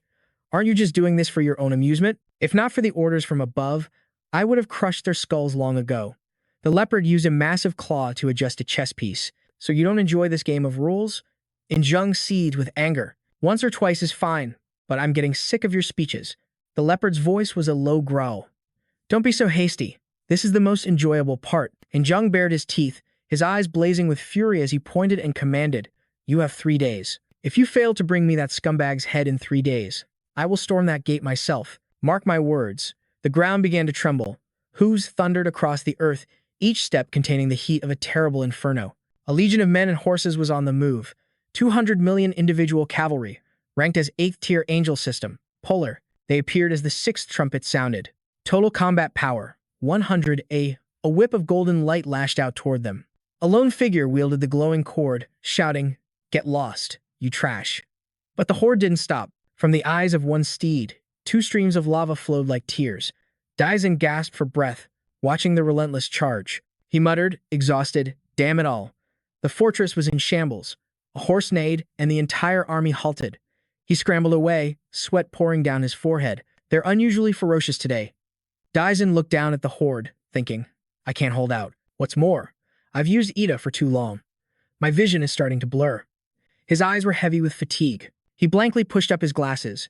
Daisen glanced up at the inverted cross in the sky, which pulsed with a bizarre, red light. He thought to himself, if it weren't for that inverted cross, my power would have already collapsed. He stood there, dazed, ever since it had appeared. Just then, his comrades finally arrived. Sung-ji shouted, Daisen, we're here. Get back to the squad. But the demonic horses continued their charge. 200 million cavalry from the city of God. Total combat power, 210A and 100A. Daisen leaped into the air, golden sparks trailing from every jump he made. You're late, he yelled. How are we supposed to escape now? Temporary patching. Logs and planks shot into the air, glowing with power. The temporary patching ability ripped apart clustered objects and pulled them free. Then other materials like stone and metal flew high into the sky under Daisen's command. This skill lifts adhered objects without physical touch, limited to a 15-meter radius, and consumes a massive amount of spiritual power. Overall combat capability, 12,000A to 15,000A. He gritted his teeth with all his might, pointed toward the horde of horses, and sent everything hurtling forward. Die. The attack sent the cavalry scattering in chaos. Zion clutched his head, stumbling as the storm of debris continued its relentless assault. His 2 comrades rushed to support him. Don't pass out. Hang in there, Bihun, Zion. Zion. Meanwhile, the leopard focused on its game of chess.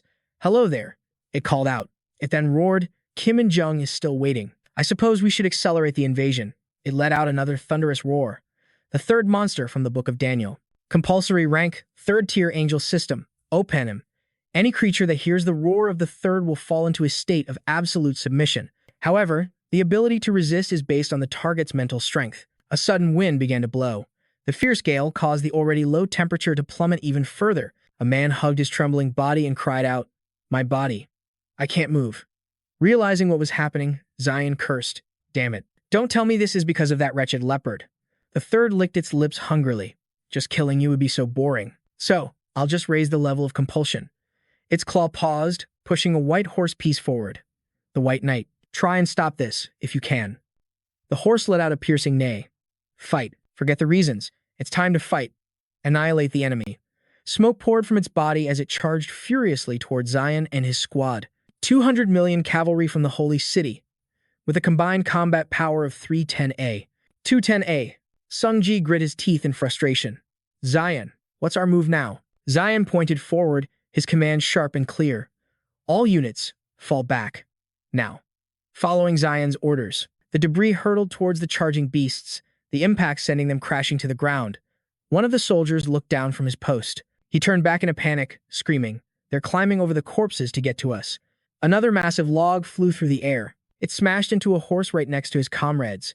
Zion shielded his eyes, his mind a storm of anger and fear. Damn it, my vision is starting to blur. A soldier below kicked away a monster, yelling, Zion, Zion. They're showing up down here, too. I still can't move. Zion, please, save me. Hearing the desperate cries of his teammates, he could only think, feeling utterly powerless. Hang on. Just a little longer. If I fall here, it's all over. Zion summoned every last bit of his strength and roared. I told you to get lost, you trash. Hearing the commotion, Jin Sung froze in his tracks. He shielded his eyes, trying to get a better look. Whoa. What in the world is going on? The third stared down at the battlefield. The Predator's contempt could easily handle mere cavalry.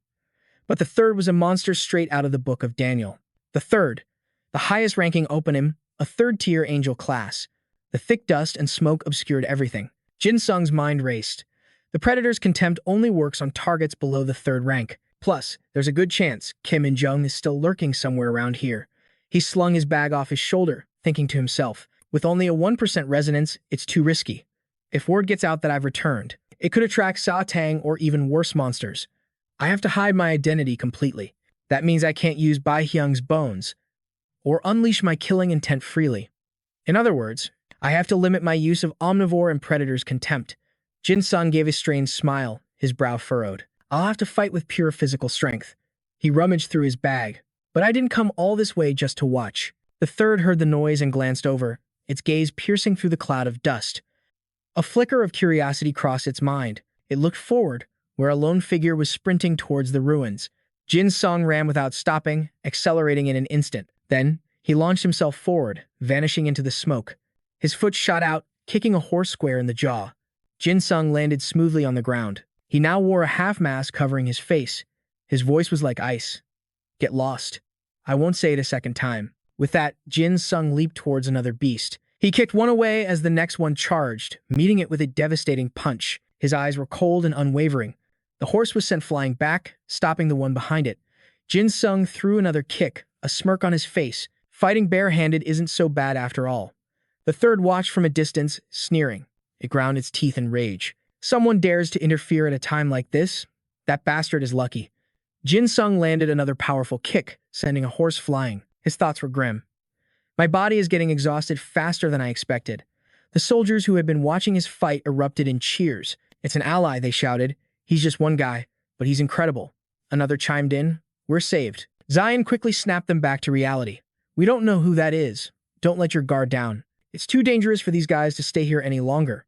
By now, Jin Sung's own hands were cut and bleeding. He launched himself into the air.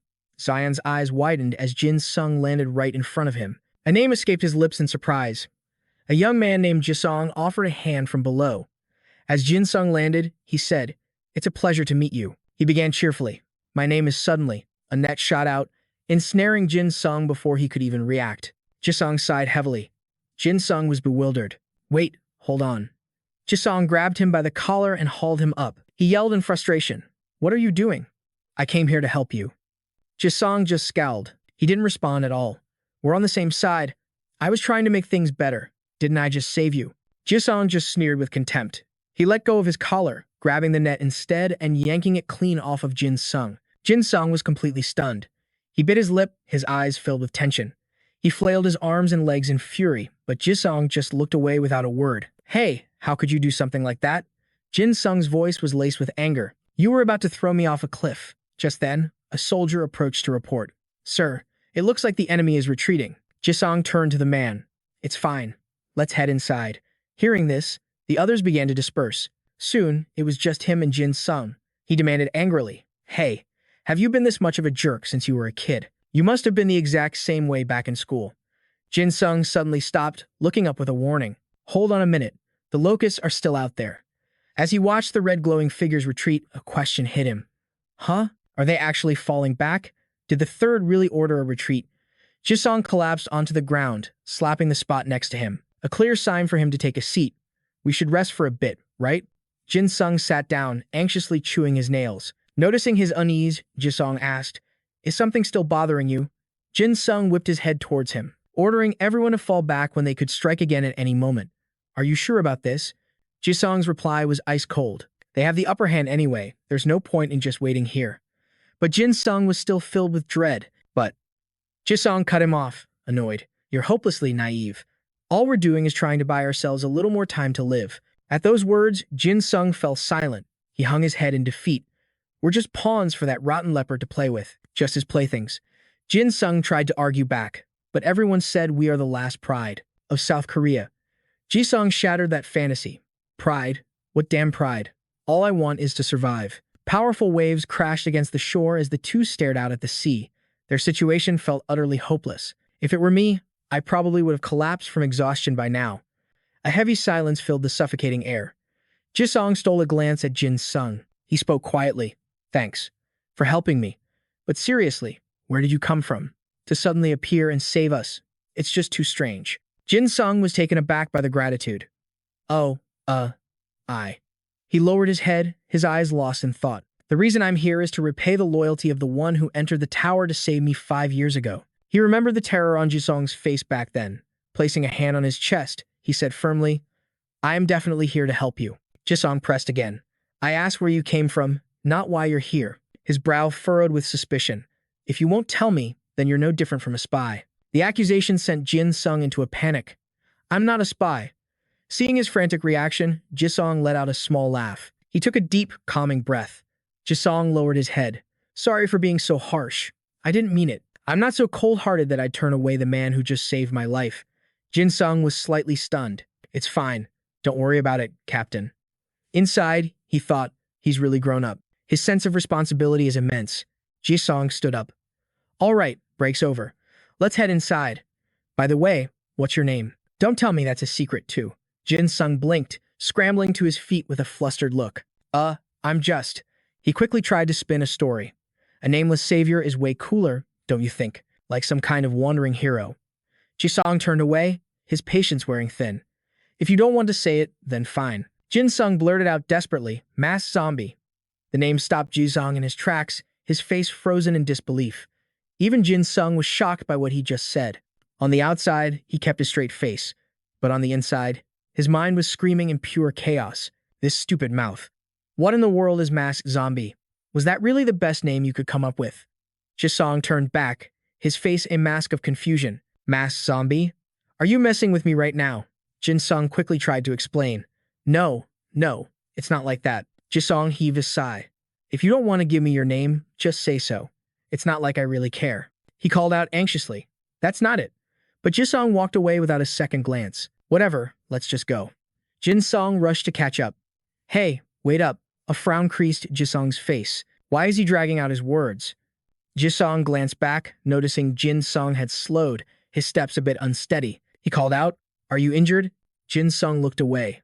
We have a healer. Let me take you to her. Jin Sung's face brightened. That would be great. Thank you. He breathed an internal sigh of relief. Thank goodness. Everything around them was old and in ruins as Jin Sung took in the scenery. Jin Sung warned him, "Don't stare too hard. The armory is in there." This location is a critical point for the entire fortress. Jin Sung raised a hand to his neck sheepishly. Watching him, Ji Sung was suddenly reminded of someone else. "That's right. I saw you use your power to defend it." The memory made him jolt. Jin Sung saw Ji Sung's fist clenched tightly. He asked with concern, "What's wrong? Did I say something I shouldn't have?" He just turned away. "It's nothing." Jin Sung tilted his head, completely baffled. After a short walk, an old but perfectly intact house came into view. As they stood before it, Ji Sung announced, "We're here." The wooden door creaked as if someone was approaching. Jin Sung's eyes widened with tension as a woman swung the door open. Aaron questioned Jaizan suspiciously. "Who is this you brought with you?" Jaizan slowly began, "Let me introduce you to the Red Fortress's only hope." The scene left Jin Sung completely stunned. Just then, Aaron stepped forward with a polite greeting. "It's certainly been a while since we've had a newcomer." Seeing her, Jin Sung couldn't help but think. His teacher, who was always so vibrant and tidy, was now wearing worn-out clothes with dark circles under her eyes. She must have endured so much. Though Jin Sung remained silent, she gasped with concern, "Oh my goodness, your body. It looks like you're seriously injured." "I used to be the school's medical teacher. Believe it or not, if you take off your cloak, I can heal those wounds for you." Her earnestness made Jin Sung cry out in alarm. "Wait," Jin Sung scrambled backwards. "Don't come near me." A cold sweat ran down his back. Aaron had healed him many times before. If she saw his body, she would recognize him in an instant. Noticing Jin Sung's bizarre behavior, she turned to Jizan with a curious look. "What's wrong with him?" Still, Aaron tried to persuade him, "I won't touch your mask, so don't worry." Jin Sung quickly invented an excuse. "It's just, I'm a very sensitive person." His reason left her completely speechless. She didn't know what to say. A second later, Aaron turned to question Jizan. "What is his name?" As if he already knew the answer, Jizan replied without hesitation, "Masked Zombie." Her shocked expression made Jizan reaffirm it. "It's true. That's what he called himself." Aaron muttered in disbelief, "Masked Zombie?" In an instant, Jin Sung buried his face in his hands in shame. "Please, just call me a passerby. I'm begging you." After a moment, she spoke gently. "All right, then. I will keep my distance and heal you, just as you wish." Under Jin Sung's worried gaze, Aaron asked calmly, "Are you ready?" In the next moment, he prepared himself. To enter a state of deep focus, Jin Sung slowly removed his cloak, and in a flash, a dark, murderous aura enveloped his body. At the same time, a system notification appeared. Intermediate demon/form. The cloak absorbs half of all incoming damage. When the intermediate state is deactivated, all injuries will be doubled. True to the warning, the wounds all over Jin Sung's body grew far worse. He trembled in agony and stammered, "Quick, hurry." Hearing this, Aaron immediately unleashed her regeneration skill. The system window popped up again. Angelic Regeneration, Level 4 Dominion. It completely restores the target's body from any and all damage. Her gentle power instantly surged around Jin Sung. In a mere moment, the magic had completely healed his critical injuries. Soon after, it seemed Jin Sung's pain had vanished. His expression slowly returned to normal. Jin Sung bowed deeply in gratitude to her, the hope of the Red Fortress. However, Aaron slowly turned towards Jizan, as if asking for something. Understanding her unspoken question, he quickly nodded in response. After that, she offered a polite smile. "You can just call me Miss Aaron." Hearing this, Jin Sung replied warily, "Yes, ma'am." In the quiet atmosphere, he thought to himself. At this rate, he would only need a day of rest for all his injuries to full. Just as he finished that thought, Aaron spoke up with praise. "Masked Zombie, your mental fortitude is truly astonishing." Jin Sung asked, a bit embarrassed, "Is it really?" She calmly explained, "Truthfully, recovering one's mental energy is extremely difficult right now. I was sure you would pass out on the spot." From behind, Jizan added, "Not bad at all." Seeing their surprised faces, Jin Sung stated plainly, "It's only because I've grown accustomed to pain." Not wanting to dwell on the subject, Aaron changed the topic. "What do you plan to do next?" Suddenly, he remembered his friend, mentioning Miss Aaron, and that there was a guild here. His mood instantly brightened as Jin Sung replied with excitement, "I'm a temporary Esper, so I wanted to go take a look." The next second, he cried out in alarm as he saw Jizan preparing to attack. "Huh? Hey, Jizan, what are you doing?" As expected, Jizan's voice was stern and threatening. "It's true that I would have been in danger without you in that last battle, but for that very reason, I cannot let you see the guillotine." Filled with dread, Jin Sung quickly explained, "I'm not going to take it, I just want to see it." Jizan flatly refused him again. I apologize, masked zombie, but I cannot show a strategic weapon to someone I met only today. A look of utter despair crossed Jin Sung's face. Fine, I don't want to see this stupid guillotine anymore. Just change my nickname, please. A moment later, Aaron spoke up calmly. Surely it's fine to show him, isn't it? No one will notice, and it will only attract unnecessary attention otherwise. Even so, Jizan still hesitated. But, ignoring Jin Sung's embarrassment, she whispered persuasively, "It's okay. He doesn't look like a bad person, does he?" Hearing that, he shot back loudly, "You say that as if I'm not a good person." Aaron immediately replied, "Oh, dear. How can you even talk with that thing on?" Her curiosity got the best of her. Besides, why call it a zombie mask when it's clearly a goblin mask? In a flash, Jin Sung lunged forward. "Knock it off. Stop staring at my mask." Just as he spoke, Jizan retracted his power. In the next moment, he commanded, "Follow me." A second later, Jizan summoned a colossal blade. Jizan slowly introduced the weapon. "This is the blade of the Alliance. The zombie mask guillotine." A system window instantly appeared to announce, "Guillotine, Angelic Rank 3, Ophanim. A crystallization of the Earth's will to attack. This blade eliminates any creature in its path. Summons a guillotine to execute its target. Total combat power, 50,000 A plus A." Jin Sung rushed over, completely amazed. "No wonder you didn't want anyone else to see this. Is the handle built right into the inside? And it looks just like a razor." "No, a shaving razor, right?" Jin Sung continued, "But it's way more impressive than I thought. A power level of 50,000 A plus A. With this weapon alone, Jin Sung wouldn't even need a broker to guarantee a win." Just as he was about to reach for it, Jizan's voice rang out, "That's enough. You better not touch it. Or maybe we should test the zombie mask's calculation skills." Jizan's question left Jin Sung confused. "Huh, calculation skills?" Suddenly, a mocking sound echoed through the air as the guillotine's blade came crashing down. "Moron." Luckily, Jin Sung reacted just in time. "Huh? What? A guillotine?" The situation grew dire as the blade descended on his hand. He snatched his arm back, screaming in terror. Then, he gasped in utter shock. It returned to its original position. From behind Jin Sung, Aaron spoke softly. "What a shame, zombie mask. You are not the master the guillotine desires." Hearing that, he stammered, "Don't tell me." That voice. Before Jin Sung could finish, she eagerly asked, "What did the guillotine say?" As Aaron and Jizan stared blankly, Jin Sung whispered, "It called me a moron." After a 2-second pause, Jizan burst out laughing, unable to hold it in. His laughter grew louder and louder, mocking Jin Sung relentlessly. The satisfaction on Jizan and Aaron's faces made him scream in embarrassment. "Stop laughing." Jizan ignored him and said, "The guillotine prefers intelligent people. Almost everyone in the Vich Fortress has tested their compatibility with it, but you're the very first one it's ever called a moron." Laughing his heart out, he shouted, "Congratulations." Tears welled up in Jin Sung's eyes as he cursed through gritted teeth. "You damn sword." The system window updated. Guillotine summons a device to execute the target. Anything that can be visualized can become a target. Each time it is used, the target's coordinates must be updated. Berserker Blade. The guillotine possesses its own will and directly chooses its master. After reading the new information, Jin Sung thought to himself, "So, in short, I have to calculate the target's coordinates while using it. No wonder it chooses its own master." He collapsed in despair. "Damn it. I thought I was done with math after leaving school." Though she was still holding back a laugh, Aaron tried to console him. "Don't worry, the guillotine is pickier than you think. I was rejected, too." A moment later, Jin Sung asked curiously, "What did it say to you, Aaron?" She thought for a moment before answering, something like, "What a shame, I think. The guillotine was summoned for me, too, but the blade never dropped like it did for you." This answer just made him even more furious. What the hell? Is this thing discriminating against me now? Jin Sung charged forward in a rage.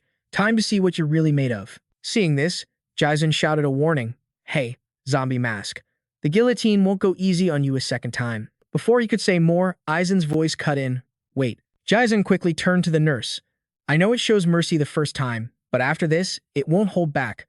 With a perfectly calm expression, she replied slowly, "It'll be fine. That kid can handle it." Aizen continued, her face angelic but her words anything but. "Even if his head gets severed from his neck, as long as I reattach it quickly enough, he'll be fine, right?" Jizan could only stare back in shock. Meanwhile, Jin Sung angrily touched the guillotine's blade, shouting, "A piece of junk like you is calling someone a moron. I'm going to fix that attitude of yours." But the blade just growled back, "Moron." To Jin Sung's complete surprise, It swiftly locked his neck into the device. A moment later, the guillotine spoke with menace. "Weren't you going to clean me up?" Its blade began to gleam ominously. "Stupid humans must pay with death." It gave Jin Sung no chance to fight back. "I warned you, didn't I?" Then, the guillotine raised its voice. "Fools must face their punishment. Go die." The scene sent Jizon and Aizen into a panic. He desperately summoned his power, trying to save Jin Sung. Masked zombie. But contrary to expectations, Jin Sung remained perfectly calm. This is just self-defense. He unleashed a powerful aura that enveloped the guillotine. "You attacked me first." Jizon was frozen, stunned by Jin Sung's incredible power. He thought to himself, "Is the guillotine trembling?" The next second, Jin Sung's voice dropped to a threatening low. "I told you I'd take care of you, didn't I?" He slammed his hand on the guillotine, thinking, "Is it too scared to even move now?" Before Jin Sung could act, it vanished in a puff of smoke, returning to its original form. The guillotine continued to taunt him. "You fool, you're afraid." Seeing this, Jin Sung quickly grabbed the blade's handle. He angrily swung it toward the sky. "What now? Am I still a fool in your eyes?" Jizon immediately rushed over. "Hey, did the guillotine actually acknowledge you?" Jin Sung slowly replied, "Not exactly. It's just heavy." After a 2-second pause, he turned back with an excited guess. "Maybe submission?" Then, Jin Sung communicated with the weapon in his mind. "Hey, guillotine, stop summoning executions whenever you feel like it. Try that again, and I'll shatter you to pieces." Despite the threat, it shot back defiantly, "Idiot. You can't wield me anyway." Provoked, he immediately retorted, "What did you just say, you piece of junk?" The guillotine fired back, "You are a complete idiot." Just then, Aizen gently approached, exclaiming, "Oh, my." Her eyes sparkled with curiosity. "When I touched it, the guillotine didn't appear. What did you do?" Hearing this, Jin Sung forced a smile. "Well, about that." Before he could finish, Aizen pleaded, "We've never seen the power of the unified blade. Could you show us, please?" Aizen agreed with her. "That thing has caused us enough suffering. Let's see what it can really do." Jin Sung grew even more anxious. Well." Just then, the guillotine piped up again, "Idiot, idiot." After a moment, Jizon spoke up. "Come on, do something, masked zombie." Aizen also urged him. "Hurry, Sir Masked Zombie." Under pressure, sweat poured down Jin Sung's forehead. He aimed the blade at a large boulder in front of them. Might as well try. In a flash, the guillotine materialized. Summon guillotine. Seeing this, Jin Sung's eyes widened in shock. "Is it time for an execution?" At that moment, the guillotine spoke with scorn. "I already told you, you idiot." Then a system notification appeared. "Guillotine, total power, -1000. It just kept mocking him. "You're so stupid, you can't even calculate the coordinates." A look of pure horror spread across his face. "What?" A moment later, the guillotine's blade came to a rest right in front of the three of them. Aizen tried to comfort Jin Sung. "At least we can move the guillotine now." Jin Sung couldn't help but chuckle bitterly. "Some progress, huh?" He lowered his head and said, "I'm sorry, but that doesn't make me feel any better." After composing himself, he quickly turned to ask a question. "By the way, how did this guillotine even get here?"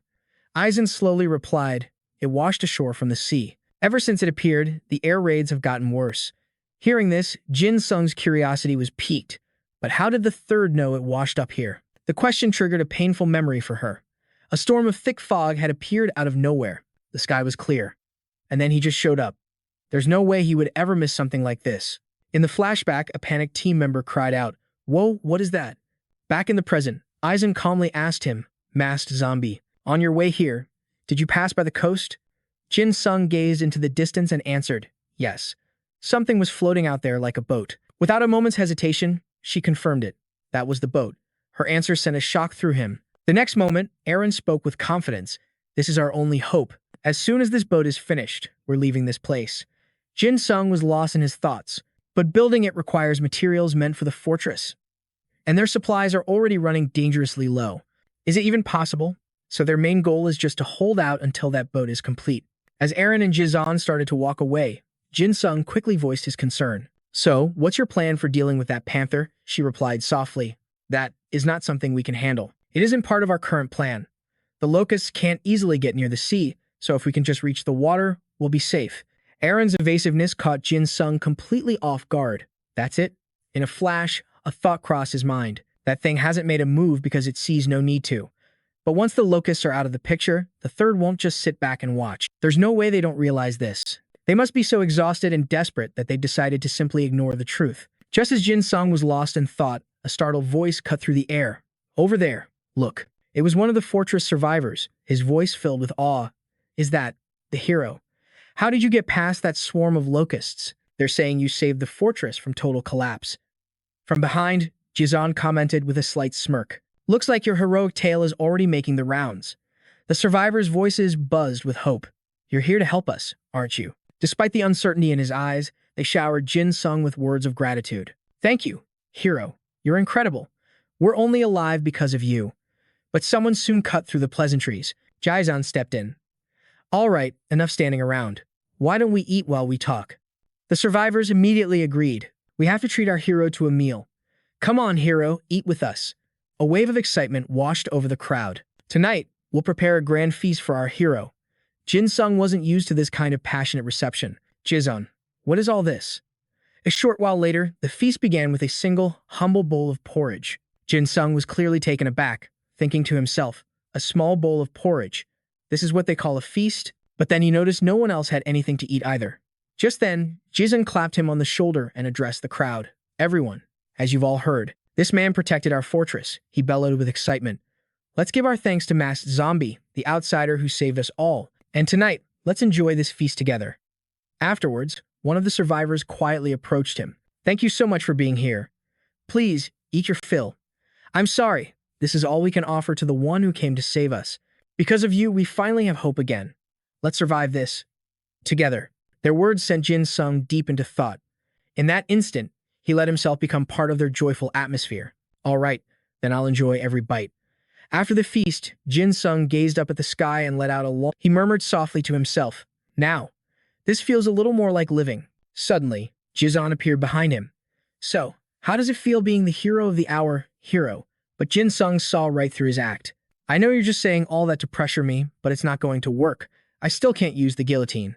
Jizan let out a hearty laugh. Enough about the guillotine, you're giving me a headache. Instead, why don't you tell me where you came from? Jin Sung simply answered, a friend asked me to come. Jizan's curiosity was piqued. A friend, you say? Without missing a beat, Jin Sung gave him a familiar name, Yu Dong-ho. Jizan's interest deepened. Squinty eyes. That guy is still alive. Without hesitation, Jin Sung continued. That's right. He told me everything that's been happening here. Jizan let out a soft sigh. It's a good thing he stayed away. Jin Sung quickly retorted. He wanted to come, you know. A beat later, Jizan's voice was flat and cold. I'll keep that in mind. In a flash, Jin Sung shifted the conversation. That inverted cross. It still appears in the night sky. Jizan glanced skyward, clicking his tongue in annoyance.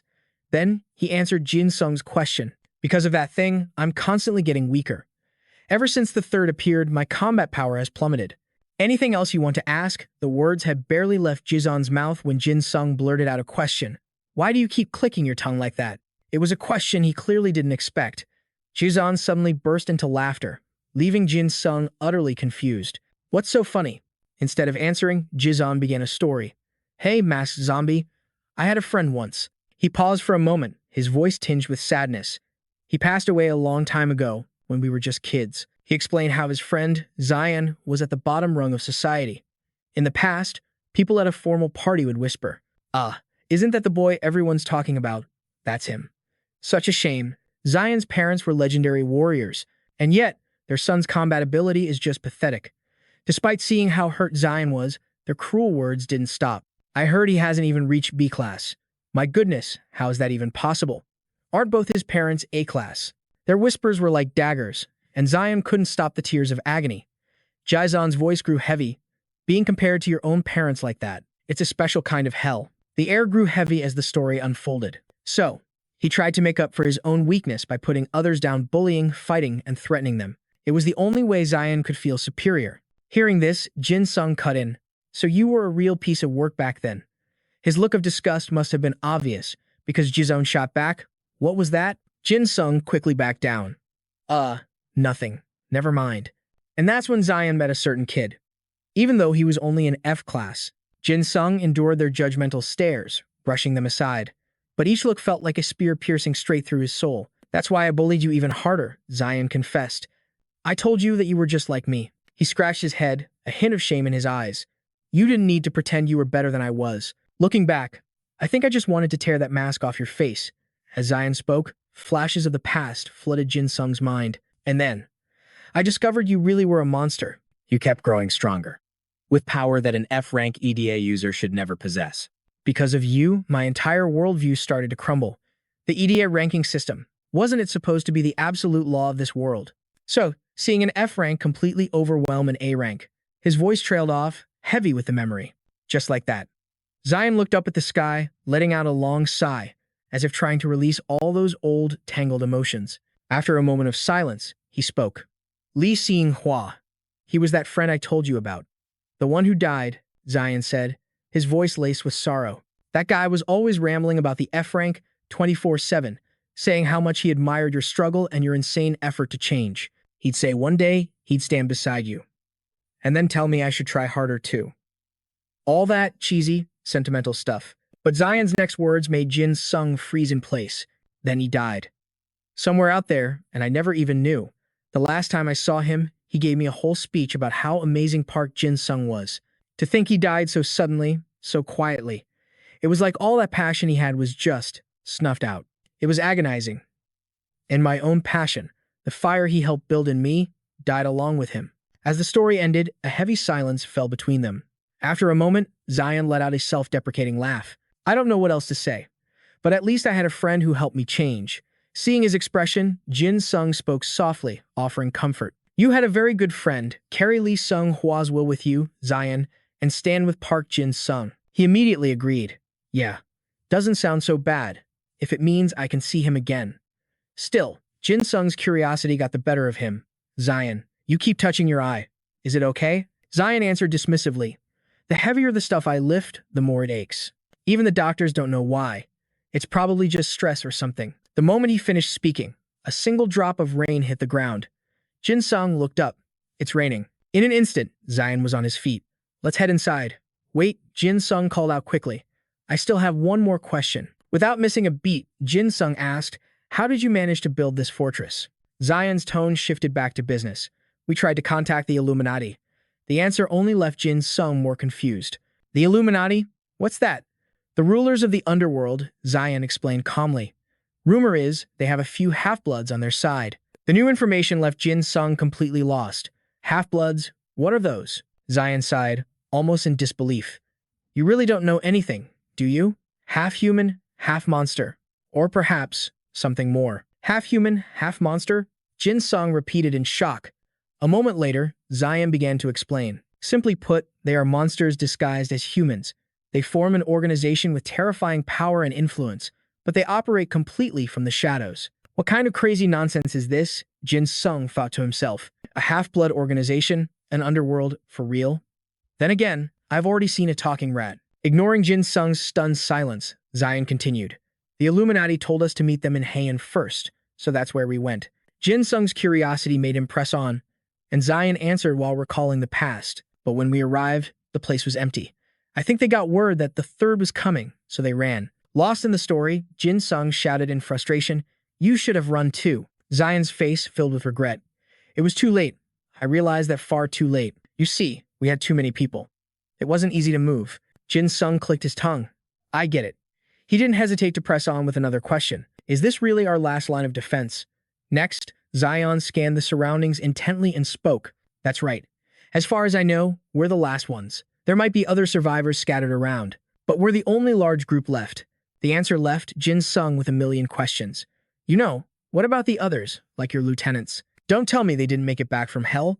He turned quickly, demanding an answer. You mean Li Xin Nam? Zion began. He's currently.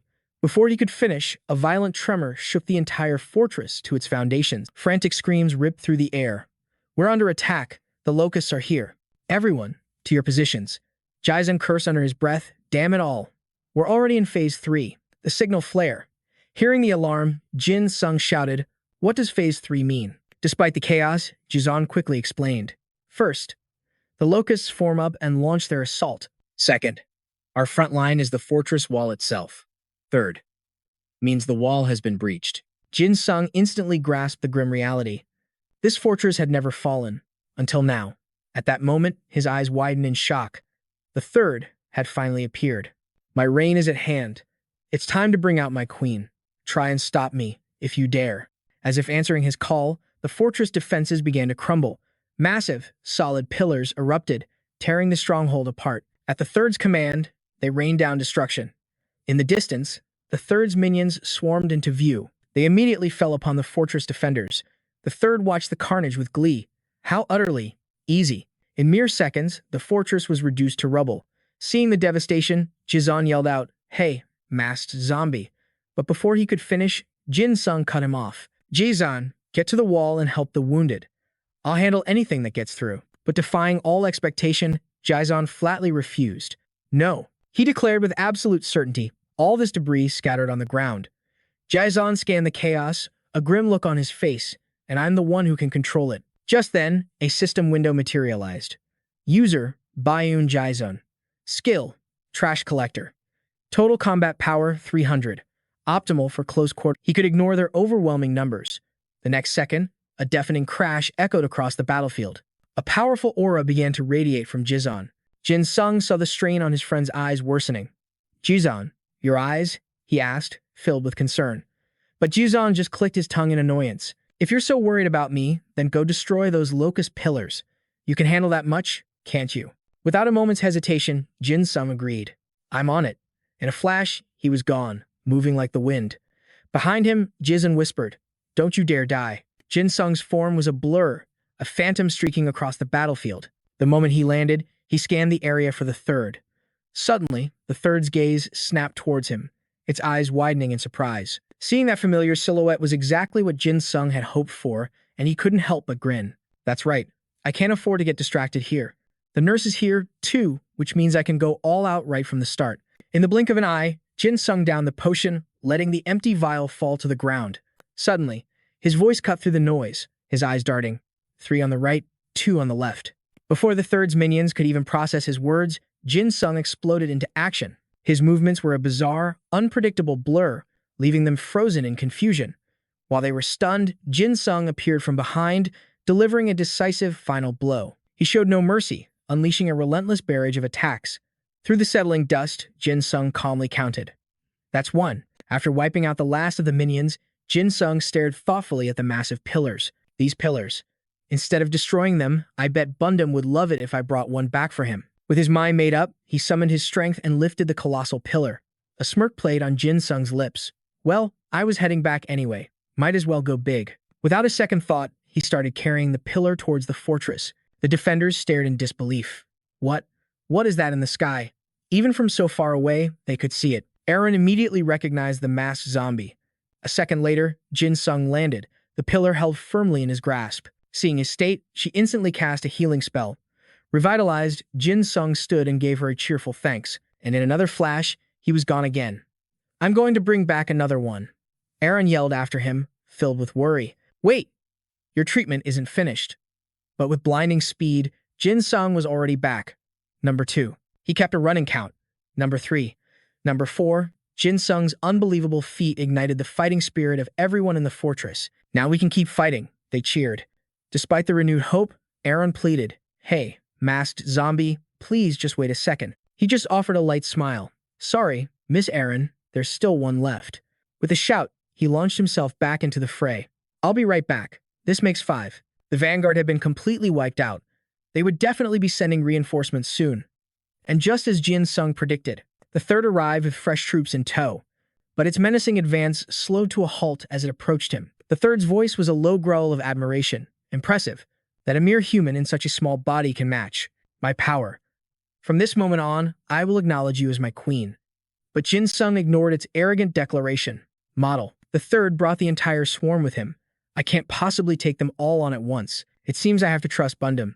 Jin Sung immediately shouted a taunt. "What was that little meow, kitty cat?"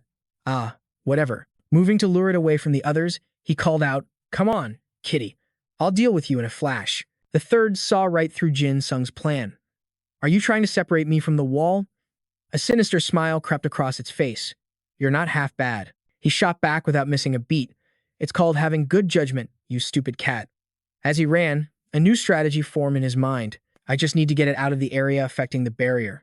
Bundam and the others will have to handle the locust swarm." The problem now is that the third has another ability besides that roar. Just then, a system window appeared. Monster from Daniel's book, the third. 666 hearts.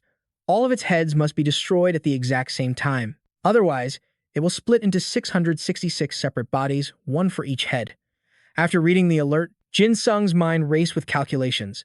666 times 4 is 2,664. If this thing splits to distract me, I'll have no chance of winning. My power is limited as it is, but I can still pose a threat. Should I reveal my identity to Bundum and coordinate a plan? While he was lost in thought, the third let out a deafening roar. The time for my reign has come. Before it could unleash its roaring attack, Jin Sung lunged forward with a punch to its face. Shut up.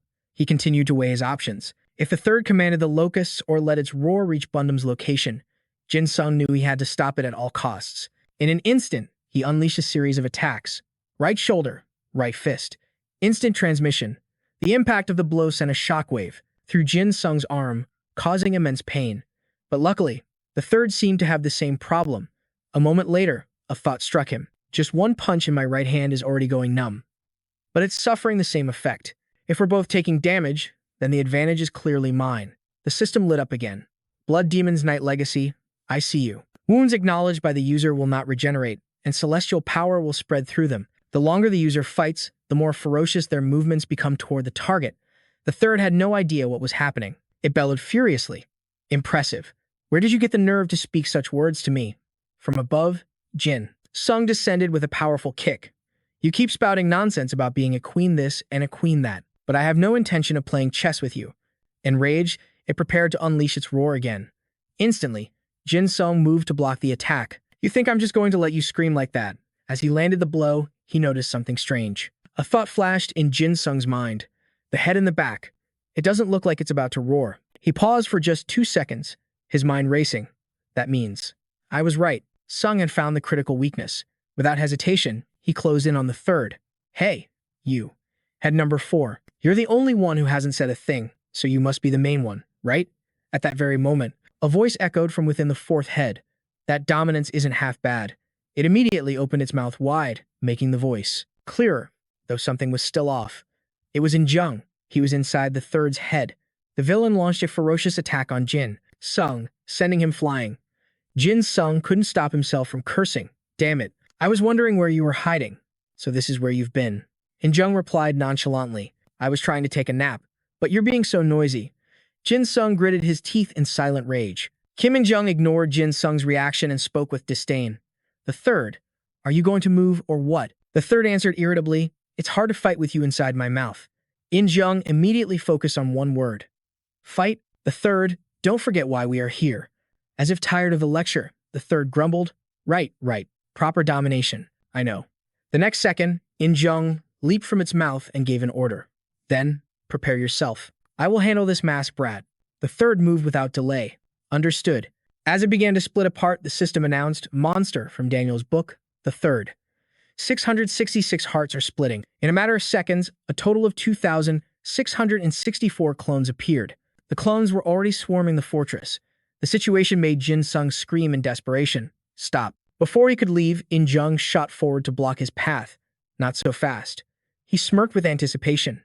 That mask you're wearing, you remind me of someone. I must see what's behind that mask. Though he was burning with rage, Jin Sung could only curse in his mind. Damn you, Kim Jung. He was growing more and more worried.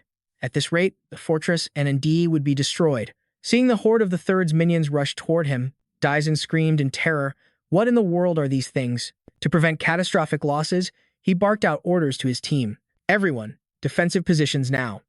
An entire swarm of winged leopards shot past, leaving him to wonder. They're smaller, but they're still a part of the third, aren't they?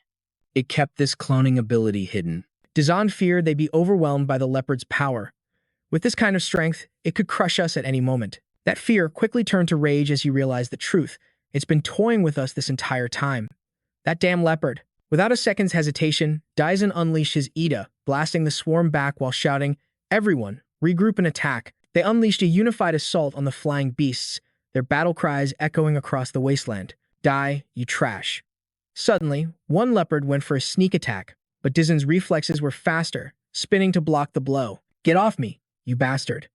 To his shock, The creature actually spoke. It chuckled mockingly. Such a shame, White Knight. I wanted to test my dominion over you for a little longer. Its words sent Daisen into a fury as he roared. Stop your pointless babbling and get your hands off my sword. With all his might, he flung the beast away along with his blade. Die. Suddenly, a loud noise from behind caught his attention. What's going on over there? Just then, a leopard soared past him, carrying a massive guillotine in its jaws. He recognized the object with dawning horror. A guillotine. Daisen was starting to understand its terrifying plan. The scattered clones were now converging, all chasing the one carrying the massive blade. His eyes widened in terror as he screamed, "It can't be." He immediately ordered his team, "Everyone, get inside now." One of his teammates shouted back in confusion, "What? What about our defensive line?" As Daisen yelled, a massive shadow fell over him, freezing him in place with pure dread. That's not the problem anymore. Looking up, Daisen saw the colossal form of the third hovering directly above them. The situation made him curse under his breath. Damn it. Suddenly, a deafening boom erupted as the ground exploded. Thrown to the ground, Daisen trembled, struggling to get back on his feet while muttering a curse. These damn things. I've had enough.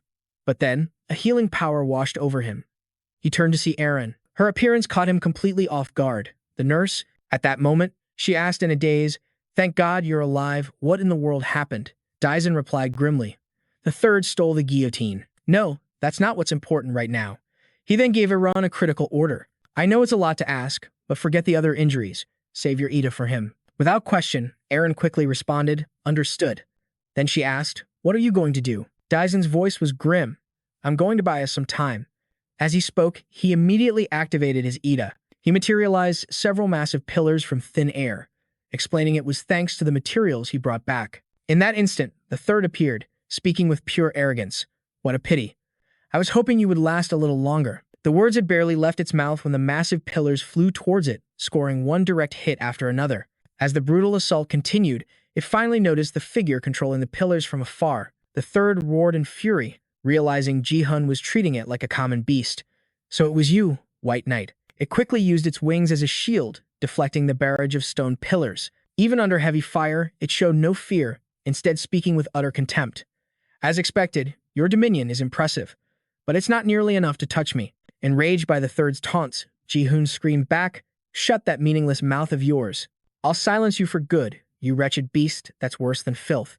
As he finished speaking, he summoned even more pillars. 4 columns converged above, the third's head before crashing down with devastating force, striking it head-on. The blow seemed to distort its very face. From his position, Ji-hun let out a triumphant yell. "How do you like that, you damn leopard?" After that powerful series of attacks, he let out a smirk, thinking to himself, "I just need to stall for a little more time." But just as he was about to say something else, he stopped. His eyes locked onto something that left him utterly speechless. It was the third, completely unscathed, without a single scratch from the massive pillars. A cold dread washed over Ji-hun. This is bad. This damn thing is too tough. At that moment, the third growled his name. White Knight. Its voice was laced with impatience. "I wanted to test my dominion over you further, but unfortunately, I've run out of time." With those words, it let out a terrifying roar, a psychic assault meant to dominate Ji-hun. And just like that, Ji-hun was caught in its hypnotic grip. He struggled against the control, gritting his teeth so hard they could crack and letting out a desperate scream. Elsewhere, the battle between In-jung and Jin Sung raged on without end. Seeing Jin Sung only dodge without fighting back, In-jung sneered, "You're just scurrying away like a little rat." At that very moment, a system notification appeared. First Apocalypse of the Red Dragon, rank of highest, second-tier angel cherubim, with a total combat power of 1 million. As Jin Sung evaded the onslaught, his mind raced, trying to find a way to defeat this monster. Kim In-jung's power was a staggering 1 million. He's way stronger than I expected. What do I do now? How can I possibly win this? Just then, another roar echoed through the battlefield. Jin Sung instantly recognized it as the third's. Did it just use domination? In that brief moment of distraction, In-jung lunged forward for a sneak attack. He growled with amusement. "Where do you think you're looking?" Realizing his careless mistake, Jin Sung panicked and cursed inwardly. Damn it. He issued a command to Bungdem, and the system instantly warped him away from the danger. Evading In-jung's ambush, his feet flashed left and right with impossible speed. This left In-jung completely stunned, wondering, what the hell was that? That speed? While his enemy was still reeling, Jin Sung appeared before the third and yelled, "You want to roar?" He slammed a powerful kick straight into its face. "I won't allow it." The third took the full force of the blow and went crashing backward. But even though he'd knocked it down, the impact came at a steep price. The bones in his left leg were now fractured. He quickly gave a command, Omni, support my leg. As Omni reinforced his shattered leg, he landed right in front of Ji-hun and called out worriedly, Ji-hun. Jin Sung frantically checked on him, breathing a sigh of relief to find he was alive, just unconscious. Thank goodness. Just then, a familiar healing energy washed over him. He spun around and saw Aaron, trapped beneath a pile of rubble. The sight made his heart stop, and he screamed, Aaron. Without a second thought, Jin Sung rushed to her side. He carefully freed her, holding her gently in his arms. She weakly whispered, That was my last heal. With the last of her strength, she managed to say, I'm sorry. Please. Understanding what she meant, Jin Sung replied softly, Just leave it to me, nurse. A moment later, he laid Aaron down next to Ji-hun. With the situation hanging by a thread, he had to assess everything quickly. The situation looks hopeless.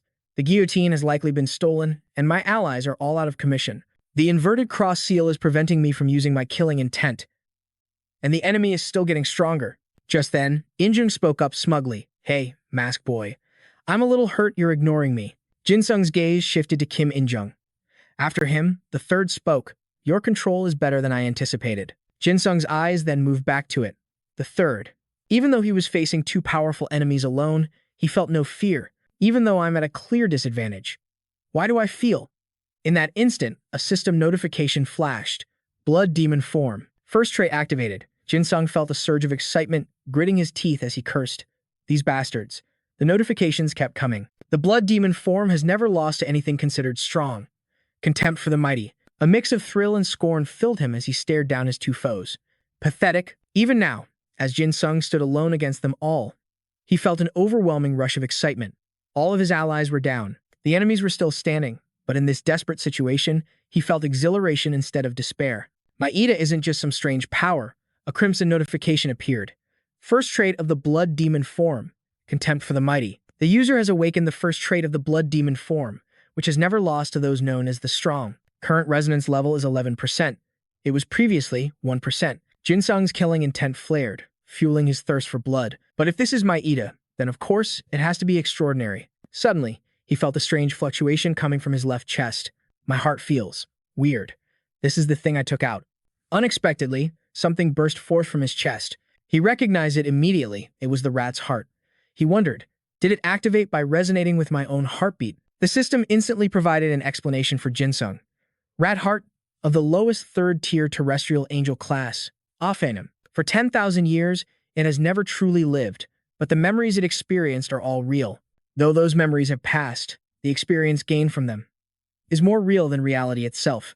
After 10,000 years of refinement, steeped in magic and sorcery, it could grant immense power to its host. This core was searching for a suitable body, but the vessel had to meet certain conditions. Reading the item's description, he muttered a single word, a body. Without a second thought, he summoned the ribs of Bai Hyun. Jin Sung gave a silent command to his sword, Omnivore. Using large bones like usual will get us noticed. Bring me countless smaller ones.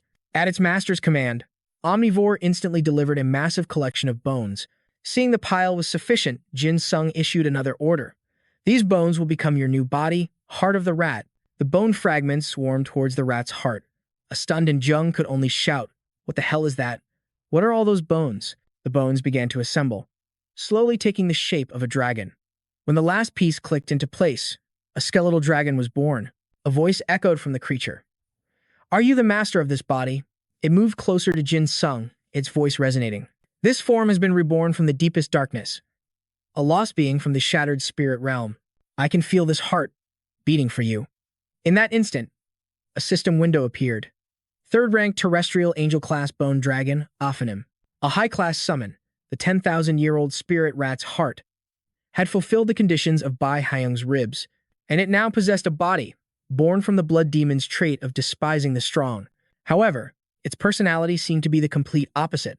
When this bone dragon is summoned, countless bones materialize alongside it. It can command these bones, with a total combat power of 450,000, A+ rank. Not wanting to waste any more time, the bone dragon urged Jin Sung, grant this body a name. Only then will our contract be complete. Its overly dramatic tone made Jin Sung sigh. Why are you talking like that? But still, he just gave it a random name. Let's just call you Bone Guard. The name clearly dissatisfied the dragon. who roared back, "Bone Guard?" It pleaded with him desperately. "That is to be my name? Reconsider. Contractor." Of course, Jin Sung had no intention of changing it. What's wrong with it? Bone Guard sounds friendly enough. In Jung, who had witnessed everything, was impressed by Jin Sung's abilities. But he was also curious. Despite possessing immense physical power, there was no trace of a foul aura around him. And he can use necromancy at this level. He's completely different. Is he really not that masked girl? Snapping out of it, he roared at his subordinate. The third. "Didn't I tell you to hurry up?" He spat the command with venom. "Spit out that guillotine now. We absolutely cannot lose." Obeying his master's order, the third opened its maw, revealing a guillotine within. Understood. In Jung quickly grabbed the weapon. He examined it with satisfaction. So this is the guillotine. What a strange weapon. If it weren't for our objective, his head would have been off from the start. Wasting no more time, he shouted, "Go, the third." At the command, the third charged without hesitation, growling as it lunged toward Bone Guard. Seeing the attack, Jin Sung urgently shouted a warning. "Hey, in front of you, look out." Bone Guard glanced at the third with utter annoyance. "You dare interfere?" It swatted the third away, sending it flying as it proclaimed, "At the very moment my destiny is forged." When this body receives its name, the third slammed into the wall with a sickening crunch. In Jung raged at his minion. "What are you doing? Get it together." But before the third could even recover for a counterattack, Bone Guard's jaws snapped open. It took a massive bite, causing the third to howl in agony, as Bone Guard triumphantly declared, "This is the price for interrupting my sacred contract ceremony. You will be severely punished." With the situation under control, Jin Sung shouted an order. "Bone Guard, push it away from the fortress now." Bone Guard immediately obeyed. "Understood, contractor. I shall show you the absolute power of this body." It began gathering immense power, causing the third to cry out in terror. Impossible. Bone Guard's energy threatened to swallow the third whole. Sheer panic filled its eyes, as it was consumed by Bone Guard's sphere of power. After dealing with the three-headed beast, Bone Guard let out a huff, then turned to Jin Sung, eager for praise. "What do you think, contractor? This is my power." Jin Sung replied with a casual shrug. "Yeah, not bad." As for the third, now missing one of its heads, it recoiled in pain, thinking, "I thought it was checkmate.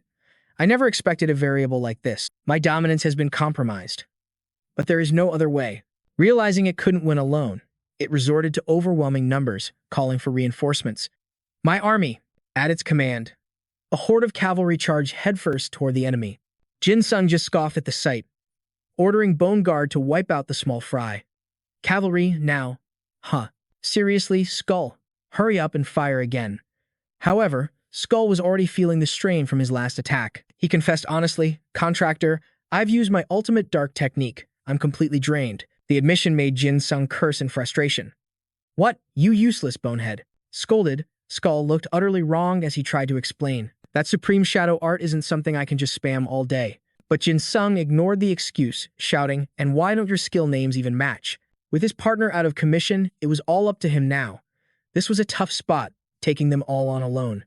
"Damn it, how am I supposed to stop a cavalry charge now?" Seeing his contractor's worry, Skull smugly reassured him.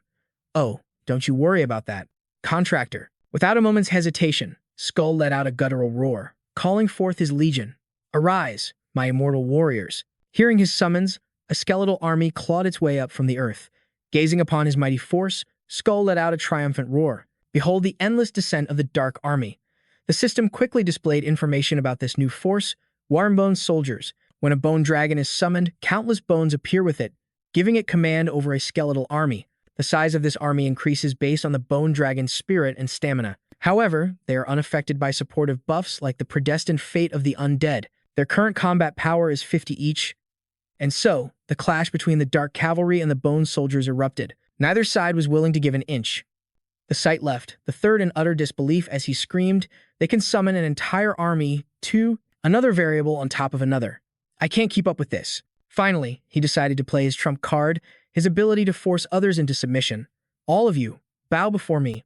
The third's dominating roar crashed down upon the Bone Soldiers. In response to the command, the Bone Soldiers simply let out a contemptuous sigh, then returned to the task of crushing the cavalry. Skull let out a booming, arrogant laugh. "That's not going to work on us." The situation was more than the third could handle. "Impossible. My power of dominion." Even In Jung struggled to his feet, reeling from the shockwaves of the clash between giants, and managed to force out the words. Are you kidding me? Get serious. He approached the third, muttering with curiosity. The third's roar had no effect. Where did something like that even come from? If his underling had reached his limit, it was time for him to step in. In that case, I have no other choice. He roared, unleashing his Edda, every curse known to creation. The system immediately provided a description of the first monster's ability, every curse known to creation. The designated target is forced to hear every curse that has ever existed. Among them, curses that only exist in forgotten tomes, specifically tailored to the target's personality, will manifest. In Jung's ability washed over the bone soldiers, making it impossible for them to even form a complete thought. You filthy son of a... You piece of scum. They struggled to fight back, to finish the insult, but were ultimately brought under his control. You filthy son of a... You scum. Even Skull was caught in the blast, forced into submission by In Jung's power. The ability made him roar in sheer agony before he was slammed to the ground, completely immobilized. After dealing with Jin Sung's bony friends, In Jung turned to him. Hey there, Mr. Necromancer. He asked smugly, your pile of bones is asleep. What's your plan now? Showing not a shred of fear despite being alone, Jin Sung simply let out a contemptuous laugh. So now I'm Mr. Necromancer, am I? His hand calmly came to rest on Skull's body as he asked nonchalantly. On the contrary. What exactly do you mean by that question? Jin Sung activated his own ability, helping Skull break free from In Jung's Ada. The blood demon form grants immunity to mental attacks. Just as expected, In Jung's Ada began to dissolve. Skull regained control of his body as Jin Sung declared with absolute confidence, we're not done fighting yet. In Jung was floored, watching Skull obey Jin Sung's command and prepare to attack him again. What? It can move? Without another word, he desperately scrambled to the side, narrowly avoiding being crushed under Skull's foot. Unable to believe Jin Sung had nullified his Ida, he ground his teeth in pure rage and demanded an answer. You can just ignore my Ida. What in the hell are you? Hearing this, Skull laughed triumphantly and revealed the truth. This body and my contractor. We were both born from the dark abyss. Jin Sung smirked, finishing his partner's thought. He's Skullhead, and I'm the masked zombie. The sheer contempt in their voices drove In Jung into a rage. Looks like you completely lost your mind. You dare to scorn the first monster, he roared, his fury restoring his confidence. I was only holding back because I was curious about you. But now, I won't show any mercy. He raised his hand high, preparing to unleash his final, devastating blow. I'll wipe them all from existence.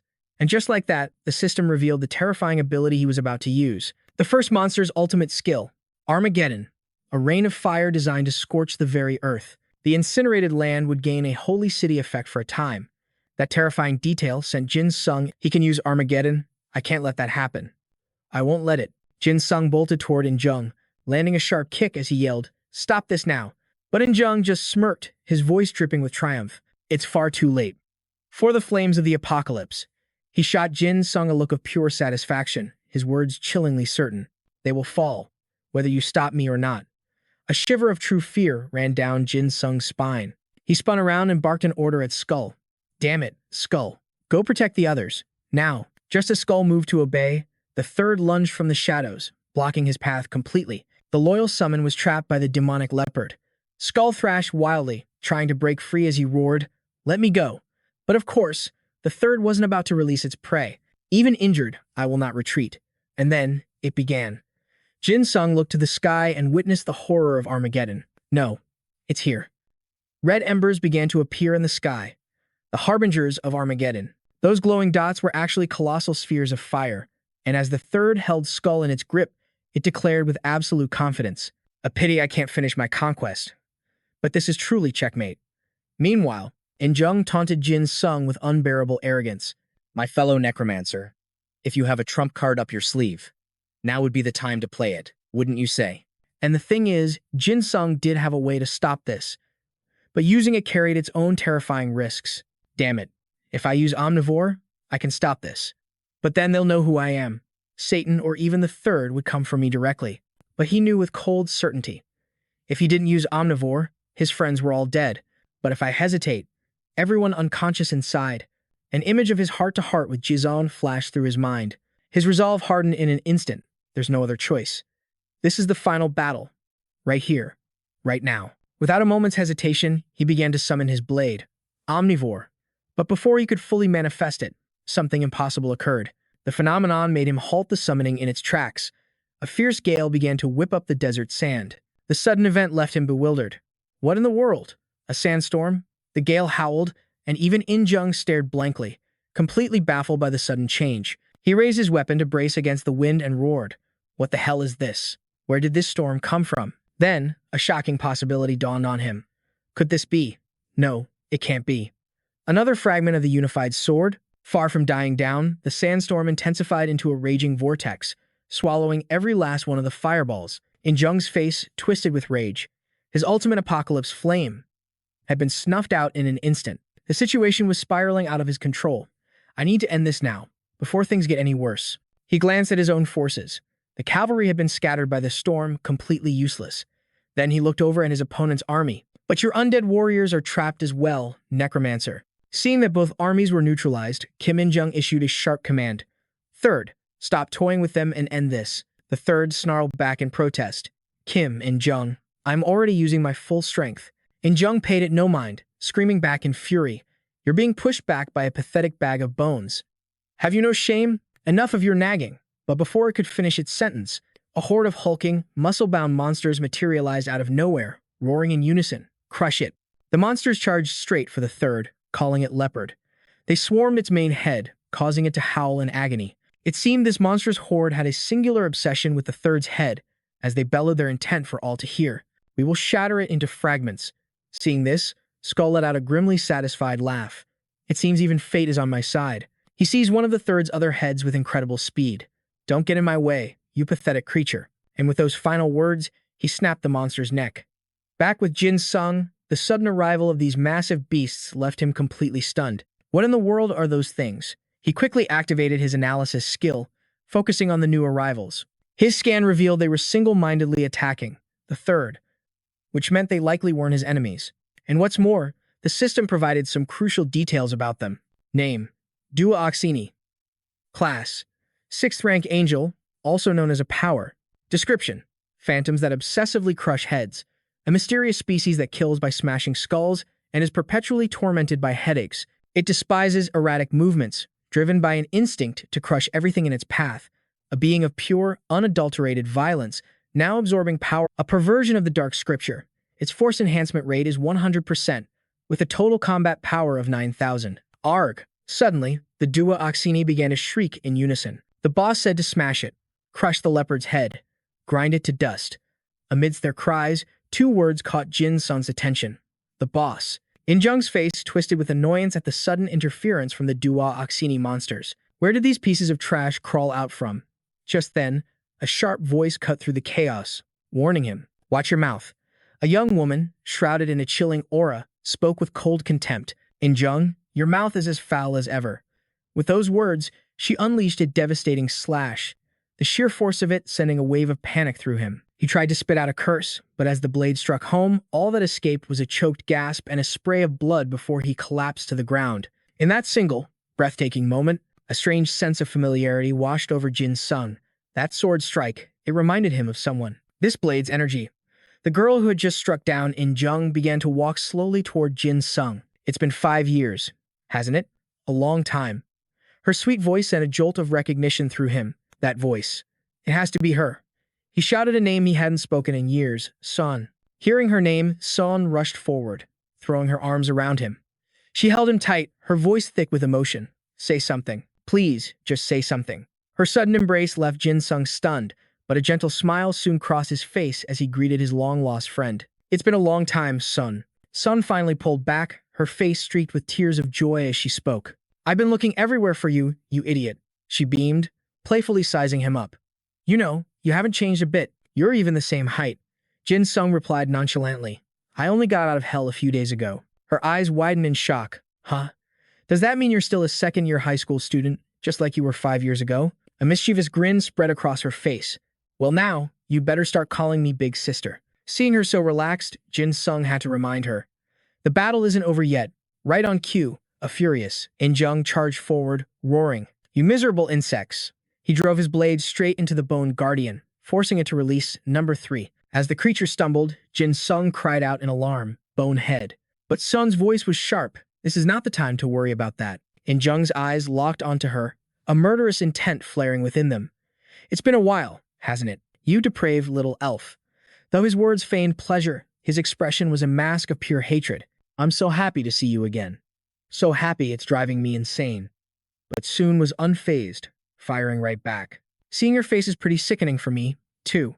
Her idea flared to life as she spoke coldly. I suppose I should say the same thing. Behind her, a massive leopard materialized, followed by a hound. Son's voice was low and steady. Make your choice. She threatened him directly. Either take your pathetic sword and crawl away quietly, or you and I end this. Right here, right now. She pressed him, her voice dripping with menace. What's it going to be? Kim and Jung.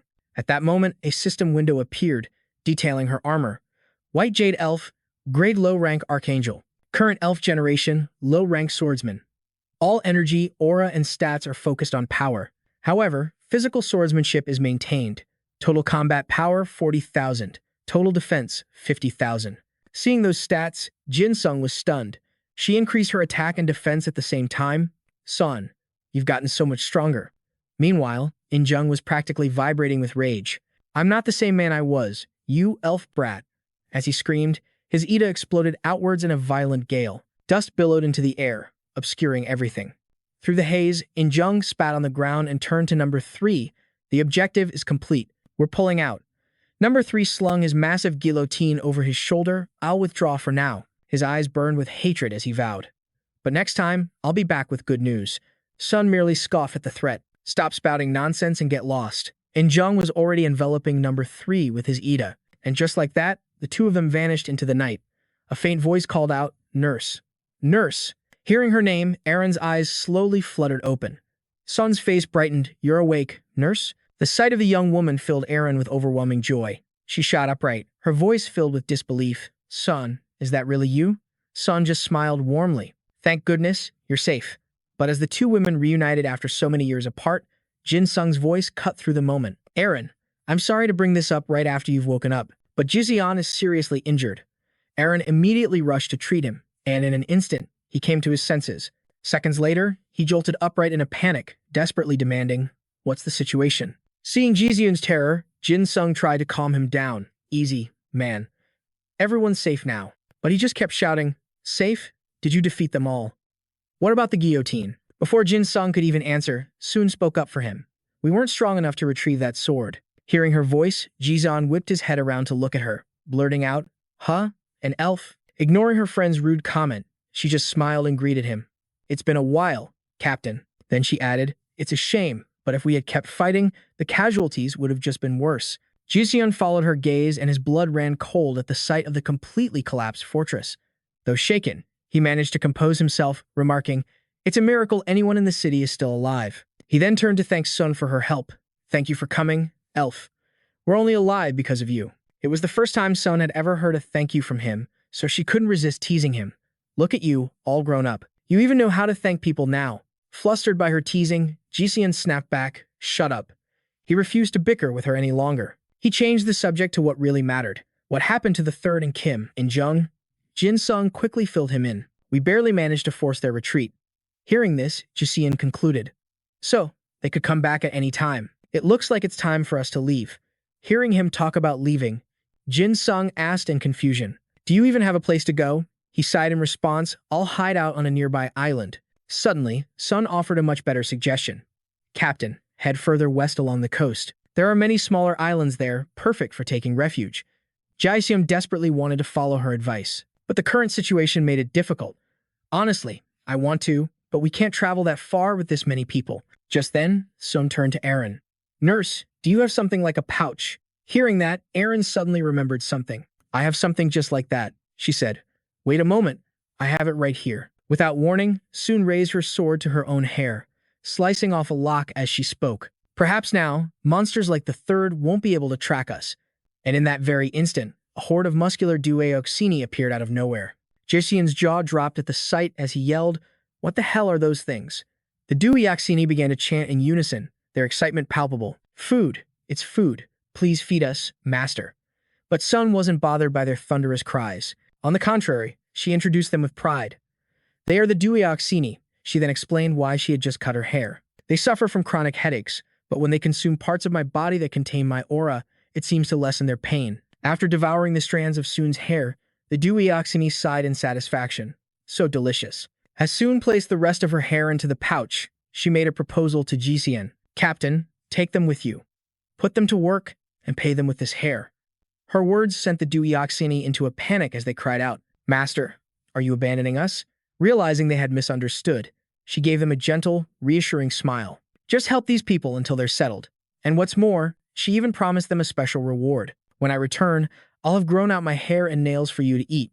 Hearing that, they immediately accepted the command. Understood, Master. We will do our absolute best. After assigning the task to her underlings, Son turned to her friends and urged them on.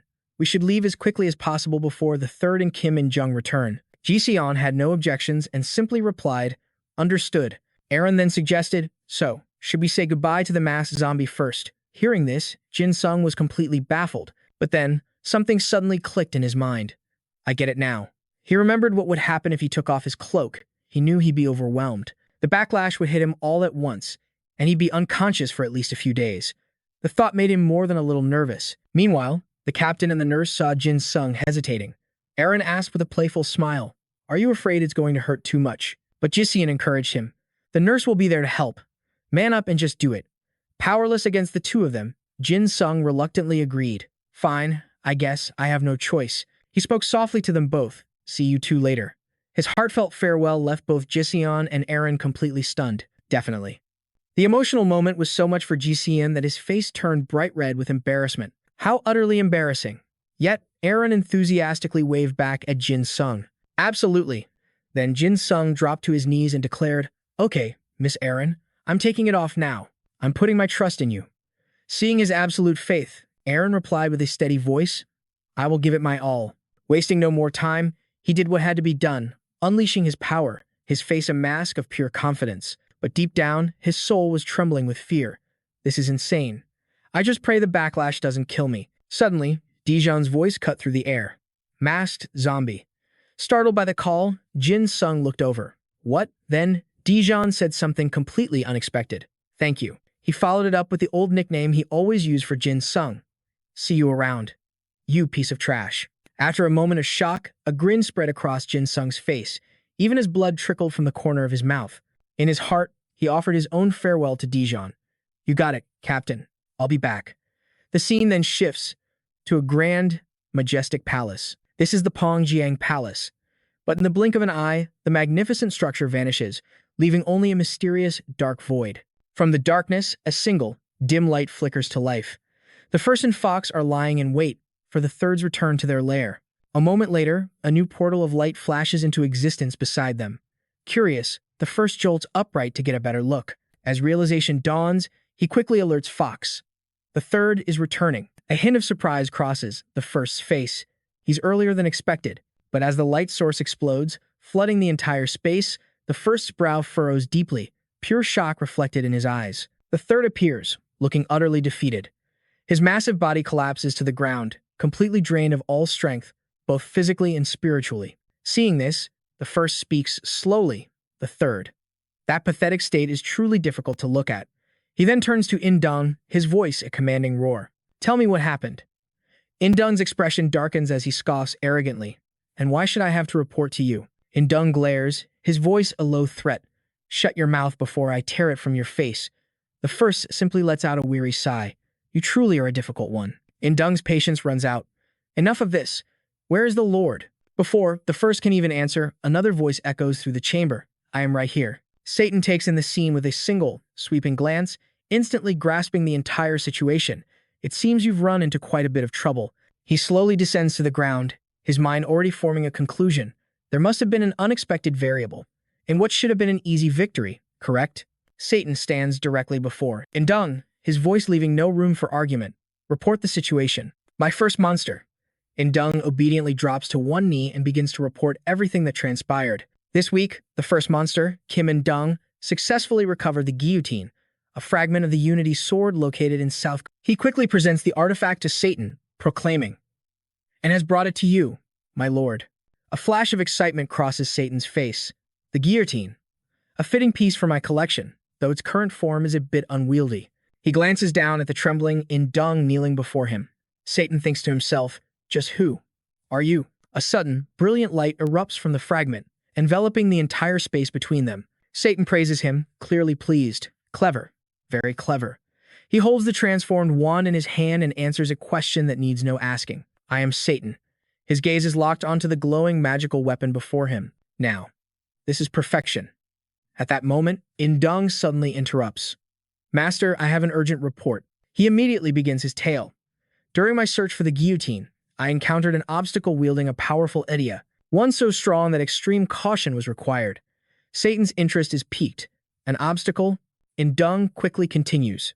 At first, I believed him to be Park Jin Sung, but the energy radiating from that man was unlike anything I have ever felt from him. He continues to carefully recount the events in precise detail. He was already a formidable opponent on his own, but he then summoned skeleton soldiers and commanded a colossal bone dragon, and even more bone soldiers. He is a necromancer. After Indung finishes his chilling report, the first, who was standing nearby, suddenly speaks up. Bone manipulation? Park Jin Sung is capable of that. Indung turns, completely bewildered. The first, what are you talking about? Park Jin Sung can control bones. The first states it with absolute certainty. When you fought against me, Park Jin Sung summoned a giant skeleton. His mind flashes back to their battle. Back then, he simply summoned bones to use as weapons. The first digs deeper into his memories. But according to Fox's report, Park Jin Sung once managed to imbue a weapon with a soul. He begins to speculate. His mastery over his idea must have evolved, to the point where he can now grant souls to his summons. At those words, the color drained from Indung's face. A look of sheer terror washed over him as he replied. Does that mean that man really is Park Jin Sung?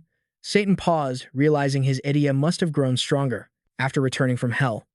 Indung, paralyzed by fear, immediately bowed his head. Master, I was blind. I couldn't sense his unusual aura. Satan stared back, his eyes burning with killing intent. Blind, you say? Indung? Suddenly, an immense pressure crushed down on his body. In the next instant, his head was locked tight in a guillotine. Satan mused to himself. So this is how it works. Indung carefully probed. Master, have I outlived my usefulness? Isn't it a bit of a waste to discard me like this? To his surprise, Satan burst out laughing. Then, just as quickly, he retracted the guillotine. I was only testing the blade's capabilities. I'm not foolish enough to dispose of you with my own hands. Satan shot. Indung, a piercing glare, a sinister smirk spreading across his face. There are still many things I need you to do. Indung trembled as he knelt on the ground, his entire body drenched in a cold sweat. Satan's voice was a chilling reminder. This time, you better do it right. He then turned to the first and gave a new command. First, you will take the third's place and accompany Kim Indung. Upon receiving the order, the first's eyes flared with a brilliant light. The scene shifts to the western coastline. Two figures appear on the road below. Jin Sung was still in a daze as he slowly opened his eyes. The first thing he saw was Sol's cheerful face, staring right at him. She asked softly, Are you awake? He was utterly bewildered. Huh, Sol? Before Jin Sung could even get the words out, you're too close. He suddenly realized he was being carried princess-style in Sol's arms. A deep blush instantly spread across Jin Sung's face. He scrambled out of her arms and hastily took several steps back. Sol looked surprised, pouting as she scolded him. What kind of reaction is that? Jin Sung flinched and quickly retorted. Why are you carrying me like a princess? Couldn't you have just carried me on your back like a normal person? Sol smirked and replied, I had to do it this way. She put on a shy expression, deliberately teasing him. It's the only way I can get a good look at your face. After not seeing you for 5 whole years. In this position, I can stare as much as I want. She thought to herself, your sleeping face is so adorable. Jin Sung was at a complete loss for words. He quickly changed the subject, shouting, Where's my mask? Sol controlled a small stream of sand. It gently lifted the mask and presented it to him. This? I've been holding on to it for you. Jin Sung was stunned, thinking, Sand? Sol tilted her head. Do you still need to wear that? Jin Sung silently stared at the mask in his hand. He thought, this was supposed to be a temporary way to hide my identity from the enemy. After a long moment of thought, he spoke. But now, it seems the masked zombie himself has become one of their targets. I'll have to find another way to hide who I am. Sol's face lit up as she confidently drew her sword hilt. A countless stream of fine sand began pouring out of the hilt. Jin Sung watched, completely mesmerized. He couldn't help but ask, But what is all that sand? She quickly explained. Oh, this is one of the sword's abilities. In the next moment, the sand forged itself into a massive blade. At the same time, a system notification echoed in the air. Sand Fairy. Angel class. On Earth, the third-ranked ophanim is one of the planet's defensive minerals. Its power repels those who would do it harm. You can freely control the sand provided by the Sand Fairy. Sand can be summoned and used by its owner. The amount of sand granted depends on the master's strength. Absolute shield. Sand is compressed into the hardest form imaginable by the user. Size varies based on available sand and can repel any foreign object. Total combat power, 30,000 plus. Soul proudly showed off her sword to Jin Sung. What do you think? This is my second sword. Cool, right? Sweat dripped down his face as he looked at its shape, but he forced himself to praise it. Yeah, it's super cool. But a different thought was running through Jin Sung's mind. It looks more like a giant club than a sword. A memory from the past suddenly flashed back. He finally understood. So this is what blocked Kim in Jung's attack? To change the awkward atmosphere, Jin Sung asked, Soul, where are we heading? Her expression suddenly turned serious. She answered bluntly, to China. He was taken aback. China? Soul explained. That's right. Based on the info the nurse gave us, the insect tower has appeared in China, and a deep sea has formed there as well. The scene changes. In the dark of night, a shadowy figure, half human and half fish, emerges. Dora whispered, time must move forward again. With a flick of her tail, she dove deep into the waters below. Dora sliced through the water with fierce determination. A lone figure slowly materialized from the gloom. It was Li Xin, sitting lost in thought before a crackling fire. Dora's voice cut through the silence. Hello, Li Xin. The flickering flames danced across his stoic face. He greeted her with a smirk. Back again to try and reset my magic? A flash of annoyance crossed Dora's face. Her voice suddenly dropped, heavy with purpose. You still refuse to return it to me? Li Xin replied, completely unfazed. If I give it back, our future is over. His gaze hardened into a threat. Isn't that right? His tone dripped with pure mockery. Oh, mighty king of the sea, Saudor. At his words, her eyes blazed with power, a furious storm raging within them. Then today, you'll have no choice but to meet my gaze. Soul suppression. Don't use that. But not a trace of fear showed on Li Xin's face. Instead, he calmly stared right back into Dora's glowing eyes. Finally, Li Xin let out a sigh of feigned helplessness. How long are you going to keep this up? Dora's answer was like steel. Until you give me back my friend. He slowly rose to his feet. Haven't I already told you? Dora, Li Xin patiently explained one more time. If you and your friend were to attack together, we would be utterly defenseless. His mind flashed back to their last great battle, especially since I can no longer use my Ida to kill your friend. She stared at him, her eyes filled with pure hatred. Li Xin, I want to kill you. He actually laughed out loud, then reminded her. But didn't I tell you? If I die, your friend dies with me. Hearing that, the inferno in her eyes calmed slightly. I know. That's the only reason I'm holding back. Just then, Chapes Janner appeared out of nowhere, her voice slicing through the suffocating tension. Still waging a pointless mental battle with that squid? A surprised Lucy turned his head and asked, You're awake? Chapes Janner simply shrugged, You know how it is. Her eyes locked onto Dora. Because of those things in the deep sea, that squid has no real intention of attacking us. Chapes Janner's mere presence seemed to push Dora over the edge. She gritted her teeth as a terrifying power exploded from her entire body. Still so troublesome. Seeing the situation rapidly deteriorating, Lucy immediately warned Chapes, Don't provoke her.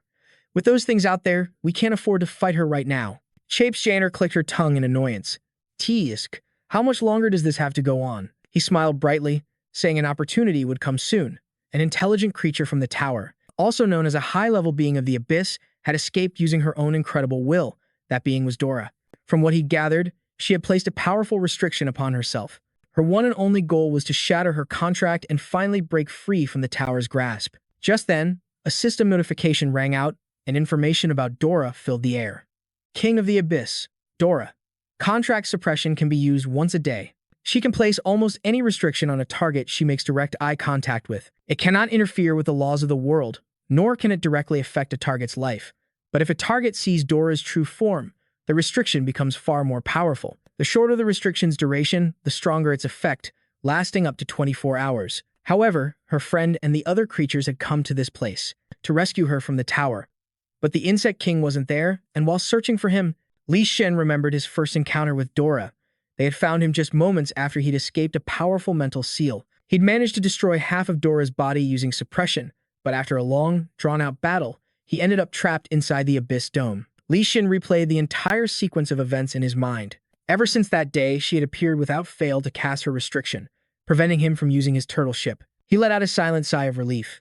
Thankfully, her power could only restrict what he will do, not what he has already done. Otherwise, she could have just said, "You are not allowed to hold my friend captive," and this whole ordeal would have been over. Back in the present, Li Xin decided to probe her for information.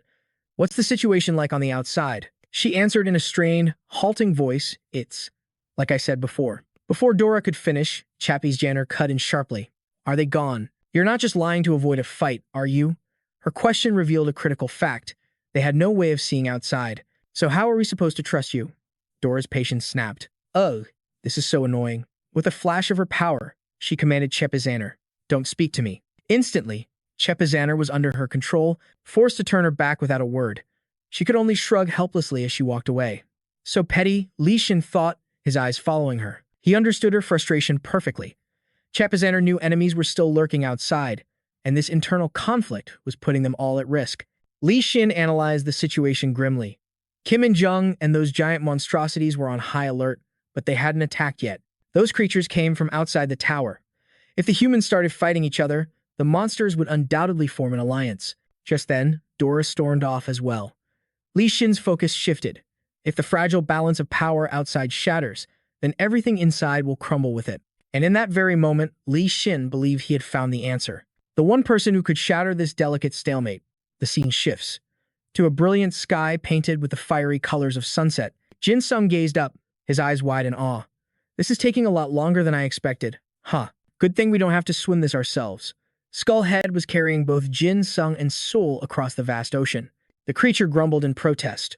"Master, I never imagined you'd use my body as a boat."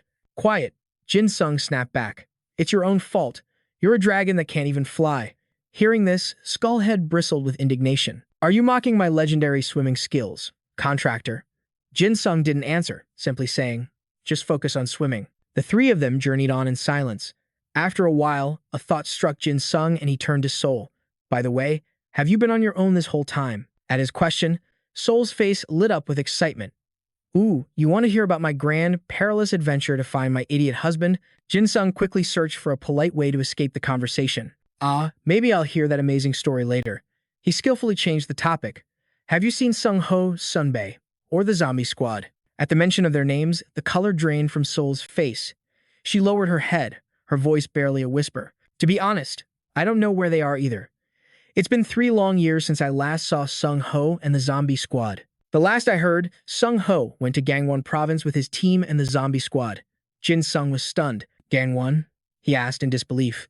"Why would they go so far north?" Soul carefully explained.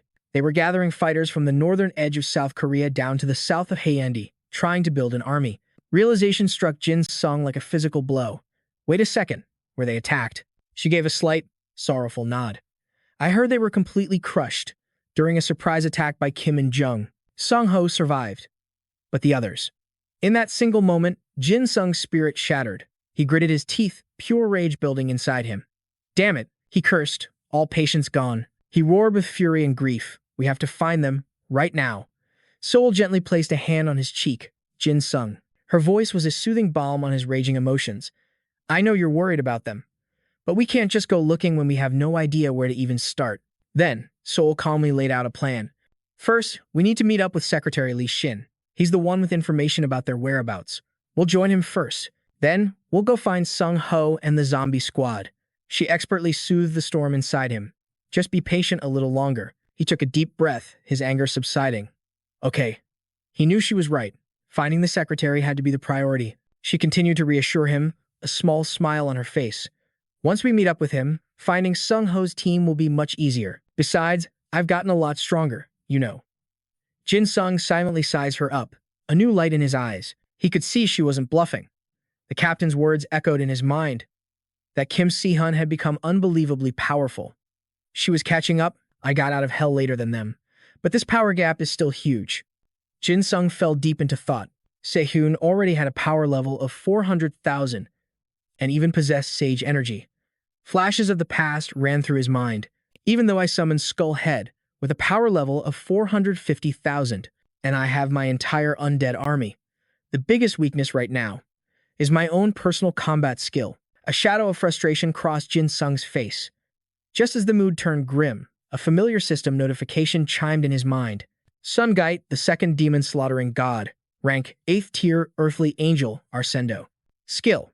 Killing intent can be materialized as a tangible object, life force, or active energy. Description. Possesses absolute control over killing intent. Warning. Still retains the habits of a crazed, vengeful spirit.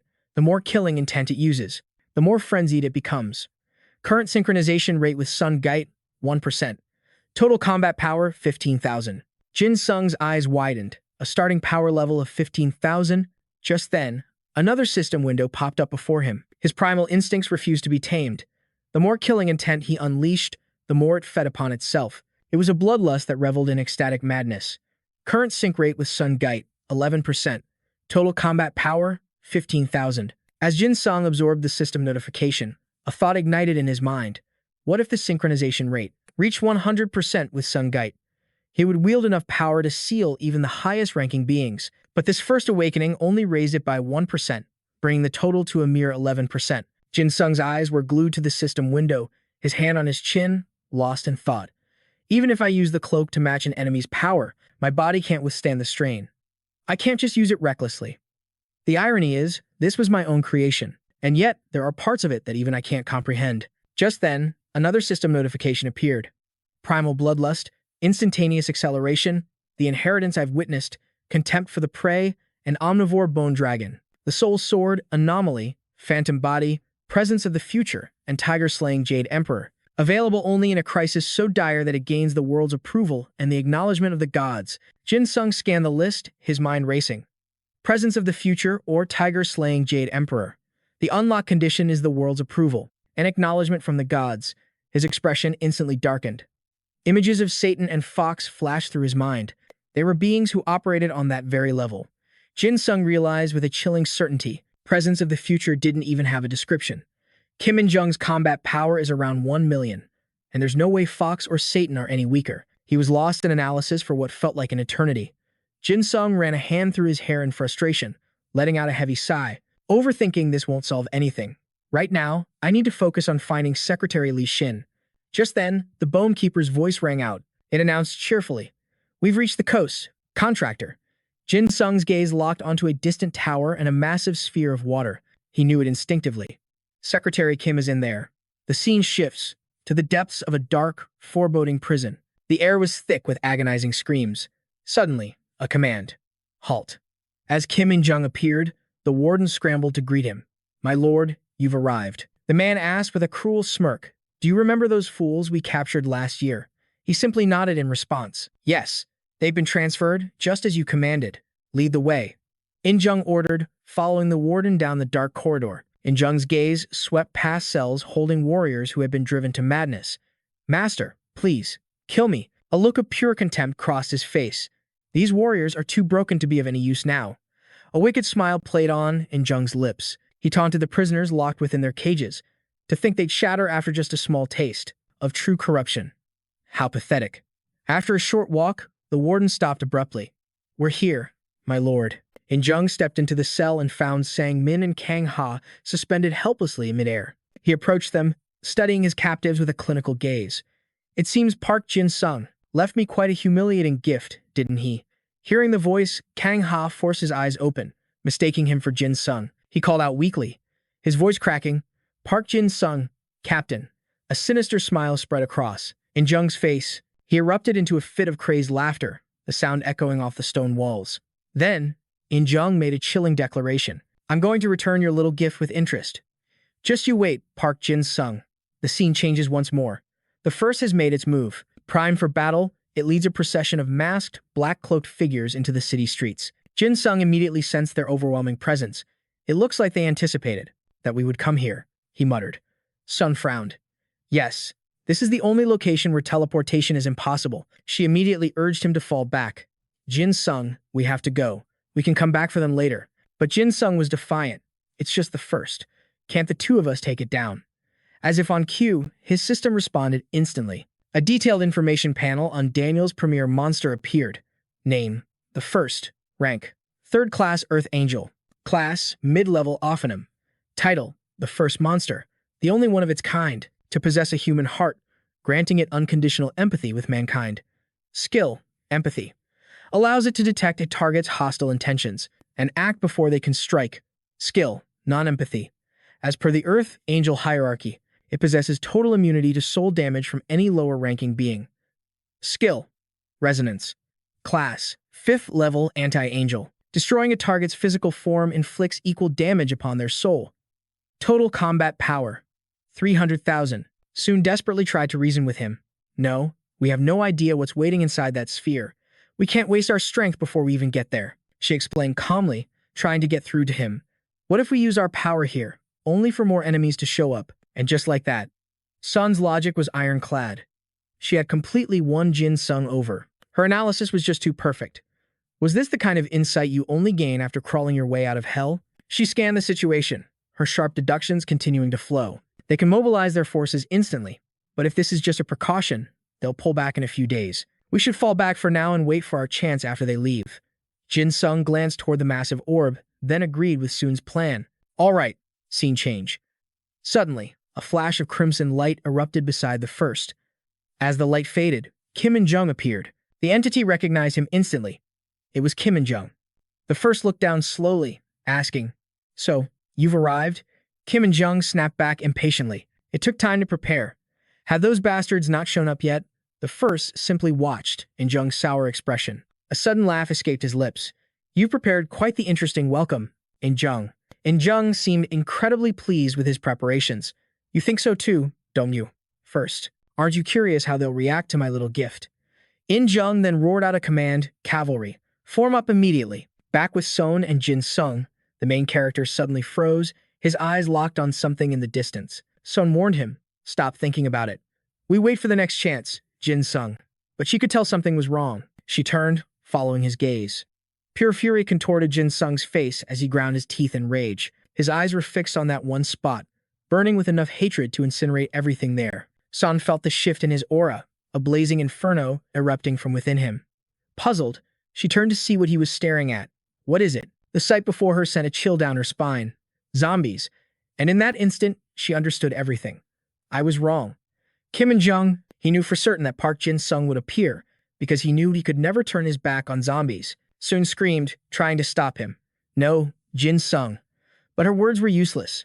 He completely ignored her warning. Without a moment's hesitation, he shot forward toward In Jung.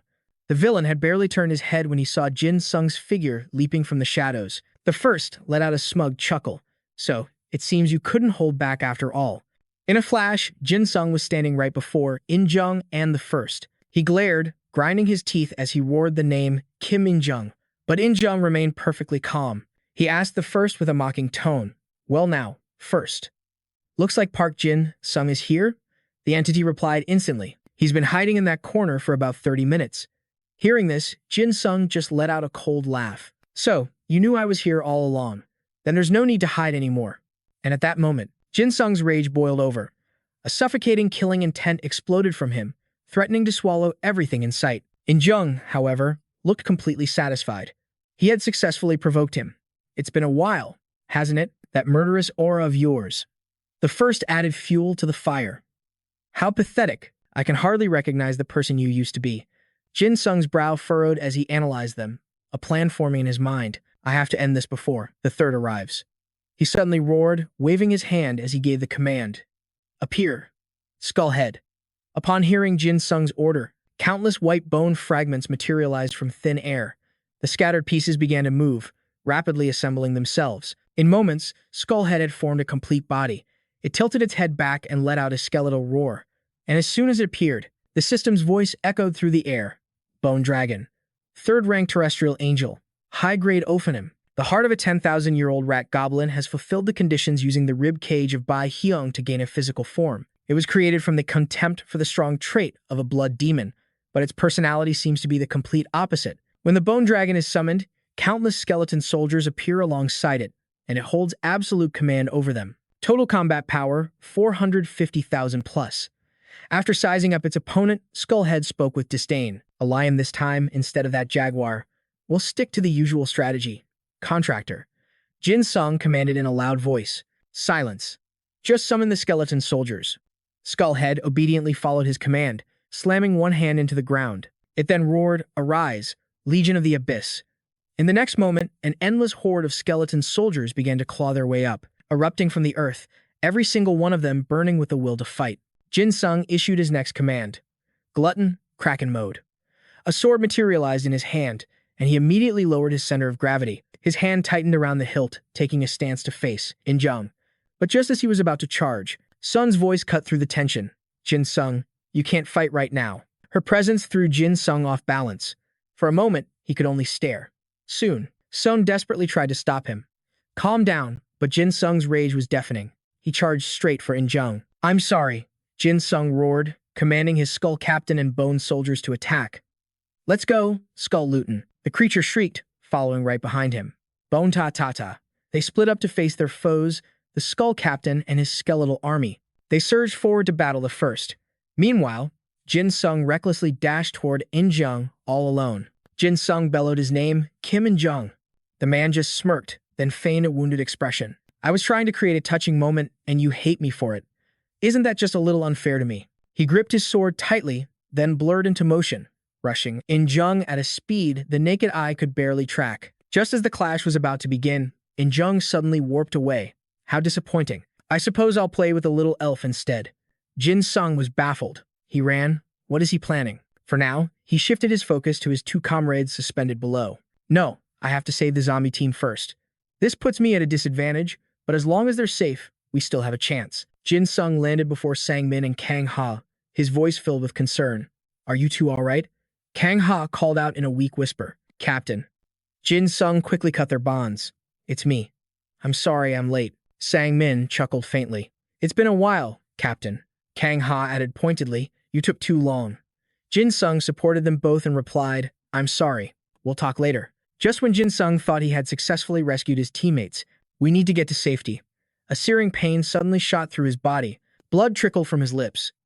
Sang Min and Kang Ha had both been brainwashed by In Jung. They were nothing more than his puppets now. One after the other, they spoke. It has been a while, Captain. Since it's been so long, how many times should I stab you? Blades plunged into Jin Sung from both Sang Min and Kang Ha. Seeing this, a bone soldier moved to help, but Jin Sung immediately blocked its attack. Luton, don't you dare harm them. Then, more blades sank into his back. Blood poured from his mouth as they moved on their own. Sang Min stabbed his back maniacally. Captain, we haven't seen you in ages, and you're already turning your back on us. Kang Ha was just as merciless. He twisted the knife. It just makes me want to stab you more. Sun screamed his name in anguish. Jin Sung. In Jung appeared, blocking her path. You little elf. He was challenging her directly. His goal was to keep her from saving Jin Sung. Shouldn't your focus be on me? Sun gritted her teeth in fury. She instantly transformed into her battle form. Get out of my way, Kim In Jung. He remained completely unfazed, rambling on. Oh, little elf, I let you go back in handy. Then, In Jung's true nature surfaced. But this time, you need to be taught a lesson. The system notification appeared once more. First monster. All curses in existence.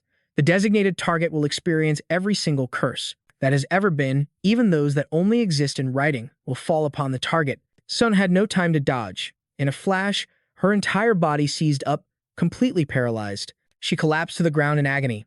Jin Sung. In Jung taunted her not to worry so much about the boy, little elf. He slowly approached soon, declaring it would all be over soon. But high in the sky, an unidentified object plummeted toward the earth. The impact obliterated everything in the vicinity. The color drained from Jin Sung's face as his eyes widened in pure terror. It's here. The thing that had crashed from the sky was Fox. It scanned the area and said, so this is the place? Having just arrived, it was eager for a reunion. Where is Park Jin Sung? Fox's colossal body was dozens of times larger than Jin Sung's. It stood before him like a mountain. Been a while, hasn't it, Park Jin Sung? His pupils contracted instantly. His heart hammered against his ribs as an uncontrollable tremor ran through his entire body. Fox. It's finally appeared. At the same time, the system chimed with a notification. Monster from the Book of Daniel, Fox. Rank. Second tier, Earthly Angel, Cherubim. Top-ranking 4th monster. It worships absolute, extreme violence, dominates the other 3 monsters, and can teleport to sites of large-scale conflict. A combat power of 1 million. His mind reeled at the number. 1 million? Skullhead roared in alarm. My contractor is in danger. Without hesitation, it whipped its powerful tail straight at the first. Get lost, you oversized feline. The first effortlessly sidestepped the lethal attack, smirking as he taunted. "Just a big kitty, aren't you?" Fox strolled towards Skullhead, tilting his head with curiosity. Is this idiotic thing supposed to be Park Jin Sung's new power? Skullhead was bewildered, completely oblivious to the danger it was in. What? My bones are steeped in darkness. Before it could finish, Fox drove a vicious kick right into Skullhead's gut. Shut your mouth. The blow connected with full force, sending the creature hurtling through the air. Racked with pain and fury, Skullhead immediately opened its jaw, gathering energy for a devastating counterattack. You'll pay for that. The orb of power condensed in an instant. It let out a bizarre war cry, Booni la la la. The entire blast of energy shot directly toward Fox. Fox immediately raised both hands, bracing against the ferocious wave of power from Skullhead. The moment the two forces collided, a shockwave exploded outwards, blasting away everything in its path. Jin Sung struggled to keep his footing against the gale. He grumbled in frustration. Hey, Skullhead, I told you not to act on your own. But the words barely left his lips before the sight in front of him made his jaw drop. Fox was now effortlessly holding back Skullhead's attack with a single hand. He sneered, Is this pathetic display the best you can do? Jin Sung couldn't believe what he was seeing. He blocked Skullhead's roar with one hand, the same attack that blew away half of the third's body. Then, Fox began to advance, still holding back the torrent of energy as he closed the distance to Skullhead. In the blink of an eye, Fox was right in front of Skullhead, the gap between them completely erased. Then, his free hand clenched into a tight fist. Fox suddenly raised it high into the air. He poured every ounce of his strength into that one strike and brought it crashing down on Skullhead with lethal force. Its body was instantly obliterated by the terrifying power, Skullhead's skull shattering into pieces. Even as its body disintegrated, its last thoughts were for Jin Sung. My contractor, Fox said smugly. Try coming back when you have some flesh on those bones.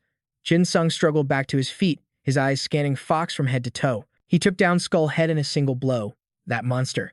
He's gotten so much stronger in the last 5 years. For a moment, Jin Sung let his guard down. He forgot that Kang Ha and Sang Min were still behind him. One of them shouted, Where are you looking, Captain? Fortunately, Jin Sung's reflexes were sharp enough to dodge their combined assault. Kang Ha sounded almost disappointed. Captain, where are you going? Meanwhile, Sang Min stared at Jin Sung with a ravenous hunger in his eyes. Captain, I want it. Jin Sung felt a wave of helplessness. He couldn't understand what had happened to them. Why are you two? Just then, In Jung suddenly teleported to his side. Seeing Jin Sung's panic, the man let out a sinister chuckle. Teesk, teesk. This isn't very fun, is it? Jin Sung roared his name, Kim In Jung. What did you do to them? In Jung just shrugged. Oh, it really wasn't much. He drew a wicked-looking dagger and explained slowly. I just used the madmen to mess with their heads, then let them feed on their worthless friend. That's all. Jin Sung's system immediately began processing the information. Madman. Rank, 3rd class Earth Angel, Ophanim. The pinnacle of Earth's madness, incarnate. It is the very breath and decay of a wounded world. It amplifies negative emotions, driving its victims insane and heightening their combat instincts. Its power is inversely proportional to the user's remaining sanity. Even for one known as the Wrath Sword, complete control is impossible for the sane. The more people it drives to madness, the more intense the feedback, and the greater the combat power it bestows. Current number of individuals driven to madness, 3,333. The fireflies yearn for madness, and the moths have already lost their minds. General combat ability, plus 10,000. Jin Sung's eyes snapped to the weapon in his hand. It was a fragment of the Sword of Unity. In Jung admired the dagger, turning it over in his hand.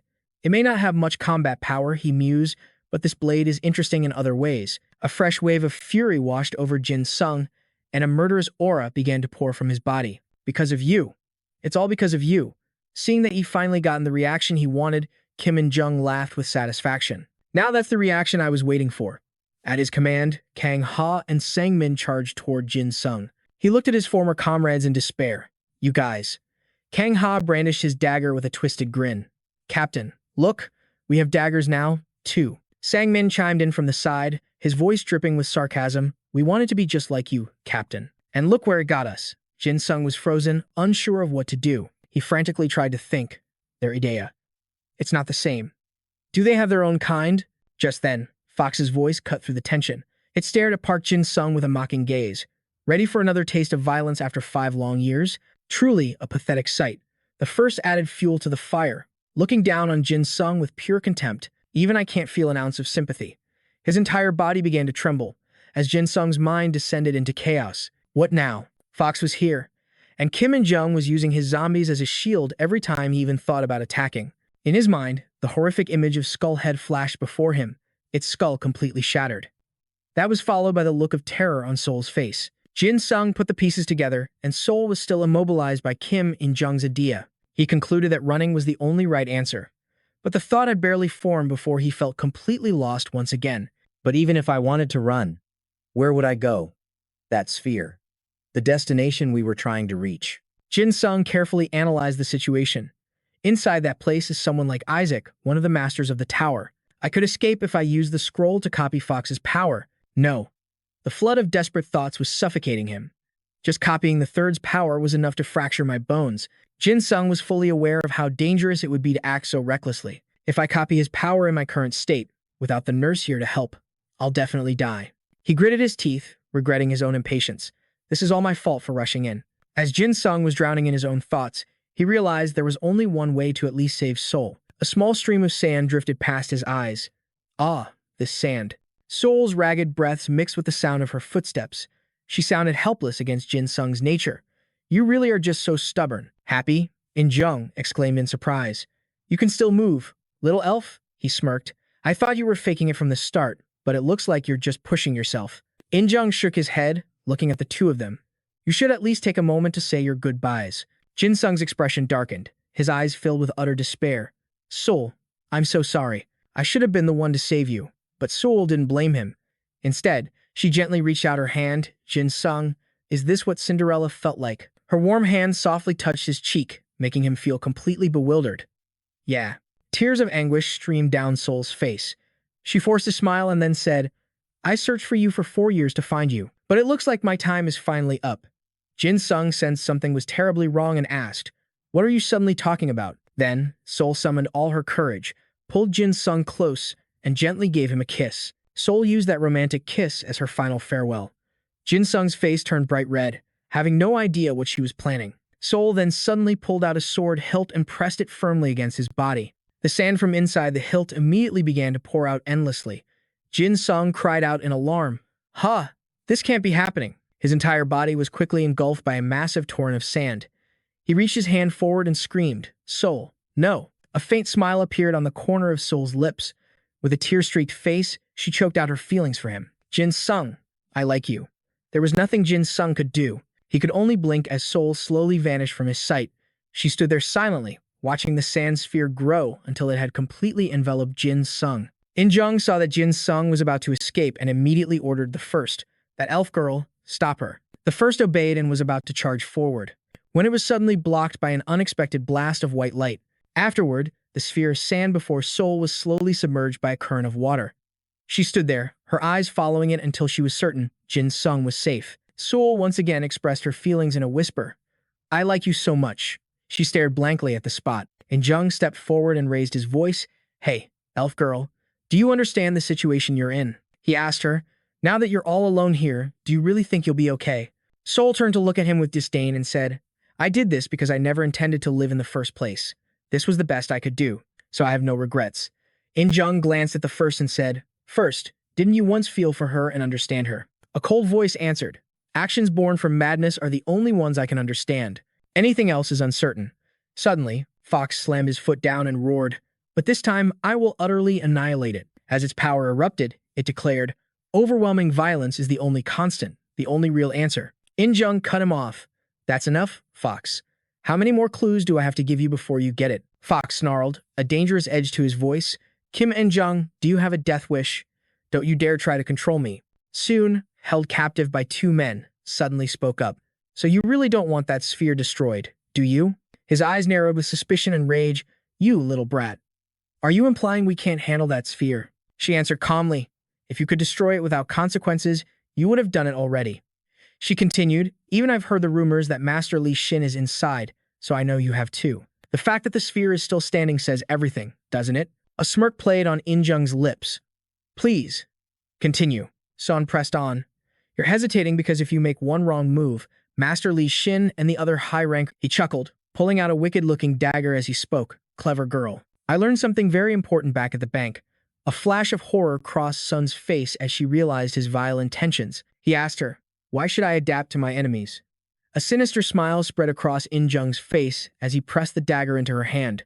When I can just make them join my side. The moment her fingers closed around the hilt, a malevolent wolf flooded her mind, seizing control. Wicked voices echoed in her skull. Kill. Use me.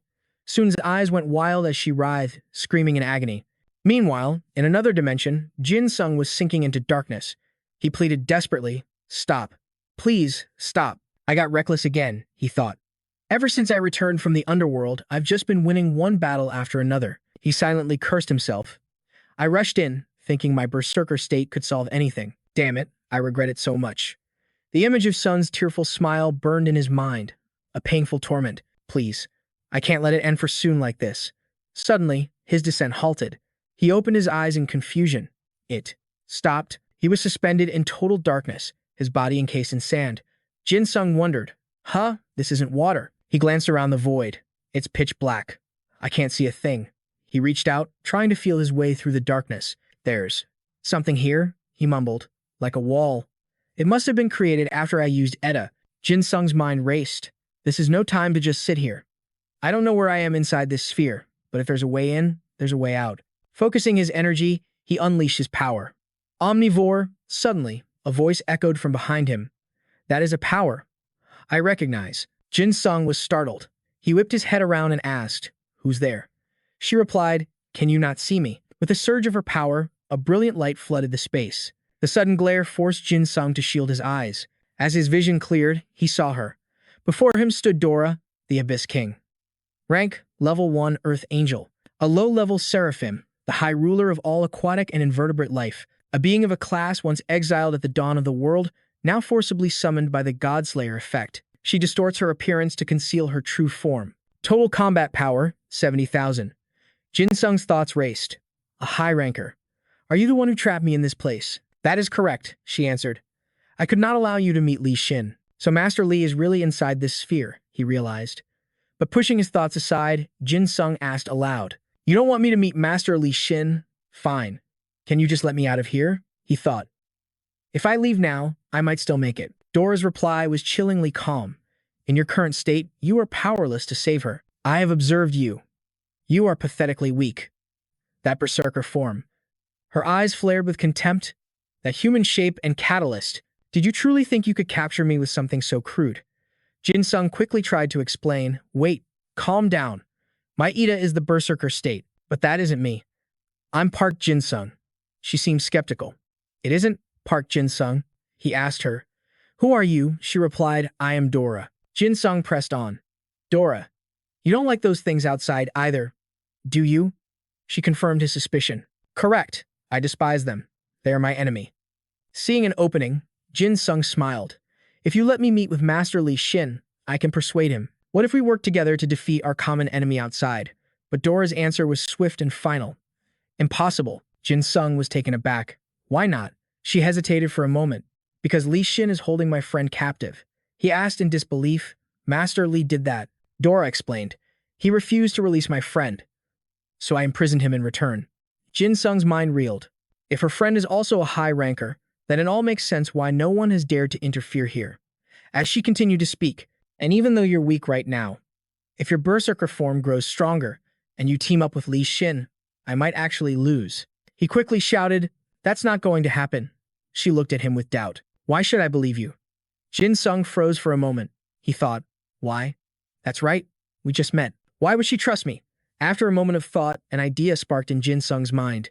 He knew what to do. Jin Sung pointed to himself and said, Dora, be my friend. She stammered. A friend? He hesitated. I know my Ida is your enemy. And this is a bit sudden. But Dora's eyes suddenly flew wide open. She moved closer, her voice filled with curiosity. Friend? Seeing her expression, Jin Sung thought suspiciously. What's with her? Suddenly, Dora looked incredibly happy. She smiled as she asked again, Friend? You'll be my friend? He quickly replied, Yeah, right. Dora cheered with pure joy. Friend, friend, friend. Jin Sung was stunned, thinking, she looks so happy. She spoke in broken sentences. I don't like berserkers. But Park Jin Sung is my friend. He then spoke up. Now that we're friends, you'll trust me, right? Dora happily replied, Okay, I will trust you, my friend. Jin Sung thought to himself, this was easier than I expected. he urged her. Then take me to Master Li Xin. I think I need to get out of here quickly. Suddenly, the gash on Jin Sung's abdomen burst open, and he coughed up blood. Dora asked with concern, "Are you okay, my friend?" Jin Sung collapsed to his knees, clutching his stomach. He cursed inwardly, the wound from before. Damn it, if I leave like this, the injury will only get worse. All at once, a stream of sand appeared, enveloping his body. Jin Sung wondered, sand spirit? It formed into a half set of armor around his body. He realized, this form, it's Sehun's aura armor. A system window appeared, sand spirit. Park Jin Sung's absolute shield. S-rank. Grace of the Omnivore. Compatibility with the deep sea, 100%. Physical defense, 80,000. Ah.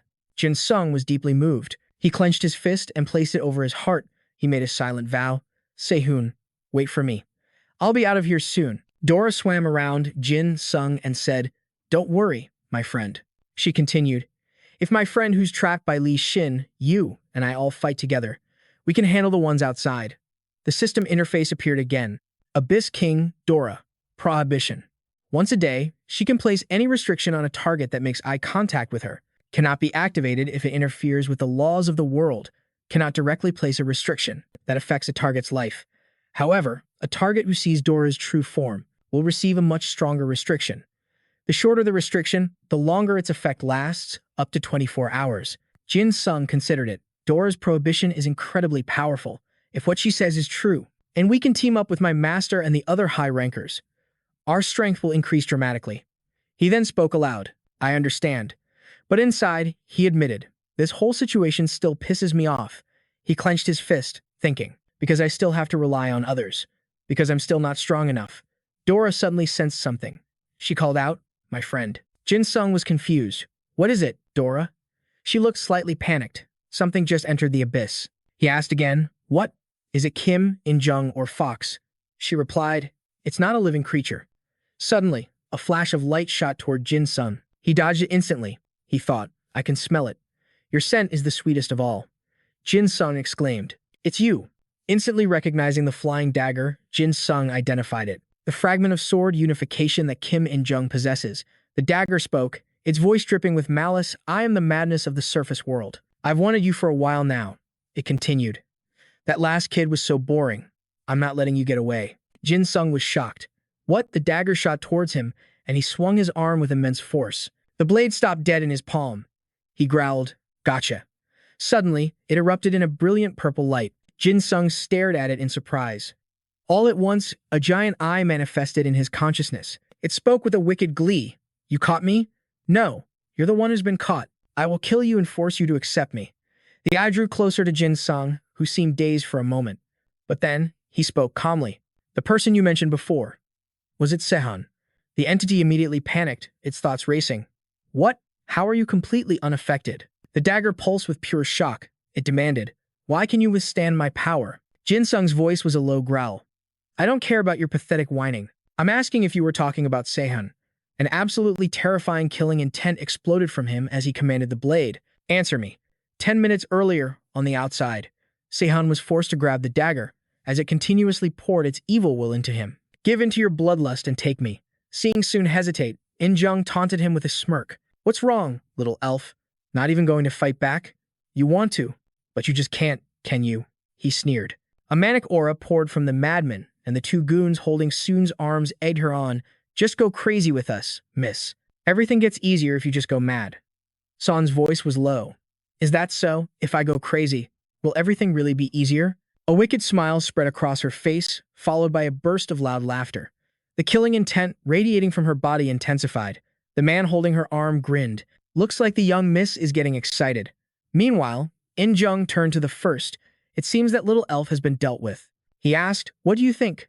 Pretty exciting, isn't it? The first chuckled in reply, as expected of Kim In-jung.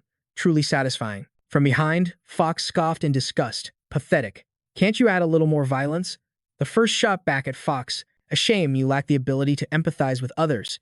He narrowed his eyes and continued. Our current situation is quite fascinating. Suddenly, the first sensed something was wrong. He quickly exclaimed, wait a minute. What is this? He stared at Soon, who was laughing maniacally. All at once, she stopped, her expression more serious than ever.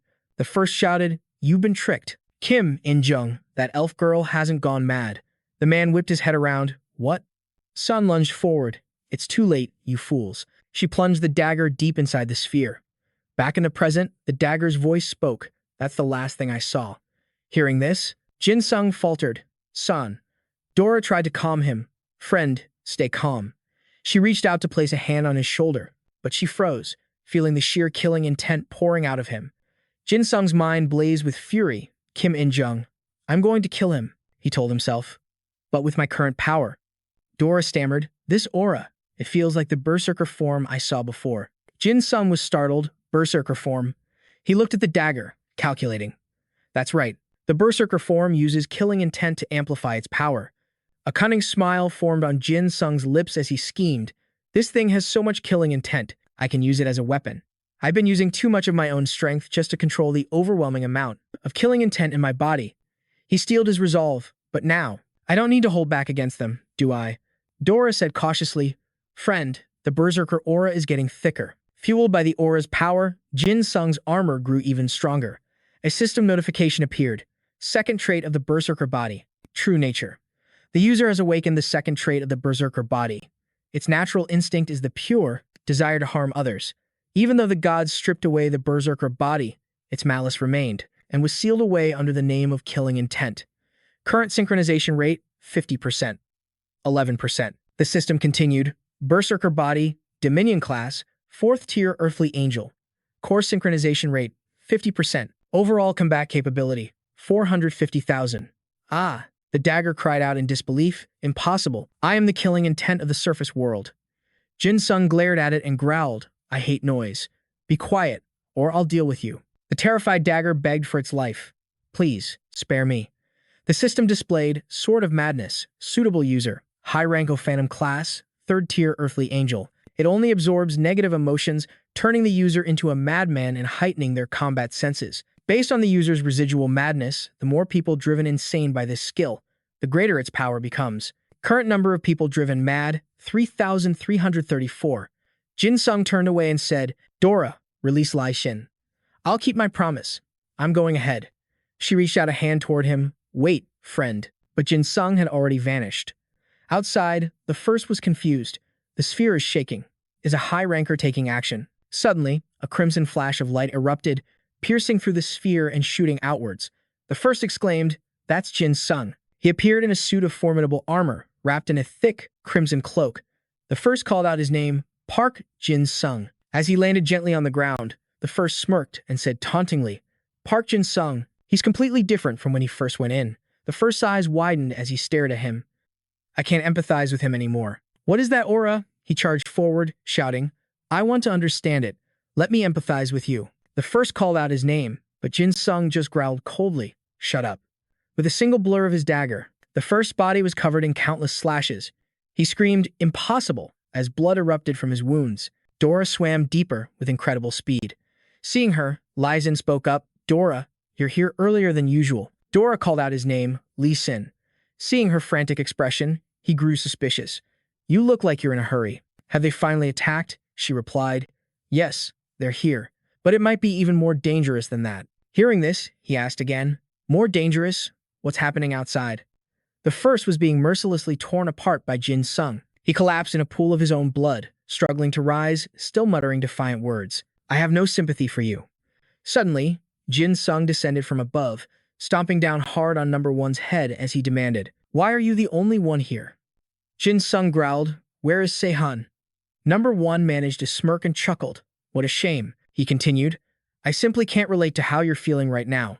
In response, Jin Sung brought his blade down on number one's head again. The creature shrieked in agony. The main character roared, I asked you, where is Soul? It finally answered, that girl. Was taken by Fox and Kim In-jung. Jin Sung's eyes widened. What? The creature snarled. We were so close. But the tragedy was already complete. Losing his composure, Jin Sung yelled, They just took her. Just like that.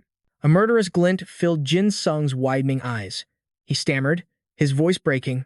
Was I? Too late. A terrifying red aura exploded from his body.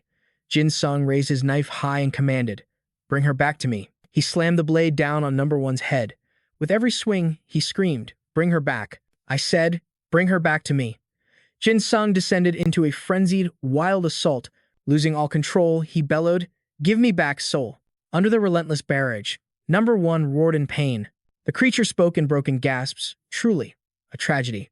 After a moment, number one vanished in a cloud of dust, leaving Jin Sung utterly alone. He seethed with rage, whispering to the empty air, "I said, bring her back." Memories of soul flooded his mind, her warm, heartfelt embrace, her smile, and her tears. Jin Sung clutched his chest, thinking, "It feels like my heart is about to explode." He pleaded with himself, "This heartbeat is too loud. Please, just stop." Jin Sung gritted his teeth. The humanity began to drain from his eyes. He screamed internally, "I said stop." Suddenly, Dora emerged from her sphere. She scanned the area and said, "My friend Li Xin will be out soon. Where did they go?" But there was no one left. Only Jin Sung and the pool of blood on the ground. Dora hesitated. This aura, she stared at the murderous energy radiating from him and gasped. It's his berserk state. Without warning, Jin Sung gripped his knife tightly and lunged straight at Dora. She immediately parried his attack. Dora tried to calm him. "Snap out of it. My friend Jin Sung. Stop attacking me." But he showed no signs of calming down, lost in his rage. Jin Sung growled, "So noisy." Dora assessed the situation. The berserker aura is consuming his mind. She spoke with grave concern, "I can't let this happen." Focusing her power, she thought to herself, "I hate my true form. It's disgusting." In an instant, Dora transformed into a monstrous, octopus-like sea creature. The system displayed, King of the Abyss. Dora, true sea monster form. Level, Terrestrial Angel First Class, low-ranking Seraphim. Total combat power, 850,000. She rushed forward declaring, "My friend, I will help you." Dora launched a tentacle at Jin Sung, saying, "This might hurt a little, so please bear with it." But her massive limb only smashed into the ground. Jin Sung had already vanished. He weaved past her gigantic tentacles. Dora's eyes widened as she muttered to herself, "Hurry, there's no time left." Jin Sung surfed across the waves, dodging every single one of her attacks. His voice was cold. "Are you the one making all this noise?" He leaped up, running along her tentacle. In a flash, he was right in front of Dora, poised to strike. Suddenly, a voice shouted, "Get down, Dora." Li Xin, clad in armor, leaped into the air. He crossed his two swords and said, "It's been a while." Li Xin blocked Jin Sung's savage blow, their immense power clashing violently. Li Xin smiled grimly. "It's a shame to see you like this, Jin Sung." He forcefully threw Jin Sung back, sending him crashing into the water. Jin Sung shot back up instantly. His voice dripped with killing intent. Too noisy. At the same time, Li Xin landed gracefully. He spoke, "So, is this what you meant by going crazy before?" He pointed his sword forward and said, "I'd appreciate it if you snapped out of this quickly. We have plenty of other enemies to deal with." Meanwhile, in Pyongyang, at the Great Abyss, Satang spoke, "Report the situation." Kim Wai-dong knelt respectfully and answered, "We succeeded in cornering Park Jin Sung," and Jung Yi added cautiously. However, Kim Se-han, that elf girl, went berserk and escaped into the sphere where the high rankers are located. Satang's voice was laced with disappointment. "Even with number one and Fox, you still failed?" He turned to Fox and asked, "Do you believe Park Jin Sung will become a threat to our plans?" Fox responded, "To be honest, I'm quite disappointed. Even after 5 years, his level of violence still poses no threat to us." Satang replied, "Is that so?" And Jung Yi quickly interjected, "Sir, while Park Jin Sung may not be a threat now, we don't know how Li Xin and the high rankers will react." He continued, "If they leave the sphere, it's certain." But his words were cut short as the platform behind them suddenly flashed with light. He questioned the first with suspicion, then with accusation. "What is the meaning of this? I commanded you to hold your position, yet you've returned on your own." Satang cried out in alarm, "No, this isn't a return." The first collapsed hard to the ground in a horrifying state. And Jung Yi stepped forward, his voice laced with doubt. "What in the world happened to you?" The first, and Jung Yi swore, "Damn it. Don't tell me the entire situation collapsed in such a short time." Satang rushed over, his voice urgent. "That's not the problem right now." And Jung Yi pressed, "Master, what do you mean?" He explained, "The monsters summoned by Maeda. Even if they perish outside, they are restored when they return to my side." Satang went on, "But now, the first is unconscious and immobile, as if the power from Maeda has been completely wiped from him." And Jung Yi gasped in shock. "It affected your divine command itself." "That's impossible." Satang replied, "Indeed. I noticed this 5 years ago." His voice grew grim. "It seems we finally found it." He gazed into his palm and declared, "The most troublesome fragment of the Unity Sword. release the record. In another part of the battlefield, Chupazanner was leading her subordinates in a desperate run. One of them spoke up. Commander Chupazanner, are you certain this path is safe? This could be a trap, she shot back. If the high rankers wanted us dead, why would they bother opening a path for us? The man asked again, is Commander Li Xin all right? Chupazanner thought as she ran. That squid, who stood by for 4 years, suddenly took Li Xin away. Something must be terribly wrong outside that damn squid. It should have at least given us an explanation before leaving. Suddenly, the man shouted, Commander Chupazanner, we can see the situation outside now. It looked like a massive battle was raging. She immediately gave an order. We still don't know the identity of the enemy out there. All squads, assemble on me, he replied. Yes, ma'am.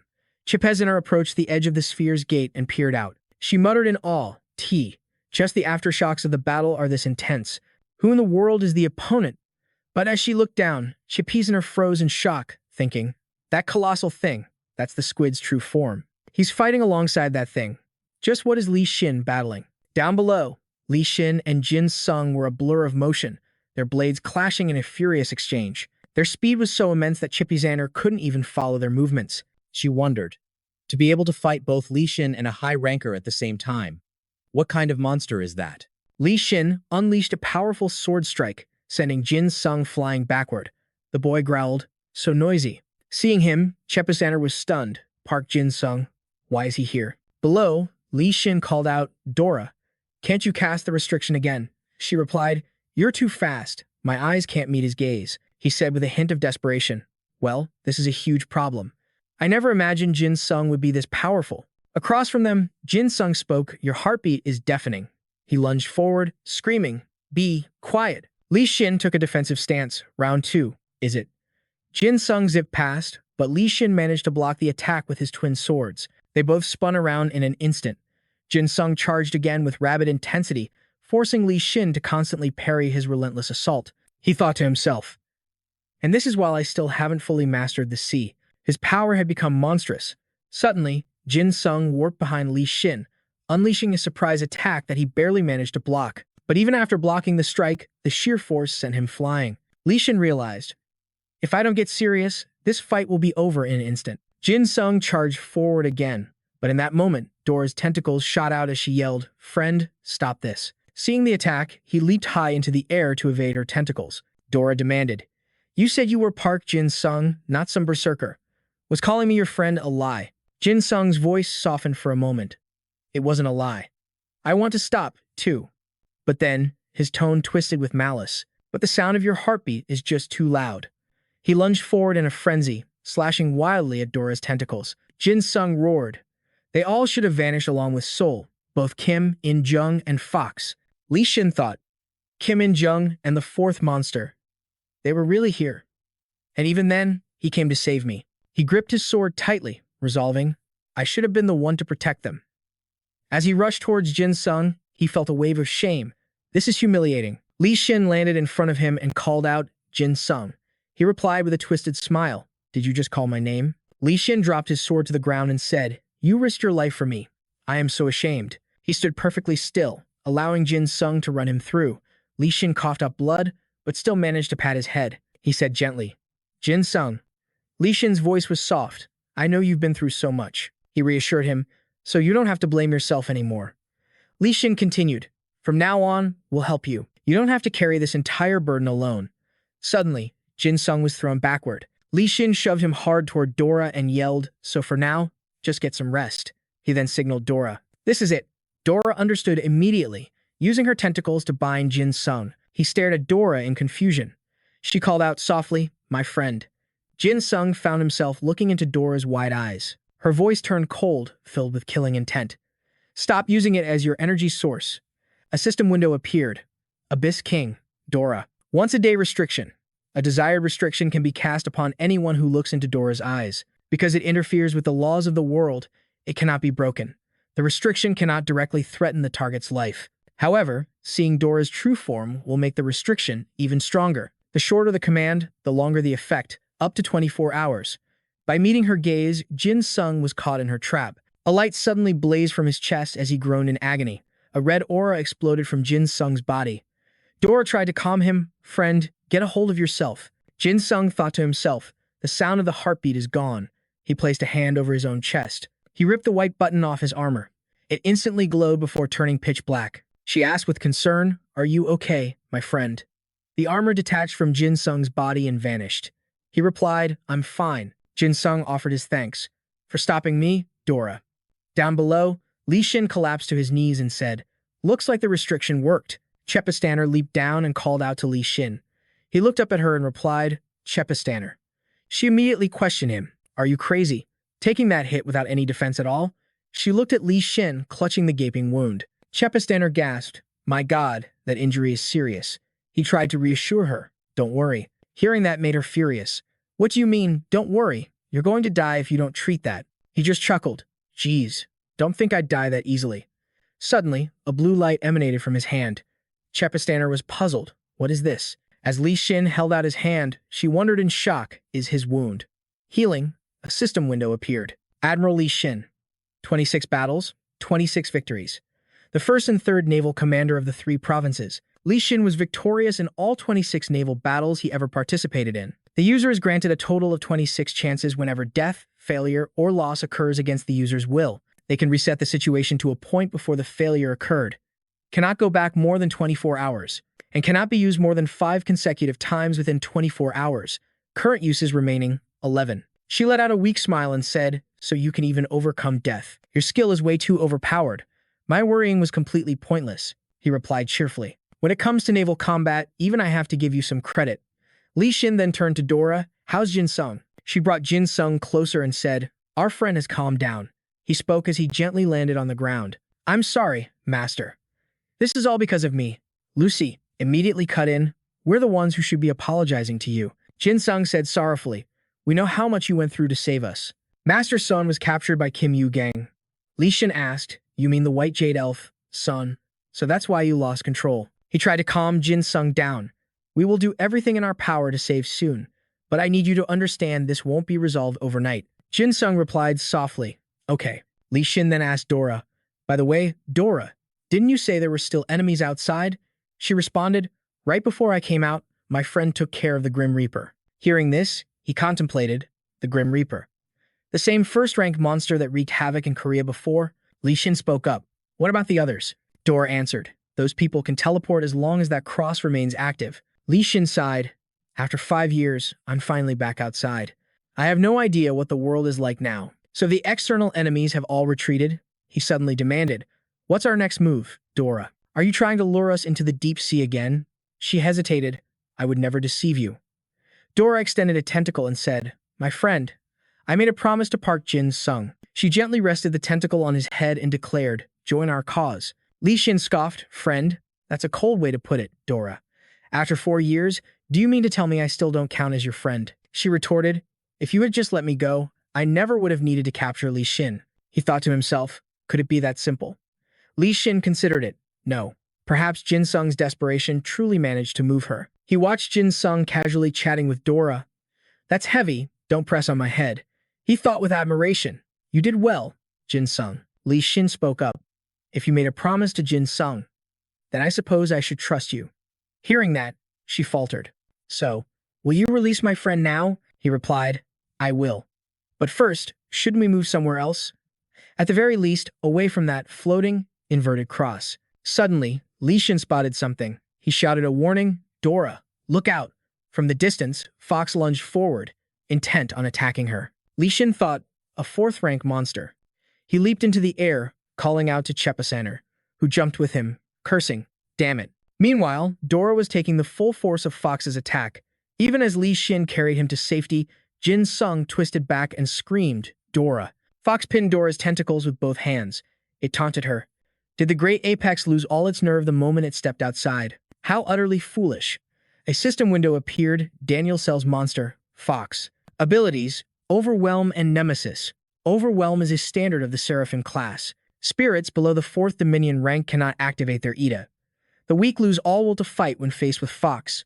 Nemesis, anyone who sees Fox's face will have all their physical abilities cut in half. Fox blasted Dora backward. She cried out, "This pressure." It just laughed. How pathetic. And with a final blow, she was sent flying. Seeing this, Jin Sung cried out in alarm, "Dora," he muttered. "I can't gather my strength. Is this the curse?" Just like when I fought the third rank, he wondered, should I try to use the scroll without any killing intent? Li Xin reassured him, don't overdo it. I already told you, we are here to help you. He turned to Cheppa Center, get him to a safe place. She responded instantly. Understood, Li Xin. Hoisting Jin Sung onto her shoulder, she commanded, entire squad, withdraw from this area immediately. Rendezvous at the nearest eastern shoreline. Her subordinate quickly replied, yes, ma'am. Fox saw this and roared, trying to run. Get Jin Sung. I won't let you escape. It sneered at Dora. Go on, Apex. You can't possibly defeat me. She replied with fierce determination. Don't you dare touch my friend. All at once, Li Xin appeared beside her, his voice calm. Don't worry, Dora. You are not fighting alone. He called out, come forth, turtle ship. In an instant, a fleet of warships materialized. The system displayed Admiral Li Xin, Seraphim-grade turtle ship.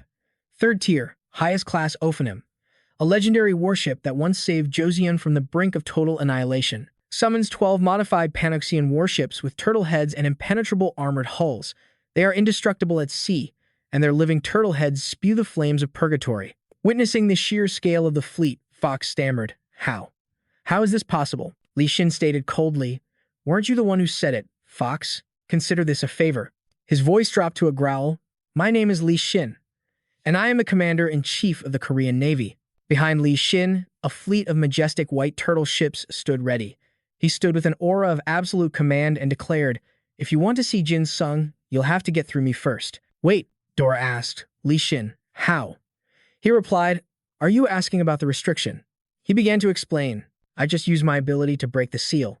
She asked in disbelief, if you could do that all along, why did you let them capture you? Li Xin smirked, this power comes with a few conditions.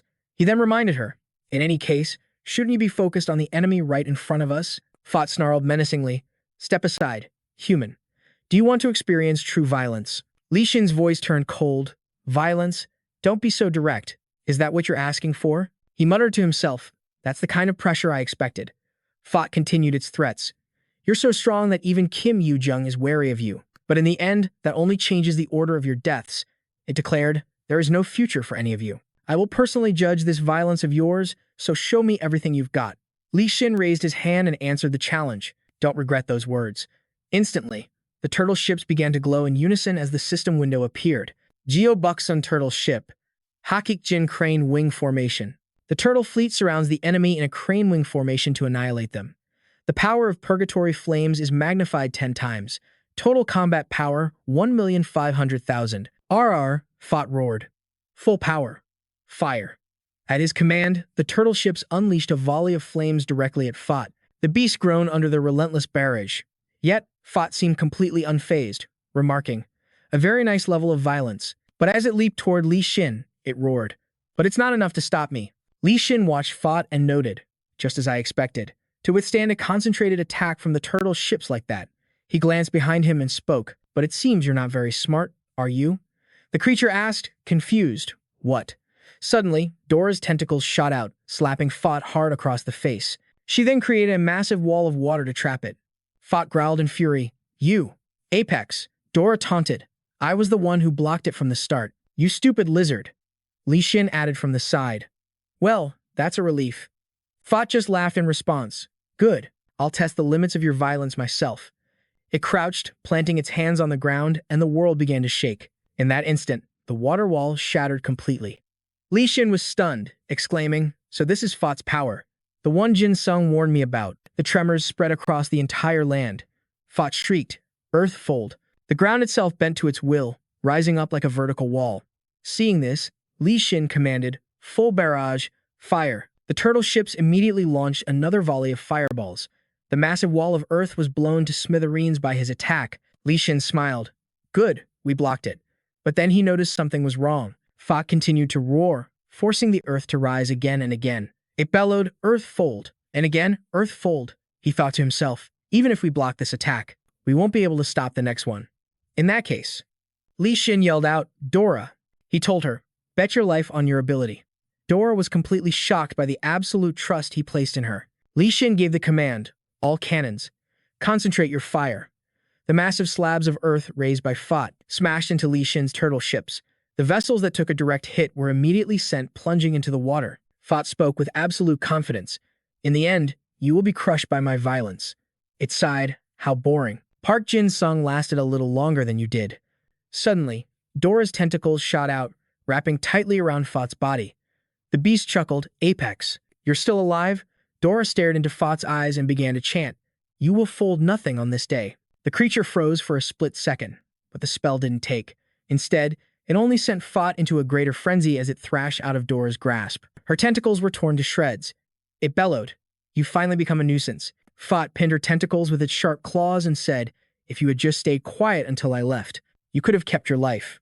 From the distance, Li Xin's voice suddenly called out, Have you ever heard the saying, to live is to die, and to die is to live? Fat whipped its head around to look at him and replied, Human, you're still alive too, but all of your ships have sunk. Just give up and submit to my violence. Suddenly, a look of doubt crossed its face. Why are you over there? Li Xin stood atop the head of a colossal bear. He shot back a question of his own. He's called the Second. Is he one of your brothers? A system window materialized. The Second, Monster, from the Book of Danyun, a high-ranking, third-tier demigod-class angel. The monster known as the Second willingly accepted a curse. He must eat ceaselessly. His every action is for consumption. He hates bad-tasting food and is currently bound by the effects of Nangung Yuji. War Diary, total combat power, 450,000. Erge, Fat screamed. I was wondering where you disappeared to. So you were captured by a mere human, you useless fool. The Second gloated. How cruel. This only enraged Fat more as it demanded, Human, I don't know how you tamed the Second, but do you really think you can use him against me? Li Xin answered nonchalantly, Of course not. Hearing that, the Second whined with a hurt expression. You called for me, and now you say something so heartless? He said gently, Don't worry, my power is not directed at you. He continued, Now, spit out what you swallowed back in that tower. Hearing this, Dora was stunned. The tower? That's impossible. The Second in command covered its mouth and whined, Li Xin, you're so cruel. You forced me to eat something I hate. It gave a powerful heave, and a strange object shot out from its mouth. Fox stared at it and asked with suspicion, What is this insignificant little thing? The object suddenly erupted in a blinding light as Xia slowly materialized and landed on the ground. The moment she saw him, Dora's eyes filled with tears. She said with pure happiness, It's been so long, my beloved friend. Xia smiled back warmly. I have returned. On the verge of tears, Dora whispered, My friend. She gently caressed his cheek with a tentacle and said, My friend, we can live on the surface now, the monsters and the humans. Neither of them are our enemies anymore. Xia looked toward Li Xin in surprise. Dora continued, That's right, this situation. The gods are no longer our enemies. Her voice turned to steel. Our true enemy now is. Dora pointed directly at Fox and declared, That thing. Fox let out an annoyed growl. Another high ranker? From the distance, Li Xin's voice cut through the air. So, what will you do now, you rampaging beast? He continued, Against my power, which can split the very seals of the earth. So, you think you can handle two high rankers and me at the same time? The Second in command, Li Xin. And what about me? A wicked grin spread across Fox's face. It let out a mighty roar that shook the heavens and the earth. The Second in command immediately became wary, while Dora and Xia instantly went on high alert. Its voice dripped with menace. Fine, human. I will show you what true violence looks like. Just as you wished. The system flared to life. Monster from Daniel's book, Fox, natural enemy. All who lay eyes upon Fox will have their physical abilities slashed in half. Li Xin spoke. Humph, is this an ability-suppressing idea? I never expected it to possess something like this. Dora tried to calm him. Don't worry, Li Xin. Xia also began to speak in its own tongue, saying something that only Dora could possibly understand. After listening to Xia, she replied, That's right, my friend. It is an enemy. Instantly, Xia's eyes blazed with light as black smoke poured from its mouth. The system updated. Insect King, Liaker. Rank, Angel on Earth. Number 1 low-grade seraphim of the insect world. An arachnid-class creature. Anything Liaker considers prey can be devoured. All have now departed from the tower. Influenced by the trait. I despise the bland. Power, toxin multiplier. Sustaining energy. Total combat power, 1 million. Ag, Shai roared as it leaped into the air. Fox glared at the creature. You high-ranking brat. Getting hit before was just carelessness on my part. It lunged forward, throwing a punch at Xia and yelling. It won't happen a second time. But Xia was just as fierce, rocketing forward to meet the punch with a powerful kick. Despite Xia's small frame and slender legs, its kick was powerful enough to parry Fox's massive fist. The impact of their clash shook the very foundations of the world. Fox was thrown back, forced to plant a hand on the ground to keep its balance. It clenched its fist, raising it again. My violence should have cut your power in half. Meanwhile, Sia seemed completely unfazed, looking even more frenzied than before. The system appeared again. Insect King, Liaker. Power, multiplier. Insects are considered the strongest living beings, relative to their size. The world will recognize Liaker as the creature with the highest physical strength. No power greater than Liaker's can exist. Fox was impressed. How interesting, that little insect. It roared, let me enjoy this a little more. The scene changes to another location. Chapes Jainer supported Jin Sung, whispering to herself, this far should be safe enough. He let out a soft groan. She immediately tried to comfort him. Don't push yourself. Rest until the other members arrive. Park Jin Sung answered nervously. But Miss Chapes Jainer, are we just supposed to wait like this? Chapes Jainer quickly cut him off. I understand how you feel, but even without the restriction, your body is in no shape to fight. To be blunt, you can barely even stand right now. He touched his stomach, grimly assessing the damage. Just like Miss Chapes Jainer said, the stab wound. He thought to himself. And all the accumulated damage from recklessly using my berserk state. Plus, the restriction preventing me from using my killing intent has slowed my healing factor. Chapes Jainer spoke up. You know, even if I stay here, my idea would just be a burden. Jin Sung looked at her, his mind racing. Miss Chapes Jainer's idea. Vampire. Dracula is an invincible idea against humans, but against non-human creatures, especially one like Fox, it's completely useless. He pondered. Miss Chapes Jainer and the general were trapped in the deep sea for 4 years. She must be even more worried than I am. Chapes Jainer floated into the air. All right, I'll go gather the others. Get some rest, even if it's just for a moment. He hesitated before replying. Okay. Jin Sung thought with a heavy heart. Because of my recklessness, Seoul is now in danger. I convinced Dora to join forces with General Lee to defeat our enemy. But what good am I to them if I can't even control my own power? Jin wondered. If I could just shatter Dora's seal, I could finally recover and be of some use, he thought, clenching his fist. And just like that, as if answering his thoughts, a crimson aura flared to life, startling Jin. He stared at his palm and gasped, my killing intent. It's back. The shock was clear in his voice. Could the seal have broken that easily? No. Dora is on the same level as Isaac. There's no way it was that simple. He assessed the situation. There's only one possible answer. A hidden ability of the Spirit Slayer. The demonic spirit itself must have shattered the seal. That's right. My Ida is more than just a tool for using killing intent, Jin observed. It's just like Madame Chepesner, who possesses the power of a legendary vampire. Or General Lee, who wields the symbol of the Great Admiral, he continued. My Ida also holds the power of that demonic spirit, Jin realized. And now that its second trait has awakened, my resonance rate has skyrocketed from 11% to 50%, in the blink of an eye. And while 50% is incredibly strong, he hesitated, it's still not enough to fight Fox. Jin stared into the distance, his mind racing. This unknown trait that just activated. It has to be the key. It's how I'll raise my resonance rate even higher, he said, slipping a hand into his pocket. Analysis has always been my strong suit. Other people's Ida don't just unleash killing intent.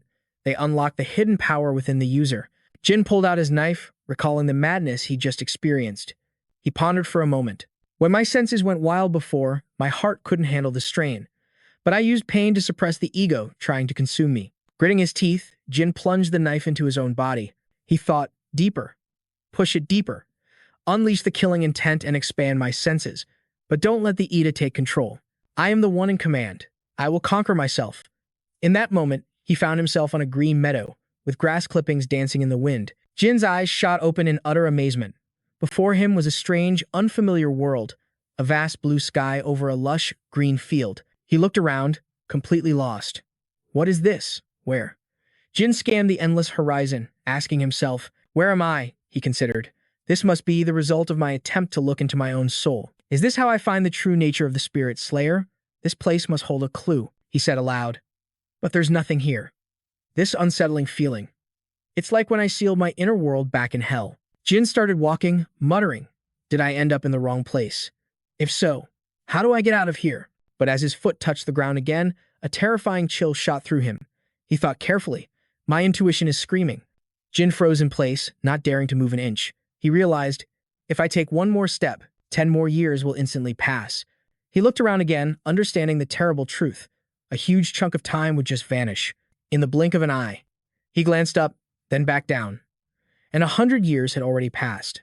Suddenly, Jin saw a fish swimming through the air. He exclaimed, "A horned dolphin." Jin's eyes darted to another spot, where a horned serpent was slithering toward him. He watched it, thinking, "Is that a snake?" Neither of them looked remotely normal. As the two creatures stared him down, Jin couldn't help but wonder, "Are they telling me to choose one of them?" He reached his hand toward the fish. "I guess a dolphin is better than a snake, right?" At his choice, the serpent hissed in rage and coiled around his arm. Jin yelled, "What? I didn't pick you. Get off me." Jin suddenly lost his balance, falling onto the grass. What the hell? Meanwhile, the dolphin floated closer, staring right into his eyes. Jin's mind raced. What's going on? For some reason, I feel like it's looking down on me with utter contempt. The snake just tightened its grip and hissed again. Jin roared. I said, "Get off of me." Suddenly, it let out a ferocious shriek, opened its mouth wide, and dove straight at his chest, boring directly into Jin's body. He screamed in shock. What the? A system window flashed before his eyes. Spirit Slayer, current resonance rate, 20%. Jin was stunned. Why did it suddenly drop? Then, another system message appeared. Spirit Slayer, current resonance rate, 51%. He gasped. Ha! Why is the resonance rate suddenly climbing? Jin felt his entire body transform, veins bulging across his face. The system notifications continued relentlessly. Spirit Slayer, current resonance rate, 57%. Malevolent Spirit, current synchronization rate, 64%, 75%, 83%. Jin Sung cried out as a thought flashed through his mind. The synchronization rate with the malevolent spirit, it's skyrocketing. He clutched his chest, groaning in agony. This power, it feels like it's erupting from my very heart. Could this serpent be a symbol of the demon? He thought again. The spirit's memories, they're growing stronger. By consuming the seed of evil, it's recreating that scene. He gazed up at the fish, his mind racing. If that's the case, then that whale. Suddenly, fire erupted from the creature's maw as it unleashed a vortex of light. Jin Sung wondered, is that a spatial rift from the tiger's execution? But the atmosphere here feels different. Something was off. He stared intently into the portal. Just then, a system window appeared. Malevolent Spirit, Heavenly Tiger's execution, can only be used with the world's permission, and only when the situation is dire enough to be recognized by the gods. Jin Sung's mind reeled. The Heavenly Tiger's execution? Why would it activate now? He glanced back at the system window. Malevolent Spirit. Current synchronization rate, 97%. Jin Sung considered the possibility. Don't tell me. Reaching 100% synchronization is what the gods consider a dire situation. Suddenly, a sword materialized from the vortex of light, pointing directly down at him. What is that? Jin Sung gasped. The system updated. Malevolent Spirit. Current synchronization rate, 98%. Jin Sung stared in terror at the razor-sharp blade. His face paled. Could that sword be? Another notification flashed. Malevolent Spirit. Current synchronization rate, 99%. In that instant, the sword shot down toward Jin Sung. He flinched, letting out a sharp cry. The blade pierced straight through his chest, but he felt nothing. He questioned in shock. There's no pain. In fact, a strange sense of peace washed over him. Jin Sung looked up at the system window. At the Malevolent Spirit's status, current synchronization rate, 99%. It stopped. At 99%, he murmured. Just then, the serpent slithered out from his body. There it is, he said, watching it with new understanding. I finally get it. If this snake represents the time the malevolent spirit spent absorbing demonic energy, he looked back at the whale. Then that whale symbolizes the good, the purification the spirit received from the gods. Jin Sung whispered to himself.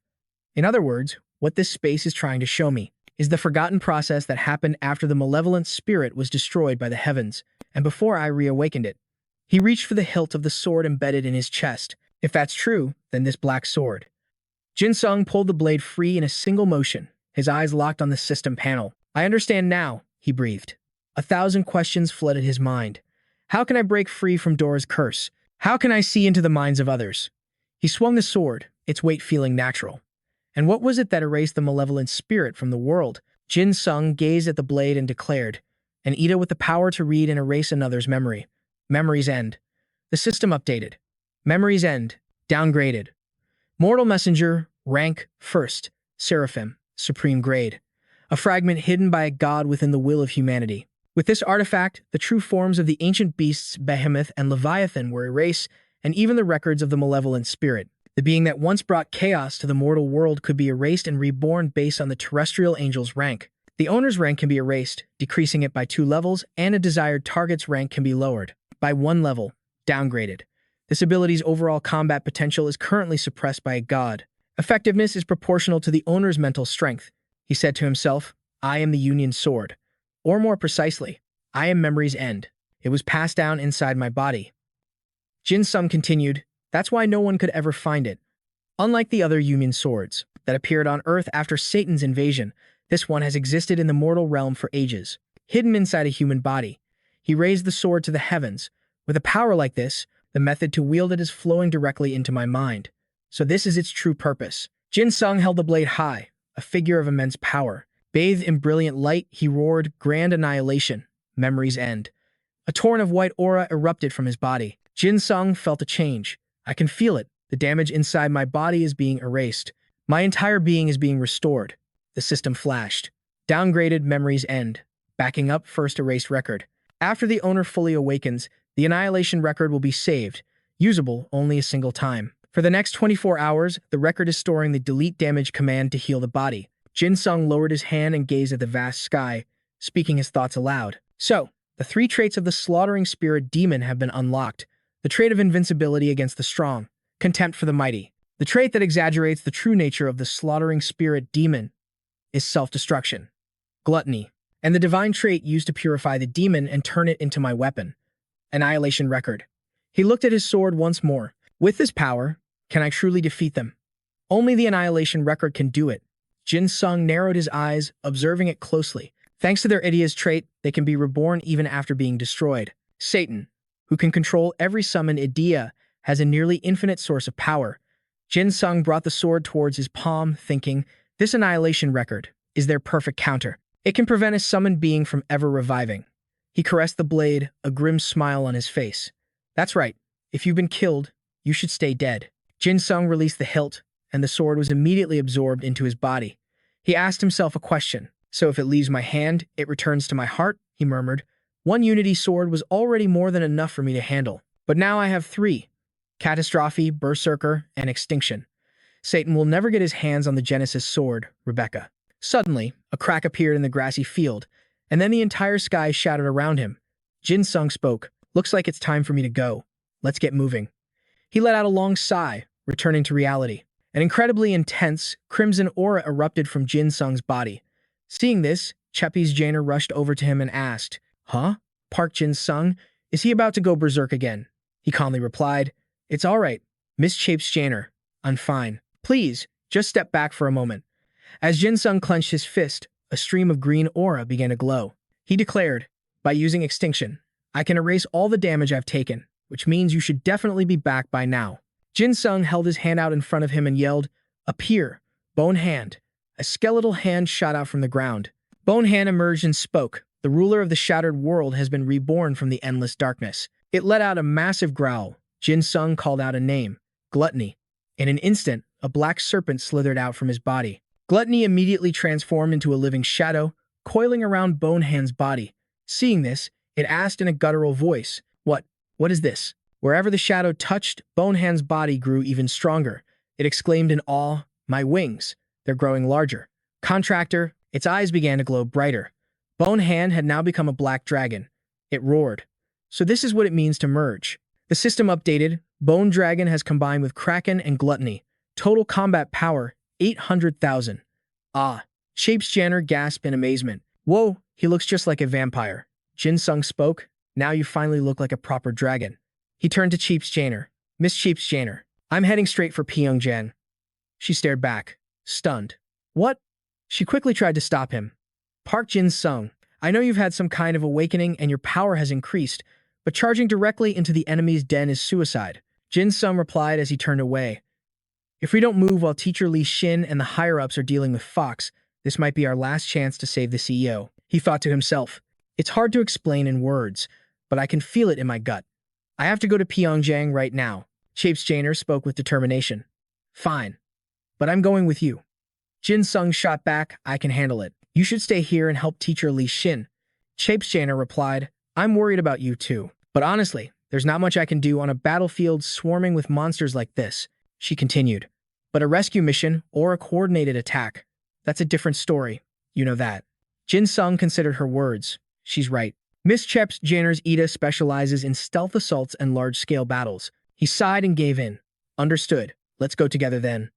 The Black Dragon spoke to Jin Sung. Contractor, I will show you the magnificence of my flight. Jin Sung deadpanned. You just grew those wings a minute ago. Meanwhile, Cheppy's Janner issued orders to her subordinates. All teams, listen up. Park Jin Sung and I are departing for Pyongyang now. She made her demand clear. Inform Li Xin and survive until you can regroup with us. The agents responded in unison. Yes, ma'am. With that, the Black Dragon spread its wings and soared into the sky. Jin Sung and Chapes Janner sat on its head as it flew. Jin Sung thought to himself, I won't make the same mistake again. He vowed silently. Just you wait, soul. The scene shifts to a city street under a torrential downpour. A swarm of locusts buzzed through the air. Bet took cover behind a building, sighing as he muttered to himself. This was the very definition of a hopeless bind. His knuckles whitened around his sword's hilt. At least. I'm relieved the others managed to escape in time. A system window appeared. Callip block. Rank. Level 4 Terrestrial Angel, Dominion. A legendary demon sword from Island. Once wielded by focus, it can perfectly replicate the techniques of any opponent its master has faced, making their skills its own. The only limitation is the user's own physical capabilities. Nullifies a total combat power of 200,000. Pet thought to himself, if this is how I die, I just wanted to see you one last time, Lady Soul. Suddenly, a blade flashed from behind a building. The locust creatures scattered in terror, and in that instant, Pet charged. He launched himself high into their ranks.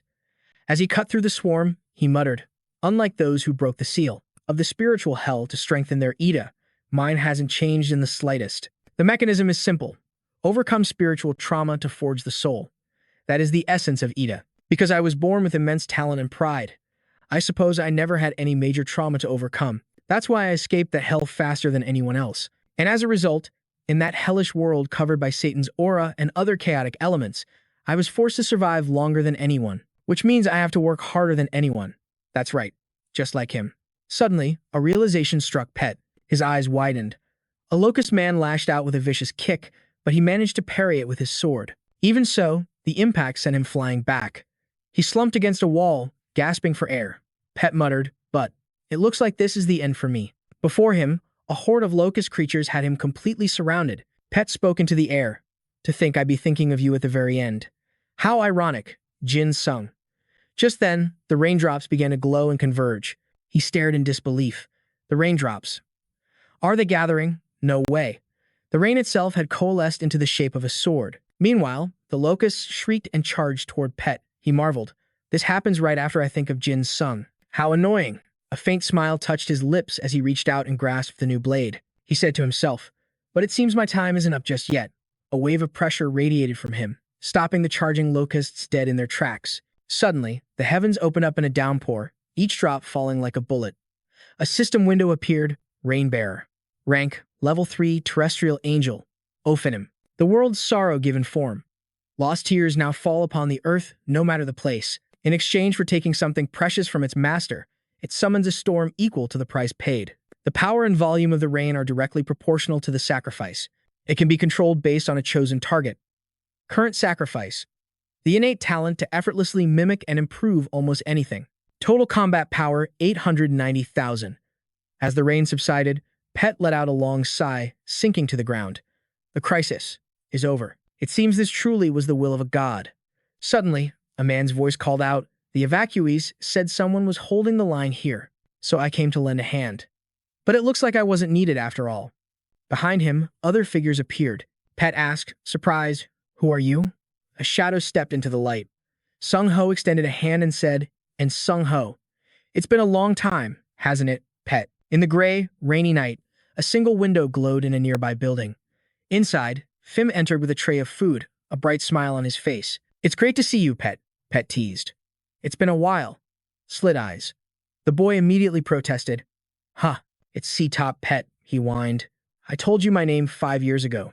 Did you forget already? Pet shot back playfully. But nobody actually calls you that, right? Julie, sitting nearby, chimed in. Just bring the soup quietly. Slit eyes. Phim could only reply, yes, Julie. Sung Ho turned to Pet.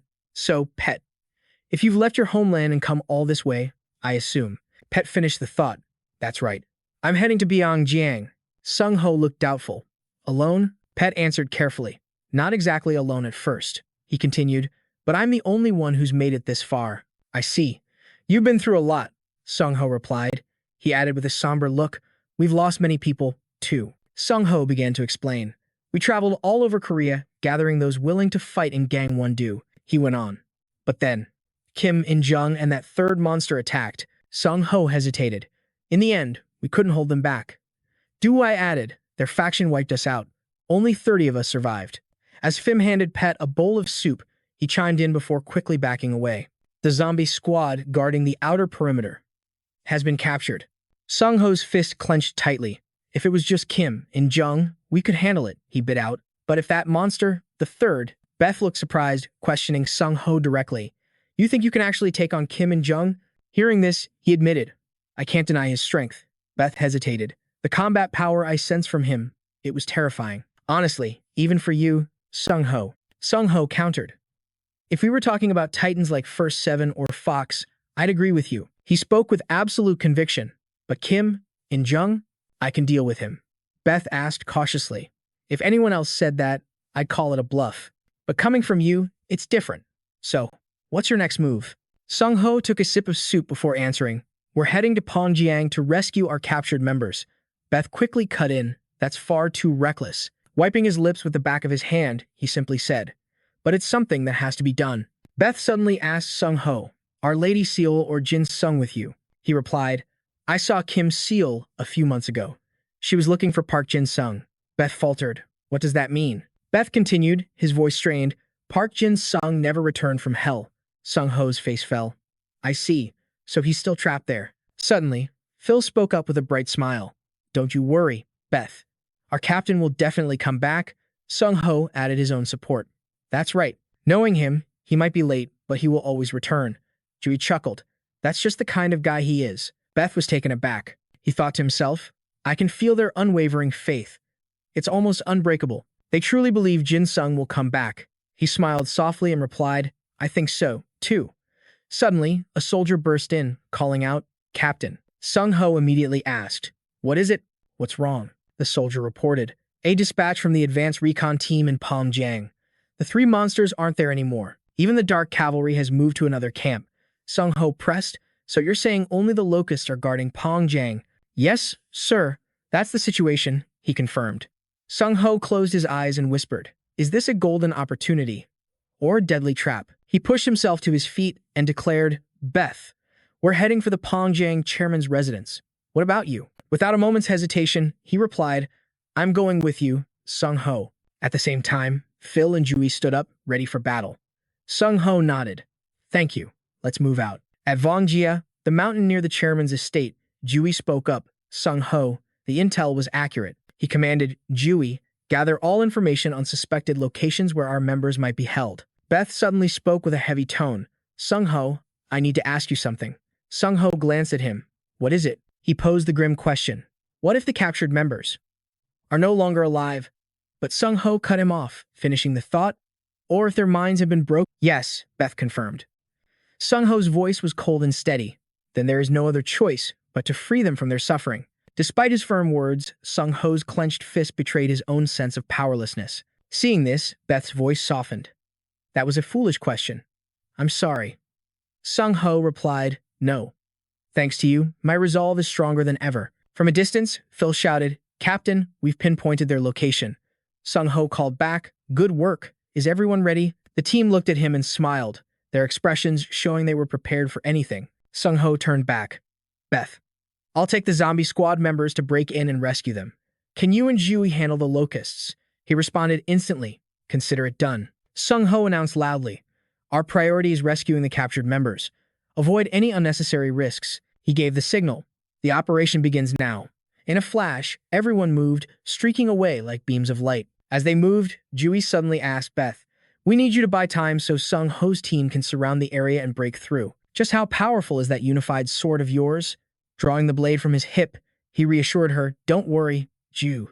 With that, Beth leaped high into the sky. The swarming locusts looked up at him in a panic. Beth pointed his sword to the heavens and began his chant, Fall, cleansing rain. Instantly, A torrential downpour began to cascade from the sky. He landed lightly and smirked. This should be enough to cover the entire residential area, at the very least. Watching from a distance, Phil exclaimed in awe, "Whoa. No matter how many times I see that, it's absolutely incredible." Sung Ho agreed. "He's more than reliable. Let's move." We're breaking into his residence. The heavy raindrops slammed down with immense force, knocking the locusts to the ground. Beth mused aloud, "This unified sword is even better than the rumors. I did trade my entire innate talent for it. It'd be a problem if it wasn't." He then added, "But it does have a weakness." Jui was curious. "A weakness," Beth explained.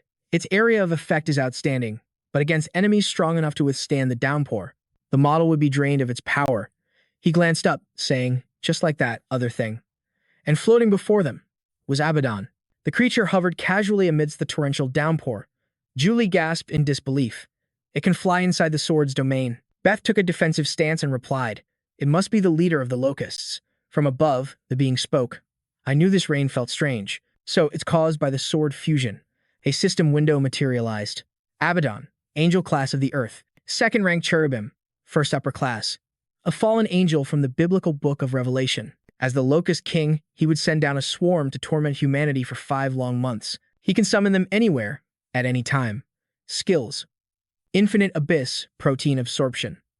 Total combat power, 300,000. A smug grin spread across his face. "A fusion sword, delivered right to my doorstep. My master will be most pleased." Meanwhile, at Mayor Pongjiang's residence, in the underground prison. Gazing at the scene before him, In-dung let out an enraged roar. "Seriously, I step away for one moment to report to him, and when I return, you've made a complete mess of things. You elven girl." Soul's icy gaze, filled with pure hatred, locked onto her captor. She snarled through gritted teeth. "What about it? I'm just getting started." In-dung clicked his tongue. "Chi, such an arrogant tone. It's always the same." A vicious blast of magic erupted, hurtling straight for Soul. "You are so damn annoying," In-dung shrieked. She reacted in a flash, raising her sword to deflect the incoming attack.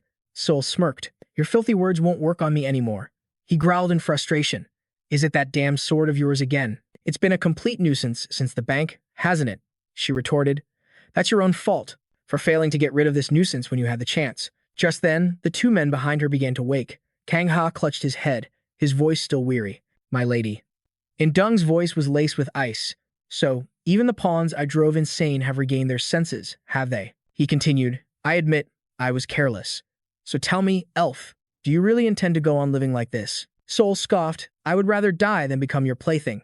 At the very least, I can keep you tied up here for a few days." In-dung raised an eyebrow in confusion. "And what good do you think keeping me, Kim In-dung, trapped here will possibly do?" Her voice dripped with sarcasm.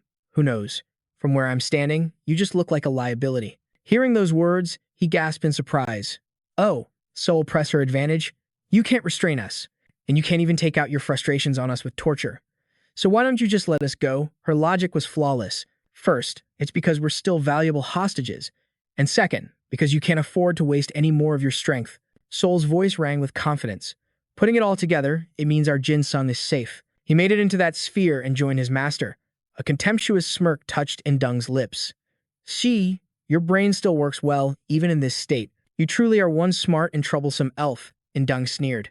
"But aren't you in just as much of a bind, little elf?" He suddenly exclaimed. "That sword's purification ability. If it's really that powerful, why didn't you use it to remove my curse back when we were in China?" In-dung's next words made her tighten her grip on the sword's hilt. "It can't purify and do something else at the same time. Am I right?" he probed. "Normally, you would have escaped before I returned. You stayed behind to purify those two. Isn't that right?" Kang Ha was stunned, speechless. "Because of us?" Sang Min lowered his head, his voice choked with guilt. "My lady, I'm sorry." Soul's voice was firm. "Just trust me. You are my husband's friends." The man was left stunned. He cried out, "My lady." In-dung's voice dripped with mockery. "What a touching scene. In that case, let me tell you one more thing." He continued. "We've already sent the 4th and Fox to deal with Park, Jin Sung." At those words, a wave of dread washed over her. "Fox. That absolute monster." In-dung chuckled darkly. "That's a good expression. You understand now, don't you? Let's take a guess at how long they can last." His taunting voice echoed in the chamber. "Let's see if that Park Jin Sung of yours arrives first. Or if you, little elf, die from exhaustion before he does." His face was alight with twisted excitement. This is going to be so much fun. Suddenly, a subordinate rushed in, panting for breath. Number 1, Indung shot a glare over his shoulder. What is it? The man stammered. It's that thing. A look of pure terror crossed Indung's face as he shrieked. What? Seeing Indung's reaction, Sang-min spoke up. That panicked look. Could the captain be here? Sol replied grimly. No, the timing is all wrong. Jin Sung and his master couldn't have arrived yet. But if he's this panicked, this is my chance. She taunted him. Looks like you have to leave in a hurry, don't you? What are you going to do? He whipped around, startled.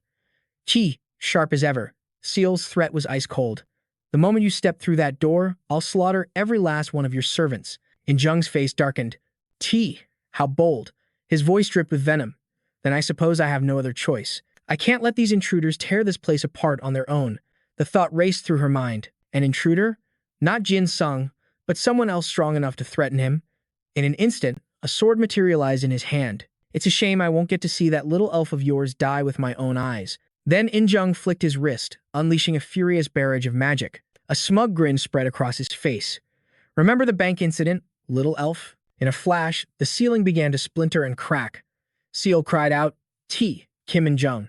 But he was already turning his back to leave. If you're still breathing when I dig you out, we'll talk then. Massive chunks of rock and debris began to rain down. Jung's voice boomed over the chaos. That damn elf. Seal thrust out her hand, her magic instantly forming a brilliant ribbon of light. It lashed out, whipping away the rubble, crashing down on top of them. Seal sighed softly. Did I provoke him too much? Staring at the wall of rubble blocking their path, she thought grimly. The entrance is completely sealed. Her voice dropped. If only I had my foresight right now. But she quickly steeled her resolve. This is no time for regrets. If someone else got in, then I have to get out and regroup with them before it's too late. Kang Ha and Sang Min stepped forward in unison. Miss, we'll do it. Magic flared to life in their hands. He spoke up. This kind of hard labor is our team's specialty. We fight zombies, after all. He added gently, please, miss, get some rest. But something was wrong. This time, their magic only formed a pair of pitifully weak and dull knives. Sang Min gasped in shock. What is this? Seal explained. The corruption has been cleansed. But your Ida are unstable from the mental pollution. Step aside and let me handle this. However, neither of them paid her any mind. They shot forward like arrows loose from a bow. As they furiously hacked at the thick wall of rock, she tried to stop them. Those dull blades won't even leave a scratch. Seal's voice softened. I understand how you feel, but please, let me take care of this. Kang Ha's voice was low and steady. Miss, don't you remember? That time when this guy and I followed Bayon Zion's orders and attacked you on the rooftop. She smiled faintly. Of course. I remember wiping the floor with you both. Sang-min continued. Miss, do you remember what you told us then? Stop complaining that your Ida's rank is too low and start learning. He bowed his head, slowly revealing their dream. We want to be like our captain, like Park Ji-sung. Sang-min tightened his grip on the blade, but we don't want to just copy his Ida. A fire ignited in his eyes. It's his indomitable fighting spirit we want. They roared in unison. That's why we will not give up. Kang Ha shouted. Who cares what our Ida look like? They continued to slam their blades against the stone wall. Each resounding crash was a testament to their iron will. We are more than just our Ida. Suddenly, a brilliant aura of magic erupted, illuminating the space. At that exact moment, their weapons began to transform. Sang-min froze, the shape of the knife. Kang Ha screamed in astonishment. This is our original Ida, he continued. And it's even stronger than before. Seal analyzed the situation. Your mental growth has restored them. Not only that, your Ida had become even more powerful. They were stunned, trembling with overwhelming joy. I can't believe this is really happening. We also. The two of them were overcome with excitement. Now we can really dig. Let's go. She watched them charge, slightly bewildered. Well, I guess I'll leave the digging to you then. They declared in unison. Leave it to us, miss. At that moment, a thought echoed in Seal's mind. Jin Sung, you have to see them now. Then Seal corrected herself. No. I'll make sure you see them soon. I promise. At the same time, a torrential rain poured down outside. Abaddon spoke with a chilling tone. All right, if the sword of unity has come to me on its own, he taunted, then why can't I see it? A cold voice challenged him from afar. Then try and find it. Abaddon's eyes flashed with a razor-sharp glint. So, that sword's specialty is wide-area attacks, huh? That's not going to be good for my locusts. Abaddon's palm flashed open, revealing a grotesque, gaping mouth. But what if I do this instead? A stream of spiritual power shot out, enveloping the locust swarm. In a flash, they were swept up by the magic, hurtling straight towards him. This was Abaddon's technique, to absorb and devour the locusts, converting their power into his own. However, his power could not exceed the total strength of the prison of the apocalypse, excluding Abaddon's own. He laughed maniacally. My power is surging. Just then, the system lit up with notifications. Total combat power, 353,600. Total combat power, 363,430. Total combat power, 369,097. The sight unfolding before her sent a chill down Julie's spine. Chi, that monster is devouring the locust swarm to fuel his power. Riker immediately turned to Julie with a proposal. I need you to provide cover for me. She gasped in shock. What? Riker quickly explained. If we let him keep feeding, we're all dead. We have to strike now, while my sword's enchantment is still active. As his blade swung, arcs of magic erupted towards the enemy. Abaddon asked in confusion, What do you want? Before he could finish his sentence, a wave of excruciating pain washed over his body. A torrent of rain poured down only on Albert, its immense weight crushing him to the ground. Albert cried out in disbelief. What is this? He wondered. Why is the rain only falling on me? Albert's face burned with fury. So this is how the weak fight. You have to rely on cheap tricks. He immediately leaped backward. Fine, I just have to move out of its range. But in that instant, Abaddon froze as a single, cold drop of rain landed on his head. Once again, he was slammed into the ground with overwhelming force. He gritted his teeth in rage. You got lucky, placing your traps where I happened to stand. There won't be a next time. But no matter how Abaddon dodged, the rain followed him relentlessly. Damn it, so it's your doing. Pinned to the earth, Abaddon roared in pure fury. He seethed. You bastard. How can you possibly predict my movements? Riker answered with pride. I may have lost my innate gift, but the experience and achievements I've earned will never fade away. Abaddon scowled, his voice dripping with annoyance. You really are a persistent pest, aren't you? And in the next moment, he gave an immediate command. Locusts, stop him. Julie and her team quickly formed a defensive line in front of Riker. She spoke calmly. So this is why you needed backup, huh? Riker nodded slightly. Yes. I'm counting on you all. Julie wasted no time casting her magic. Her eyes blazed with confidence. Don't worry. In a flash, a protective barrier materialized. She continued. We can handle these locust minions. The swarm relentlessly slammed their sharp claws against the shield. Inside the barrier, the team charged forward to tear them apart, their blades flashing like lightning. Each strike shot toward the locusts like a razor-sharp bolt. The sight made Abaddon's blood boil with rage. These insects. Riker taunted him. Now what will you do, Locust King? Fury ignited in the villain's eyes. He ground his teeth in frustration. Disappear. Abaddon shrieked. Disappear. Disappear. Disappear. Fueled by his furious scream. The very ground beneath Abaddon began to crumble, forming a massive chasm. Begone. At the same time, the system displayed a notification. Infinite Abyss. Arides the surrounding terrain, temporarily erasing a section of the ground. Only sentient beings will fall into the pit. Terrain and inanimate objects are unaffected. Targets caught within will continue to fall until the ground is restored. Total combat power, 999,999. Huh? Before anyone could react, they were in freefall, their hearts seizing in panic. Someone screamed, a pit. At that moment, Riker's heart sank in terror. I can't see the bottom. From above, Abaddon's voice dripped with arrogance. Let me ask you that question again, he mocked. Now what will you do? Genius. The scene shifts to the prison beneath the mayor's mansion. Basement level 1. Jin Sung and his team pressed onward, never stopping. One of them exclaimed in surprise, I can't believe a place like this exists underground. Ji-hoon spoke softly. The stairs looked modern, but this place, it feels like a medieval dungeon. He warned them cautiously. It's dark. Everyone stay alert and watch your surroundings. A teammate responded. Understood. P.O. just grinned confidently. No worries. You know what I'm capable of. Just then, a system window appeared. Eye of trajectory tracking, angel grade. Level 4. Pio can focus on any target within sight and identify its kinetic energy. He can accurately perceive the strength of the force emitted by the target and its exact destination. However, any energy that exceeds the user's capabilities cannot be read, and energy signatures lasting less than 2 seconds are also impossible to see. As he finished speaking, his eyes narrowed, scanning the darkness. Pio continued, I'm detecting a lot of movement up ahead. Ji-hoon was startled. Is it them? Looking at the crowd in the distance, he confirmed they were the corrupted. Instantly, Jin Sung charged toward the enemy, barking a command. Everyone, release your idea. Prepare for battle. Only then did the creatures sense the murderous aura rushing toward them. In the blink of an eye, dozens of them fell before his blade. Pyre cheered with excitement. That's our squad leader for you. Let's go, seniors. Ji-hoon also rallied the team. Move out.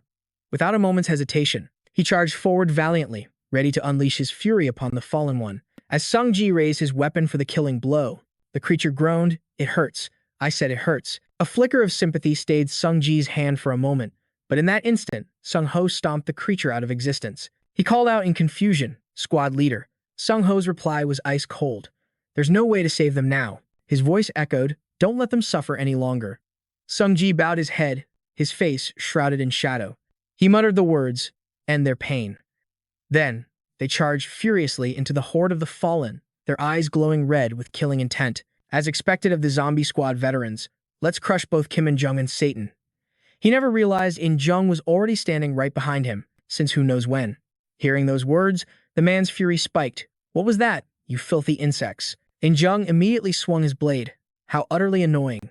Terror washed over the young man. Kim In-jung is too fast. I can't dodge this. In that hair-raising moment, a heartbeat from death, Sung-ho intervened to save him. "I will take him on, no matter the cost." He breathed a sigh of relief. "Thank you, squad leader." Sung-ho growled, "Fall back." The enemy's eyes narrowed into a sneer. Well, if it isn't Sung-ho? After that beating in Gang Won-do, you still managed to crawl all the way here. Sung-ho didn't deny it. "That's right. I ran away that time." His brow furrowed, his eyes flashing with a cold light. "But today will be very different." In-jung let out a wicked laugh and said, "Let's see just how different it'll be." A vile purple aura erupted from his body as he roared, "Show me." A system window appeared. First beast, the blasphemer. The Ida absorbed by the first has materialized. Any Ida blasphemed by the user will be downgraded by 1 rank. However, if the master of that ideal resists, the power of resistance will vanish. The level of control and rank reduction is proportional to the pure willpower of the resistor. Sung-ho's team members cried out in shock, "My Ida." Sung-ho roared, "Everyone, deactivate your Ida now." They quickly responded, "Yes, sir." In-jung taunted, "You're lasting longer than the others, aren't you?" But it was the same in Pyongyang. The system displayed, Sanctuary of the Terrestrial Angel, Grade 1, Seraphim, the most terrifying high-ranking demon. It has created a hellish environment in the current world. Simply by standing within this domain, all combat power will be elevated by 1 rank. Any Ida that has not surpassed human civilization will immediately be downgraded by 1 rank of power. The villain asked, "But it seems all you can do is endure, can't you? You dare to barge in here with just that?" In-jung swung his clawed hand and roared, "You are truly underestimating me." The claws shot towards Sung-ho's face, but he instantly dodged backward to evade the strike. In-jung's voice dripped with contempt. "Your heroic spirit is as annoying as a monkey, isn't it?" Sung-ho remained silent. Seeing this, the demon charged in a rage, demanding, "What is it? What's with that contemptuous look in your eyes?" Dodging another attack, Sung-ho thought to himself, normally, using a greatsword would be restricted in such a confined space. In-jung continued his relentless assault. Sung-ho simultaneously evaded and analyzed the situation. But with Kim In-jung's Ida, he can swing that greatsword without issue. There are no restrictions. He continued his calculations. And then there's that mutated, semi-demonic hand. Sung-ho recalled the previous battle. Everyone who touched that hand was inflicted with a curse. He assessed the threat internally. Both of those hands are coming at me relentlessly, carrying curses with every single strike. For a close combat specialist like me, this is a real pain. In-jung suddenly stopped and smirked. "Ah, squad leader, you're pretty good at dodging, aren't you?" He held out his clawed hand, conjuring a ball of fire. "Then how about this?" Sung-ho stared at the inferno blazing in the demon's palm. He grimly concluded, "He even has a wide-area hellfire attack." A system notification appeared. First, beast, left hand. Attribute, annihilation. Terrestrial Angel, Grade 2. Cherubim. Rank, Transcendent. Total combat power, 1,700,000. Suddenly, a team member cried out from behind him, "Ah, squad leader." Sung-ho glanced at them and thought, even a zombie squad can't fight for long without their Ida. He let out a heavy sigh. He closed his eyes and made his decision. Kim In-jung is all alone. I have to risk it. On the other side, In-jung goaded. What's wrong? Has the little brat finally given up? Suddenly, Sung-ho's eyes snapped open, blazing with resolve. Not yet. I was just figuring out the best way to deal with you. The demon's face showed a flicker of unease for the first time as he thought to himself. What is that look of absolute certainty? Sung-ho gave his command. Zombie squad, all units release your Ida. Go. And prevent any enemy from approaching my fight with Kim In-jung. His members immediately replied, yes, sir. In-jung's voice dripped with arrogance. You think you can defeat me in a one-on-one duel, you insignificant brat. He calmly faced Kim In-jung. Tell me, how long has it been since you actually trained with that power? Huh. What are you talking about? In-jung shot back, but then his eyes widened in shock as Sung-ho's aura exploded with power. He thought to himself, his aura, it just leaped to another level. No, this can't be. In-jung yelled in a panic. You're not affected by the sacred ground. Sung-ho simply answered. My training regimen is always 10 steps ahead. His aura flared as he spoke. Now, I'll show you the result of my effort. The ground began to tremble from his presence, the entire arena shaking. In-jung could barely keep his balance. A system window appeared. Capture the god of combat. Angel on earth, level 1. Lesser seraphim. The desire for victory has manifested into reality. For 60 seconds, create an arena for only you and your target. In-jung gasped, spatial separation. His shock turned to horror as the claws on his hands began to fade. What?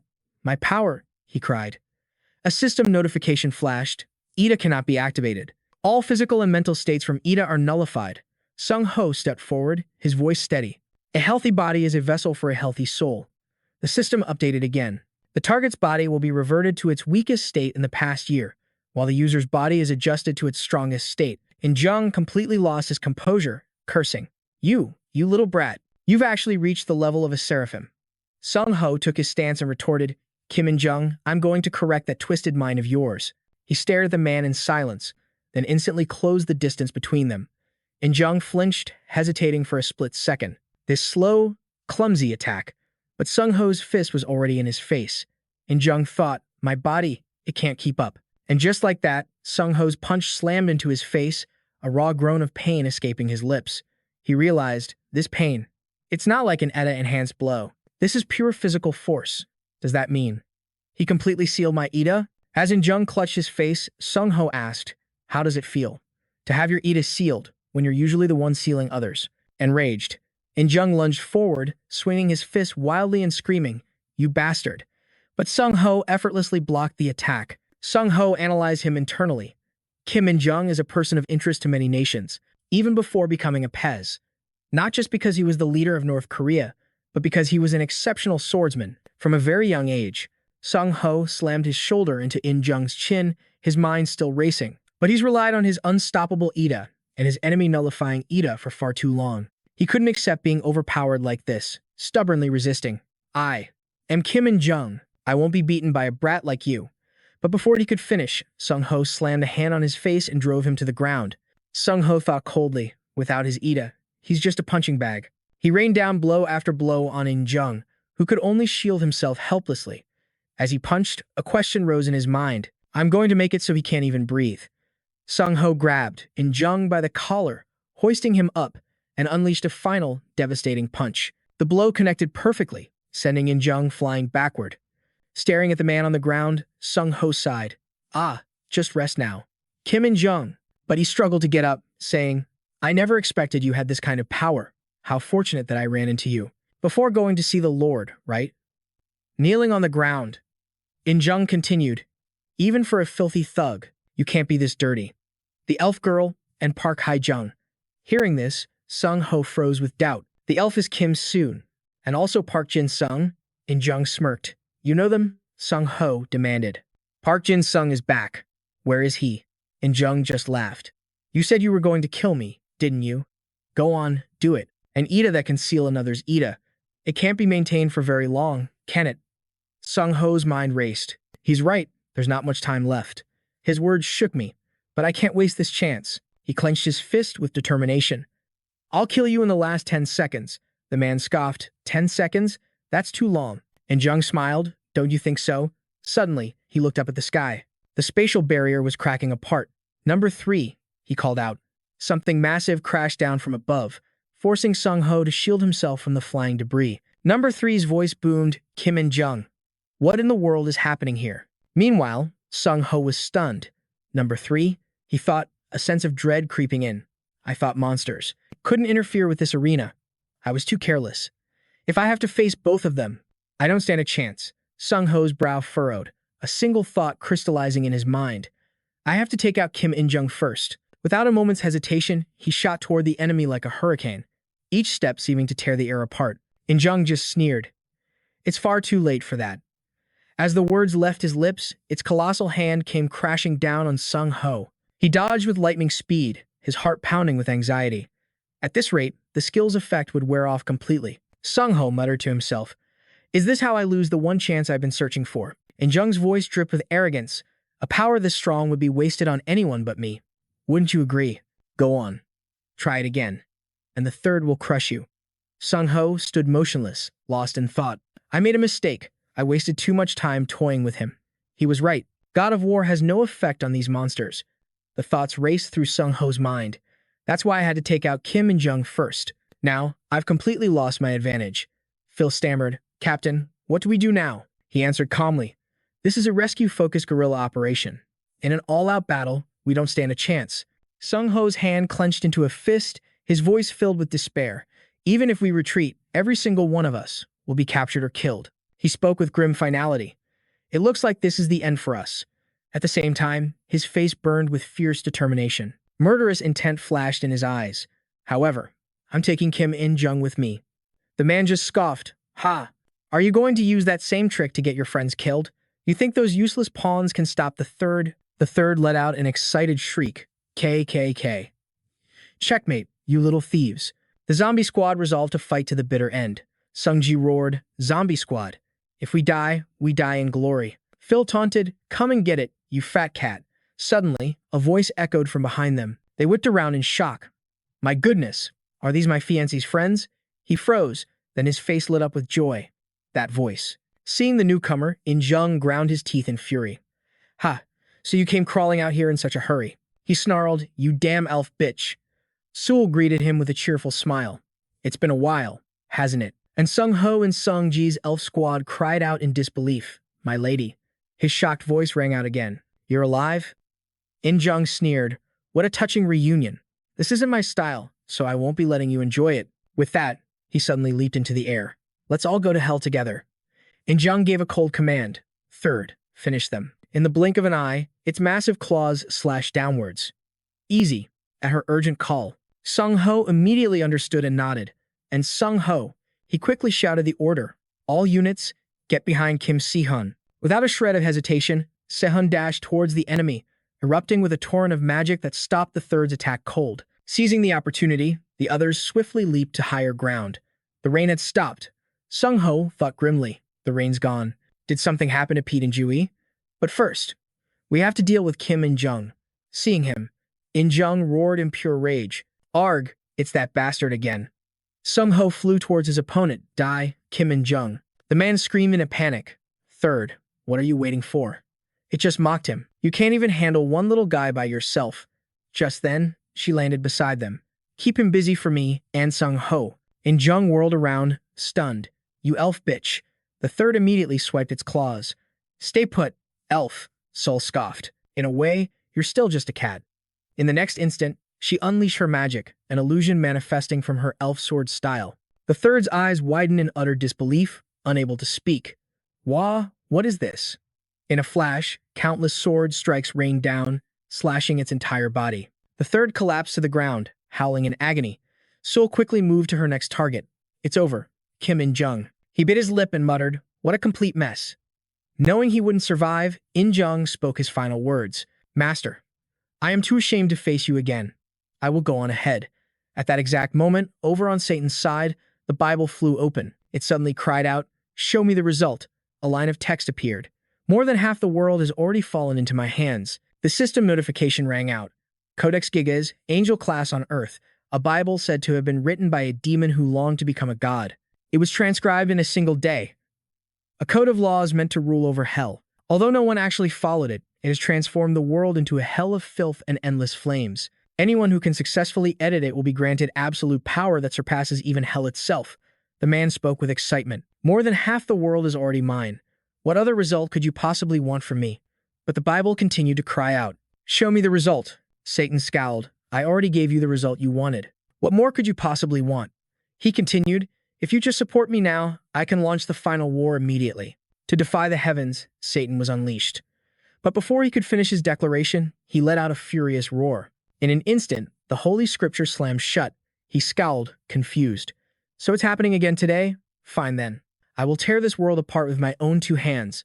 Suddenly, the ground began to shake violently, with rubble crashing down around him. Satan froze. This tremor. Don't tell me those intruders haven't been dealt with yet. Crimson demonic energy flared to life in his hand. It seems I have no other choice. In a flash, a tidal wave of magic surged through the entire space. Satan began the incantation. Return to me, my fourth. At that very moment, a brilliant beam of red light erupted into the sky. Sewell raised a hand to shield her eyes, which were wide with astonishment.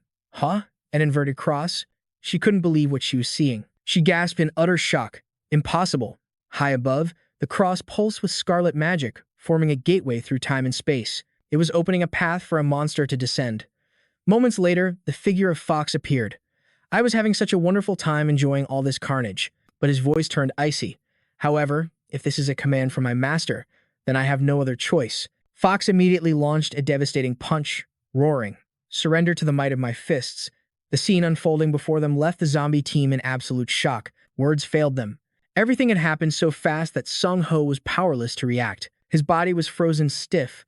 A deep sense of dread washed over Sewell as she clenched her jaw, her face pale with tension. In the next instant, a cataclysmic explosion ripped through the air, shaking the very foundations of the earth.